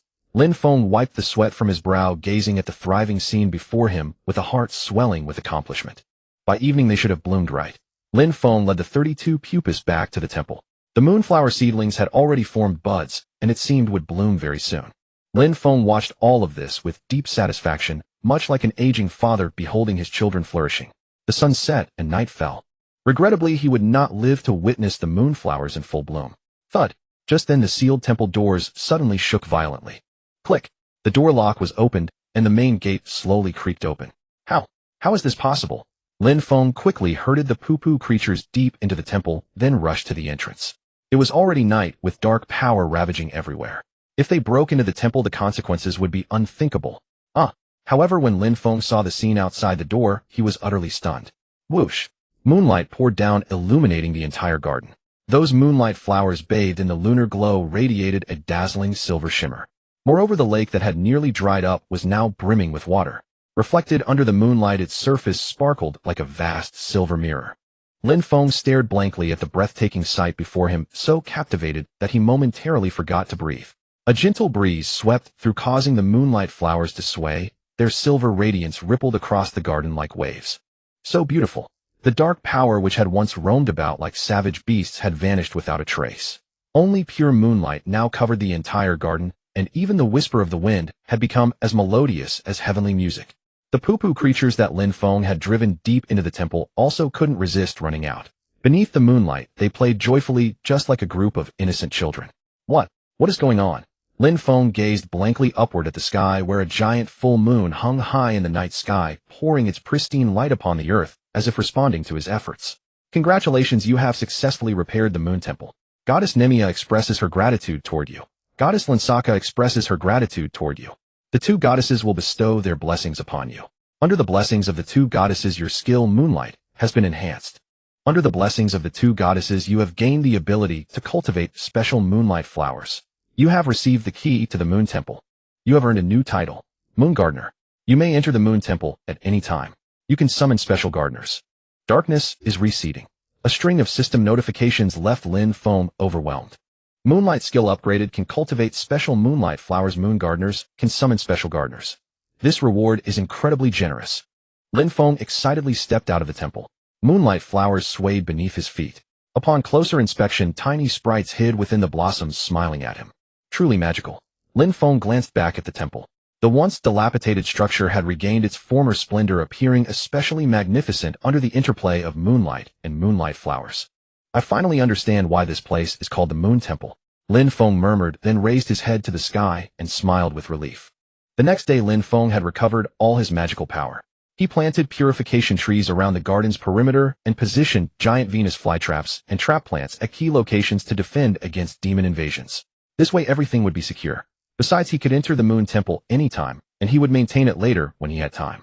Should I teach the poo-poo creatures to fight? Lin Feng looked at those chubby little ones and shook his head. Never mind, they are still too weak. In any case, I'm counting on you all, little ones. Lin Feng patted the poo-poo creatures' heads, then took out the Moon Temple key and gave it a gentle wave. A portal appeared before him. Big brother will come back to see you soon. Be good and wait for me here. Lin Feng waved to the poo-poo creatures, then stepped into the portal. You're going to leave for a week, and why didn't you tell me? I left a note. Royd seemed deeply concerned about Lin Feng. Normally taciturn, he chattered on for quite a while. Lin Feng repeatedly assured him it wouldn't happen again, finally freeing himself from Royd's nagging. The affairs in Levine City should all be resolved by now. The Divine Oracle quest was also completed. It was time to depart. Just then Dalian came knocking. Lin Feng had originally thought he was just coming to say goodbye. Unexpectedly Dalian showered him with praise so excessive it became almost embarrassing. Lord Lin Feng, your achievements will be forever remembered by all. Enough, I've got it. Keep it down. It took Lin Feng considerable effort to calm Dalian down, after which he picked up the now-cold tea and took a sip. By the way, Dalian. I've been wanting to ask, why are you dressed like this today? Oh, you mean this? Dalian seemed to have anticipated Lin Feng's question. He smiled and pointed to his clothes. This outfit. Why does it feel so similar to mine? Lin Feng suppressed his curiosity and quietly waited for Dalian's explanation. Could it be that Druid attire had become trendy among the nobility in Levine City? On one hand, it's because I wanted to learn from you. On the other hand, because I'm about to embark on an adventure. I feel such attire is more practical. An adventure? Indeed, an adventure. A noble young master of high standing, instead of touring scenic spots, actually wants to go adventuring. Lin Feng looked at him in utter bewilderment. Scratching his head sheepishly, Dalian said, "It was you who made me understand what a true adventure is." Me? When did I? Time is not important. What matters is that I learned many things from you.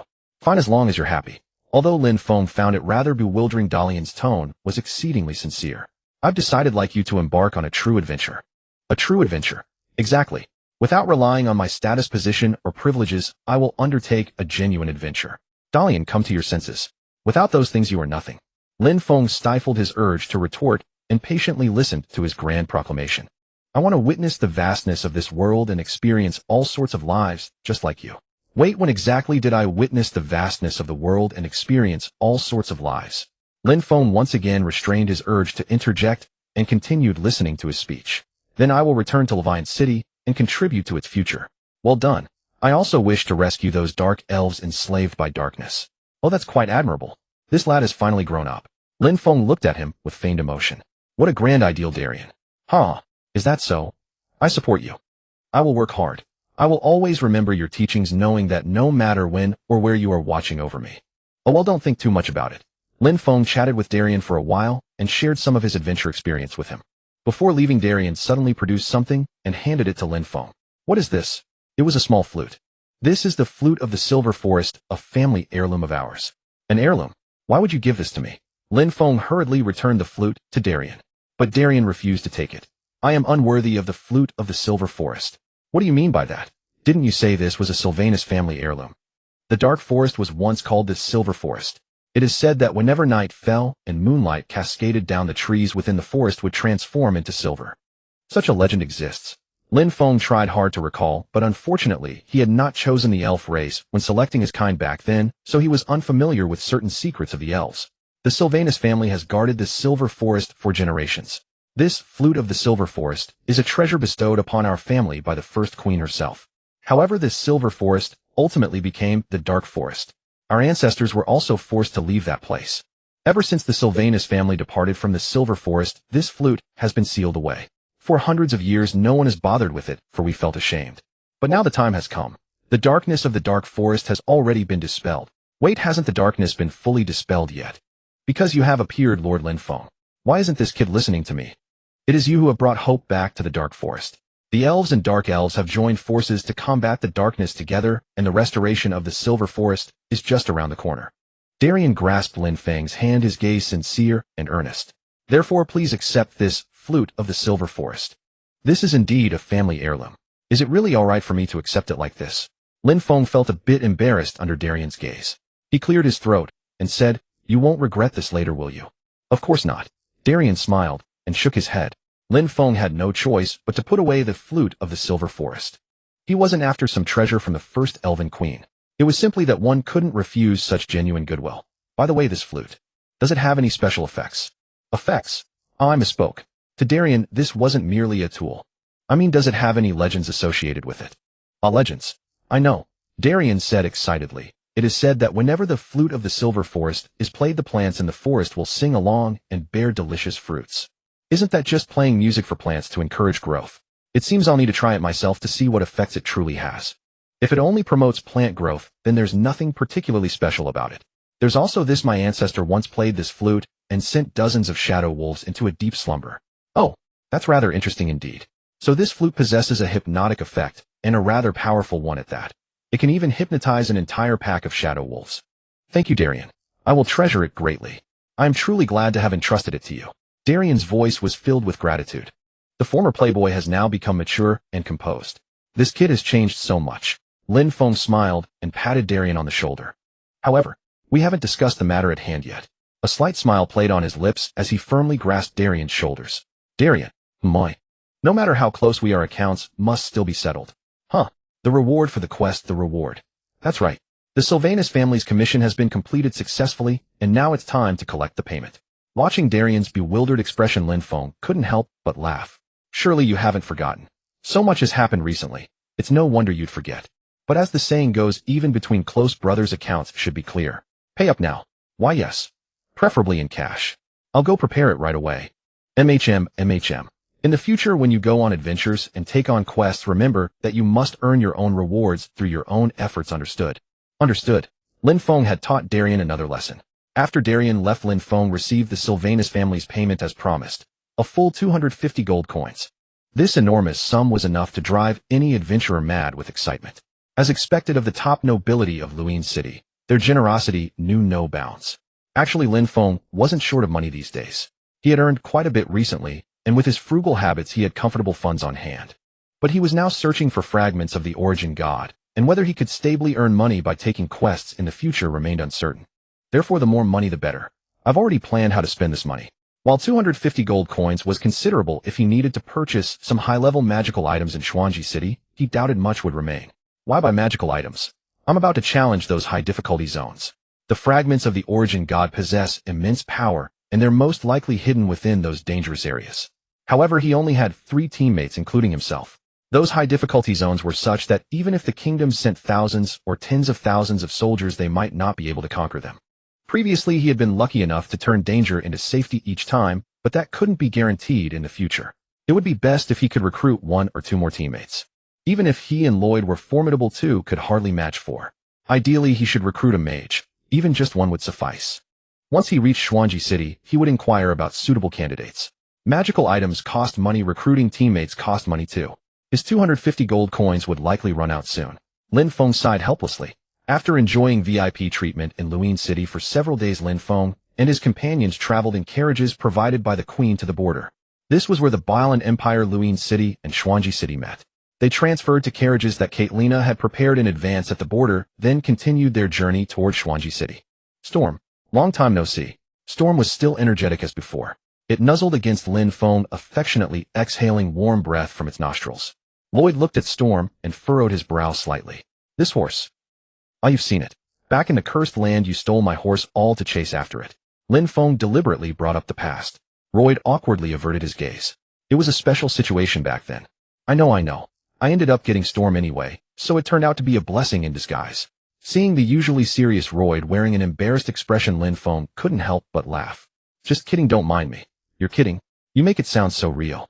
Can't help it, I suppose I'm gifted. Lin Feng smirked smugfully and hopped onto the carriage. Let's move out. Destination Xuanji City. Since Lin Feng and his companions already held mercenary credentials, they entered Xuanji City without any trouble. At that moment, Xuanji City was preparing for the Autumn Harvest Festival, with lanterns and decorations adorning every corner, painting the streets in a festive and joyous atmosphere. Time flies so fast, it feels like my last visit to Xuanji City was only yesterday. The festival will be packed with people, I bet. Lin Feng didn't rush to find an inn. Instead, he went straight to the city's central square to check the recruitment bulletin board. Although the festival had drawn a larger crowd into the city, genuinely capable individuals were still few and far between. It seemed he had no choice but to search gradually. Lin Feng decided to visit the inn where he'd stayed last time, hoping to find an available room. Fortunately, the innkeeper still remembered him and welcomed them warmly. They rented 3 rooms, dropped off their luggage, and headed to the first-floor dining hall for a meal. For a while now, Lin Feng had been dining on exquisite court cuisine within the palace of Lin City. Seeing these simple, unadorned dishes now, he suddenly felt his appetite surge. Now this is what real food tastes like. Lin Feng devoured his meal voraciously. White bread dipped in rich broth, simply divine. Add fresh cheese and pickled olives to the mix. This meal was no inferior to the court cuisine of Lin City. Boss, another round of beer. Coming right up, cold beer. Mr. Royd, would you like one? Royd shook his head. What a romantic killjoy. Lin Feng raised the chilled mug and drained it in one gulp. Refreshing. After the meal, they also enjoyed a cinnamon roll drizzled with powdered sugar. The rich aroma of cinnamon lifted their spirits. I heard a kraken has appeared in the Akate's waters. Nonsense. How could there possibly be a kraken in the Akate's waters? It's true. A sailor swore he saw its tentacles with his own eyes. Stop joking.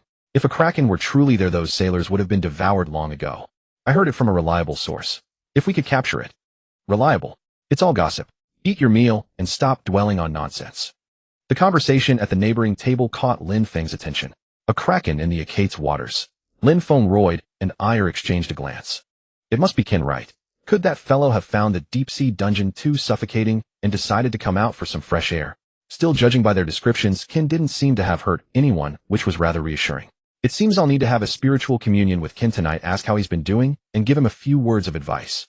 Everyone's exhausted today. Let's get some proper rest first. Agreed. Yes, master. After dinner, they each retired to their rooms to rest. Finally time for a bath. Been on the road non-stop. Haven't had the chance to properly freshen up. A bath after a meal is one of life's greatest pleasures. Lin Feng asked the innkeeper to prepare hot water, then began unpacking his luggage. You want to take a bath? Woof. You showed no interest in bathing. It lay on the ground, curled into a ball, and fell asleep. Alright, its fur is relatively clean. Let's skip it for now. The hot water was ready. Lin Feng added herbs and bath salts to the tub, then sank in with a sigh of contentment. How delightful. He closed his eyes, savoring this rare moment of relaxation. Should I have a chat with Ken?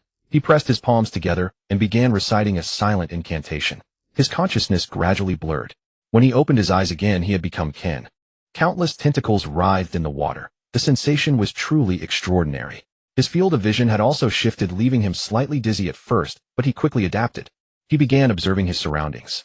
As expected, he was no longer in the deep-sea dungeon. Has this kid entered a rebellious phase? These days he had been busy handling affairs in Lin City with no time to check on it. Had it simply gone off the rails? Lin Feng grumbled to himself as he swam through the water. They were already far from the deep-sea dungeon. No, far more than that. It seemed they had even swum eastward. Surrounding the environment grew increasingly unfamiliar and increasingly dangerous. The abyss should be nearby. A kraken's speed is indeed remarkable, but he never imagined it could be this fast. Lin Feng swam through the dark seabed for a long time, when suddenly he spotted something glittering in the distance. In that moment, he sensed Ken's heart brimming with anticipation, joy, and excitement. What exactly had Ken seen? Was it something it considered prey? Lin Feng, or rather they darted toward the glowing object at tremendous speed. Their speed was as swift as lightning. As they drew near the glowing object, Lin Feng realized it was actually a female kraken. Male krakens have pointed heads resembling a cap, while female krakens possess rounded ones.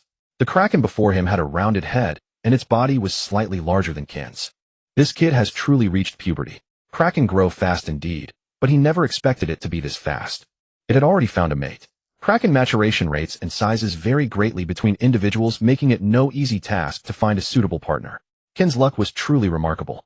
Ken waved its tentacles excitedly, but the female kraken showed little reaction, merely gazing at it quietly, blinking her eyes. Sigh. It seemed Ken hadn't made a favorable impression at all. Poor kid. Lin Feng waited until Ken calmed down before beginning to think about what to do next. He was Ken's father, after all. He couldn't just stand by and watch his son suffer a broken heart. But he had no idea how to court a female kraken. It appeared that dancing alone wouldn't be enough. Then there was only one option left. Sharing food was likely the most effective way to win favor, wasn't it? Simple and direct, most effective of all. Trust your father, Ken.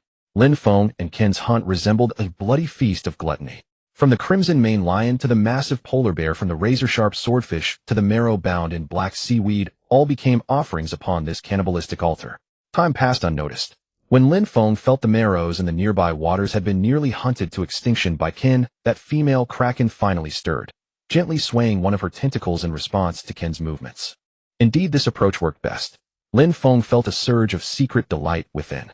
Powerful magical beasts were mostly solitary creatures, and this female kraken was no exception. For them, sharing prey was undoubtedly the most direct way to express goodwill. So it was Qin claim her. Lin Feng felt like an emotional advisor eager to impart everything he had ever learned. Though his own romantic endeavors in reality had been fraught with hardship, he genuinely rejoiced at being able to help Qin with his lifelong affair of the heart.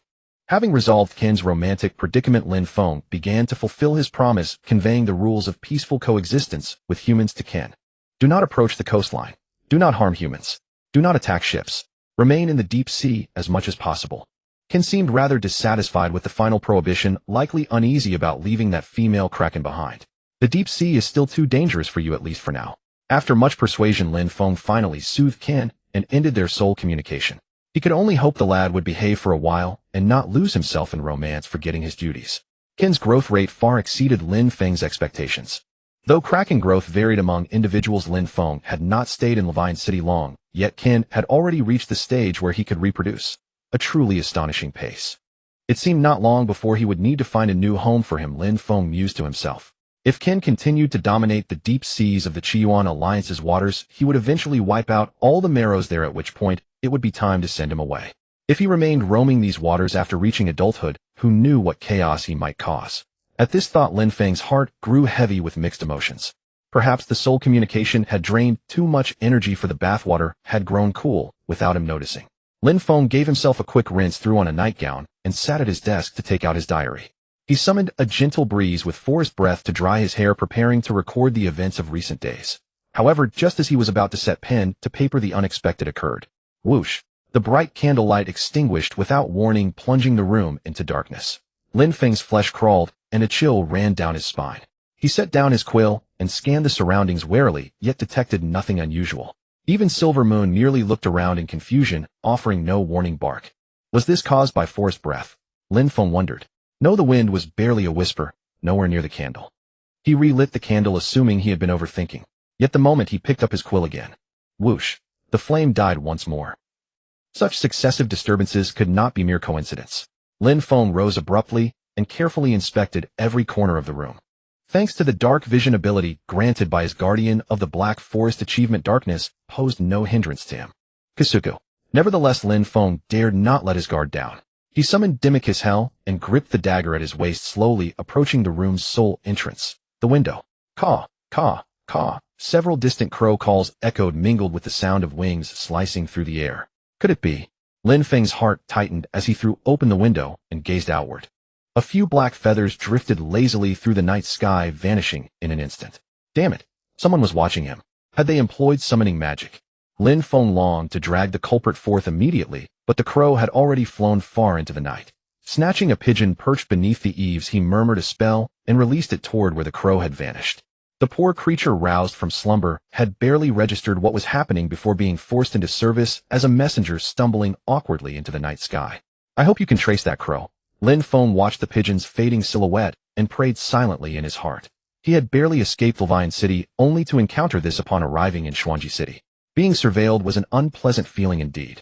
Lin Feng's brows knit tightly as he gazed worrisomely into the night sky, his heart filled with unease. The following morning, Lin Feng discovered the pigeon's corpse not far from the inn.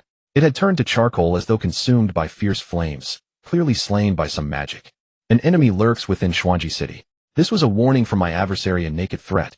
Lin Feng buried the pigeon beneath a roadside bush and offered it a brief prayer. Your grievance I shall surely avenge. Though we had only crossed paths once, I am truly sorry for dragging you into this. PL, anteing a white violet beside the pigeon's grave, Lin Feng turned and returned to the inn.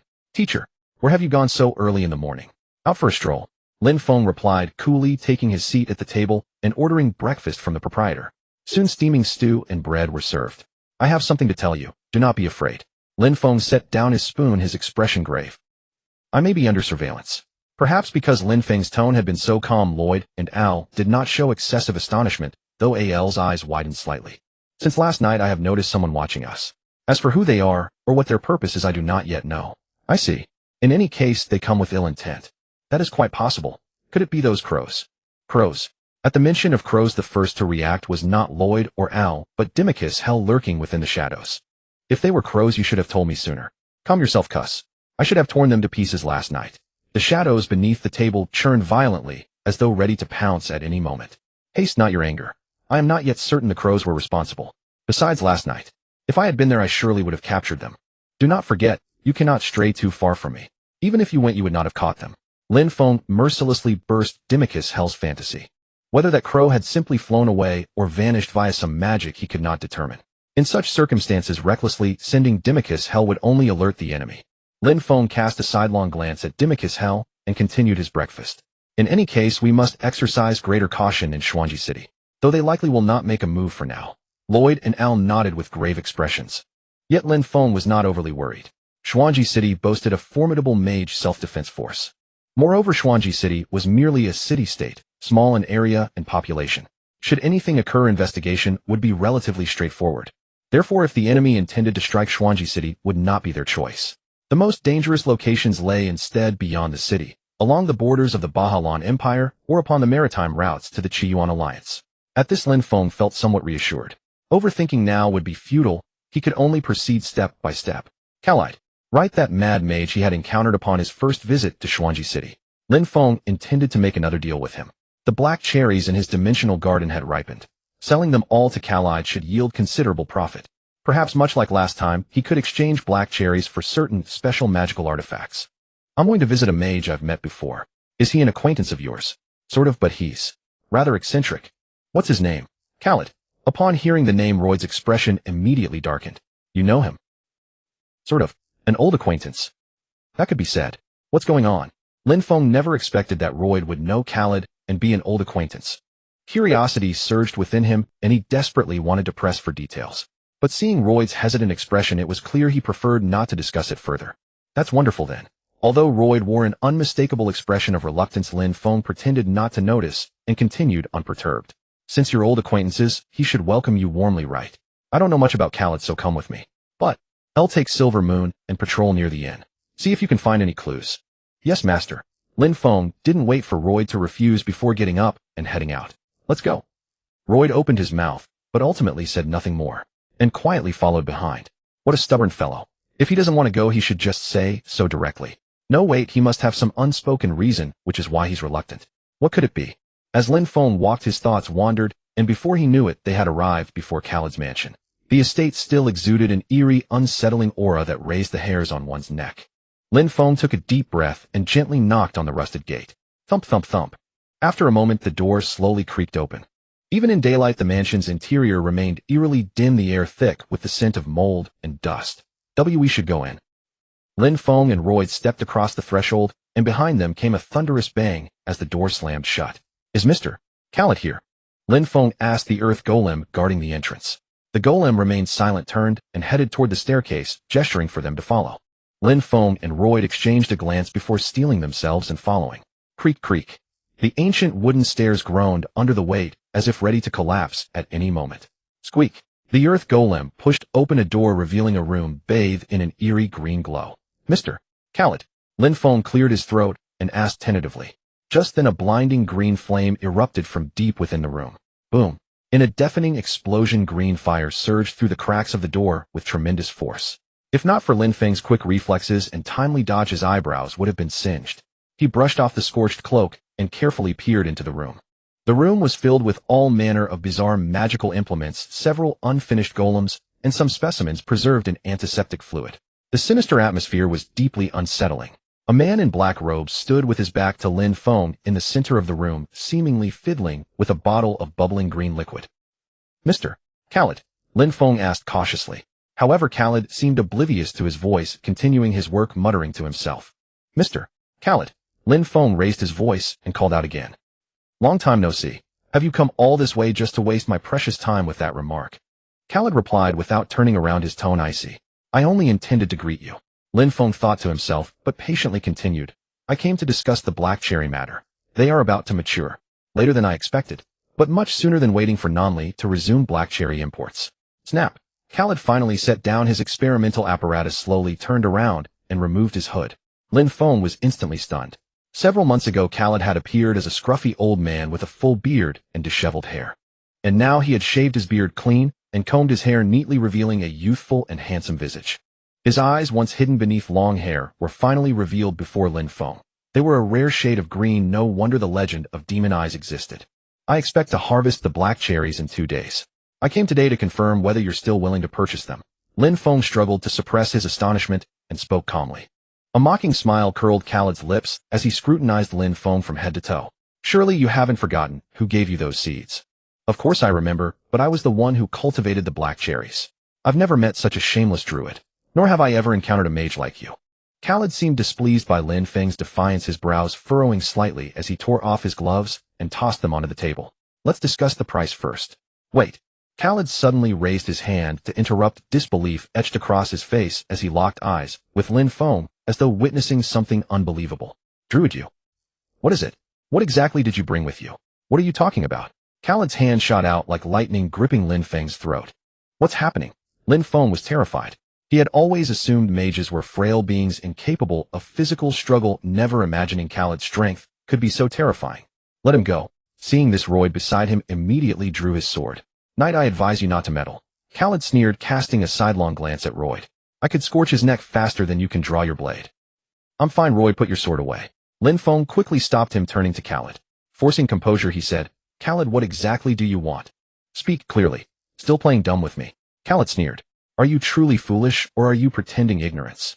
Khaled's pale hand, like an iron clamp, firmly gripped Lin Feng's finger, or rather the spatial ring on it. What are you even saying? This ring was given to you, not stolen. Lin Feng was both anxious and furious. Foolish creature. Khaled regarded him with exasperation. Can we just talk properly? Lin Feng's anger boiled within him. He detested dealing with mages. All of them were so cryptic and strange. He activated wild power and broke free from Khaled's grip. Foolish druid, you have no idea what you've brought. Khaled sneered.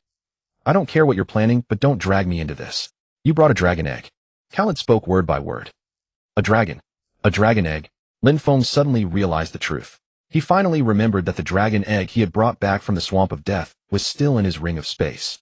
There had been so many things happening lately that he had completely forgotten about it.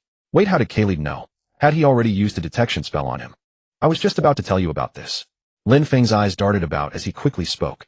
However, Khaled ignored his explanation, entirely fixating on the spatial ring on Lin Feng's hand with a dangerous glint in his eyes. Foolish druid, how dare you put a dragon egg in your spatial ring? Do you have any idea what would happen if it hatched under the influence of magical energy? But it hasn't hatched yet, has it? You're quite lucky. Even if it hasn't hatched, you've still caused considerable trouble. Do you really think those dragons would let you off so easily? You're overreacting. I swear I meant no harm. Would dragons believe your nonsense? Dragons were once a powerful race comparable to gods, ruling over the entire world. But as time passed, the population of dragons dwindled, gradually heading toward extinction. Unlike immortal gods, dragons had finite lifespans. To perpetuate their species, they had to reproduce. Yet there seemed to be some barrier among dragons that resulted in an extremely low birth rate. Therefore, every dragon egg was precious. I had originally thought that simply returning the dragon egg to the dragons would earn me great rewards. Lin Feng secretly cursed his own naivety in his heart, realizing he had been far too idealistic. Who do you intend to return the dragon egg to? Khaled asked in a cold tone. Khaled's question struck Lin Feng's heart like a blade.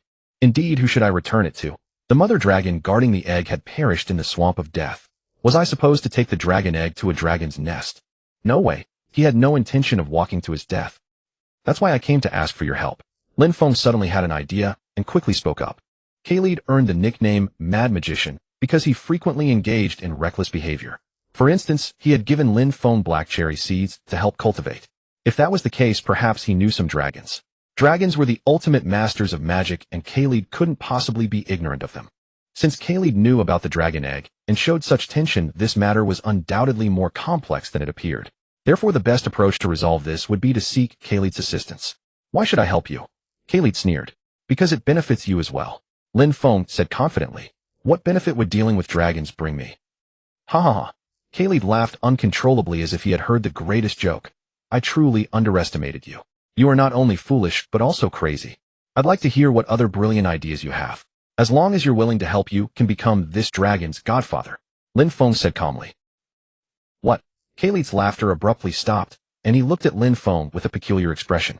The last time I touched the dragon egg, I sensed a powerful life force within it. This dragon has almost fully developed and could hatch at any moment. How do you know? I can sense its existence. Don't forget, I am a druid. It hasn't hatched yet simply because it hasn't made its preparations. There are many reasons for this. Perhaps it senses the outside world is too dangerous, perhaps it hasn't found a suitable godfather or godmother yet, or perhaps it simply fears breaking out of its shell. You should be aware that dragons require a godfather or godmother from another race to guide them during their growth, don't you? Indeed, dragons have a unique custom of choosing a godfather or godmother from another race for their offspring. Usually dragons select elves as godparents for their young, though occasionally they choose dwarves or humans. By tradition, the dragon egg's parents should select the godfather or godmother for their child. But with both parents of this egg gone, Lin Feng being the first to make contact with it naturally became the ideal candidate for godfather. You should also know that becoming a dragon's godfather allows you to share in the dragon's power, correct? For a mage like Khalid, this would be an irresistible temptation. As expected, a greedy gleam flashed across Khalid's eyes. How does that sound? This deal should be quite favorable for you, shouldn't it? Lin Feng's lips curved slightly upward as he extended his right hand toward Khalid. Among dragons, only Winter's Breath was willing to converse with humans. Khalid took a sip of his wine and spoke slowly. Winter's Breath. You've never heard of it? No. No wonder. Dragons had vanished from the continent for a very long time. It is said that they have migrated to the distant eastern continent. Of course, some dragons remained on this continent, but after the fall of the Ang-User Empire, they abandoned the central regions and relocated to the untamed wilderness of Alton, cutting themselves off from the world.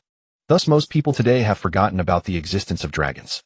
Of course, apart from those dragons who have retreated into seclusion, some dragons also mingle among human society. However, they concealed themselves so thoroughly that hardly anyone could discover their true identities. Can you elaborate? Lin Feng pressed. Winter's Breath is a silver dragon that still resides in the Silver Mountains to this day. The Silver Mountains stretch from the Dark Forest all the way to Lvene City, separating the Lake of Life from the Cursed Lands, and stand alongside the Steel Mountains originating from Alton as the two great mountain ranges of the continent.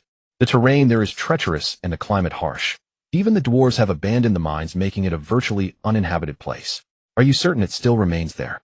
Of course, I encountered it 10 years ago. 10 years. Are you sure it's still there? Dragons perceive time differently from how you humans do. Khalid explained, to them 10 years might pass in the blink of an eye. In that case, Winter's Breath likely remains in the Silver Mountains. I know exactly what you want to say. It seemed Khalid had read Lin Feng's mind. Was it that obvious? Winter Breath said it wants to return to its nest for a little sleep and told us not to disturb it. So that means, if we go to its nest we can see it. That would be wonderful. Whether it brings fortune or misfortune remains to be seen. Why? Who knows what might happen if we wake Winter Breath from its slumber? Dragons are extremely dangerous when startled from their sleep.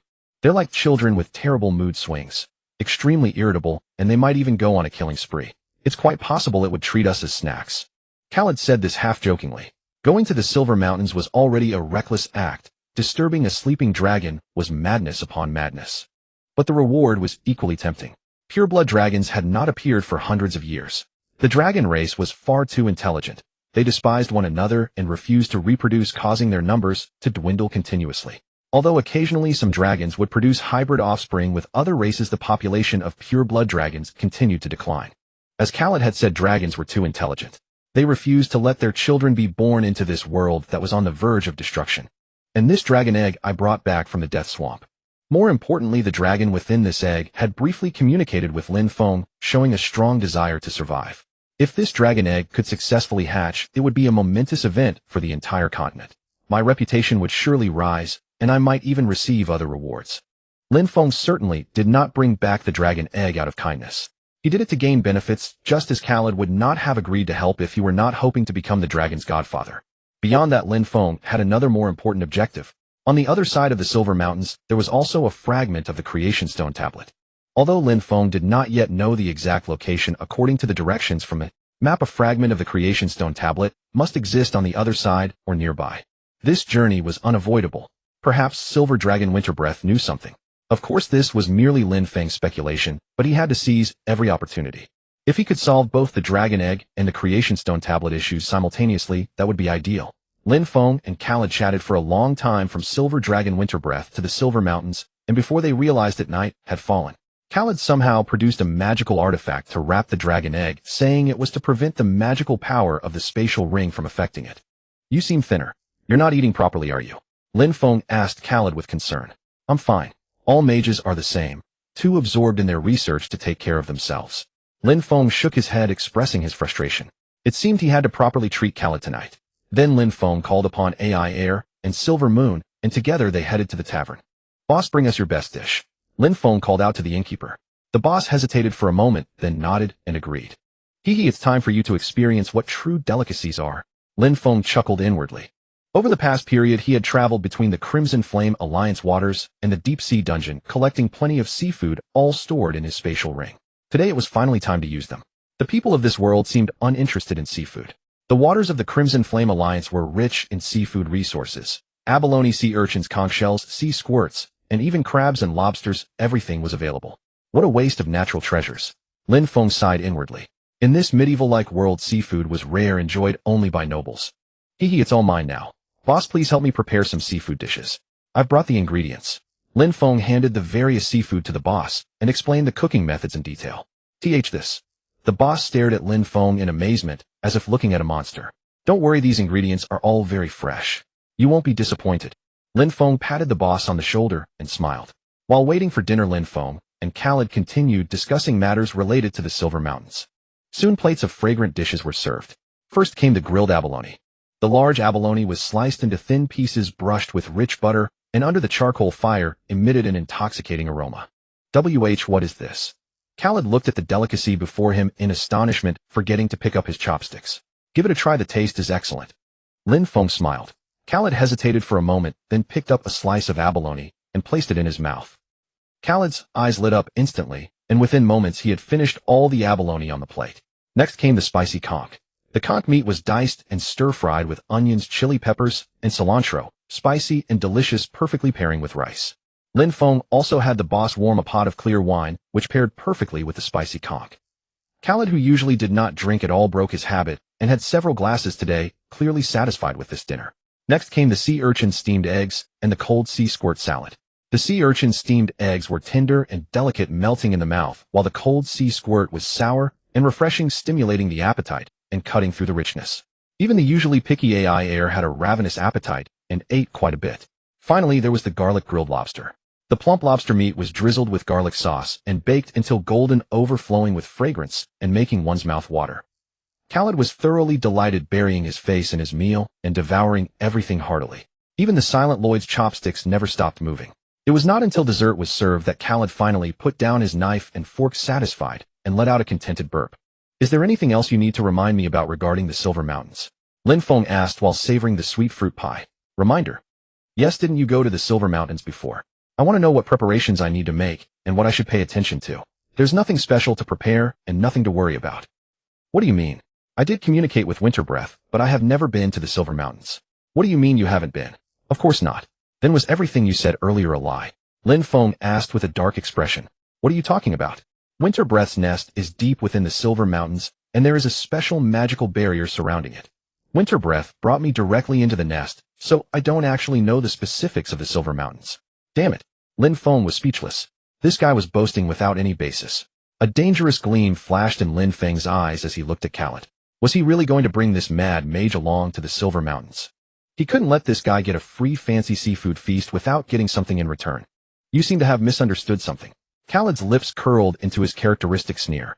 Misunderstood? What? I made it quite clear back at the mansion.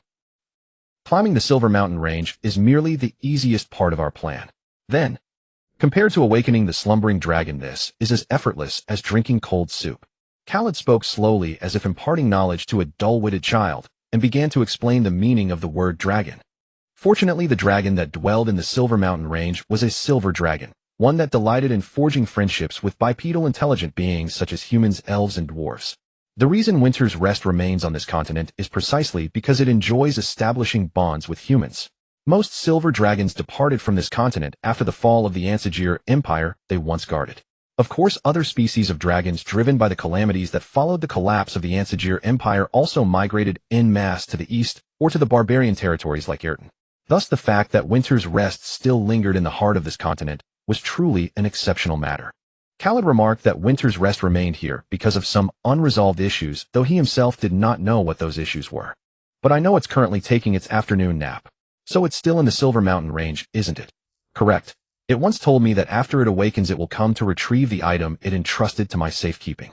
Since I haven't yet returned that item, it means Winter's Rest is still in the Silver Mountain range. What item is it? Why should I tell you? TCH, of course you wouldn't say. An object that a creature like a dragon would trust enough to leave in the care of a mad mage like Khaled was undoubtedly extraordinary. Lin Feng suppressed his curiosity and pressed on. It seems that climbing the Silver Mountain range is unavoidable. The Silver Mountain range. In the game, Lin Feng could teleport there with ease, but the mere thought of actually climbing it sent a shiver down his spine. The tallest mountain he had ever ascended was merely the hill behind his hometown. To climb the Silver Mountain range, we will need a variety of magical tools. As expected, that is the chosen habitat of a dragon, it cannot be conquered by simple mountaineering gear. Khaled began listing the required magical tools: an air sphere to provide fresh air, a staff imbued with adhesion magic, a small magical pot that heats itself without fire, heat-retaining stones, and a dark lantern capable of regulating the darkness around it. The most difficult to obtain among these was the dark lantern. Unlike ordinary lanterns that simply emit light to illuminate the surroundings, the dark lantern absorbs and releases ambient darkness to adjust the contrast between light and dark, thereby ensuring clear vision. Because it emits no light, it remains undetected by monsters and wild beasts, making it an essential item for exploring the monster-infested Silver Mountain range. Even the proud dwarves, when compelled to delve into monster-ridden mines, had to pay a hefty price to acquire dark lanterns from Xuanji City.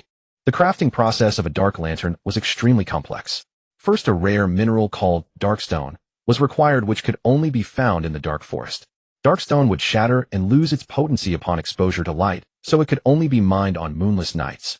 Moreover, since darkstone was exclusive to the dark forest, and the elves who were not skilled in mineral extraction only mined it in small quantities, darkstone became even more precious. A dark lantern cost at least 5 gold coins. Fortunately, Khaled had a dark lantern in his possession. Lin Feng eventually decided to accept 3 dark lanterns. Anything else? You can buy magical pots and heat-retaining stones at the shops. I don't bother making such trivial things. What an arrogant fellow. Lin Feng shot Khaled a glare, but when he noticed the mage looking back at him, he quickly replaced it with a harmless smile. It seems we'll have to visit the commercial district. Besides magical tools, there are many other things to buy. In addition, various food supplies, cold weather gear, and protective equipment needed to be prepared. Ever since the northern part of the Silver Mountain range became a cursed land, the already unbearable snowstorms had grown even more frequent and ferocious. It is said that many people freeze to death before they even reach the halfway point. Therefore, cold protection is as important as guarding against monster attacks. Let's go to the commercial district tomorrow. Mr. Khaled, please prepare the magical tools first. After the discussion, everyone dispersed. Khaled returned to his mansion AI Air, and Inu went back to their rooms, and Luo Ida said he would check on the horses and carriage before leaving. Lin Feng remained alone in the inn's dining hall, slowly savoring a glass of wine. The Silver Mountain range. Meeting a dragon should have been an exhilarating prospect, but why did Lin Feng feel such a heavy sense of unease? He stroked his chin and stared blankly at the dancing flames of the fireplace. Only after finishing the last drop of wine did he rise and return to his room. He opened the ancient tome, which recorded the skills and various information he had acquired. He turned to the section on map and began comparing it with the map of the Silver Mountain range he had bought that day. Although the details differed, the general features, such as the mountain range's directions, were essentially the same on both maps. Lin Feng traced his fingertip over the location marked fragment. That was the most perilous part of the Silver Mountain range, a precipitous cliff bordering the cursed land. If luck was on his side, he might obtain the dragon's assistance. If not, he would likely end up as the dragon's meal. I need to plan an escape route in advance. How to retreat safely after awakening the dragon. Right, that old woman once made something like that. Lin Feng began writing down the name of a certain item in the ancient tome. The next day, Lin Feng and his companions arrived at the commercial district of Xuanji City to purchase the various magical tools, mountaineering gear, and cold weather supplies needed for climbing the Silver Mountain range. Lin Feng did not hesitate to spend the reward he had received from completing Mrs. Zaire Wanusi's commission buying the finest equipment available. As they purchased so many items, by the time they reached the third shop, the owner had to call for a cart to transport the goods. Luo Ida, you and AI Air go back to the inn first and organize the things. And you, I'll go buy some food and seeds. All right. Luo Ida nodded, and together with AI Air they headed toward the inn with the cart. Lin Feng, accompanied by Inu, strolled leisurely through the commercial district. First, he visited a butcher's shop and bought several pieces of meat to be made into jerky. Then he went to a candy store known as the Mage's Canteen and purchased magical candies that could help restore mana. Energy bars also needed to be prepared, but the grains and fruits required for making them could be found in the dimensional garden, so he didn't need to buy them. In addition, Lin Feng bought other items, such as a magical water flask capable of storing dozens of liters of water. Finally, he arrived at a shop selling crops and seeds. Since he already possessed a wide variety of seeds, why did Lin Feng still come to the shop to buy more? The reason was simple. Although Lin Feng had a vast collection of seeds, none of them were varieties suited to grow in the extreme cold of the Silver Mountain Range. Of course, with his skills, he could make any plant sprout and grow in a frozen wasteland. However, rather than waste mana, it was better to prepare plants that could survive in polar environments in advance. Please show me the plants that can grow near the Silver Mountain Range. The Silver Mountain Range. The Silver Mountain Range. Plants that can survive in polar environments are usually not very attractive, because all their attribute points are invested in tenacious vitality. Moreover, they lack the properties needed for making potions. Therefore, very few customers specifically sought out plants that grew in the Silver Mountain Range. The shopkeeper rummaged through cabinets for a long time before finally finding a drawer containing seeds. These are all I have. I apologize. The shopkeeper handed over a few seed pouches. Only 6, or rather 5. The first pouch contained snowbloom seeds. Although its name included the word bloom, it was not a delicate flower, it was a small tree. Nevertheless, among polar plants, the snowbloom was relatively beautiful, and it could produce lovely flowers that attracted animals to feed. This should be useful. The second pouch contained ice moss tree seeds. These light seeds could grow into a fluffy and delicious moss, which aside from being tasty had many other uses. No matter where it was planted, the ice moss tree always grew toward the south, making it a natural compass. Although compasses might not work well under the Silver Mountain Range's magical interference, it was still worth buying as a precaution. The third pouch contained snow lotus seeds. Like the lotus, the snow lotus had an eerily tough stalk, but the difference was that the snow lotus stalk never froze. Its strength was sufficient to replace rope. Although Lin Feng had already prepared rope, he bought it as a backup.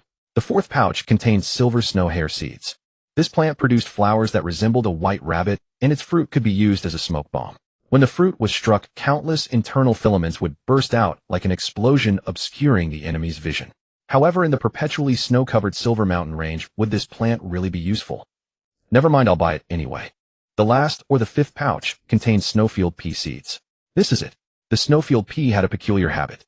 To resist the extreme cold, the snowfield pea's pods were as hard as stone. The most peculiar thing was that it would shoot these hard pods out. This was likely an evolutionary ability to seek suitable soil to take root.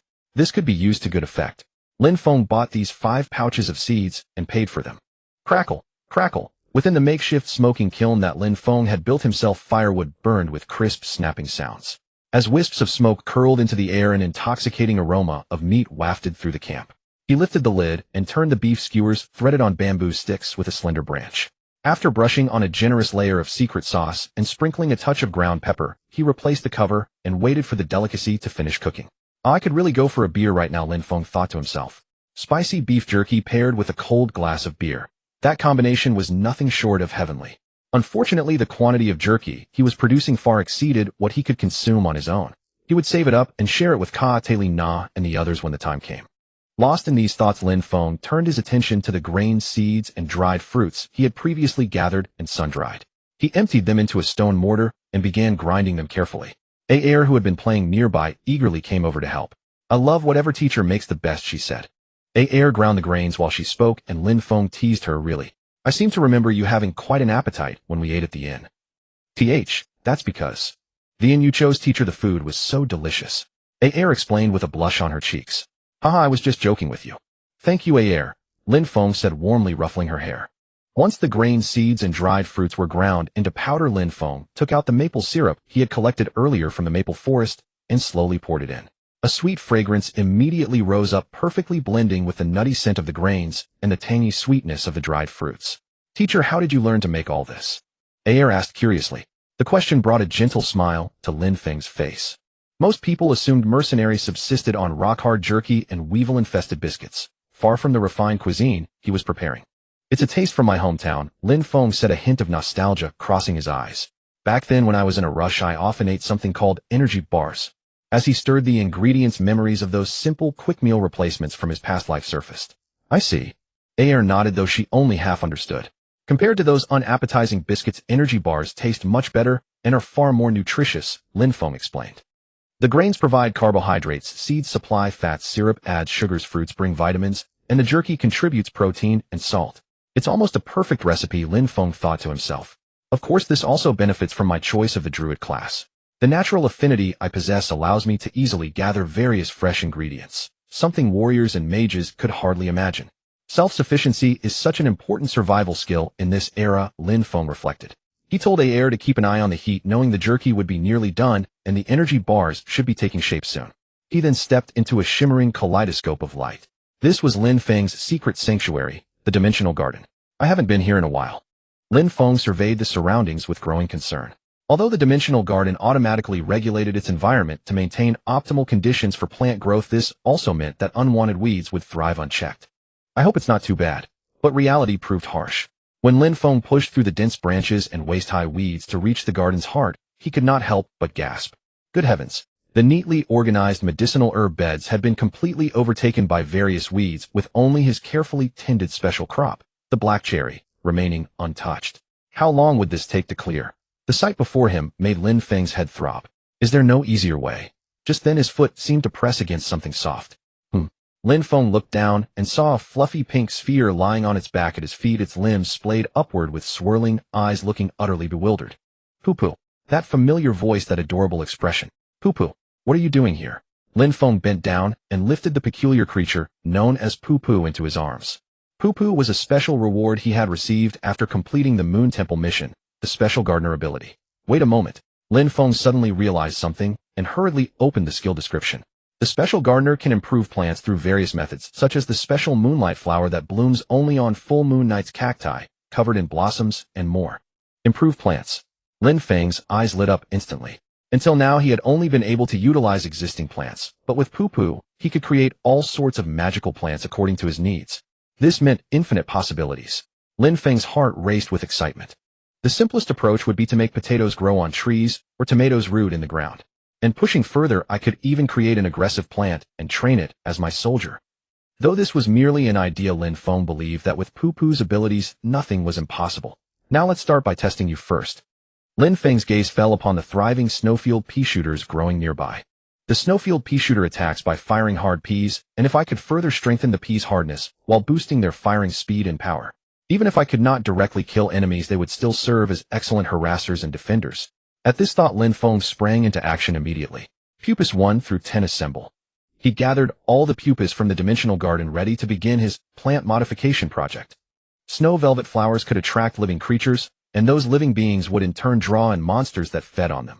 So if used wisely, the snow velvet flowers would serve as an excellent bait. Lin Feng thought to himself, for instance, setting traps around the snow velvet flowers. Those brainless undead creatures should fall for it easily enough. For this flower, let it bloom as abundantly as possible and make its fragrance even more intense. Lin Feng handed a new seed pouch to Poo-poo, then picked up the seeds for the next plant. Snow lotus. Much like lotuses found in marshes, snow lotuses possessed resilient stems and root systems, essential adaptations for surviving in frozen landscapes. If we could harness its properties effectively, the snow lotus might help us scale the snowy mountains. Lin Feng envisioned a scene weaving the snow lotus stems into ropes, or simply wrapping his body with them, and relying on their powerful root strength to cling to sheer rock faces. While it would not help in the most treacherous terrain, it could conserve considerable energy during the initial stages of the climb, something that should prove quite useful for Khalida. As a mage, Khalida relied heavily on earth golems for most of his physical labor, leaving his own stamina relatively limited. Although the earth golems possessed immense strength, their clumsy movements made them unsuitable for rock climbing. Khalida would need to find his own solutions in those moments. Lin Feng guessed, even with magical artifacts at his disposal, he would likely still require assistance from others. Regardless, any effort to conserve stamina was worthwhile. The snow lotus should focus on strengthening the resilience of its stems and roots, but not so extreme that it could crush rock itself, Lin Feng instructed. Poo-poo nodded and accepted the second seed pouch. Next, it was finally time to work on the main subject of this enhancement, the snowfield pea shooter. Lin Feng had high expectations for his modifications to the snowfield pea shooter. If he could successfully transform it into a combat plant, the approach to modifying other plants would become much clearer. First, he needed to increase the number of peas per pod. Typical pea pods contained 3 to 4 peas, but the snowfield pea shooter, adapted for survival in harsh conditions, produced only 1 or 2 peas per pod. At least 5 peas per pod, Lin Feng said seriously. The Poo-poo tribe members, usually their usual cute and ditzy selves, sat upright and listened attentively to Lin Feng's instructions. Second, the peas must be harder. These peas weren't meant for eating or sprouting, they were weapons. Hardness was key. They need to be hard enough to pierce through wooden boards to effectively harm enemies. Finally, the firing rate must also be improved. Relying solely on human throwing speed would never pose a threat to enemies. The firing rate needs to reach a level capable of penetrating wooden boards as well. Lin Feng stroked his chin and thought, perhaps I could reference the principle of an air cannon. If the pea pod could store compressed air and release it instantly, the peas could be launched at tremendous speed. Later I could try creating explosive peas. Lin Feng thought to himself. The power of explosive peas needed no introduction, but now wasn't the time to use them. If an avalanche were triggered, we'd suffer more losses than we inflict. Lin Feng handed the bag containing snowfield pea shooter seeds to a poo-poo member, then took out another bag of silver snow rabbit seeds. For this plant, he aimed to make its down finer and denser, ideally achieving an effect like thick fog. The snow rabbit was a plant that released large amounts of down, providing excellent cover when danger approached. That should do it. Lin Feng distributed half of his harvested fruit to the poo-poo tribe members. Don't rush, but strive for perfection, understand. Poo-poo. The poo-poo members responded in unison, their morale soaring. Lin Feng patted each of their heads before leaving the dimensional garden. Knock, knock, knock. Lord Khaled, are you there? Lin Feng stood before a heavy wooden door and knocked politely a few times. Creak. The wooden door slowly opened, revealing two familiar earth golems before Lin Feng. Lin Feng followed one of the golems carrying a candlestick to a study on the second floor. The study door opened silently, and there sat Khaled in his chair, brows furrowed deep in thought over some difficult problem. Lin Feng was accustomed to Khaled's disregard by now. He walked directly to a desk in the corner of the study and spread out a fine linen cloth. I brought black cherry this time, Lin Feng said. Khaled remained lost in his thoughts, ignoring Lin Feng completely. Honestly, Lin Feng shook his head helplessly and took out carefully sorted premium black cherry from his spatial ring, arranging them neatly on the table. These black cherries hadn't been processed yet. The petals and stems still bore a layer of crystal clear dew, glowing eerily under the candlelight. This harvest wasn't bad. Next time should yield more, Lin Feng said. Good. Khaled finally snapped out of his reverie and spoke in a low voice. He rose and walked to the desk, picking up a black cherry and bringing it close to his nose to inhale its scent. The pollen of black cherry had hallucinogenic properties, but Khaled seemed entirely unfazed. What a madman, Lin Feng thought to himself. These are the seeds you gave me previously, Lin Feng said, taking out a bag of seeds and handing it to Khaled. No need, Khaled shook his head. I hope you'll continue supplying black cherries for me, Khaled said. This was exactly what Lin Feng had expected. Khaled was a magician, not a druid. He lacked the ability to cultivate black cherries himself. To him, trading directly with Lin Feng was far more convenient than taking back the seeds and attempting to grow them himself. Of course, this was highly favorable for Lin Feng as well. Lin Feng thought to himself. Though Khaled acted recklessly, his strength and wealth were undeniable. If they could establish a long-term cooperation, Lin Feng would secure a stable income source. More importantly, he would gain his goodwill and protection. The latter was far more crucial. Khaled was the foremost magician in Sualan City. Though he didn't involve himself in political struggles, few could match him in power. Even those who called him a madman had to admit his prowess. Gaining a connection with someone like him naturally brought considerable benefits. If not for Khaled, I never would have had the chance to see a dragon. Lin Feng pondered for a moment, then nodded. I agree, but I have conditions. Lin Feng added. Go on. Khaled seemed to have anticipated this, gesturing for him to continue. So perceptive, Lin Feng thought, scratching his head. The trading schedule and quantity for black cherries must be fixed, neither more nor less. Why? You can earn more if you supply more, right? Khaled asked. That was indeed the case. If Lin Feng could sell black cherries in large quantities, he would certainly reap substantial profits. But I don't know what you plan to do with these black cherries. Lin Feng thought. Although I trust your intentions are for research purposes, what if? Khaled was after all a madman, and black cherry was one of the most dangerous substances in the world. He had to be cautious. Moreover, the game never specified where Khaled ended up. In the game, aside from the 4 magic tower masters in the north, south, east, and west, the fates of other magicians were never detailed. Although the northern magic tower vanished with Ansgar's downfall. Regardless, with Khaled's strength, he couldn't have simply disappeared without a trace. His subsequent fate must have been highly unusual, and likely not something positive.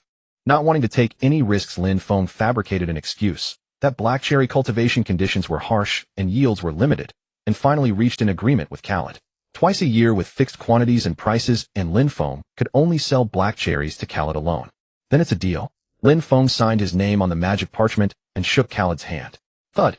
One of Khaled's earth golems carried over a heavy money bag and placed it before Lin Feng. This weight. Lin Feng was secretly delighted and stored the money bag in his spatial ring. By the way, how are your preparations for ascending the snow mountain going? Lin Feng asked. I'm modifying my earth golems, Khaled replied. However, the magical fluctuations in the Silver Mountains are extremely intense, making artificial golems highly susceptible to interference. Lin Feng warned. It could easily cause their bodies to separate from their cores. Do you have any alternative solutions? Hearing this question, Khaled, who had been hunched over fiddling with black cherries, suddenly raised his head, his eyes gleaming as he looked at Lin Feng. A solution? Hiss. Lin Feng instantly felt a chill run down his spine. That look in his eyes. Something feels off. I've just had an idea. Would you like to hear it? Khaled asked. My companions at the inn are waiting for me to come back for dinner. Lin Feng made an excuse and tried to slip away. Dinner will wait. It won't make any difference, Khaled said dismissively. I know nothing about magic. I'm afraid I wouldn't understand what you're talking about. Lin Feng continued to stall. Relax, I'll explain it in a way even a druid can understand, Khaled said, walking over to the blackboard and picking up a piece of chalk. Listen carefully. Sigh. Lin Feng helplessly sighed and resigned himself to listening to Khaled's crazy plan. Although Khaled claimed he would explain it in a way that even a druid could understand, he still couldn't resist peppering his explanation with numerous magical terms. Fortunately, Lin Feng eventually grasped his meaning. This was not because Khaled's explanation was particularly simple, but because Lin Feng as a modern man possessed knowledge beyond the era. So you want to combine plants with earth golems? Lin Feng summarized. It seems you understand. Khaled nodded with satisfaction. Indeed, Khaled was well aware that artificial golems would easily collapse under the magical fluctuations of the Silver Mountains. Although he could create extremely powerful golems, once their core lost its magical supply, they would turn into scrap metal. Naturally formed golems lacking the concept of a core could continuously repair themselves, but artificial golems in the Silver Mountains environment would only be constantly disintegrated until completely destroyed. The solution Khaled conceived was to harness the power of plants. His idea was simple: when constructing earth golems from rock and soil, incorporate special plants whose roots would tightly bind the golem's parts together. In this way, even if the core failed due to magical fluctuations, the golem would not fall apart. Sounds feasible. Lin Feng stroked his chin, pondering. As long as I find the right plants and combine them with my druidic skills. Plants are not magical creations and won't be affected by the Silver Mountains magic. If they can firmly anchor the earth golem, its survivability in the Silver Mountains will be greatly enhanced. Using plants to reinforce the earth golem.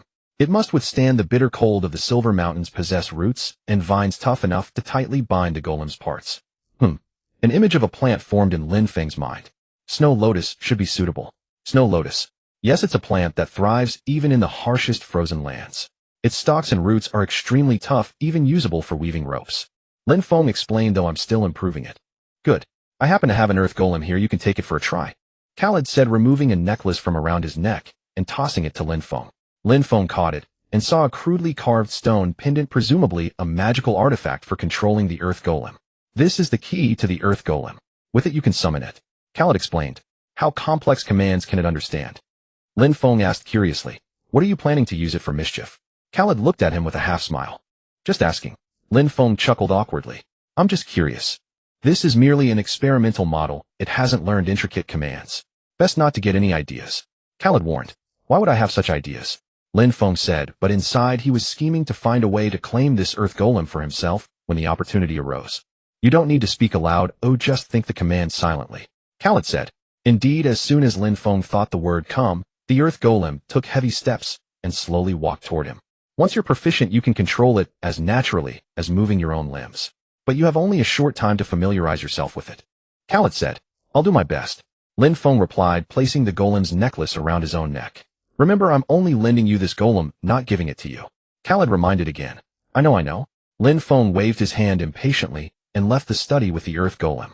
This thing is way too slow. Lin Feng complained, glancing back at the sluggish golem. Anyway, I'll come back to you once my experiment yields results. Only bother me when the experiment succeeds. Khaled said. Fine. You should also prepare for the worst, in case my experiment fails. Lin Feng said, turning and leaving Khaled's residence. Alright everyone, great work. Lin Feng placed a large pile of snacks and treats on the ground and waved at the pupas. The moment the pupas caught the sweet scent, they excitedly swarmed around, scrambling for the cookies, cakes, and candies.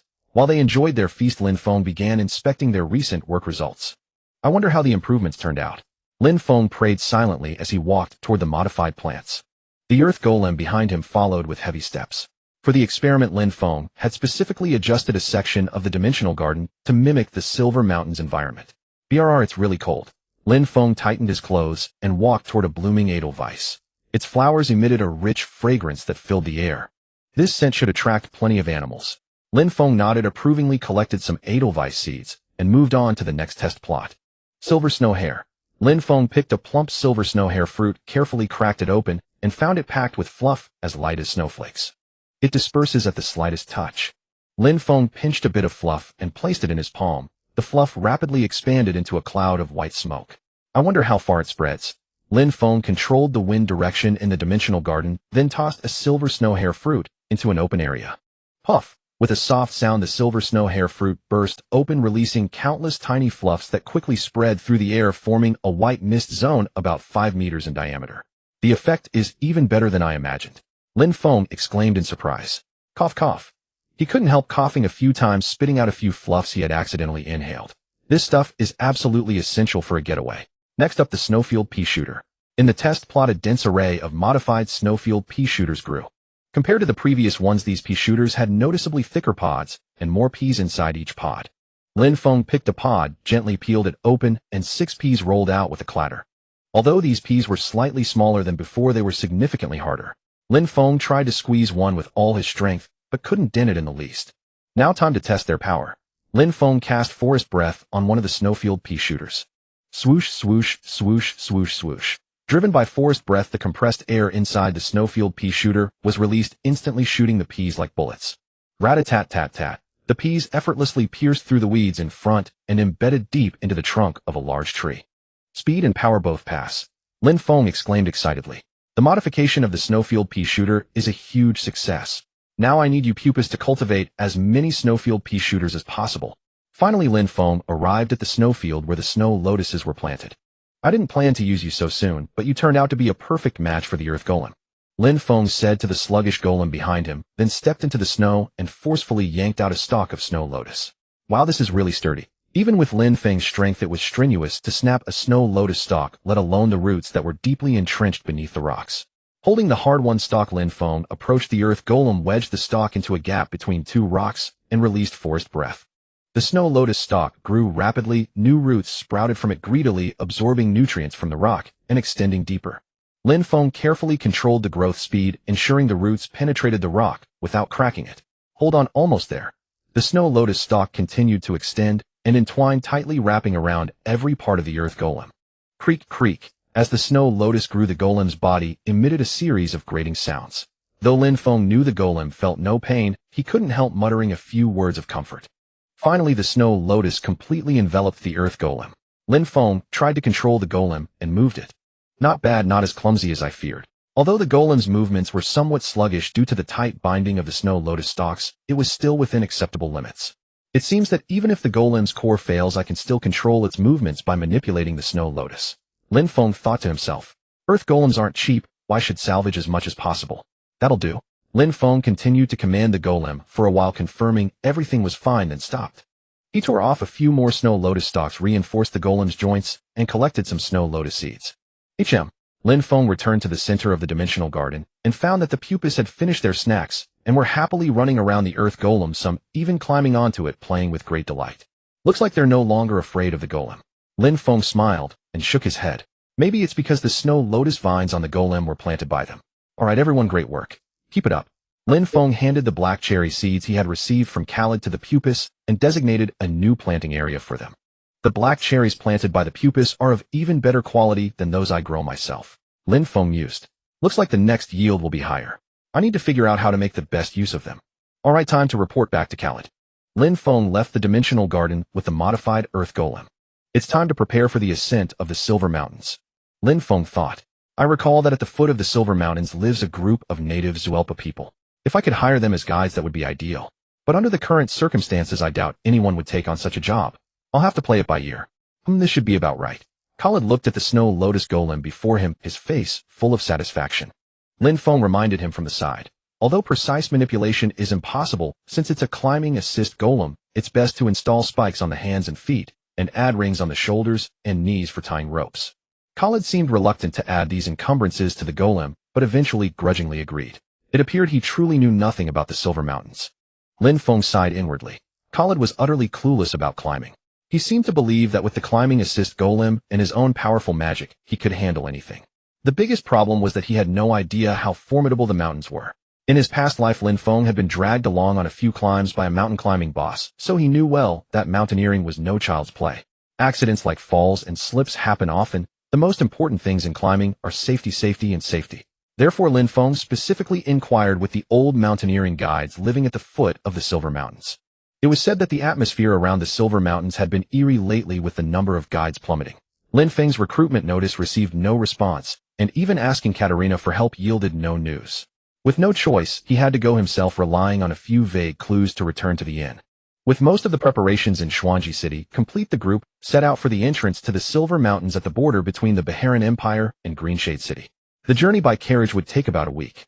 Lucky or not, Khalid claimed he would use a teleportation gate to reach the village a week after departure and did not travel with them. Lin Feng asked if he could use the teleportation gate as well, but the answer was no. The reason was that Khalid didn't want to waste mana before climbing the Silver Mountains. What a stingy fellow, using such powerful magic and so many expensive materials, yet fretting over the cost of a teleportation gate. In the inn, Lin Feng and the others decided to rely on Royd's fine horses and the excellent weather to travel by carriage. What about the mage uncle? We agreed to meet at the village. Also, don't call him uncle. But he is an uncle. Call him Lord Khalid. Mages hold grudges, be careful, he doesn't retaliate. What a difficult person. Great minds think alike. On the night, when they were still a day's journey from the village, Lin Feng and the others stopped the carriage to set up camp. While Royd scouted the area and started a fire, Lin Feng tied up the horses and gazed at the distant majestic mountains. A crescent moon hung high in the sky like a hook, and the mountains stood as if crafted by nature, both magnificent and steep. The biting cold accentuated the mountains' austere beauty. No wonder Dongxi chose to stay here. The closer they got to the mountains, the lower the temperature dropped. It seemed winter would officially begin tomorrow. They would need to take out winter clothes and fully charge the heat stones. After checking the carriage, Lin Feng was about to return to the camp when he suddenly felt an unusual movement from beneath the carriage. Hey! It was Dimikusher, or rather Kusikusu's voice, lazy with a hint of unease. What's wrong, Kusikusu? Feels bad. Bad. The shadow coiled around Lin Feng's ankle trembled violently. Under the faint moonlight, the boundary between shadow and darkness blurred, as if the shadow was merging into the darkness. What do you mean? What do I mean? Oh. Kusikusu's voice sounded like a feeble groan from someone sitting on a vibrating massage chair. What the hell is wrong with you? I mean, calm down and tell me. I can't calm down. The closer I get to that mountain, the stranger my body feels, like cheese melting on a fire. Kusikusu nearly shouted these words, and the shadow churned violently like raging waves. Is it because of the Silver Mountains? It seemed the magical fluctuations emanating from the Silver Mountains were affecting Kusikusu, who resided in the shadow. They were only at the foot of the mountains now, and the reaction was already so strong. What would happen when they actually entered the mountains? Damn, it looks like I can't count on Kusikusu's help. I should have prepared myself mentally. No choice, Kusikusu, you'd better rest for now. Oh, that's just what I want. As soon as the words were spoken, the shadow stretched to about 5 meters like chewing gum, then quickly retracted and disappeared under Lin Feng's feet. Kusikusu shrank the shadow to the size of a sole and pressed it tightly against the bottom of Lin Feng's foot. Compressing and adhering as much as possible was the best way to resist the magical fluctuations. Although this meant Lin Feng would become a strange person without a shadow. Well, plans change. Lin Feng returned to the campfire and started cooking stew. Lamb, potatoes, carrots, tomatoes, a full pot of steaming stew, perfect for warding off the cold on a winter night. How are you two? What do you mean? We're already near the Silver Mountains. Khalid said the mountains emit unstable magical fluctuations. You're not mages, but you should be relatively sensitive, right? Have you felt anything unusual? I'm fine. El also shook his head, indicating no discomfort. What enviable robust physiques, completely impervious to magical erosion. Lin Feng ladled another bowl of steaming stew, and while chewing on the tender lamb said, That's good. But my situation is a bit special. Although Khalid and I have made some preparations. Accidents might still happen. Like what? For example, my druidic abilities might be restricted and not work properly. That would be troublesome. In severe cases, I might even lose consciousness. Although I hope that doesn't happen. El mumbled something indistinctly while chewing the stew. It was probably something like, even if that happens, I'll protect you, master. Lin Feng smiled and nodded. He wasn't completely unprepared. On the way to the village, Lin Feng had been carving a totem in the carriage. The material for this totem was the northern 10,000-year-old ice, said to never melt even in the scorching heat of the desert. No one knew how hard this 10,000-year-old ice truly was. The carving knife barely left a mark, making the production time take a full 2 days longer than expected. But it should be finished tonight. After finishing his meal, Lin Feng kept watch by the campfire and continued carving the 10,000-year ice totem. On the crystal-clear ice, as the incantation was gradually engraved, a faint moonlight began to emanate. Lin Feng placed the frozen heart on his little finger. Amidst the chilling touch, a hint of warmth seeped through. The frozen heart spun slowly at the tip of his fingers, radiating a crystalline glow. Its purpose was to shield the wearer from the influence of surrounding magical fluctuations. The freezing power contained within the 10,000-year ice would envelop the wearer's entire body, forming a protective barrier. It might be more fitting to call it the unmoving heart. In any case, with this totem, he should be able to withstand some of the magical erosion from the Silver Mountains. Should he encounter overwhelming magical force beyond his ability to resist, the frozen heart would shatter and create a defensive barrier that would endure for a time. At that moment, he would either seize the chance to flee or devise another solution. He really hoped it wouldn't come to that. Lin Feng gazed once more at the rolling Silver Mountains beneath the night sky. What exactly could produce such intense magical fluctuations? A merely slumbering dragon shouldn't cause such severe magical imbalance. Could it truly be because of a fragment of the God of Origins? Judging from the current situation, that possibility cannot be ruled out. If the fragment of the God of Origins had remained untouched, sleeping quietly beneath the eternal snows, that would have been the best outcome. But what if someone had already found the fragment, and all these anomalies were caused by it? He exhaled and forced himself to think positively. If something truly significant were happening, there would be more than just these signs. Since they were merely warnings, there was still a chance to prevent whatever was coming. That was the silver lining in an otherwise grim situation. Lin Feng. Light footsteps approached from behind as Lloyd walked over. Has it already been time to switch shifts? Lin Feng gently stroked Ari's head to wake her, then rose to give up his seat. Mr. Lloyd, you seem to have something on your mind. Is it that obvious? At least I can tell. I'm sorry about that. Lin Feng scratched his head awkwardly as Lloyd sat down in his previous spot and gazed at him silently. I understand. After all, he had also seen a dragon for the first time. He was worried about more than just that, but he did not want to make Lloyd too uncomfortable. Lin Feng nodded half-heartedly. Dragons were dragons after all, even if they meant no harm to humans. I agree. They are great beings. We cannot predict what might happen. Aren't you afraid? If he said he was, he'd be lying. Even Lloyd of all people felt afraid. Dragons truly were extraordinary. As the pinnacle of this world, it was only natural to feel afraid. With a mere flick of a finger, a dragon could destroy an entire kingdom. Haha, don't worry too much. If a dragon really wanted to kill us, we could take its egg as a hostage. That's right. As long as they held the dragon's egg, they could escape unharmed. Who knew which dragon that egg belonged to? If they angered another dragon, it would be troublesome. Even if Winter Breath woke from its slumber, it would never allow anyone to harm its kind's eggs. This was Lin Feng's last resort.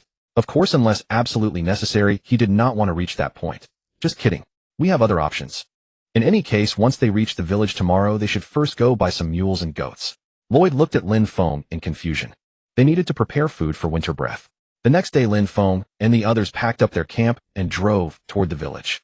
Fortunately, they arrived at their destination before noon. After asking the villagers, they learned that Khaled had not yet arrived. So they found an inn in the village to stay at and started wandering around. Preparing food for Winter Breath was not just an excuse. Lin Feng strolled through the village and purchased 12 goats, 3 mules, and various local grains and vegetables at the small market, loading them all onto the mules' backs. While chatting with the merchant, Lin Feng inquired about the guides for the Silver Mountains. Perhaps because it had been a long time since he encountered such a straightforward customer, the merchant enthusiastically shared information about the guides with Lin Feng. All the guides lived on the hillside above the village. About how many households are there? Well, probably fewer than 10 now. Oh, I see. 8 households. Or 7. And they're all elderly people. The young ones have long since moved to the empire. The merchant's tone was filled with helplessness. After thanking him, Lin Feng bought a basket of pastries as a gift for visiting the guides before turning to leave. The guides resided on the hillside above the village. What was called above the village was actually just a few scattered houses, more like an independent settlement closer to the mountain's entrance than part of the village itself. From the village, one could barely see those houses. Though he did not know if he could find a guide willing to lead the way, it was worth going to hear their advice. Mr. Lloyd, Ari, you stay here and wait for Mr. Khaled. Understood. Yes, master, please be careful. Lin Feng took the pastry basket mounted Storm and headed toward the guide's dwelling above the village. As they drew closer to the Silver Mountain, snow began to fall from the sky, and the cold wind grew increasingly bitter. Fortunately, Storm was unfazed by this and maintained his steady pace. Lin Feng knocked on what appeared to be the oldest house, where a light still burned. After a long while, an elderly man opened the door with trembling hands. "Hello, sir," Lin Feng said as he offered the pastry basket and introduced himself. "My name is Lin Feng." The old man looked puzzled as if he had never heard of that name before. Lin Feng. Yes, that's my name. He couldn't shake the feeling that he had heard it somewhere. It seemed his reputation had not reached this far yet. Lin Feng smiled politely and explained his purpose to the elder. "I am a druid and will soon be heading to the Silver Mountains. I came to consult with you and the other guides about something." "You're going to the Silver Mountains?" "Yes, I must go." The old man's eyes widened in astonishment. It seemed no one was visiting the Silver Mountains anymore. He invited Lin Feng inside, poured him a cup of hot tea, and said he would be right back before leaving the room. He must have gone to inform the other guides. Lin Feng waited quietly, watching the flames dance in the fireplace. After a while, the door opened again, and the elder returned with several other old men. Lin Feng quickly stood up and greeted them one by one. The Silver Mountains had once been a popular destination for the nobles of Ansgar. Back then, the guides made their living leading those nobles to climb the snow-capped mountains. After Ansgar fell, they began serving the nobles of the Bailan Empire instead. But what about now? With the dragons gone, the Silver Mountains had taken on an eerie atmosphere, no longer the leisurely retreat they once were for the nobility. The guides had gradually disappeared as well. In other words, the only people who now knew how to climb the Silver Mountains were these elderly men before him. It seemed impossible to have them guide him. Lin Feng maintained a polite smile as his gaze swept across each of the elderly men present. The elders all looked troubled. "Go to the Silver Mountains? Why would you want to go? If it were 20 years ago, perhaps it would still have been possible, but now?" The elderly gathered around, whispering amongst themselves. "Although I cannot reveal too much, I must go."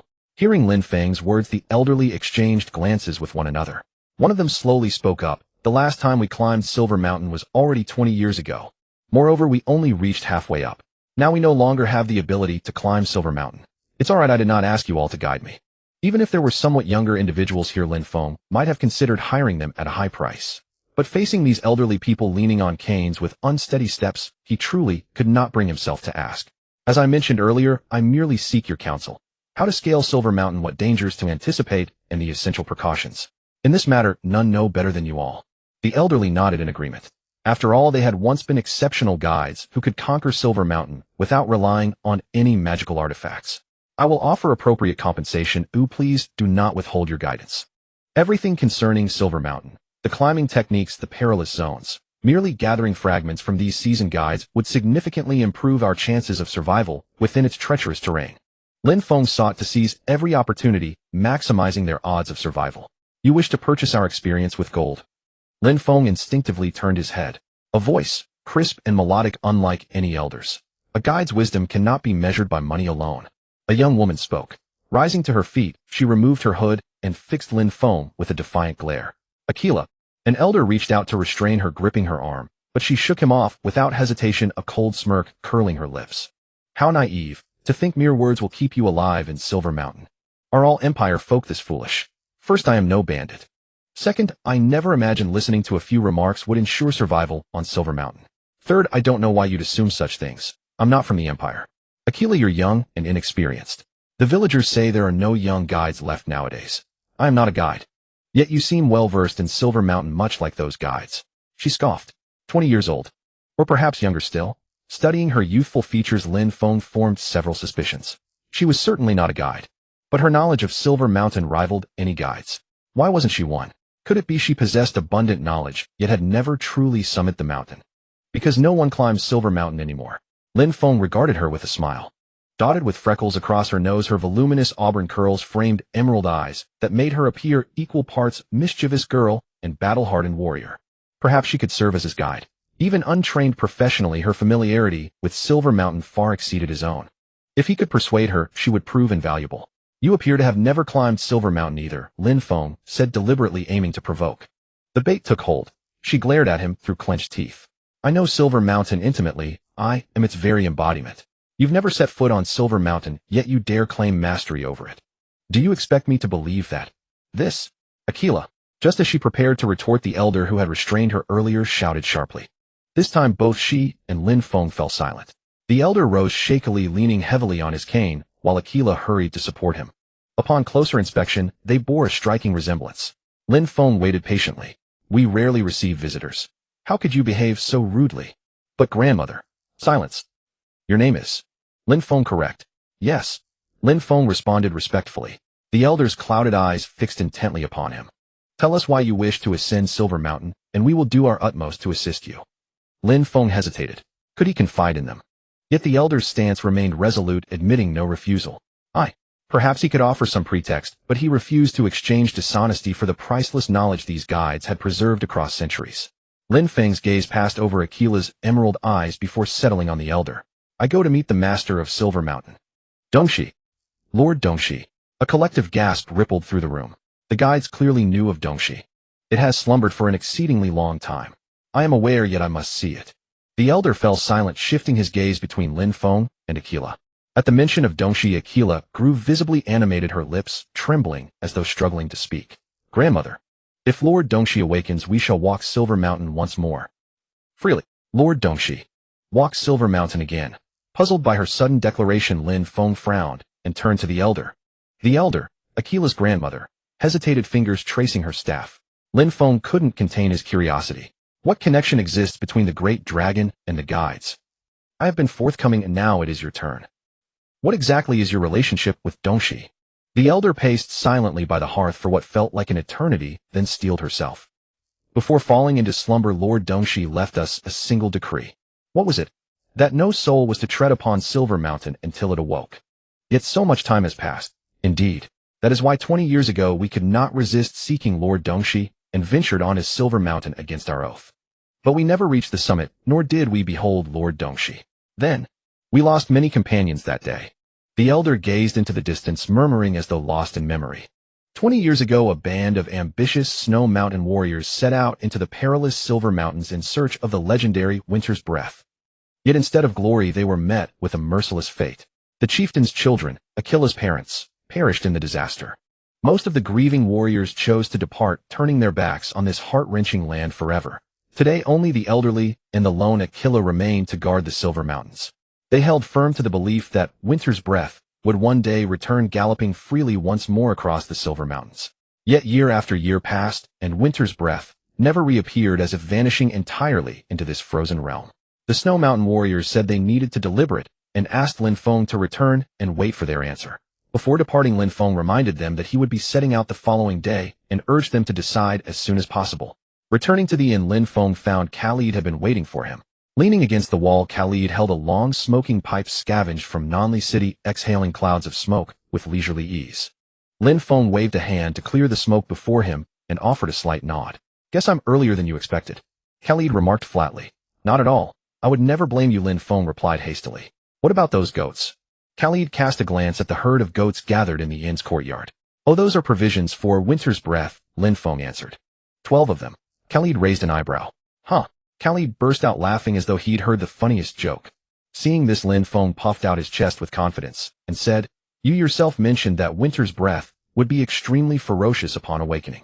I was simply following your advice. Surely you don't think 12 goats can calm the fury of a dragon, do you? Khalid looked at Lin Feng with an enigmatic smile. How else would we know unless we try? Lin Feng shrugged carelessly. You truly are a strange one, Khalid sighed, shaking his head.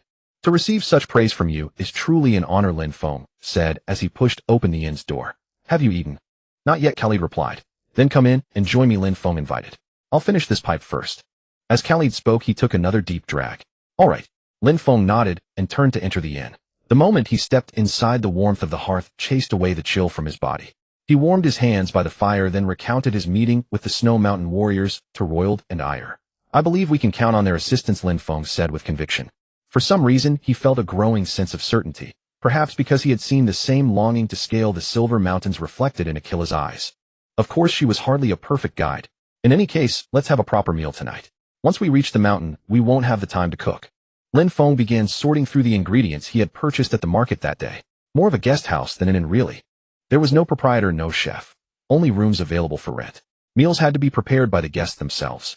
Ire busied herself nearby, efficiently washing and preparing vegetables. Royal trouble you to mince the meat. Lin Feng handed a large piece of beef and pork to Royal and set about cleaning the fish himself. Cutting meat is definitely best left to professionals. As Lin Feng scaled the fish, he fell into thought about his former life. Before transmigrating to this world, his diet had consisted mostly of takeout processed foods and canned goods, with only occasional fresh-looking vegetables at restaurants. And now he was personally preparing all sorts of ingredients. Could this be considered progress? At least I still care about food, Lin Feng muttered to himself.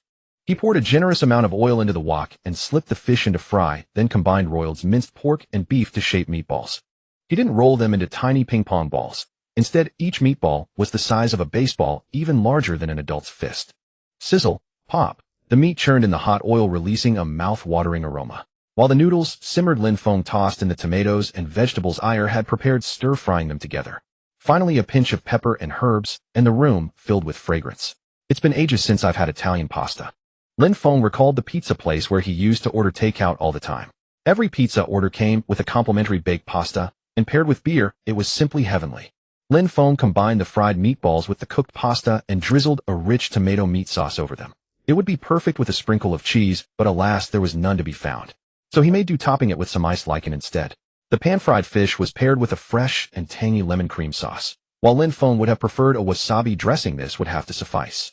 With that, a sumptuous dinner was ready. Lin Feng carried a heaping plate of pasta with meatballs to the table and gestured for Iyer to go fetch Khalid.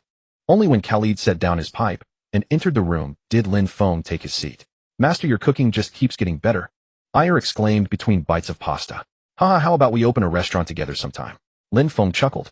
Wouldn't we strike it rich then? Iyer said excitedly. That would be child's play, Lin Feng replied with confidence. He laughed and sliced one of the enormous meatballs in half with his knife and fork, releasing a flood of savory juices. So what did the Snow Mountain warriors say? Khalid asked, munching on his grilled fish.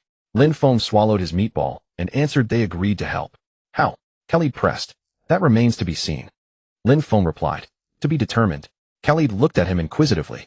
Yes, we'll know for certain tomorrow, Lin Feng explained. Khalid pondered for a moment before asking, will they provide intelligence about the Silver Mountains? Well, Lin Feng hesitated before saying, if we're fortunate, some of the Snow Mountain warriors may be willing to guide us. Aren't all the nearby Snow Mountain warriors just the old, the weak, and the sick? Khalid scoffed. This fellow certainly doesn't hold back, Lin Feng thought, shooting Khalid an exasperated glance. That's not necessarily true, Lin Feng replied. While most of the young warriors have left, then who else would help us? Khalid interrupted. There is one more person. Strictly speaking, she is not a Snow Mountain warrior, but she knows the Silver Mountains like the back of her hand, though she has never attempted to climb herself. Lin Feng explained. Khalid remained silent, listening quietly. I believe she can certainly help us as long as she is willing to come. Lin Feng added. A young Snow Mountain warrior. Khalid murmured as though turning the words over in thought. Winter's Breath once left messages for the Snow Mountain warriors. Lin Feng said. I know, Khalid replied flatly. Then why didn't you say so earlier? Honestly, if I hadn't been unable to defeat him. That is why I believe the Snow Mountain warriors will not help us, Lin Feng said. Khalid remained silent, simply taking a quiet sip of apple cider. Dragons perceive time differently from us humans. Winter's Slumber knows more about humanity than most dragons. Khalid explained. Are you saying Winter's Slumber did not expect to sleep for so long? Lin Feng asked. Perhaps, Khalid shrugged. Could it be that Winter's Slumber's hibernation hides another secret? Did it originally believe it would awaken before the Snow Mountain warriors grew old? But for some reason it remains asleep to this day. All of these were merely speculation, Lin Feng thought silently to himself. Before encountering Winter's Slumber, everything remained in uncertainty. Lin Feng tidied the tableware, rose to his feet, and returned to his room to rest. The following morning, Lin Feng awoke before dawn. Perhaps it was due to excessive tension. Since he was already awake, he might as well get up. He changed into fresh clothes and stepped out of his room. The goats huddled together, curling up to sleep. 1-2. All 12 goats were present. You've worked hard, Silvermoon. Lin Feng gently stroked Silvermoon's head and retrieved a hind leg of a horned wild ox from his storage ring, offering it as a reward for guarding the goats. Before setting out, he needed to ensure Silvermoon ate its fill. While Silvermoon was busy eating, Lin Feng began preparing hay for the goats and mules. At this moment, the eastern horizon gradually brightened, warm sunlight spilling across the earth and dyeing the sky golden. Lin Feng gazed at the distant sunrise, his thoughts drifting in every direction. Just then a figure came sprinting from afar. At first it was merely a blurry speck, but as the distance closed it gradually took shape. Bathed in sunlight, her voluminous curls blazed with a brilliant orange radiance. It was Archila. Could it be? Hey! Before Lin Feng could react, Archila had already reached him, calling out loudly. She held a parchment scroll in one hand and wore a well-worn backpack on her back. Archila! Lin Feng called out in surprise. Huff! Huff! Huff! Archila panted heavily, nodded, and then handed him the parchment scroll. Here. For you. What is this? Lin Feng took the scroll and asked, puzzled. Archila rolled her eyes at him as if to say, you don't even know what this is, eh? Seeing this, Lin Feng hurriedly unrolled the scroll. This is A map of the Silver Mountains. Lin Feng exclaimed in surprise. Exactly, Archila replied. This was completely different from any map available on the market. Lin Feng studied the markings carefully and found many places he had never heard of. The Snow Mountain warriors drew this themselves, Archila explained. Did you run all this way just to hand this to me? Lin Feng asked. Archila said nothing, simply smiled, pulled a water skin from her pack, and took a few long drinks. Lin Feng waited patiently for her answer, filled with anticipation. Only a Snow Mountain warrior can read this map, Archila said confidently, setting down the water skin. I see, Lin Feng nodded. I'm going to meet Winter's Slumber too, Archila said firmly. As a descendant of the Snow Mountain warriors, Archila formally joined the party.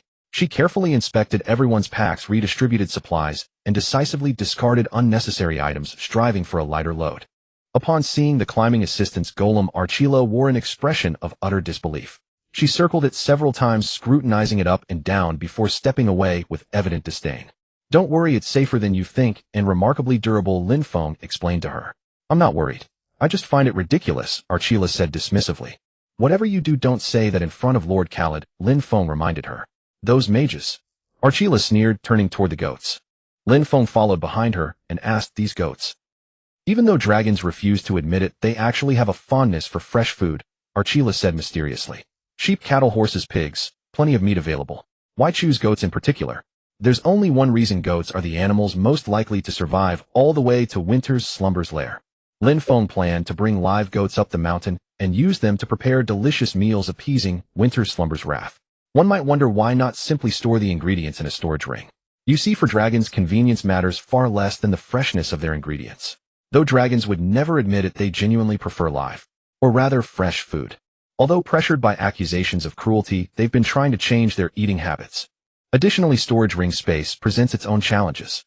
Lin Feng's storage ring was already packed with grains, fruits, and personal belongings, leaving hardly any room for additional cattle or sheep. Therefore, Lin Feng felt he had made the optimal choice, at least from his perspective. The goats should be fine, but the mules would likely struggle to reach the midsection of the Silver Mountains. Archila said, it doesn't matter. We can have them carry supplies as far as they're able, then let them return on their own. Lin Feng said, the mule's role is to transport food and other supplies partway up the mountain. They're temporary companions. Once they reach a suitable point, Lin Feng would release them, so they could return safely to the village. Then let's set out now, Archila said. Archila looked at Khaled and the climbing assistant's golem with an expression of exasperation, but ultimately nodded. Thus the group left the inn and set course for the Silver Mountains. Master, who is that? Ayer finally couldn't contain her curiosity and asked in a hushed tone. Her name is Archila. She's our guide, Lin Feng replied. A guide? I've only ever read about them in books. Ayer's eyes lit up and she stole glances at Archila. Archila was focused on driving the mules and hadn't noticed Ayer's gaze. Get along well, Ayer, Lin Feng said with a smile. It seemed Ayer was quite interested in this new companion, as this was her first adventure with a female partner. However, she mustn't forget her disguise as a boy. Lin Feng reminded her. Ayer's shoulders slumped immediately. Though he didn't think Archila would discover her true identity, better safe than sorry. Lin Feng approached Khaled, who was comfortably seated on the climbing assistant's golem, reading a book. Lord Khaled, I feel the golem's speed has increased. Lin Feng asked. Indeed, the golem's speed was much faster than when he first saw it, nearly matching Lloyd, almost 3 times its original pace. I upgraded it, Khaled replied without looking up. Can't you speak properly? Lin Feng said exasperatedly. You wouldn't understand even if I explained, Khaled said indifferently. This guy. Lin Feng rolled his eyes inwardly. Khaled explained, I've been studying it all week and replaced the magic crystal with the variety that has the best compatibility with the snow lotus. No wonder I felt the snow lotus was flourishing more, Lin Feng suddenly understood. Is that so? Khaled remained noncommittal. I saw it clearly with my own eyes. Lin Feng pointed to the vibrant snow lotus growing on the golem's body, and Khaled added, thanks to the magic crystal, the connection between the golem and the snow lotus has become much tighter. I also discovered that combining living beings with golems is another direction worth exploring. That sounds rather unsettling. Lin Feng couldn't help but shiver. How is that unsettling? Khaled asked, puzzled. Every single word you just said makes my skin crawl, Lin Feng replied truthfully. Cough, cough. Lin Feng cleared his throat twice and quickened his pace to catch up with Emu and the flock of goats at the vanguard. Although he could feel a cold gaze upon his back, he resolutely refused to turn around. Time flew by, and in the blink of an eye the sun began to set.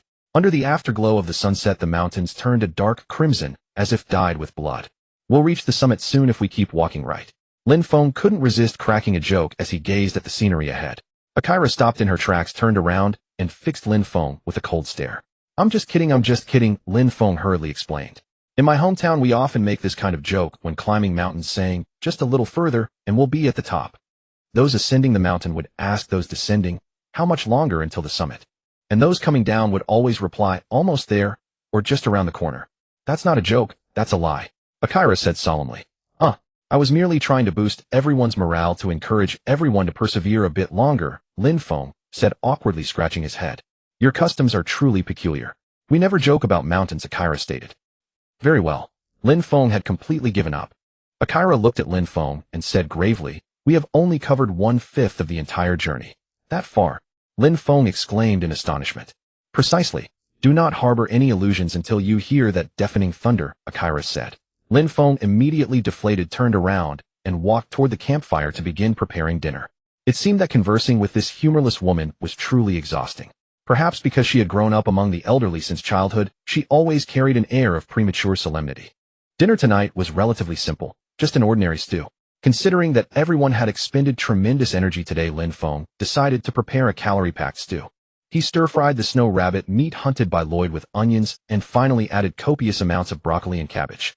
As the ingredients in the pot continued to bubble, a rich fragrance wafted toward him. I'll fetch me some rye bread, Lin Feng called out to Al, who was playing with Inu. Al scampered over at the sound, holding several pieces of rye bread in his hands. Lin Feng distributed the bread to everyone, and then filled each person's bowl with steaming hot cream stew. Everyone dig in quickly, Lin Feng invited. The group gathered around the campfire and devoured the stew heartily. Due to the journey, they had only eaten some jerky and energy bars at noon, and were already ravenous. At this pace we'll reach Golem Valley within 3 days. It was Akira who broke the silence. Golem Valley? Al asked curiously.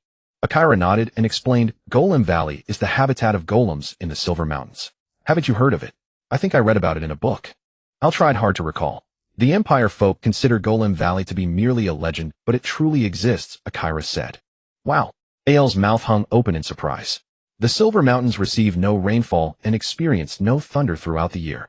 But as soon as you enter Golem Valley you will hear a deafening rumble of thunder, because the golems have been battling there for hundreds of years. Akira said. Al listened with keen interest, as if hearing an ancient mythological tale. Akira seemed to relish Al's admiring gaze, and continued, the true golems are on an entirely different level from those crafted by magicians. Some are as massive as houses and others tower as high as mountains themselves, and every single one possesses overwhelming strength. The reason they are so powerful is that they will only ever exert their full strength to attack one another until the entire mountain is reduced to flat rubble. Kale couldn't help but interject. That is their destiny, Akira retorted. Admit it, girl, those so-called true golems are nothing but a bunch of foolish puppets. Kale said with disdain. Magicians always believe that those who do not obey commands are stupid, Akira shot back, without backing down. All right. Seeing the two on the verge of a quarrel, Lin Feng quickly stepped forward to mediate. He topped off both Kale and Akira's bowls with some cream stew, and then persuaded them, don't waste energy on such trivial matters. Let's finish eating quickly, we have a long journey ahead tomorrow. Tomorrow will only be more exhausting than today.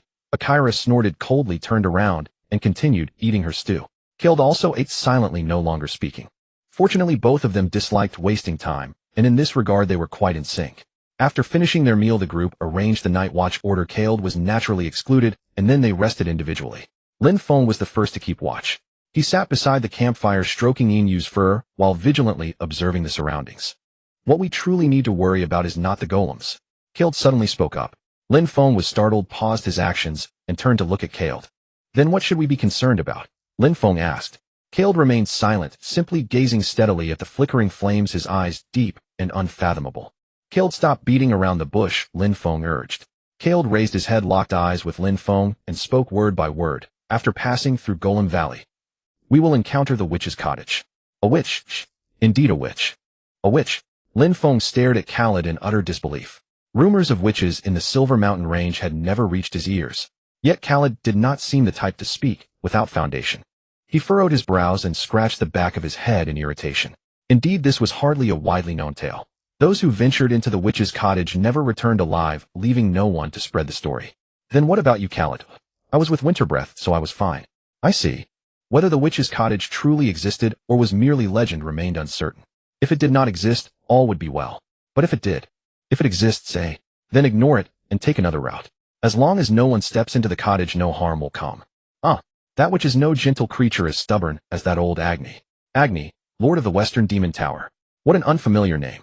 He was also a difficult mage to handle, yet here he was compared to the witch, suggesting he was no ordinary figure. If even the mad mage Khaled feared him so greatly, then Lin Feng thought to himself, I must be extremely cautious.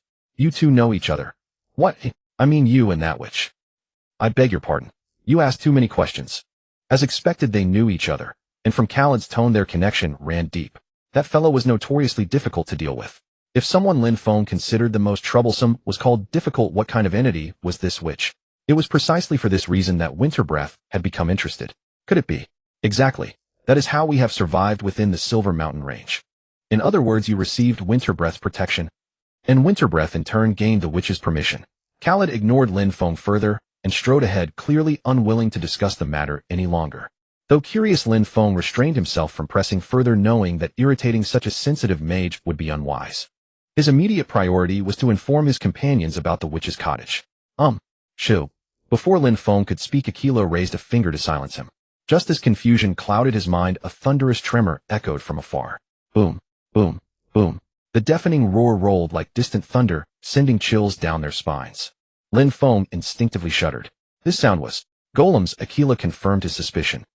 Following her gaze, he saw at the valleys and a colossal figure that had appeared as mere rock face, now detached from the mountainside, and began moving slowly. Their heavy steps shook the earth with every stride. And such colossi were not alone. Stretching across the view, the Silver Mountain range was split by a valley with gray and blue golem clusters on either side, and a monumental battle poised to erupt. Lin Feng involuntarily swallowed, his eyes fixed on the breathtaking spectacle. Mountains clashing like living beings gave him a profound understanding of how myths are born and spread. Aquila, what should we do? I'll turn to Aquila for guidance.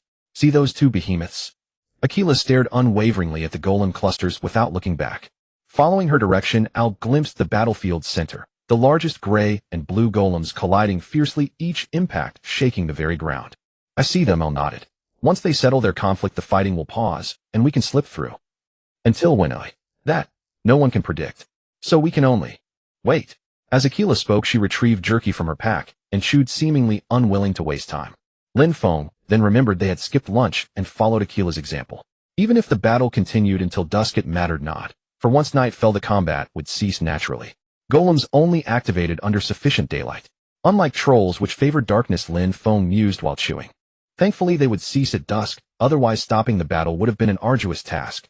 If the fight persists until dark, we camp outside the valley and depart at first light. Aquila nodded approvingly. The valley was not long. If they pressed forward from dawn till noon, they should clear it as planned. Holding their breath, the group watched the earth-shaking golem battle. Crash. Thunderous impact. Boom. Boulders shattered, crumbled, and sprayed outward, an image both terrifying and strangely majestic. Perhaps this was what mountain clashing legends described. Lin Feng watched entranced, forgetting to chew his jerky. Crash. The gray golem delivered a punishing blow to the blue golem's chest, or what Lin Feng presumed was its chest. Already wounded, the blue golem lost balance and collapsed with a thunderous crash. Smaller golems beneath it were crushed instantly in a gruesome display. Now, Aquila commanded sharply.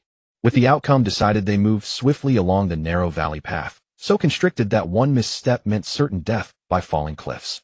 Panting, snowy mountain trails differed vastly from forest paths. Even Lin Feng struggled to breathe, let alone the others.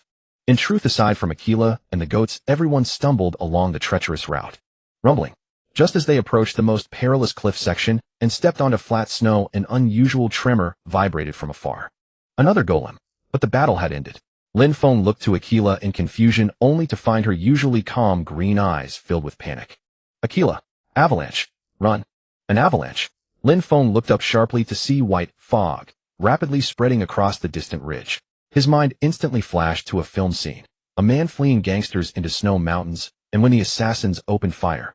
Bang, bang, bang, bang. The gunfire reverberated through the valley. The once silent snow mountain collapsed in an instant from the mild tremors. The white wave consumed everything, including the pursuing men. What seemed thrilling in fiction felt nothing but terrifying in reality. Shall I deploy Forest Guardian? This hemispherical plant shield was impervious to all impacts, yet confined to holding only 2 or 3 people.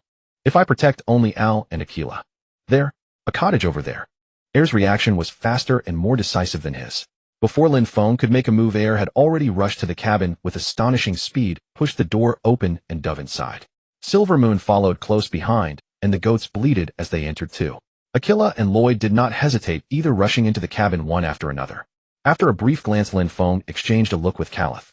That was the witch's cabin, right? Yes, that was indeed the witch's cabin. But there was no other choice now. They had to press on despite the danger.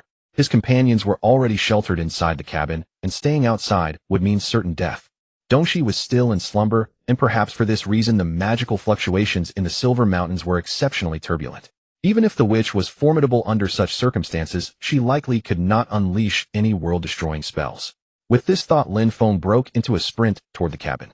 Caliph clearly shared the same instinct and charged in alongside the golem. Caliph moved slightly faster, leaving Lin Feng as the last to enter, bearing the duty of closing the door. Bam! The avalanche surged forward the moment the door shut, swallowing the entire cabin in an instant. Huff huff. Lin Feng braced himself against the wooden door with all his might, holding back the avalanche's crushing force. He could feel the immense power pounding against the structure, threatening to pulverize everything. Only when the terrifying tremors finally subsided did he dare to ease his tension and survey their surroundings. What a narrow escape. Panting heavily, Lin Feng fumbled through his backpack and retrieved a morningstar fruit. Its soft silver-white glow pushed back the darkness enveloping the cabin. Huh. The morningstar fruit's light wasn't particularly bright, but it should have been enough to illuminate every corner of the cabin. Yet, where was everyone? He had watched with his own eyes as all his companions entered the cabin, but now it stood completely empty, as though he had been alone from the very beginning. That wasn't all. The walls. This cabin should only be the size of a single room, but the moment he stepped away from the door and moved forward, the walls simply vanished. The walls that had been just within arm's reach were now completely gone, leaving no trace behind. Lin Feng tried to return to where the door had been, but that spot too had dissolved into nothingness, as though he had been standing in an endless void from the very start. Damn it. All around him was nothing but endless darkness. Desperate to find his companions, Lin Feng began groping his way forward, but no matter which direction he went, he couldn't touch anything, not even a wall. It was as though he had been walking inside this tiny wooden cabin for 10 full minutes. Hee hee. Even more unsettling was the strange laughter drifting past his ears from time to time, sometimes deep and male, sometimes high and female, sending shivers down his spine. I'm not here to play some escape room game. Lin Feng swallowed hard, forcing himself to ignore the hair-raising laughter as he pressed onward. If he couldn't find the door, then he would simply walk in the opposite direction and keep going until he reached the end. If the cabin's owner had set some kind of trap, he would destroy it. I'll see exactly what you're up to. Lin Feng took a deep breath and marched forward with determination. Hee. It was utterly chilling. Lin Feng groped his way through the vast darkness, his mind racing through possibilities. First, he might have been circling in place without realizing it. Second, the cabin could be connected to some unknown space, and he had accidentally fallen into a so-called dark domain. Third, he had no idea. If it were the first possibility, he would likely have fallen victim to some kind of mental magic. In that scenario, he would either need an external stimulus to jolt him awake or remain trapped until starvation claimed him. But if it were the second possibility, that would be far more troublesome. A mage or witch's personal dark domain could typically only be accessed by themselves or by beings of greater power. Perhaps Caliph could help, but that wasn't a reliable option. If the cabin's owner was stronger than Caliph, that path would lead nowhere. So what should he do to escape? He could only keep walking. Either wait for an external stimulus or search for a crack in the dark domain. These were the only two options Lin Feng could think of, and searching for a crack was clearly more promising than waiting passively for death. It felt as though all his senses had been stripped away. He couldn't feel cold, heat, pain, or exhaustion. His 5 basic senses seemed dead, leaving only the numb mechanical movement of his legs. In movies and television dramas, protagonists would surely lose their minds under these circumstances. Whether locked in solitary confinement or white rooms in psychiatric wards, those trapped in enclosed spaces and stripped of time's passage would ultimately descend into madness. Would he meet the same fate? Just then a faint glow appeared in the distance. Could that be the crack? Lin Feng's spirits lifted instantly, and he sprinted toward the light. Yet no matter how hard he ran, the glow maintained an elusive distance, as if deliberately taunting him. Damn it! Lin Feng pushed himself to the limit, running with reckless abandon. But the longer he ran, the more unreachable that light remained. This was absolutely bizarre. Exhausted beyond measure, Lin Feng collapsed to the ground and stopped fighting it. Whatever, he just wanted to rest. On the brighter side, when he had been stumbling through the darkness, he had felt nothing at all. Now he could clearly feel his heart pounding and his legs aching. At least this proved he was still alive. Lin Feng lay on the ground, gasping for breath. He had no idea how to escape this cursed place. He had always assumed dark domains were merely fictional concepts from games, never expecting them to exist in reality, or to be so tormenting. Lin Feng stared blankly into the darkness before him and slowly closed his eyes. I'm exhausted. Might as well sleep and recover my strength. Lin Feng slowed his breathing and attempted meditation to ease his tension.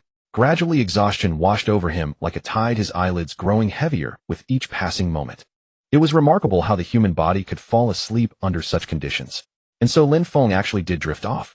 Lin Feng. A voice both familiar and strange exploded in his ear. Immediately after came a thunderous crash, as if someone had forcefully thrown open the door. Was this a dream? Lin Feng rolled over trying to return to sleep, but his drowsiness gradually faded with each call. Even if it's the weekend, you should be up for lunch by now. Whoosh. Someone yanked the warm blanket away, catching Lin Feng completely off guard as he nearly tumbled from the bed. Oh, for heaven's sake. What are you doing? Wait. Bed. Weekend. Lunch. Lin Feng. He jolted upright in alarm and immediately fell off the bed. The familiar hardwood floor, the familiar sensation beneath his palms. Everything snapped him fully awake. He scrambled to his feet, gazing at the scene before him in disbelief. The familiar room. A room he missed more than he cared to admit. Ever since moving out, it had become his studio. On the door were the childish scribbles he had left on the walls years ago, and standing before it was, Mom. Mom. How long had it been since he last called her that? Lin Feng stood dazed before the woman, her tousled hair, slightly faded apron, and that familiar face tinged with a hint of anger. Drunk as a skunk yesterday, and still not sober. I give up. How could I have such an unworthy son of mine? Just like your useless father, all you know is drinking. Smack. Smack, smack, smack. Ouch. Ouch, ouch, ouch. The familiar bamboo shoot stir-fry treatment. No, even being chased and beaten by orcs had never hurt this badly. Lin Feng screamed as he fled into the living room. On the sofa, his father lay there with half-closed eyes, watching a classic old songs retrospective on television while holding the remote control. Was he asleep or awake? Dad. Dad wasn't sleeping. Familiar lines, familiar scenes. Lin Feng stood motionless in the center of the living room, watching his father's increasingly thinning hair. Yes, this was his father. What on earth was going on? As he took in this perfectly harmonious weekend afternoon, before him Lin Feng's legs suddenly gave way, and he sat heavily on the floor. Hearing the commotion, his father opened his eyes while his mother began her endless nagging. Look at him, how old is he, and still like this? Just how much did he drink last night? Dinner's ready, come eat now. Get up too. His father slowly rose from the sofa and walked past Lin Feng toward the dining table. Lin Feng stared blankly at his back, then got up and took his seat at the table. Gulp. Wow, it had been so long since he'd had home-cooked food like this. Thick slices of pork belly swirled in the hot pot broth, and just the sight made his appetite soar. His mouth was watering. Lin Feng couldn't wait to grab his spoon and stuff the delicious food into his mouth. What's wrong with this child today? Looks delicious. Goodness, just last time he said he didn't want to eat at home. Though she said that the corners of his mother's mouth couldn't help but curl upward, clearly in a good mood. Eat it while it's hot. Lin Feng hurriedly served himself a large bowl. The sour and spicy soup, the pork belly with the perfect ratio of fat to lean, the silky smooth tofu, and that unforgettable aroma. It was so delicious it made him want to cry. The taste of memory. He devoured everything like a whirlwind, scraping his bowl completely clean. Delicious. Don't talk, just eat properly.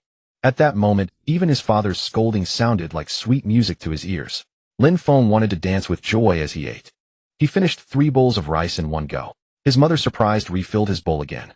Only after devouring every last drop of the soup did Lin Feng pat his stomach in contentment.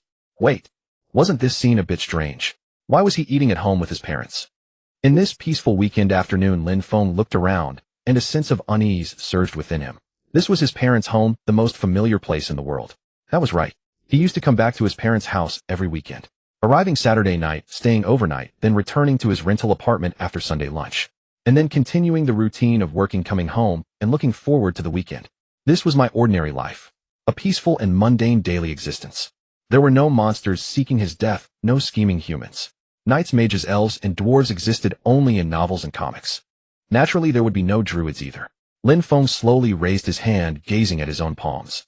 He felt no flow of magical energy. These were merely ordinary hands meant for typing on keyboards and maneuvering a mouse. Could it be that everything before had only been a dream? Becoming a druid, accepting quests, exploring dungeons, completing various missions, defeating demons, slaying the Hydra, rescuing the Elven Queen. Could all of this have been nothing more than a fantasy? But those memories felt so vivid. Lin Feng instinctively clenched his fist, attempting to summon forest breath, a technique carved into his very instincts. Humph. As expected, nothing happened. He couldn't sense any magical energy whatsoever. What an idiot. An adult still indulging in fantasies about magic and skills like some delusional teenager. Was it truly a dream? Before he could fully process it, his mother patted his shoulder and handed him a fork. Lin Feng. Have some fruit. Oh, okay. Lin Feng picked up the fork, speared a piece of apple his mother had cut, and turned his gaze back to the television. On the TV, a famous singer was performing with passion. Everything is transient, all will pass. Everything is but a dream, hazy upon waking. This song is really nice. I still prefer that one. Listening to his parents chatter about everyday matters, Lin Feng suddenly felt that druids and other worlds no longer mattered. He scratched his head, speared another piece of apple, and popped it into his mouth. How beautiful. It must have been a dream, definitely. The next morning. Dingling, ding, dingling. No birdsong, only the cold alarm clock, yet this familiar modern city morning filled Lin Feng with warmth. He fumbled to turn off the alarm clock beside his bed. Warm sunlight filtered through the curtains, dispelling the last traces of sleepiness. Lin Feng stretched and climbed out of bed. From outside came the sound of his mother preparing breakfast. Last night, she had kept urging him to get married, saying she was nearly driven to distraction by his delay. Though she complained, Lin Feng knew his mother was secretly glad he was staying another night. Good morning. Lin Feng rubbed his sleepy eyes and walked into the living room. His father was watching the morning news, the anchor's weather report filling the room. It'll rain today, his father remarked casually as he noticed Lin Feng's gaze on the screen. No worries, leaving later is fine. Lin Feng yawned and headed to the bathroom. While brushing his teeth, gratitude for modern civilization filled his heart. In that medieval-like world, he had no choice but to use twigs as toothbrushes and salt as toothpaste, leaving his mouth feeling perpetually sticky and uncomfortable afterward. Those mercenaries complained he was being too particular, when in truth none of them bothered to brush properly. Rinsing their mouths was about as clean as it got. Lin Feng grabbed a chilled bottle of barley tea from the refrigerator, downing several large gulps before taking his seat at the dining table. For breakfast, his mother had prepared beef noodles from scratch. The rich aroma of beef mingled with the umami of the noodles, making his mouth water. Lin Feng neatly arranged his bowl and chopsticks, eager to dig in. This is so delicious. Mom, this breakfast is incredible. I love you so much. What's gotten into you today, kid?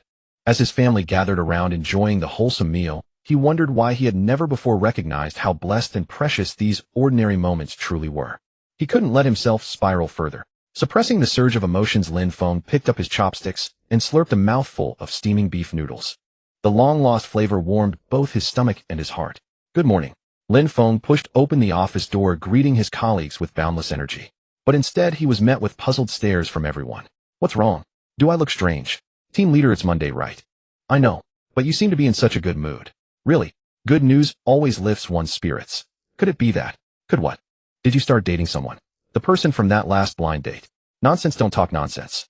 I'm busy with work. Where would I find time for romance? I'm just asking casually, don't get excited. I just noticed you're in such a great mood today. Yeah, if you'd experienced that hellish world and returned to reality, you'd feel just as happy as I do.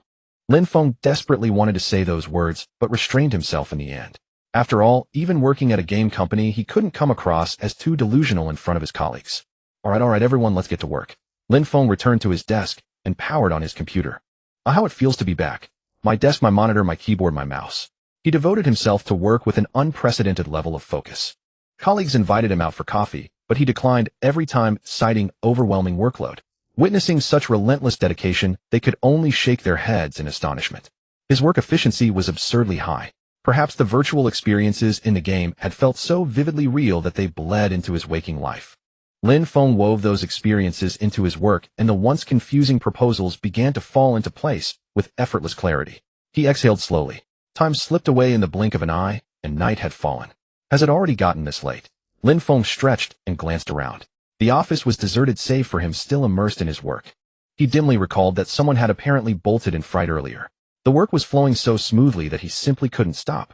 At this rate, a promotion and raise couldn't be far off. Lin Feng chuckled triumphantly and began gathering his things to leave. At that moment, a scrap of paper fluttered down from his documents. On it was drawn a black crow. What is this? A crow.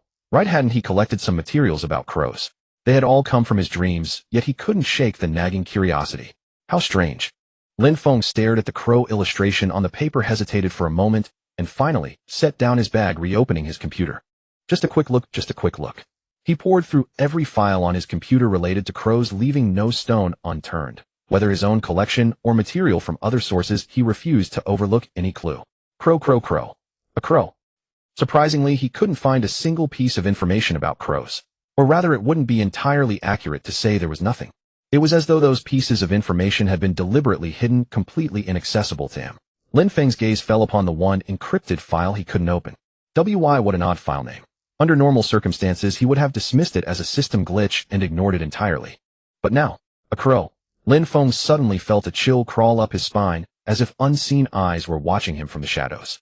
Like a protagonist in a horror film, he whipped his head around, scanning every corner, terrified that some zombie, ghost, or goblin might leap out at him. Yet nothing happened. Was it because this was the real world? Or perhaps... Lin Feng tried opening the encrypted file once more, but it remained stubbornly locked.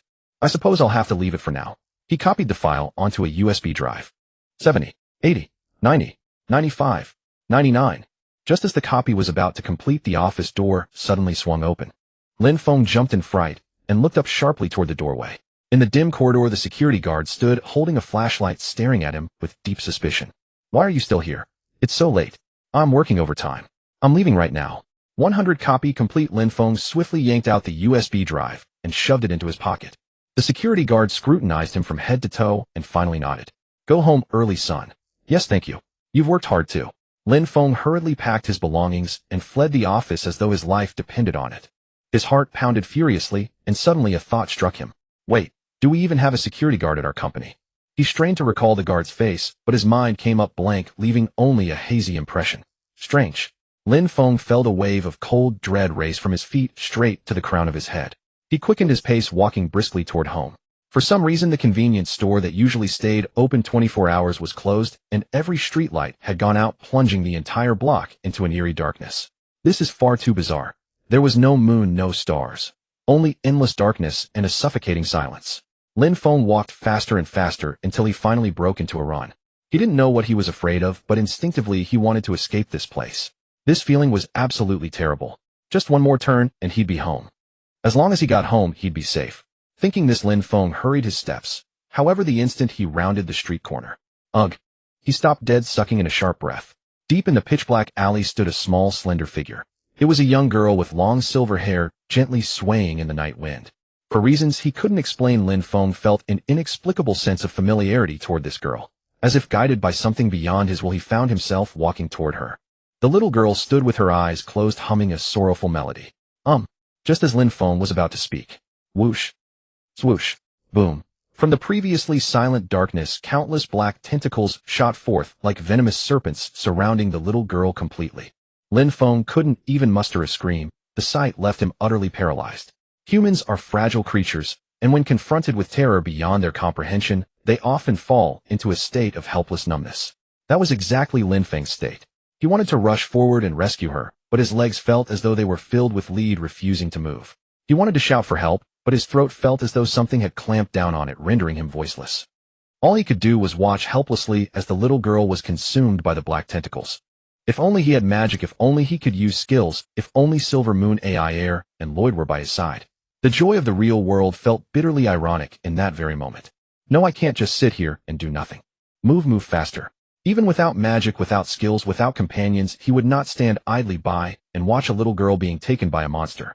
Lin Feng struggled desperately to control his body, but fear wrapped around him like an invisible net, pinning him firmly in place. Lin Feng, chirp. At that moment, a familiar bird call rang out beside his ear. Immediately afterward, a faint glow rose slowly from the spot where the little girl had been swallowed by the tentacles. 1 beam, 2 beams, 3 beams, 4 beams. More and more light emerged from the darkness, converging into a powerful force. Boom. Poof. The light transformed into raging flames, dispelling all surrounding darkness. Within the fire, a colossal multicolored phoenix spread its wings and let out a deafening cry. It's over. Lin Feng breathed a sigh of relief. His vision went dark and he fainted. Lin Feng suddenly opened his eyes and sat up from the bed. Was this his room? What was going on? The night before he had clearly.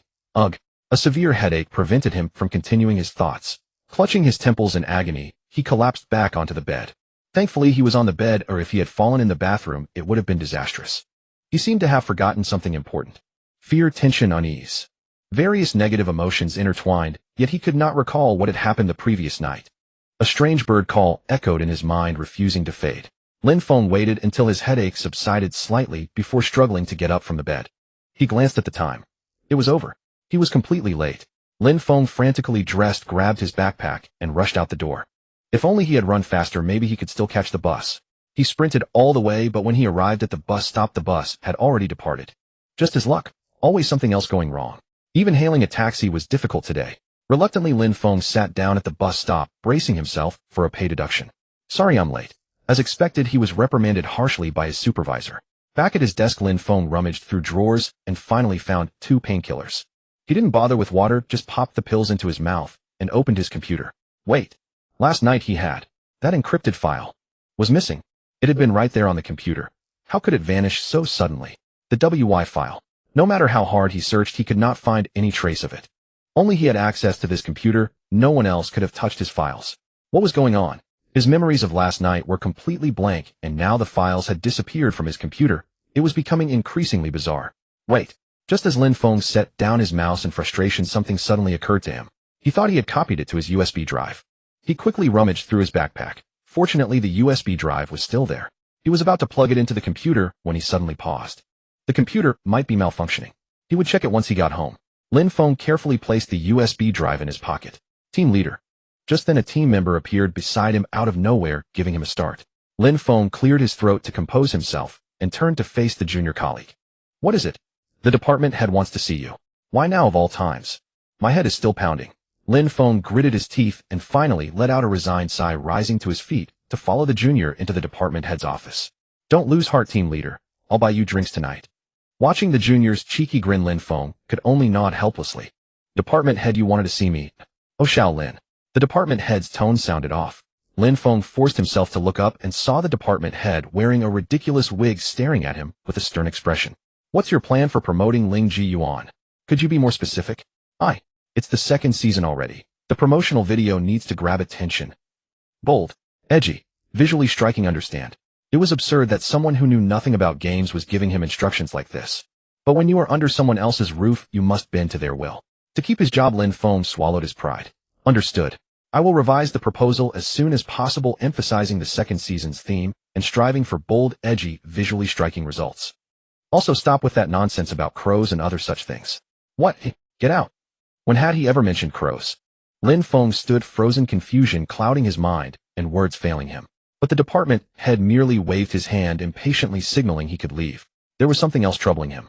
As a marketing professional at a gaming company, understanding the game's content thoroughly was essential to doing his job well. So it was natural that he would ask the department head for game information. But this was not some state secret.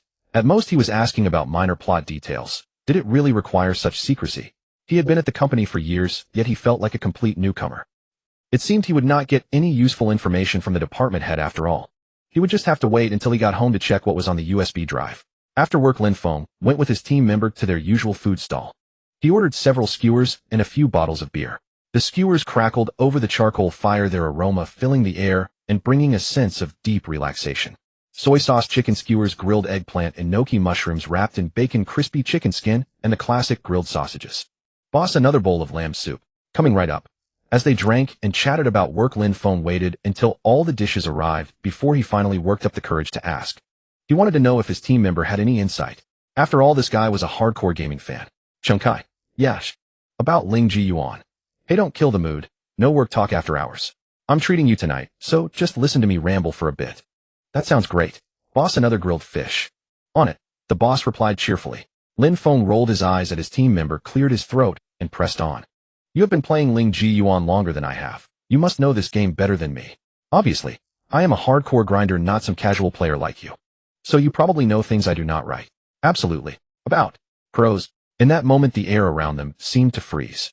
Again with this. That same strange tension. As if he had brought up something taboo. Haha, crows. What crows?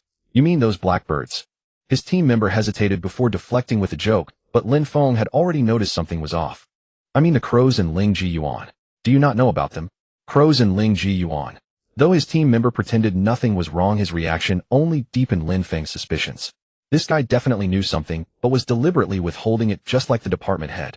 If he would not tell the truth, Lin Feng was not going to waste any more breath on it. Lin Feng picked up a skewer and shoved it into his mouth. Guess he would just have to wait until he got home to check what was on the USB drive. After finishing their drinks, the two left the food stall. His junior suggested they go sing karaoke, but Lin Feng just wanted to get home and look at the information on the USB drive. We rarely get out like this. Come on, let's sing. No way. I have work tomorrow. What is the point of singing? If you want to go by yourself. Do not drag me along. It is more fun together. Let us just hail a taxi and go home. After some back and forth, they made it to the roadside. Beep beep. As they stood by the roadside waiting for a bus, a faint bird chirp suddenly reached Lin Feng's ears. He looked up following the sound and noticed something had fallen on the ground beneath a tree beside the road. What was that? He approached and discovered it was a plump little sparrow. Could a sparrow make a BB sound? Shouldn't sparrows chirp? Gigi Zatsa. Lin Feng was filled with bewilderment. He crouched down wanting to examine this peculiar sparrow more closely. This sparrow was far fattish than ordinary ones, and sticking out from its tail was a strange feather as if. Wait. Could this be? What on earth was that? Just then a team member suddenly walked over and grabbed the sparrow. Oh, it's just a sparrow. Looks injured. Probably won't survive. Chen Kai handed to me. Why? You want to keep it? Don't be stupid. It's injured. We should help it. I'll take it to a pet hospital tomorrow. It won't live long anyway. Doing this will only make it suffer more. This guy is so cold-blooded. Lin Feng swallowed his anger and reached out to snatch the sparrow from the junior's hand. To his surprise, Chen Kai's grip was surprisingly powerful, as if he truly intended to squeeze the sparrow to death. Caw caw caw. Several crows suddenly appeared above their heads, circling and eyeing the sparrow greedily, as though waiting to enjoy a delicious lunch. Lin Feng's heart tightened, and he exerted even more force to pry open the junior's fingers. Are you insane? Let it go. No matter how Lin Feng roared, the team member remained unmoved. The sparrow let out a series of feeble cries, struggling weakly. Bang! Lin Feng finally lost his temper and threw a punch. Chen Kai staggered backward, and the sparrow slipped from his grasp. The waiting crows immediately swooped down toward it.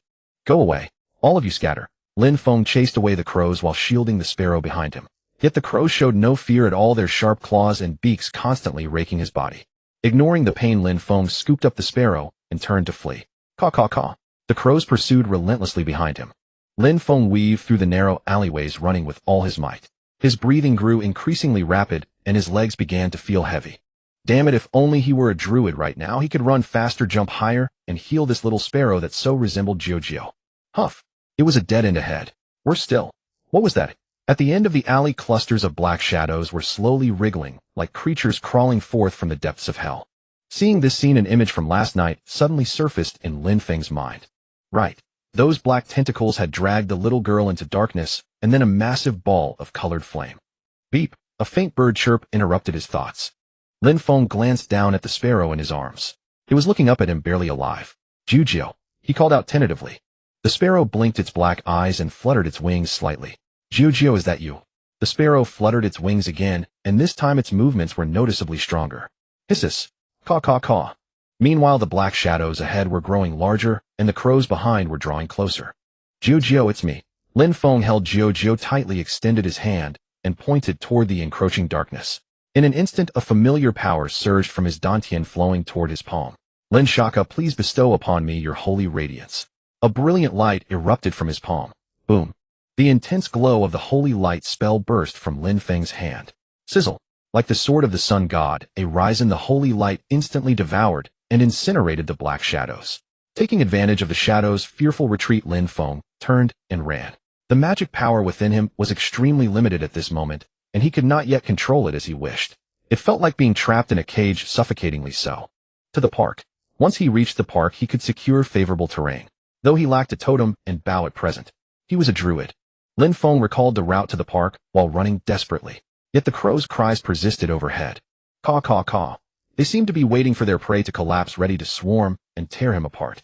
How laughable. How could he possibly die so easily? Even if he were to perish, it would be on his own terms. In the distance, a park sign came into view. Lin Feng's spirits lifted, and he quickened his pace. Almost there, almost there. His breathing grew ever more labored.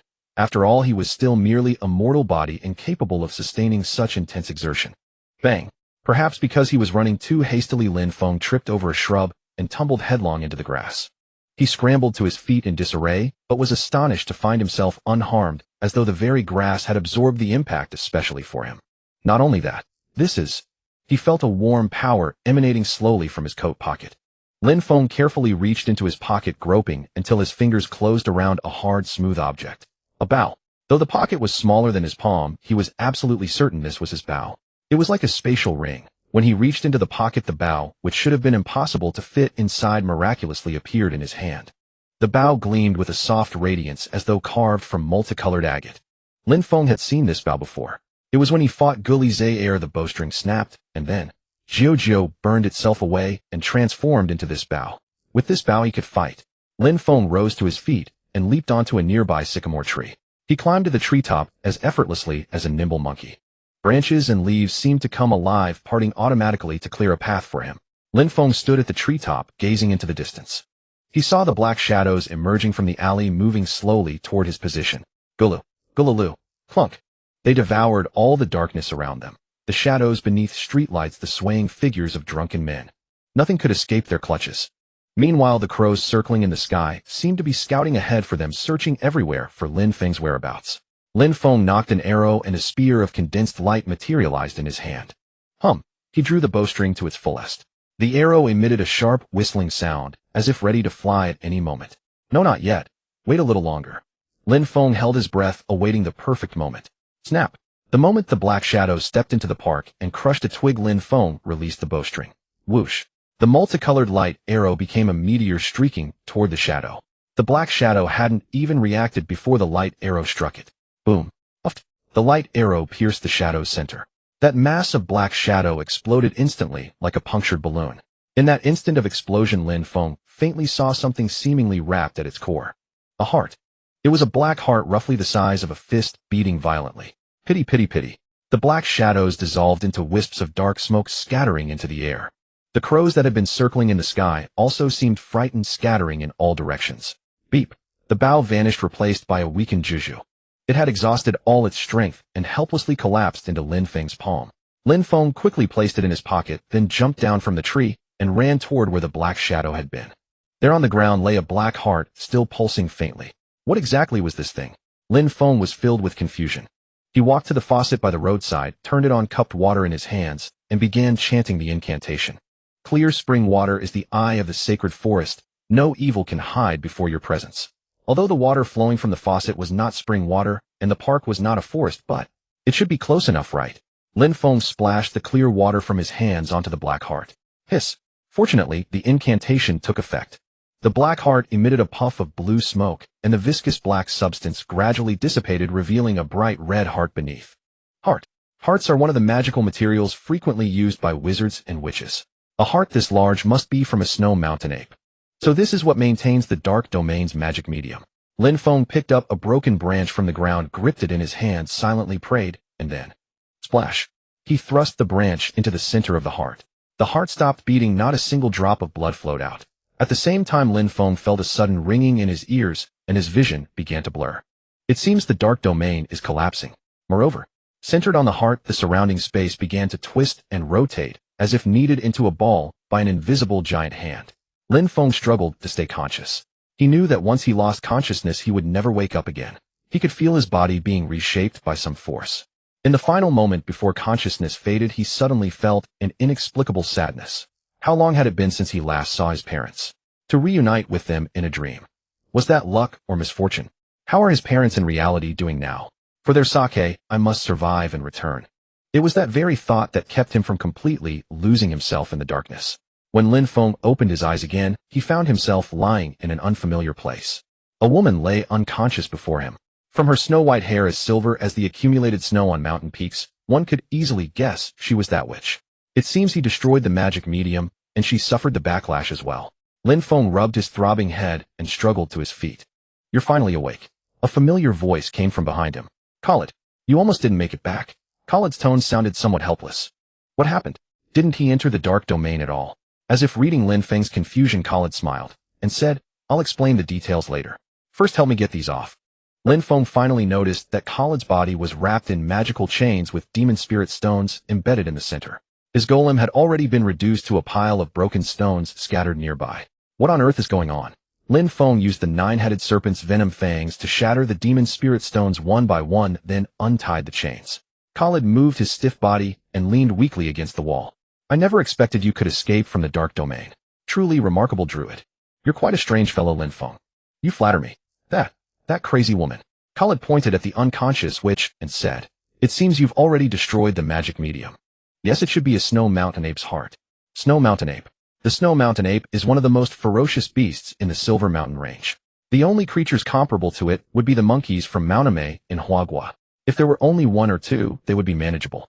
But if the number exceeded 3, even experienced adventurers would have to retreat. Therefore, the fur tail and claws of a snow mountain ape are all very precious magical materials.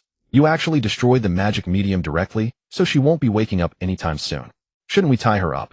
Lin Feng used the magical chains that bound Khalid to tie up the witch. Perhaps due to the severe backlash, 2 streams of blood flowed from the witch's nostrils. That was an illusion so realistic it was indistinguishable from truth. How did you see through it? My definition of reality differs somewhat from yours. Of course it differs. Huagua on Earth and this medieval-like world are completely different places. By the way, where is everyone else? Since you've destroyed the magic medium, they will wake up shortly. Khalid nodded toward the corner of the cottage where everyone else was sleeping soundly. Until then, let them enjoy this happiness a little longer. Forcibly waking them might damage their minds. Happiness. Indeed, it is said that the dark domain created by that crazy woman would make people immersed in an incredibly blissful illusion unwilling to awaken. I don't feel it at all. Although reuniting with his parents made him feel extremely happy, those crows' black shadows, and the like, were far from happy. Lin Feng gazed solemnly at the unconscious witch, and a thought suddenly occurred to him. Could this witch know his true identity? That's why she made him dream of memories from his past life. What's wrong with you? Do you know how this illusion works? It's simple. It shows people the deepest desires of their hearts. What's wrong? What I saw seemed to be more than just what I desired. What do you mean? Are you saying the dark domain can also be interfered with by other forces? Impossible. That is a private domain belonging only to wizards and witches. Is it truly impossible? Khalid narrowed his eyes, staring intently at Lin Feng, and asked, what exactly did you see, Lin Feng? Should I lay everything bare? Lin Feng pondered to himself. The answer was no. Even though he had traded with Khalid, accepted his help, and even adventured side by side with him scaling the perilous Silver Mountains, these secrets were too significant and dangerous to reveal. Lin Feng thought. He had no way of knowing how other real beings would react to characters within the game. Moreover, Khalid was such a shrewd magician that his reaction would be even harder to predict. Ugh! At that moment, a pained groan came from beside them. Lin Feng turned his head and met the gaze of the witch. Her eyes resembled glacial ice radiating a cold, clear blue light, so pure it seemed as if she had no pupils at all. Those beautiful eyes now fixed intently on Lin Feng, and the other, as if devouring them. You have awakened, did he? Khalid said calmly. Khalid. The witch's voice was hoarse and low. Long time no see. You didn't come just for old-time sake, did you? The atmosphere instantly became tense. Whether it was Lloyd or the witch before him, it seemed neither got along well with Khalid. We're here for Dongshi not to set foot in this dilapidated wooden cabin.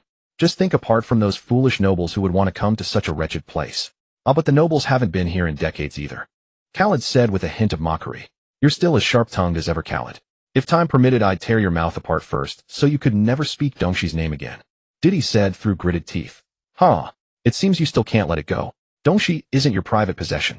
Come to your senses, Diddy. You're nothing but a wretched creature bound to Dongshi, a mad dog cast out into the Silver Mountains by it. Before Khalid finished speaking, Diddy launched herself at him with astonishing speed. Lin Feng instinctively stepped between the two and caught Diddy as she was about to fall. The witch raved like a madwoman, shouting hysterically. But Khalid paid no heed, instead watching the scene unfold with keen interest, then calmly began rummaging through the old drawers in the wooden cabin. Diddy grew even more frenzied, and Lin Feng struggled considerably to restrain her. Calm down. Stay calm, Lin Feng shouted. If this continues, she'll fall and hit her head and truly lose her mind. Lin Feng kept a hold on Diddy while glancing over at Khalid. However, Khalid showed no concern, continuing to search through the drawers for new magic crystals and materials on his own. Hold her for a moment, Lin Feng. I need to repair my golem, Khalid said without looking back. I see. Lin Feng glanced at the shattered golem in the corner and sighed helplessly. This witch's prowess truly lived up to her reputation, managing to destroy Khalid's golem to such an extent. After all, he had specifically reinforced the golem's joints with snow lotus stems. Clank clank. Snap. Bang. Clatter. Allah. The chains binding Diddy shook violently, producing ear-piercing sounds. She was actually trying to break free through sheer force, unleashing her inner magical energy. This won't do. Lin Feng made a quick decision and cast vine technique. As his level increased, the vines were now much thicker and stronger than when he was a beginner. In the blink of an eye, countless vines erupted from the ground, tightly binding the witch. Bang! The chain snapped, but fortunately the vines had wrapped around in time, firmly restraining Diddy. The vines, infused with Lin Saka's divine power, somehow withstood her wild magical surge. Damn it! Having repeatedly used dark space attacked Khaled and broken the chains, Diddy's magic had already been significantly depleted. Seeing she couldn't break free, she reluctantly gave up, resisting letting Lin Feng pin her to the ground. Lin Feng carefully checked her injuries, confirming she hadn't been cut by the broken chains. What are you? Diddy glared at Lin Feng and demanded.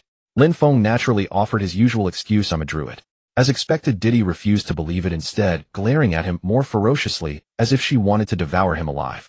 What kind of druid can have that kind of dream? Diddy sneered. Tell me, druid. My hometown is rather special. Lin Feng replied without changing expression. You mean your hometown has roads paved with gray stones, towering square temples everywhere, iron boxes that run faster than dozens of horses, and strange symbols that no one can understand? Diddy said word by word. That's right.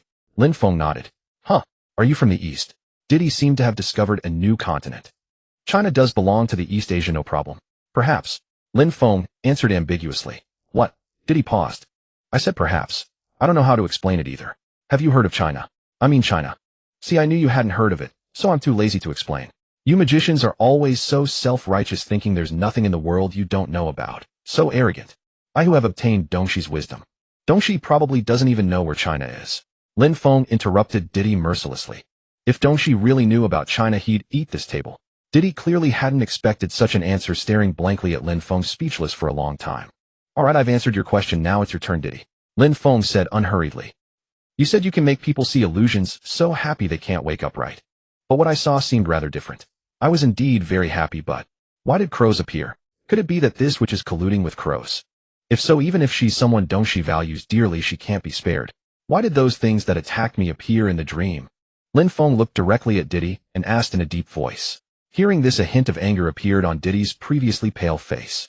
Are you kidding me? What? Lin Feng was stunned.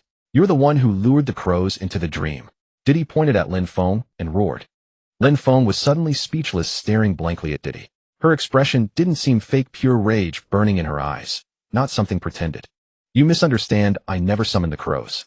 My dark space is flawless. But those filthy things came from your dream. Who exactly are you? Khaled, could it be you're colluding with those crows too?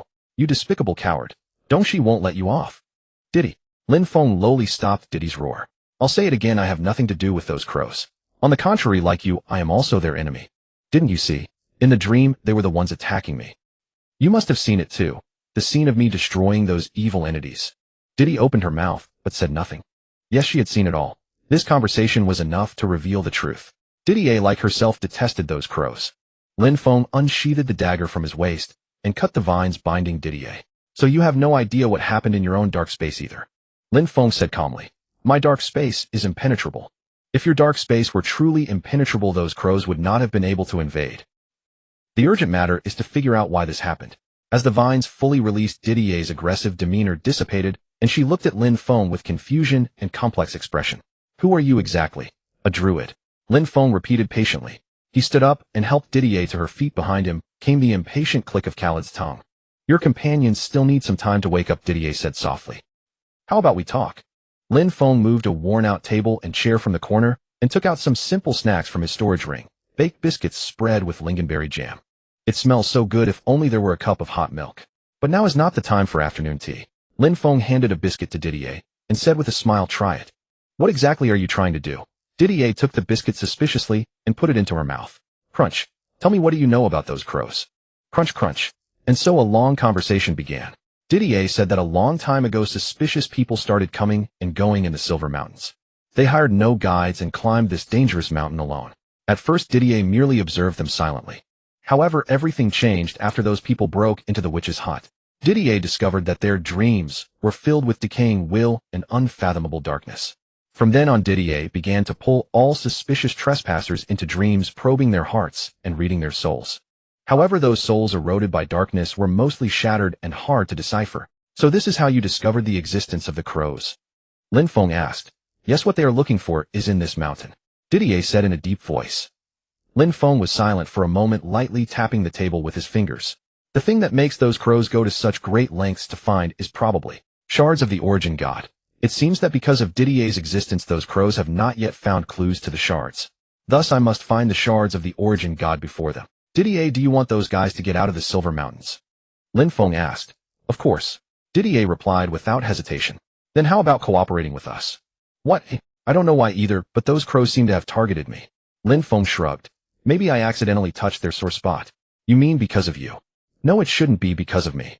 I decided to come here a few days ago. Those crows shouldn't have been targeting me then. I've already fought them a few times. If you want to drive them out of the Silver Mountains. What are you trying to say? Cooperating with us is your best choice. Lin Feng said, putting the last lingonberry biscuit into his mouth. Why should I trust you? Didier remained skeptical. If you don't trust me, who else can you trust? Lin Feng retorted.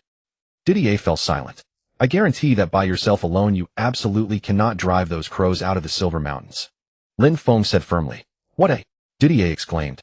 With your strength, if you could have done it, you would have acted long ago. Why wait until now? Didier was struck by Lin Feng's words, momentarily speechless. Going it alone won't work, that's why I came to ask for your help. Lin Feng continued. I myself know that I cannot fight those guys alone either. It seems you already have an answer. Lin Feng said, standing up. I'll go wake my companions.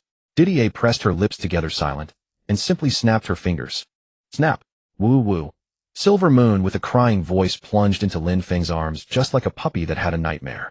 Lin Feng gently patted its back, comforting this huge creature while observing the state of his other companions. Is everyone okay? Royd was the first to nod, as expressionless as ever, showing no joy or sorrow, as if the disparity between the dream's joy and reality had no effect on him. Elle and Akira, however, were crying their eyes out, especially Elle, whose eyes were so swollen she could barely open them. Elle, are you okay? Lin Feng asked with concern. He could fully imagine what Elle had dreamed of, just like himself, a happy daily life reunited with family. In the dream, Elle was just an ordinary noble lady with a loving father and gentle mother by her side. The sweet dreams in the witch's hut were, in a sense, an incredibly cruel torment. I am fine, Wu, I'm fine, master. Elle said sobbingly. It's good that you're fine. Drink some water, wipe your face. Akira had already been wiping her tears randomly with her sleeve. What did she dream of? Meeting Dongxi, the glorious moment of reclaiming the Silver Mountains. Taking advantage of his companion's rest, Lin Feng turned to Didier and asked, Didier, when was the last time you saw Dongxi? If you mean a real meeting, it was 100 years ago, Didier replied. A real meeting? Do you mean there are other ways besides meeting in reality? What other ways? Lin Feng pressed. 10 years ago, just like Khaled. Dongxi fell into slumber 100 years ago, but part of the dragon's soul remains awake. After all, they are great beings. Didier explained. I see. You can think of me as his messenger or his follower. I understand. Dongxi would regularly send me messages, mostly unimportant jokes. But they were interesting. However, 50 years ago, the frequency of his messages began to decrease, and 30 years ago, he completely lost contact. At that time, I felt something was wrong, because his slumber had far exceeded expectations, yet there was still no news. But I thought he had just fallen into a deeper slumber. I see. Until 10 years ago. I received his last message. What was the message? Lin Feng's heart tightened. He said, the time is near, be prepared. Prepared. However, don't get your hopes up too high. He said the same thing 50 years ago, but I waited 50 years, and he never showed up. Never showed up. Be prepared. Prepare for what? Khaled said he was going back to Dongxi's lair to retrieve something. Lin Feng suddenly remembered this. What does Dongxi intend to do after awakening? No, before that, why did he fall into slumber? And what caused his sleep to far exceed expectations? Could this also be connected to those crows? Or is there some other reason? The elves vanished 100 years ago as well. Could all of this truly be mere coincidence? Absolutely not.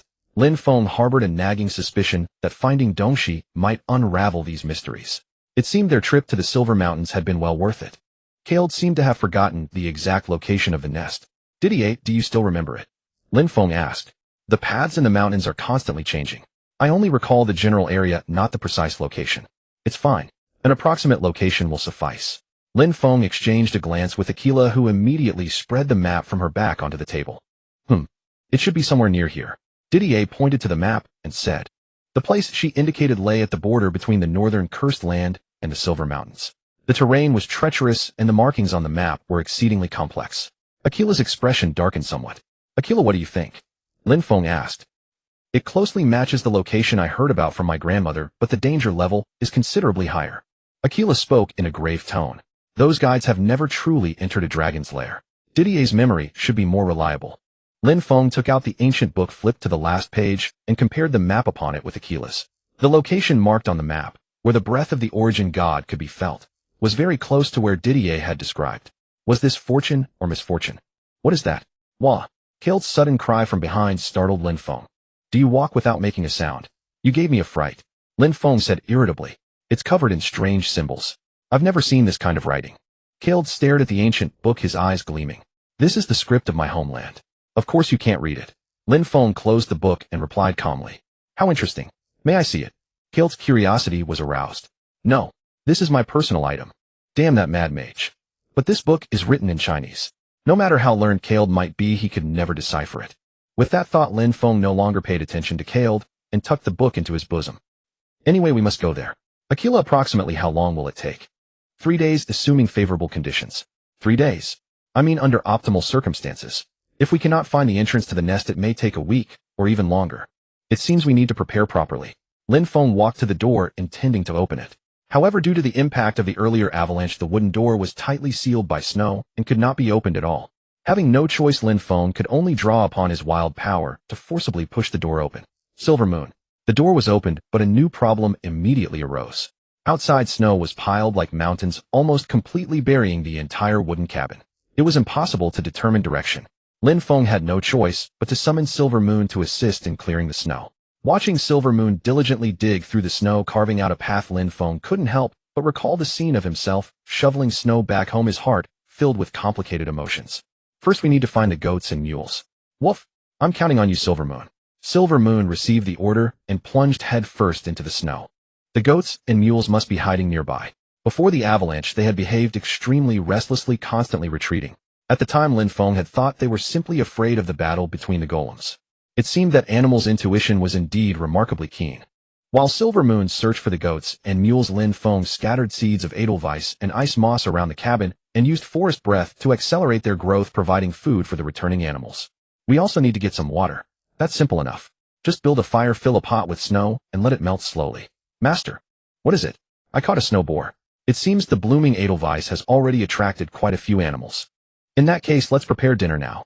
After all, it will take 3 to 7 days to reach Dongshi's nest. We have a ready-made cabin here. Why not rest well for one night, enjoy a proper meal, and then set off? Lin Feng extinguished the fire and walked toward Ire.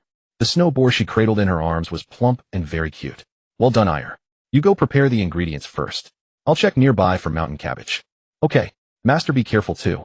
Before long, Lin Feng spotted mountain cabbage beneath a rock face. 2 heads of cabbage grew side by side, and from a distance they resembled 2 little snowmen. Other creatures need food as well. One must not be greedy. The environment here was extremely harsh.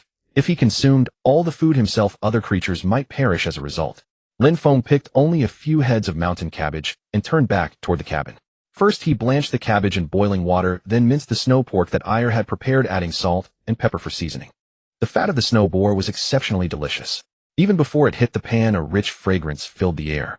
Ire, bring over the cabbage. Lin Feng spread out the blanched cabbage leaves, placed a generous filling of meat inside, rolled them up, and arranged them in sequence in a frying pan coated with lard. Sizzle, sizzle. With the nourishment of lard, the cabbage rolls gradually turned an appetizing golden color. Lin Feng turned them occasionally. Once the surface was lightly charred, he poured in thick tomato sauce and black olives, covered the pan, and let it simmer slowly. Now came the waiting. Gurgle. Didier's stomach let out an untimely rumble. She pretended composure, acting as though nothing had happened, but anyone with eyes could tell the sound had come from her belly. You haven't had a proper meal in quite some time, have you? Lin Feng asked with a smile. He knew how dreadful a mage's eating habits could be. Moreover, Didier resided in such a desolate place. Her situation was likely no better than Caled's. I have no time to waste precious moments on such trivial matters. Didier retorted stubbornly. Let me guess. Do you usually survive on meat jerky and hardtack? Didier fell silent. I truly don't understand you mages. Only by ensuring adequate nutrition can the brain function optimally. I bet that if you ate properly, your magical proficiency would at least double. While muttering to himself, Lin Feng sprinkled the ice moss that Ire had gathered over the bubbling cabbage rolls. The ice moss melted upon contact with the heat, resembling cheese, and released a rich fragrance. Although he dearly missed the meals his mother used to cook in his dreams. Indeed, nothing tasted better than food he had prepared with his own hands in reality. All right, dinner is served. So you mean you don't know what's happening with Dongshi either? Lin Feng looked at Didier, seeking confirmation. Didier stuffed a whole cabbage roll into her mouth and mumbled indistinctly. It seemed she was quite satisfied with the dish. This was already the 5th cabbage roll she had devoured, rivaling Elle's appetite. Lin Feng also picked up a cabbage roll, dipped it in the melted ice moss and black olive sauce, and brought it to his mouth. The tender snow pork, the sweet snow mountain cabbage, the fragrance of ice moss, and the embellishment of tomatoes and black olives. It was a pure delight for the taste buds. If only there were a glass of wine, it would be perfect. Unfortunately, the remaining wine in the storage ring had other uses. So, does that mean Dongxi might also become berserk after waking up? Lin Feng continued to ask. Very likely. Didier confirmed his speculation. On this point, Didier and Khalid were in agreement. The fury of a waking dragon was beyond human imagination. It seemed he had to use that method. Lin Feng mused to himself. That method was one he often used in the game to deal with certain special bosses. Although he didn't know if it would work on the dragon, but perhaps using black cherry instead of water would succeed. Just as Lin Feng was pondering, Aquila, who had finished her meal early and gone out to observe the stars, returned and said to him, I have determined the direction and found the route forward. Oh, then, after the sun rises tomorrow we can set out. Great. Aquila nodded slightly, turned, and walked to a corner of the cabin, seemingly ready to rest. Lin Feng quickly finished the remaining cabbage rolls, stood up, and walked out. He wanted to check on Inue and the goats. Crunch, crunch, crunch. Inue was holding a snow pig bone, gnawing on it with relish. Lin Feng patted her head, then counted the goats. Good, not a single one missing. It seemed Inue had completed her task. Next were the 2 mules. Fortunately, they were all safe and sound, but 3 items of cargo were missing from their packs. A sack of grain, a sack of fruit, and a sack of vegetables. What a pity. Lin Feng took out the 3 storage bags Didier had given him and loaded them with grain, fruit, and vegetables respectively. Fortunately, the storage bags had plenty of space, enough to hold quite a lot. He planned to have himself, Royd, and Elle share the supplies after they set out tomorrow. Alright, you can go back now. The mules couldn't traverse the terrain above the mountainside, so Lin Feng untied their reins and patted their rumps. The 2 mules looked at each other, then turned and ran into the wind and snow. They would return to their home. Inue, I'll leave the goats to your care tonight. Woof! Lin Feng entrusted the goats to Inue's watch, then turned back to the cabin. Just as he reached the door, he ran into Royd. It was his turn to stand the first watch. Royd, Lin Feng, are you all right? I mean, is your mental state okay? Lin Feng asked with concern. Everything is fine. Royd said indifferently. That's good. That just now was really strange. Witches always like to come up with bizarre things. It wasn't a pleasant experience. Really? I thought the illusions in the cabin were all happy ones. Royd said nothing. For him, perhaps, happy dreams simply didn't exist. I didn't dream of anything good either. Lin Feng sighed. Really? I dreamed of my parents. They seem to know that I've always missed them. Now that I think about it, happiness is actually very simple. Just ordinary daily trifles. Eating with my parents, working together, living together. Perhaps that is happiness. I agree. Royd rarely agreed. You don't need to tell me what you dreamed. Everyone's happiness is different. Indeed. A faint, almost imperceptible smile tugged at the corner of Royd's mouth. I just want to say, don't deliberately avoid happiness. After all, happiness is a good thing, isn't it? I'll often think of my parents and the home-cooked meals from now on. After all, thinking doesn't cost anything. Good idea. Really? Royd didn't answer, just slightly curled the corner of his mouth. Lin Feng smiled back, then turned and walked into the cabin. Elle and Aquila were already asleep. Didier was either sleeping or resting with eyes closed, while Khalid was fiddling with his golem. It's been a long time since I slept indoors. I'm actually a bit sleepy. Lin Feng found a corner, leaned against the wall, and closed his eyes. A warm and comfortable feeling enveloped him, and he felt as if he could sense that he would have a good dream tonight. The next day, the real challenge began. Under Aquila's lead, the group embarked on an even more perilous journey. Compared to before, the biggest difference was that the mountain path had become steeper. To prevent falls, everyone tied ropes enchanted with levitation magic around their waists. On the narrow mountain path, every step had to be taken with caution, as a bottomless abyss lay beside them. The bitter wind and piercing ice and snow made it hard to breathe, as if every breath of air would freeze the lungs. Watch out. Phew. Good thing the golem helped, otherwise it would have been dangerous. As expected, Khalid and Didier were completely unskilled at mountain climbing, true to their nature as mages. Even with the golem's help, they were panting heavily, looking as if they might collapse at any moment. To replenish their stamina, they kept chugging stamina potions. One might think they were trying to become immortals by drinking potions. Although they reduced rest time, the group's progress remained slow, as the mountain trail was even tougher than expected. Moreover, as the altitude increased, the weather grew increasingly harsh. Even during the day, the sky was gloomy, as if it might snow heavily at any moment. The occasional thunderclaps from the distant clouds were even more spine-chilling. That was the instinctive fear of humans facing the mighty power of nature. Yet Aquila was as calm as ever, with no trace of hesitation or fear on her face, her step steady, as if she were the true master of this silver mountain range. Seeing her so confident, Lin Feng couldn't help but wonder if the only ones in this group who could move forward smoothly were her and the goats. Huff, huff, huff. Ha ha ha. The 2 mages were so exhausted they were nearly out of their bodies. Taking advantage of the slightly weaker wind, Lin Feng decided to take a short rest near a nearby cliff. To prevent accidents, he used snow lotus stems to connect everyone together and anchored them to a nearby boulder. The snow lotus quickly rooted into the rock, extremely stable. Alright, everyone take a rest. While Lin Feng was kindling a fire, Air had already milked the goat and passed him the fresh milk. Lin Feng poured the milk into a pot, set it over the flames to warm slowly, then broke several chunks of chocolate and dropped them in. Where did I put the honey? He rummaged through his storage ring and produced a jar of natural honey bought in Luin City, pouring it into the pot to mix thoroughly with the goat milk and chocolate. Soon a rich, bitter fragrance of chocolate and sweet scent of honey permeated the air. Merely inhaling it invigorated one. Gurgle, gurgle. Gurgle, gurgle. Lin Feng slowly stirred the chocolate in the pot with a wooden spoon until it completely melted. In this moment, he seemed to forget that he was in the perilous Silver Mountains, his heart a picture of tranquility and peace. He poured the steaming chocolate into cups and distributed them to everyone. Lin Feng rummaged through his storage ring, produced a packet of dried strawberries, crushed them, and sprinkled them over the chocolate as a garnish. Ah, this is good. Not bad at all. Huh. So warming. Though each offered a different remark, they all underscored a single truth. This hot chocolate was exceptionally good. Lin Feng smiled satisfactorily, lifted his own cup, and took a gentle sip. The rich chocolate blended with the creaminess of goat milk, the sweetness of honey, and the tartness of dried strawberries created a complex palate that lingered delightfully. After drinking, he felt warmth spreading through his entire body. Lin Feng finished his hot chocolate in one go, letting out a long, satisfied sigh. He knew the road ahead was still long. What do you think, Aquila? At our current pace, the speed isn't the issue but stamina. As Aquila spoke, he glanced at the two exhausted mages. Lin Feng stifled a smile and nodded. I think our current speed is already quite fast. Perhaps, but if the weather grows worse.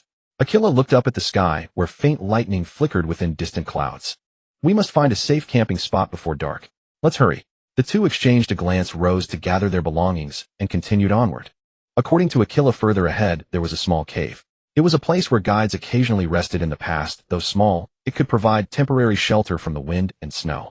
As long as they reached the cave before dark and sealed the entrance with forest ward, they could spend the night safely. The group quickened their pace. Along the way, Khaled and Didier nearly fell off the cliff several times, but thankfully the golem intervened in time, and with the guidance of the snow lotus stems they avoided disaster. Due to the dim light, it was sometimes hard to discern direction, so Lin Feng summoned tender shoots of ice moss to guide them. The tender shoots of ice moss always grew toward the south, pointing the way for the group. Ahead, the cave. Aquila, leading the way, suddenly called out. Meanwhile, snow began to fall from the sky with thunder rumbling in the distance, heralding an approaching blizzard. Lin Feng's heart tightened. As the snow intensified, his visibility grew increasingly blurred. The distance between party members continually shortened as they closely followed behind Aquila. Thankfully, everyone eventually entered the cave safely. Phew, everyone has worked hard. Next, I'll seal the cave entrance, so step back a bit. Lin Feng stood at the entrance and activated Forest Ward. In an instant, countless trees, vines, and weeds erupted from the ground, sealing the entrance tightly. Few finally can breathe a sigh of relief.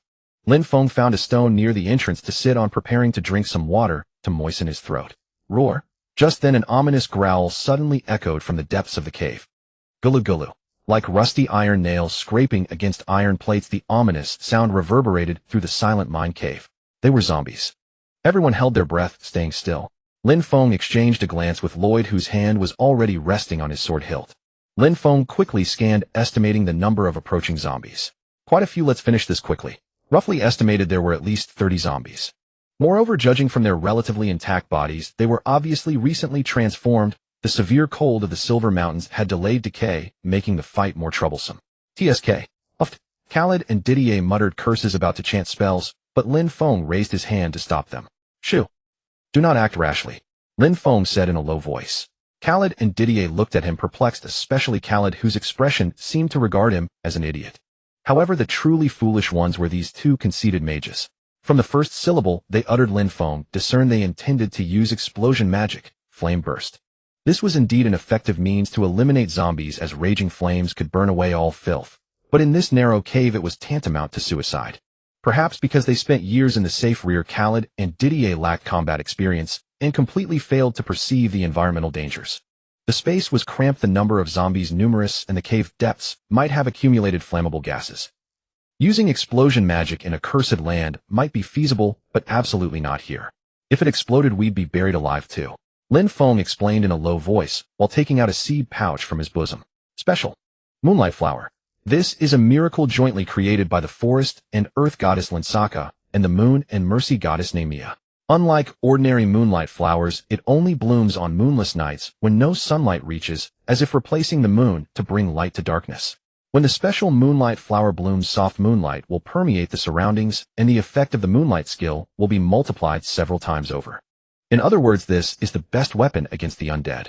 The moonlight emitted by the moonlight flower only burns filth and will not cause an explosion. Therefore, this is currently the only solution. Although he could have Lloyd and AI air attack first, the space was too small, and they could easily be surrounded by zombies. Moreover, if bitten, Lin Feng dared not imagine his companions turning into mindless walking corpses. He poured the seeds from the pouch into his palm, the light seeds rolling between the rough lines of his palm. First time using the special moonlight flower, unsure of its effect. As long as it weakens the zombies, it will create an opportunity for Lloyd and AI air to attack. Whoosh! Lin Feng took a deep breath and gently blew upon the seeds in his palm. The seeds drifted with the wind, tracing graceful arcs in the air. Alright. After the seeds landed, Lin Feng knelt on one knee, pressing his palm against the cold cave floor. Gulu gulu. Gigi. The rich scent of flesh and blood stimulated the zombies. They slowly turned around, their empty eye sockets fixing on Lin Feng, and the others dragging heavy steps, advancing step by step. Lin Feng, please grant me the power to sow hope in this barren land. Lin Feng whispered, emerald light surging from his fingertips. Magic empowered by Lin Feng's divine power spread rapidly, seeking out the seeds scattered everywhere. Snap! Swish! Bang!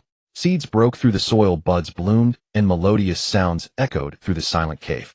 Unlike the goose yellow of ordinary moonlight flowers, these blooms shone with dazzling silver white, illuminating the once dark cave as if it were daytime. Zombies amidst a sea of moonlight flowers. This scene is truly eerie. Everything is ready. Lin Feng exchanged glances with Lloyd and Alan. Once the moonlight flowers released their moonlight to weaken the zombies, that would be the signal for them to strike. The two tightened their grips on their weapons, standing ready for battle. Meanwhile, Lin Feng sank his consciousness into the sea of moonlight flowers, feeling the vibrant life force radiating from each bloom as he softly chanted ancient incantations. May your radiance illuminate this darkness. Flash. The incantation was not yet complete when the moonlight flowers erupted with blinding light. Unlike the scorching heat of the sun, this was a pure and chilling silver radiance. The light surged like a breached dam, flooding the entire cave in an instant. Wah! The zombies writhed as though consumed by living flames, letting out shrill screams. If these were merely ordinary moonlight flowers, the moonlight effect would only scorch the parts it touched, and the zombies would quickly recover and dodge the light. Scream! Yet the effect of the special moonlight flowers far exceeded all expectations. The silver moonlight seemed to possess a life of its own, transforming into raging flames that clung to the zombies, spreading and intensifying until they were completely devoured. Such terrifying power. The zombies struggled and wailed in the silver flames before crumbling into ash, dispersing into the air. One body, two bodies. Wherever the silver flames swept, only pristine ground remained. The flames leaped meters high, nearly touching the cave ceiling, yet they did not ignite a single other thing, as if they acted solely upon the undead. Curiosity getting the better of him, Lin Feng even picked up a burning zombie limb, touched the flame, and felt only a wave of coolness. Good heavens! Aquila stood behind him and could not help but gasp. This was followed by the crisp sound of metal clashing as Lloyd and Alan sheathed their swords. What exactly was this flame? It was entirely unlike ordinary fire. Caled and Didier also reached out to touch the flames upon the zombie remains, their faces etched with shock. Phew! Perhaps because the special moonlight flowers demanded greater magical energy, Lin Feng felt a wave of dizziness. It seemed even such a powerful plant could not be used recklessly. Truly astonishing power. Caled applauded as he marveled. Lin Feng smiled modestly. This is also my first time using it. I did not expect such an effect. Do not be modest, Druid. To be honest, this is no ordinary spell. Caled waved the still-burning zombie finger in his hand, hitting the nail on the head. Lin Feng was not surprised. With Caled's strength, noticing the anomaly of the special moonlight flowers was hardly difficult. I was merely offering a sincere prayer. Do mages not pray? Lin Feng deliberately feigned ignorance and even tossed in a barb. As expected, Caled did not press further. The vast ideological divide between mages and clergy made him scoff at Lin Feng's explanation. Clink! Lin Feng walked deeper into the cave, hoping to find other clues, but his toe kicked something. All the zombies had been reduced to ash. How could there be? He bent down and picked up the object that had made the sound. This was a gold necklace, but the setting where the gem should have been was empty. Could it have been worn by a zombie? More here as well. Lin Feng glanced around, and discovered many glittering trinkets scattered across the ground: gold necklaces, silver bracelets, platinum crowns. Yet without exception, all the gems adorning the jewelry had vanished. Where had all the gems gone? Lin Feng harbored his doubts, but still pocketed the precious metal ornaments. Even a small mosquito is meat, these should fetch a decent sum. Wait. At that moment Aquila let out a sudden cry. Her face had gone pale, and she pointed at the ornaments in Lin Feng's hand, shaking her head frantically. Stay calm. We will divide these equally. No, that is not what I mean. Then what do you mean? Lin Feng set down the ornaments and gazed at Aquila in confusion. If she was not worried about him keeping everything, then what on earth was she afraid of? Taish. These things have been bewitched by mountain spirits. Mountain spirits. Aquila's hands trembled as she pointed toward the depths of the cave, her words tumbling out incoherently. Mountain spirits. Hadn't they just slain zombies? If you touch them, your soul will. The little girl was not mistaken. Didier cut in. Ignoring Aquila's warning, she strode directly to the chest, picked up a gem-encrusted necklace, and examined it closely. It will be taken away. Aquila cried out in terror. Didier, however, threw back his head and laughed as though he had heard something amusing. Little girl, I am a witch of the Silver Mountains. Trifling trinkets cannot steal my soul. Whether it was real or not, the necklace in Didier's hand suddenly vibrated violently, yet nothing else occurred beyond that. Didier pinched the gem on the necklace with her sharp black nails and whispered some incantation. Crack! The gem shattered into powder in an instant. Pedestrian trickery enough to deceive greedy mortals. This sort of thing holds no power over me. Is there anything else nearby? If it was not a trap laid by Winterbreath, then who could it be? Crows. Upon hearing Lin Feng's mutter, Didier snapped her head up, her gaze piercing. Those beasts, they certainly harbored ill intent. Didier gritted her teeth, and the shattered gem crumbled to dust in her hands, scattering on the wind. Faintly, as if a delicate wail drifted into her ears. Lin Feng's expression remained unchanged as he casually plucked a special moonlight flower and tossed it toward the burning chest. The silver flames surged upward, devouring everything within. It seemed every gem had been cursed specifically against the undead, such a conventional method. Lin Feng said indifferently, they likely intended to use these worthless baubles as bait to lure people and drain their vital essence, and ultimately turn them into mindless walking corpses. Back in the day, this was a favored assassination technique among nobility. After battling all the way up to this snowy mountain peak, they lost their lives over something like this. Alan gazed at the burning chest and kicked it in frustration. How unfair to them. How utterly foolish. Lin Feng murmured to himself, and suddenly reached his hand into the raging flames. Oh! Alan cried out, but Lin Feng paid him no mind. To everyone's surprise, he retrieved several pieces of jewelry from the flames, his demeanor perfectly calm. Rest assured, the medium of the curse is the gem. Now it has been reduced to ash. Stripped of their gems, the necklaces, bracelets, rings, and other ornaments no longer emitted any trace of magical resonance. Though their value was greatly diminished, they should still fetch a reasonable price if sold. Lin Feng stored the jewelry in his storage ring and turned to his companions. Let us divide these when we return. Not interested. Kild said coldly. I do not need them. Didier also shook his head. Then that is even better, Lin Feng thought secretly. With me, Lloyd, Alan, and Aquila. For people sharing, how delightful. Rumble, crack. The wind howled, and the weather atop the snowy mountain remained fierce. Fortunately, sturdy vines and trees shielded the cave entrance, so the group need not fear the biting wind and snow. Lin Feng once again inspected and reinforced the defenses at the cave entrance, then began examining the interior. Beyond the hard rock, there was nothing else inside. It did not appear to be some concealed double-layer structure. Though somewhat uneasy, it seemed they could only spend the night here today. Lin Feng glanced around and took a bag of sleeping cattail seeds from his backpack. This plant does not grow in ordinary forests or mountains, but favors marshes or hard rocks, thriving even in soil-poor environments. Its crown bears feather-soft leaves, and with just a handful of seeds one can spread a comfortable bed, hence its name, sleeping cattail. Lin Feng scattered the seeds where everyone would rest, then activated Breath of the Forest and poured a bit of clear water. The sleeping cattails grew rapidly, and in the blink of an eye formed a soft bed that should allow for a good night's rest. Silver Moon was the first to leap onto the softest part of the bed. It sniffed, scratched with its paws, and finally lay down contentedly, emitting a purring sound. Several goats watched with longing eyes, carefully nibbling at the leaves along the edge of the bed. Lin Feng and his companions each laid out their sleeping bags, keeping only a small fire burning. Amidst the howling wind and snow, they rarely found themselves slipping into slumber. They had vanished completely. The meticulously crafted gems were destroyed by a single druid. Rubaf was consumed by rage and slammed his head against the unyielding cliff. Blood gushed from his forehead as searing pain washed over him, his vision turning crimson, yet he paid it no mind. As a mountain guide, he had grown accustomed to the loss of limbs, frostbite, even fingertips and toes. These were hardships he bore with pride. But the failure of this mission was more unbearable than any pain. Those men had promised to help them reclaim the Silver Mountains. Yet the obstacle standing in their way was the winter rest that had guarded the snowy peaks for countless years. The winter rest must never awaken.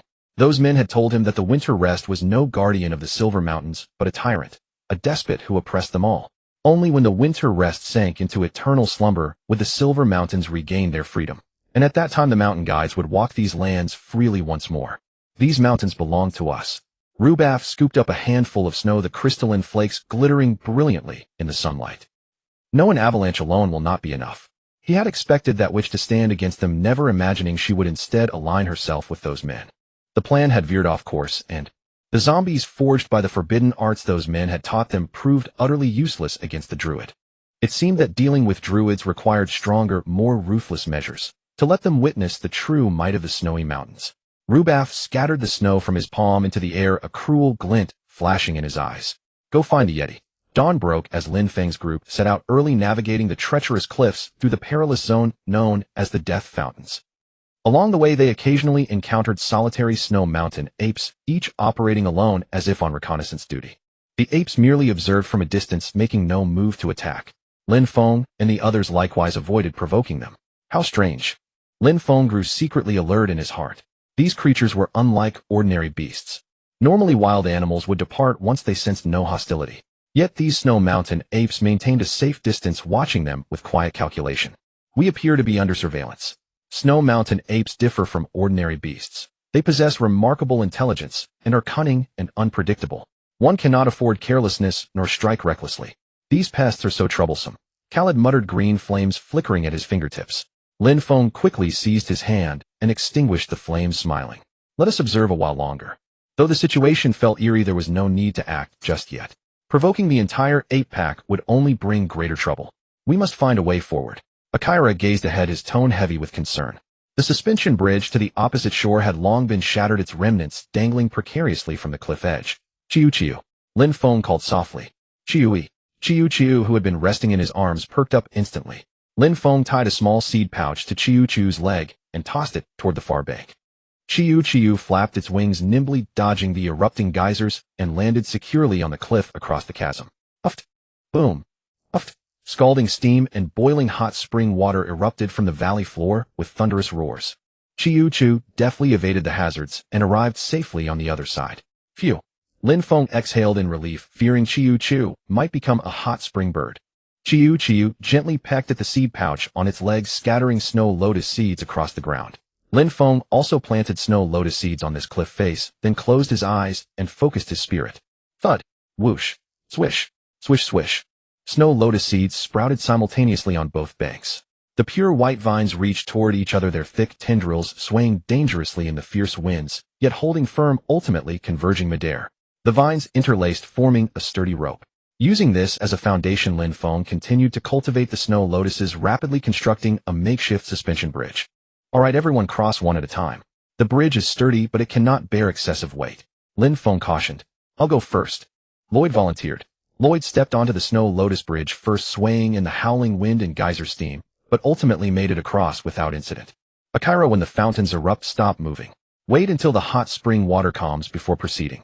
Be extremely careful. Do not get scalded. I understand. Next came Akira and Elaine. Though somewhat nervous, they crossed quickly. As for those goats, there was no need to worry at all. Lin Feng had tied a few delicious leaves to Silver Moon's tail, and they showcased astonishing balancing ability, crossing the bridge steadily and safely. Your turn, gentlemen. Khalid and Didier still appeared uneasy. They repeatedly touched and tapped the snow lotus vines, testing their strength before finally venturing onto the bridge with trembling steps. Their pace was naturally slow. Lin Feng was the last to cross. When I used to climb mountains, I often encountered all sorts of strange bridges. Lin Feng recalled his mountaineering experiences back in Huagua. Those rope bridges, the fully transparent glass walkways. Truly nostalgic times. He had once complained about how frightening those bridges were, but compared to this one, they were mere child's play. Lin Feng took a deep breath, gripped the snow lotus vines tightly, and stepped forward steadily. This time he had reinforced it with magical energy. The vines were as thick as an adult's arm, solid beneath his feet. Should I just close my eyes and dash across? The thought had barely formed when a wave of intense heat washed over him. He quickly checked the geyser's location and crouched low. Puffed. Scalding hot spring water shot skyward like a geyser, filling the area with dense mist that shrouded everything in a white haze. Better to play it safe. Lin Feng dismissed his reckless notion and continued forward with caution. Crunch. Suddenly an eerie sound echoed from behind him, like something gnawing voraciously, sending shivers down his spine.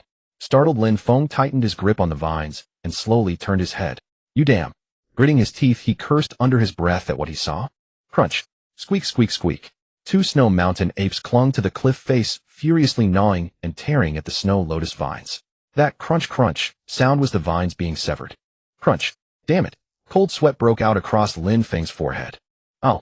The snow lotus vines snapped under the gnawing of the snow mountain ape, and the suspension bridge immediately lost its balance. Lin Feng's body began to fall downward along with it. At the last critical moment, he gathered all his strength to leap toward the opposite bank, but it was already too late. Weightlessness enveloped him, and Lin Feng felt as though he were on a roller coaster, the wind roaring in his ears, blood rushing to his head. He firmly gripped the snow lotus vine, and simultaneously blew the seeds toward the cliff face. Breath of the forest, a skill he had long mastered, proved crucial in this moment. Bang! Squelch! Thud! Almost at the instant he was about to crash into the cliff, the somnolent cattail had grown at an astonishing pace, forming a soft cushion of protection. Splash! Lin Feng landed hard on the yielding cattail, still trembling from the ordeal. Phew! I'm okay. He wiped the cattail leaves from his face and looked up toward the top of the cliff. He spotted his companions peering anxiously downward from above, their figures so distant that he could barely make out their expressions. And Master, AI Air's voice carried faintly across the distance, scattered by the mountain wind. Lin Feng raised his arm and waved forcefully to signal he was unharmed. I'm all right. He shouted at the top of his lungs, though he had no idea whether they could hear him. Then came the ominous sound of cracking. No good, the steam would weaken the snow lotus vines. While snow lotus could thrive in the freezing high mountains, it was highly vulnerable to intense heat. Although the vines could still support everyone crossing the bridge, the intermittent geyser steam was beginning to weaken them. Lin Feng didn't waste any time and immediately started climbing down the cliff face. So hot. The geyser valley floor was steaming completely out of place against the frozen snow mountain landscape, making him feel as though he were trapped in a steamer. He needed to leave this place quickly.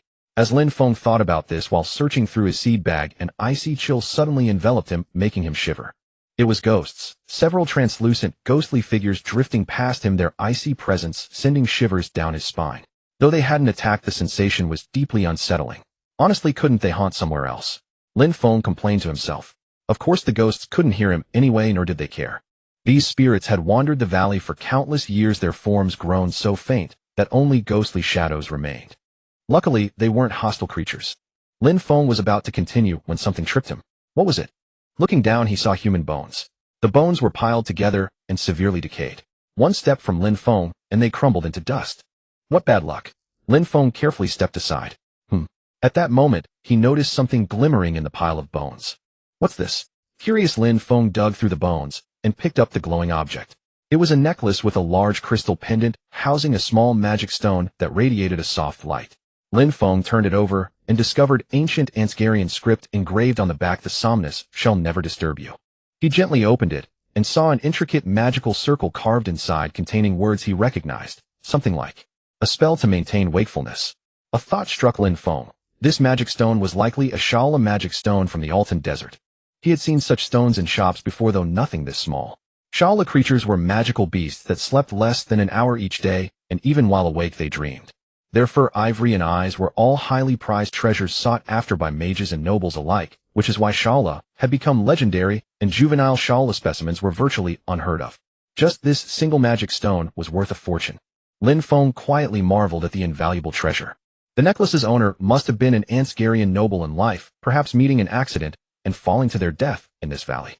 This magical item that granted wakefulness could spare him from exhaustion and drowsiness, yet it couldn't save him from death itself. In the end, he met such a desolate fate, dying alone in this deserted valley, forgotten and unremarked upon. The somnus shall never disturb you. Perhaps those words had come true, denying them even the comfort of eternal slumber. Sigh. Beside the necklace, precious burial items were scattered near the bones. Genuine Ansgarian-style jewelry and adornments, rare finds in these times, and far more authentic than the previous trap-laden treasure. Lin Feng collected these items into his storage ring. The dead are gone, so these worldly possessions should be looked after by him. He took out black vine seeds, scattered them over the bones, and activated Breath of the Forest. The black vines grew rapidly over the remains, soon entangling the bones and blooming with pale white flowers. Finally, the petals drifted away with the wind like the whispering of the departed. Lin Feng listened quietly, as if he could sense their sorrowful wandering through the valley. He lit a dry vine, and the flames roared brightly. Rest in peace.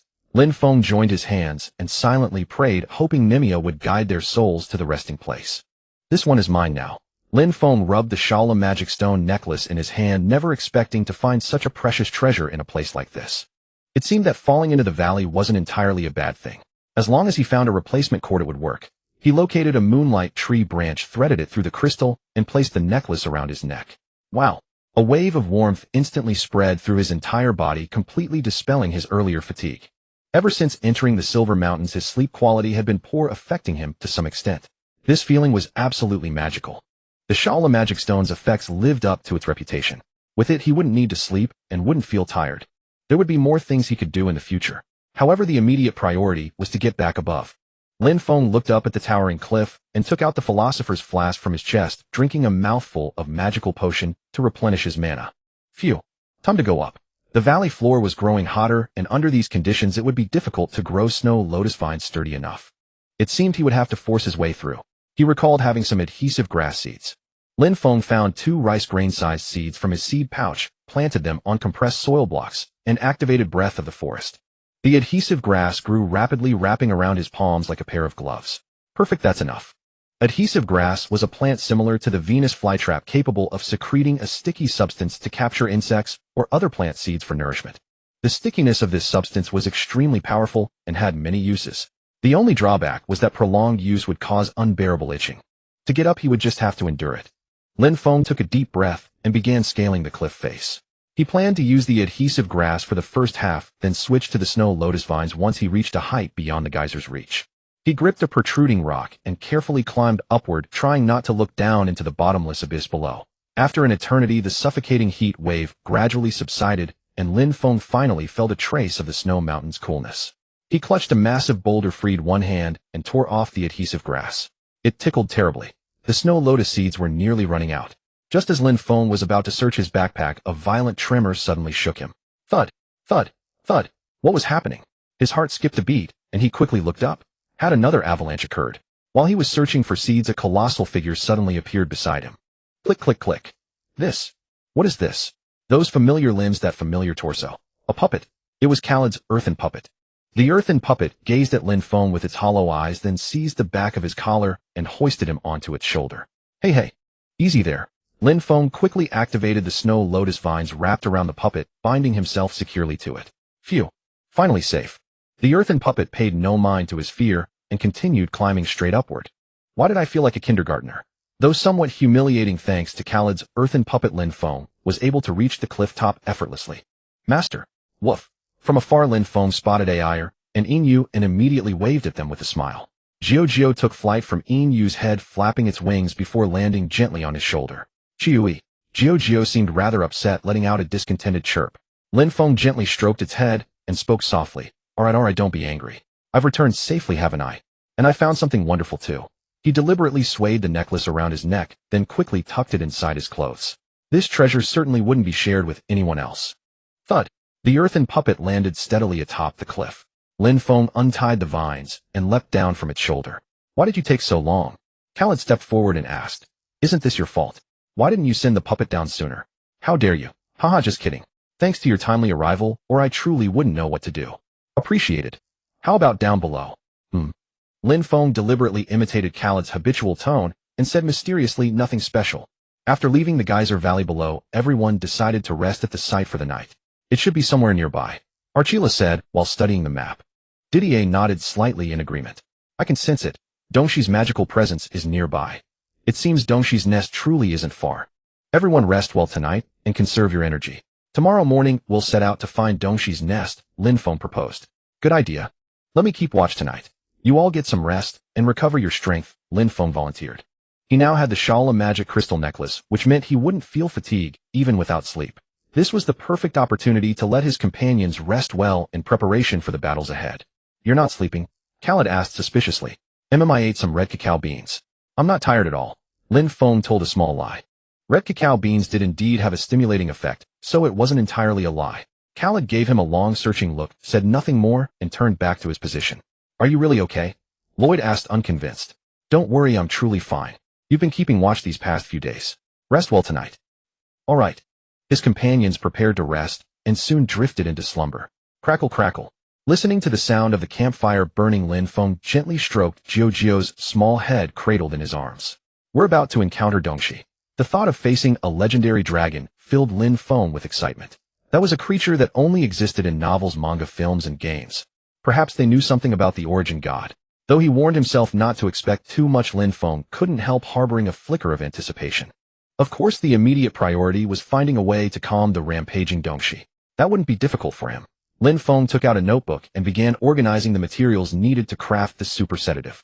15 bundles of black cherry, 6 summer cypress roots, 1 basket of valerian root, 2 bags of white latamelin leaves, 3 bags of dried lavender, 3 bags of dried jasmine, 20 stalks of black aloe, 12 bottles of wild honey. This was his improved version of the old witch's behemoth sedative recipe, having replaced the original water lily with black cherry and multiplied the quantities several times over. After all, he was dealing with a dragon this time. This dosage was sufficient to put an entire city's population to sleep.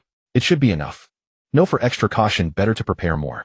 Lin Feng added more firewood to the campfire and set up a large pot. First, he needed to boil the summer cypress roots and valerian root. He placed the thick summer cypress roots and dried valerian root into the pot, added a generous amount of snow, and soon the water began to boil. While the medicinal liquid simmered, Lin Feng began processing the black aloe. With practiced skill, he peeled away the outer skin and chopped the viscous black pulp. Once the decoction was nearly ready, Lin Feng fished out the softened roots and poured in the chopped black aloe. Black smoke rose into the air, but Lin Feng was unconcerned. This was a normal reaction to the heated black aloe. He washed his hands with snow water, then shredded 2 large bags of white latamelin leaves and scattered them into the pot. Once the leaves were fully broken down, he switched to a low flame to let it simmer slowly. Lin Feng added the dried lavender and jasmine flowers to the pot respectively, then poured in all 12 bottles of wild honey. Bubble, bubble, bubble. A sweet aroma permeated the air as the medicinal liquid emitted a gentle bubbling sound. Next, he only needed to stir slowly until the petals turned translucent. Once the decoction thickened, he would remove the pot from the fire and place it on the cold snow to cool. While it cooled, Lin Feng added the black cherry blossom bunches to the pot and stirred thoroughly. Black cherry released a lethal toxin gas, so he had beforehand covered his mouth and nose with cloth as protection. Once the decoction had completely cooled, he kneaded it into a ball shape. Phew, it's finally done. Lin Feng looked at the enormous black pill before him and nodded with satisfaction. The old witch's recipe was absolutely reliable. He remembered clearly how even the fiercest beasts would become as docile as sheep after consuming this pill. Lin Feng coated the pill with wild strawberry syrup and stored it in his storage ring.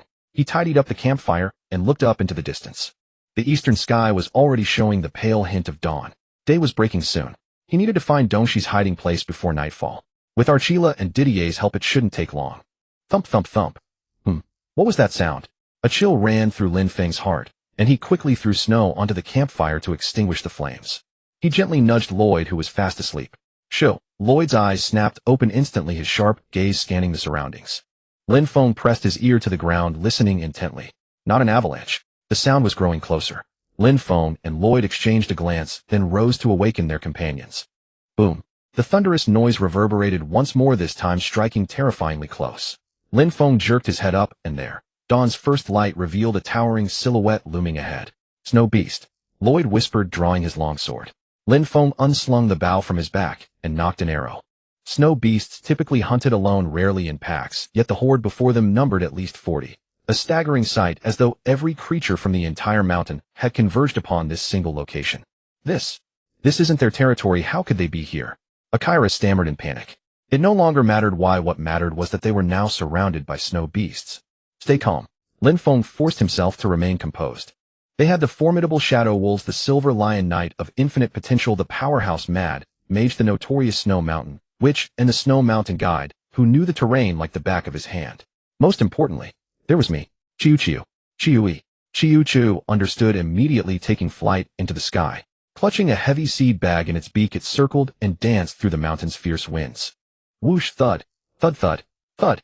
Flying horizontally along the mountainside, it scattered seeds from the seed bag one after another.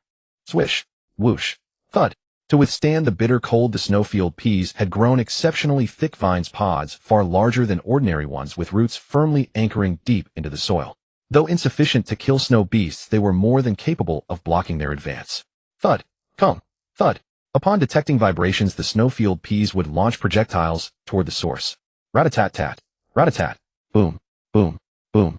The sharp reports echoed through the valley. Ayu, smaller snow beasts struck in the face by the peas, let out cries of agony.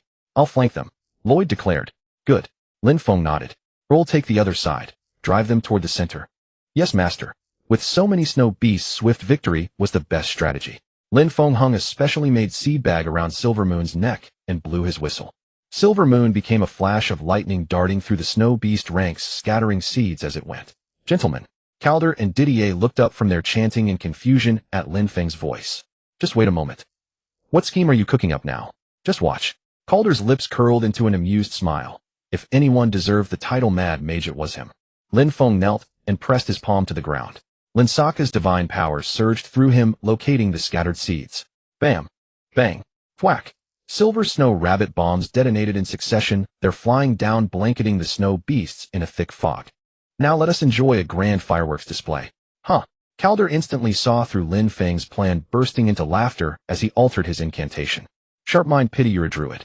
Precisely because I'm a druid that I know better how to wield wisdom, Lin Feng retorted.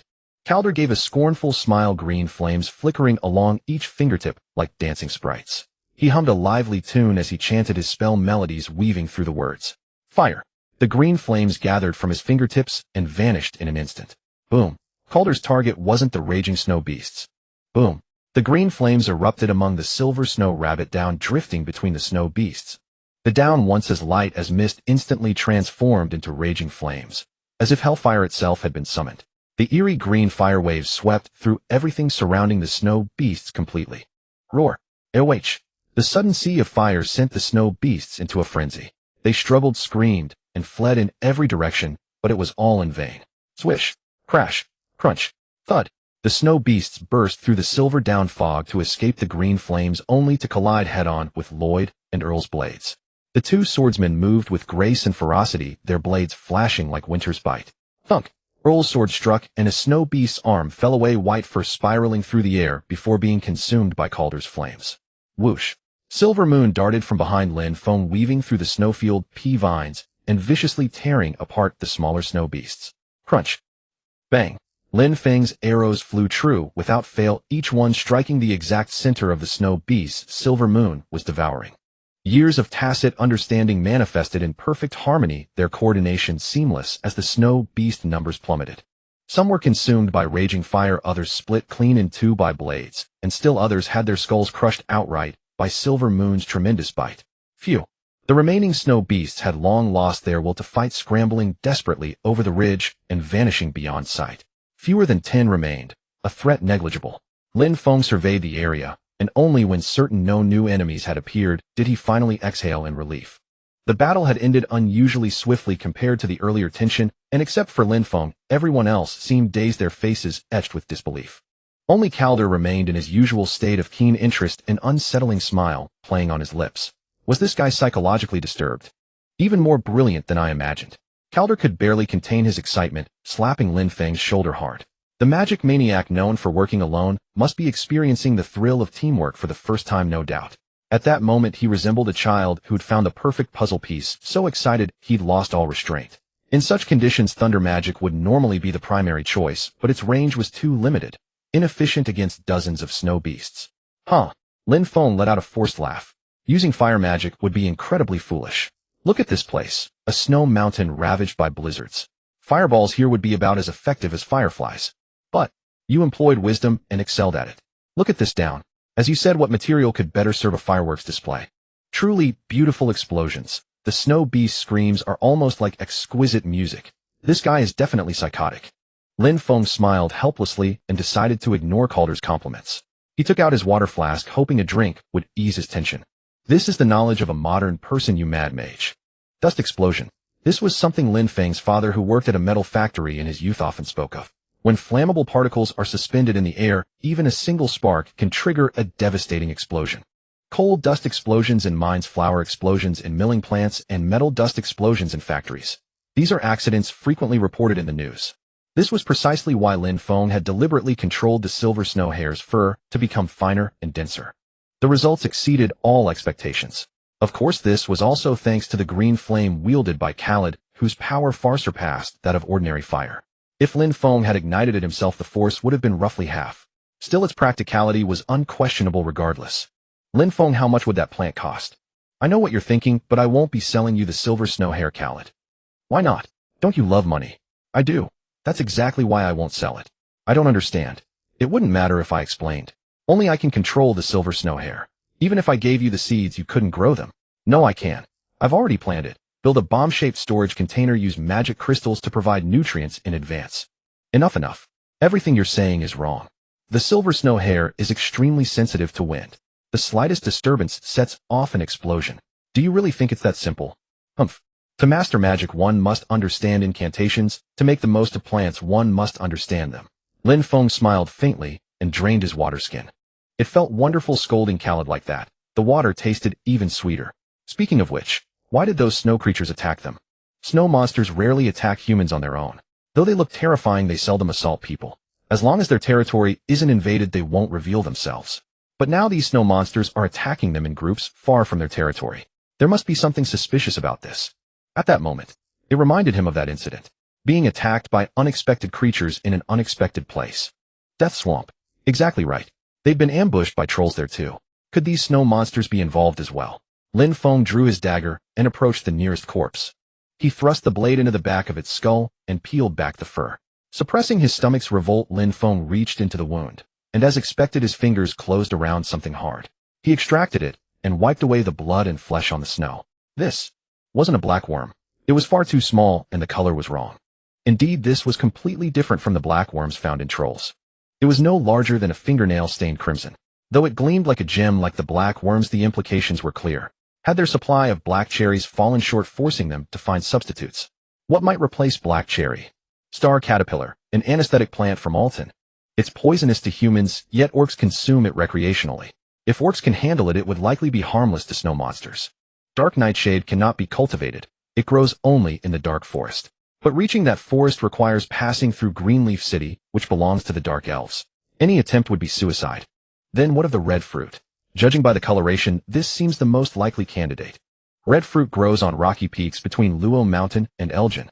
The seeds are difficult to obtain, yet cultivation isn't demanding. Simply maintain a dry climate and carefully regulate moisture.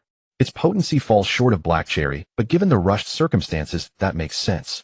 The weaker effect would explain why the snow monsters lost control and attacked indiscriminately, as they had before.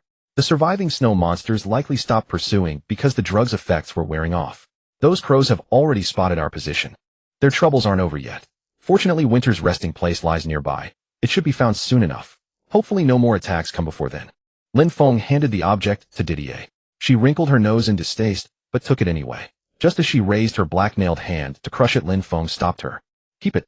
If you encounter any beasts or magical creatures acting abnormally again, kill them, and examine the corpses for something like this. I have a feeling those crows won't give up on Silver Mountain so easily. I see. Didier reluctantly stowed the object away. Lin Feng surveyed the group and spoke. Although some unexpected events have occurred thanks to everyone's outstanding performance, we haven't fallen too far behind. A proper breakfast was out of the question now. Grr. Al's stomach growled at the worst possible moment. Lin Feng bit back a smile and continued. Let's save the celebration for after we find Winter's resting place. Didier had mentioned that Winter's lair lay somewhere nearby. Dragon lairs periodically shift their entrance forms, making them extremely difficult to discover. This was why even an experienced tracker like Didier couldn't find Winter's lair. But Lin Feng was different. He possessed the explorer trait. Dragon lairs are classified as a type of dungeon, so the explorer trait worked just as effectively on them. No matter how well concealed Winter's lair might be, as long as Lin Feng was given enough time, he would find it. Of course, this also meant greater risks. But Lin Feng had long since made peace with death and life. Alright, let's move out. To locate the dragon's lair, Lin Feng decided to divide the party into 3 groups. The first group was led by Archila, who knew the terrain of Silver Mountain like the back of his hand, and included Lloyd and Al. The second group consisted of Didier, who had once visited Winter's lair, and Khaled, a witch and a magician joining forces. The third group was composed of Lin Feng, who possessed the explorer trait, and his loyal companion Silver Moon. Before setting out, Lin Feng drove the goats carrying supplies to a wind-sheltered slope and used Forest Blessing to create a safe zone protecting them. This way there was no need to worry about their safety during the search. If you find anything, use this to send word. Lin Feng distributed the special devices he had crafted to everyone. They were homemade signal flares made from a combination of water spray flowers and glazed flowers. The stem of the water spray flower was hollow, capable of storing water. Once an insect touched it, the flower would spray a jet of water to repel enemies. Meanwhile, the petals of the glazed flower were as crystal clear as glass, radiating 7-colored light under sunlight. Lin Feng combined these two plants to create this unique plant signal flare. By pulling the leaf of the water spray flower, the hydraulic pressure would launch the glazed flower dozens of meters into the air. When the glazed flower burst in the sky, sunlight, moonlight, and starlight would all be refracted through it, creating conspicuous patches of light to indicate position. This signal flare far exceeded the effectiveness of the smoke signals commonly used by mercenaries, with only one drawback: its shelf life was not long. Though everything should be fine, I wish you all the best. After a brief farewell, the three groups set out in different directions. The weather looks troubling. Lin Feng gazed at the dark clouds rolling in from the distance, a faint unease stirring in his heart. It seemed they didn't have much time left. Silver Moon scouted ahead, while Lin Feng followed closely, carefully observing their surroundings. As far as the eye could see, there were only snow-capped peaks, ice-covered rocks, and bone-chilling winds. The monotonous scenery made one feel dizzy. It seemed a different approach was needed. The explorer trait only activated when near a dragon's lair. Therefore, the urgent task was to narrow the search area. But searching on foot with the naked eye was far too inefficient. They needed a more effective method. For example, there were still quite a few left. Lin Feng remembered he had many evening primrose seeds in his pocket. Evening primrose was extremely sensitive to magical power, making it impossible for them to grow normally in places like the entrance to a dragon's lair, where magical energy was abundant. His plan was simple: first tie the seed bag to Silver Moon and let it run across the snowfield, scattering seeds along the way. Second, use forest breath to accelerate the seed's germination and blooming. Third, observe where the evening primrose failed to grow. Those areas were likely the entrances to the dragon's lair. Plan approved. However, actual execution presented some difficulties. The biggest challenge was the harsh environment of the snow mountain. Evening primrose was quite delicate and could not survive in such brutal conditions.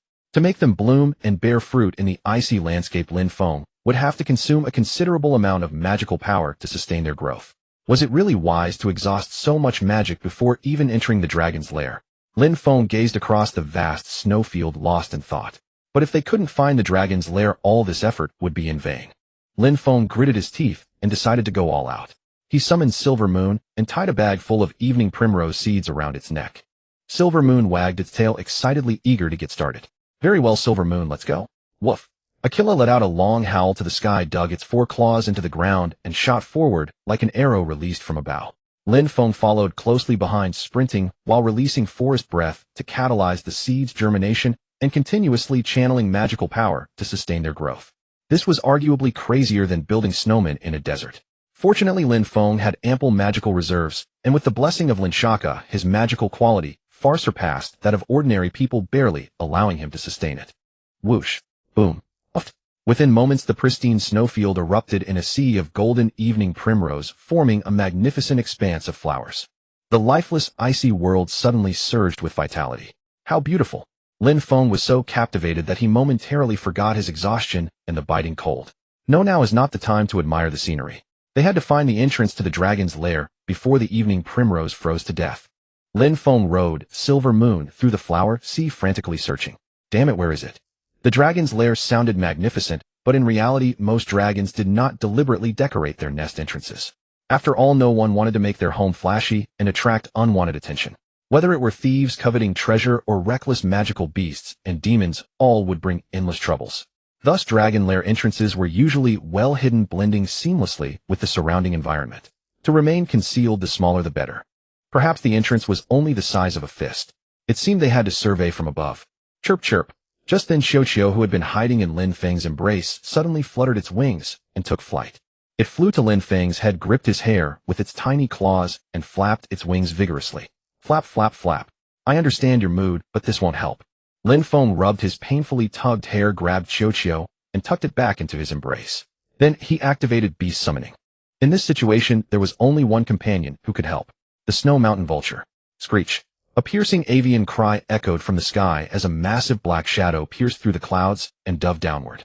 It was a snow mountain vulture with a wingspan exceeding 3 meters, its sharp eagle eyes gleaming with cold light amidst the wind and snow. Fortunately, you were not far from here. The snow mountain vulture landed steadily before Lin Feng, regarding him with sapphire blue eyes. Lin Feng extended his hand and gently stroked its cold hard beak, attempting to establish a mental link. Girdle. The snow mountain vulture tilted its head curiously, then emitted a low call, as if accepting Lin Feng's connection. Chochio, stay put. I'm leaving this friend in your care today. Lin Feng softly soothed the restless Chochio, then swung himself onto the snow mountain vulture. Whoosh. The snow mountain vulture spread its wings and soared into the sky. In just a few strokes they broke through the cloud layer and reached high altitude. The biting cold wind howled in his ears, yet Lin Feng felt exhilarated, unable to hold back a hearty laugh. Thank goodness I'm not afraid of heights. Otherwise he would have had to rely on his own 2 feet, inspecting those evening primrose flowers one by one. Lin Feng looked down at the snowfield below, resembling a golden carpet, his heart filled with anticipation. Where is it? The snow mountain vulture circled above the sea of evening primrose, as Lin Feng searched intently, not missing a single clue. As time passed, the evening primrose began to wither gradually, and their time was running short. Wait. Just as Lin Feng was about to despair, he suddenly noticed an anomaly. It was a clearing less than a meter in diameter, standing out starkly against the golden flower sea. There, go there. Lin Feng gently patted the snow mountain vulture's wing, signaling it to descend. The snow mountain vulture slowly descended. Lin Feng leaped from its back, without hesitation, and rushed toward the clearing. Meanwhile, the evening primroses surrounding them began to wither rapidly, transforming into ice crystals. Crack! Lin Feng pushed through the patch of evening primroses and looked back to see all the golden flowers completely frozen, shattered into countless ice fragments. He took a deep breath, brushed aside the snow on the ground, and closely examined the clearing. This was snow lotus. A pristine white snow lotus bloomed quietly upon the snowfield, its petals still adorned with glistening snowflakes. Its stems and leaves were entirely buried beneath snow, which explained why it had gone undiscovered thus far. Lin Feng carefully cleared away the surrounding snow, gradually revealing the entire snow lotus plant.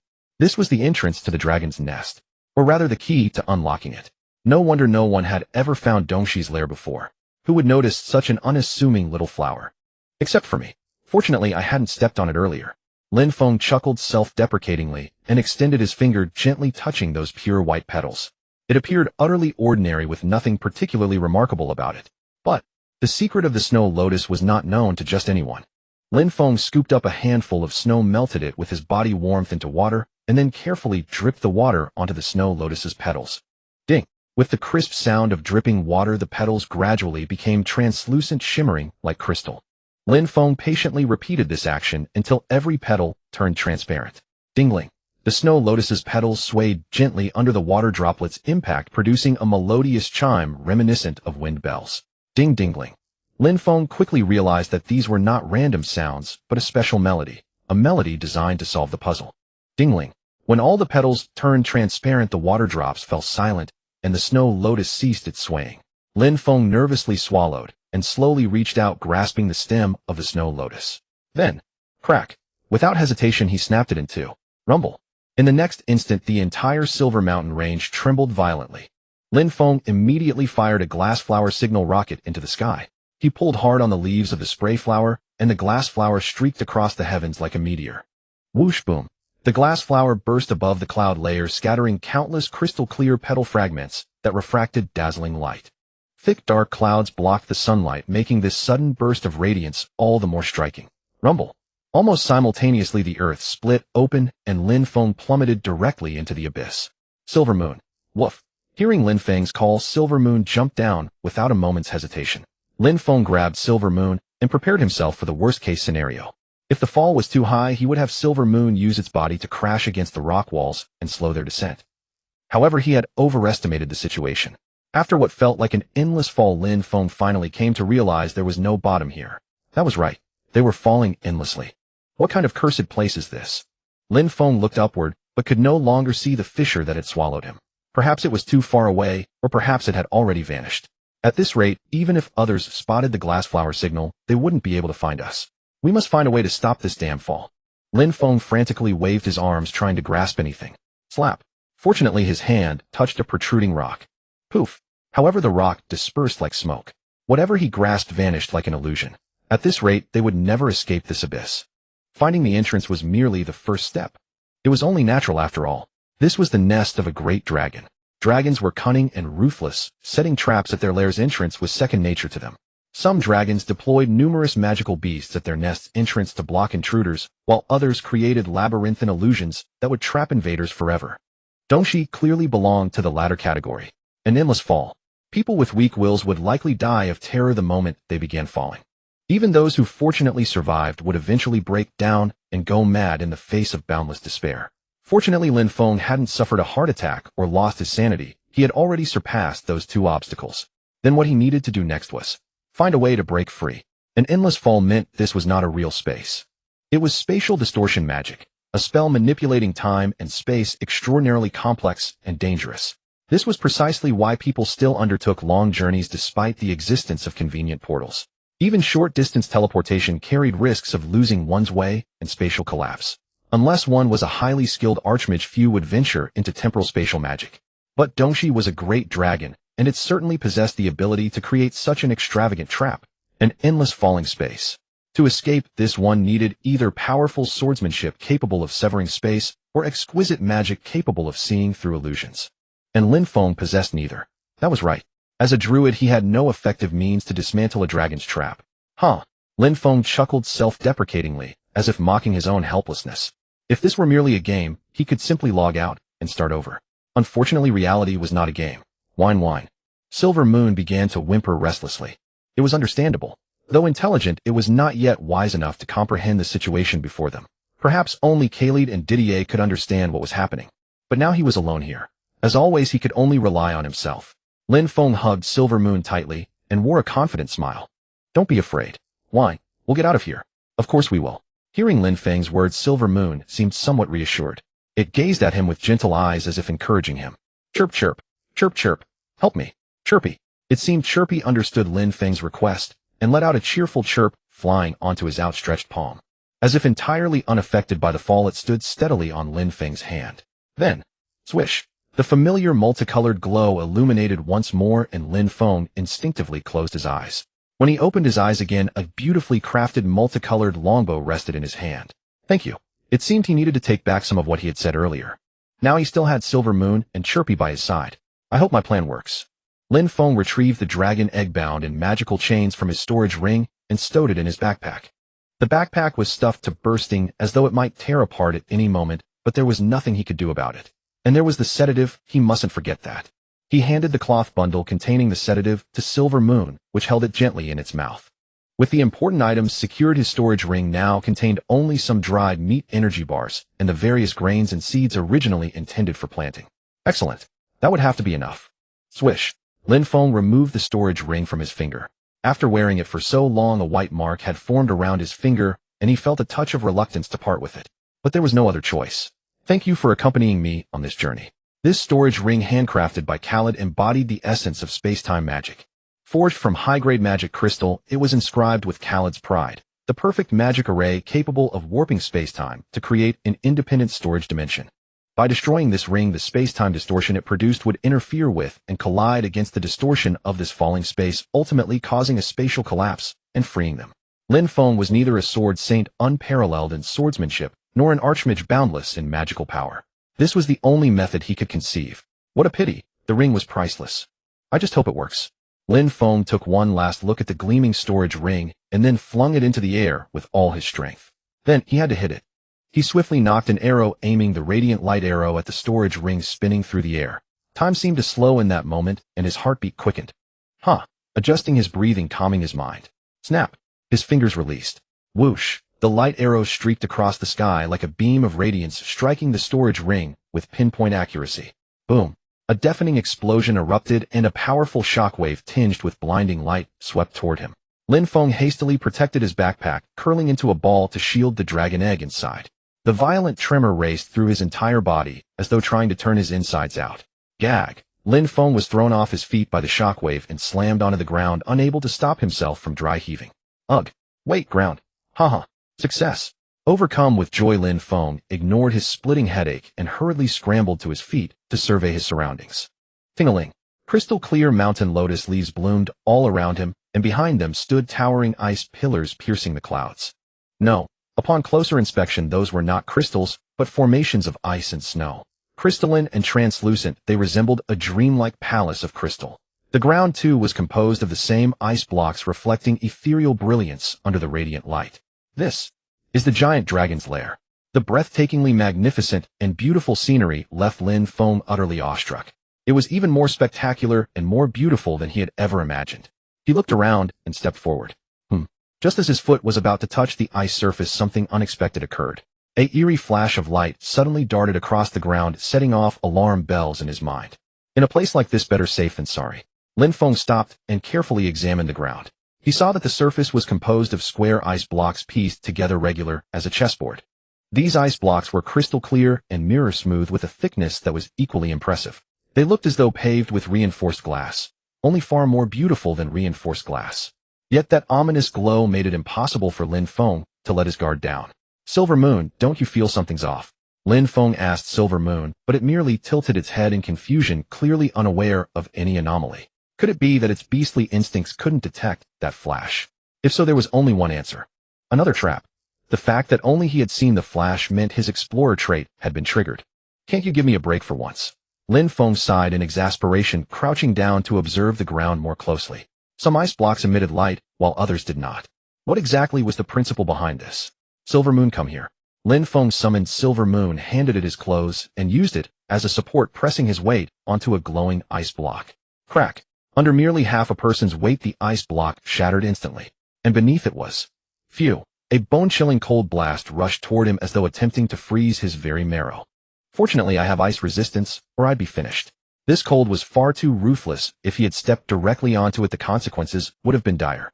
Lin Feng quickly gestured to Silver Moon, which pulled him back with a mighty tug. Phew! Still trembling with residual fear, Lin Feng rose to his feet and gazed at the endless expanse of ice before him. The ice pillars stretched all the way to the limits of his vision, and this strange ice surface appeared to have no end in sight either. However, he was not worried, because he had the explorer trait. Without it, he truly had no idea how he would pass through this dangerous area. No, perhaps before he could even find a safe route, he would have silently perished here. Silver Moon, follow my footsteps. Do not step on the wrong ones. Woof. Be careful. Lin Feng cautiously lifted his foot and tentatively stepped onto a non-glowing ice block. The ice surface was extremely solid, showing no abnormalities. He tried stamping his foot to confirm safety before committing his weight. It was fine. Fortunately, this section of ice was safe. Let's go. Lin Feng held his breath and progressed with painstaking steps. He knew that every step he took determined the fate of Silver Moon Jiujiu and the unhatched dragon egg. His caution naturally deepened. Slip. Chirp. Of course, Lin Feng was not the only one bearing the burden. Whenever he was about to slip, Silver Moon would bite his collar and pull him back, and when he was bewitched by the flashing light, Jiujiu would skim low across the ice to confirm a safe path for him. Sai, we've only covered half the distance. Jiujiu. Alright, we're halfway there. We need to stay optimistic. Lin Feng took out a strip of dried meat from his bag and handed it to Silver Moon, then shared an energy bar with Jiujiu. He gently stroked the dragon egg and whispered softly, "You're not old enough to eat yet." What a relief. After a brief rest and replenishing some of his strength, Lin Feng felt remarkably refreshed. Speaking of which, why haven't they arrived yet? I clearly saw the signal flare. Lin Feng thought to himself. He had already removed the mountain lotus leaves, so the entrance should have opened by now. Besides, he had also disabled that falling space trap. They should be able to pass through smoothly. Even if the falling space trap had reset with Roy, Khaled, and Didier there, they should be able to handle it easily. Was I being too hasty? Or perhaps something went wrong? Lin Feng shook his head and thought to himself, no, I can't let my thoughts run wild. They'll be here soon. Before that, I need to hurry through this area and disable the trap. He rose once more, keeping a wary eye on the ominous flashes beneath his feet, and continued forward. He didn't know how long he had walked. Almost there. Only 5 rows remained. Perhaps because it was so close, the flashing glow grew increasingly dazzling, and Lin Feng hardly dared to look down at his feet. He carefully shuffled his steps forward. At last, solid granite ground appeared before his eyes. What a long-lost sense of security. Lin Feng exhaled deeply, his tense nerves finally relaxing. A sudden weakness seized his legs, and he simply collapsed onto the ground. Phew. A brief rest should be fine, right? Jiu. Lin Feng leaned comfortably against Silver Moon, catching his breath as he surveyed their surroundings. Upon the walls of volcanic rock and granite, a magnificent mountain landscape was carved. It was nothing less than a miniature of the entire Silver Moon range, and at its center stood a colossal dragon statue, presumably Dongxi, roaring toward the heavens. Dongxi is inside then. Lin Feng thought to himself. Going in alone truly gives me the creeps. Better to wait for the others. He glanced back at the path they had come, which seemed to stretch endlessly. I need to disable the traps quickly so they can cross more easily. Lin Feng took a drink of water and rose once more. The method to disable the ice surface trap was surprisingly simple. His gaze fell upon those blooming mountain lotus flowers. Unlike the translucent mountain lotus on the opposite side, these remained pure white before coming into contact with water. If I simply dye each white mountain lotus transparent with clean water, just like those over there. Clang, swish, crack, crack. The fake ice surfaces shattered completely, leaving only safe ground. This way they would be secure. Lin Feng felt somewhat reassured, but he knew that even with only safe ice remaining, one slip could still have dire consequences. He dared not let his guard down for a moment. Grah, whoosh. Suddenly a strange sound erupted from behind Lin Feng. He instinctively assumed a defensive stance and turned to look. The wall, which used Dongshi's statue as its dividing line to split the space in two, now slowly opened like a pair of doors sliding apart to either side. Gulp. A sinister aura poured forth from within the doorway, and Lin Feng couldn't help but swallow hard. Jujio. Qiuqiu, perched on his shoulders, suddenly let out a piercing cry, flapping its wings frantically, as if warning him of danger. The fierce wind stung Lin Feng's cheeks.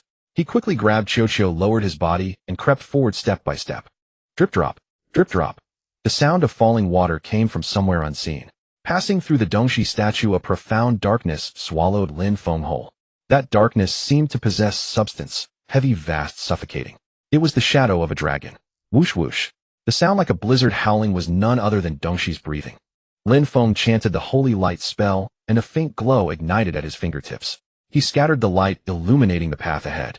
There a massive dragon coiled upon the ground, its steel-like dragon wings tightly wrapping around its enormous body.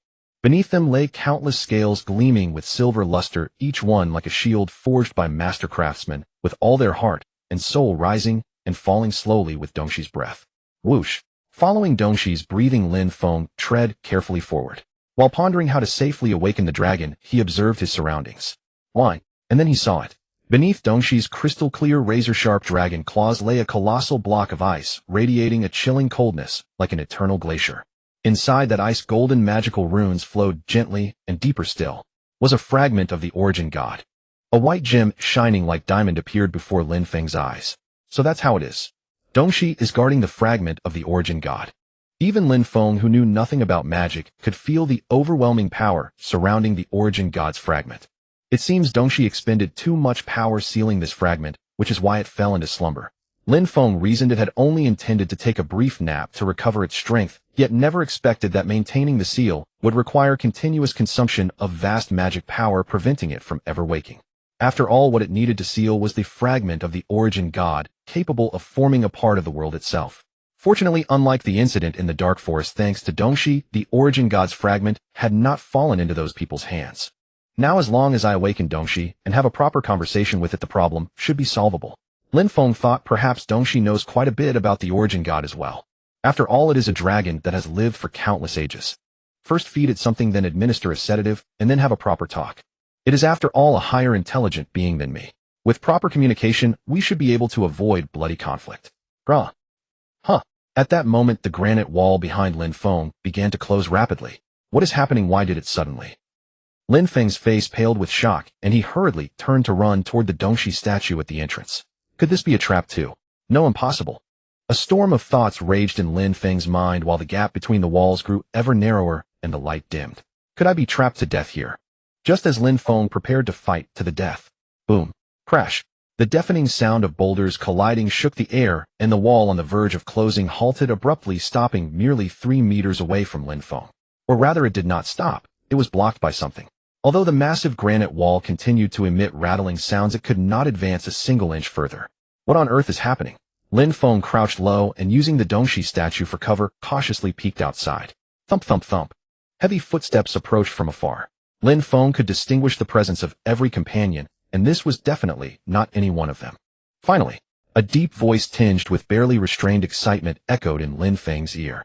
It was a middle-aged man. Lin Feng held his breath and secretly studied the source of the voice through the statue's crevice. It's someone from the crow. Lin Feng's heart skipped a beat. That person is... Aquila felt as though her body's spirit, and even her soul, had been frozen solid. She could neither think nor react. She could only mechanically drive her legs forward, sprinting desperately across the snow. Run. That thing still roamed across the snowfield, and she had to flee as quickly as possible. That creature. Aquila had never encountered anything so terrifying. She had heard countless tales of yetis from her grandmother and other elders, but that creature was nothing like the legends described. Its fur was charred black, its flesh melted, and contorted clouded eyes glaring from a face half consumed by flames. Teeth flashed through burnt lips smeared with strands of blood and saliva, while 3 or 5 grotesque arms sprouted from its body, each one dripping with viscera and the pulsing heart visible beneath its rent chest. It was a monstrosity stitched together from the scorched remains of yeti corpses. If it hadn't been for Khaled and Didier, if those two mages hadn't intervened, Aquila would surely have been torn apart by that abomination. Flee. Thanks to them, Aquila had managed to escape with her life. She needed to get back to Lloyd and Ale as swiftly as possible and tell them everything. They should be somewhere nearby. Following the mental map she'd committed to memory, Aquila identified the optimal path and pressed on. Roar. The monster's bellow echoed across the distance, still in pursuit. Aquila moved with the grace of a fox leaping over rocks and weaving through snowdrifts as she searched for signs of Lloyd and Ale. Right around here, just around here. Those two moved slowly, they must be. Bang. Oh. Unfortunately, the beast was faster. Its right arm, blackened and charred, lashed out and seized Aquila by the back of the neck. Aquila fought desperately, but her strength was nothing against the creature. Tearing. Yet. Flash. What if a knight's loyal blade had been there? Bang. Splat. A cold gleam flashed. Aquila collapsed limply to the ground as the monster's arm, still clutching her neck, fell away. Black blood gushed from the severed limb. Airg. Ale. Here. Lloyd raised his sword toward the creature before him, his voice cold. Go find Lin Feng. That person is. Brown hair, sun-darkened skin, the sturdy build of a mountain dweller, and sharp emerald green eyes. The warmth he once carried had vanished, completely replaced by exhaustion and a feral ruthlessness. Lin Feng had seen this man before, in the village, precisely on a family portrait at Aquila's home. In the photograph, the man appeared younger, standing beside a beautiful woman with curly red hair. He held a child who bore an uncanny resemblance to her in his arms, both of them radiant with joy. Weren't Aquila's parents killed during the snow mountain climb? That's what the elders had said. But for some reason this man had somehow survived. Out in the Silver Mountains where nothing could survive except beasts and monsters. Come out, Druid. The man spoke in a low voice, his tone like a beast's growl. If it were you, would you come out? Lin Feng thought bitterly, concealing himself even more carefully as he watched the man's every move. Since you refuse to reveal yourself, don't blame me for being harsh. Click. The man tapped his tongue against his palate. Immediately Lin Feng felt the surrounding space begin to tremble violently. Boom, rumble, boom, boom, rumble. Aya! A shrill scream suddenly erupted. Startled, Lin Feng quickly peered through the cracks in the statue. Didier. A colossal golem clutched Didier, the Witch of the Silver Mountains, in its grasp, as though squeezing her into paste. Ugh! Even a powerful witch couldn't endure such primal agony. Didier let out a heart-wrenching scream. And beside the golem. Snap! Khaled lay sprawled on the ground, his arms twisted at an unnatural angle, clearly unconscious. Those who seized Khaled were snowmen. Not ordinary ones, but monstrosities stitched together from various corpses. Some had 3 legs, others sprouted 2 arms from their shoulders, while others were entirely charred, radiating a nauseating stench. Capturing these 2 came at a heavy cost to me. The man's voice grew increasingly sinister. However, taking their lives would be trivial. Damn it. With Khaled and Didier captured, could he truly resolve this alone? Why? Silver Moon, hiding behind Lin Feng, let out a low growl, prompting Lin Feng to quickly reach out and soothe it. Snap. Ah! At this point there was no choice but to fight to the death. Lin Feng slowly rose to his feet, raising his hands to signal he bore no weapon. Cowering like a rat is truly beneath one of your stature. Seeing this, the man burst into laughter. What do you want? Lin Feng met the man's gaze and spoke firmly. Your life. Many wish to kill me, so what? And the great fragment. As expected, he too sought the Origin God's fragment. You're with the Raven. A flicker of displeasure crossed the man's face. He'd been hit too close to home. Why do you seek the Origin God's fragment? To reclaim what is ours. The man murmured softly, then lifted his head to look at Lin Feng, a sinister smile curling at the corner of his mouth. I will not make unreasonable demands. What you're doing now is already more than unreasonable. Do you even realize you've taken hostages? As long as you cooperate obediently, they'll be unharmed. Hand over the fragment, and I'll release them. Absolute nonsense. The reason the Raven sought the Origin God's fragment was self-evident. Because it harbored unimaginable power. Lin Feng had witnessed that power in Levine City and knew how dangerous it was. Once in the wrong hands, the consequences would be catastrophic. Just like Grizel, this man might initially harness the fragment's power, but ultimately everything would fall under the Raven's control. He must not succeed. Besides, I'm waiting to complete the Origin God's mission. How could I possibly hand the fragment to you? After so much effort finding the second fragment, how could I simply give it away? I advise you not to play tricks, Druid. The man tapped his palate again, and Didier let out a piercing scream before collapsing unconscious. It seemed he was serious. Should they retreat first and deliberate further? Lin Feng wondered if he could stall for time. He'd only taken these two, which meant Lloyd Ale and Aquila were still safe. They might arrive any moment. Of course I can give it to you, but... Lin Feng smiled calmly and replied, I haven't obtained the fragment yet. That thing is currently in the hands of that sleeping dragon. Lin Feng gestured behind him, and the man's expression darkened instantly. It appeared he also wished to avoid provoking that dragon. Give me some time, and I might have a way to get it. How about that? The snowman gripping Khaled hurled him to the golem before striding toward Lin Feng. Less talk and come with us. All right, I'm coming. Lin Feng turned around and sauntered forward at a leisurely pace. In the darkness, Lin Feng sensed Silver Moon watching the pack of snowmen with predatory intent. Once the moment is right, Silver Moon will strike, and I'll take the opportunity to attack the man. Of course, the man might also order the golem to kill Khaled and Didier. But beyond this, Lin Feng couldn't think of any other way. Awakening the dragon was an option, but that would mean certain doom for everyone. The best strategy was to wait for Lloyd and Elle to arrive. The man had mentioned suffering heavy losses to capture Khaled and Didier, which meant there should be no other mutated snowmen or golems outside. As long as Lloyd, Elle, and Akira could infiltrate successfully. Lin Feng mused to himself while feigning nonchalance as he made his way toward the dragon claw where the origin god's fragment was stored. Fortunately, the surrounding darkness concealed his intentions from the man. Clang. Halt. A familiar voice rang out behind Lin Feng. Lin Feng and the man both turned around only to see Elle wielding a long sword with its blade pressed against Akira's neck. The man inhaled sharply. If you don't want your daughter to die without a proper burial, release them peacefully. I'm not joking. I swear by my knight's honor, and I always keep my word. Elle's voice was icily cold, all traces of her former naivety gone, replaced by the ruthless efficiency of a knight. Her longsword pressed slightly harder against Akira's fair neck, leaving a faint crimson streak. Rubaf. Akira, who had kept her eyes closed all along, suddenly opened them and shouted loudly. Rubaf. That appeared to be the man's name. He clenched his teeth and glared viciously at Elle and Akira. Well done, Elle, just like that. Lin Feng secretly rejoiced in his heart. The situation had instantly reversed. TSK. He deliberately made a slight noise to send a signal to Silver Moon, then closed his eyes and concentrated his spirit. Quick resolution. The snowmen and golems brought by Rubaf totaled over 20. Two of the largest golems were pressing against the wall with all their might, temporarily immobilized, but the remaining number was still quite considerable. Eliminating them one by one was clearly unrealistic. A single decisive strike was necessary. At least half their combat power needed to be destroyed. Come to daddy, come to daddy. The gentle sound of ocean waves echoed in his ears. Yes, Ken, it's me. Moo. Roar. The distinctive low growl of a deep-sea behemoth echoed through the vast cave. That's right. Lin Feng decided it was time for his grateful squid to show its prowess. Rustle, rustle, rustle. The space between the ice pillars suddenly warped, and Ken's red tentacles burst forth with lightning speed, instantly piercing through several golems blocking the way. Uft, uft. The tentacles threaded the giant rocks together like candied haws, then quickly retreated back between the ice pillars. Bang, boom, rumble. 1 more billion times. Lin Feng silently chanted in his heart. Ken, let's do this again. Just then Lin Feng suddenly felt a warm liquid flowing from his nose and the corner of his mouth. Ugh, damn, it's blood. To enter the dragon's lair, Lin Feng had already consumed a vast amount of magical power. Combined with summoning Ken's tentacles, his magic had nearly been depleted, and his body began showing signs of overload. Ken is even more powerful than I imagined. The stronger the summoned creature, the greater the burden Lin Feng bears. Recently, Ken's strength had improved dramatically, and just 2 attacks had already taken a toll on Lin Feng.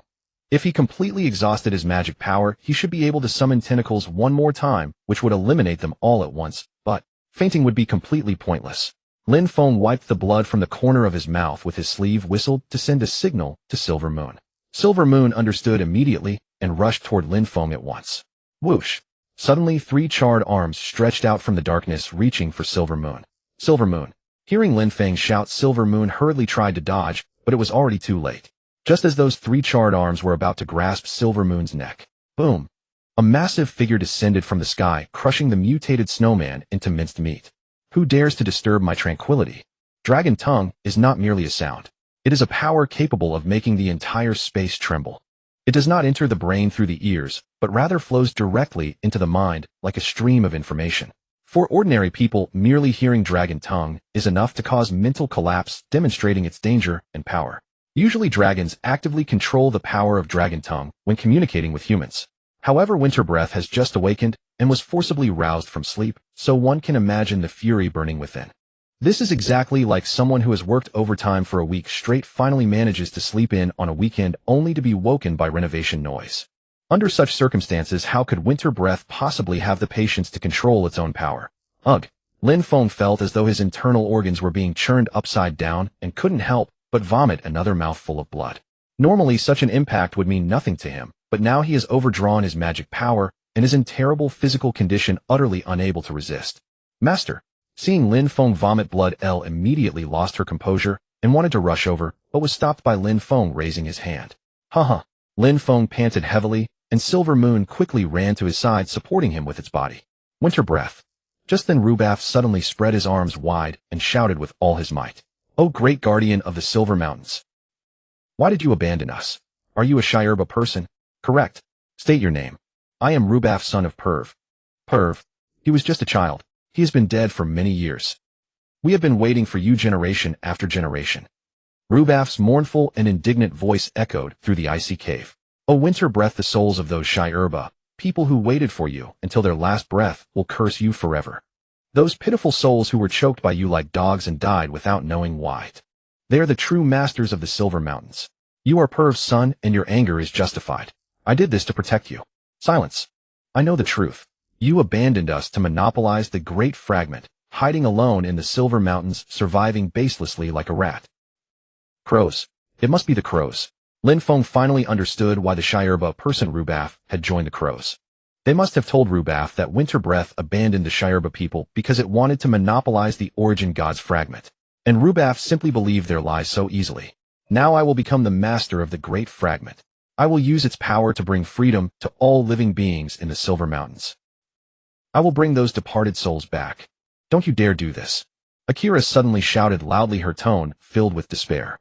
Rubaf and Winter Breath both turned their heads to look at her at the same time. Mom has already become a bird, now stop bothering her. "Akira, what new life? Is this what you call new life?" Akira pointed at those mutated snowmen that were neither human nor ghost, on the verge of tears. "Mom doesn't need any new life at all. She has already found freedom. I want to make her. Dad, who are you really working for? Why are you doing this terrible thing?" Rubaf's cloudy eyes stared fixedly at Akira, then he slowly turned his head and looked at Winter Breath.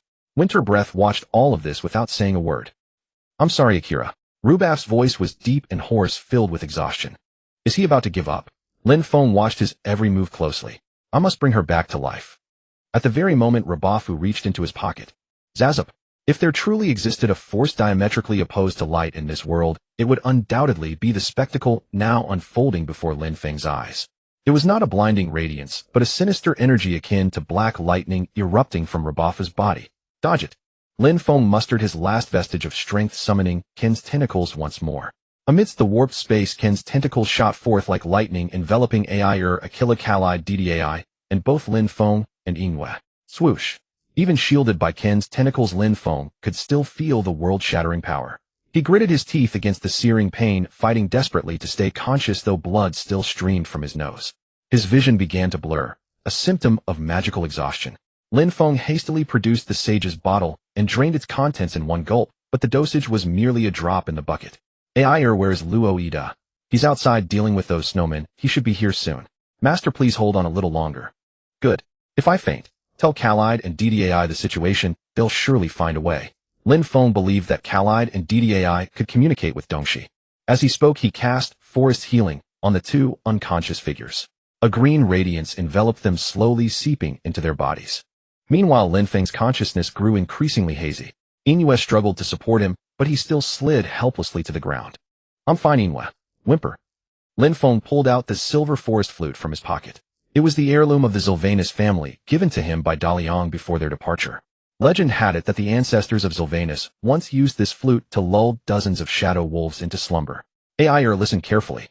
Yes, master. Ken's tentacles will soon vanish. I don't know the situation outside, but we must leave here as quickly as possible. Once I play this flute, all creatures that hear its sound will fall into deep sleep, including Dongxi. Cover your ears. When the moment is right, leave immediately and find Luo Ida. But master, what about you? I have something to take care of.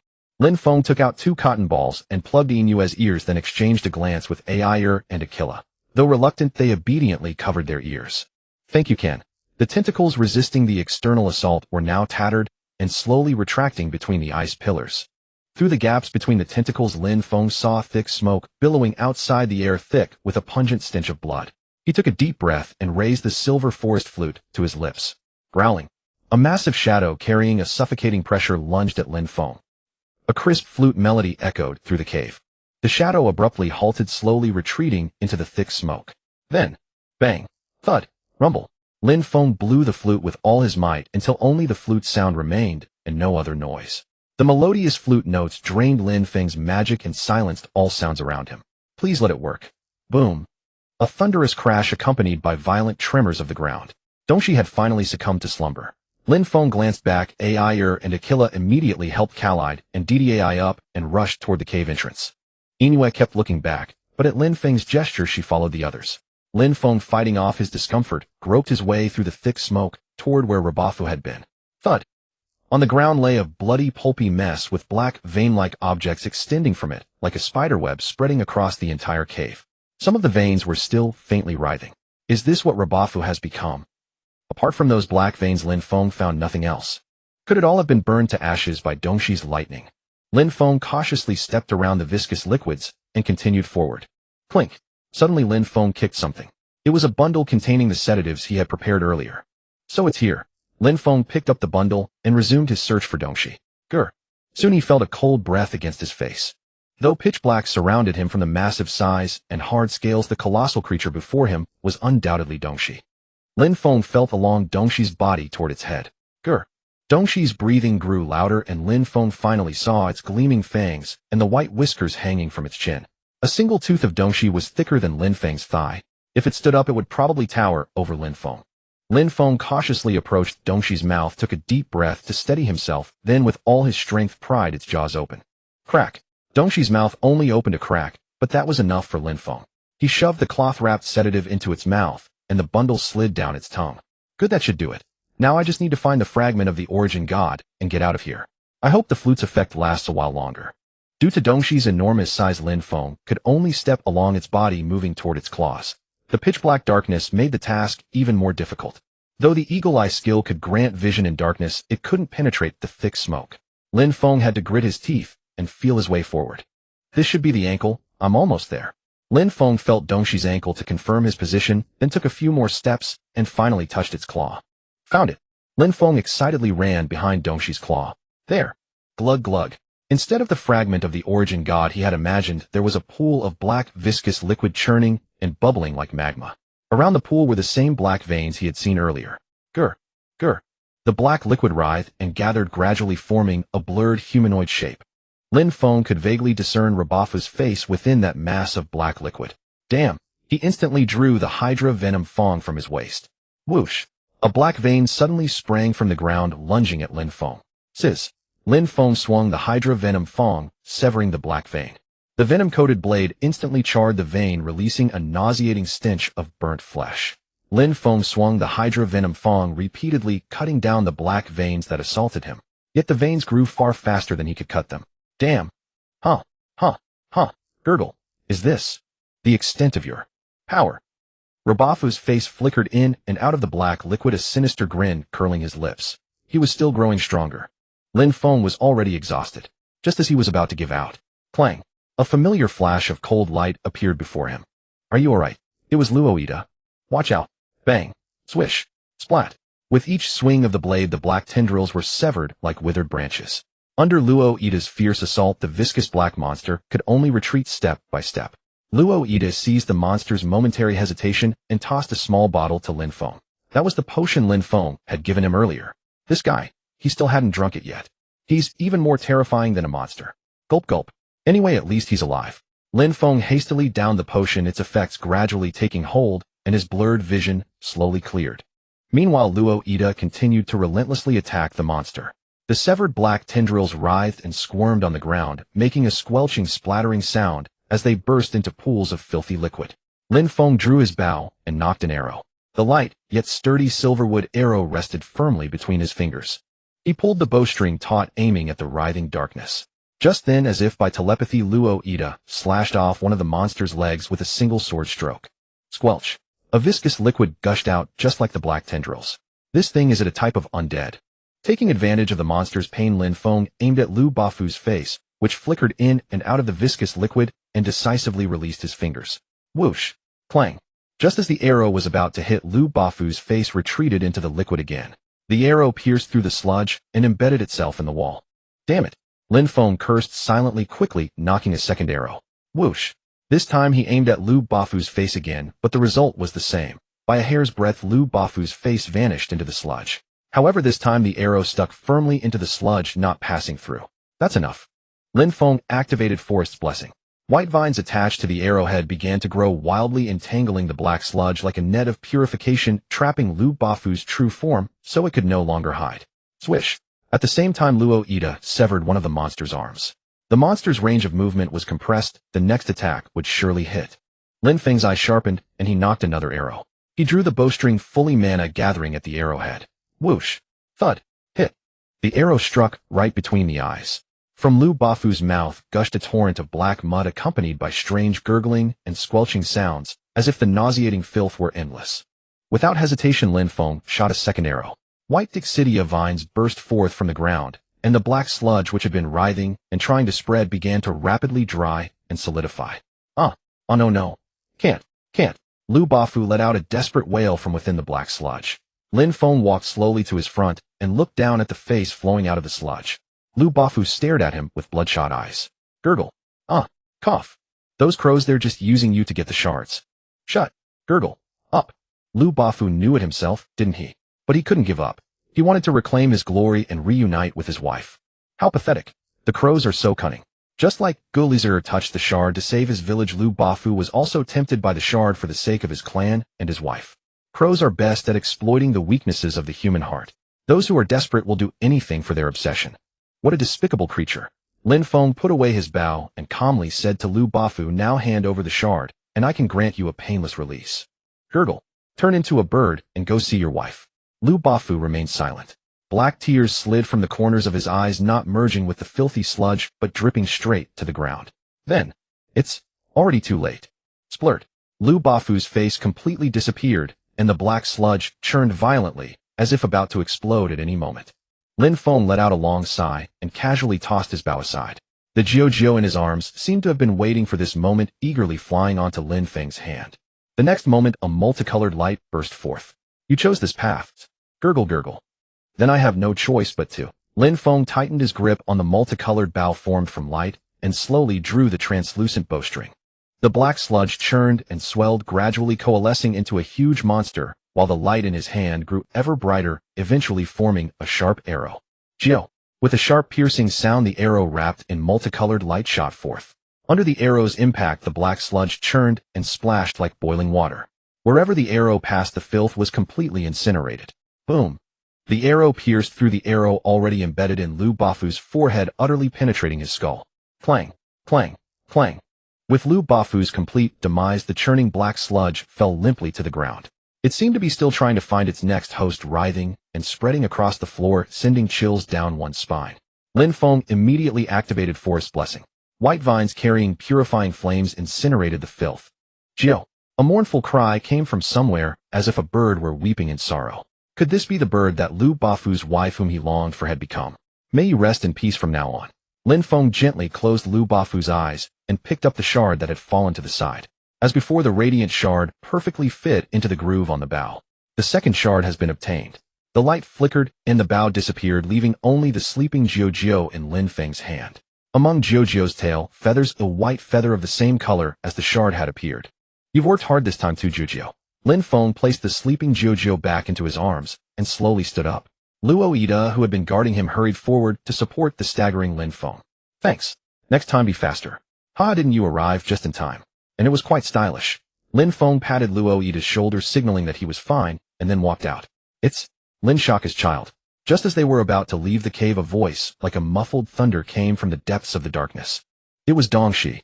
Fortunately this time Dong. She had controlled the power of the dragon's tongue, and Lin Feng did not feel the agony of his internal organs being crushed, only reverence in the presence of a great being. Lin Feng waved to Luo Ida, signaling him to stay calm, then turned around, knelt on one knee, and bowed to Dongxi. Master of the Insa Mountains. The sedatives you made taste absolutely terrible. Good medicine is bitter. I feel like I've heard that somewhere. Is that so? You are very much like her. Are you talking about the old lady? That old geezer meeting a dragon doesn't seem like such a strange thing. Lin Feng just nodded slightly, then looked up at Dongxi, whose glacier blue eyes were gazing deeply into his. Asking about your identity seems pointless. I am a druid, Lin Feng. What I want to know is not this. Rather, it's the past of your soul. However, I will not ask. A soul with secrets is more beautiful. Thank you. I should be the one thanking you. If not for you, I can't imagine what would have become of the Insa Mountains. Thank you, agent. An agent? What is this talk of agents? Did Dongxi misunderstand something? Or perhaps, does the Dragon Clan know some truth that I am unaware of? Lin Feng exchanged a glance with Dongxi, his expression unreadable. The Guardian has awakened. I trust the Silver Mountains will return to peace. With the great fragment restored, tranquility will naturally follow. Those rats lurking within the mountains should be cleansed as well. Merely cleaning them up will not suffice. A cold gleam flashed across Dongxi's eyes. It seems Dongxi harbors considerable anger toward those crows who have wrought such chaos. That is rather good news indeed. If we could harness the power of dragons against the crows, nothing would be more ideal. During the time I was in slumber, might you tell me what transpired? Of course, I too have many matters I wish to ask you.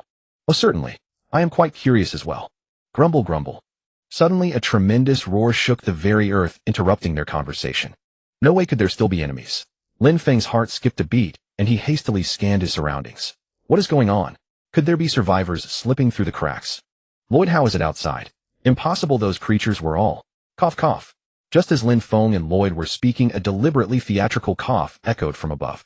Dongxi half opened her glacier blue eyes and revealed teeth as sharp as ice spikes, as though she were smiling awkwardly. But that smile was far too terrifying. I have slept for far too long. My stomach is somewhat empty. So then that earth-shaking roar earlier was actually just Dongxi's stomach growling. A dragon is a dragon after all. Even her stomach rumble sounds like thunder upon the heavens. But then again, sealing the fragment of the origin god and falling into slumber. This period must have been far longer than anticipated. It is only natural that Dongxi would feel hunger. Rest assured, having foreseen this possibility long ago, Lin Feng looked at Dongxi with poised, the corners of his mouth curling into a confident smile. I have already made preparations. Preparations? I imagine that upon your awakening you would certainly wish to partake in a meal. After all, you have slept for far too long. Roar. A gleam of anticipation flashed in Dongxi's eyes. Lin Feng walked ahead with confidence, secretly pleased with himself. Leaving the nest after such a long absence, Dongxi stretched lazily, let out a great yawn, rubbed her eyes, and greedily inhaled the fresh mountain air. It feels somewhat like walking a dog, doesn't it? Lin Feng mused inwardly, though such heretical thoughts he dared not speak aloud. Should he provoke this dragon, he would surely become a roasted skewer. Master. Ai-er, who had been waiting anxiously at the cave entrance, spotted Lin Feng and immediately sprinted forward in excitement. In his haste, he tumbled on the snowfield, but fortunately Silver Moon caught his robe in time, preventing him from rolling all the way down the slope. The two little ones charged forward, bickering and playing all the way, and before Lin Feng could dodge, they pounced upon him. Oof, easy, easy, you two rascals. Lin Feng laughed and ruffled the heads of both Ai-er and Silver Moon.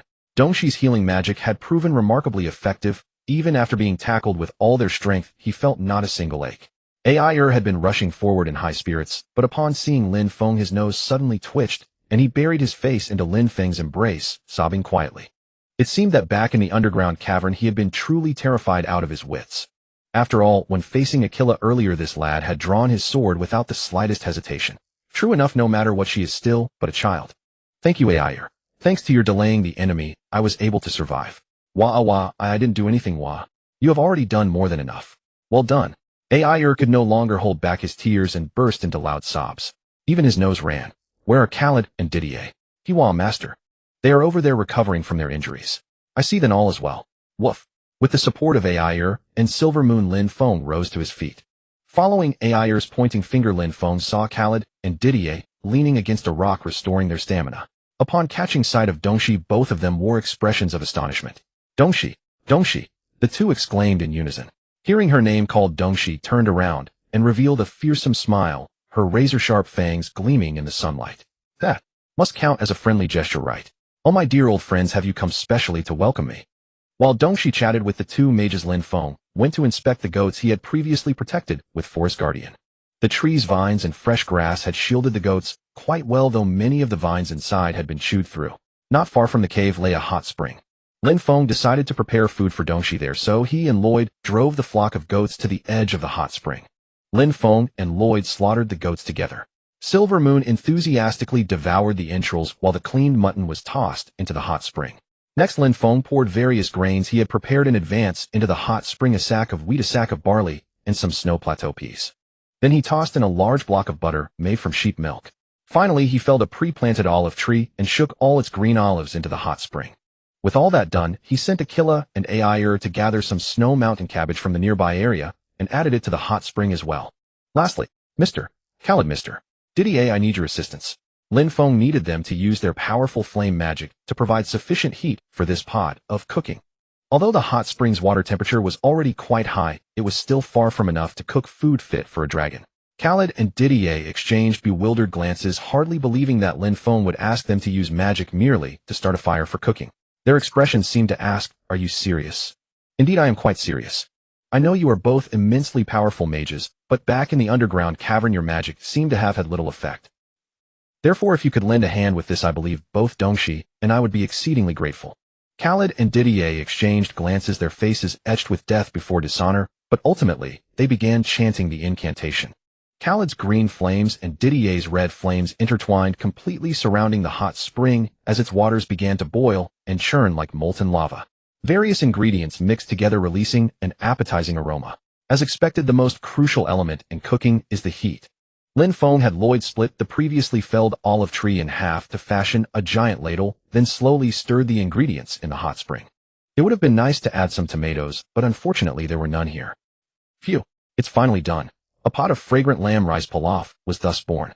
The savory broth simmered from bones, the rich aroma of grains complemented by fresh olives and sweet mountain cabbage. This steaming lamb rice pilaf would undoubtedly be the perfect choice to awaken the sleeping dragon's taste buds. That intoxicating fragrance. Lin Feng set down the ladle and called out to Dongxi, "Please taste it." Dongxi stuck out its crimson tongue, savoring the aroma lingering in the air, then lowered its head and took a deep breath over this dragon-sized pot of lamb rice pilaf. "How is the taste?" "Incredible. It reminds me of the dishes prepared by the tavern owner in the capital of Ansgar. Such a nostalgic flavor." Dongxi seemed extremely satisfied, diving headfirst into the meal. "Glug glug, glug glug, glug glug. Shall we have something to eat too?" Lin Feng served portions of lamb rice pilaf from another pot to everyone. Unlike Dongxi's whole lamb pilaf, this pot contained only boneless lamb chops, resulting in a more tender texture and richer fat content. Finally feeling alive again. As Lin Feng savored the steaming meal, a profound sense of contentment washed over him. Indeed, no matter the circumstance, dining remains the most relaxing pursuit. Food is the people's heaven. Phew, this is absolutely delicious. The water level in the hot spring dropped at a visibly rapid pace, soon exposing the bottom. Dongxi licked its lips with lingering satisfaction, a pleased expression across its face. Sharp teeth gleamed coldly in the sunlight. If food hadn't been prepared beforehand, would I have become the main course for those teeth? Lin Feng couldn't help feeling a chill of fear. "I'm glad you enjoyed it. It has been a long time since I experienced such joy as savoring a fine meal. The more powerful a being becomes, the easier it is to lose the pleasure of eating. Perceiving the true deliciousness of food would grow increasingly difficult." Just as Lin Feng had been seeking the essence of gourmet cuisine in this otherworld, Dongxi must have gone through similar stages. "That's precisely why I prepared this meal." After enjoying the feast, Dongxi appeared in exceptionally good spirits, showing none of the traits of a dragon who had just awakened. It seemed the conversation ahead would proceed smoothly. "Let's discuss while enjoying dessert." Lin Feng placed a clay pot over the still-burning campfire, adding the sap of ice moss trees, frozen red currants, and wild mountain strawberries, then slowly simmered the mixture. Soon a jar of sweet jam was ready. By serving snow from the Silver Mountains in a bowl and drizzling it with the fragrant jam, a simple shaved ice dessert was created. The cool snow paired with the tart sweet jam, simple yet delightful. Everyone gathered around the campfire, savoring the shaved ice and basking in a rare moment of leisure. At first, everyone hesitated at the notion of eating snow raw, but seeing Lin Feng devour it with evident relish, they all began to try it as well.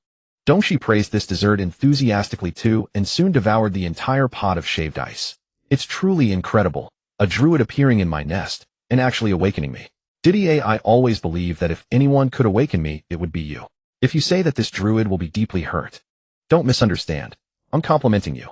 As you know, my nest is protected by powerful magical arrays. Deciphering them requires profound magical knowledge, something that even mages blessed by Klein would struggle to accomplish. With sufficient wisdom one can unravel these traps. Oh, of course luck plays a role as well. Lin Feng smiled at Dongxi. Without the storage ring, he wouldn't have been able to decipher the spatial magic, so that statement wasn't entirely inaccurate. Dongxi watched Lin Feng with keen interest. Very well, the moment has come. Tell me, O wise and extraordinarily fortunate Druid, why have you come to find me? Well then. Lin Feng deliberately paused. I hope you won't be too surprised. As Lin Feng opened his carried backpack, a glint of curiosity flashed in Dongxi's eyes. Lin Feng pulled out a dragon egg securely bound by magical chains from his backpack. Clatter. The magical chains fell open, revealing to everyone a dragon egg with a smooth shell resembling ivory or opal. Despite all that had transpired, the dragon egg remained completely unblemished. No cracks, no scratches whatsoever. Dongxi was clearly caught off guard by Lin Feng producing the dragon egg, visibly stunned by the sight. This was entirely understandable. Dongxi's last encounter with a dragon egg had been so long ago that he might have already forgotten what one looked like. I discovered this dragon egg in the Death Marsh where a dragon skeleton lay nearby, though I didn't bring it back. The Death Marsh. Yes, I believe they intended to trade this dragon egg for something. Dongxi carefully lowered its head, gently touched the dragon egg with its nose, and took a deep breath. The magical aura enveloping the dragon egg trembled gently in response. He whispered a few words to the egg, which shuddered slightly before returning to stillness. Aha, a war. It seemed Dongxi and the dragon egg were engaged in some form of communication. Dongxi's expression shifted between grave, sorrowful, and occasionally warm with gratification. Everyone held their breath, watching in silence, none daring to interrupt. What could they be discussing? Was it possible the dragon egg didn't wish to hatch? Dongxi chuckled to himself, then leaned down to whisper something else to the egg. This time the dragon egg trembled violently. Lin Feng finally couldn't contain himself and asked, Master Dongxi, what are you saying to it? Shoo. Very well, I understand. Since this is your choice. Dongxi grinned broadly, then gently nudged the dragon egg with its nose. The dragon egg rolled to Lin Feng's feet. It says it wants you to be its godfather. Huh. My godfather shall be chosen by myself. Choose one's own godfather. Among the dragon clan there exists a custom of selecting a godfather or godmother from another race for young dragons. Normally the young dragon's parents would choose the godfather or godmother. However, this dragon egg has no parents. Therefore, all those present could potentially become this dragon egg's godfather or godmother. It was precisely this possibility that Lin Feng exploited to persuade Khaled to join this adventure. To become a dragon's godfather is an honor and power beyond compare. One not only gains the ability to share in a dragon's magical energy, but also attains the esteemed status of godfather along with the reverence and strength that accompany it. Lin Feng was not entirely immune to temptation, yet he understood clearly that such advantages would merely burden him without bringing any real benefit, so he dismissed the notion from the start. The dragon clan demonstrates an extraordinary tenacity toward those they acknowledge. They will expend everything to cherish and protect their chosen godfather or godmother, yet simultaneously develop an intense possessiveness over them. Consider the ancient dragon Valeri, who once guarded the Ansgar royal family. To shield her beloved royal line, she dared to challenge the gods themselves, ultimately meeting her end in total destruction. Though dragons possess wisdom and rationality, they are equally defined by their stubbornness. They persist in impossible causes and willingly sacrifice their lives to protect those they hold dear. His current priority is completing the origin god's quest and unraveling this world's mysteries. This task, however, is fraught with danger. If he became a dragon's godfather, this creature would guard his safety at any cost. This devotion would likely constrain his actions, as the dragon would prevent him from undertaking dangerous endeavors to keep him secure. What a troublesome variable. Moreover, the one who perished in the death swamp to protect this dragon egg was a black dragon. Black dragons are renowned throughout the dragon clan for their ferocity, bloodthirst, and ruthlessness. That was precisely why I wanted to pass this burden to Khaled. Yet it must choose its own godfather. A foreboding chill crept down Lin Feng's spine. Surely not. Could it possibly choose me? Khaled, that mad mage, stands right here. Shouldn't the two of them share far more in common? Lin Feng cast nervous glances between the dragon egg and Dongxi. Lord Dongxi, isn't it the parents who decide the godfather? This child has no parents. As an elder, shouldn't you? I have no objections. What? I will respect his choice. Damn it. Though still within the shell, this creature has already developed an independent consciousness. And Dongxi clearly has no desire to offend his own kind. Perhaps after so many years, finally seeing a new generation of dragons has made him more lenient, much like grandparents doting on their grandchildren. The situation is unfolding rather unpredictably. The remaining candidates for Dragon Godfather are Lin Feng, Lloyd, Khaled, Didier, Aquila, and Silver Moon. While Silver Moon's chances seem slim, one cannot entirely dismiss the possibility. After all, it is still a 1 in 7 probability. Is this a blessing or a curse? Legion, do you wish to choose your guardian from among these individuals? At Dongshi's words, the egg shifted gently. Wait, Legion. Lin Feng turned to him in astonishment. Dongshi nodded slowly, his gaze filled with tenderness toward the dragon egg. Legion, his name. Precisely so. Dragon kin name themselves. It is hardly surprising then that this egg already bears a name before hatching. What truly astonished Lin Feng was not that dragons named themselves, nor that this egg chose a name before birth. It was the name itself. Legion. The name sent shockwaves through him. No way. Legion. The flying death, the black flame of vengeance, the butcher of the Sand Sea, Legion. The infamous black dragon Legion who burned the Death Sand Sea to ash and destroyed the Western Magic Tower. That was the final boss of the Sand Sea main storyline. If L's destiny is to become the Silver Lion Reinhardt and rule over the Cursed Land, then Legion's fate is to ascend as the Black Dragon Emperor and dominate the Death Sand Sea. Legion's black flames scorched the sand itself to black, transforming half of the Death Sand Sea into the Black Sand Sea, an important storyline in the game. If I had not encountered it in the Death Swamp back then, would it have hatched at some future point for reasons unknown, ultimately becoming the evil dragon Legion who destroyed the Death Sand Sea? Was bringing this dragon egg back the right choice, or a grave mistake? Lin Feng swallowed hard and stole a glance at the egg. Somehow he felt as though the unhatched dragon egg was watching him. No, it cannot be. Do not worry. A dragon this powerful would surely choose Khaled, that mad mage, as its godfather. Calm down, calm down. A black dragon and a druid. The two simply do not match. Since you have already decided, then I shall serve as witness. Dongshi seemed to have not noticed Lin Feng's unease, watching the dragon egg with a smile. However, since this is your choice, what are they saying? Why do I feel uneasy? Whom has Legion chosen as godfather? Everyone held their breath, eagerly awaiting Dongshi's announcement. Dongshi smiled, and then, Lin Feng. He spoke Lin Feng's name. Did you not promise me? I had no idea it would turn out this way. Lin Feng, I will never forgive you for this. Stay calm, you still have a chance. When Dongshi announced that Legion had chosen Lin Feng as its godfather, Khaled completely lost his composure. This was only natural. For a mage, what could be more alluring than becoming a dragon's godfather? While soothing the nearly explosive Khaled, Lin Feng gently tapped the dragon egg. Legion, how do you feel about Khaled? You have not yet been born, so you may not know him well. He is an exceptionally powerful mage. No matter how powerful a mage, can they surpass me, eh? It said. Goodness, such arrogance before even being born. Khaled's expression darkened considerably. Suppressing his laughter, Lin Feng continued, Legion, consider once more. I am merely an ordinary druid and hardly suitable to be your godfather. You have seen me during this time. I desire not a mad mage who hides in caves, but one who can show me this entire world, a person with a free soul.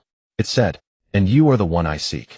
I want you to be my godfather. It declared, Legion. If you refuse, I shall choose death. It said, what? In that case, all the dragons in this world will come seeking your blood. It stated, oh, regrettable as it is, this is indeed the truth, Lin Feng. If a druid were to force a newborn dragon to choose death, every dragon would come to exact vengeance upon him. Huh, what sort of, this is a threat.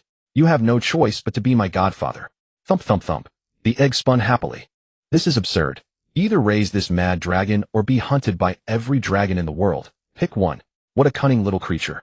It hasn't even hatched yet, and it's already plotting against people. Lin Feng gazed at the endlessly rotating dragon egg and let out a helpless sigh. Alas, just when you dread something, it finds you. Wonderful. Another burden to carry. All right, I'll do as you wish. Khaled let out an unwilling roar from the sidelines. What was he supposed to do? He felt equally desperate. Lin Feng decisively ignored Khaled. Lin Feng, Legion wishes to form a soul contract with you. I understand. At this point, there was no other choice. Lin Feng helplessly channeled the magical energy he had gathered within his heart, guiding it forth slowly until it hovered in the air. Golden magical energy radiating a dazzling brilliance slowly enveloped the dragon egg. It is an honor to witness your birth, Legion. The moment the contract was sealed, crack, crack, crack. Cracks began to form upon the smooth eggshell.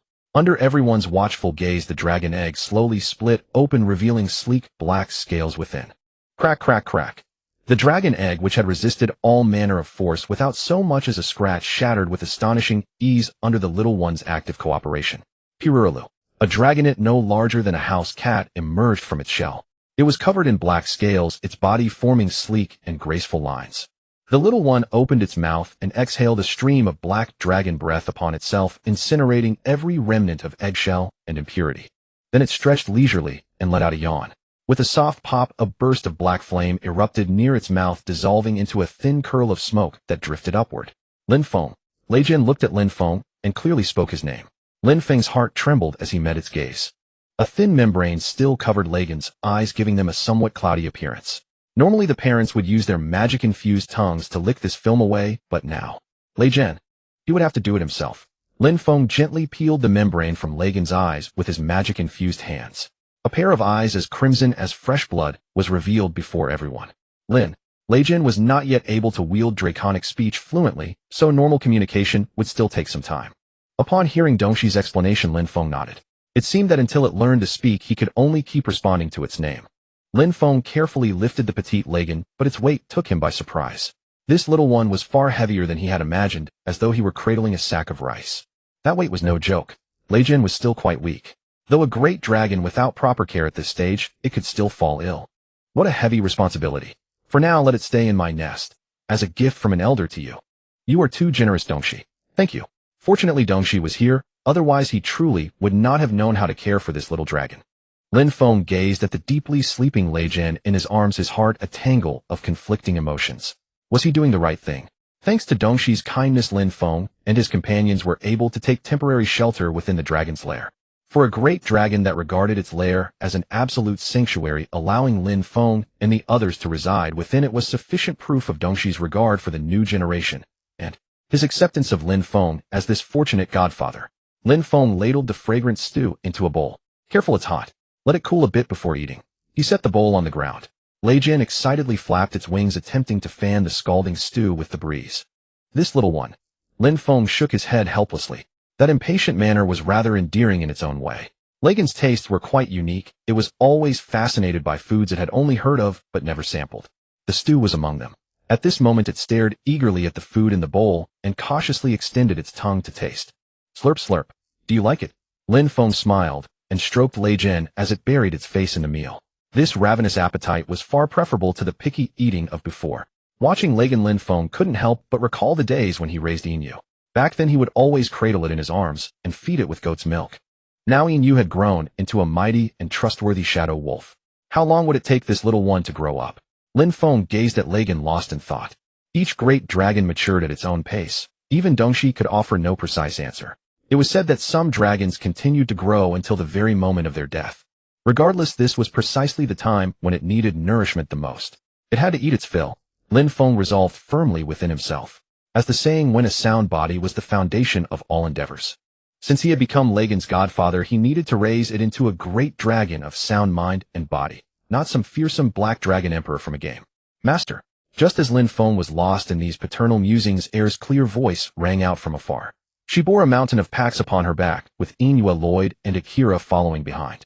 Thank you for your trouble, Lin Feng said, smiling and waving to them. All three carried heavy packs upon their backs filled with provisions for Lei Jin. Dongshi had slumbered for countless years, so its lair naturally held no ready provisions. Moreover, the lair lay deep within snow-capped mountains, making the search for food far from easy. Thus they were forced to make frequent round trips between the mountain and the village. Although Lin Feng could open portals, the Silver Range was shrouded in a powerful magical field, and until that field was restored, the use of portals still carried risk. So Air, Inu, and Lloyd took on the task of transporting provisions. Akira also volunteered and joined their ranks. Fortunately, Dongshi had carved out a shortcut that allowed them to travel between the lair and the village within 2 days.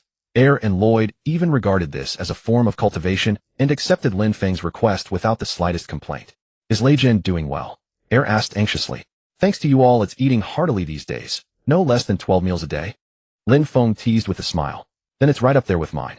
Air declared proudly. True enough. Lin Feng shook his head helplessly. These two truly were each more voracious than the last. By the way, Akira, how is the village? Lin Feng turned to face Akira. Dongshi's return would inevitably bring earth-shaking changes to the Snow Mountain tribe. Everything is fine. A radiant smile spread across Akira's face. Lord Dongshi has already sent word to the tribe announcing that the Silver Range will reopen shortly. Grandmother and the villagers are overjoyed. Though advanced in years, and the climb no trivial matter, they are all children of the Snow Mountain tribe, and wish above all else to return here once more. Such admirable enthusiasm, Lin Feng remarked. I have already written to the clans of the other tribes. It may take some time, but I believe they will all return. This is the Snow Mountain tribe, Akira said firmly. That is wonderful news. I am truly happy for you all. Witnessing the Snow Mountain tribe on the verge of rebirth, a look of quiet satisfaction settled upon Lin Feng's face. Akira smiled in joy as well, but soon a ripple of complex emotion stirred beneath it. She hesitated for a moment, then finally gathered her courage, and said, "Thank you, Druid." Lin Feng was somewhat surprised. "Why are you being so polite all of a sudden?" "No, I have wanted to say these words to you since the moment I saw my father." Akila's voice hitched with emotion. "Regarding your father, I am very sorry."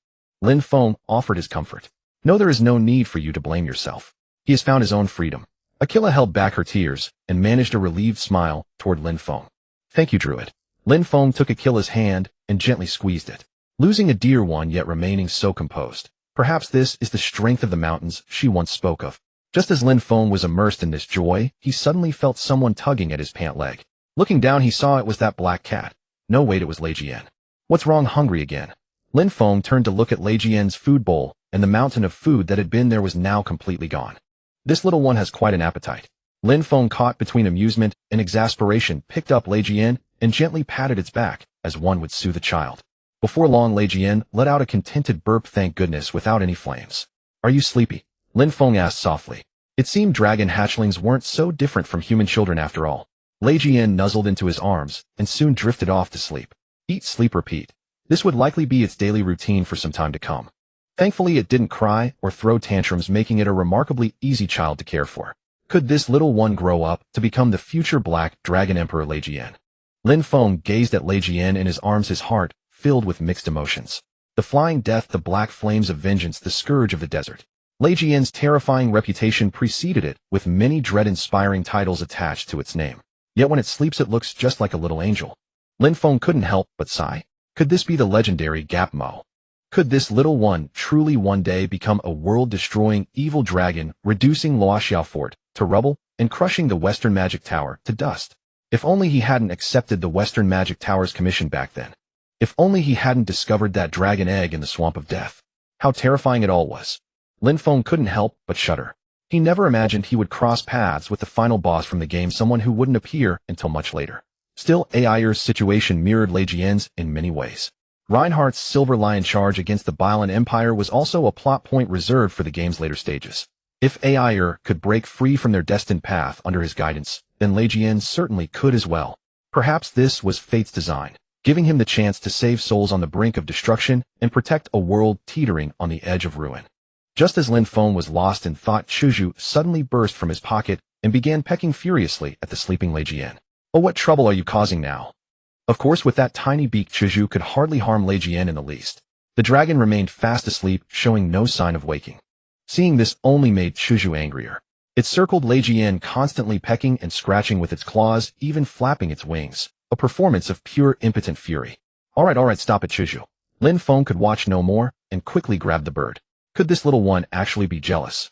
Was it feeling that Yin Yue as the senior should be protective while Lei Jian was the junior, so it deliberately bullied it? Lin Feng found his own thoughts amusing. He gently tapped Chuju's beak and smiled. "Stop it. Lei Jian is family now." Chuju protested indignantly.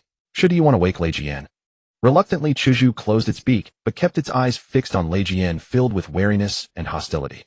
"Really, this little one?" Lin Feng shook his head helplessly and pulled a ripe, wild strawberry from his pocket, placing it in Chuju's mouth. Only then did Chuju calm down and began eating the strawberry contentedly. "Chuju, you're the older brother." "No, sister. Or, anyway, you're the elder here, so you need to look out for your younger sibling, understand?" Lin Feng pleaded with him earnestly. Chuju turned its head away with a dismissive sound. "Be quiet, or I'll throw you out." Chuju glared at Lin Feng discontentedly, then flew to Yin Yu's head with the strawberry in its beak, ignoring both Lin Feng and Lei Jian. "This little one has quite the temper. I wonder who it takes after." Lin Feng shook his head in resignation, and his gaze fell back onto Lei Jian. Lin Feng gently stroked Lei Jian's head, and could feel a pure and powerful magical energy slowly emanating from within the dragon. Even just born Lei Jian's magical power far exceeded that of ordinary beings. As its godfather, Lin Feng had already formed a special spiritual connection with the dragon, allowing him to clearly sense its magical energy. Pure, powerful, and vast. And this was merely the beginning. As Lei Jian grew, its magical power would only become more immense. Being able to share a dragon's magical power was quite the favorable exchange. Lin Feng felt secretly pleased within. The stronger Lei Jian became, the more he would be able to accomplish. Except for purifying and holy skills like Forest Blessing, He could use almost all abilities, though most required substantial magical energy. Though becoming Lei Jian's godfather was never his original intention, he had to admit this was an enormous advantage for him. By the way, how should he explain this to Calda? Lin Feng suddenly thought of Calda and felt a pang of guilt. Calda had always believed he would become Lei Jian's godfather not only because of Lin Feng's promise, but also because he was the most powerful mage among them all. Normally, a dragon's godfather was always a powerful mage. I've never heard of a druid becoming a dragon's godfather. Lin Feng shook his head with a bitter smile. With things as they were, he could only do his best to make it up to Calda. After all, he had only said it was possible back then not deceive Calda. Lin Feng. Just then a voice came from above. You're back. Lin Feng looked up and saw that Dongshi's scales still carried the chill of ice and snow, clearly having just finished patrolling the Silver Mountains. Dongshi responded indifferently. Are you going to have a meal? Lin Feng asked. No need, I have something I'd like to say to you, Dongshi replied. What is it? Lin Feng asked in confusion. Follow me.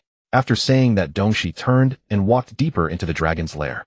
Lin Feng followed Dongshi into another chamber of the dragon lair. The first cavern he had seen was lined with glistening crystals, but here the walls were thickly studded with countless magic stones of every hue. Multicolored radiance washed over him in a dazzling display, and Lin Feng felt a wave of dizziness overwhelm him. He couldn't help but cover his eyes. I'm sorry. Dongshi only then realized her oversight and gave her tail a gentle flick. Instantly, the surging magical fluctuations subsided, and Lin Feng felt far more at ease. A true great dragon indeed. Lin Feng thought to himself. Despite this environment, Dongshi shows no sign of distress. Dongshi touched a magic stone, and a thin barrier of magical energy rose to enfold them both. At the same moment, all sound around them vanished. Dongshi had clearly cast a silent spell. Whatever she was about to say, it was meant only for his ears. Lin Feng. Dongshi's voice was low and commanding. I'm here, Lin Feng replied respectfully. The place I visited today is where the Great Fragment was discovered. Dongshi continued.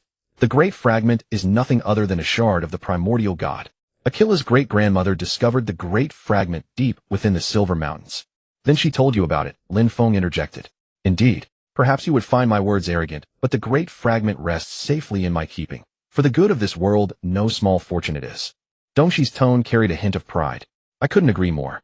Were it not for you, the Great Fragment would have fallen into unworthy hands, and the consequences would be unimaginable, Lin Feng said solemnly. Lin Feng knew well what Dongshi meant. That is why I fell into a long and deep slumber. But I do not regret it. Dongshi said, a trace of solitude coloring her voice. Lin Feng fell silent. To seal the Great Fragment, Dongshi had sacrificed many lives she held dear. Though she claimed no regret, the anguish in her heart could hardly be expressed in mere words.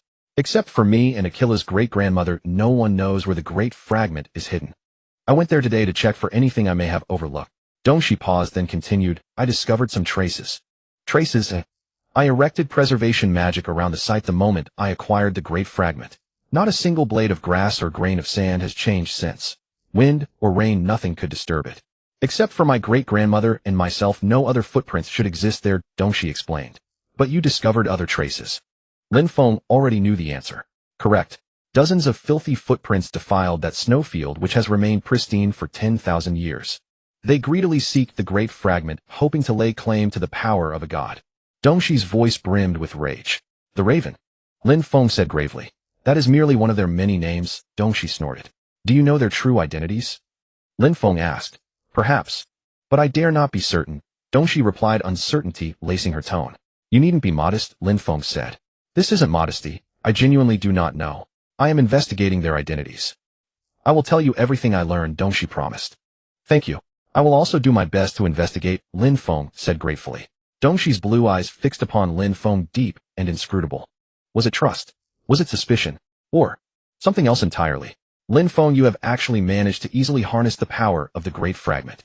Dongshi's voice was filled with astonishment. Yes, but I don't understand why myself, Lin Feng answered honestly. To seal the Great Fragment, I paid a tremendous price. And yet you, a mere human, can so effortlessly command its power. Dongshi's tone was thoroughly puzzled. There must be a reason behind this. Lin Feng gave a wry smile and said nothing. Even if he told Dongshi he had transmigrated to this wretched game world purely by dumb luck, she would never believe him. You also carry another Great Fragment upon your person. What is that? Dongshi asked. That is my first fragment obtained from the Dark Forest. Lin Feng recalled. A dark elf named Grizzle, influenced by the fragment's power, nearly destroyed the entire Leviuan city. Of course, the queen, the elders, and racial prejudice all played their parts as well. Lubov's situation was no different. The raven exploited the sorrow and fury of desperate people, turning them into hosts for the fragments in order to control their power. Lin Feng explained. Those hosts who abused the fragment's power were ultimately devoured by it reduced to ashes. And the raven simply waited for that moment to arrive. If Lubov's plan succeeds, they will surely come back to reclaim the fragments, Dongshi said. That is exactly what I think as well, Lin Feng nodded. Dongshi knew far more than Lin Feng had imagined, and she seemed to genuinely care about the safety of this world. Lady Dongshi, you have already sacrificed too much to guard the Silver Mountains. I trust you, and I am willing to stand by your side. Lin Feng finally spoke the thoughts in his heart. You also know this will be a long and grueling battle.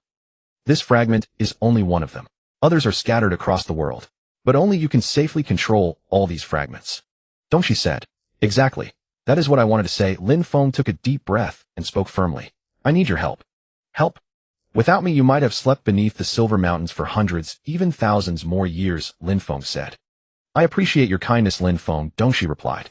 Gratitude alone will not suffice. Now it is your turn to help me, Lin Feng said, meeting Dongshi's gaze with unwavering determination. Though his words carried a note of defiance facing a great dragon, he had no choice but to show his resolve. O great dragon, I do not ask you to become my vassal. I merely hope that you will help me just as I have helped you. Dongshi fell silent. She knew all too well the power and danger of the great fragment, and she had personally experienced the agony of sealing it. Therefore she understood better than anyone how troublesome a burden this was. Dongshi's changed attitude toward Lin Feng had in part been an attempt to pass this hot potato onto someone else. She hoped to find a more suitable candidate so she could free herself from this endless responsibility. Dragons are always graceful and composed. Even when shirking duty, they do so with elegance. But Lin Feng refused to let her have her way, trying to make him shoulder this alone. Not on your life. All right. Dongshi seemed to see through Lin Feng's thoughts and agreed with a sigh. I will do my best to assist you. Thank you, Lord Dongshi. Lin Feng breathed a sigh of relief. I will also seek help from my clansmen. Dongshi added. That would be wonderful. Lin Feng was overjoyed. Provided they are willing to respond to my request. Dongshi said casually. Ha ha ha. True enough. Lin Feng laughed awkwardly. Perhaps this is destiny's arrangement to make you the godfather of Lei Jian at this moment. Dongshi said with hidden meaning. May it be so. Lin Feng prayed silently in his heart, hoping Lei Jian could grow up soon and like its name become an unstoppable legion that would wipe out the ravens completely. By the way, Lin Feng suddenly remembered something and searched through his pocket. Found it. His eyes lit up as he pulled out a USB flash drive from his pocket. He had obtained it from a dream in Didier's wooden cabin. For some reason it had come out with him from the dream. Lin Feng had thought he might find a way back from the dream and had specifically asked Didier about it. The result, however, was far from ideal. Although it was only a dream, he clearly remembered that the USB drive stored important intelligence about the ravens. Of course, in this world resembling the Middle Ages, a USB drive, a product of modern technology, was no different from scrap metal. But Dongshi was a powerful dragon and a master of magic. Perhaps it had a way to read the information on the USB drive. This should count as a special magic crystal used to store information. Lin Feng explained with some hesitation. To read the information inside, we need a magical tool called a computer. But such a thing cannot be found here. What nonsense are you spouting, Lin Feng? Discussing magical tools in front of me. Dongshi interrupted Lin Feng, its tone filled with disdain. I believe your strength, Lord Dongshi. I simply think you might be able to read the information without needing a magical tool like a computer. Lin Feng said carefully. Huh? Are you testing me? Of course I. Wait. Dongshi's voice suddenly became serious. What is it?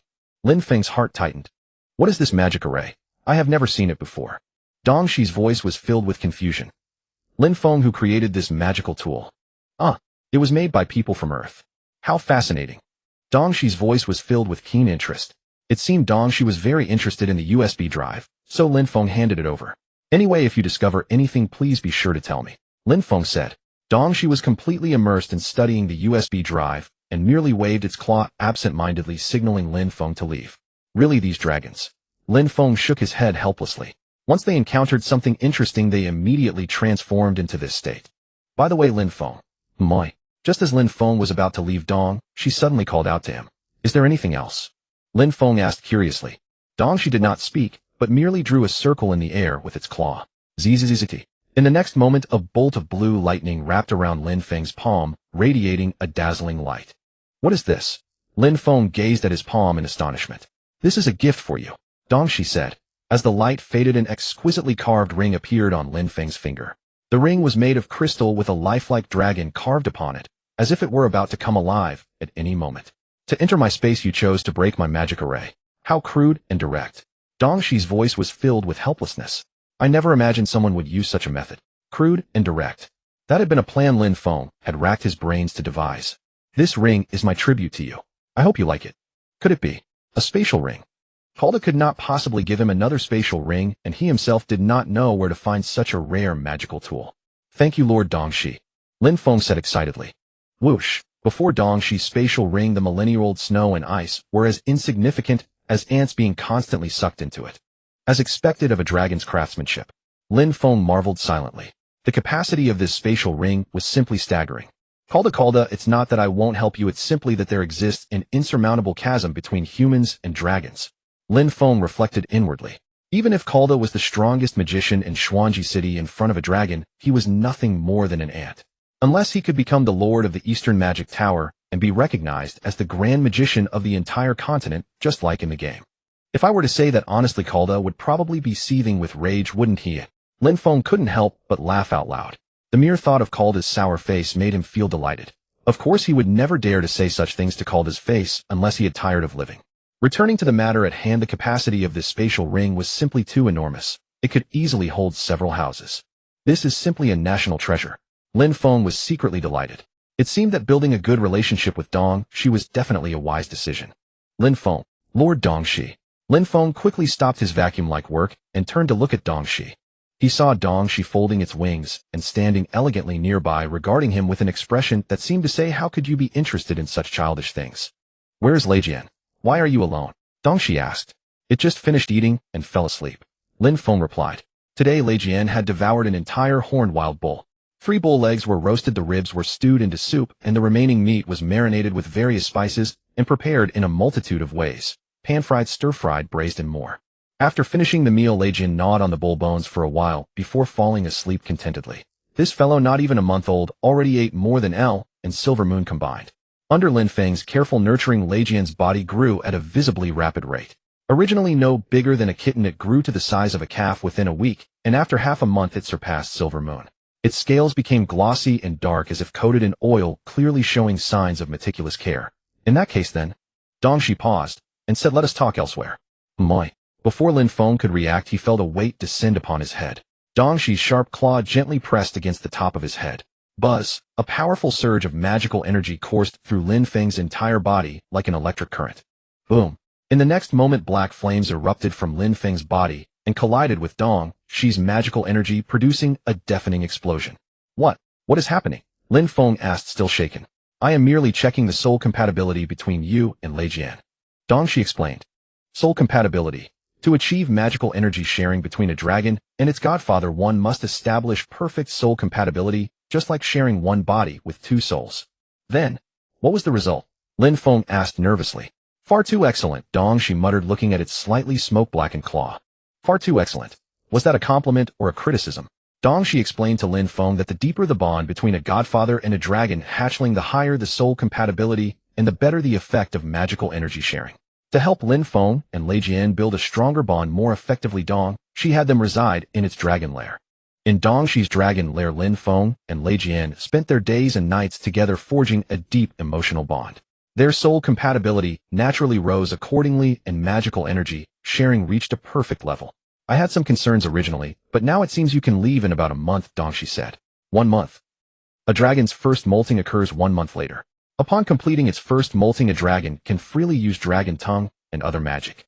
It seemed Dongshi intended to let them leave after Leijian completed its first molting. Although this place is comfortable, we cannot remain here indefinitely. Lin Feng nodded in understanding. As I have said, Lin Feng, Leijian needs your assistance. Though it may appear formidable in your eyes, it remains young and fragile still, Dongshi cautioned. I will do my utmost to care for it. After all, I am its godfather. Lin Feng said solemnly. Very well. Once you leave the Silver Mountains, should any trouble arise, use it to contact me. Dongshi said. Lin Feng asked, puzzled. Dongshi pointed to the spatial ring on Lin Feng's hand. It seems this ring possesses other functions. Could it be a dragon-exclusive communication device? Enough. Return now, Dongshi said. Yes, Lord Dongshi. Lin Feng nodded and turned to leave. Though nominally its godfather, in truth, he resembled more of a babysitter to Leijian. Still, once Leijian grows up, it should become as majestic and powerful a dragon as Dongshi, correct? Until then, let this babysitter tend to it well. Lin Feng, I'm hungry. Just a moment longer. Lin Feng, I'm hungry. Almost done, stop rushing me. Lin Feng placed the 4 cleaned wild boars on the grill and sprinkled various spices. 2 were brushed with chili powder for a spicy flavor, while the other 2 were seasoned only with salt and black pepper to preserve their natural taste. Alright, Legion, remember what I taught you. Low heat. Slow roasting. I remember low heat. Tonight's dinner is in your hands. You can do it. Lin Feng, trust me. Legion excitedly flapped its wings, its tail swaying cheerfully as it opened its mouth and breathed a stream of black flame. Hoo. If anyone learned he was using a dragon's breath to roast baby pigs, their jaws would hit the floor. But with such powerful heat and precise control, with such a handy dragon-shaped blowtorch, why was he foolishly standing by the stove roasting piglets? Lin Feng secretly rejoiced. Under Lin Feng's guidance, Legion deftly rotated its head, allowing the flames to evenly roast the baby pigs. Sizzle, sizzle. The pig skin gradually turned golden brown and crispy, filling the air with an intoxicating aroma that made one's mouth water. Alright, Legion, you can turn down the heat now. Low heat. Legion carefully controlled the flames, much like blowing up a balloon. While the piglets roasted, Lin Feng began preparing the side dishes. Butter-fried potatoes, grilled corn, carrot salad with mayonnaise, walnut bread. Of course, the indispensable mushroom soup. For drinks, there was chilled Snow Mountain strawberry juice and dark beer purchased from the village. The dark beer was for the adults, while the strawberry juice was for Inue, Jujio, and Legion. Where did I put the cinnamon powder? Lin Feng muttered to himself as he searched through the seasonings. The rim of the dark beer glass should first be coated with a layer of sugar frost and cinnamon powder. This way, when drinking, the fragrance of cinnamon, the sweetness of the sugar, and the slight bitterness of the dark beer would blend perfectly, creating an absolutely divine taste. Inue, go call everyone for dinner. Ao Wu. Legion, you did wonderfully. You may rest now, I'll be right there. Lin Feng arranged the roasted piglets and side dishes one by one on the dining table. You're back, teacher. Lin Sheng. Just then Lloyd and Ire also returned. They had been helping to rebuild the bridge in the valley and were covered in snowflakes. Achoo. Ire, go drink some hot soup quickly before you catch a cold. Lin Feng said with concern. Thank you, master. Ire sniffled and replied obediently. Lloyd, please sit down as well. Let me attend to the children first. I'll join you shortly. Lin Feng gave Legion and Inyu each a roasted piglet, broke half a walnut bread for Jujio, and then picked up his dark beer to return to the table. Looks like I missed the most exciting part. Lord Dongshi. Speaking of Dongshi, Dongshi appeared. Dongshi had also returned, lifting a glass of dark beer with the tips of 2 claws and draining it in one gulp. Now that is a novel way of drinking, Dongshi said with interest. This is a custom from my hometown. Lin Feng explained with a smile. Crispy skinned yet tender roasted piglet, sweet and soft roasted potatoes, and corn, tangy carrot salad, fragrant walnut bread. Each dish was a feast for both the eyes and the palate. Lin Feng picked up a rib from the spicy roasted piglet, gnawing on it as he asked, by the way, Lord Dongshi, I've noticed that Legion's scales seem a bit strange. Scales?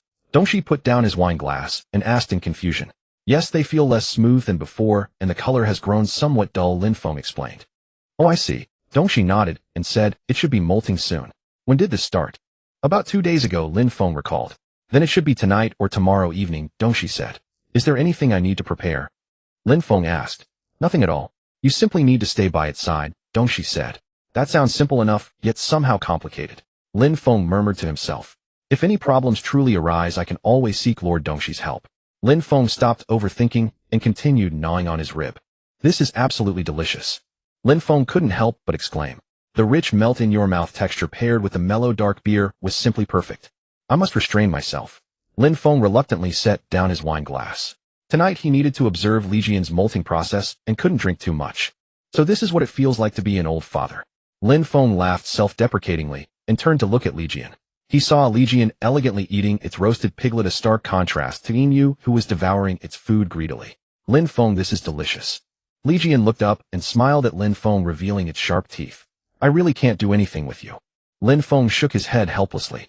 This fellow was becoming increasingly adorable. Gurgle. Legion slept peacefully, free from worry, his breathing steady. Yet despite it being his mold, it was Lin Feng who was running about in a fluster. Oh, that is the last bucket, correct? Yes, this is the final one. Good. Thank you for your hard work. Lin Feng poured the last bucket of soil handed to him by Earl into the warm spring water. Melted snow water from the Silver Mountains, which has remained frozen for 10,000 years, mingled with the pure land beneath the snowpack to form a fine mud bath. The warm spring vapor intertwined with the earthy freshness of the soil, creating an extraordinary atmosphere. It feels rather like a steam room. A mud house, a mud bath. This was precisely the sensation. The reason Lin Feng had gone to such lengths to construct this artificial wetland was simple: to help Li Jian shed his old skin smoothly. Dongxi had told him that if a dragon failed to molt properly, the process would be exceedingly painful. Then why not just help him peel it off, had remarked casually, only to be firmly rejected by Dongxi. It was said that if a dragon did not complete the molt himself, each subsequent molt would grow increasingly arduous. Thus Lin Feng resolved to provide indirect assistance instead, regulating the temperature and humidity to soften his outer skin, constructing an artificial wetland for him to immerse his body, out preparing food in advance for after the molt. This was the utmost Lin Feng could accomplish. Fortunately, all preparations were completed well before midnight.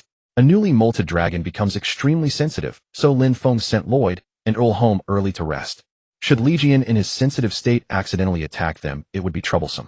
Fortunately, Lin Feng had a crystal necklace he had found which allowed him to stay awake and maintain abundant energy to watch over Li Jian throughout the entire night. He gently stroked Li Jian's neck while he slept, carefully avoiding the blade-like bone spurs. Gurgle. Li Jian opened his eyes halfway between slumber and wakefulness. Upon confirming it was Lin Feng, he peacefully drifted back to sleep. Looking into those crimson eyes full of trust, a wave of warmth surged through Lin Feng's heart. He gave Li Jian a gentle pat, then sat down on a prepared chair and opened an ancient book, organizing information he had gathered over recent times and jotting down every inspiration that arose in his mind. Time slipped by unknowingly. HNN. A faint groan reached his ears, and Lin Feng immediately closed the book and rose to approach Li Jian. He saw that Li Jian's entire body seemed to be covered by a hazy, translucent membrane. This must be the sign that the molt was about to begin. Lin Feng. I know. It's uncomfortable, isn't it? Come follow me. While soothing Li Jian, Lin Feng guided him toward the artificial wetland. Perhaps because the membrane obstructed his vision, Li Jian stumbled along behind Lin Feng. Go in and soak a bit, Li Jian. The water temperature is just right. Splash. Li Jian slowly and carefully entered the artificial wetland, immersing his massive body in the warm mud. He first moved about as if swimming, then curled his body into a ball, rolling and frolicking in the mud. To help Li Jian relax, Lin Feng grabbed a handful of dried petals and scattered them across the surface of the wetland. Take your time, don't rush. Lin Feng, help me. No, I cannot help you this time. Help me. This is something you must accomplish on your own. Hearing Lin Feng's stern refusal, Li Jian reluctantly buried his head into the mud, letting out a disgruntled snort. Bubbles gurgled as the mud swirled around his nostrils. He seemed somewhat restless, his massive body twisting uneasily in the mud. You can do this, Li Jian. Lin Feng. Be good and molt, and I will give you an extra portion. How about that? No sooner had the words left his mouth than Li Jian's eyes lit up instantly, his tail slapping the water in excitement and sending ripples across the swamp. This little fellow is quite easy to coax. Lin Feng smiled and patted his mud-covered snout. You can do it. Li Jian's first molt lasted a full 8 hours. The molting began with the head, then, like shedding old garments, a complete layer of old skin peeled away from his neck, limbs, torso, and tail in succession. Li Jian instinctively wished to use his dragon breath to burn the shed skin to ashes as one might incubate and destroy an eggshell, but at Lin Feng's urging, the intact molt was preserved. After rinsing away the mud, what lay before Lin Feng was a dragon scale utterly unlike that of ordinary reptiles, crystalline and transparent as glazed glass. Perfect. Lin Feng wiped the water from the dragon scale, stored it in his storage ring, and then turned his gaze toward Li Jian. Li Jian's newly molted scales shimmered with a brilliance beyond before, as though freshly waxed. You worked hard, Li Jian. Li Jian did not respond, merely lowering his head to lick his claw tips. Lin Feng knew that dragons enter a period of weakness after molting, becoming exceptionally sensitive during this time. A dragon must repeatedly undergo molting throughout its entire life. From birth to 1 year of age, it molts once a month, 12 times in total. Afterward, the intervals between molts grow progressively longer. Once every 10 years, once every 50 years, once every 100 years, and so on. While Li Jian was examining his new condition, Lin Feng returned with the food he had prepared in advance. Upon a gigantic silver platter large enough for an adult human to sit upon lay several lamb chops brushed with raspberry jam and roasted until fragrant and charred at the edges, Li Jian's favorite dish. During the preparation, this little fellow had pestered Lin Feng, endlessly clamoring to taste it ahead of schedule. Congratulations on completing your first molt, Li Jian. Enjoy your meal. Li Jian opened his mouth, revealing a smile that Lin Feng could now fully understand. He delightedly devoured the food, his sharp dragon claws firmly gripping the lamb chops as he savorfully chewed. The fresh, sweet, tart raspberry sauce intertwined with the tender, juicy lamb meat in his mouth, and Li Jian swept through the food on the silver platter with voracious appetite. And then, Thank you, Lin Feng. Li Jian's voice was deeper and richer than before, and remarkably, he could now form a complete sentence in human speech. Could it be that the first molt meant he had entered his adolescence? Lin Feng barely restrained his laughter and gave a gentle nod. No need for thanks, Lin Feng. Just then the room's door was pushed open, and a familiar voice sounded behind Lin Feng. It appears everything has concluded smoothly. It was Dongxi. Yes, you have witnessed it as well. Lin Feng barely restrained his urge to gloat, offering a reserved smile. Dongxi scrutinized Lei Jian from head to toe, nodded with satisfaction, and then turned his gaze toward Lin Feng. It is wonderful that you finished in time. What happened? Here, Dongxi handed Lin Feng a thin crystal-clear rhombus shard. This is the analysis result of the alchemical artifact you gave me.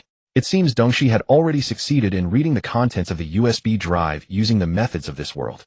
Lin Feng looked alternately at Dongxi and the crystal shard in his hand. I thought it would take much longer. I did not expect you to finish so quickly. I am after all a dragon. Dongxi raised an eyebrow, smiled proudly, and gently tapped the crystal shard. A faint glow illuminated its surface, gradually outlining one strange symbol after another. The symbols rippled and shimmered like water waves. However, the content recorded upon it was written in an exceptionally complex cipher unlike anything I had ever encountered. Those symbols and characters. Forgive my bluntness, I cannot even discern a single clue for decryption. Lin Feng listened quietly, his gaze fixed intently upon the flickering symbols. The symbols flashed before his eyes like a revolving lantern. And Lin Feng knew these symbols all too well. Is this Chinese? It was the greatest script ever created by the revered Songjia of the Hua nation, refined and perfected through the ages. Even without the aid of the language master, Lin Feng could read these characters without the slightest hindrance. The joy came too suddenly. Lin Feng barely restrained his urge to celebrate, maintaining a calm tone as he spoke to Dongxi. Perhaps I could give it a try. You can read these characters. I have a passing familiarity with them. Lin Feng offered a nonchalant smile. Though Dongxi was somewhat dejected, he felt mostly relieved. Even a few hints would be of tremendous help to us. Lin Feng solemnly accepted the crystal shard and carefully tucked it into his robe. It contains information regarding the crow. As for what kind of information exactly, only by deciphering it will we know. I hope it proves useful to us. Lei Jian's shedding was complete, and there was no longer any reason for Lin Feng and his companions to remain in the Silver Mountains. With Dongxi's assistance, they departed the Silver Mountains smoothly. After bidding farewell to Aquila and the others, Lin Feng and his group retrieved the storm horse and carriage stored in the village, embarking on their journey back to Xuanji City. The purpose of this trip was to settle matters between Lin Feng and Khalid. A person like that is best not provoked carelessly. Lin Feng gazed out the window at the gradually approaching gates of Xuanji City, gently stroking Lei Jian, petite in size, as it rested upon his lap. After completing its first shedding and gaining the ability to use magic, Lin Feng had asked Lei Jian to maintain as low a profile as possible during the journey, hence its current appearance. Isn't this far better than parading around town with a dragon the size of a house? The carriage finally came to a halt before Khalid's residence. For some reason, the estate appeared even more eerie than before. Lin Feng knocked on the door, and Khalid's earthen golem opened it. I am here to visit Lord Khalid. The earthen golem stared expressionlessly at Lin Feng, as if pondering something, then, with a loud bang, slammed the door shut right before Lin Feng's eyes. Very well, I understand. Lin Feng rubbed his throbbing temples and retrieved a heavy cloth bag from his storage ring. He knocked once more, and the earthen golem reopened the door. Lin Feng handed the bag to the golem, and just before the door closed, called out loudly, "This is a gift. A gift for Lord Khalid." Bang. Phew, glad I made it in time. Lin Feng patted his chest, his ears still ringing, still shaken. Khalid should appreciate this gift, I hope. Although he had not become a dragon godfather, in this era where dragons had vanished without a trace, what could possibly be more precious than a complete dragon shed skin? Clang. Just then a panicked commotion erupted from deep within the mansion. Lin Feng paid it no mind and boarded his carriage directly. At the same moment, the mansion gates swung open once more, and Khalid rushed out in fluster, appearing to have even tripped upon the floor. Lin Feng, wait for me, wait. Hearing Khalid's almost pleading shouts, Lin Feng could not help but laugh and waved at him through the carriage window. Let us depart, heir. Flutter. A butterfly radiating a purple glow flew into the carriage, scattering fine motes of light around it. After circling once within the carriage, it gently landed upon Lin Feng's fingertip. Smack. Lei Jian swiped with its fluffy paw, attempting to catch the butterfly. Hey Lei Jian, behave yourself. Chirp chirp. The butterfly dodged Lei Jian's claws, flew to Lin Feng's shoulder, only to be snatched by Qiuqiu in one bite. Qiuqiu, you are joining the chaos too. Lin Feng could only laugh and wave them both away, then gently cupped the butterfly in his palms and spread its wings. A magical aura unique to Khalid emanated from the butterfly. Lin Feng, is it not rude to slip away without a word? Lord Khalid, what are you saying? How could you call it leaving without farewell? The gift, I received it. But compared to the position of Dragon Godfather, is it not a bit too modest? The first complete dragon molt. How could that be modest? You are being far too greedy. That is an exceedingly rare treasure, but I am magnanimous enough to overlook it. However, please speak. From now on, every time Legion sheds its skin, you must hand over the shed to me. That is true sincerity. Dragons can live out their natural lifespans. Are you asking me to give you every single mold it will ever shed? Dragon shed skins produce different effects as time passes. Of course, the most precious is the first mold, which contains the purest magical essence. Lin Feng had already given Khalid the first dragon mold, yet he did not expect this mage's appetite to be so immense. In the first year after a dragon is born, it sheds 12 times. During this period, the molt is soft and easy to process. Thereafter, with the dragon's growth, each subsequent molt gradually gains magical potency and broader applications. 10 years, 50 years, 100 years. The value of these molts is nearly comparable to high-grade magic crystals. That is impossible. Let me speak plainly. What do you want? However, if this can be considered a transaction, then the matter changes. I need time to consider. I will reply to you later. Lin Feng, if you dare hand the dragon molt to another, I swear I will make you. When have I ever broken my word? Regarding the Dragon Godfather matter, how could that count as breaking my promise? Legion chose this path on its own. Oh, why has the voice cut off? Your magical communication seems unstable. Could it be because of Legion? Before Khalid could finish, Lin Feng stuffed the butterfly into Legion's mouth. Crunch. Legion swallowed the butterfly in one bite, chewing with audible cracks. Khalid's magical craftsmanship is profound. This butterfly should taste rather exquisite. Yawn. Legion let out a yawn, licks its lips with lingering satisfaction, then curls up contentedly upon Lin Feng's lap, seemingly ready to fall asleep once more. Qiu also flew to Lin Feng's head, keeping a watchful eye on Legion. These two little ones had known each other for a month, yet still maintained such a tense standoff. It seemed peace between them still required some time. Lin Feng turned his gaze toward the window. Outside, a drizzle had begun to fall. The sky was overcast, fog enveloping the surroundings, and neither insects nor birds could be heard. The atmosphere felt remarkably oppressive. Something feels uneasy. They had already left Xuanji City and were traveling upstream along the great river between the Bailan Empire and Levine City, bound for the Bailan Empire. They had lingered in the Silver Mountains for quite some time, leaving Lin Feng completely unaware of the shifting political landscape across the continent. He therefore decided to travel to the heart of the continent, the Bailan Empire, to gather intelligence. Thud thud. Just as Lin Feng was deep in thought, a knocking sound came from outside the carriage. Royd rode a black steed, clearing the path ahead of the carriage. He pulled on the reins, shook the rainwater from his cloak, and said to Lin Feng, "The rain isn't heavy, but the road is becoming increasingly muddy and the river embankment seems to have broken.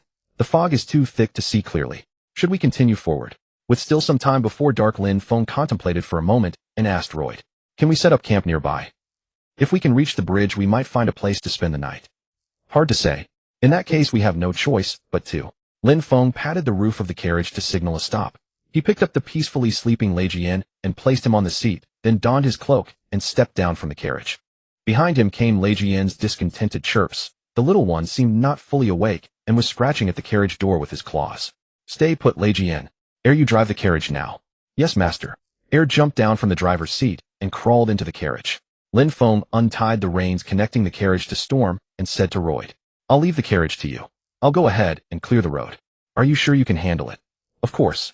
Lin Feng mounted Storm and guided the horse slowly forward, scattering grass seeds along the muddy path and activating his skill. Sturdy turf sprouted rapidly, covering the muddy road, allowing the carriage to move more smoothly. Lin Feng controlled the density of the grass growth while advancing ahead. Storm, having been born in the wilderness, was already accustomed to such harsh weather and treacherous roads. Lin Feng glanced back and saw the carriage following steadily behind. By the way, this is strange. The rainfall wasn't heavy, yet it blotted out the sky, reducing visibility to almost nothing. Moreover, rain of merely this intensity should not have caused the river embankment to break. It was highly abnormal. As Royd had said, the soil here was far too muddy, extremely unnatural. Though the weather was unpredictable, the climate of the Bailan Empire and Leviu City had always been mild and pleasant, much like the European continent on Earth. Such gloomy weather only appeared in the cursed lands and the dark forest. Am I being too sensitive? Perhaps it was just an anomaly in the weather. Lin Feng looked up at the sky. Through the hazy heavens, the fine rain fell endlessly. What a wretched situation. I need to find an inn soon and take a hot bath. Boyalu. As if sensing Lin Feng's mood, storm shook the rainwater from his coat. The man and horse pressed onward, forging a path of hope through the mud. A light. After walking for some time, a faint glow appeared in the dense fog. Lin Feng waved to Royd, who was driving the carriage, and Royd understood at once, raising his hand to signal that he had spotted it too. Lin Feng and Storm quickened their pace, galloping toward the light. It was a small wooden cabin bearing a tavern sign. Rather than an inn, it resembled an ordinary farmhouse, with the sole advantage of having a barn large enough to shelter from wind and rain. Still, in weather like this, finding any refuge from the storm was far better than sleeping in the open. Lin Feng shook the rainwater from his cloak, removed his hood, and knocked on the wooden door. A middle-aged man with a thick beard opened the door, and behind him stood a kind-faced woman, presumably his wife. Warm orange-yellow lights spilled from within the house, and the air was filled with the aroma of food. They were likely preparing dinner. "Excuse me, may we stay here for the night? Just you alone?" "No, I have companions with me. An adult, a child, a large dog, and a cat." "What an unusual combination." "Yes, people often say that." Lin Feng's reply drew a laugh from the innkeeper. "We happen to have 2 vacant rooms." "No, actually 2 rooms have been empty all along." "That's wonderful. My companions will arrive shortly." "No problem. Would you like to eat?" "We haven't had anything yet." "Then come dine with us. We were just preparing dinner." "Come, lead the horse to the stable, and come on in." "Thank you." The innkeeper pointed to a wooden shed not far away, which was less a stable than a ramshackle lean-to. With a single kick, Storm could reduce that dilapidated shed to splinters. "Are you certain it'll hold?" Lin Feng led Storm into the stable, tied him securely, and then soaked a towel in warm water, carefully wiping down Storm's body before feeding him several fresh carrots. Storm seemed in high spirits, rolling happily in the hay. "Rest well, Storm." "Puyaloo." Before long, the rumble of carriage wheels came from outside. His companions had finally arrived. Under the warm hospitality of the innkeeper and his wife, Lin Feng and the others entered the house. "Wait. What is it? You mentioned a dog earlier." "A large dog." Seeing the innkeeper's dumbfounded expression, Lin Feng flashed a sly smile. In the inn, Lin Feng and his party rented 1 large room and 1 small room. Air and Inua shared the small room, while Lin Feng and Royd took the large room. Though the beds were old and cramped, fresh hay had been spread upon them, making for a reasonably comfortable night's rest. Lin Feng prepared grain for Jujio and warm goat's milk for Lei Jian, then joined his companions in the kitchen to enjoy the dinner prepared by the innkeeper and his wife. On a rustic wooden table sat steaming potato soup and golden brown roasted chicken crisp on the outside. The dishes were simple, but the portions were generous. This home-cooked fare had a special flavor, especially since he hadn't eaten someone else's cooking in a long while. The group gathered around the table, savoring the meal and chatting cheerfully. They spoke of their origins, destinations, mercenary experiences, and the rumors surrounding the collapse of the Silver Mountains. As the atmosphere grew warm and lively, Lin Feng brought out his treasured honey wine and raised a toast with the innkeeper, his wife, and Royd. "By the way, this weather is utterly miserable. I heard that traveling along this river offers scenery rivaling the imperial capital, but this cursed weather has ruined it." "Is the weather always like this here?" "No, certainly not. As you said, the scenery here is truly spectacular. The sunlit river shimmering like jade, emerald green fields, and lush forests. Absolutely worth seeing." "Then what about this current weather?" "This rain has been falling for half a month now. Thank goodness it hasn't been a torrential downpour, but it hasn't improved much either. The soil has been soaked to mush. Such a drizzle has persisted for half a month. No wonder the land here was so muddy." "Could something have happened?" The innkeeper and his wife turned to Lin Feng with worried expressions. "Actually, compared to other places, things are still relatively all right here." "Compared to other places." A hint of worry seeped through the innkeeper's tone, and Lin Feng couldn't help but furrow his brow as he glanced at the innkeeper and his wife. Both of their faces bore traces of fear. "What do you mean by that?" "Exactly what I said. Have you ever been to Daiheed?" Daiheed is a city on the other side of the river responsible for managing the Grand Bridge connecting Levian City and the Bahalan Empire. It is quite large in scale. We're actually planning to head to Daiheed now." "I figured as much." The innkeeper knit his brows and let out a deep sigh. "Child, take my advice. Go somewhere else. What on earth has happened to make you so frightened?" "As for the specifics, someone like a simple country folk like me can only describe it as heaven's punishment." "Heaven's punishment." "I make the trip to Daiheed every month, selling my crops and buying necessities. Just a week ago I was in Daiheed and sold a batch of beans." As he spoke, the innkeeper habitually stroked his beard as if struggling to recall something. Lin Feng waited tense and still for his continuation. "As I mentioned before, it has been raining here for half a month, and I found that strange at the time. But compared to Daiheed, this is nothing. Could it be a fire in the city? Or perhaps a war broke out? If only that were the case." The innkeeper shook his head, his tone heavy. "When I crossed the bridge into Daiheed, the rain intensified suddenly. That much wouldn't be unusual on its own. But here's the strange part. The rain was black like sewage. and the sky was so dark it resembled night. Black rain and Daihid. It was unheard of. Black rain. Lin Feng could understand plum rains, typhoons, and floods, but a substance called black rain was too bizarre even in this fantastical world. I asked around at the shops I often frequent, and learned that the black rain has been falling for nearly a week now. It's truly terrifying, a black rain. At this point I no longer know if it can even be called rain. Seeing no signs of the rain stopping here, Daihid is likely the same. It's probably still raining black there now. I'm worried that one day this black rain will spread all the way to our place as well. Even though the black rain hasn't reached us yet, the rain hasn't ceased, and the fog refuses to lift. How are we supposed to survive like this? Perhaps I can help. You can. The innkeeper asked in surprise. Of course, he still didn't know Lin Feng's true identity. Crop yields aren't determined by farmers' labor alone. It is heaven and earth that grow them. Mere human effort cannot control the heavens. Haha, just trust me this once, won't you? Lin Feng intended to plant some purification crops around the field to aid drainage, then grow temporary rain-shielding plants in the center, and finally cast the spell Bountiful Earth across the entire plot. That should preserve the crops. Of course, if a torrential downpour or that eerie black rain were to actually fall, then it would be a different matter altogether. But at the very least this could serve as an emergency measure. Helping the kind innkeeper and his wife was a trivial matter for Lin Feng, yet his mind kept returning to one question. What about Daihid? What exactly is happening in that city with this black rain? Lin Feng wanted to hear more about the black rain from the innkeeper, but the man claimed he fled Daihid immediately after witnessing it, so all he knew was what he had already told them. It seemed the only way to unravel the mystery of the black rain was to visit Daihid in person. With a head full of questions, Lin Feng and the others returned to their rooms to rest. What do you think, Lloyd? What do you mean? Daihid is currently drenched in this mysterious black rain. Are we really still going to press on?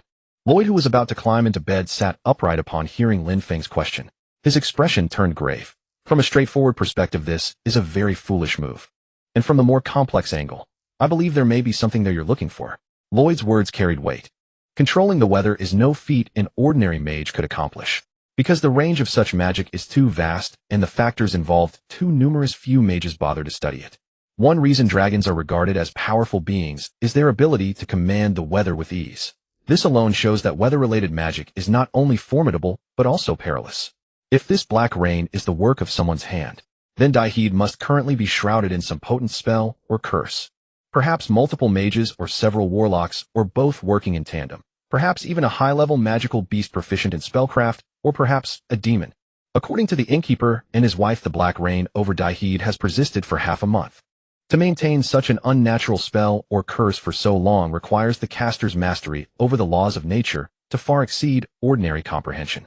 Perhaps this is connected to the ravens, or a fragment of the origin god. Tick tick. Outside the window the light rain continued to fall, tapping softly against the glass.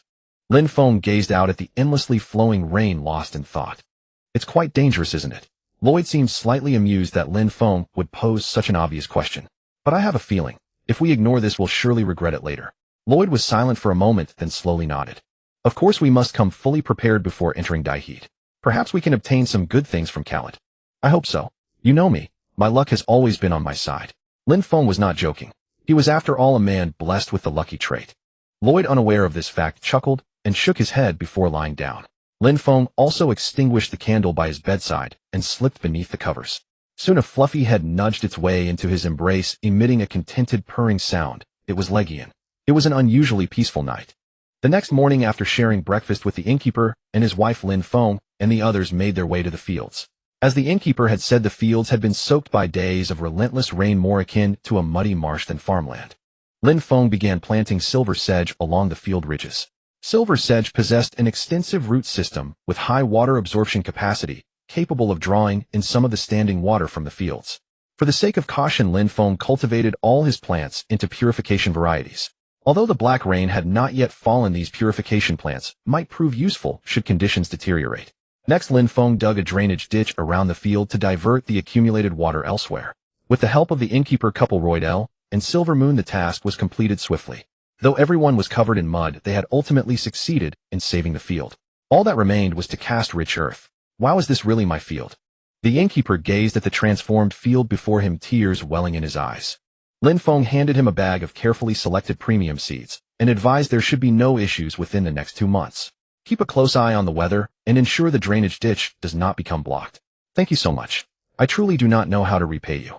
A simple good dinner will suffice. Meeting a benefactor like you in times like these. Truly it must be the blessing of all 12 gods. Haha, you flatter me. Do not rush off. Stay as long as you like. We would also love to linger, but it appears we must head to D as soon as possible.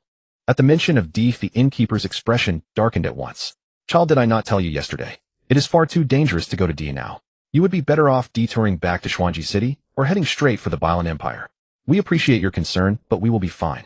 We wish to see for ourselves what has happened in D. Sigh. Very well. Should you encounter any trouble, remember to return and seek us out. You are far too kind. Thank you. Compared to your kindness, this is nothing. I had once feared this field was completely lost. The innkeeper grasped Lin Feng's hand and said, his voice trembling with emotion. Those were hands weathered by years of toil, yet the warmth they conveyed to Lin Feng was as bright as sunlight.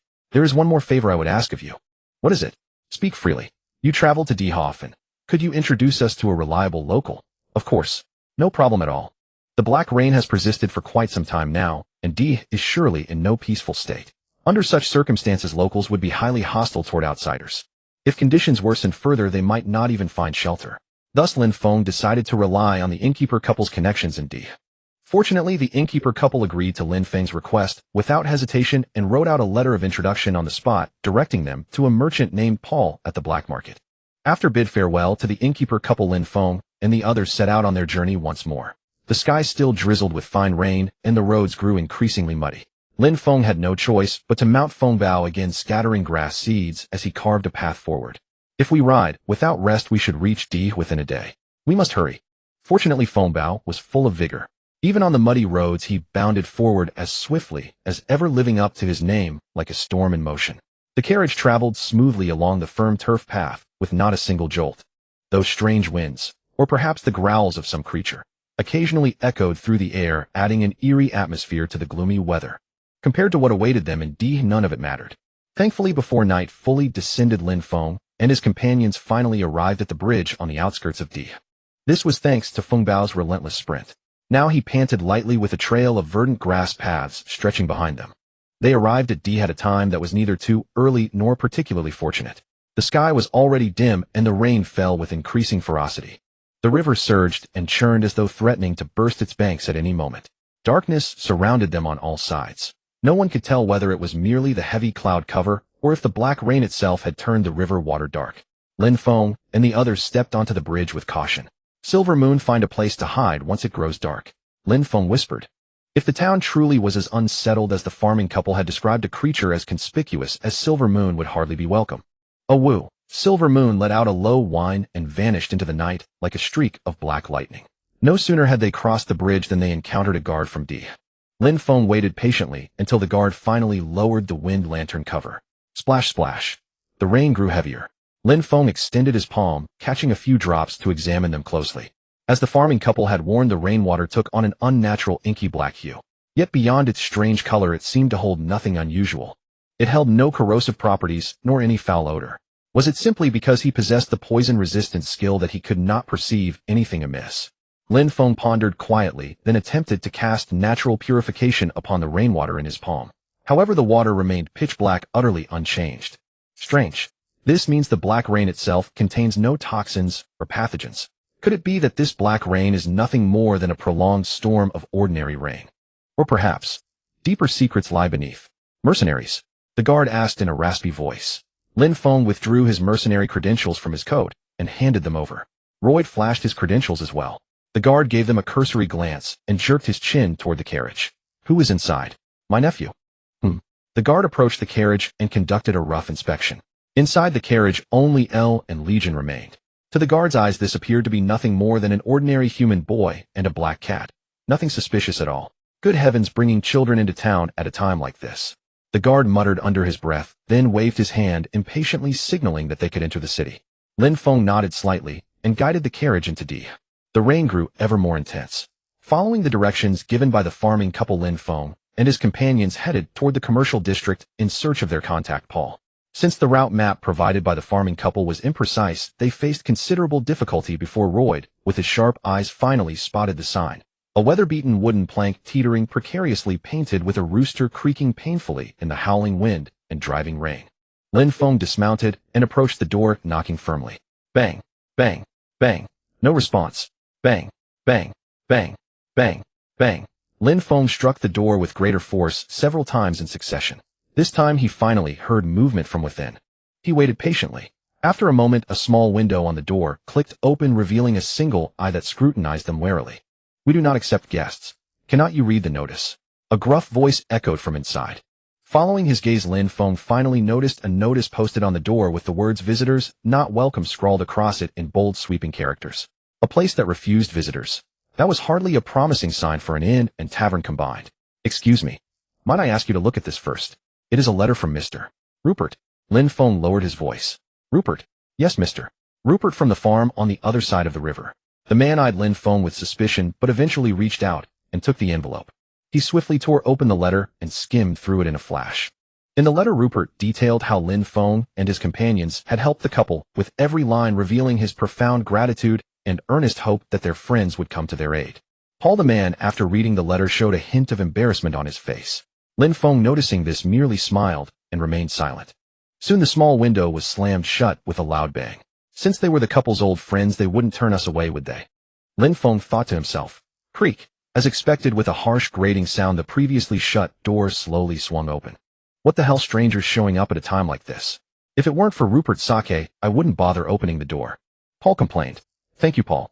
Where should we park the horses and carriage? Lin Feng asked. Follow me. Under Paul's guidance, Lin Feng and his companions settled the horses and carriage, then returned to the tavern. Like most aged taverns, this one was sparsely decorated, yet exuded a cozy warmth. Lin Feng and his companions removed their wet cloaks and followed Paul to their rooms. Just as the no visitors notice suggested, the tavern was empty at the moment, as if Lin Feng and his party had the whole place to themselves. That was fine, at least it was quiet. Lin Feng mused. He readily paid for a week's lodging and even added a generous tip to win Paul's favor. Are you mercenaries? Paul asked. Yes. Then you've come to the wrong place. There's no work for mercenaries in the city right now. Is that so? No wonder I saw hardly anyone along the way. Daihead City lies between the Baharan Empire, Xuanji City, and Green Meadow City. The bridge outside the city spans a wide river, making it a vital transport hub that attracts many mercenaries. And mercenaries meant wealth. Where there were mercenaries, there was wealth. Where there was wealth, there was a bustling crowd. Daihead City should have been a prosperous and lively city. Yet ever since entering this city, Lin Feng had felt an unusually oppressive atmosphere. Not a single mercenary was to be seen, and even ordinary residents were scarce. Many houses were shuttered, presenting a desolate scene akin to a dead city. Ever since the Black Rain started, the mercenaries have all fled. You're mercenaries, so you should know. Those guys are superstitious. They say the Black Rain is bad luck. Damn it, isn't it just that? This damned weather has ruined my business. Paul slammed the table in anger, loudly complaining. How long has this rain been falling? Lin Feng asked. Half a month. At first it wasn't black rain, just ordinary torrential downpours. But then overnight, the whole city turned black. Don't look at me like that. I have no idea what's going on. By the goddess of light, even the temple can't find the cause. Daihead City is built along the river, and the largest temple in the city is the Temple of Donner, dedicated to the god of rivers and seas. The Temple of Donner is a major power on the continent. If even their priests can't find the cause, then this matter is indeed troublesome. It seems I need to visit the temple first. Lin Feng thought.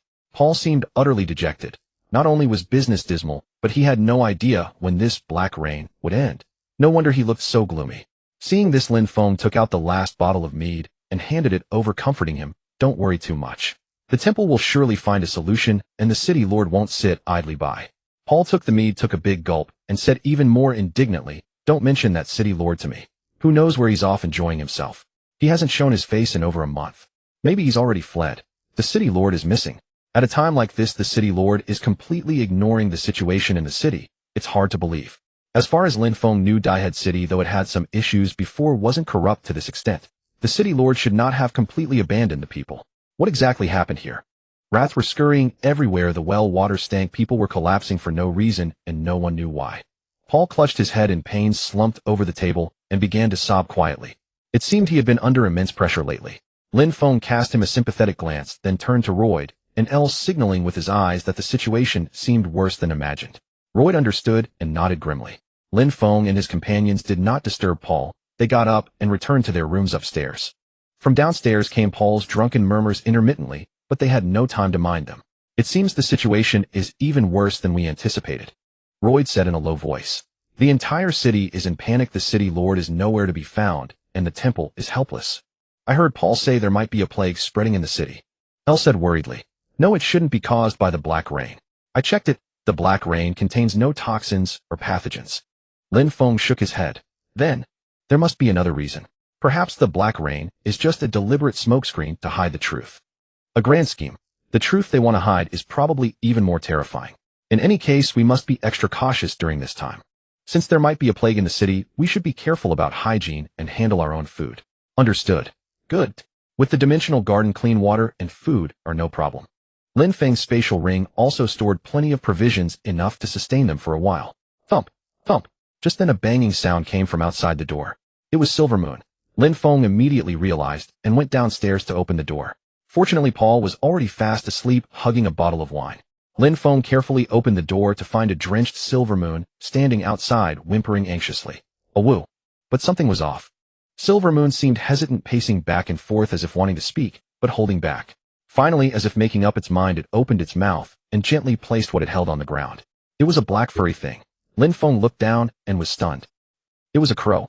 The raven Silver Moon had brought back was missing a leg. Lloyd could not help but furrow his brow at the sight. It was a disposable messenger. Disposable? Lin Feng was puzzled. Yes. To prevent intelligence leaks, some people resort to this method of message delivery.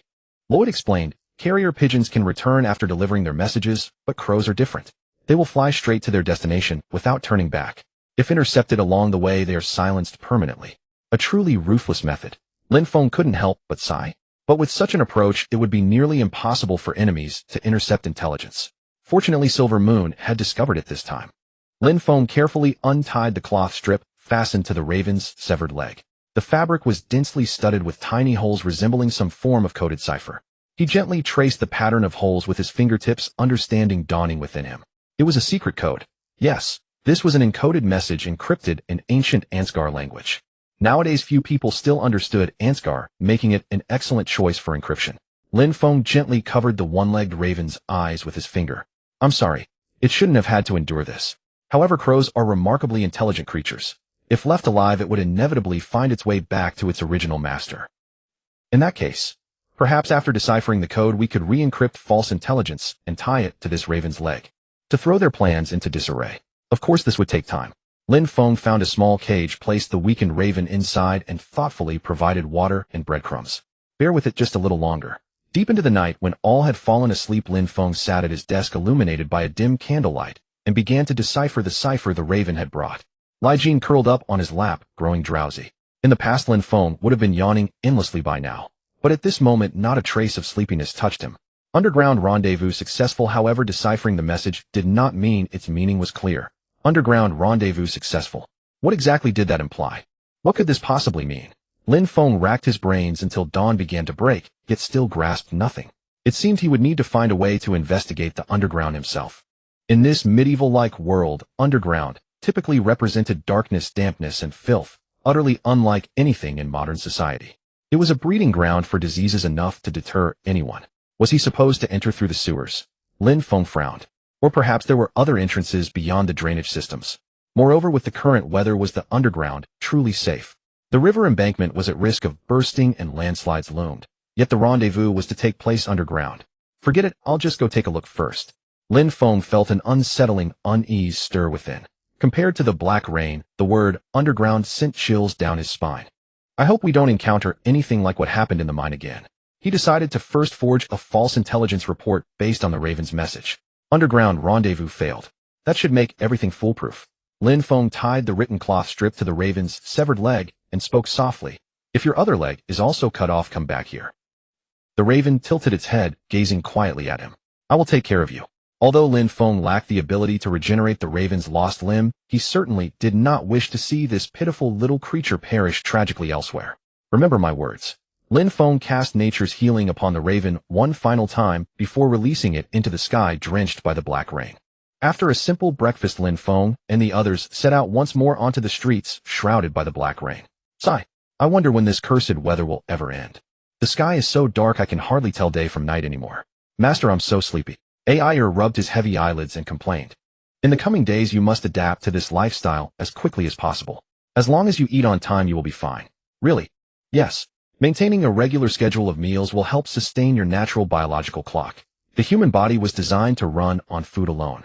In an environment where day and night blend indistinguishably, keeping the biological clock intact is of utmost importance. Without it, one could easily suffer a mental breakdown. Therefore, Lin Feng decided to strictly adhere to 3 meals a day while in Dia City.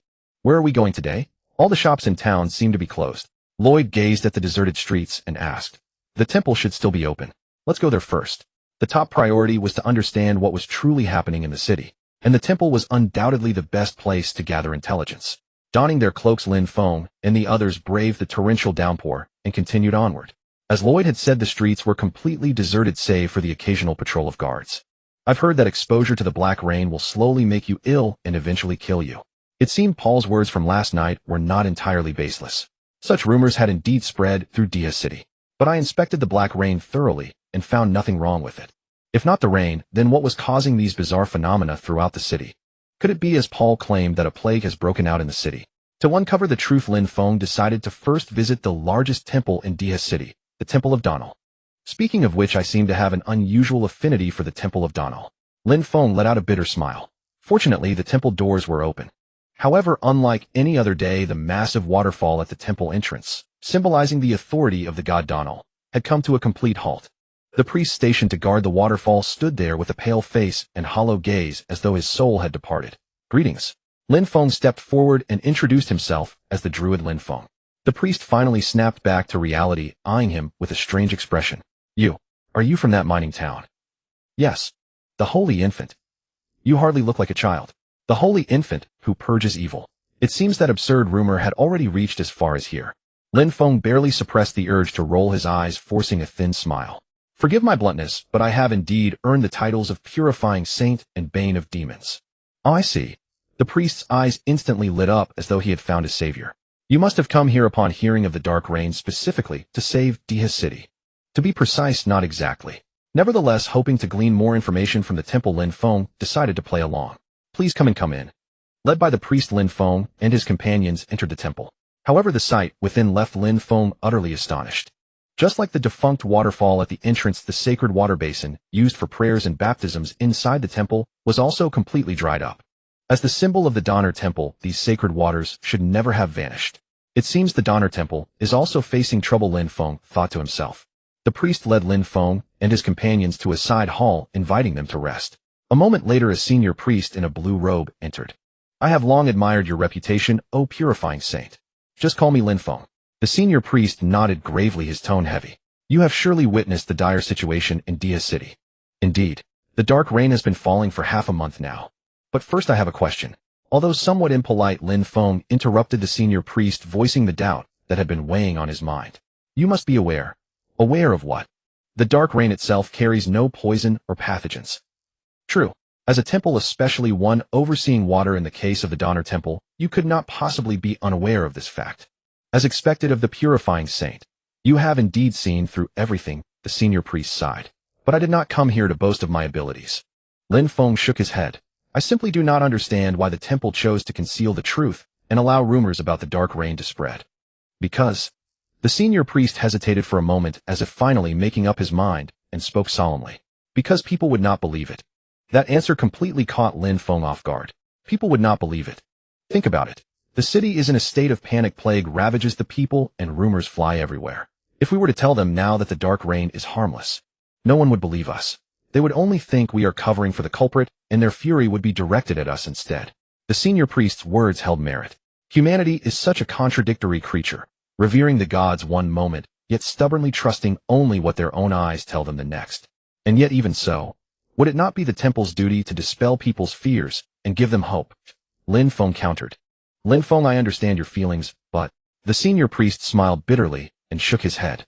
Consider this: if the sacred waters of the Donner Temple flowed with black water, and the waterfalls poured down with dark rain, would anyone still hold hope for the gods? They would only believe that this temple has been corrupted by dark forces.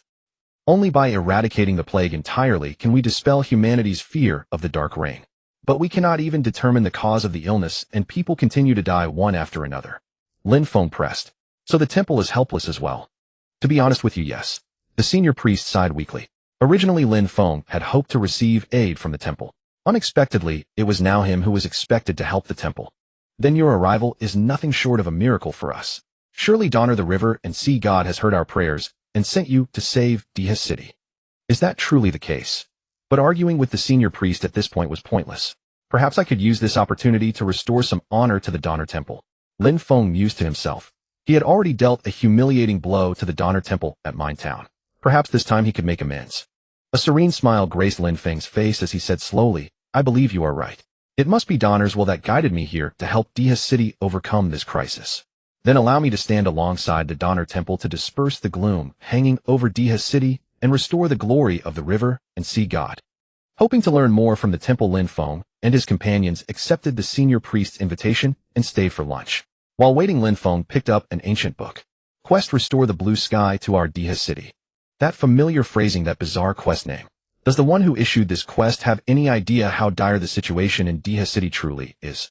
Or perhaps he simply does not care, just as when he played games completely indifferent to the disasters and suffering within the game world, enjoying merely the game itself. Yet now that all of this was unfolding before his very eyes in reality, Lin Feng could not bring himself to feel happy. After all, those who were suffering and struggling on the brink of death were undeniably real. Lin Feng quickly scanned the quest rewards and closed the book. It seemed the rewards for this quest were not bad. The quest reward was a pair of Sea Star leather gloves. For warriors and knights, professions that frequently handled metal, this equipment might seem somewhat lackluster. But for Lin Feng, a druid, it was a truly rare treasure.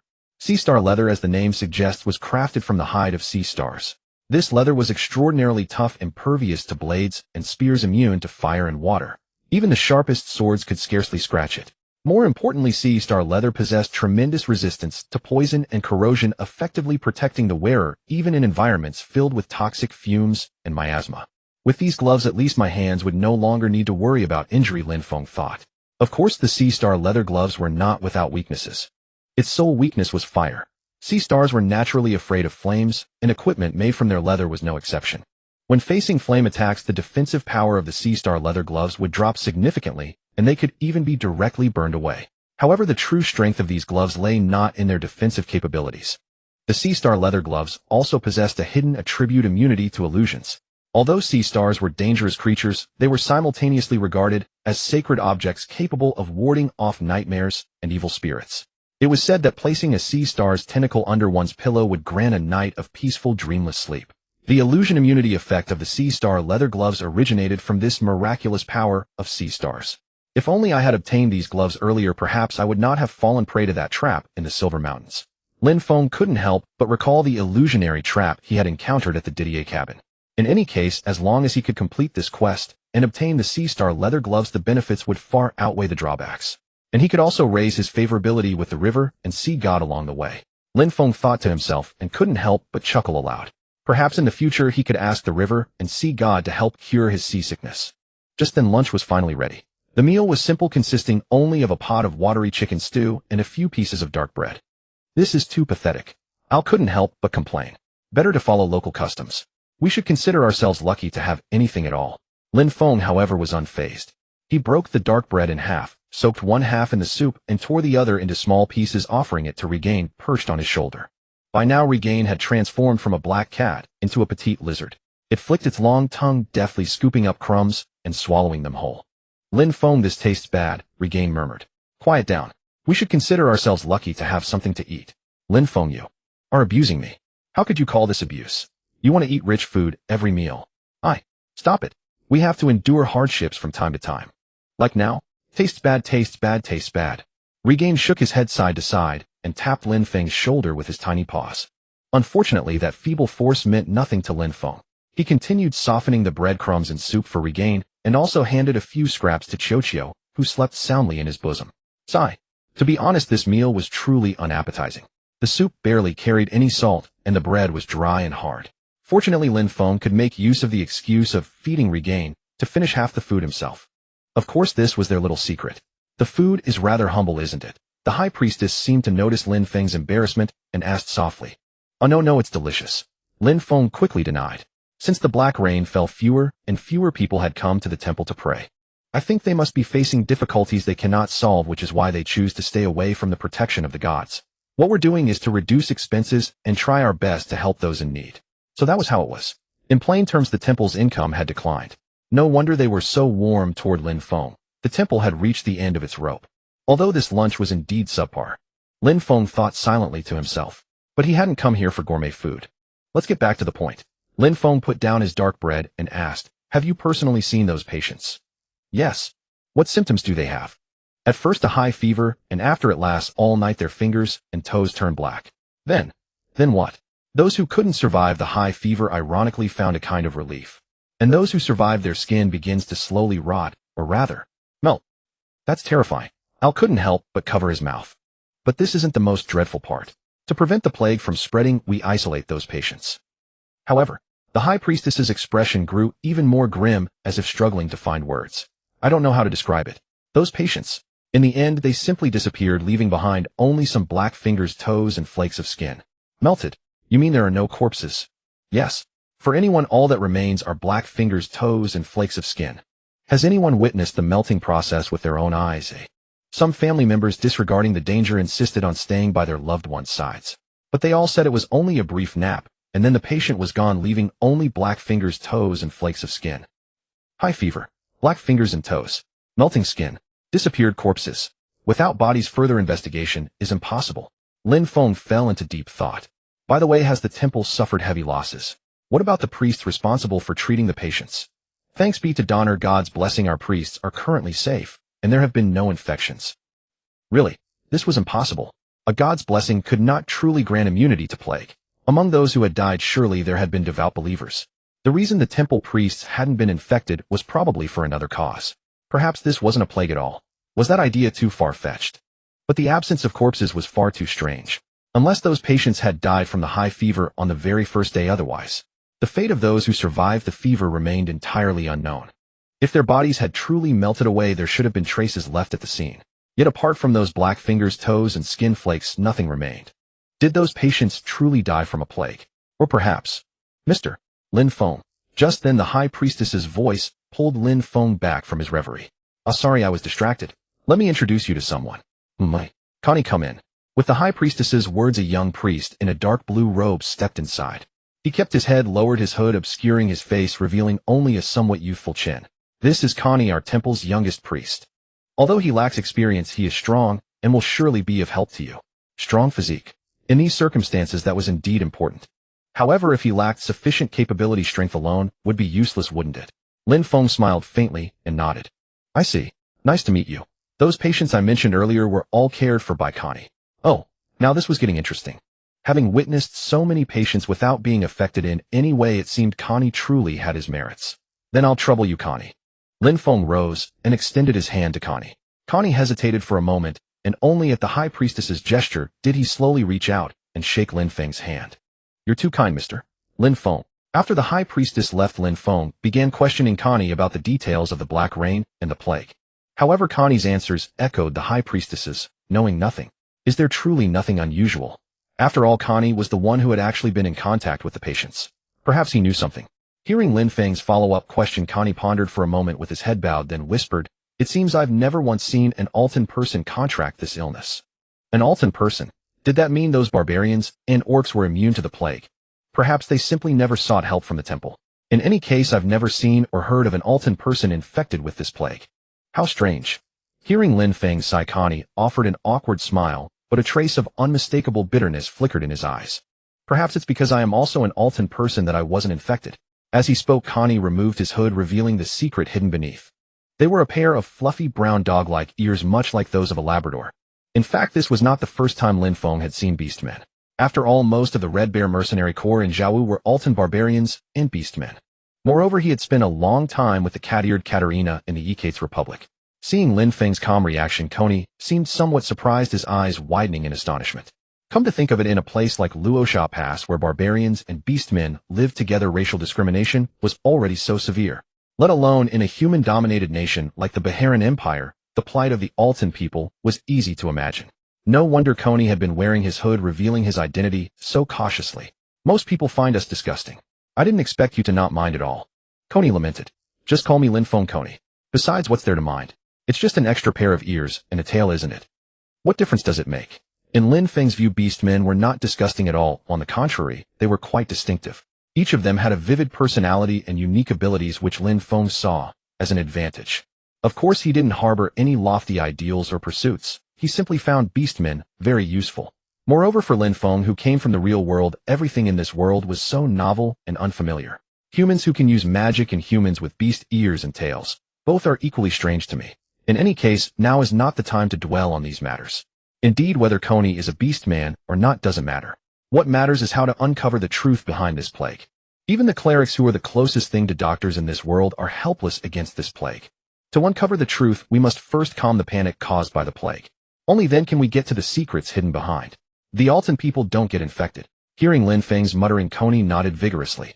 Though it may be offensive to say so, most Altan people live at the bottom of society, don't they, eh? Yes. Coney's voice dropped.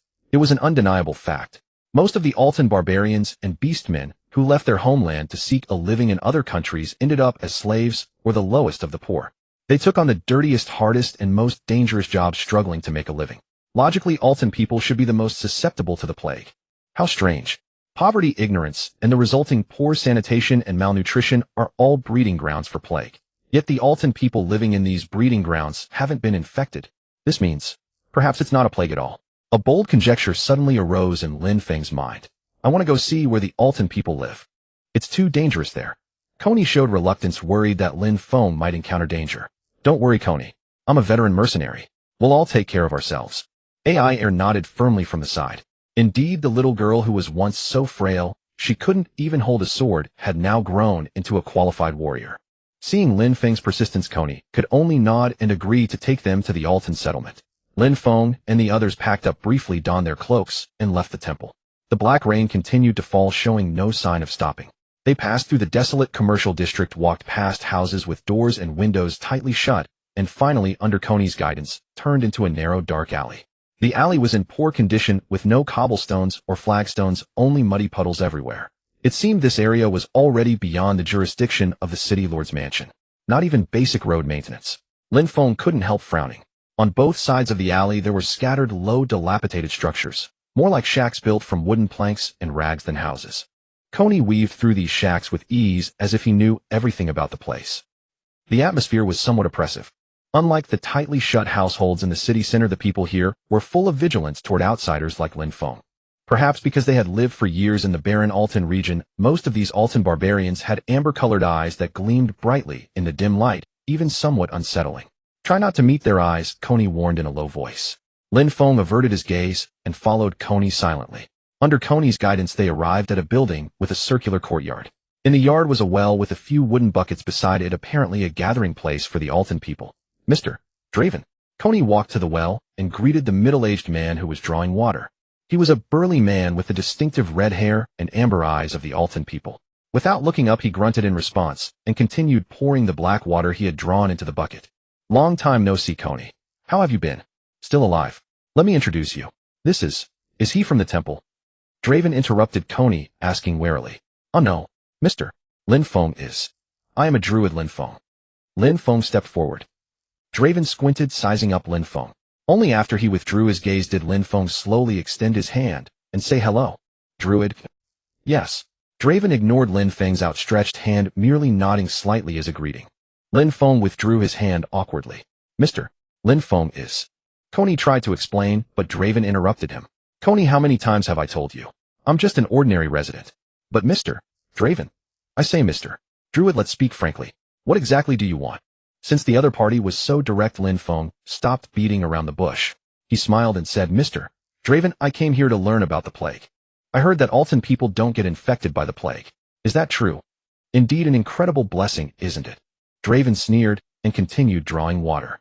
The city folk all say the plague is brought by the black rain, so they fear the black rain, fear being caught in it, and dare not drink the water contaminated by it. But you don't seem afraid. We poor wretches have no right to be picky.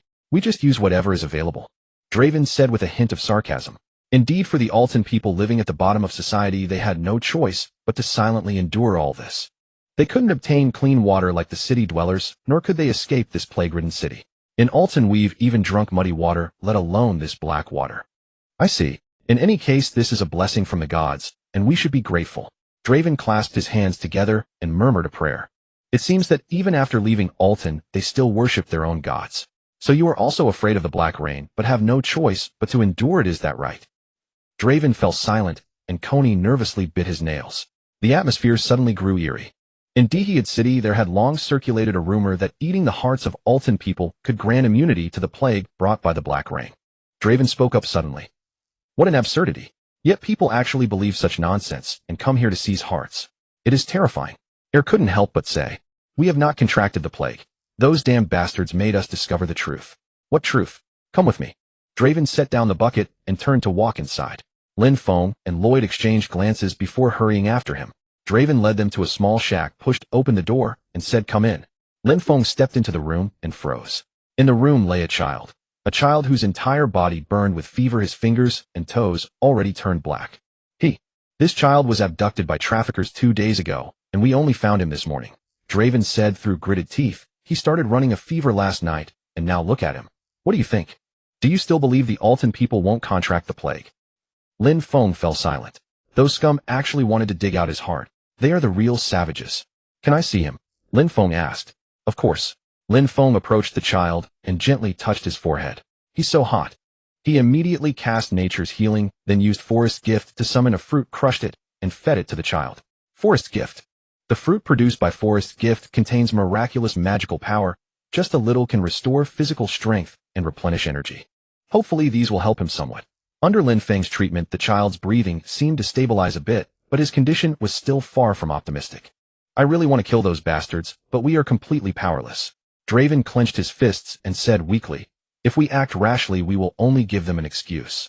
The city lord will definitely drive us out of Dihiyad City, and then, who exactly are those people? The couple responsible for managing this place, though they have never actually managed it." I see. Lin Feng took one last look at the child and stood up. It seems the rumor about Altan people's hearts is not without basis. Someone must be deliberately spreading rumors behind the scenes to provoke trouble. I will go meet them. A cold glint flashed in Lin Feng's eyes. Before leaving, Lin Feng had one more thing to do. Boom, splash. The purification tree, Qinggang would harvested from the dimensional garden, burned in fierce flames. Black flames greedily licked at the firewood, and Lin Feng promptly closed the furnace door. Good work, Legion. This incredible black flame came from the little companion perched on Lin Feng's shoulder. Legion. Lin Feng gently stroked the little one's head, letting it curl up on his shoulder. After an unspecified amount of time, Lin Feng opened the furnace door again and saw the glossy Qinggang charcoal lying quietly in the furnace, clearly perfectly formed. He carefully removed the charcoal and placed it into a linen cloth bag. The fine charcoal pieces collided with one another, producing a crisp and pleasant metallic sound. The quantity was rather small, but it was purification tree charcoal at least, so it should suffice. Lin Feng stuffed some mint-like herbs into the bag full of charcoal and finally tied a heavy stone to it. Plop! The bag was thrown into the water well and slowly sank to the bottom. Charcoal is not merely for grilling meat. Charcoal possesses extraordinary purification abilities. Although the well currently had no problems other than being black, it is always better to prepare for a rainy day. Who knows what might happen in the future? Coney. Oh, why yes. Come, let us pray together. Emmy. Yes, you are a priest of Donal, are you not? But I still. It is all right, come here. Lin Feng needed Coney to play a role. He pulled the bewildered Coney, and they began to pray softly together. This differed from the fixed prayers that priests recited daily as part of their routine. O Father of Life, who composes 70% of this humble flesh, please bestow your mercy upon these travelers from foreign lands. Please, please. Coney kept his eyes tightly shut and awkwardly followed Lin Feng's recitation. As a novice low-ranking priest, he was clearly not accustomed to this informal style of prayer, but that was precisely his value. If it were not for an ignorant low-ranking priest like Coney, he probably would not have obediently followed Lin Feng's arrangements. At this moment, these prayers would likely not please the god Donal. The barbarians and beastmen from Altan worship the barbarian gods of Altan, not the 12 main gods. Therefore, Lin Feng's current prayers were undoubtedly an offense to Donal. But Lin Feng was thinking long-term. If Donal showed his mercy now, it would create a small crack in the beliefs held by the barbarian gods. And through this crack, the beliefs of other deities would have a chance to seep in, snatching followers from the barbarian gods. For a deity, what could be more thrilling than this? Lin Feng lowered his voice and murmured to himself at a volume only he could hear, speaking toward the well. "O great Donal, are you not interested in their faith? The god of rivers and oceans, Donal, has heard your prayer. I will offer it to you. Their faith. Take the bait, Donal." The god of rivers and oceans, Donal, bestowed a measly blessing. Lin Feng felt an unfamiliar divine power coursing through his fingertips. Donal channeled his measly divine power through Coney. However, while Coney might not have felt it, Lin Feng was not a believer of Donal, and this unfamiliar power made him feel dizzy as if seasick. Seeing this, Coney hastily reached out to support him. Lin Feng quickly raised a hand to stop him and shook his head. I am fine, continue praying, Coney. The quick-witted heir immediately stepped forward to support Lin Feng. With heir's help, Lin Feng looked down into the well and saw a faint gleam shimmering in the water. It worked. Lin Feng waved to Coney again. Coney, that's enough, go fetch some water. Lord Lin Feng, look at this. One need not see it to know that Donner was clearly serious. Though it was merely a well, it was enough to shake the hearts of the Altan people. After all, in their barren and desolate land, the cruel barren god bestows nothing upon his followers except death. The well has been restored. Even Delwyn, who was usually taciturn, could barely conceal his excitement. And that was not all. This well water carries the divine power and blessing of the god Donner. Use it to cleanse the children's bodies and let them drink. While I cannot guarantee full recovery, it should prove beneficial at the very least. Thank you. There is no need to thank me. Oh, all of this is a gift from the god Donner. If you wish to express gratitude, direct it toward him. Donner, the god of rivers and oceans, felt a sense of satisfaction. The barbarian god Altan harbored dissatisfaction toward you. Everything comes with a cost. In Daihide, Lin Feng required Donner's assistance. Therefore, for now, he could only go along with this deity's wishes. As for the matter of the barbarian god, it would have to wait. Regardless, for these people who could neither visit the temple nor summon a priest, this well would prove invaluable in the immediate term. It was truly a blessing. Furthermore, after inspecting the surrounding area, Lloyd also explained to Delwyn which sections required repair and where sentry posts should be established.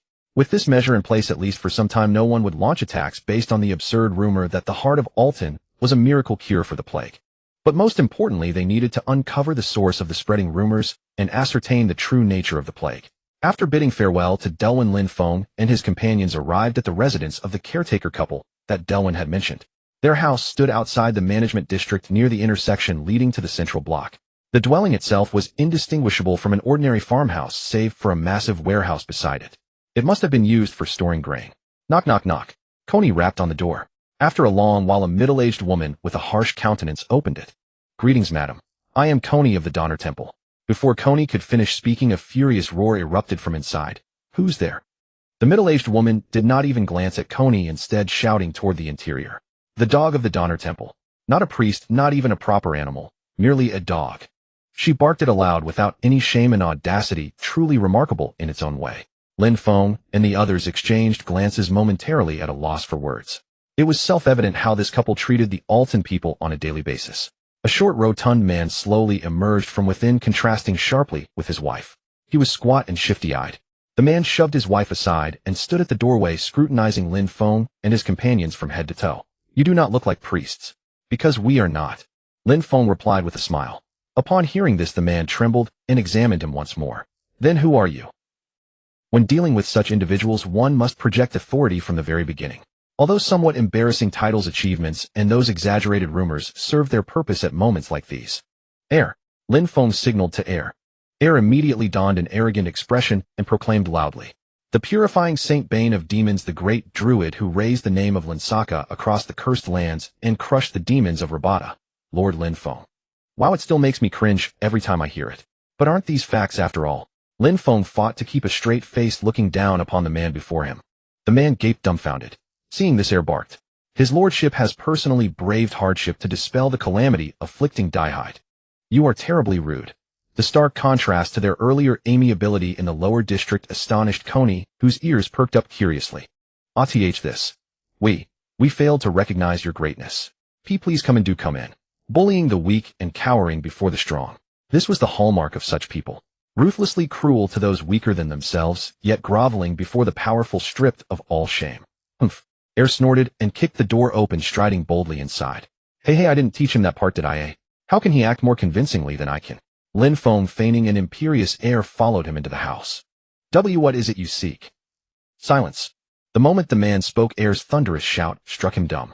Wow, this last truly is a talent. Cough. Lin Feng cleared his throat, planted himself grandly in a chair, and regarded the man with a scrutinizing gaze. You are the caretaker? Why, yes. I am the caretaker of this place. Humph. Thanks to me, no plague broke out here. I shall manage it properly henceforth, so please rest assured, my lord. Watching the man's two-faced, deceitful ugliness, Lin Feng nearly retched. He suppressed his disgust, staring fixedly at the man.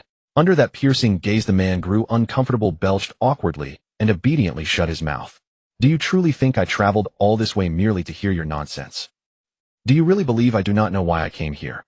The man shook his head frantically, cold sweat dripping down his forehead. A truly repulsive spectacle. Lin Feng narrowed his eyes, a cold smirk curling his lips. How laughable. I see through your petty schemes at a glance.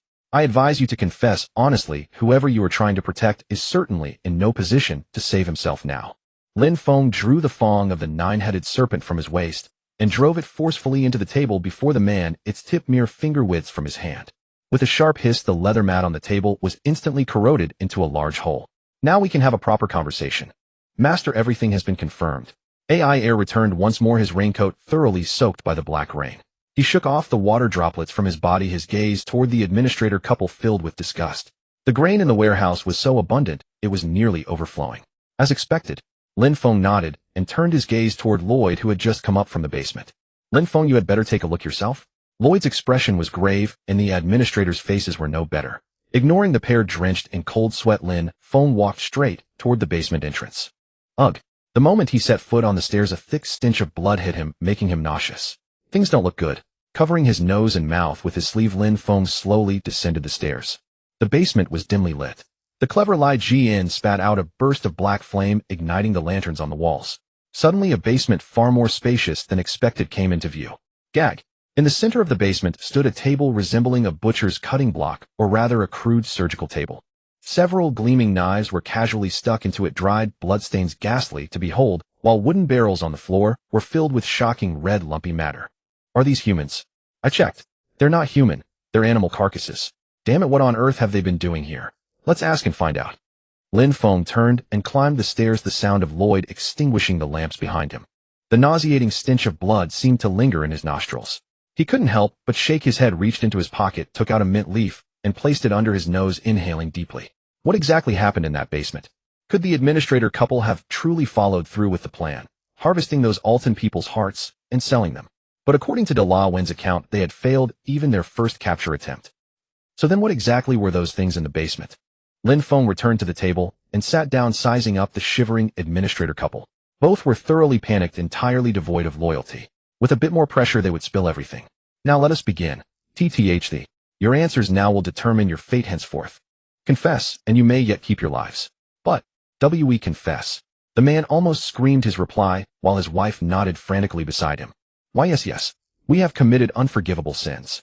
But we were only trying to survive. Your holiness may not be aware, but managing these barbarian settlements is quite. Lin, wouldn't you say? Why yes. You truly know everything. Your holiness is wise and perceptive, aware even of our lowly affairs. Yes, the margins are pitifully thin. We even lose money. We pay out of pocket to build fences for these barbarians. Still babbling. It seems you haven't grasped the gravity of the situation. Did you really think those fences were meant to protect them? That. I only want the truth. Tell me what exactly happened here. The man's defiance instantly crumbled. With his head bowed, he spoke in a voice barely louder than a mosquito. We embezzled the relief grain distributed by Lord, deserving of death 1,000 times over. Take whatever grain you want from the warehouse. We beg you, spare our lives. Things don't seem quite that simple, do they? What? Lin Feng placed the barrel Lloyd had brought up onto the table. Bang! Thick blood splattered everywhere. The administrator couple screamed in terror and squeezed their eyes shut. The basement. Tell me what exactly happened in that basement. That's. You hadn't enough embezzling relief grain. Did you also intend to profit by trafficking Alton hearts? No, your holiness. That's not it at all. Then explain yourself. What is this thing? Why aren't you speaking? Let me take a guess. Before harvesting Alton children's hearts, you were using animals for practice, weren't you? Eek. The man's face had turned ghastly pale. He swallowed hard and spoke in a trembling voice. Have mercy, have mercy, have mercy, have mercy. To practice harvesting children's hearts before actually doing it, and now you beg for mercy here. Absolutely despicable. Lin Feng's gaze toward the man was colder than ever before. It's too late to claim ignorance now. Tell me who wanted Alton hearts. I really truly don't know. The man broke down into snot and tears, wailing, utterly disgusting. Just as Lin Feng could bear it no longer, and rose to leave. Tomorrow. The speaker was not the man, but his wife. Tomorrow they'll come to collect the hearts. Old woman. They'll kill us both. Our cover is blown. We're dead either way, you fool. Better to live out our days in prison than be silenced by them. The wife rebuked sharply, and the man fell instantly silent. Lin Feng withdrew his gaze and looked at the woman. Who them? Why yes, those who gave us the medicine. Medicine refined from Alton hearts. Thanks to them, we never contracted the plague. So the medicine is certainly real. Your Holiness, we only wanted to do good, to save the people of this city by putting those useless barbarian hearts to something meaningful. The woman pleaded desperately, though her words were hardly worth refuting. If you had said it was for money, I would have respected you slightly more. Truly revolting. Lin Feng gestured to AI Heir, who immediately stepped forward and bound the pair with ropes. Enough questions have been answered. Now it's time to hand these scum over to the city guard. AI Heir, you and Coney will take these two to the city guard. Yes, master. Coney, once you've delivered them, return to the temple. But, do as I say. It would be more helpful to return to the temple and report what has happened here rather than stay. Yes. After they had escorted the administrator couple away, Lin Feng intended to remain behind with Lloyd to observe the situation. According to the woman's account, they would appear tomorrow. Before then, we must distribute the relief grain to the residents. If a fight broke out and the warehouse was destroyed, it would be disastrous. The situation was far from optimistic. The grain had to be distributed as soon as possible. As long as he called upon La One and the villagers, it should be completed quickly. Lin Feng and Lloyd walked into the warehouse together. As Iyer had said, the warehouse was piled high with grain, mostly barley, but with a considerable amount of wheat as well. Seems this lord is doing his duty after all. Lin Feng felt a twinge of concern. After such prolonged exposure to dampness, had the grain already gone bad? He grabbed a sack of wheat and scooped up a handful to inspect it closely. Thankfully, there were no signs of spoilage. But, for some reason, an ill omen suddenly rose in his heart. It shouldn't be. Though he found it unlikely, he still placed the wheat in his palm and released natural purification. Swish! The next moment, the wheat turned into black powder and vanished into thin air. Natural purification, as its name implied, could cleanse toxins, curses, and diseases from food and water. It could purify but not eliminate the food and water themselves. Yet now the wheat had turned to black powder and disappeared, which meant, were these relief grains themselves the source of the plague? This was entirely beyond his expectations. Lin Feng drew the dagger at his waist and sliced open a nearby sack. He reached inside and released natural purification. Swish! The previously bulging sack instantly deflated as all the grain inside turned to black powder and vanished, leaving only a flat, empty shell. Royd cut open all the sacks. Understood. Royd also drew his dagger and began slicing open the sacks. Meanwhile, Lin Feng reached into each one, releasing natural purification. Without exception, the grain in every sack turned into black powder. The once mountainous pile of grain was now nothing but empty sacks. I understand now. Just as he had suspected, the black rain was merely a cover. The true source of the plague lay within these relief grains. The reason the Altan barbarians and orcs had not contracted the plague was simple. Because the administrator couple had embezzled all the relief grain for themselves. Had they done their duty and distributed the grain to the villagers, the people of Altan would have suffered the plague just the same. What irony! The greed of the administrator couple had inadvertently saved the villagers' lives. By plan, this plague was meant to spread only among the lower commoners. However, for profit, the couple had secretly sold the grain, causing the plague to sweep through the entire city. This also explained why the nobles' district and the temple had no infected. They were simply ineligible for relief grain and therefore could not be infected. Furthermore, since only the Altan people remained uninfected, they spread rumors claiming that Altan hearts were a miraculous cure for the plague, stoking conflict among the populace. What a clever scheme.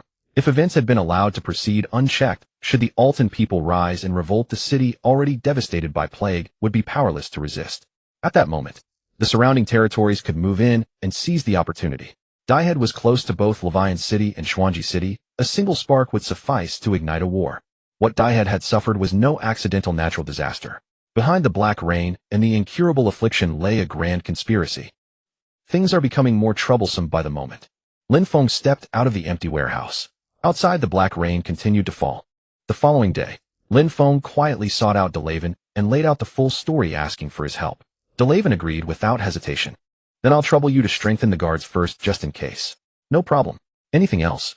Also, I need you to find me 3 or 4 helpers. My 3 hound brothers are just the ticket. All 3 together are worth 5 or 6 men, and they're swift in movement. Then that's sufficient. Thank you ever so much. Haha, save the thanks for after it's done. It's always wise to prepare for a rainy day. Truth be told, I've settled in Daihead for so long, and it's the first time I've met someone like you who truly cares for us. You deserve our gratitude. Delavan pressed his palms together and bowed deeply. Lin Feng hastily returned the gesture. I merely did what I should have done. Excessive modesty is itself a form of arrogance. Is that so? Huh. Lin Feng couldn't help but laugh. He felt rather uncomfortable in such moments. Once we capture those fellows and uncover how the plague is made, we'll surely be able to develop an antidote. I hope that child can hold on until then. I'll return as soon as possible. Please, please. The plague spreads through food, so the village granary also needs heightened security. Lin Feng used forbidden rope to erect a barrier around the granary. He twisted clean straw into rope-bound medicinal herb stems salt blocks and inscribed river stones along it, crafting a rope that emitted a faint aura of purification and wrapped it around the granary's doors. Not bad. Though it differed from orthodox forbidden ropes, it was better than nothing. At least the remaining grain would no longer fall prey to those people's schemes. Lin Feng posted one guard outside the granary, then returned with the three Hound brothers to the administrator couple's residence. Royd, who had been keeping watch nearby, gave him a slight nod. Roisheng, these three are here to assist, sent by Mr. DeLaven. This is the eldest Sean. This is the second brother Roy. And this is the youngest Cade. While Royd and the three Hound brothers exchanged introductions and discussed the surrounding area, Lin Feng turned toward the dark forest and whistled. Chirp. Soon Silver Moon sliced through the darkness, galloping forward. Though there was no moonlight, her silver fur still radiated a beautiful sheen. Woof. Perhaps because they had spent less time together since arriving in Daihead, Silver Moon was unusually excited, wagging her tail ceaselessly and pouncing enthusiastically onto Lin Feng. Lin Feng had to steady himself, firmly patting her head. Is that a wolf? One of the Hound brothers asked. Yes, it's a shadow wolf. Silver Moon, say hello. Woof. Silver Moon was far more cautious with strangers. She circled the three Hound brothers, sniffing them thoroughly, then wagged her tail happily. The Hound brothers were equally excited. Their tail wags were visible even through their clothes, and Lin Feng couldn't help but smile. Though one was a wolf and the other hounds, at least they were kindred spirits of sorts. There will likely be at least two of them. Last time the ones who came to see the administrator couple were two people, and today it should be the same. Two, or possibly more. Royd, you and Sean take the rear and front doors respectively once I give the signal. Don't let them escape. Understood. Kai and Cade, you're on perimeter alert. If you spot anyone else, subdue them immediately. Yes. Lin Feng entered the room of the caretaker couple with Yin by his side. On the table still sat a wooden bucket filled with rotting clumps of blood along with a sack of contaminated grain. Lin Feng extinguished the single candle in the room and waited in the darkness for his prey to arrive. How much time passed he could not tell. Creak. Those bastards didn't even bother knocking. They shoved the door open as though the place were deserted. I never expected you to know manners, but surely this is a bit too arrogant. The voice that suddenly rang out from the darkness clearly startled them. Then came the sound of metal scraping against metal. Clang. I would advise you not to make any sudden moves. Who are you? I might as well tell you. I am Lin Feng. With a low chuckle, Lin Feng rose to his feet. Yinyu's growl deepened further, its sharp fangs gleaming coldly in the darkness. Now it's my turn to who are you? Never mind. I'm not interested in your identity. Tell me, who sent you here? You brat, how dare you? Do you really think one person and a wolf can stand against us? The fellow in front dares to draw his sword. Roar. Before anyone could react, Yinyu launched itself forward, baring its ferocious fangs. Oh! Clatter! Thud! Crash! Bang! Yinyu clamped its jaws onto the man's wrist. He screamed in agony, and his sword fell from his grasp. The sound of the sword hitting the ground, the man falling, and Yinyu subduing him echoed through the room. The other fellow, apparently quicker-witted, chose to run. He turned and sprinted toward the door. But before he could even touch the handle, the door was shoved open with force, and he crashed face-first into it, tumbling to the floor in a heavy heap. Lloyd, I haven't given the signal yet. I couldn't wait. Yinyu and I were enough. Need me to apologize? No need. Humph. Lloyd responded flatly, grabbed the man off the ground, and dragged him into the room as easily as one would carry a chick. How about outside? Any others? There was some shady figure lurking nearby. I've already tied him up and tossed him in the warehouse. Kate is keeping watch. Good. Sean, Kai, keep watch. Notify me immediately if anything comes up. While Lloyd secured the two intruders, Lin Feng borrowed a ball of flame from Legion and relit the room. One man's wrist was torn to shreds by Yinyu's bite, while the other bore a face swollen and bruised from Lloyd's assault. They looked thoroughly beaten. Now we can continue our earlier conversation. Lin Feng regarded them with a smile. Speak. Who ordered you to do this? The man with the wounded wrist glared at Lin Feng with bloodshot eyes. Oh, looks like this one's got some spine. A pity. I suggest you tell the truth. Of course, this is no longer a time for polite conversation. Lin Feng shifted his attention to the other man, whose cheek was already swollen to twice its size. The man opened his mouth as if to say something, but suddenly broke into violent coughing. A front tooth popped loose from his mouth and rolled across the floor. Oh dear, what shall we do? There's no dentist here. Who is spreading the plague in Daihead and circulating rumors about the heart of Alton? Who sent you? Seems like you men value loyalty. In that case, don't blame me for being harsh. Lloyd. Lin Feng gave a slight nod, and Lloyd understood immediately. He grabbed the man by the back of his neck and forced his mouth open. With a front tooth missing, the man's speech came out whistling. Lin Feng reached into the sack of contaminated grain on the table and scooped up a handful of barley. Ugh. Nghhh. The man seemed to realize what Lin Feng intended and began struggling desperately. But against Lloyd's brute strength, his struggles were useless.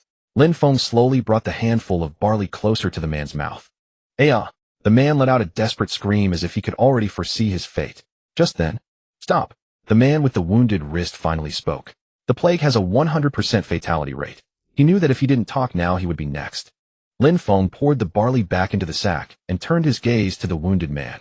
The man still stared at him with bloodshot eyes, but fear had now taken root in his gaze. Ready to talk now? You cruel bastard. Cruel. I did not spread the plague and hide. The truly cruel ones are you. Enough chatter. Let's get to the point. Ugh. Lin Feng smiled at the man. Speak. Who is it? Under the threat of death, the two ultimately confessed everything. It seemed their fear of the plague far exceeded what Lin Feng had imagined. That was to be expected after all. They knew far more about the plague than ordinary people. The intelligence obtained seemed rather unuseful, however. Disappointed. A little. The two who infiltrated the caretaker couple's home today were merely low-level runners, so they could not provide any core information. Still, at least we found the rat's den. That's something of a blessing, I suppose. From them, Lin Feng learned the entry point those people used. Underground. Underground. Their base of operations was actually beneath the ground. According to the two, it was an underground temple, but they were only runners who had entered and exited the entrance. They knew nothing of what lay inside. Hearing the word underground, Lin Feng could not help but recall the letter tied to the crow's leg. The underground mentioned in that letter was most likely the underground temple those two had described. Fortunately, Lin Feng had managed to extract the entrance location of the underground temple from them. Surprisingly, the entrance was not in some remote wasteland, but right in the heart of Daihide. The sewer. What secret lay hidden there? We must act soon. If these two do not return, the other side will surely grow suspicious. What about those two? Leave them to Delavan. Lin Feng and the others quickly departed from the caretaker couple's residence. The three Hound brothers escorted the two men to report back to Delan. Meanwhile, Lin Feng set fire to the residence and warehouse of the manager couple, reducing them to ashes. Please, Legion. The little dragon perched on Lin Feng's shoulder leaped lightly into the air, circled once, and transformed into a massive dragon whose scales were as dark as ink. It opened its enormous maw and spat a stream of black flames, instantly devouring the house and warehouse. Boom! Towering flames shot into the sky, painting half the heavens blood red. Legion stretched its limbs and let out a long yawn, then shrank back into its small lizard form, crawling up Lin Feng's clothing to his shoulder, where it settled into a comfortable position and lay down. Thanks. Lin Feng gently stroked Legion's chin and looked up at the pillars of black fire rising into the sky. Though rain poured down relentlessly, the black flames showed no sign of dying. They burned all the more fiercely. It was only natural. After all, how could mere wind and rain extinguish the flames of a dragon? The black fire not only consumed any remaining traces of the plague within the house and warehouse, but also served as a warning. Lin Feng and the others turned their backs on the blazing inferno and headed toward the temple. Suddenly, a familiar voice called out from an alleyway, stopping them in their tracks. Master! Air! Over here! Air waved at them anxiously. Lin Feng and the others followed him into a dimly lit narrow alley. How did you end up here? Didn't I tell you to go back to the temple, eh? I did as you instructed. But... Air frowned, as if unsure how to continue. Something fell off. Coney went to report on the village to the senior priest, but... I never made it inside, so I have no idea what happened. But I heard some strange noises, like an argument, maybe even a fight. And then, then I snuck out. I had a bad feeling something terrible would happen. You did well. If the atmosphere at the temple grows tense after Coney's report, then the temple can no longer be relied upon. Strange. Just moments ago, the people at the temple seemed so eager for our help. Fortunately, Air had left the temple in time and avoided being dragged into whatever was happening. I wonder how Coney is doing now. Perhaps some conspiracy unknown to us is already unfolding in the shadows. In this world reminiscent of medieval Europe, not all temples were bastions of righteousness. While most temples and priests harbored good intentions, some had fallen to greed and committed unspeakable deeds. Human nature was fickle. Just as in Lin Feng's former world, where not all religious figures were virtuous, the same held true in this one. Still, Lin Feng had never placed great hope in the temple. After all, priests were not combatants, nor were they skilled in covert operations. But Coney might still come in handy. He was an orc after all, possessing a certain level of combat ability. Moreover, he wielded holy power and could assist in many ways. Besides, he was a combat priest. A combat priest? What a waste. I hope he survives. Let's go. We're running out of time. Splash. Splash, splash, huff huff. Just then a rapid pace of footsteps echoed from deep within the alley. Lloyd and Air immediately drew their weapons and entered a combat stance. A shadowy figure burst from the darkness. Who's there? Lloyd pressed his sword against the figure's throat and demanded sharply. Aye, it's me. Coney. The figure was none other than Coney. No wonder Silver Moon had been so quiet. She had recognized him from the start. It wagged its tail joyfully, circling around Coney. I'm Coney. I'm Coney. I followed your scent and tracked you here. Coney, meanwhile, was pale with fright, his whole body trembling. After all, a sword was still pressed against his neck. Lloyd glanced at Lin Feng, who gave a slight nod. Only then did Lloyd withdraw his sword. Coney, Air said something happened at the temple. Coney kept his head bowed, saying nothing. What exactly happened? I get the feeling the temple people also wanted this resolved as quickly as possible. I thought the same. But High Priest Lucas was furious, calling me a meddler. What we did was absolutely not meddling. You understand that too, Coney. I do, which is why I wanted to explain. It's all my fault for being so foolish. Lord Lucas sent me there because... Coney, calm down. Take your time. Coney looked up, his face covered in tears. He said he sent me to stop you and called me stupid for ruining everything. Stop us. He said the black rain was a rain of blessings sent to purify this city, but a rain of blessing. Wait, are you saying the black rain was sent by the Donald Temple? I truly didn't know beforehand, but that doesn't excuse my failure. Lord Lin Feng, please forgive me. Lin Feng finally understood why Donald had agreed to help so readily, yet sent an inexperienced rookie priest and an orc named Coney of all people to assist him. So it was intentional. No wonder the black rain, aside from its black color, carried no poison, no curse, and harbored no pathogens whatsoever. Because the black rain was manufactured by the temple. That was why there were no toxins, curses, or germs. And precisely for that reason the rain could persist for so long. Such a feat was beyond the capability of 1 or 2 mages. Only the temple could accomplish something like this. They never intended to help me from the very beginning, nor did they ever want my assistance. Lin Feng calmly analyzed the current situation. No wonder Donald had been so eager to win him over. The truth was he had no capable priest at his disposal. In a world resembling medieval Europe, the gods may be powerful, yet they are not omnipotent. Though they possess strength that towers above mortals, they cannot exist independently, without human faith. Donner wished to aid him not out of kindness, but to exploit him, to eliminate his rivals and consolidate his own faith. If only I had noticed sooner. It was all due to that high priest of Donner, so eloquent and persuasive. But it was not too late now. Now that he knew the truth, he could use Donner without any qualms. It was all right, Corny. They did not need the help of those hypocrites. Lord Lin Feng, having you is enough, for the god Donner walks beside you. In Corny's tear-filled eyes a flicker of pure devotion passed. That was enough. When I purified the well before I could sense. Corny. Lin Feng patted Corny's shoulder, urging him to steel himself. Since the ones spreading the plague were also colluding with the temple, the matter had grown even more complicated. Corny. Yes, yes. Will you abandon the temple and act alongside us? Corny's ears and tail drooped. A dog's loyalty runs indeed deep.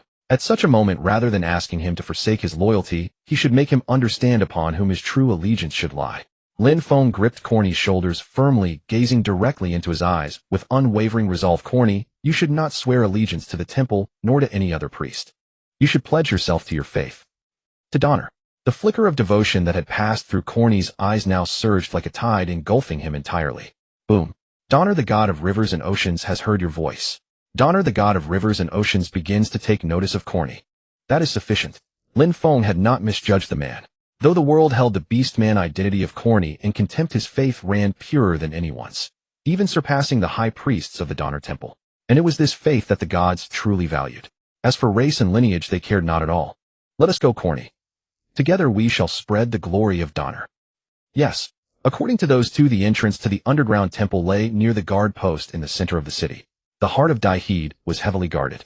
Even on nights of torrential rain, the streets remained brightly lit with sentries stationed every few paces around the posts. How on earth do these people move in and out of such a place? Could it be that the most dangerous location is also the safest? Fortunately, Lin Feng had obtained the Shadow Moon cloak from the Labata ruins. I will go in first to scout. Lin Feng intended to enter the sewers ahead, and then have Qiuqiu deliver the cloak to the others so they could follow. And so Qiuqiu made repeated trips, guiding everyone inside. Whoosh. Draping the Shadow Moon cloak upon himself, Lin Feng approached the guard post silently and unseen. Strange enough, despite the downpour outside, the sewer entrance within the guard post showed not a trace of water accumulation. Lin Feng lifted the iron grate and carefully stepped inside. Inside the sewers, the passage was far more spacious than it appeared from above. Ample room, even for 5 to walk abreast. Very well, Cho-Cho, bring the cloak to everyone. Chirp. With the shadow moon cloak draped over its wings, Cho-Cho fluttered toward the sewer entrance. Though the storm raged fiercely above, it was utterly unaffected. Drip drip. The sound of falling water echoed through the sewers, rendering the place all the more eerie and chilling. This descent into the underworld seemed to stretch on endlessly. All around was pitch blackness, the air thick and cold, sending shivers down one's spine. Lin Feng swallowed hard, gazing into the fathomless darkness before him. What secrets lay hidden in the depths of this darkness? Squeak! Squeak! Just as Lin Feng prepared to move forward, a group of rats suddenly scurried past his feet and vanished into the blackness. Disgusting. Among the 4 who entered the underground temple were Lin Feng, Lloyd, Ale, and Corny. As a precaution, Lin Feng had Silver Moon remain above ground on guard, so that he could detect any danger the moment it arose. The 4 progressed cautiously through the dark sewers. For some reason, there was only the sound of dripping water, but no flowing current. Despite the deluge raging outside, the sewers contained only a shallow layer of stagnant water, truly unsettling. Hush! After wandering for an indeterminate time, suddenly an orange glow flickered ahead. The 4 froze instantly, holding their breath. A person. Judging by the height, it must have been an adult man carrying a lamp. Hardly had Lloyd spoken when Lin Feng nodded. Such torrents that seemed to pierce the heavens had persisted for nearly a month. Could anyone wandering these sewers in such conditions truly be ordinary? Naturally not. Teacher, shall I deal with him? Ale said, already gripping his sword hilt. Lin Feng shook his head. Follow quietly for now. You should know the way. We will handle it once we are out of here. Understood. The 4 crept forward, shadowing the faint light. As they drew nearer, they finally made out the face of the lamp bearer. Lin Feng was stunned. That familiar face struck him with utter disbelief. The man carrying the lamp was a guard. Remember that face? It was the very same guard they had encountered upon entering the city. His memory proved accurate.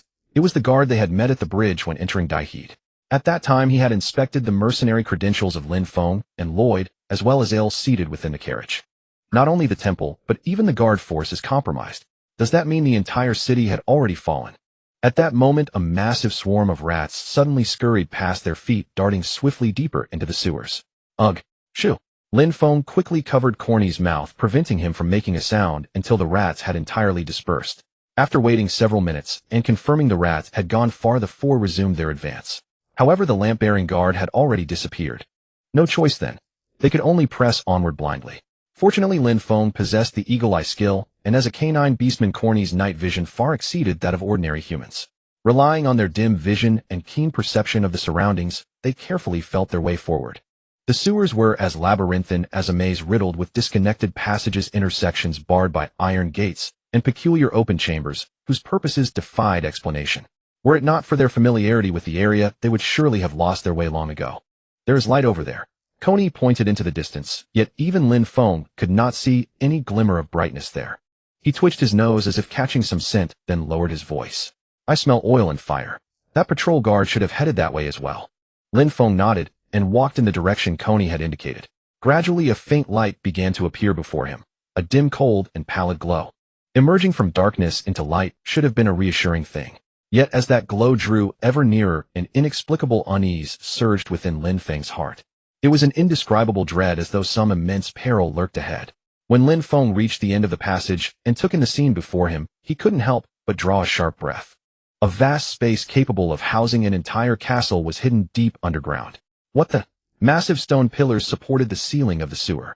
These pillars were carved entirely from ocean blue stone, a material found only in the deep sea, each engraved with Donner's divine beast, the shark. The underground temple. Coney could barely contain his excitement as he whispered in awe. Underground temple. Yes, you must have heard the legend. On the day Ansgar fell, the floods of the cursed land submerged Daiheed. I seem to recall. At that time, Daiheed was nearly swallowed whole by the waters. It was Donner who heard the people's prayers and saved Daiheed. Legend says the very rivers came alive. I see. Keep your voice down. Forgive me, I'm just too thrilled. To think I'm seeing the underground temple with my own eyes. Only high-ranking clergy may enter this place. You're quite the devout follower of Donner. In any case, Daiheed was originally a city devoted to Lauren, the goddess of order and temperance. But after that calamity, it became a city dedicated to Donner. I see. This underground temple was built using the divine power of Donner, constructed to prevent all disasters related to water, such as tornadoes, torrential rains, and floods from befalling Daiheed again. When floods rage, the waters are channeled here, When drought strikes, water is drawn from this place for irrigation. Thanks to Donner's blessings, Daihid has become such a prosperous city. I understand. Stop singing praises. We still have business to attend to. The underground temple's interior was remarkably vast. They examined their surroundings, guided by the faint blue glow emitted by the ocean blue stone. Fortunately, they discovered a ladder leading downward. Coney, is anyone nearby? Coney twitched his nose once more, sniffing carefully. No, I don't smell any humans. Good. Let's go down. The four of them carefully held the ladder and descended. Al, don't look down. I know. Relax. Even if you fall, Regan will catch you. That's even scarier. Stay calm. The ladder seemed to stretch into an bottomless abyss. Fortunately, it was sturdy and they encountered no real trouble, though it took considerable time. Phew. I'm feeling a bit dizzy. Having finally reached the ground, Lin Feng let out a long sigh, wiped the sweat from his brow with the back of his hand, and began to observe their surroundings. The bottom of the underground temple, which should have been filled with standing water, now contained only a few dried puddles. The same situation at the sewer entrance earlier. Lin Feng controlled the moss adhering to his shoes, making it softer and fluffier. The others did the same. What? Sounds echo endlessly in here. Oh, I see. So from now on, everyone be careful and make no sound at all. The four pressed themselves against the walls, moving quietly and silently forward. Although the ocean blue stone emitted a faint glow, the light was so dim that staying close to the walls kept them concealed within the darkness. Aside from the sound of dripping water and the occasional rustle of mice scurrying about, the entire underground temple was eerily silent. It was as though nothing had ever happened here save for a bone-chilling stillness. Lin Feng's thoughts returned to the contents of that letter. The underground mentioned on the note must refer to this very temple. But why is it so quiet here? Click. Just as Lin Feng was lost in thought, a hand suddenly grabbed his arm. Something ahead. It was Royd. He gripped Lin Feng's arm tightly, preventing him from advancing further, his gaze warily fixed on the darkness before them. Coney also crowded close, twitching his nose and sniffing repeatedly. Yet before them lay only a massive wall. Yes, it was indeed a wall. Or at least that's what it appeared to be to Lin Feng. An ordinary, unremarkable wall. There's a strange smell. Coney frowned, sniffing incessantly, his expression full of confusion. Mice. And mice. We've encountered plenty of those along the way. Humans. That's only natural. After all, those creatures have been active nearby. Like 2 scents mingled together. Coney said, a look of fear crossing his face. A mixture of rat and human scent. Coney, could you be a bit more specific? Just as Lin Feng was about to ask, a piercing sound echoed from behind that wall. Screech, screech, screech.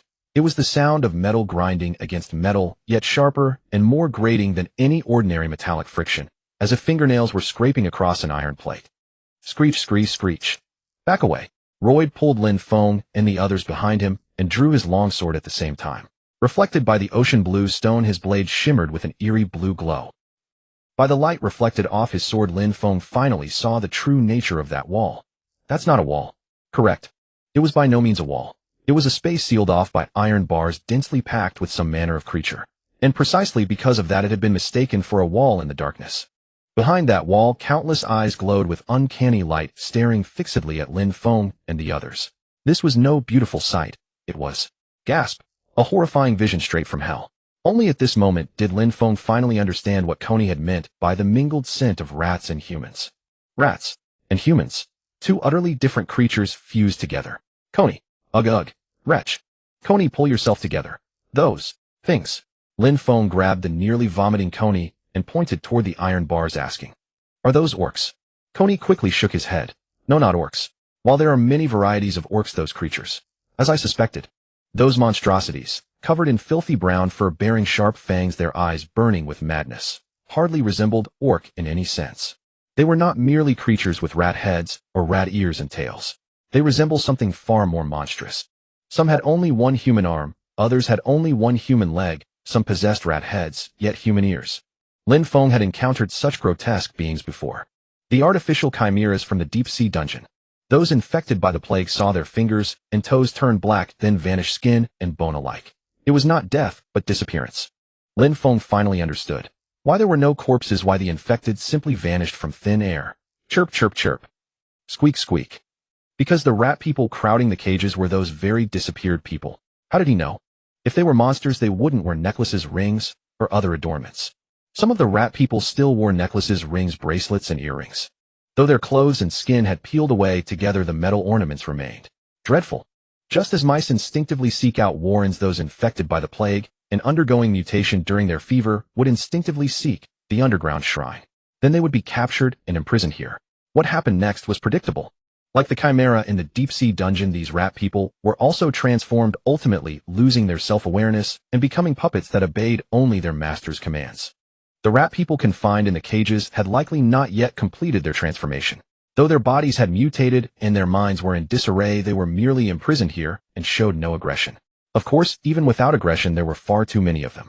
After all, over the past month, quite a few people had contracted the plague. There is still time. If they were like the chimera from the deep-sea dungeon, a monster that had existed for an unknown age, there would be no saving them. But these rat people had not yet completed their transformation. If the curse could be lifted quickly, they might still have a chance to revert to human form. Even if complete restoration proved impossible, it would be far better than this. But how do we bring them back to the surface? There were only 4 of them, and they knew nothing of who their enemies were, how many there were, or what their strength. Previously, they could have relied on the Donner Temple, but now even the high priests of that temple had fallen, leaving them with no final recourse. They could have sought Li Jin's aid, but Lin Feng did not wish to reveal Li Jin's existence too prematurely, nor drag it into danger. After all, it was still too young, too fragile. It seems I have no choice but to use that method. Lin Feng stole a glance at Coney. Since Coney had already betrayed the temple, he probably wouldn't mind Lin Feng revealing a small secret of his own right. Kuskusu. Lin Feng whispered the name softly, a name he had not called in a long time. This is not its true name. Even if Coney witnessed Daimakazuhul, it could pose no threat to it. Rustle, rustle. Swish, swish, swish. The shadows once concealed beneath the azure stone's glow began to converge toward Lin Feng's own shadow. Or rather, Lin Feng's shadow was devouring the surrounding darkness. After consuming the darkness around it, Lin Feng's shadow grew ever larger until eventually a gigantic figure slowly emerged. Ah, long time no see. Indeed. How has your recovery been? Previously affected by the magical fluctuations of the Silver Mountains, it had remained unusually quiet. During this time, it should have recovered its strength, yes. Lin Feng watched the enormous shadow grin grotesquely and merely shrugged. Indeed, it must have recovered. He truly had asked a needless question. This, what is this? As expected, Coney was startled. After all, as a temple official, he could sense the evil aura radiating from Daimakazuhul. I know what you're thinking now, Coney. But I swear I am absolutely not the kind of person you imagine. But some things are difficult to explain clearly. In any case, please believe me. I have no connection with demons. You brat dare to say such things. Do you know the story of the crocodile and the ibis bird? It is a symbiotic relationship. Of course I am the crocodile, and it is the ibis. Do you understand what I mean? You say I am the ibis. What do you mean? I swear by the 12 gods I have never used Kuskusu for any evil deeds. I only employed it to save lives. This. Perhaps because Lin Feng had sworn an oath, or perhaps his explanation had taken effect, Coney's gaze began to waver. Success. This rookie temple official was indeed rather naive. Lin Feng, with some shamelessness, wore an exceedingly sincere smile. Tap, tap, tap. Just then the sound of footsteps echoed from a distance, accompanied by a dim light. It must be the patrol guard they had previously lost. Just watch and see. Kuskusu. Lin Feng lowered his voice and spoke softly. Daimakazuhul muttered a few words, then merged into the darkness, avoiding the azure stone's light, and silently extended toward the patrol guard's shadow. Squelch. Daimakazuhul invaded the patrol guard's body instantly via his shadow. Snap, snap, crack. The sound was far more terrifying than Lin Feng had anticipated. He stole a glance at Coney, whose face had turned pale and was slick with cold sweat. This is bad. Plop. Rip, hiss. Rip. What on earth was that horrifying sound? What has this fellow done? Kuskusuyu. Tui. Daimakazuhul dragged the patrol guard's corpse back before Lin Feng. Good heavens, couldn't you have disposed of it more cleanly? Why do this in front of Coney? Wait. Lin Feng crouched down and carefully examined the patrol guard's corpse that Daimakazuhul had spit out. His twisted fingertips bore abnormally sharp nails, and his bare heels had grown strangely elongated. His shoulders had become hunched and... Click. Lin Feng removed the patrol guard's helmet, revealing a face covered in brown fur with exposed fangs. That face resembled a rat. He was not human. Lin Feng did not look at the face within the helmet. He rose to his feet and turned away. Daimakazuhul once again devoured the patrol guard's corpse, causing Coney to gasp in fright. The patrol guard was responsible for city security, for distributing relief grain, and for isolating and managing the infected. If the patrol force had already been infiltrated by rat people, then that meant, could the Lord of Dahid also be involved in this? Spreading the plague disguised as relief grain throughout the entire city, recruiting the temple to summon the Black Rain. If it were a figure of lordly rank, that would explain everything. After all, only someone of lordly rank could accomplish such a thing. Of course, this was only Lin Feng's speculation. Yet caution never hurts. The crows. The Lord of Diehead could hardly have orchestrated all of this alone. Those crows that had once set their claws upon the deep-sea dungeon, the dark elf villages, and the Silver Mountains had now stretched their reach toward the Empire cities. They sought to ignite wars between cities, even between nations, plunging the entire continent into chaos. What exactly did they desire? What end were they willing to wield the power of the origin god to achieve? Lin Feng had at present only glimpsed the tip of the iceberg. If he could pierce the darkness shrouding Diehead, perhaps he would draw nearer to the truth. Prepare yourselves. As Lin Feng spoke, he drew the bow from his back. What awaited them was no gentle foe. Squeak, squeak, squeak. At some point rats had begun to appear within the castle walls. At first the castle's inhabitants still made efforts to drive the vermin away. But later, more precisely from the day their Lord Heinz turned a blind eye to the rats scurrying freely through the castle, the people simply ceased their efforts. Heinz sat in his chair watching the rats race across the crimson-carpeted floor. His once clear blue eyes had grown cloudy and dim. His entire being seemed older, his face etched with profound weariness. Heinz. A youthful voice called his name. Heinz straightened upon his chair and raised his gaze toward the speaker. Barbarossen. He possessed bronze-toned skin, black, curly hair, and crimson eyes. His handsomeness was striking, his countenance adorned with a captivating smile.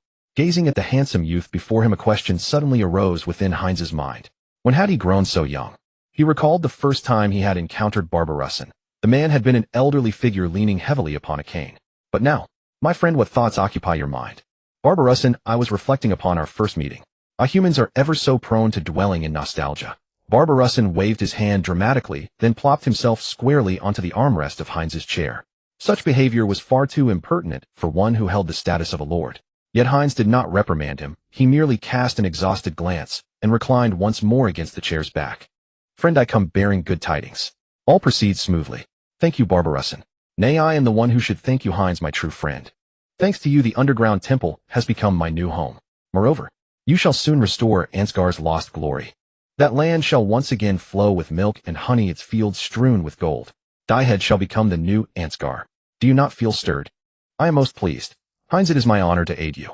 We are each other's dearest friends. So am I. In that case, my dear friend. Barbarossen licked his lips. Then prove your friendship. As he spoke, the sharp fangs concealed beneath his smile came into view. Wriggling, Heinz's abdomen convulsed violently, as though something sought to burst forth from within. Barbarossen hummed a tune as he plunged his hand deep into Heinz's belly. His hand pierced through Heinz's skin and flesh with effortless ease. Ugh! Wriggling, wriggling, squeak, squeak, squeak. Heinz's stomach writhed with greater intensity, and simultaneously a chorus of rat squeaks echoed from within his belly. It was as though his entrails had already been devoured by rats. Barbarossen licked his lips, rummaged within Heinz's belly, and seized hold of a plump rat. That rat, swollen as large as a kitten, struggled desperately. Without hesitation, Barbarossen yanked it forth from Heinz's stomach. Heinz. At that moment Heinz fancied he heard someone calling his name. It was his mother, the voice of his mother. She was frail and delicate, yet possessed of grace, forever immersed in memories of former glories. Heinz, you bear noble lineage. Yes, mother. Within your veins flows the golden blood of glory. Yes, mother. Never forget, you are a scion of Ansgar. Yes, mother. Having lost his father at a tender age, Heinz had inherited the lordship while still young. His sole pillar of support had been his mother. His mother would recount tales of Ansgar's past, telling him of his exalted bloodline, declaring that he alone was the true heir of Ansgar. Even if at present he could only rule Diehead. Heinz's mother had witnessed Ansgar's splendor with her own eyes. She had once been a member of Ansgar's imperial family, strolling along that golden avenue before the land fell under divine curse and the palace crumbled into ruins. However, the god's curse drove Ansgar to ruin, and she found herself cast adrift, eventually settling in this remote and overlooked corner. Diehead, a place she had once scorned. Heinz. Yes, mother. Even if I can no longer behold Ansgar's radiance, I wish for you to. Yes, mother. You shall. Mother. Heinz had inherited his mother's pride, as well as her unyielding discontent. He vowed to reclaim Ansgar for her. I shall reclaim Ansgar. Perhaps his oath moved the heavens. Day by day passed, and Heinz had long since forgotten his vow. He had grown into a middle-aged man, his time consumed more by governing Diehead than by reminiscing of Ansgar or his mother. Just as he was on the verge of forgetting all, and devoted himself wholly to Diehead's prosperity, Heinz. That voice appeared once more. Late one night, as Heinz was still poring over documents, the voice he had long neglected suddenly whispered within his ear. Mother. Yet the figure that appeared before him was drenched in blood. His face was smeared with gore, and Heinz could scarcely discern who it was. Heinz stepped forward attempting to make out the face. Squeak, squeak, squeak. The blood-soaked figure curled upon the ground, endlessly murmuring Heinz's name. Squeak, squeak, squeak. Heinz finally beheld his face. I am Barbarossen. Barbarossen, your mother's old friend. Mother, he shall help you fulfill your wishes. He shall restore Ansgar's lost glory unto you. He shall make you the guardian of the new Ansgar. He shall become your friend. Though his face was splattered with blood, Heinz could sense that he was smiling. Swish. Squeak, squeak, squeak. Ah, how succulent and plump. Balsamon grabbed the rat he had pulled from Heinz's stomach, a greedy smile spreading across his face. Heinz remained immersed in the illusion, oblivious to what had transpired, merely panting heavily. Balsamon weighed the rat in his palm, as thick as his arm, then opened his mouth wide.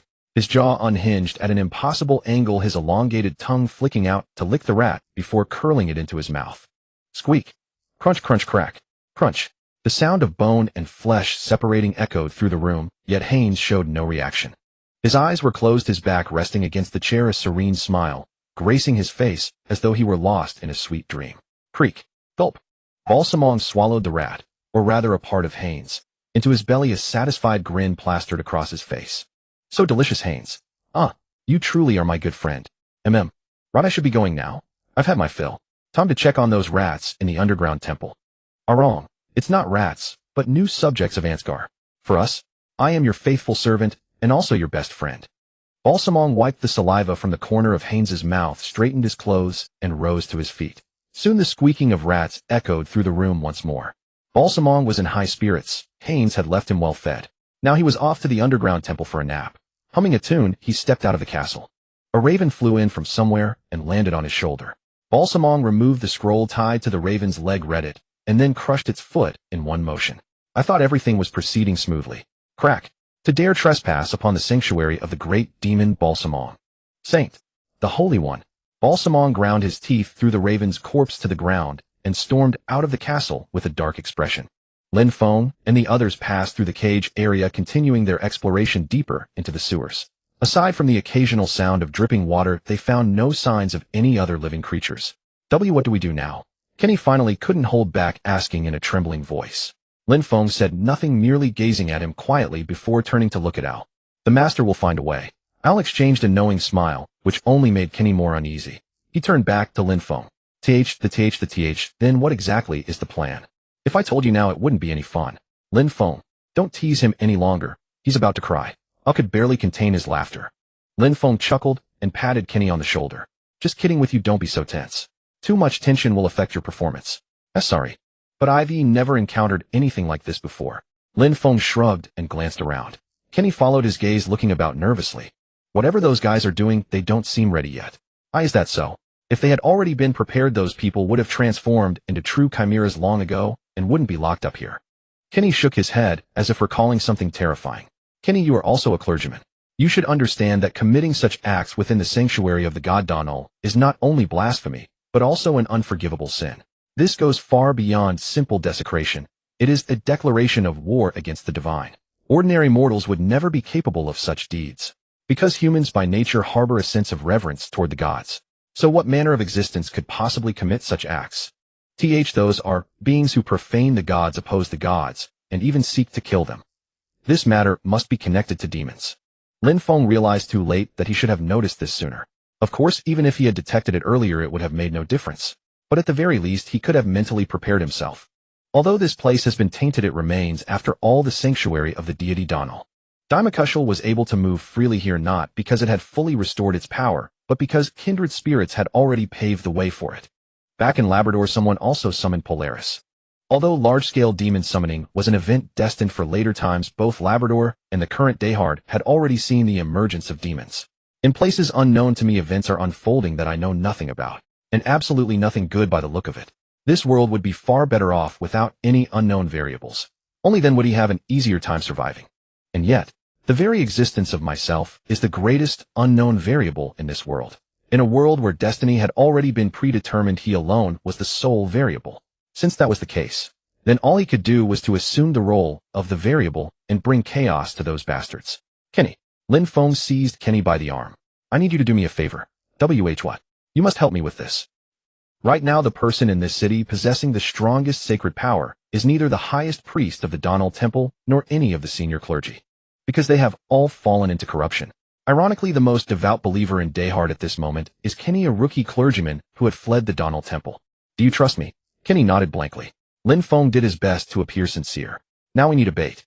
In the pitch-black night, even the faintest candle flame draws attention. In the demon's nest, even the youngest clergyman becomes the target of all eyes. Lin Feng intended to exploit precisely this fact. Before Kenny could respond, Lin Feng pushed him into the darkness. Trust me, Kenny. Trust me, Coney. With those words spoken, Lin Feng pushed Coney into the endless darkness. Coney rolled across the ground several times. When he managed to rise, he found himself shrouded in absolute darkness, so pitch black he could not see his own hand. And this was no ordinary darkness. It radiated malice as if it possessed a tangible, malevolent form. Ugh! Coney felt something grasp his shoulder and whirled around sharply. Yet behind him lay only emptiness, an impenetrable void where nothing could be seen. Heaven, oh heavens, oh heavens!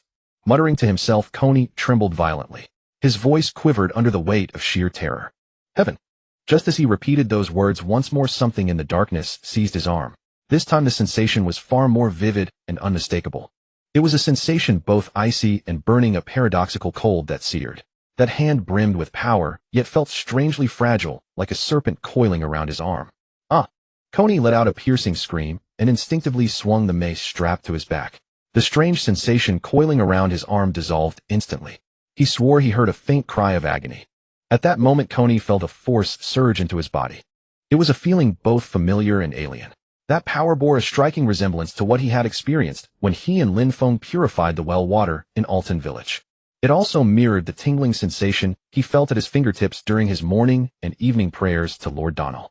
Ha ha ha. Coney panted heavily, his fingers white-knuckled around the mace in his grasp. It was the only thing he had taken from the temple before fleeing, one of the most ancient artifacts within its halls. It was the worn, battered mace exclusively used by low-ranking acolytes, the common-born novices who served in the temple. Most clerics hailed from noble families or wealthy, influential households. Especially within the grand temples of the mighty deities solar god Arizen and Donal, the god of rivers and oceans. Such temples rarely employed clerics of common origin. Even when commoners did attain the rank of cleric, they were consigned to menial positions, their ascent to higher echelons virtually impossible. And on top of all that, Coney was not only from Alton, but also an orc. In the Donal temple, he was nothing more than a menial laborer. Coney was well aware of this reality, which was why he had never once complained about his tattered clerical robes or that worn-out mace. Until now. Every time Coney glanced at that shabby mace, gratitude swelled within his heart. He thanked Lord Donal for taking in the child abandoned by his parents and for every blessing bestowed upon him. This battered mace stood as proof of the deity's love. Before escaping the temple, Coney hadn't even cast a lingering look at the gleaming, expensive maces wielded by high-ranking clerics. He could have easily stolen one, but he hadn't. Instead, he had taken the mace relegated to the farthest corner, his own, neglected and unloved just like him. He had even felt guilty about taking something that belonged to the temple. But now his heart overflowed with nothing but gratitude. Without this worn mace, he would long since have been consumed by the darkness. Tears welling in his eyes, Coney surveyed the encroaching darkness and raised his mace high. At its tip, a faint blue light flickered. So you've hidden here, Saint? A chilling voice reverberated through the underground temple. Though the glow had been nothing more than a fleeting spark, it blazed like lightning against the overwhelming dark, bright enough for demons to detect. Light radiated from his body, making him seem like a deity. If observers lacked the full truth, they might truly mistake him for a god. But Coney knew that was a blasphemous radiance. His hands trembled as he gripped the Feng club tightly, standing firm despite the overwhelming pressure before him. A saint. What a long time it has been since I last heard that word. I never expected there would still be a saint in this world. Still. Barbasong's lips curled into a smile as he regarded the sweat-soaked youth before him. The Feng club in Coney's hands still emitted a blue glow, yet before Barbasong that light appeared utterly insignificant. Both Coney and Barbasong understood this clearly. This was why Barbasong found Coney's persistence somewhat laughable, yet also rather amusing. Donal, that old fogey, seems unwilling to abandon the underground temple after all. This is the domain of the great god Donal. You are not worthy to set foot here. But this place already. Hee. Barbasong laughed, scanning the surroundings. In the darkness, countless pairs of rat eyes flickered with eerie light, fixating on them. Coney tightened his grip on the Feng club even harder. Blood from the club's tip dripped onto the ground. Very well, I must admit. You have courage. Still, little saint. Coney's body trembled slightly. He felt astonished. That demon genuinely thinks I am a saint. I am not a saint. I am merely a humble. Barbasong seemed to sense the unease in Coney's eyes and took a deliberate step forward, advancing toward him. As he drew closer, and suffocating oppression crashed over them like a wave. It was a pressure no ordinary human could withstand. A common person would likely have fainted long ago. Coney could only rely on his Feng club to endure. Drip. With each step Barbasong approached, black blood began to flow from Coney's nose. Am I about to die here? Coney sensed death drawing near and closed his eyes. Yet at least he could die alongside the gods, which was already a profound comfort to him. Surrender. Barbasong spoke in a gentle voice, reaching out to seize Coney's Feng club. At that moment, whoosh! An arrow sliced through the darkness like a shooting star, aiming directly at Barbasong's hand. The projectile struck the ground between them precisely, emitting a faint glow. Still, had Barbasong been even a moment slower to dodge, his entire arm would have been pierced through. He furrowed his brow and glanced toward the arrow's origin. All demons can see through darkness, yet for some reason, he could not pierce the gloom from which the arrow came. Only the darkness of their own kind could block a demon's vision. Could it be one of us? Alarm flashed through Barbasong's mind, and he hastily retreated. The darkness beyond was not his own. It was a far deeper, more violent darkness, more destructive in nature. This darkness? Dimachus Hell? No, that is impossible. Dimachus Hell has been sealed beneath the ocean. How could it possibly appear here? Besides, who would dare forge a pact with it? This cannot be. As Barbasong wrestled with confusion, the darkness gradually receded, revealing a figure standing before him. Thank goodness, not one of the kind he had feared. I have waited a long time. The man appeared to be an ordinary human. Barbasong felt a surge of incomparable rage. A mere human dared to play tricks before him. He bared his sharp fangs and glared viciously at the man. At that moment the man chuckled, speaking in an utterly arrogant tone, "The little saint has arrived. Thank you so much, Chocho." Chirp. Quickly, and also. Chirp. Stay safe. Chirp chirp. After shoving Coney into the darkness, Lin Feng securely tied a letter to Chocho's leg and released it. Chocho beat its wings and soared high, quickly vanishing into the night sky, leaving only a tiny pinpoint of light. The letter bore a rough map of the underground temple and Lin Feng's request, "Please help us. Only you can accomplish this." He did not say more, for he trusted that they would surely come to his aid. "Are you certain this will work?" Air looked into the darkness and asked with concern. Lin Feng nodded. "Rest assured, Coney, he possesses great talent." When purifying the well, Lin Feng had discovered that Coney's body was remarkably resilient and possessed pure faith capable of bearing Donorer's sacred power. Therefore, as long as Donator took notice of Coney and intended to assist him, Coney would surely endure. This was Lin Feng's trump card. Very well. While Coney stalls for time, we should move as well. Air and Lloyd nodded. They planned to wait until Coney drew out the lurking evil forces in the underground temple before launching their assault. However, their numbers are far too great. Lloyd analyzed calmly. Indeed, there are only 4 of them, while the rat people in the underground temple are numerous. We can only wait for them to arrive. What if they do not come? Though unlikely if they truly fail to appear. Lin Feng fell into deep thought. In truth, he had never considered that they might not come. He held absolute trust in them. Then we must rely solely on ourselves. If all else fails, we shall use the holy light technique to buy time, then flee. That is the 36th stratagem. Though not particularly dignified, survival comes first. Nevertheless, I believe everything will proceed according to my plan. In the darkness, the sound of rat tails rubbing against the ground was distinctly audible. Those fellows would soon attack Coney. He needed to seize the moment, launching a fatal strike the instant the true mastermind revealed himself. Kuskusu understood. I entrust this to you. I'm saying so now. The darkness of Dimachus Hell spread from Lin Feng's shadow, enveloping them entirely. Hiding within that safe darkness, they quietly observed Coney. Bang. Ryup. Boom. Chirp chirp chirp. Coney swung his Feng club, smashing rat people into pulpy mess one after another. Many assumed a priest's Feng club served merely as decoration, but that was a grave error. The Feng club was a genuine blunt weapon with devastating power. A single strike to the head would shatter it like a watermelon. Master Coney is incredible.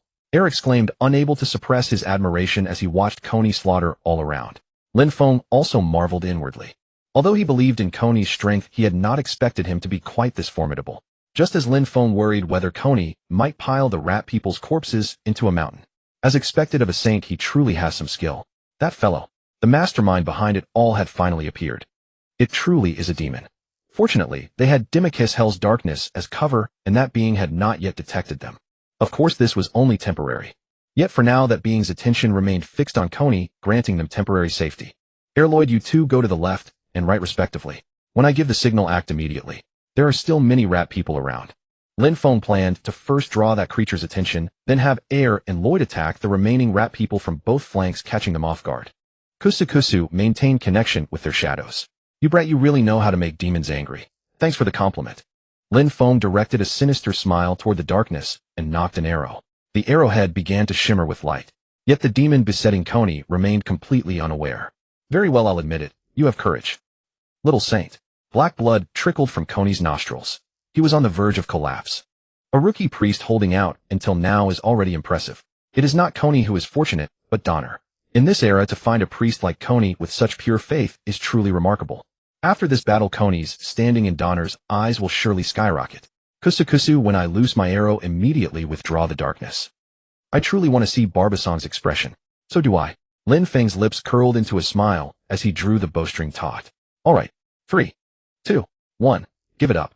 Just as that creature was about to snatch Coney's wolfsbane club. Whoosh. Lin Feng released the bowstring. Swish. The arrow, charged with immense purifying power, became a dazzling ray of light that sliced through the darkness, striking between the creature and Coney. Lin Feng's target had been the creature's heart, but being a demon, it reacted swiftly and narrowly evaded the arrow. Agile as a rat indeed. Though it dodged the arrow, the purifying energy upon it still branded a scorched wound upon its hand. Yet it paid the injury no mind, turning instead toward the direction from which the arrow had come, Lin Feng's position. Dimicus Hell slowly withdrew the darkness, as if drawing back a theater curtain. Lin Feng watched the creature silently, a hint of amusement dancing upon his lips. I have waited long enough. The expression on Barbasong's face shifted. First confusion, then astonishment, and finally rage. Truly magnificent facial expressions. Lin Feng offered a polite smile, meeting his gaze directly. His eyes shimmered with the distinctive black radiance of a demon. For a human to dare look directly into his eyes was an unfathomable humiliation. Lin Feng spoke in a cheerful tone. The little saint has arrived. Audacious brat. Barbasong roared and swung his arm. His black-tipped fingers, tipped with razor-sharp claws, shot toward Lin Feng's position like darts, making puff-puff sounds. Wow, seems you're quite angry. Hearing Lin Feng's taunt, Dimicus Hell let out a cackling laugh from within the darkness. It seemed to delight in witnessing kin enraged. Its shadow swelled and contracted with each laugh, as if poised to swallow Barbasong whole. Lord Lin Feng. Seizing the opportunity, Lin Feng tossed a self-brewed potion to the stumbling Coney. Drink it. Coney hastily caught the potion and swallowed it in one gulp. His complexion improved considerably. He gave Lin Feng a grateful glance and wiped his nosebleed. I thought I was going to die. You won't die, Coney, you're exaggerating. I was just so nervous. You were nervous. From where I stood, you were thoroughly enjoying yourself. Oh, really? Yes, I almost felt sorry for those rat people. Coney had battered the rat people to bits as though pounding meat with a mallet. His strength, combined with Donner's divine empowerment, had allowed him to exceed even Lin Feng's expectations. Lin Feng scattered a handful of seeds into the air. Barbasong initially mistook them for some formidable weapon and hastily retreated, but when he realized they were merely ordinary seeds, a ferocious grin spread across his face. You think these trifles can harm me? Harm me? Lin Feng sneered and unleashed forced breath. He had worried that Barbasong's power, along with the Ceylon Stone's influence, might disrupt his magic. But fortunately his mana flowed smoothly to the seeds, coaxing them to sprout. Whoosh, whoosh, snap, snap, snap, snap. The underground temple's floor was exceedingly hard, preventing the seeds from taking deep root. But it did not matter, as long as time could be delayed that was sufficient. The seeds erupted into rapid growth, forming a thicket. Startled by these suddenly appearing plants, Barbasong leapt backward and laughed uproariously. I expected some clever maneuver, but these are merely common plants. Indeed, they are common plants. You have discerning taste. Do you intend to cultivate flowers here? As expected of Rinsaka's child. Have you never heard? The Night Duke, too, was entombed beneath trees. Also, it was you who buried Polaris within Rabata. You flatter me. Arrogant brat. Barbasong seemed to consider the jest concluded, baring his fangs in a spine-chilling laugh. The rat people likewise bared their fangs at Lin Feng and Coney, watching with predatory intent. The ordinary plants began to bloom and bear fruit with astonishing speed. Emerald green fruits hung from every branch like cherries. One ought to show respect to plants. Linsaka, goddess of forests and earth, finds your sentiment agreeable. Linsaka, goddess of forests and earth, bestows upon you her blessing. Catnip evolves into blessed catnip. Those catnip plants emitted a faint jade-green luminescence. Simultaneously, an extraordinary fragrance permeated the air, a seductive scent discernible only to felines. Coney twitched his nose and asked in bewilderment, What is that smell? Before he could finish, several dark figures darted forth from the shadows. Meow? They were cats. Meow, meow, meow, meow. The sound of cats, and not merely one or two. The fragrance of the blessed Matatabi was exceptionally potent, and the number of wild cats drawn to it far exceeded Lin Feng's expectations. 1, 2, 3, 5, 10, 20. At least 40 in total. These creatures rolled about in pure bliss within the Matatabi's fragrance, purring with satisfaction, their tails wagging like whirlwinds, their eyes gleaming brightly. Some pawed at the Matatabi fruits while others rubbed against the tree trunk as if determined to leave their scent upon it. And as they frolicked, the fragrance of the blessed Matatabi grew even richer, drifting farther and farther. Mo, meow, meow. Cats are different from dogs. At their core, they are not a species that obeys commands. Cats are born to chase after pleasure. They answer to no rules, bow to no one. The reason mages and witches can bind cats as contracted beasts is because they regard them as companions, not servants. Lin Feng had refrained from using the tame skill on these wild cats for the same reason. Had he used tame, he might have controlled the cats, but it would not have yielded the result he desired. What exactly did he desire? The answer was none other than hunting. Some of the rat folk, frightened by the sudden appearance of the cat swarm, stood frozen in place, falling into a state of stun. Though the rat folk held absolute combat superiority between rats and cats, there existed an instinctive suppression rooted in the food chain itself. No matter how weak or docile a cat might be, it is by nature the natural predator of rodents. That fear was carved deep into their bones. Such instinctive dread could not be so easily conquered by willpower alone. Furthermore, whoosh, as the cats reveled in the blessed Matatabi, a faint trace of holy power and purifying energy began to emanate from their bodies. This was divine empowerment from Linsaka. With every flick of their tails, that pure, purifying energy dispelled another fraction of corrupting darkness. The excited cats turned their gleaming eyes toward the prey lurking in the darkness. That gaze, like children who had discovered a new toy. Goddess Linsaka, deity of forests and earth, commends your strategy. Goddess Linsaka, deity of forests and earth, promises to grant you a special reward. Special quest triggered. Special quest, rat extermination. Special reward. How did a special quest trigger out of nowhere? It seemed Linsaka harbored intense animosity toward Balbasong. What exactly had happened between those two? Lin Feng was curious, but now was hardly the time to probe such matters. Special quest. For him, this was an opportunity to dream of. Completing the task would not only deepen his bond with Linsaka, but also yield generous rewards. Why refuse? Moreover, this quest was not difficult at all. Now he merely needed to give these cats a slight, ever so slight, guidance. A smile curved Lin Feng's lips as he drew a fresh arrow from his quiver and nocked it. The next moment, whoosh, aiming at the largest and sturdiest rat among the horde, the ratfolk chieftain, he released the bowstring. The arrow struck its target with pinpoint precision, piercing clean through the creature's neck at the carotid artery, sending blood splashing everywhere. Squelch. Blood gushed from the creature's neck like a fountain, the pungent metallic scent of fresh blood spreading rapidly through the air. And that scent, intoxicating to felines, was an irresistible temptation. Moo. Huh. Sniffing the blood, especially the blood of rats, the cat swarm erupted in frenzy, baring their razor-sharp claws and charging toward the ratfolk with shrieks.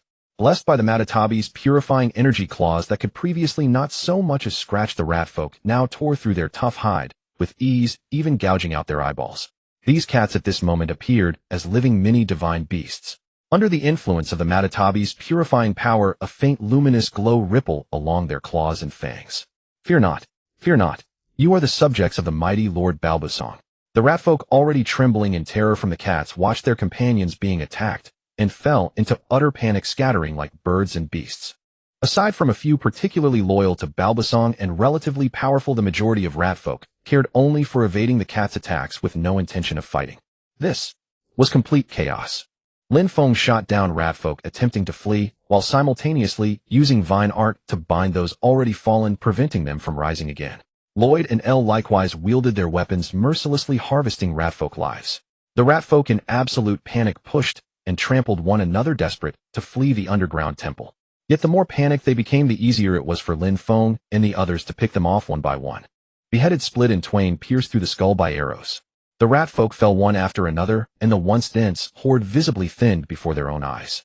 Seeing his forces' morale completely collapse, a trace of anxiety finally appeared on Balbasong's face. Damned. It's only a handful of cats. Why the panic? Balbasong's black cloak billowed outward, and a surge of dark power erupted from beneath it, seeping into the terrified ratfolk. Bad. Lin Feng's heart leaped. He immediately commanded Dimicus Hell's shadows to strike at Balbasong, attempting to stop him. However, it was too late. Groar. The ratfolk, corrupted by dark power, suddenly swung their claws, tearing a cat from their body and hurling it aside. The cat's sharp claws left deep, bone-rending gashes upon it, yet it seemed to feel nothing. fear and hesitation had vanished from its eyes. Witnessing this, Lin Feng suddenly recalled an animal documentary his father had watched long ago. It was a documentary narrated in a detached, emotionless voice recounting tales from the animal kingdom. In that documentary, scenes of rats viciously attacking cats had once appeared. Damned. All vertebrates harbor an organ called the amygdala within their brains. This amygdala was one of the brain's organs responsible for processing emotional information. Emotions: joy, sorrow, anger, fear. What would happen if the amygdala were removed? The answer was obvious: loss of the ability to feel emotion. In other words, no longer feeling fear. Rats whose amygdala had been removed not only lost their fear of cats, but would actively attack and bite them. Balbasong's actions just now were essentially performing a similar amygdala removal procedure on the rat folk. Groar. Mo. Squeak. Squeak. Huh. Stripped of fear, the rat swarm and the frenzied cat swarm erupted into a chaotic battle within the underground temple. The pack of cats greedily tore apart their prey, determined to kill them completely, while the rat swarm, stripped of fear, no longer fled, but fought back with reckless abandon. Ha ha ha, that's it. My children, do not be afraid. Barbarson laughed loudly, his face filled with madness.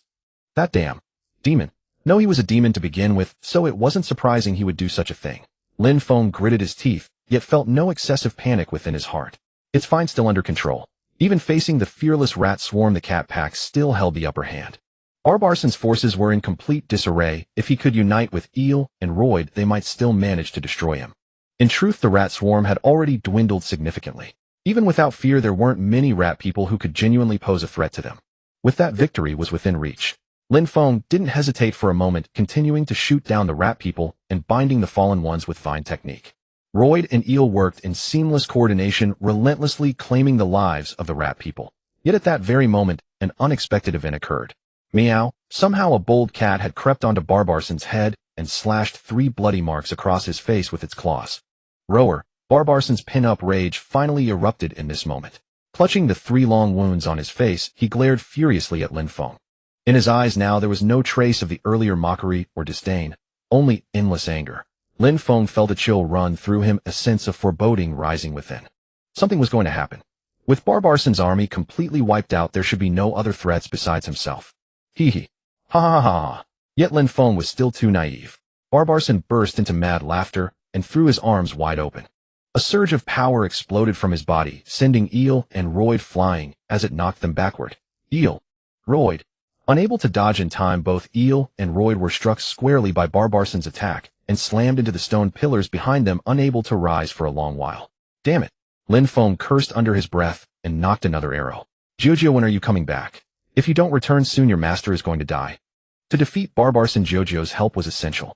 But Jojo still hadn't appeared. Had something happened on the way? Lin Feng forced down his unease and focused entirely on the enemy before him. Taking a deep breath, he aimed his arrow at Barbarson. Give up, Barbarson. Ha ha ha. Barbarson seemed to have heard the biggest joke ever, laughing so hard he nearly fell over. His black fingers writhed as he pointed sharply in a direction. Return these words to you, unchanged. Just surrender peacefully. I'm clearly winning, why should I surrender? Are you stupid? I'm so stubborn. Then I'll personally escort you to your end. Arrogant Druid, your game is over. Lin Feng dared not be careless and immediately activated the seed of shield leaf sunflower, forming a massive shield before him.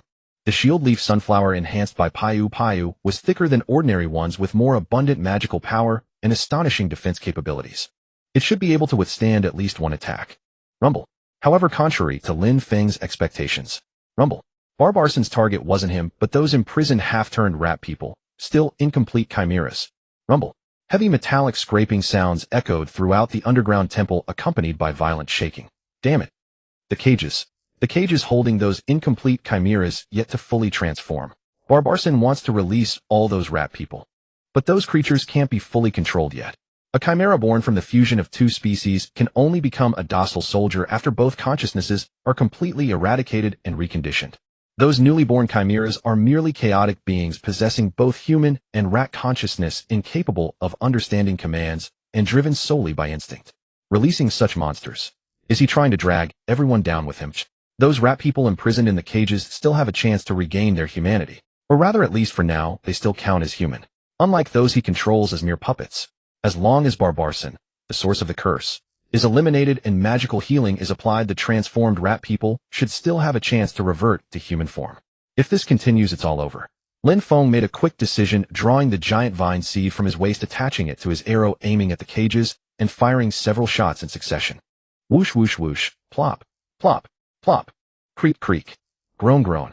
The arrows landed precisely on the ground before the cages. The giant vine seeds rapidly took root and sprouted thick vines emerging from the soil and tightly wrapping around the iron bars of the cages.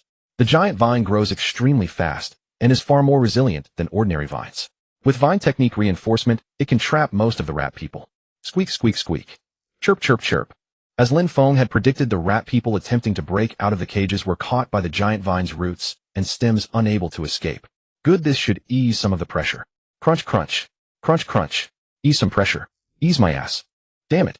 Lin Feng cursed inwardly, forgetting these were rat people. After struggling for a bit, the rat people began biting at the giant vine's stems and vines with their sharp teeth. Although the giant vine grew rapidly, it still proved vulnerable against the rat people's sharp teeth. Lin Feng anxiously looked toward Eel and Royd, but both remained on the ground, still recovering from the previous attack. Even if they regained mobility, it probably wouldn't help. Against such a massive rat swarm, 3 people stood no chance. Jojo, where on earth have you gone? Lin Feng looked up at the sky, but saw only darkness, receiving no response. Noticing Lin Feng's distraction, Barbarson's face twisted into that chilling smile once more as he strolled toward him with leisurely steps. Clearly enraged beyond measure, Barbarson radiated such dense magical energy that it became visible to the naked eye. Your little tricks end here, Druid. Balbasong extended his pitch-black palm, and Lin Feng immediately felt as though an invisible hand was strangling his neck, his body rising uncontrollably into the air. Ugh, ugh. Lin Feng struggled, but could not break free from that intangible force. Whoosh! At that moment, a blade-like shadow suddenly erupted from beneath his feet, severing the darkness between him and Balbasong in one swift strike. Thud! Lin Feng crashed heavily onto the ground. Ignoring the bruising pain in his throat, he looked up fiercely at Balbasong before him. The smile on Balbasong's face had vanished, replaced by a grave expression. Dimikashir Air. Long time no see, you rat. I didn't expect to run into you here. You should be, what, surprised? I've always looked forward to the day I could reunite with you all. Ha ha ha. Dimikashir Air's manic laughter seemed to shake the entire underground temple to its foundations. Its colossal shadow form swelled, as if ready to swallow Balbasong whole. Balbasong hiding in a place like this like a cowardly rat. How ridiculous. If you wish to steal divine power, you should have come openly to seize it. A coward who cannot even dispel Donald's radiance has no right. A mere human shadow dares show itself before me. Balbasong had scarcely finished speaking when Dimikashir Air's shadow transformed into a blade and lightning fast, piercing straight through his throat. Balbasong's head drooped limply as though it might fall off at any moment. Yet his expression remained unmoved. He even let out a chuckle. Your temper hasn't improved one bit, Dimikashir Air. When dealing with fat rats like you, a swift strike is always best. I understand now. You are. Nothing at all. Balbasong's 10 fingers suddenly curled, producing sharp cracking sounds as 10 pitch-black blades shot from his fingertips, slicing through the air like a rat's tail and shattering Dimikashir Air's shadow into fragments. Whoosh! Upon seeing this, Lin Feng immediately drew his bow and loosed an arrow aimed at Balbasong's palm. Though unable to strike Balbasong directly, the arrow precisely shattered the black blades erupting from his fingertips and embedded itself in the wall. Human, get lost. Balbasong roared as a whip of black shadow swept toward Lin Feng. Lin Feng dodged awkwardly and drew his bow once more. I happen to love meddlesome business. Whoosh! Another arrow was loosed, shattering the black blades from Balbasong's fingertips. Dimikashir Air's shadow took the opportunity to coil tightly around one of Balbasong's legs. This was the opening. If only Dimikashir Air could keep Balbasong suppressed. Rower. At that moment, the rat people who had just gnawed through the giant vines suddenly changed direction and charged toward them. Moreover, their targets were not limited to Lin Feng and Dimikashir Air. They included Balbasong as well. Kusu. Do not harm them. What nonsense are you spouting? They can still be saved. They still have a chance to revert to human form. Lin Feng would never allow anyone to strip away their last hope. Though Dimikashir Air did not fully understand Lin Feng's intentions, it obeyed his command and forcibly altered its attack trajectory, transforming a shadow sword aimed at the rat people's hearts into a sweeping strike. Thud! That rat person was slammed brutally by Dimikashir Air's shadow sent flying. Though not mortally wounded, the injuries were severe. However, Balbasong showed no mercy to his so-called subjects. He mercilessly wielded his black blades, slaying every rat person that charged at him. The rat people's heads were cleaved open as easily as ripe fruit by the black blades rolling across the ground. Madman. In Balbasong's eyes, these rat people were merely his pawns, their lives as worthless as dust. Yet Lin Feng and his companions, held back by the fear of harming the rat people, found their combat growing increasingly difficult. They had to contend not only with Balbasong's attacks, but also carefully avoid injuring those rat people. Although those wild cats continued to struggle desperately at driving off the rat horde, the overwhelming numerical disadvantage weighed heavily upon them. Die, Druid. I'll tear you to pieces and feed you to my children. Balbasong grew ever more fierce in battle, his black blades becoming mere afterimages in his hands, pressing Lin Feng and Dimakashir Air into a relentless retreat. Knowing well that Lin Feng and his companions would not harm the rat people, he deliberately redirected his attacks toward the rat swarm, and even grabbed several rat people, hurling them at Lin Feng and the others. Thud! Lin Feng wielded his shield leaf sunflower to swat away a rat person lunging at him, gasping for breath as he struggled to keep up. Dimakashir Air's shadow churned across the ground, flipping over any rat people who dared approach. Foolish creatures. Is it worth it for these trash? Balbasong laughed wildly, stamping his foot upon Dimakashir Air's shadow. Balbasong's dark power and Dimakashir Air's shadow force canceled each other out, and Lin Feng seized the opportunity to glance upward. How much longer could they hold out like this? He felt his breathing growing labored, and his quiver was nearly empty. Although Ayer and Lloyd had regained their ability to move and join the fight, their do-not-kill stance rendered them hesitant and ineffective. Damn it! Lin Feng muttered a curse under his breath as he glanced upward. Whoosh! A familiar radiance suddenly caught his eye. It was a five-colored radiance, faint yet extraordinarily dazzling. That light was steadily drawing nearer to him. Lin Feng instinctively extended his palm. Whoosh! Just as that light was about to touch the ground, it suddenly erupted with blinding brilliance, illuminating the entire underground temple like a five-colored lightning bolt. Everyone except Lin Feng was temporarily blinded by the sudden flash. As the light dissipated, a five-colored longbow rested in Lin Feng's palm. "You're late, Jujio," Lin Feng murmured, though the corners of his mouth betrayed a slight upward curve. Grasping the bow, a warm and gentle power flowed from its body into his palms, dispersing his exhaustion. If he loosed just this one arrow, Balbasong would be dealt with once and for all. But what about those rat people? If he charged ahead recklessly and slaughtered Balbasong, those rat people would inevitably suffer heavy casualties. To prevent a greater catastrophe, was sacrificing a portion of them the right thing to do? No, it cannot be, Lin Feng lord. As though sensing Lin Feng's hesitation, Coney suddenly shouted loudly. Just as Lin Feng tightened his grip on the bow, Lin Feng. A familiar voice suddenly echoed from afar. "We've come to reinforce you." It's Draven. Draven, accompanied by his hound brothers and Alton's beastmen, charged into the underground temple in full force. Brandishing their weapons high, they unleashed earth-shattering battle cries that seemed as though they could overturn the entire underground temple. Lin Feng lowered his longbow, his gaze meeting Coney's. "I'm counting on you, Coney. Lin Feng lord. Execute the original plan." Coney nodded firmly, turned to face the charging beastmen, and shouted loudly, "Lord Draven, please stop them, but absolutely do not harm them. They..." Coney's voice trembled with emotion. "They are humans." Draven paused for a moment, then burst into hearty laughter. "Coney, what foolish nonsense are you speaking? Of course they are human. Even if others cannot see it, can we not? Indeed, beastmen barbarians, those races discriminated against by the world, are precisely the ones most capable of seeing through appearances.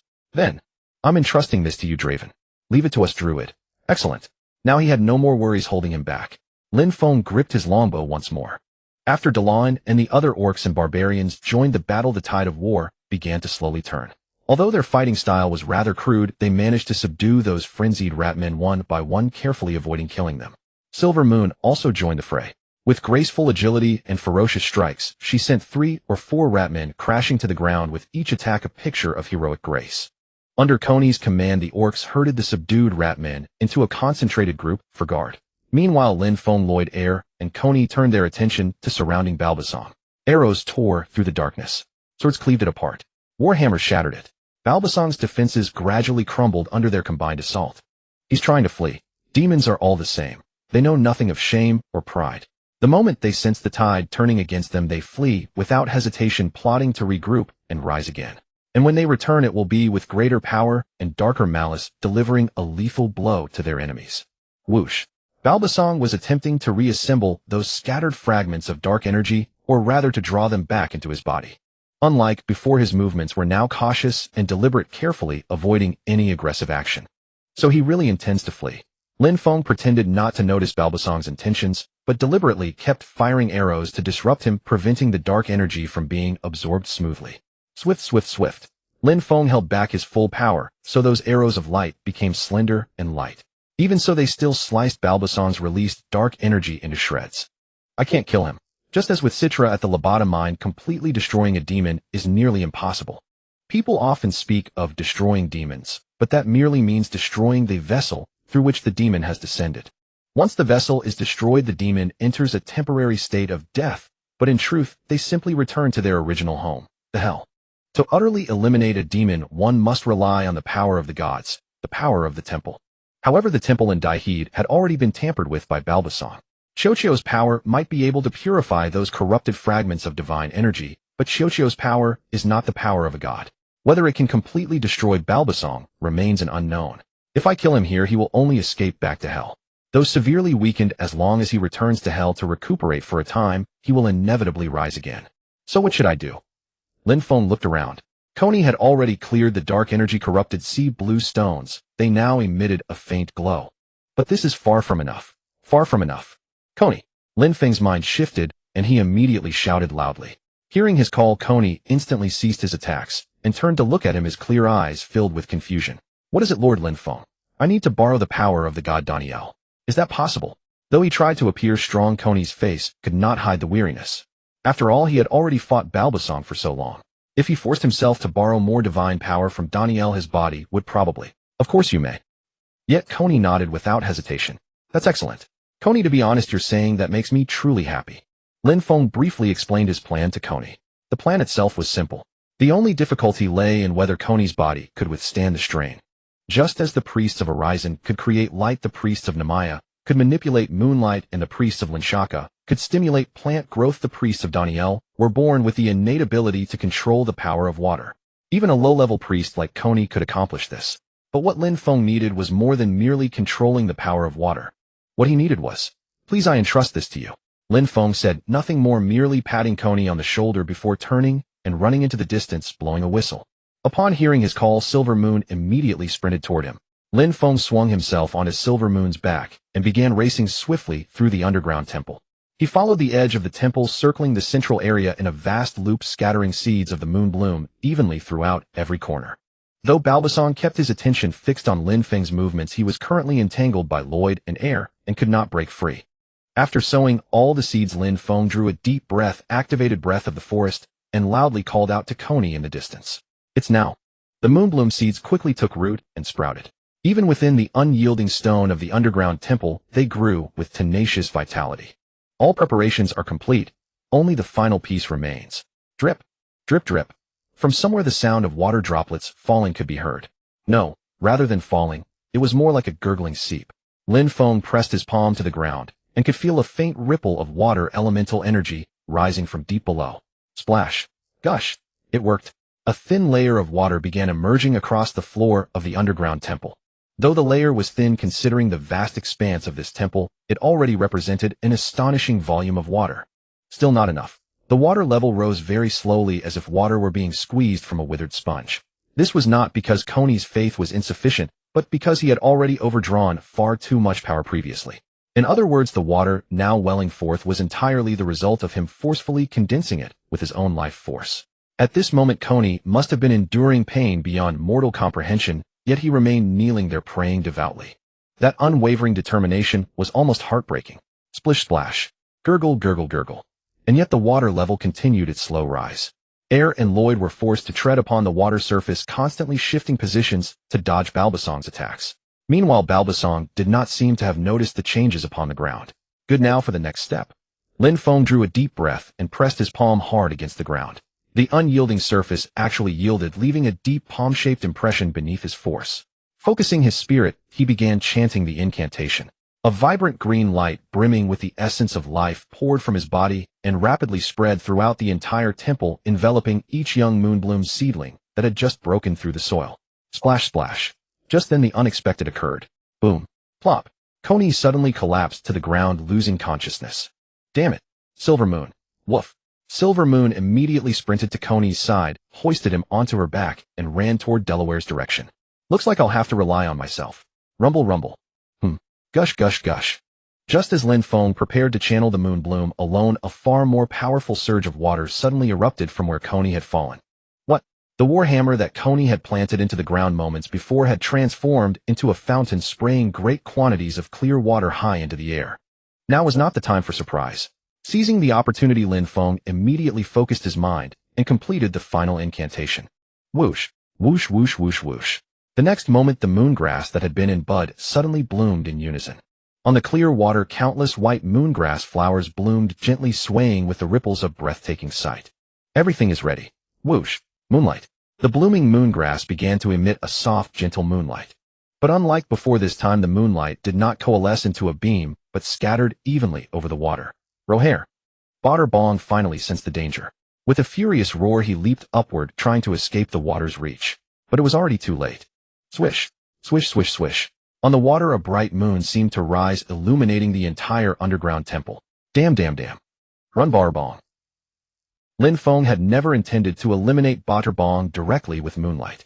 Although moonlight was extremely lethal to the undead and demons, it was still somewhat insufficient against a demon of Badr Bosong's caliber. Crack. Hiss. Sizzle. The moonlight struck the aquamarine stones embedded in the pillars, reflecting even more dazzling rays of light. The once dim aquamarine stones now glowed with brilliant radiance under the moonlight. Rays of light interwove among the pillars, forming a massive net of light that trapped Badr Bong. Badr Bong could no longer counterattack, and even dodging became extremely difficult. Ugh, ha ha ha ha. Scuttling around like a rat. Dimakusi here watched Badr Bosong's pitiful state and couldn't help but burst into laughter. Lin Feng shot him a glare, then raised his colorful longbow and aimed at Badr Bong. Under the moonlight's blessing, the arrow of light condensed on the bowstring blazed with extraordinary brilliance. Farewell, Badr Bong. Whoosh. The arrow tore through the air, its sharp whine echoing throughout the underground temple. Badr Bong had already climbed to a great height. Was there some secret passage there? He had only seemed to shrink from a distance, but now he was truly getting smaller and smaller, like a rat. He desperately searched for a hole in the wall, trying to escape. Thud. Unfortunately, Lin Feng's arrow was faster. A flash of colorful light, and the arrow struck its target with pinpoint accuracy, piercing through Badr Bosong's heart. Ugh. Badr Bong spat out a mouthful of black blood. His black claws, which had been gripping the wall, tightly loosened, and he fell from the air powerless. The dark energy enveloping him burned and dissipated under the light of the aquamarine stones. Boom. Splash. Badr Bong crashed heavily onto the water, sending up a huge splash. The clear water, purified by the aquamarine stone's light, instantly swallowed him. Lin Feng quickly walked to where Badr Bong had fallen. He wanted to see with his own eyes whether this bastard was truly dead. Splash, splash, splash. The water had risen to his knees. Lin Feng waded through the water to Badr Bosong's side and looked down. What appeared before him was not the face he was familiar with. Badr Bong had originally possessed bronze skin and long jet-black hair, an undeniable handsome man. But now lying at the bottom was an old man with a wrinkled face, decrepit and aged. His body was stooped, his hair gray and sparse on his scalp, his back bent like a shrimp. If not for the arrow still lodged in his chest, Lin Feng would hardly have recognized him as Badr Bong. Gurgle, gurgle. Badr Bong seemed to want to say something, but submerged in water, he could only produce indistinct sounds. Lin Feng looked down at the dying old man, a cold smirk curling at the corner of his mouth. What did you say? I can't hear you. Gurgle, gurgle, gurgle. Oh, I see. You mean this won't kill you, right? As he spoke, Lin Feng tossed his longbow into the air. The bow spun once in the air and transformed into a plump little sparrow, landing on his shoulder. But Badr Bong. Gurgle, gurgle. Look at this temple. The ground is covered with moongrass. The pillars are inlaid with aquamarine stones. This temple will endure for at least thousands, even tens of thousands of years. Do you think anyone will dare to come here and cause trouble again? The moongrass emitting soft moonlight, the aquamarine stones restored with sacred power, and the warhammer in the center of the temple continuously gushing holy water. This temple has regained its former sanctity. So, Lin Feng looked down at Badr Bosong, a meaningful smile spreading across his face. Badr Bong seemed to realize something too. His eyes, once filled with venom, gradually gave way to fear. I've decided to imprison you here forever. You yourself once imprisoned those poor souls here, torturing them, didn't you? Now you'll taste that same suffering. Gurgle, gurgle, gurgle. Don't worry, I'll come visit you often. Just pray here peacefully. Who knows, maybe one day Duoner will be moved by your devotion and set you free. Gurgle, gurgle, gurgle. Oh, of course, maybe not. That depends on Duoner's mood. Lin Feng said, snapping his fingers lightly. Snap. Water vines radiating purifying power shot out from the water, coiling around Badr Bong. The vines tightened, binding him firmly to the bottom, leaving him completely immobile. Badr Bong could only stare at Lin Feng, his eyes filled with venom and fear. Goodbye, Botterbong. Lin Feng waved at him and turned to leave. By now the water had risen to his thighs and was still climbing. Judging by the way the warhammer was gushing, the water level would not recede anytime soon. It seems Duoner is quite satisfied with this sacrifice. Perhaps this underground temple will eventually be completely submerged by the holy water. Time to go. It's time to leave this place. Lin Feng walked over to Ayer and Luo Ida, who were helping DeLon tie up the captured ratmen. The water level is rising too fast, Druid. And we need to leave here quickly. But there's only one ladder here. Delaven looked up at the wall, and as he said, there was only a crude wooden ladder on the wall. I have a plan. Lin Feng said, taking out an arrow from his quiver, loading all the remaining giant vine seeds onto the arrowhead, then aiming at the wall and shooting several arrows in succession. Thwack, thwack, thwack, thwack. Under the activation of Forest Breath, the giant vine seeds quickly took root and sprouted with thick vines climbing up the wall, soon forming a natural vine ladder. Delaven watched this scene in stunned silence, clearly not expecting Lin Feng to solve the problem so easily. You're truly amazing. Now is not the time for this, let's leave here quickly.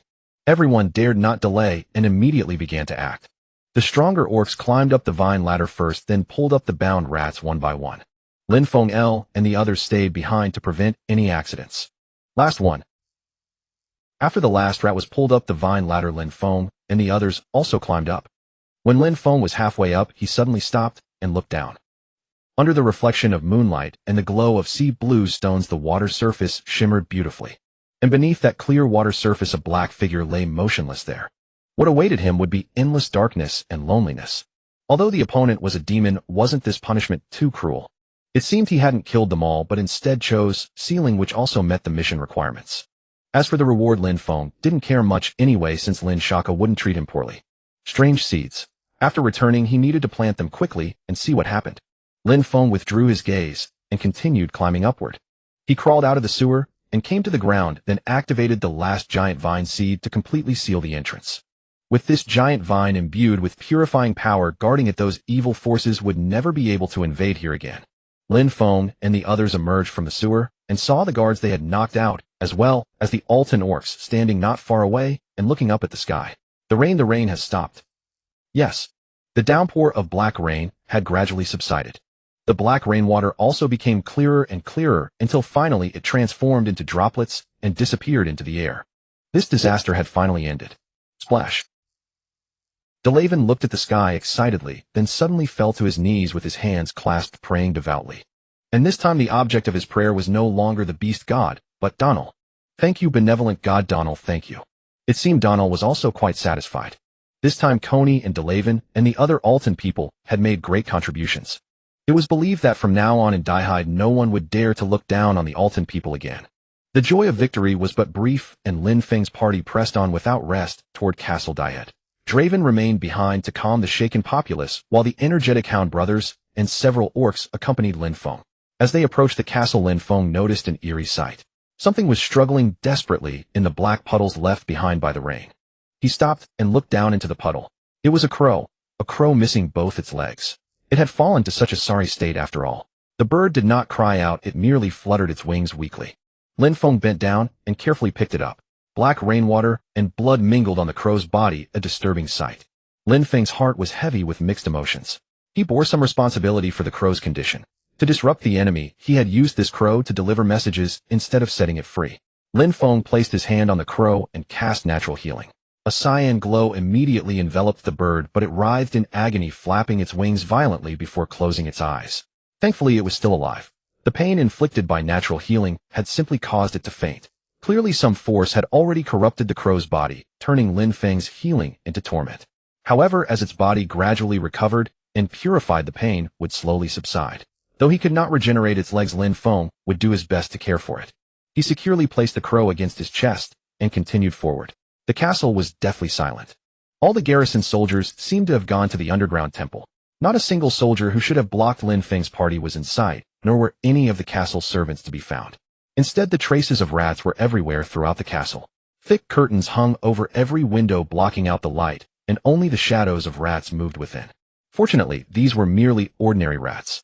With every step Lin Feng and his companions took, the rats scattered in panic, fleeing from their footsteps. Ael, draw back the curtains. Yes, master. Ael and several orcs worked together to pull back the heavy curtains. Warm sunlight poured in, and the rats immediately scattered, hiding in dark corners and burrows. As they drew the curtains and walked toward the increasingly bright depths of the castle, a luxurious red carpet lay in the center, though some parts were already worn and tattered. At the end of the carpet sat an unexpected figure. "Quickly, please. Heinz, the Lord of Diehead." According to the townsfolk, Heinz had originally been a young and vigorous lord. Yet the figure seated before Lin Feng was an elderly man on the brink of death. He was emaciated, his skin dry and shriveled, his hair white and sparse, his nails rusted-looking, while his belly swelled grotesquely. He could hardly lift his head. "Are you Lord Heinz of Diehead?" His cloudy gray eyes slowly rose to meet Lin Feng's gaze, carrying a touch of something chillingly strange. That gaze seemed empty, yet filled with something unspeakable. Heinz coughed violently, each spasm spraying thick fluid resembling ancient coagulated blood. At the same time, his cloth-covered belly heaved violently. Something was wrong. A warning bell rang in Lin Feng's mind as he exchanged a look with Lloyd. Lloyd clearly perceived Heinz's abnormality, as well, nodding slightly. "Heinz, Barbison is already dead." To be precise, Barbison had not truly died, but was sealed deep within the underground temple, unable to break free for thousands, or even tens of thousands of years. For ordinary people, it would be simpler to say he was dead. Heinz remained silent, coughing a few more times as he struggled to rise. Had he not understood? "Heinz. Yes. It has come to this, it has always come to this." Heinz muttered to himself, and his grotesque belly heaved violently once more. A sense of ill omen rose in Lin Feng's heart. Without showing it, he signaled his companions. They understood at once, each gripping their weapons and assuming combat stances. However, Heinz showed no reaction. Lin Feng slowly approached him. Hearing the footsteps, Heinz lifted his head and gazed at Lin Feng with his cloudy eyes. An indescribable expression appeared on his face, as if crying and laughing simultaneously. Finally he spoke. "What a pity." Before he finished, his body suddenly sprang upward, as if something were struggling violently beneath his skin. Lin Feng quickly retreated. In the blink of an eye, something shot past the place where he had been standing. It was a rat. But these rats were utterly different from the ordinary ones seen earlier in the castle. They emerged from Heinz's belly, each as thick as an adult's arm, their fur pitch black and slick with viscous blood, their eyes gleaming crimson, and their tails covered in sharp spines. Lin Feng failed to dodge in time. The spine on the rat's tail sliced his forearm, and a burning pain immediately surged through the wound, which rapidly turned black. It was poison. Fortunately, Lin Feng possessed the Toxin Dominator totem, granting immunity to all poisoning effects. The blackness around the wound quickly receded, leaving his skin restored. But for the others, this poison was clearly lethal. "Attack their tails. Beware the poison." Lin Feng drew his longsword and shouted a warning. The urgent task was to eliminate these damned rats first. Just when we thought we were done with ratmen, now we must deal with rats again. Let this be the last time. Lin Feng and his companions engaged in fierce combat against the endless stream of rats pouring from Heinz's belly. Kicks sent them flying, swords cleaved through them, spears pierced their bodies, feet crushed them. As Lin Feng had expected, these rats were no ordinary foes. Ael cleaved a rat in two with a single sword strike, and it instantly dissolved into a wisp of black smoke that scattered into the air. The other rats met the same fate. Once killed, they turned to black smoke and vanished. Strange sounds intermingled with the black smoke, like whispers and roars combined. "Ansgar, Glory, Heinz." These voices were sometimes aged, sometimes weak, and at other times as innocent as a child's, each one hair-raising and chilling. Bang! Lin Feng stomped on the head of the last rat, crushing it. Black smoke rose once more, and this time a whimpering sound came from within. "Glory. What exactly is happening here? Could this be Barbarson's scheme? He simply refuses to rest, even in death. Speaking of which, the name and CGI Air truly unsettles me. Why would the fallen and CGI Air appear here?" Lin Feng furrowed his brow, gazing at Heinz, who lay limp on the ground like a deflated ball. All the rats had already crawled out from his abdomen, leaving only a shriveled husk. "Heinz." Lin Feng lifted Heinz's head. He opened his eyes weakly, his gaze filled with exhaustion. Unlike before, his eyes were now clear and azure. "Who are you?" "I am Lin Feng, a druid." Though telling a dying man his name was meaningless, Lin Feng answered out of courtesy. "A druid. Why are you here? Do you know what happened to Dihida?" Heinz did not answer. "Was it you who summoned the demon to this city?" Lin Feng continued. "Barbarson." Heinz murmured. "So it was indeed Heinz who summoned Barbarson to Dihida. Barbarson is dead. He wanted to turn Dihida into his kingdom and committed heinous crimes for that purpose. Barbarson. Impossible, he was my friend. He said he would rebuild and CGI Air for me." Heinz said incredulously. "Rebuild and CGI Air. I see. Upon reflection, Haynes with his golden hair and blue eyes was indeed a typical descendant of Nsijia heir, much like the royal family of the Bajalan Empire. To revive Nsijia heir, he joined forces with Barbarsan and did such things. For my mother to rebuild. Nsijia heir. Cough. Haynes coughed up another mouthful of black blood mid-sentence. It seemed the demonic power sustaining his life was fading, causing him immense suffering. Barbarsan's words were all lies. There is no such thing as rebuilding Nsijia heir. The underground temple is merely a demon's lair, and Hida will become a paradise for rats. Lin Feng cruelly told him the truth. Haynes, you made a pact with the demon. Now that the demon is dead, only endless pain awaits you, not glory. Lin Feng continued to rub salt into the wound. If Barbarsan were truly dead, Haynes would perish as well.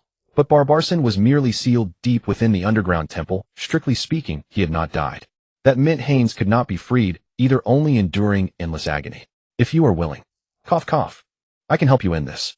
With a thud, Lin Feng unhesitatingly plunged his hand into Haynes's chest, piercing through his tattered cloak. Yet beneath the cloak was empty space. Where his heart should have been, only a rat struggled frantically, as if making a final stand. Lin Feng grasped the rat and squeezed it tightly. Then, save me, my child.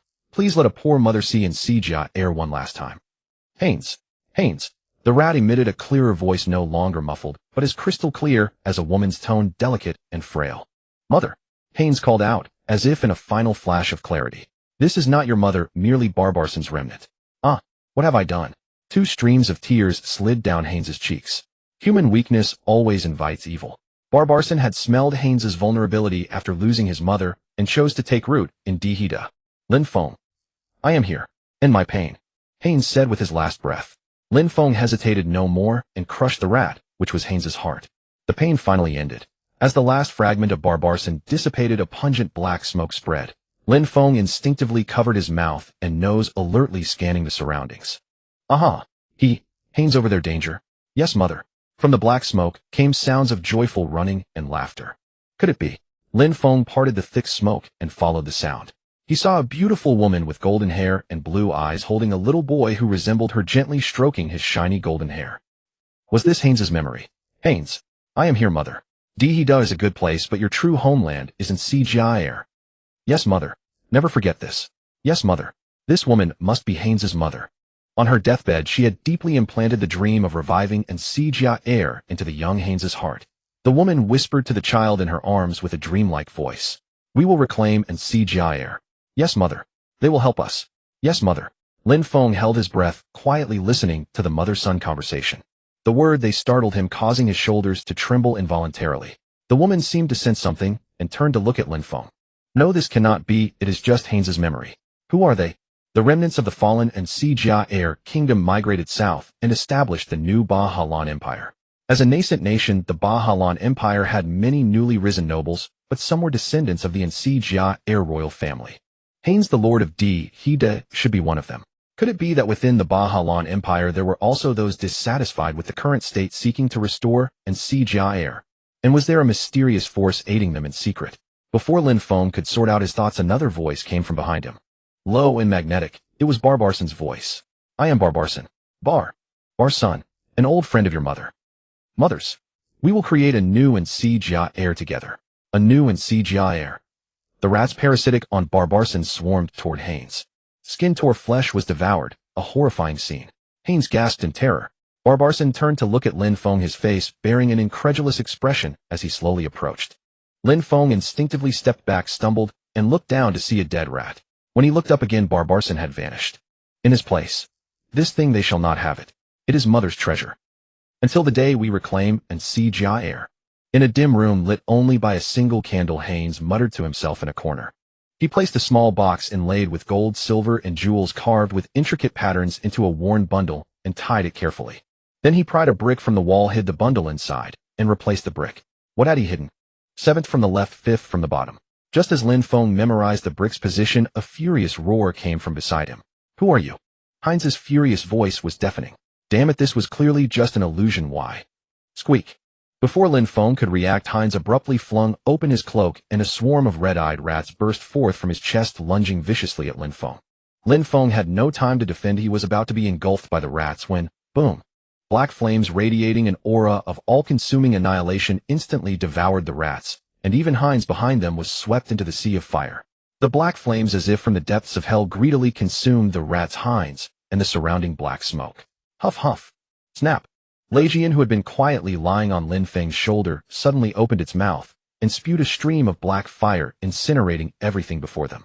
After the flames died down, it closed its mouth with satisfaction and gently licked Lin Feng's cheek. Didn't I tell you to stay quiet, Legion? Lin Feng, I want praise. What if your identity were exposed? Fine, I know. You did well. I praise you. Legion licked Lin Feng's cheek with its pink tongue, one stroke after another, seemingly enjoying his praise. Lin Feng casually patted its head, calming his agitated heart. Master, Lin Feng, Lord Druid. Hearing the voices of his companions, Lin Feng finally snapped back to reality and looked around. Air's face was filled with worry. Luo Ida's brows were tightly furrowed, and the others stared at him in astonishment. What on earth? You killed the Lord, and then you remained in this posture. I killed the Lord, but those black smoke. There was no black smoke at all, so everything just now was merely his own illusion. Lin Feng stared blankly at Luo Ida, who gently tapped Heinz, or rather the spot where Heinz had once been, with the scabbard of his sword. The shriveled corpse instantly turned to ash and dissipated into the air. What a pitiful end. If he hadn't been obsessed with Ansajir, if he hadn't been used by bearbasing, he might have become a beloved lord. At least that's what Lin Feng believed. But the they that Heinz's mother spoke of must have been those crows. It was also those crows that introduced Heinz to bearbasing. What was their true purpose? Simply to disrupt Daihit? Or did they truly wish to resurrect Ansajir? Ansajir, a long-vanquished ancient kingdom that once shone with unparalleled brilliance, nearly ruling the entire continent. Though now only legends and ruins remain. Yet there are those who covet this glory. For instance, the Bahanlan Empire, sparing no expense to fund the church in purifying the cursed lands in search of Ansajir's legacy. There are also those drawn by ancient myths and legends, venturing one after another into the cursed lands to seek the fabled treasure of Ansajir. But most of them either died on the cursed lands or couldn't even get close. In the game, only a small portion of the cursed lands was opened, and it was merely a beginner area.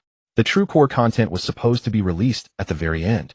So Lin Feng only had a fragmentary understanding of the cursed lands, recalling only scattered bits of information. What those crows truly wanted he had no way of knowing. But I cannot sit idly by. Heinz's memory provided him with a crucial clue. Heinz had hidden something in a secret chamber at the top of the castle. And that very thing might be a secret unknown even to the crows. If I can get it first, it might prove useful in the future. Luo Ida, you handle the aftermath. Announce that the Lord is dead. I have something to attend to. Leave it to me. Air, come with me. Lin Feng led Air and hurried toward the top of the castle.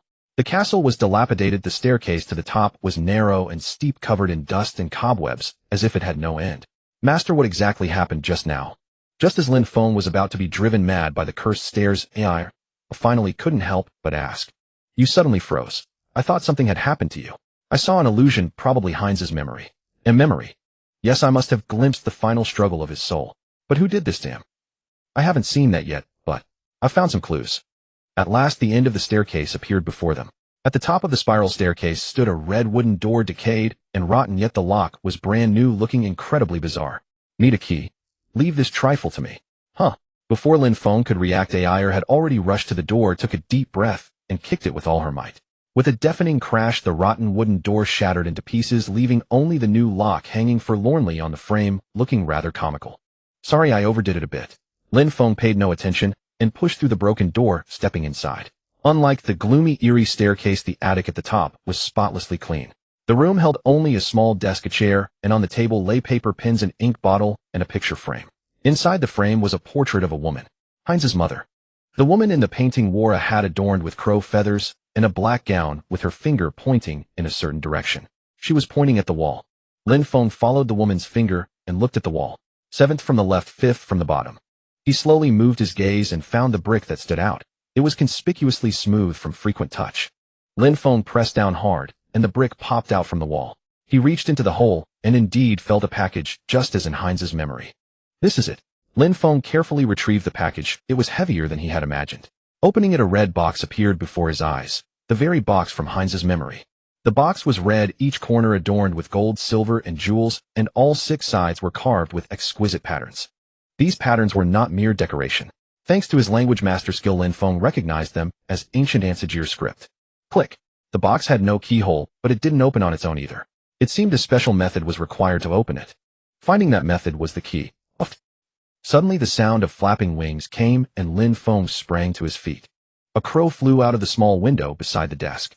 He quickly drew his bow and shot an arrow at the crow, but it vanished into the night sky, as if teleporting. Damn! It seemed he couldn't catch up. Lin Feng hastily stowed the box-led AI and hurried down the stairs. In the distance the cries of crows seemed to echo.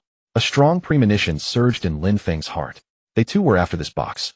Haynes, the Lord of Daihead, has died. Fortunately, his daughter Adina is on her way back to Daihead from the capital of the Bailan Empire.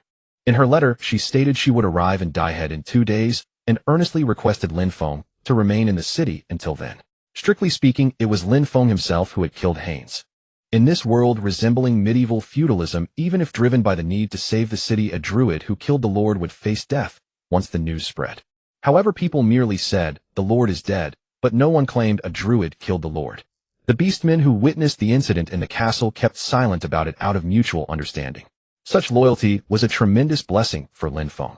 Should anyone betray him to Adina, he would not only lose any reward, but also his life. While awaiting Adina's return, Lin Feng, Lloyd Owl, and Silver Moon remained in the castle. Perhaps due to their contributions in sealing the demon Barbasong and dispelling the Black Rain, no one objected to their staying in the castle. Nevertheless, the castle was nothing special. Quite the opposite, in fact. It was utterly dreadful. Mouse droppings, curtains, and furniture gnawed by rodents, and mold bred from years without sunlight. The sight was truly unbearable. If things continued like this, they would fall ill before Adina even returned.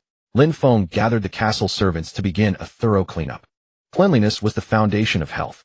The servants removed the dilapidated curtains and meticulously cleaned every corner of the castle. Meanwhile, Lin Feng took the opportunity to check his mission reward. Mission completed: restore Daihead's azure blue. Reward: sea star skin gloves. Lin Feng donned the gleaming sea star skin gloves. The gloves initially appeared loose, but once worn they seemed to come alive, clinging tightly to his fingers, back of hand, palm, and wrist like a second skin. Light and comfortable, with no constriction, Lin Feng tested by placing an iron ring over the gloves. Without the gloves his skin would have been burned by the heated iron, yet now he felt no heat at all. Now he could finally wear metal jewelry himself, whereas before he had always entrusted such items to Lloyd and Al for safekeeping. Curious about the gloves' fire resistance, Lin Feng deliberately reached toward a burning candle only for the gloves to automatically retreat from the flame as if alive. So you're afraid of fire? Lin Feng chuckled and blew out the candle. This treasure must be protected from flames, especially those of legend. Most crucially, the gloves granted immunity to illusions. Previously, while the Demon Bane title had shielded him from fear, confusion, and stun effects, he remained vulnerable to illusions. With the Sea Star skin gloves, he no longer needed to worry about illusion-wielding foes. After carefully inspecting them, Lin Feng headed to Donald's shrine, where he'd heard Coney had regained consciousness. "Coney, how do you feel, Lord Lin Feng?" Coney struggled to sit up in bed, his tail wagging excitedly behind him. He was recovering well. Whether it was the Hound brothers or Coney, lizard folk were surprisingly straightforward. "Thanks to you, I'm much better now. I can even run and jump. But Lord Donald insists I rest a few more days." "Lord Donald is concerned about you." "Yes, he truly is a gentle deity." Indeed, after Barbasong was sealed and the underground shrine reclaimed, Coney had become Donald's devoted servant, not in a derogatory sense, but rather signifying that Donald had recognized and valued his abilities. Once healed, he would serve as a high priest guarding the underground shrine. "Have you heard about this?" "Yes, Lord Draven told me.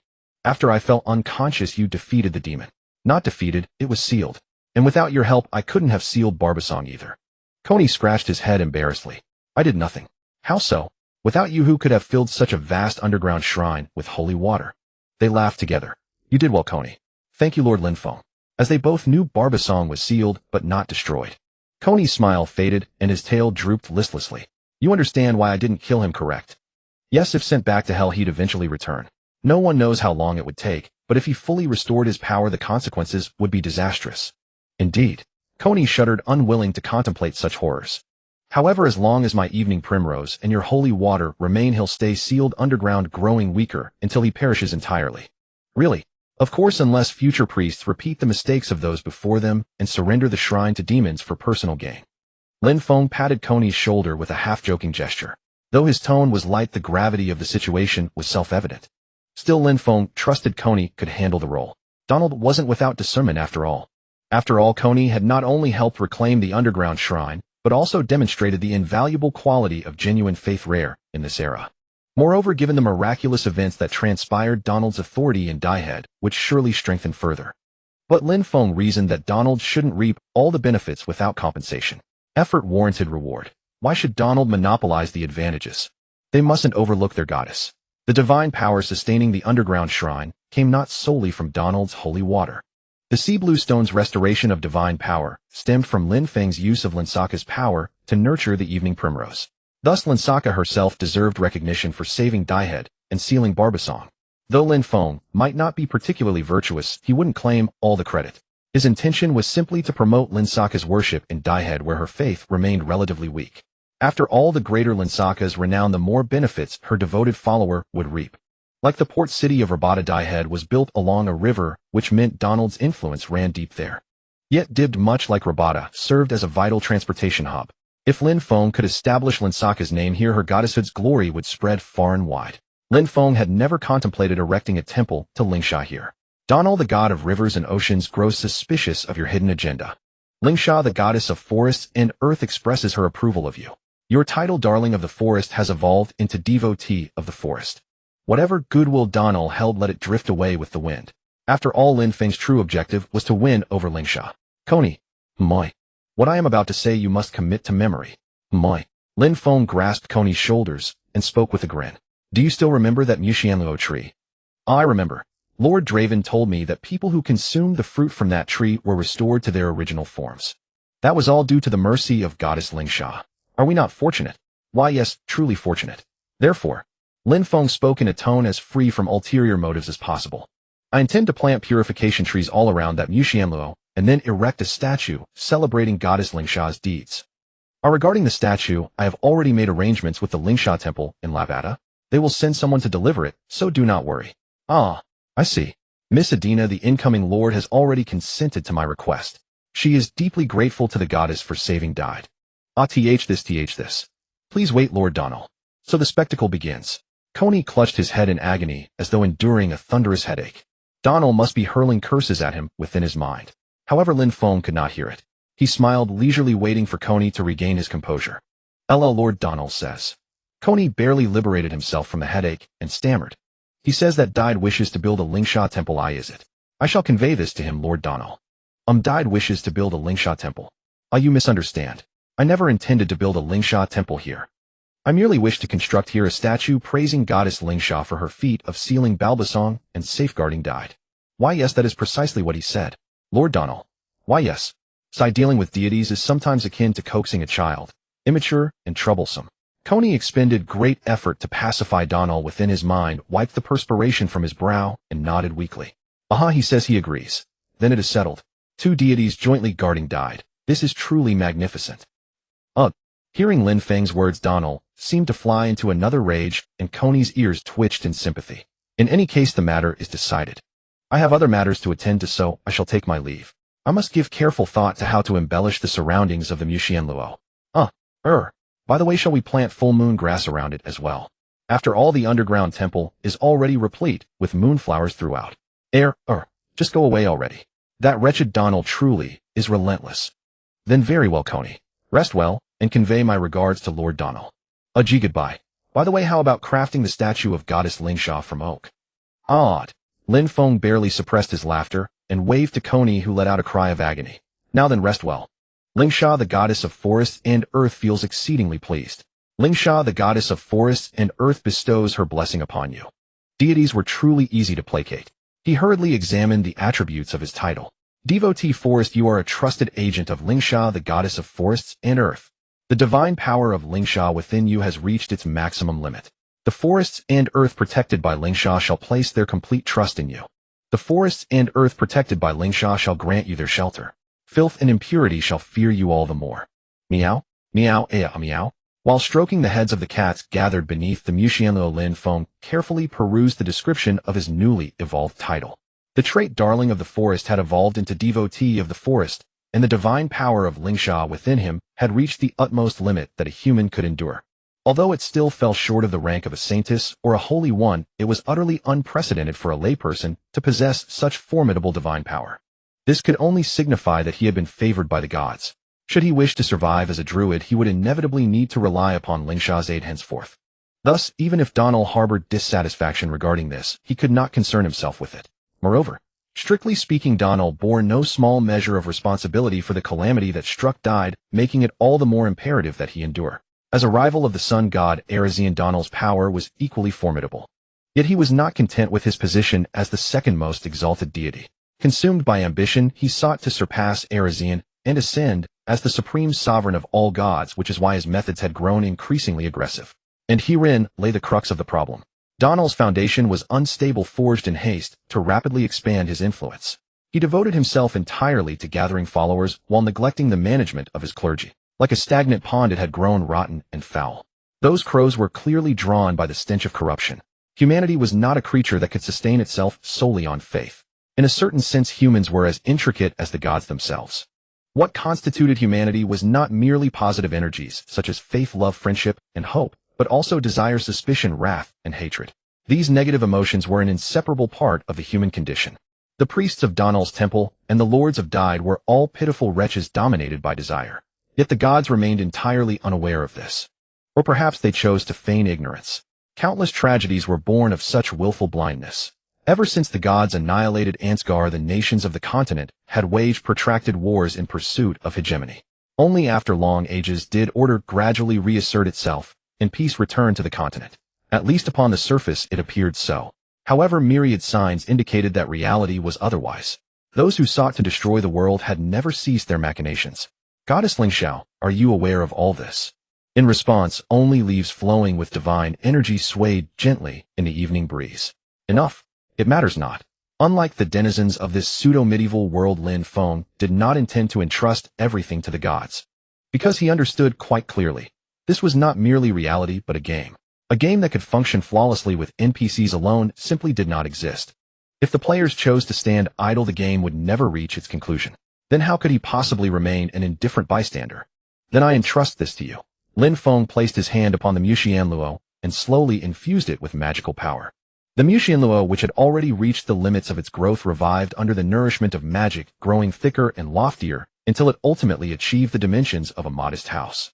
Lin Feng then planted several purification trees around it and densely sowed moonlight flowers across the open ground. Finally, with a statue of Lingsha erected before the Muxianluo, a rudimentary sanctuary began to take shape. Although he had previously declared no intention of constructing a temple for Lingsha, should visitors multiply in number, this sanctuary would inevitably evolve into a temple in due course. Just thinking about how flustered and furious Donald must have been made Lin Feng want to laugh. But he couldn't really blame him, since he hadn't forced anyone to come here in the first place. Who told you to run your sanctuary so poorly? Lin Feng tidied up the area around the holy site, then turned and headed back toward the castle. It's finally over. Ire wiped the sweat from his forehead and let out a long sigh of relief. As she neatly stacked the emptied grain sacks, she couldn't help but grumble. Honestly, master, if you said you were the Lord of Daihid, no one would doubt it. Not even His Majesty the Emperor would have any complaints, I suppose. Watch your words, Ire. Why, yes, sir. But don't you think I'm making a reasonable point? Rebuilding the city, handing out free grain. Sometimes I really wonder how you managed to do all this. Of course I am. After all, I'm a well-rounded youth who received 9 years of compulsory education in Hua country. I may not dare boast about anything else, but I simply cannot bear to see people going hungry. But he knew Ire wouldn't understand this anyway, so Lin Feng could only smile and change the subject, helping him tidy up the remaining grain sacks. Ire was right. Although Adina had promised to pick up grain and other supplies on her way back from the Bailan Empire's capital, many people still inside Daihid had already gone without food for quite some time. Besides, all the contaminated relief grain had been ordered destroyed by him. He had no choice but to take out his own grain reserves to aid the disaster victims, for now. Of course, he wasn't donating these supplies for nothing. The cost of all this grain would be recorded under Adina's name, not a single coin less. By the way, it wasn't just the residents of Daihid who were hungry. For the past while their group had been living rough, surviving on dried meat and energy bars alone, they were starving for a proper meal. Stop complaining. We're having a good meal today too. Really? Of course it's real. Though after giving most of the grain to the local people, what remained was meager. But there was nothing to be done. Even a clever housewife can't cook without rice. In their current situation, throwing a grand feast wasn't an option. They could only work with what they had. Let's get dinner ready before Royd returns. All right. Royd was currently leading a volunteer citizen patrol team through the city, so he likely wouldn't be back anytime soon. Taking advantage of this time, Lin Feng decided to prepare dinner first. Let me see. The eggs are all gone. The remaining ingredients were only dried rabbit meat, the salmon that Inwe had caught, and a few vegetables like eggplant and zucchini. The castle warehouse didn't have much of anything useful either. The only thing we might still have is butter, I suppose. Then let's make rabbit stew and grilled salmon steaks. The salmon Inua had caught was thicker than Royd's thigh. Slicing open the fish's belly revealed glistening orange-red flesh. Lin Feng almost wanted to carve off a piece right then and make sashimi, but in this medieval-like world eating raw fish was practically suicide. Let's just properly make fish steaks then. It would be great if we had some bread too. This smells so good. Oh, Royd, you're back. Royd nodded, his gaze falling on the golden crispy grilled salmon steaks, then turned to Lin Feng. Do you need any help? Then help me set the table. All right. Watching the burly warrior, giant sword in hand, carefully place knives, forks, and plates, Lin Feng found the scene quite amusing. Once all the dishes were served, he gave a whistle and called over Inua, tossing the remaining half of the salmon to it. Inua immediately scampered to the corner of the kitchen and began devouring it greedily. All right, let's eat. Finally dinner. Ire cheered and eagerly took his seat at the table. Lin Feng looked around and suddenly felt that having just the three of them dining together seemed like something from a long time ago. He picked up his knife and fork, preparing to cut a piece of salmon steak onto his plate. What about me? What about me? Oh, of course I won't forget you. How could I possibly forget you? Lin Feng quickly pushed his own plate toward Lijian, then took another plate and placed the last piece of salmon steak on it. Lijian blinked its red eyes, curiously examining the salmon steak before opening its mouth and taking a big bite. Watching this palm-sized little lizard savoring a salmon steak bigger than its own body, Lin Feng couldn't help but sigh. It was certainly cute. But, thankfully, Lijian wasn't in its true form right now, otherwise this entire castle wouldn't even fill its stomach. Delicious. Is it to your taste? Try this stew too. Very delicious. Good, eat more. I want more, even more. Sorry, this is all we have for today. Next time I'll make sure you eat your fill. Lin Feng. Alright, I get it. Lin Feng helplessly patted Lijian's head, then transferred the half salmon steak from his own plate onto Lijian's. So this is what it feels like raising a child. Watching Lijian contentedly munching on the salmon steak, Lin Feng suddenly thought of his mother far back in his homeland. Lin Feng, I'm so happy. Good. That's good. Would you like more? It seemed life in this other world would continue for quite some time yet. Adina, daughter of Lord Haynes of Daihid, had finally returned from the Bailan Empire's capital. She not only brought back priests from the Donal Grand Temple, but also urgently raised relief supplies. From now on, all temple affairs would be managed by the priests dispatched from the capital, and the relief supplies would be distributed under Adina's unified control. And Lin Feng only needed to sit back and wait to collect his payment. Even so, I still feel a bit worried. Lapata and Daihid. Neither of these cities is small. They are both adjacent to important seas and rivers, key strategic locations of the Bailan Empire. If these two cities were to fall, it would only be a matter of time before the continent's flames of war reignited. This time it can only be called good luck, really. Exactly, it really was good luck. If he had stayed in the Silver Mountains a little longer, if he hadn't passed through Xuanji City on his way to see Khalid, if he had chosen another city. Perhaps what he would be hearing right now is news that the war has already broken out. Those ravens. Was the brief peace they had worked so hard to achieve about to be ruined by their own hands once again? He had to find a way to warn them somehow. He didn't know if it would work though. Like her father Haynes, Adina also carried the blood of Ansgar in her veins. In other words, she also had a blood relation to the Bailan imperial family. As long as he gave Adina a timely warning, he could feel somewhat reassured. Led by an attendant, Lin Feng entered the Lord's mansion study. There stood a woman in a white formal dress with her back to him, gazing out the window. Her shining golden hair was tied high and every gesture exuded confidence and capability. Except for her golden hair, she bore almost no resemblance to Haynes at all. Seeing Lin Feng and the others enter, she immediately turned around, strode forward with long steps, and then, smack! Without saying a word, she grabbed Royd's hand and shook it firmly. I've long heard of you. Thanks to you, this time Daihid has been preserved. On behalf of Daihid, I thank you, Mr. Lin Feng. The air suddenly grew still. Lin Feng noticed Elle was secretly casting sidelong glances his way. Did I say something wrong? Hearing Adina's question, Lloyd, who had remained silent, finally carefully released her hand and pointed at Lin Feng. Lin Feng is over here. Oh, over here. Adina wore an expression of utter disbelief, shifting her gaze between Lin Feng and Lloyd. Seeing this, Lin Feng could only helplessly wave his hand. That's right, I am Lin Feng. But Adina seemed at a loss. Indeed, who told you to look so much like the righteous knight who saved dozens of cities? Lin Feng teased, watching Lloyd's awkward expression. I'm sorry. That was my impoliteness. Adina hurriedly apologized. It's fine, I've gotten used to it. Noticing the beads of sweat forming on Adina's forehead, Lin Feng smiled and reassured her. Her panic was only natural. After all, the city had nearly been destroyed and her father had passed away. It was only normal for her to struggle to accept it all at once. After some brief pleasantries, they moved on to business. regarding the condition of the Donal Shrine, the protection of the Linsaka Sanctuary, and most importantly, money. Fortunately, Adina paid for everything without hesitation. This included not only the grain Lin Feng had distributed to the residents of Daihead, but also his reward for saving the city, and she had been remarkably generous. Satisfied, Lin Feng tucked the heavy money pouch into his storage ring. My father, he. Just as the topic seemed to be winding down, Adina suddenly hesitated, holding back her words. It seemed she had no intention of running from it. Instead, she wanted to understand just how her father had reached this point. The one who clouded your father's mind was a demon named Barbarsan. For now, it has been sealed at the deepest part of the underground temple. Barbarsan, have you ever seen it? Lin Feng asked. Whether by misfortune or by fortune, I have never heard its name, nor have I ever seen its true form. But, Adina said, her voice tinged with hesitation. But, one night I happened to pass by my father's study, which is right here. I saw a flicker of light through the crack in the door and overheard some unfamiliar voices. It was a voice I had never heard before. Ancient yet youthful, neither fully man nor woman. In short, it was a strangely captivating sound. What were they discussing? Lin Feng pressed eagerly. I didn't catch the details. So the next day, I went to ask my father who had visited us the night before and what they had said. Then my father told me they were talking about the new Esgar. At the time, I thought it was pure folly. Besides, such a thing was absolutely forbidden. I told my father exactly what I thought, and then my father hastily sent me off to the capital.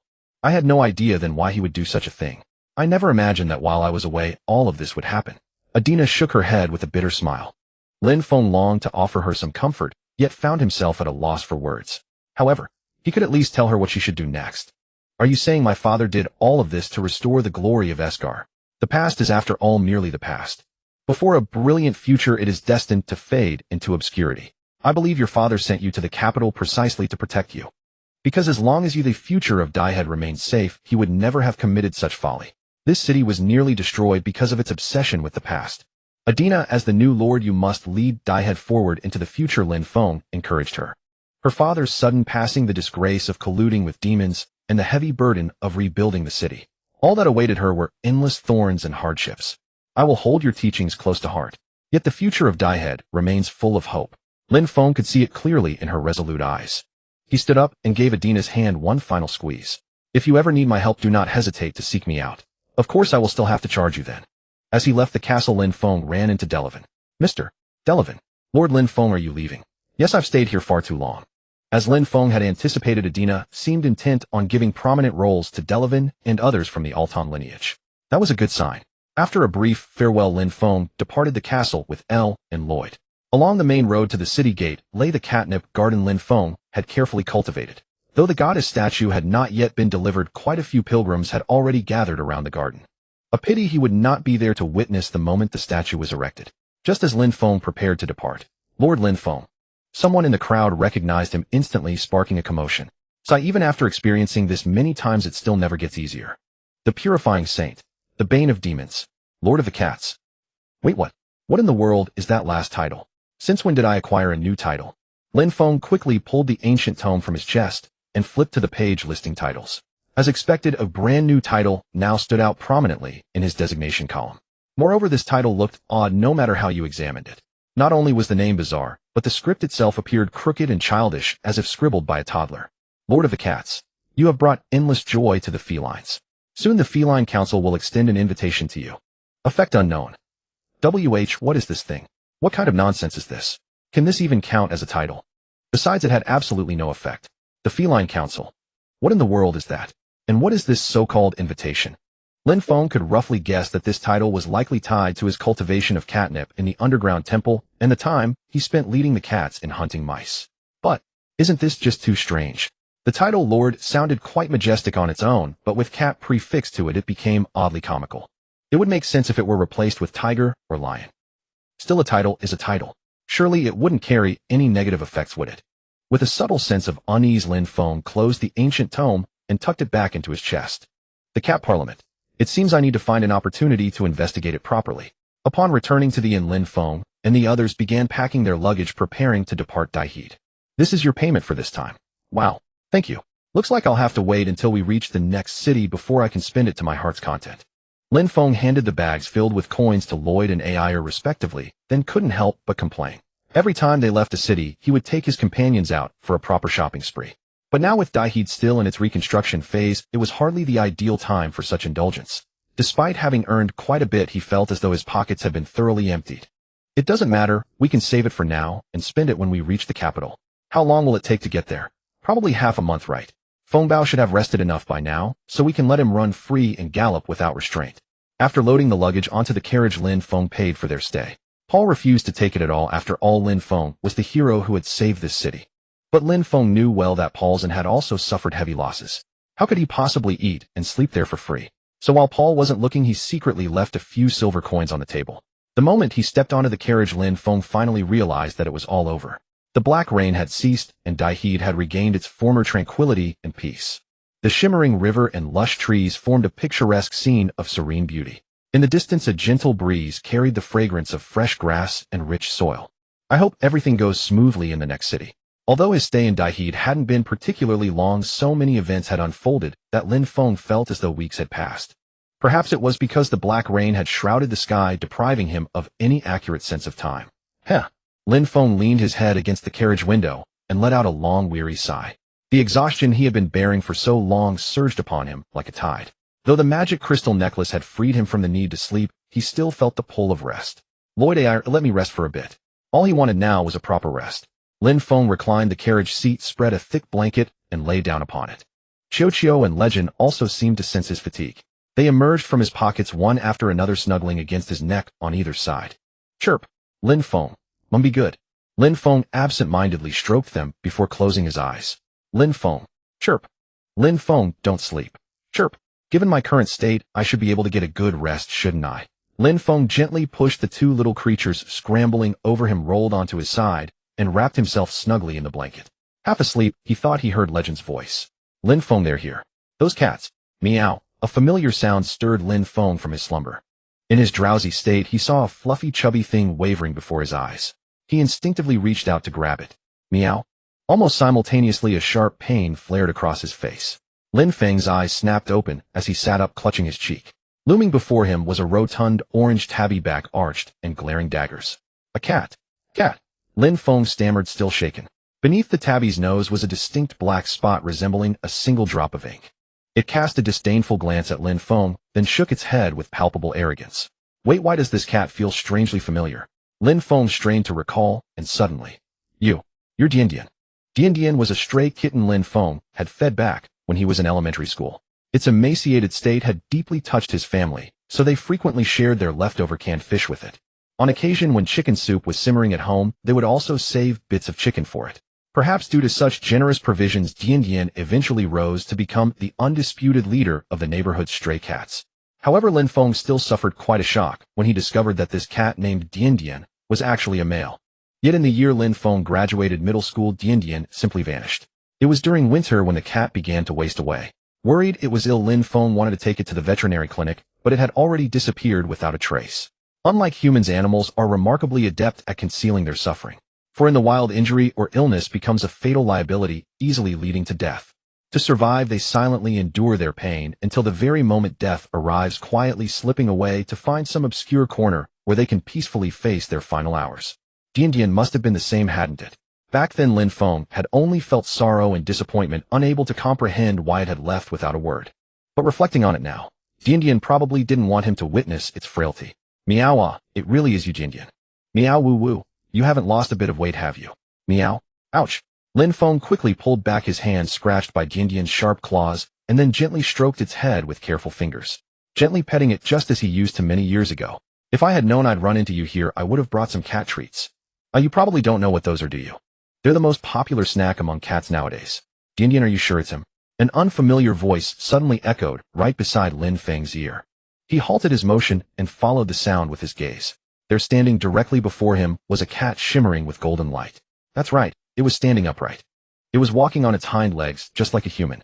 Even if this was an alternate world infused with fantasy elements, shouldn't such unscientific creatures be impossible? Right, he wasn't on Earth anymore. He was in a different world on an unknown planet. Then how did Dian end up here? It should have come from Earth, just like him, right? Lin Feng stared at Dian with utter bewilderment. Dian, like all cats, simply ignored his confusion. It seems you are quite surprised. You can talk. Allow me to introduce myself. I am Callie, the chairman of the Cat Parliament. The Cat Parliament. Lin Feng suddenly recalled that the ancient tome seemed to have mentioned this very term. Soon the cat parliament shall extend an invitation to you. That was exactly it. But this was far too soon. He hadn't even had the chance to investigate what the cat parliament actually was. Could it be that the title of Great Lord of Cats was also granted by you? Before Lin Feng could fully process his shock, Callie had already struck up a conversation with Yin. Yes, precisely. When you first encountered it, it was merely a tiny thing. Moreover, it mentioned that you were sleeping at the time. Meow. Humans being such low-tier beings mature at a pace far slower than ours. It's only natural that you failed to recognize it immediately. However, since you claim it bears the same scent as you, then this giant must indeed be the tiny thing you once knew. Meow. You say it gave you canned fish. Very well, let me ask him directly. Hey, do you have any canned fish on you? No. It appears he has no canned fish on him. Too bad, Yin. What in the world are they talking about? Could I be hallucinating? No, that's impossible. He had only recently acquired gloves crafted from starfish hide, and those gloves possessed the effect of illusion immunity. Therefore, what he was seeing now was absolutely not an illusion. Then, could it be that all of this is real? Lin Feng could not help but murmur to himself. Hearing his voice, Callie and Yin both turned their heads simultaneously to look at him. Yin twitched its whiskers as if mocking him, while Callie gazed at him with an expression of disappointed frustration. It seems you still do not realize your current situation. Indeed, forgive my foolishness. If it were you in my position, could you possibly understand what is happening? Suddenly encountering a feline companion long lost, which of course delighted him, then witnessing a talking cat walking on two legs. Do you know that you are now the Great Lord of Cats? I know. Then all is well. You have brought unprecedented joy to cats throughout the world. I suppose she was referring to catnip, right? Moreover, in this era plagued by darkness and evil, you have proven that our feline kind remains an undeniable force. This time it should be the tale of catching mice. Callie gazed at Lin Feng with a grave expression, then retrieved a scroll from behind and slowly unrolled it. The scroll extended all the way down to its paws. Written upon it in the same script as that ancient tome were the words, "Appointment of the Great Lord of Cats," slightly crooked. Beneath the text were 9 paw prints in various colors. Therefore, the 9 Realms Cat Council has unanimously decided to bestow upon you the title of Great Lord of Cats. Lin Feng listened quietly to Callie's words with a calm heart. Whether Great Lord of Cats or Great Lord of Dogs, none of it truly mattered to him. What truly mattered were the effects that came with the title. Yet so far the title of Great Lord of Cats had not granted any effects. Callie seemed to see through his thoughts, patting with its chubby paw before rolling up the scroll. All who receive the title of Great Lord of Cats shall obtain our feline race's unique blessing, 9 lives. 9 lives. So the cats of this world truly do have 9 lives. In this other world there was a saying, cats and the Hydra both possess 9 lives. Therefore one must never provoke them. But strictly speaking, the Hydra possesses not 9 lives, but 9 heads. This was entirely different from Revival. If the title's effect were 9 lives, that would be truly magnificent. Have you prepared yourself to receive this supreme blessing that only cats spanning the 9 realms can possess? Great Lord of Cats. Of course. Lin Feng nodded earnestly. In this other world, he had already brushed death's doors several times. If he could have 9 lives, that would be ideal. It seemed that good deeds were rewarded. But before he could finish, why the sudden turn? Lin Feng narrowed his eyes, looking at Callie. Callie, with a stern expression, continued, your identity has not yet been confirmed. My identity? That's right. No cat in this world knows you. That is only natural, is it not? He comes from Earth after all. That is why we sent someone to inquire in other worlds, and Yin said it knows you. Thank you, Yin. Lin Feng gave a thumbs up to Yin, who was absently grooming itself. But there is another matter. What is it? Why do you wander this world? Where exactly do you come from? This. In case you are an embodiment of chaos. Chaos. Then we cannot let you become the Great Lord of Cats. What? Is this turning against someone after they have served their purpose? Though he was too embarrassed to admit it, he was clearly the hero who saved the world. Just as Lin Feng was about to explain, a terrifying roar erupted from afar, as though the heavens were crumbling and the earth splitting apart. At the same moment, a blinding bolt of lightning tore across the sky, illuminating the entire heavens. They have already caught up so quickly. Yin also dropped its playful demeanor, gazing solemnly toward the horizon. What is that thing? How has the world ended all of a sudden? Run, do not let it catch us. Meow. Callie and Yin sprinted rapidly in the same direction. Ahead of them appeared a massive portal shaped like a cat's eye. Damn it, as expected, 2 legs cannot match 4 when it comes to speed. Lin Feng panted heavily, chasing after them with all his might. The thunderous sound behind him grew closer and closer, as if it would devour him at any moment. Quick, hurry inside. Meow. Callie and Yin called out anxiously to Lin Feng. Lin Feng clenched his teeth and threw himself into the flickering portal. Immediately after, Callie and Dian also leaped inside. With a piercing sound, the portal slowly closed. Phew. Meow. Dian gently patted Lin Feng's shoulder, signaling him to catch his breath. What on earth is going on? Having barely made it through the portal, Lin Feng asked with lingering fear. Callie was busy tidying its disheveled fur, and upon hearing the question, simply replied nonchalantly. Can't you tell? This is the wrath of the goddess of light. The wrath of the goddess of light. Indeed. The goddess of light, she who governs temperance and order. She is the twin sister of Klein, the god of magic and knowledge, and possesses magical power no less than his. Yet she is said to despise the primal chaos inherent in magic, which is why she chose to guard temperance and order. As her divine name suggests, the goddess of light is the most austere among the 12 principal deities. Some even claim she is more fearsome than Balik, the god of war, Herd, the god of vengeance, and Shouta, the god of agony. As the guardian of temperance and order, the goddess of light also oversees law and judgment. The laws of all nations are decreed by her. Every nation upon the continent held her in awe. Yet why would the fury of the goddess of light descend upon the cats? Before the portal opened, Lin Feng had witnessed that world-shattering lightning with his own eyes. That was unequivocally a power far beyond mortal reach. Now, hearing from Callie that it was the wrath of the goddess of light, he found the power somewhat more comprehensible. What truly baffled him was why the goddess of light would hunt cats. Callie had finally finished grooming and gazed calmly at Lin Feng with its emerald eyes. I apologize for pulling you into this conflict. What place is this? A sanctuary. Lin Feng looked around and saw catnip and cattail grass planted everywhere, along with many trees marked by scratches and patches of turf that had been nibbled. Several butterflies danced among the flowers while a few cats lazily chased them. Could this be the cat kingdom? Lin Feng followed Callie and Dian as they continued forward. In the distance, a colossal structure resembling a cat climbing frame emerged. Could that be their castle? According to plan, we were supposed to test you first, then hold your appointment ceremony here. It seems we must wait for now. Callie shook its head helplessly, its golden tail swishing restlessly. Wait if you become Great Lord of Cats, and then face the goddess of light. What nonsense are you spouting? Has this cat gone mad? Even as Great Lord of Cats with 9 lives, one could never defeat a deity. It would be no different from seeking death. Rest assured, this is impossible. To make you the Lord of Cats, we must obtain the consent of the other council members. That's a relief then. But given the peculiar circumstances, perhaps they might agree. What if I simply refuse? You are truly a peculiar human. Do you not desire 9 lives? If receiving 9 lives means inevitably losing them, then what difference does it make between having 9 or merely 1? Callie tilted its head regarding Lin Feng with puzzlement, then shrugged. This cat was exceedingly cunning. Had it taken him for a fool? Though he spoke thus, Lin Feng was well aware that the title of Lord of Cats and the 9 lives it bestowed held a deadly allure for him. If not for this incident, this would undoubtedly be a magnificent opportunity. By the way, you haven't told me why the goddess of light. It's a long story. I am curious to learn what transpired as well. Are you certain you can bear the weight of this truth? I can bear it. Very well. Callie stroked its whiskers, pondered for a moment, and then spoke slowly.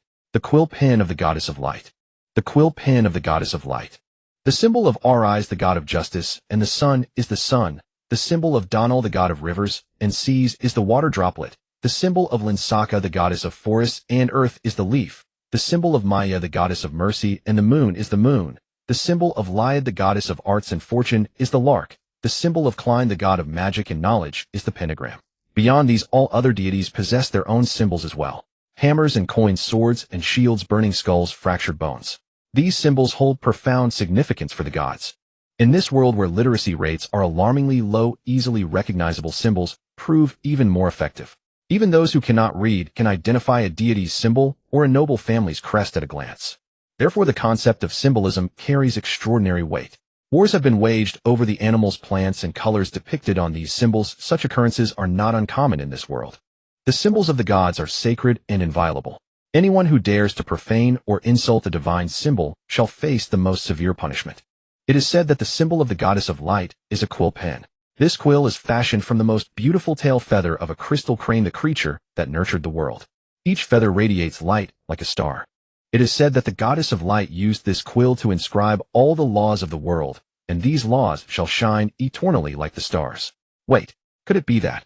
I hope this is not what I imagine. Callie seemed inclined to say something, but ultimately nodded. It appears you have already possessed the wisdom required to become the Lord of Cats. You flatter me. Sometimes the curiosity of little cats can bring catastrophic consequences upon the world. Callie briefly recounted what had happened. Within this sanctuary, 9 special cats that can observe the 9 realms reside. These 9 cats possess an ability akin to clairvoyance, allowing them to witness events unfolding across other worlds. And they inadvertently discovered the quill pen of the Goddess of Light. The subsequent events were predictable. These brave but reckless young cats dared to steal the quill pen of the Goddess of Light. Although Callie claimed this demonstrated courage and fearlessness, Lin Feng believed it amounted to courting death. Daring to steal the symbol of a deity, no wonder the Goddess of Light is so furious. Couldn't you simply return the quill? Could it be that? Where are those kittens now? Probably playing with the quill somewhere. Good heavens, don't you intend to retrieve it? They will return it to the Goddess of Light once they grow weary of it. Really, gods are so petty. Can't even tolerate a child's jest. What nonsense is this? Lin Feng massaged his throbbing temples and looked at Callie helplessly. That's a deity. If you don't return the quill, the Goddess of Light will not let this go. She might even destroy the entire sanctuary. You're playing with fire. I think I'll abandon the notion of becoming Lord of Cats. Hearing Lin Feng's words, Callie's whiskers trembled. Dian, who had been rolling on the ground, also raised its head and looked at him curiously. What good are 9 lives? Before a deity's wrath, even 100 lives would be insufficient. The wisest course of action now is to withdraw immediately. Very well, see me back home.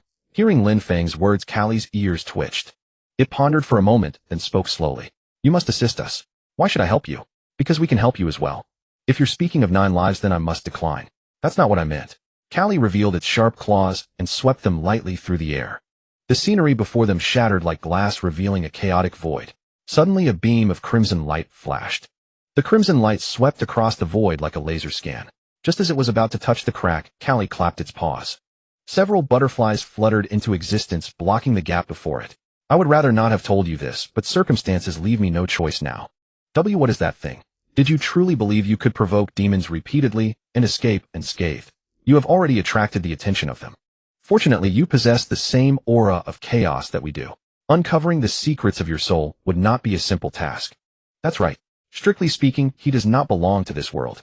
However, few are aware of this fact.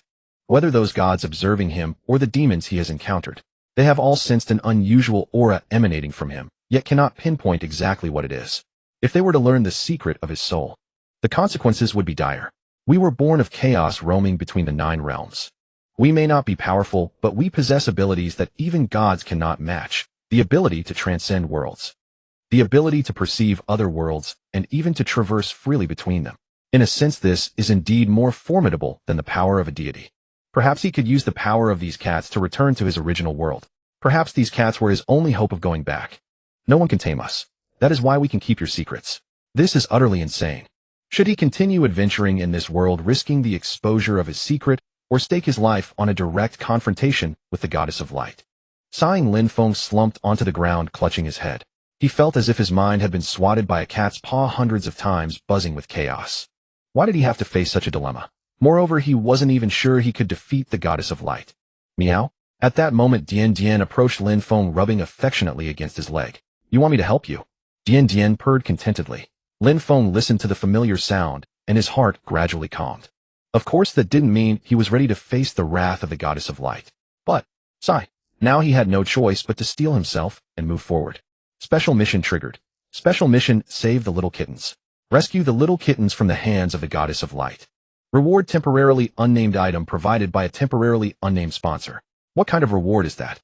Even without the reward, he had to complete the mission, but the description still annoyed him. He decided to deal with the immediate problem first. Now was not the time to dwell on the reward. Lin Feng stood up and looked at Callie. Where are those creatures? I mean those kittens now? In the Chaos World. The Chaos World, also known as the Dream Realm.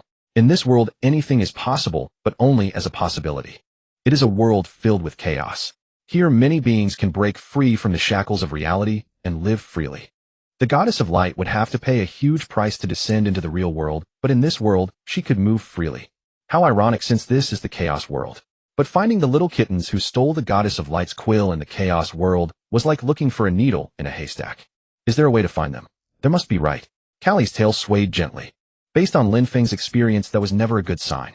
Damn it, was he supposed to wander aimlessly in the Chaos World like a headless fly? There's one way. What is it? But it might be too precious for you.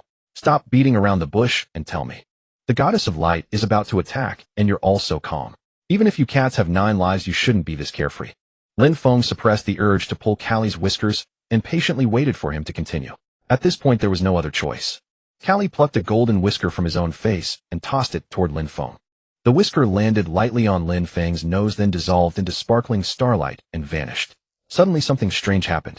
What? What is this? Cat whiskers had sprouted on Lin Feng's face. To be precise, they weren't real whiskers. It was like a game character equipping a new skin. A few shimmering cat whiskers appeared on his face. Come on, even if he was a game character, he shouldn't have cat whiskers. He was a grown man in his 20s. Lin Feng frantically touched his face, but those damned whiskers wouldn't come off. Make good use of them. Callie's words carried weight. Unlike ordinary decorative skins, these cat whiskers seemed to possess a special ability. How did he know? Because he could feel the whiskers trembling slightly, transmitting a strange sensation to him. Instinctively, he sensed the location of the little kittens. Lin Feng closed his eyes, focused, and felt the signals from the whiskers. But that only gave him a general direction. In the chaos world, could he really find the kittens with just a vague direction? Impossible. Then there was only one way. Instead of me going to them, let them come to me. Lin Feng looked at Callie, the cat whiskers on his cheeks quivering. Where is the sea? Guided by Callie, Lin Feng and the others arrived at the beach east of the sanctuary. The golden sand sparkled under the sun. The azure sea shimmered with ripples, of breathtaking sight. Lin Feng found a thick branch of moonlight tree, trimmed it, and tied a strand of silk extracted from a golden cocoon to one end. Unexpectedly, the golden silkworms, which were priceless outside, were everywhere here. If he could bring them back, he'd be rich. But now was not the time for that. Lin Feng tied a plump golden silkworm to the other end of the silk thread. The fishing rod was ready. Crude, but it would have to do. One cannot make bricks without straw. Lin Feng placed the remaining golden silkworms into a basket and climbed aboard the glass sailboat anchored on the beach. Aren't you coming? Meow? Callie and Dian hesitated before the sailboat. Of course they were cats afraid of water. Didn't you say you wanted to save the kittens? Fine. Hurry up, time is running out. Humans are strange creatures, risking their lives to save a few kittens. Is that a compliment or an insult? A compliment, of course. With Lin Feng's help, Callie carefully climbed onto the sailboat. Dian, on the other hand, displayed astonishing jumping ability, leaping and landing steadily on the deck. Lin Feng paddled vigorously, heading toward the deep sea. The sea of the chaos world was sometimes pitch black like an abyssal maw, and sometimes shimmering like a reflection of the Milky Way. What a dreamlike scene. Lin Feng had worried there might be no fish in such waters. But Callie told him that a variety of delicious fish lived here. Even if he couldn't catch a full load, he needed at least enough bait. Moreover, he had prepared the ultimate bait, golden silkworms. That was unimaginable outside. Could you two stop playing with my fishing rod? The line will break. But it's swinging. I can't help it. Right, Dian? Meow? This is no time for fun. Lin Feng snatched the fishing line from Callie and Dian's paws and cast it far into the distance. With a swoosh and a plop, the golden silkworm gleamed in the sunlight as it slowly sank to the seabed. Lin Feng held his breath, staring intently at the sea surface. The cat whiskers on his cheeks trembled slightly, making him more sensitive to everything around him. Lucky effect activated. Dream tuna appearing in large numbers. This effect came at just the right time. As expected, fishing really does depend on luck.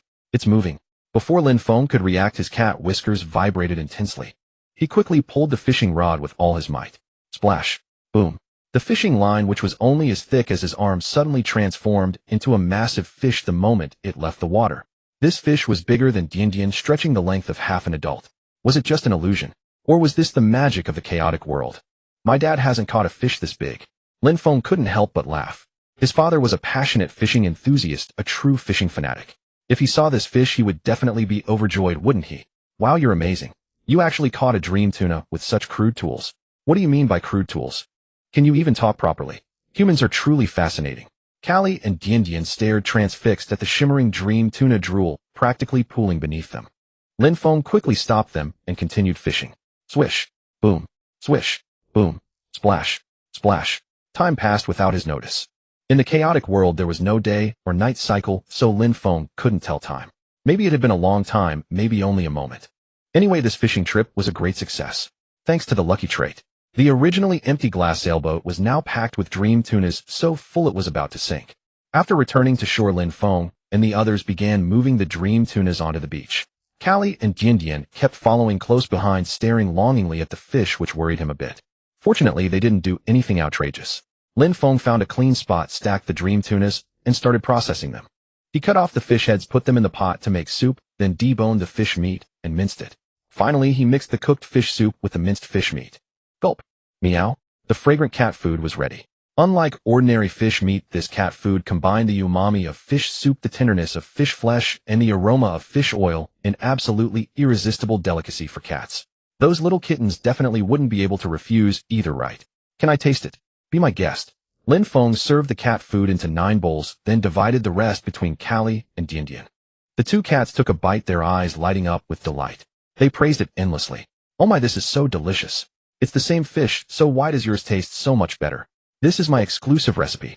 I believe no cat could resist this delicacy. Those little ones definitely would. Callie licked her lips, still wanting more. It looked like it wanted more, but now the remaining cat food was reserved for those little kittens.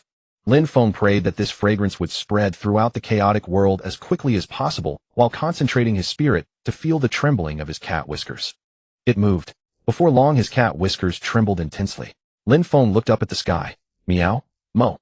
The distinctive calls of kittens came from the horizon.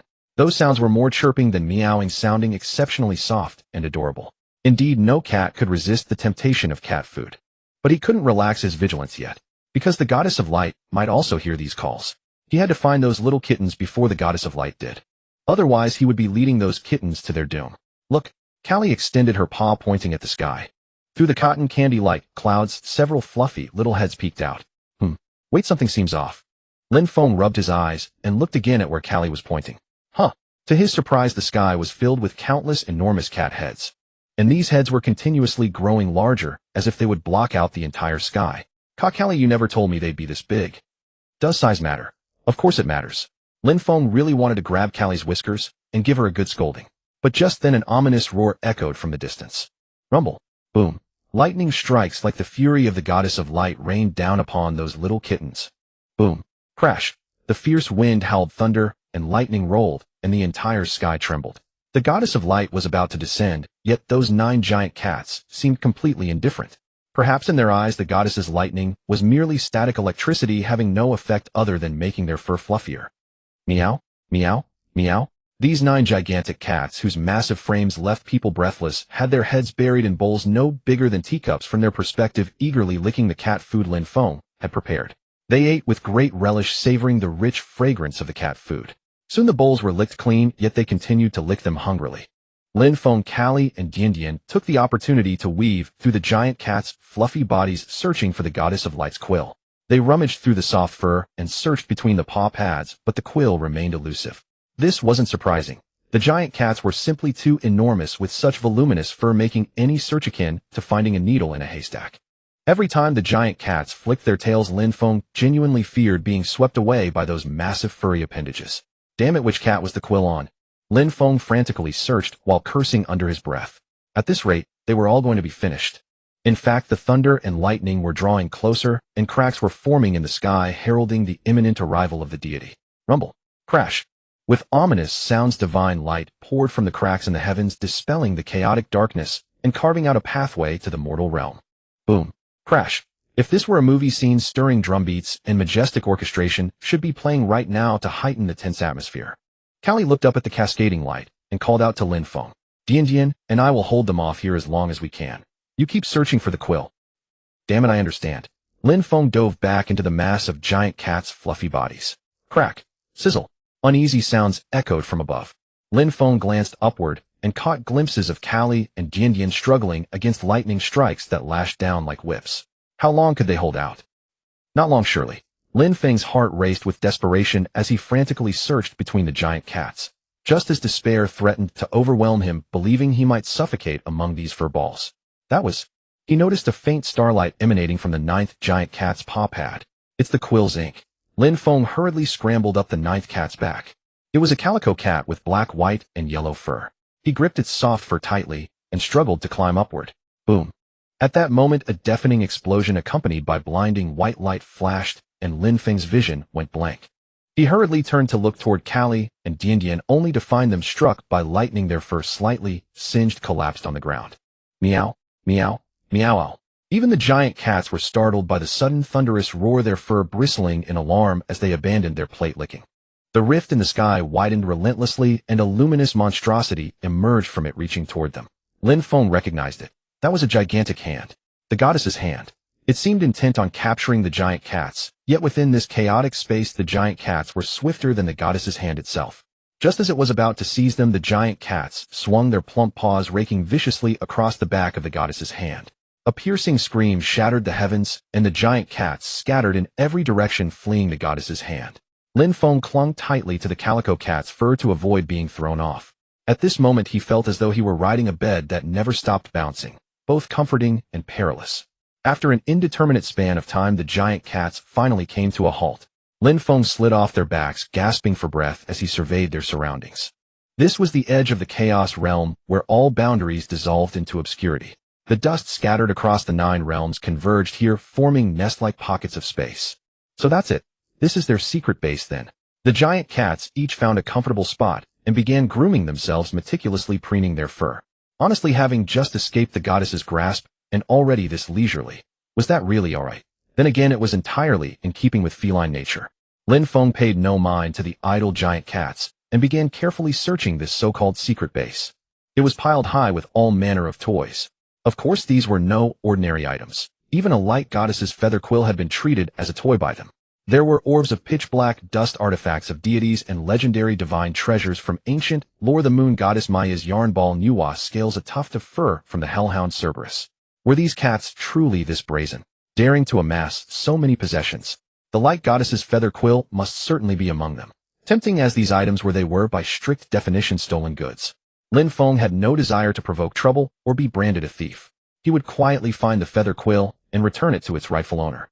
Just then a familiar starlight caught his eye, identical to the markings he had seen on the giant cat's paw pads. Found it. Lin Feng pushed aside the surrounding dust and debris, and a gleaming feather quill came into view.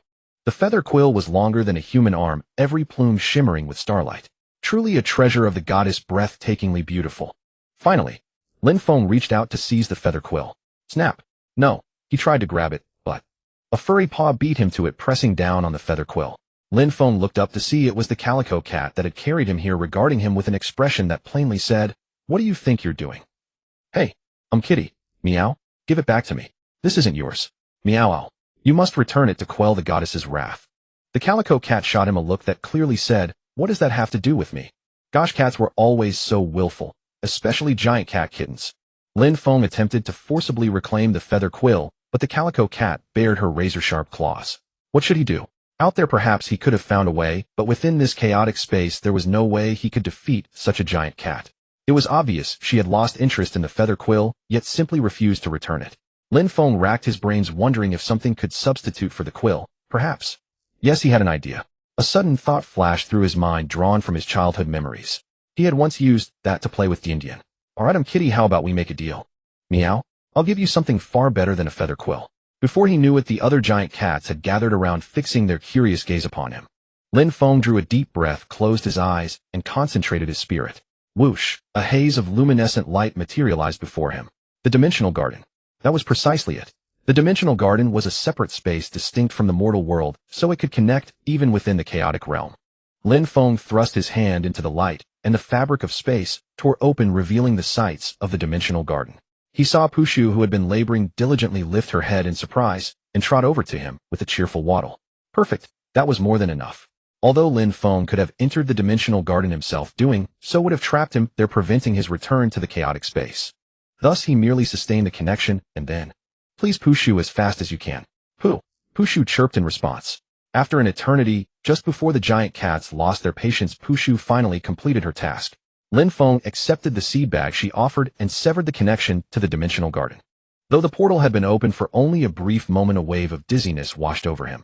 He had expended quite a bit of mana, but now was no time to rest. Lin Feng squeezed past the ring of giant cats and poured the seeds from the bag into his palm. These seeds were smaller than grains of sand, resembling little more than a pile of black dust. He gently blew upon the seeds. A soft breeze scattered them in all directions. The winds within the chaotic space were erratic and unpredictable, and the seeds rode the air currents until they settled upon the ground, taking root and sprouting. The seeds took root in the chaotic dust and quickly sent forth long stalks. Then at the tips of those stalks, meow, meow owl, fluffy verdant clusters blossomed forth, resembling cattails, or rather flowers. The giant cat's attention was instantly captivated. That was none other than dandelion grass. Enhanced by Pushu's cultivation, these dandelion grasses had grown enormously lush and plump, swaying seductively in the chaotic winds, utterly irresistible to the giant cats. The giant cats eagerly extended their paws, batting at the swaying dandelion grass, reveling in their play, having already cast the light goddess's feather quill to the farthest corners of their minds. At last, Lin Feng hurriedly retrieved the feather quill abandoned in the corner. All that remained was to return. Rumble. Foolish. Click. Ants. Boom. Boom. A flash of intense light, and Lin Feng's vision went blank. He could feel his beard standing on end from the electric current. Now he would be doomed if he encountered the goddess of light. His whiskers instinct issued a warning. Lin Feng dared not delay, and quickly hid within a pitch-black cloud of dust. However, the giant cats engrossed in their play remained oblivious. Crack. Boom. It was not just one descending giant hand, but dozens. These radiant giant hands swept through the air, searching for the traces of the giant cats. The giant cats fought back, fiercely scratching and biting, but the goddess of light had clearly come prepared this time. The giant hands relentlessly seized them one by one. Howl. Hiss. The giant cats struggled, emitting furious roars, but the goddess of light remained utterly unmoved. Was she going to kill them? Lin Feng couldn't help but shiver. The remaining giant hands began searching the surroundings. Lin Feng quickly used his Shadow Moon Cloak to cover himself and the goddess of light's quill. He wondered if the Shadow Moon Cloak would still be effective before the goddess. Swish! Fortunately, the Shadow Moon Cloak still worked. The giant hand wavered before Lin Feng and then vanished.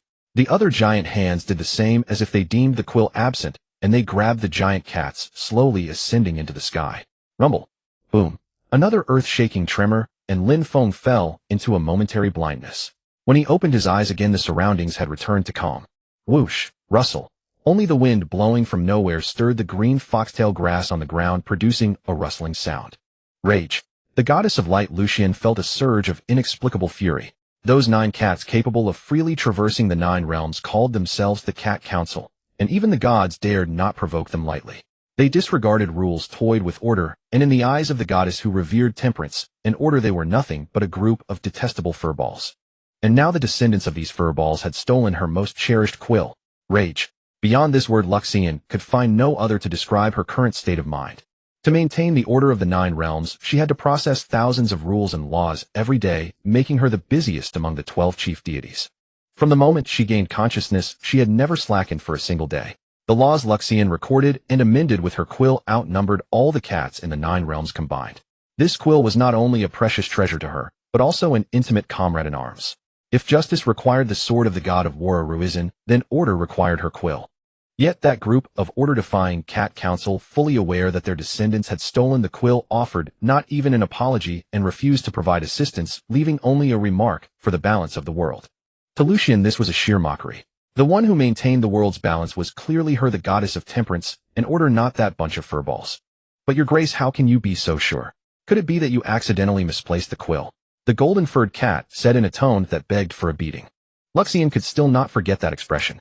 She presented the golden cat fur found in her study as evidence, but the Cat Council dismissed it, claiming a few strands of cat hair proved nothing. They even retorted to Lucian, asking if her pet hound Lalapuzzi also had fur, so could they conclude that it had stolen the quill. The world can only function properly under perfect order and law. Without the rules inscribed by the goddess's quill, the world would inevitably descend into chaos. And once the world falls into chaos, those things will awaken. You foolish ants, you have no idea how serious this is. Luxian gazed down upon the chaotic space, manipulating a giant hand to seize the golden-furred cat. I'll start with you. Meow. I will show you, children of chaos, the power of order. She would burn this cat to ashes, making an example of it, so that the other members of the Cat Council would taste the bitterness and pay for their deeds. In endless agony, you shall comprehend the true essence of order. Crackle. Electric sparks danced around the giant hand as terrifying energy accumulated. Death is fair to all. Just then, Luxian. A familiar voice interrupted Luxian. I want to make a deal with you. Huh. Why does that line sound familiar? Is it my imagination? Never mind, this is not the time to think about that. Callie was about to become a roasted cat, so Lin Feng quickly raised the quill and waved it vigorously. Starlight scattered from the quill, incongruously beautiful against the tense atmosphere, heartbreakingly so. Crackle. The electric current that was about to scorch Callie gradually dissipated. Lin Feng stopped his movements, lifted his head, and stared straight at the sky. The sky, thick with dark clouds, resembled the goddess's angry face. A deal. Yes, a deal. The giant hand tossed Callie aside and pointed its index finger at Lin Feng. You are mistaken. In what way? That quill was originally mine, how can you call it a deal? But now it's in my hands. So if you return it to me, I may spare your life. That won't do. Why? Lucian's voice was filled with bewilderment. Lin Feng looked at the giant cats now held by the giant hands, and barely struggling, took a deep breath, and said, because I am the Cat Lord. Boom. Another deafening crash. Lin Feng quickly closed his eyes, waiting for the light and noise to subside. Opening his eyes again, he looked straight at the sky, and declared, Your Grace, if you make such a fuss over a few kittens' prank, aren't you afraid of being mocked? Prank. Exactly. They were just curious with no malice. Rumble. Thunder roared deafeningly, but Lin Feng continued fearlessly, Lady Lucian, I know how much effort you have devoted to maintaining the world's order. You know that, and still dare to disrespect me. But, silence, insect. Does order not exist precisely because of chaos? Boom. Another bolt of lightning struck. The goddess's fury had reached its peak, dark clouds churned, thunder and lightning flashed, as if divine punishment could descend at any moment. If you dare to speak nonsense again. Lin Feng interrupted her. Don't forget you yourself were born from chaos. Yes, all 12 chief gods were born from chaos. Without chaos there would be no 12 chief gods. Because chaos represents infinite possibilities. Even the goddess who upholds order has her roots in chaos. As he said, without chaos order cannot be spoken of. If everything in the world were perfectly ordered, then order itself would lose its meaning.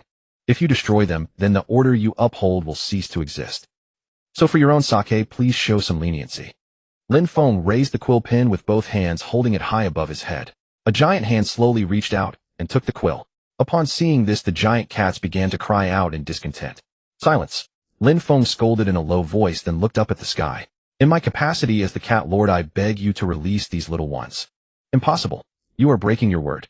Strictly speaking, we have not yet reached a contract, Cat Lord. Contract. As expected of the goddess of order, she leaves no loophole unchecked. Lin Feng quietly watched as the giant hand tore open a patch of dark clouds and wrote something on it with the quill. Cat Lord, you are right. Order exists to regulate chaos. Therefore I, Lucian, shall hereby establish a new order. What order? These 9 little ones are forbidden from setting foot in the 9 realms until they have received the teachings of order. Lin Feng turned to look at Callie, who shook his head, but Lin Feng nodded anyway. As he said, order needs chaos and chaos also needs order. These embodiments of chaos also need to learn the rules of the world. I agree. The giant hand handed the quill to Lin Feng, who took it, signed his name on the dark cloud, and then returned the quill to the giant hand. The giant hands holding the giant cats released them one after another. The giant cats fell to the ground, fluffing up and hissing at the giant hand, but to no avail. I hope there won't be a next time, Cat Lord. So do I, goddess. Boom. With a loud crash, the dark clouds and the giant hand vanished together. The sky returned to its usual clearness, dotted with stars. Lin Feng suddenly felt his legs go weak and collapsed onto the ground. Special mission operation save the little kittens. Success. Reward lucky goddess Lydel's lucky key. Wait, Lydel. Why would the goddess Lydel? Lin Feng murmured to himself, astonished by the sudden name. Hearing this, Callie, who had been licking his fur, gave an unexpected answer. Hey, it seems the goddess of luck has been secretly helping again. You know her. Lydel, she is our secret sponsor. Lydel, the goddess of art and luck.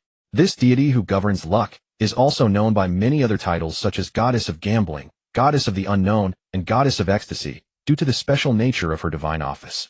To Lin Feng, Lydel was not unfamiliar. Ever since he chose the lucky star talent, he had been deeply favored by this goddess throughout his journey. Thinking of this, Lin Feng suddenly understood why the mission description had been so strange. The currently unnamed sponsor's currently unnamed item. Secret sponsor, could it be? Lin Feng pondered inwardly. Even if these cats could travel between the 9 realms, sneaking into the divine realm silently would be no easy feat, let alone when these guys were just immature kittens. Yet they had managed to steal the quill from right under Lucian's nose. Lin Feng had always had an unresolved doubt in his heart, and now the answer seemed to be on the verge of revelation. Lydel, goddess of luck, could it be that you brought these little ones into the divine realm? Lin Feng did not continue, but instead looked worriedly at the lucky key in his hand. Lucian's gaze might still be lingering here, and he dared not take the risk. Hell, we are beings that can bring joy to goddess Lydel, so naturally we are deeply loved by her. Callie's words confirmed Lin Feng's speculation. Lydel must have brought this litter of kittens into the divine realm to let them play freely there. And while she was off guard, these little ones sneaked away Lucian's quill.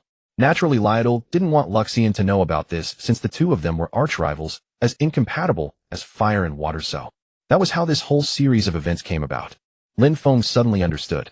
At that moment, the lucky key in his hand was bathed in the radiance of the Milky Way, emitting a brilliant glow.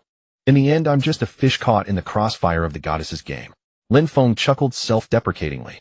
However, he wasn't going to suffer this unwarranted calamity for nothing. Fortunately, the reward was quite generous. Lin Feng rejoiced inwardly. He had already witnessed the wonderful uses of this lucky key once. This key was entirely made of gold with a 4-leaf clover carved from emerald inlaid on top, and a slender cylinder connected below engraved with intricate and exquisite mysterious characters. Unlike ordinary keys, it had no keyhole. Instead, several golden beads hung from the cylinder, slowly revolving around it. These beads must be able to change freely according to the shape of the keyhole. Lin Feng speculated silently. He narrowed his eyes carefully, trying to discern the tiny characters on the cylinder.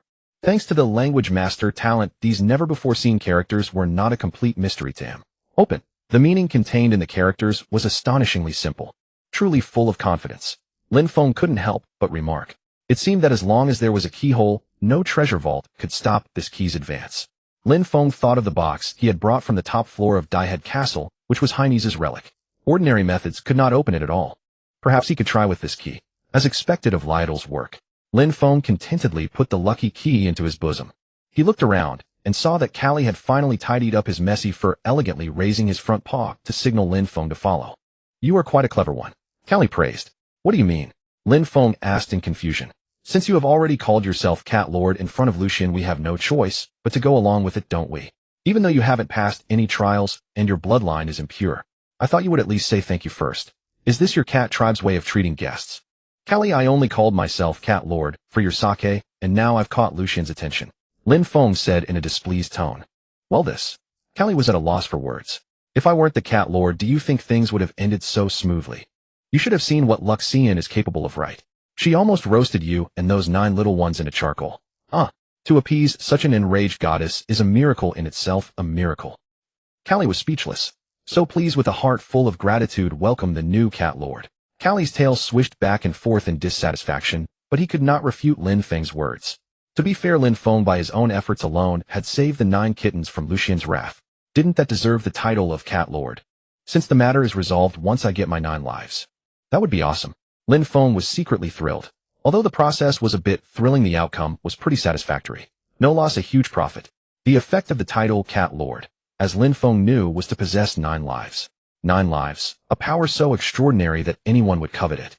However, to obtain these 9 lives, one must meet several rather stringent conditions. First, if one is struck by a curse or blessing of eternal life, the 9 lives will vanish. This is hardly surprising. Eternal life means never dying, so naturally the 9 lives would be unnecessary.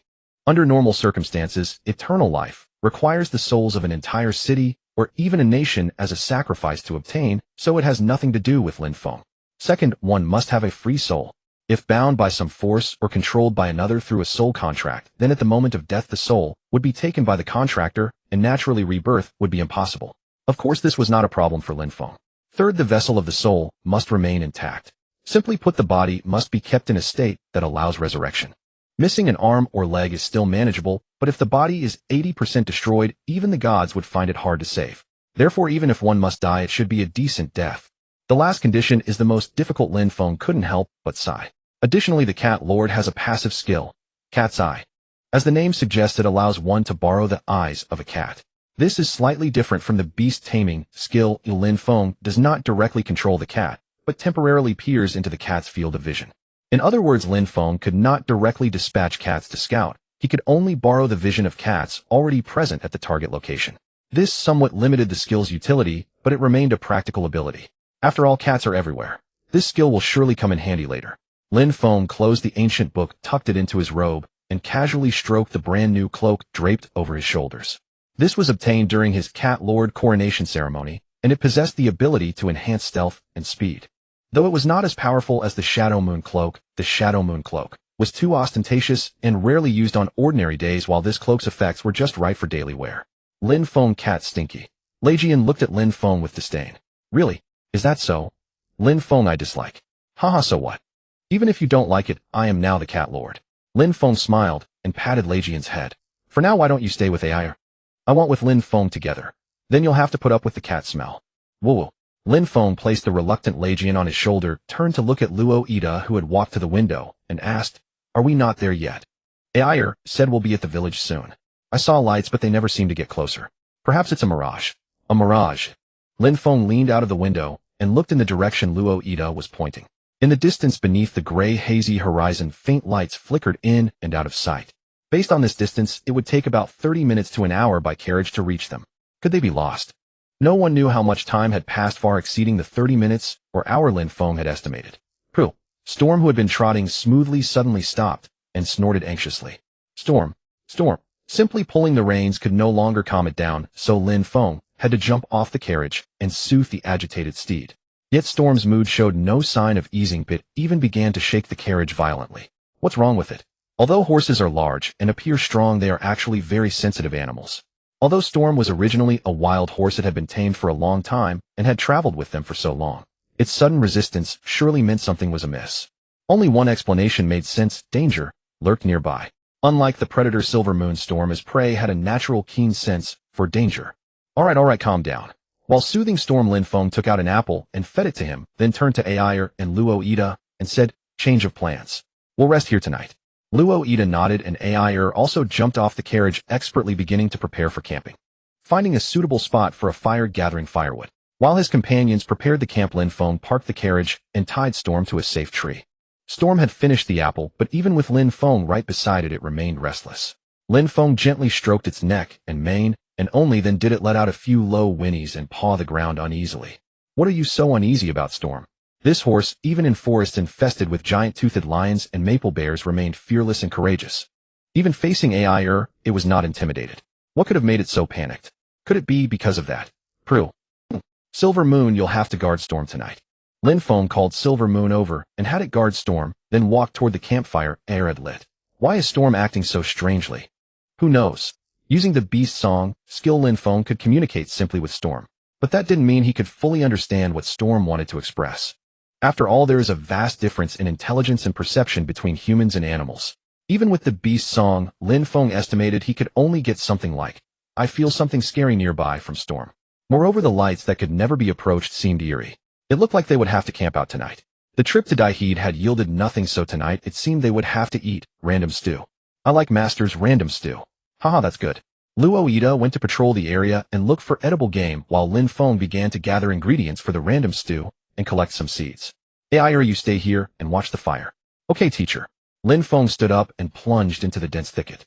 Far from the campfire, the depths of the forest were pitch black with no visibility even at arm's length, but thanks to the owl's eyes skill, Lin Feng walked with ease. Oh, wild winter melon grows here, and there are quite a lot of edible things here. Although not large, the sweet and soft wild winter melons grew in clusters, and not far away was a patch of wild berries bearing purple-red fruit. Lin Feng picked a few winter melons and gathered some berries, putting them into his pocket. If there was enough sugar, he could even make a pudding. Ever since leaving Daihid, they hadn't had a proper dessert, and Lin Feng was craving something sweet.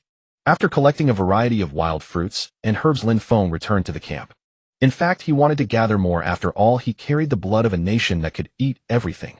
From mountain wild greens to roadside weeds, nothing was inedible. He was practically a plant killer.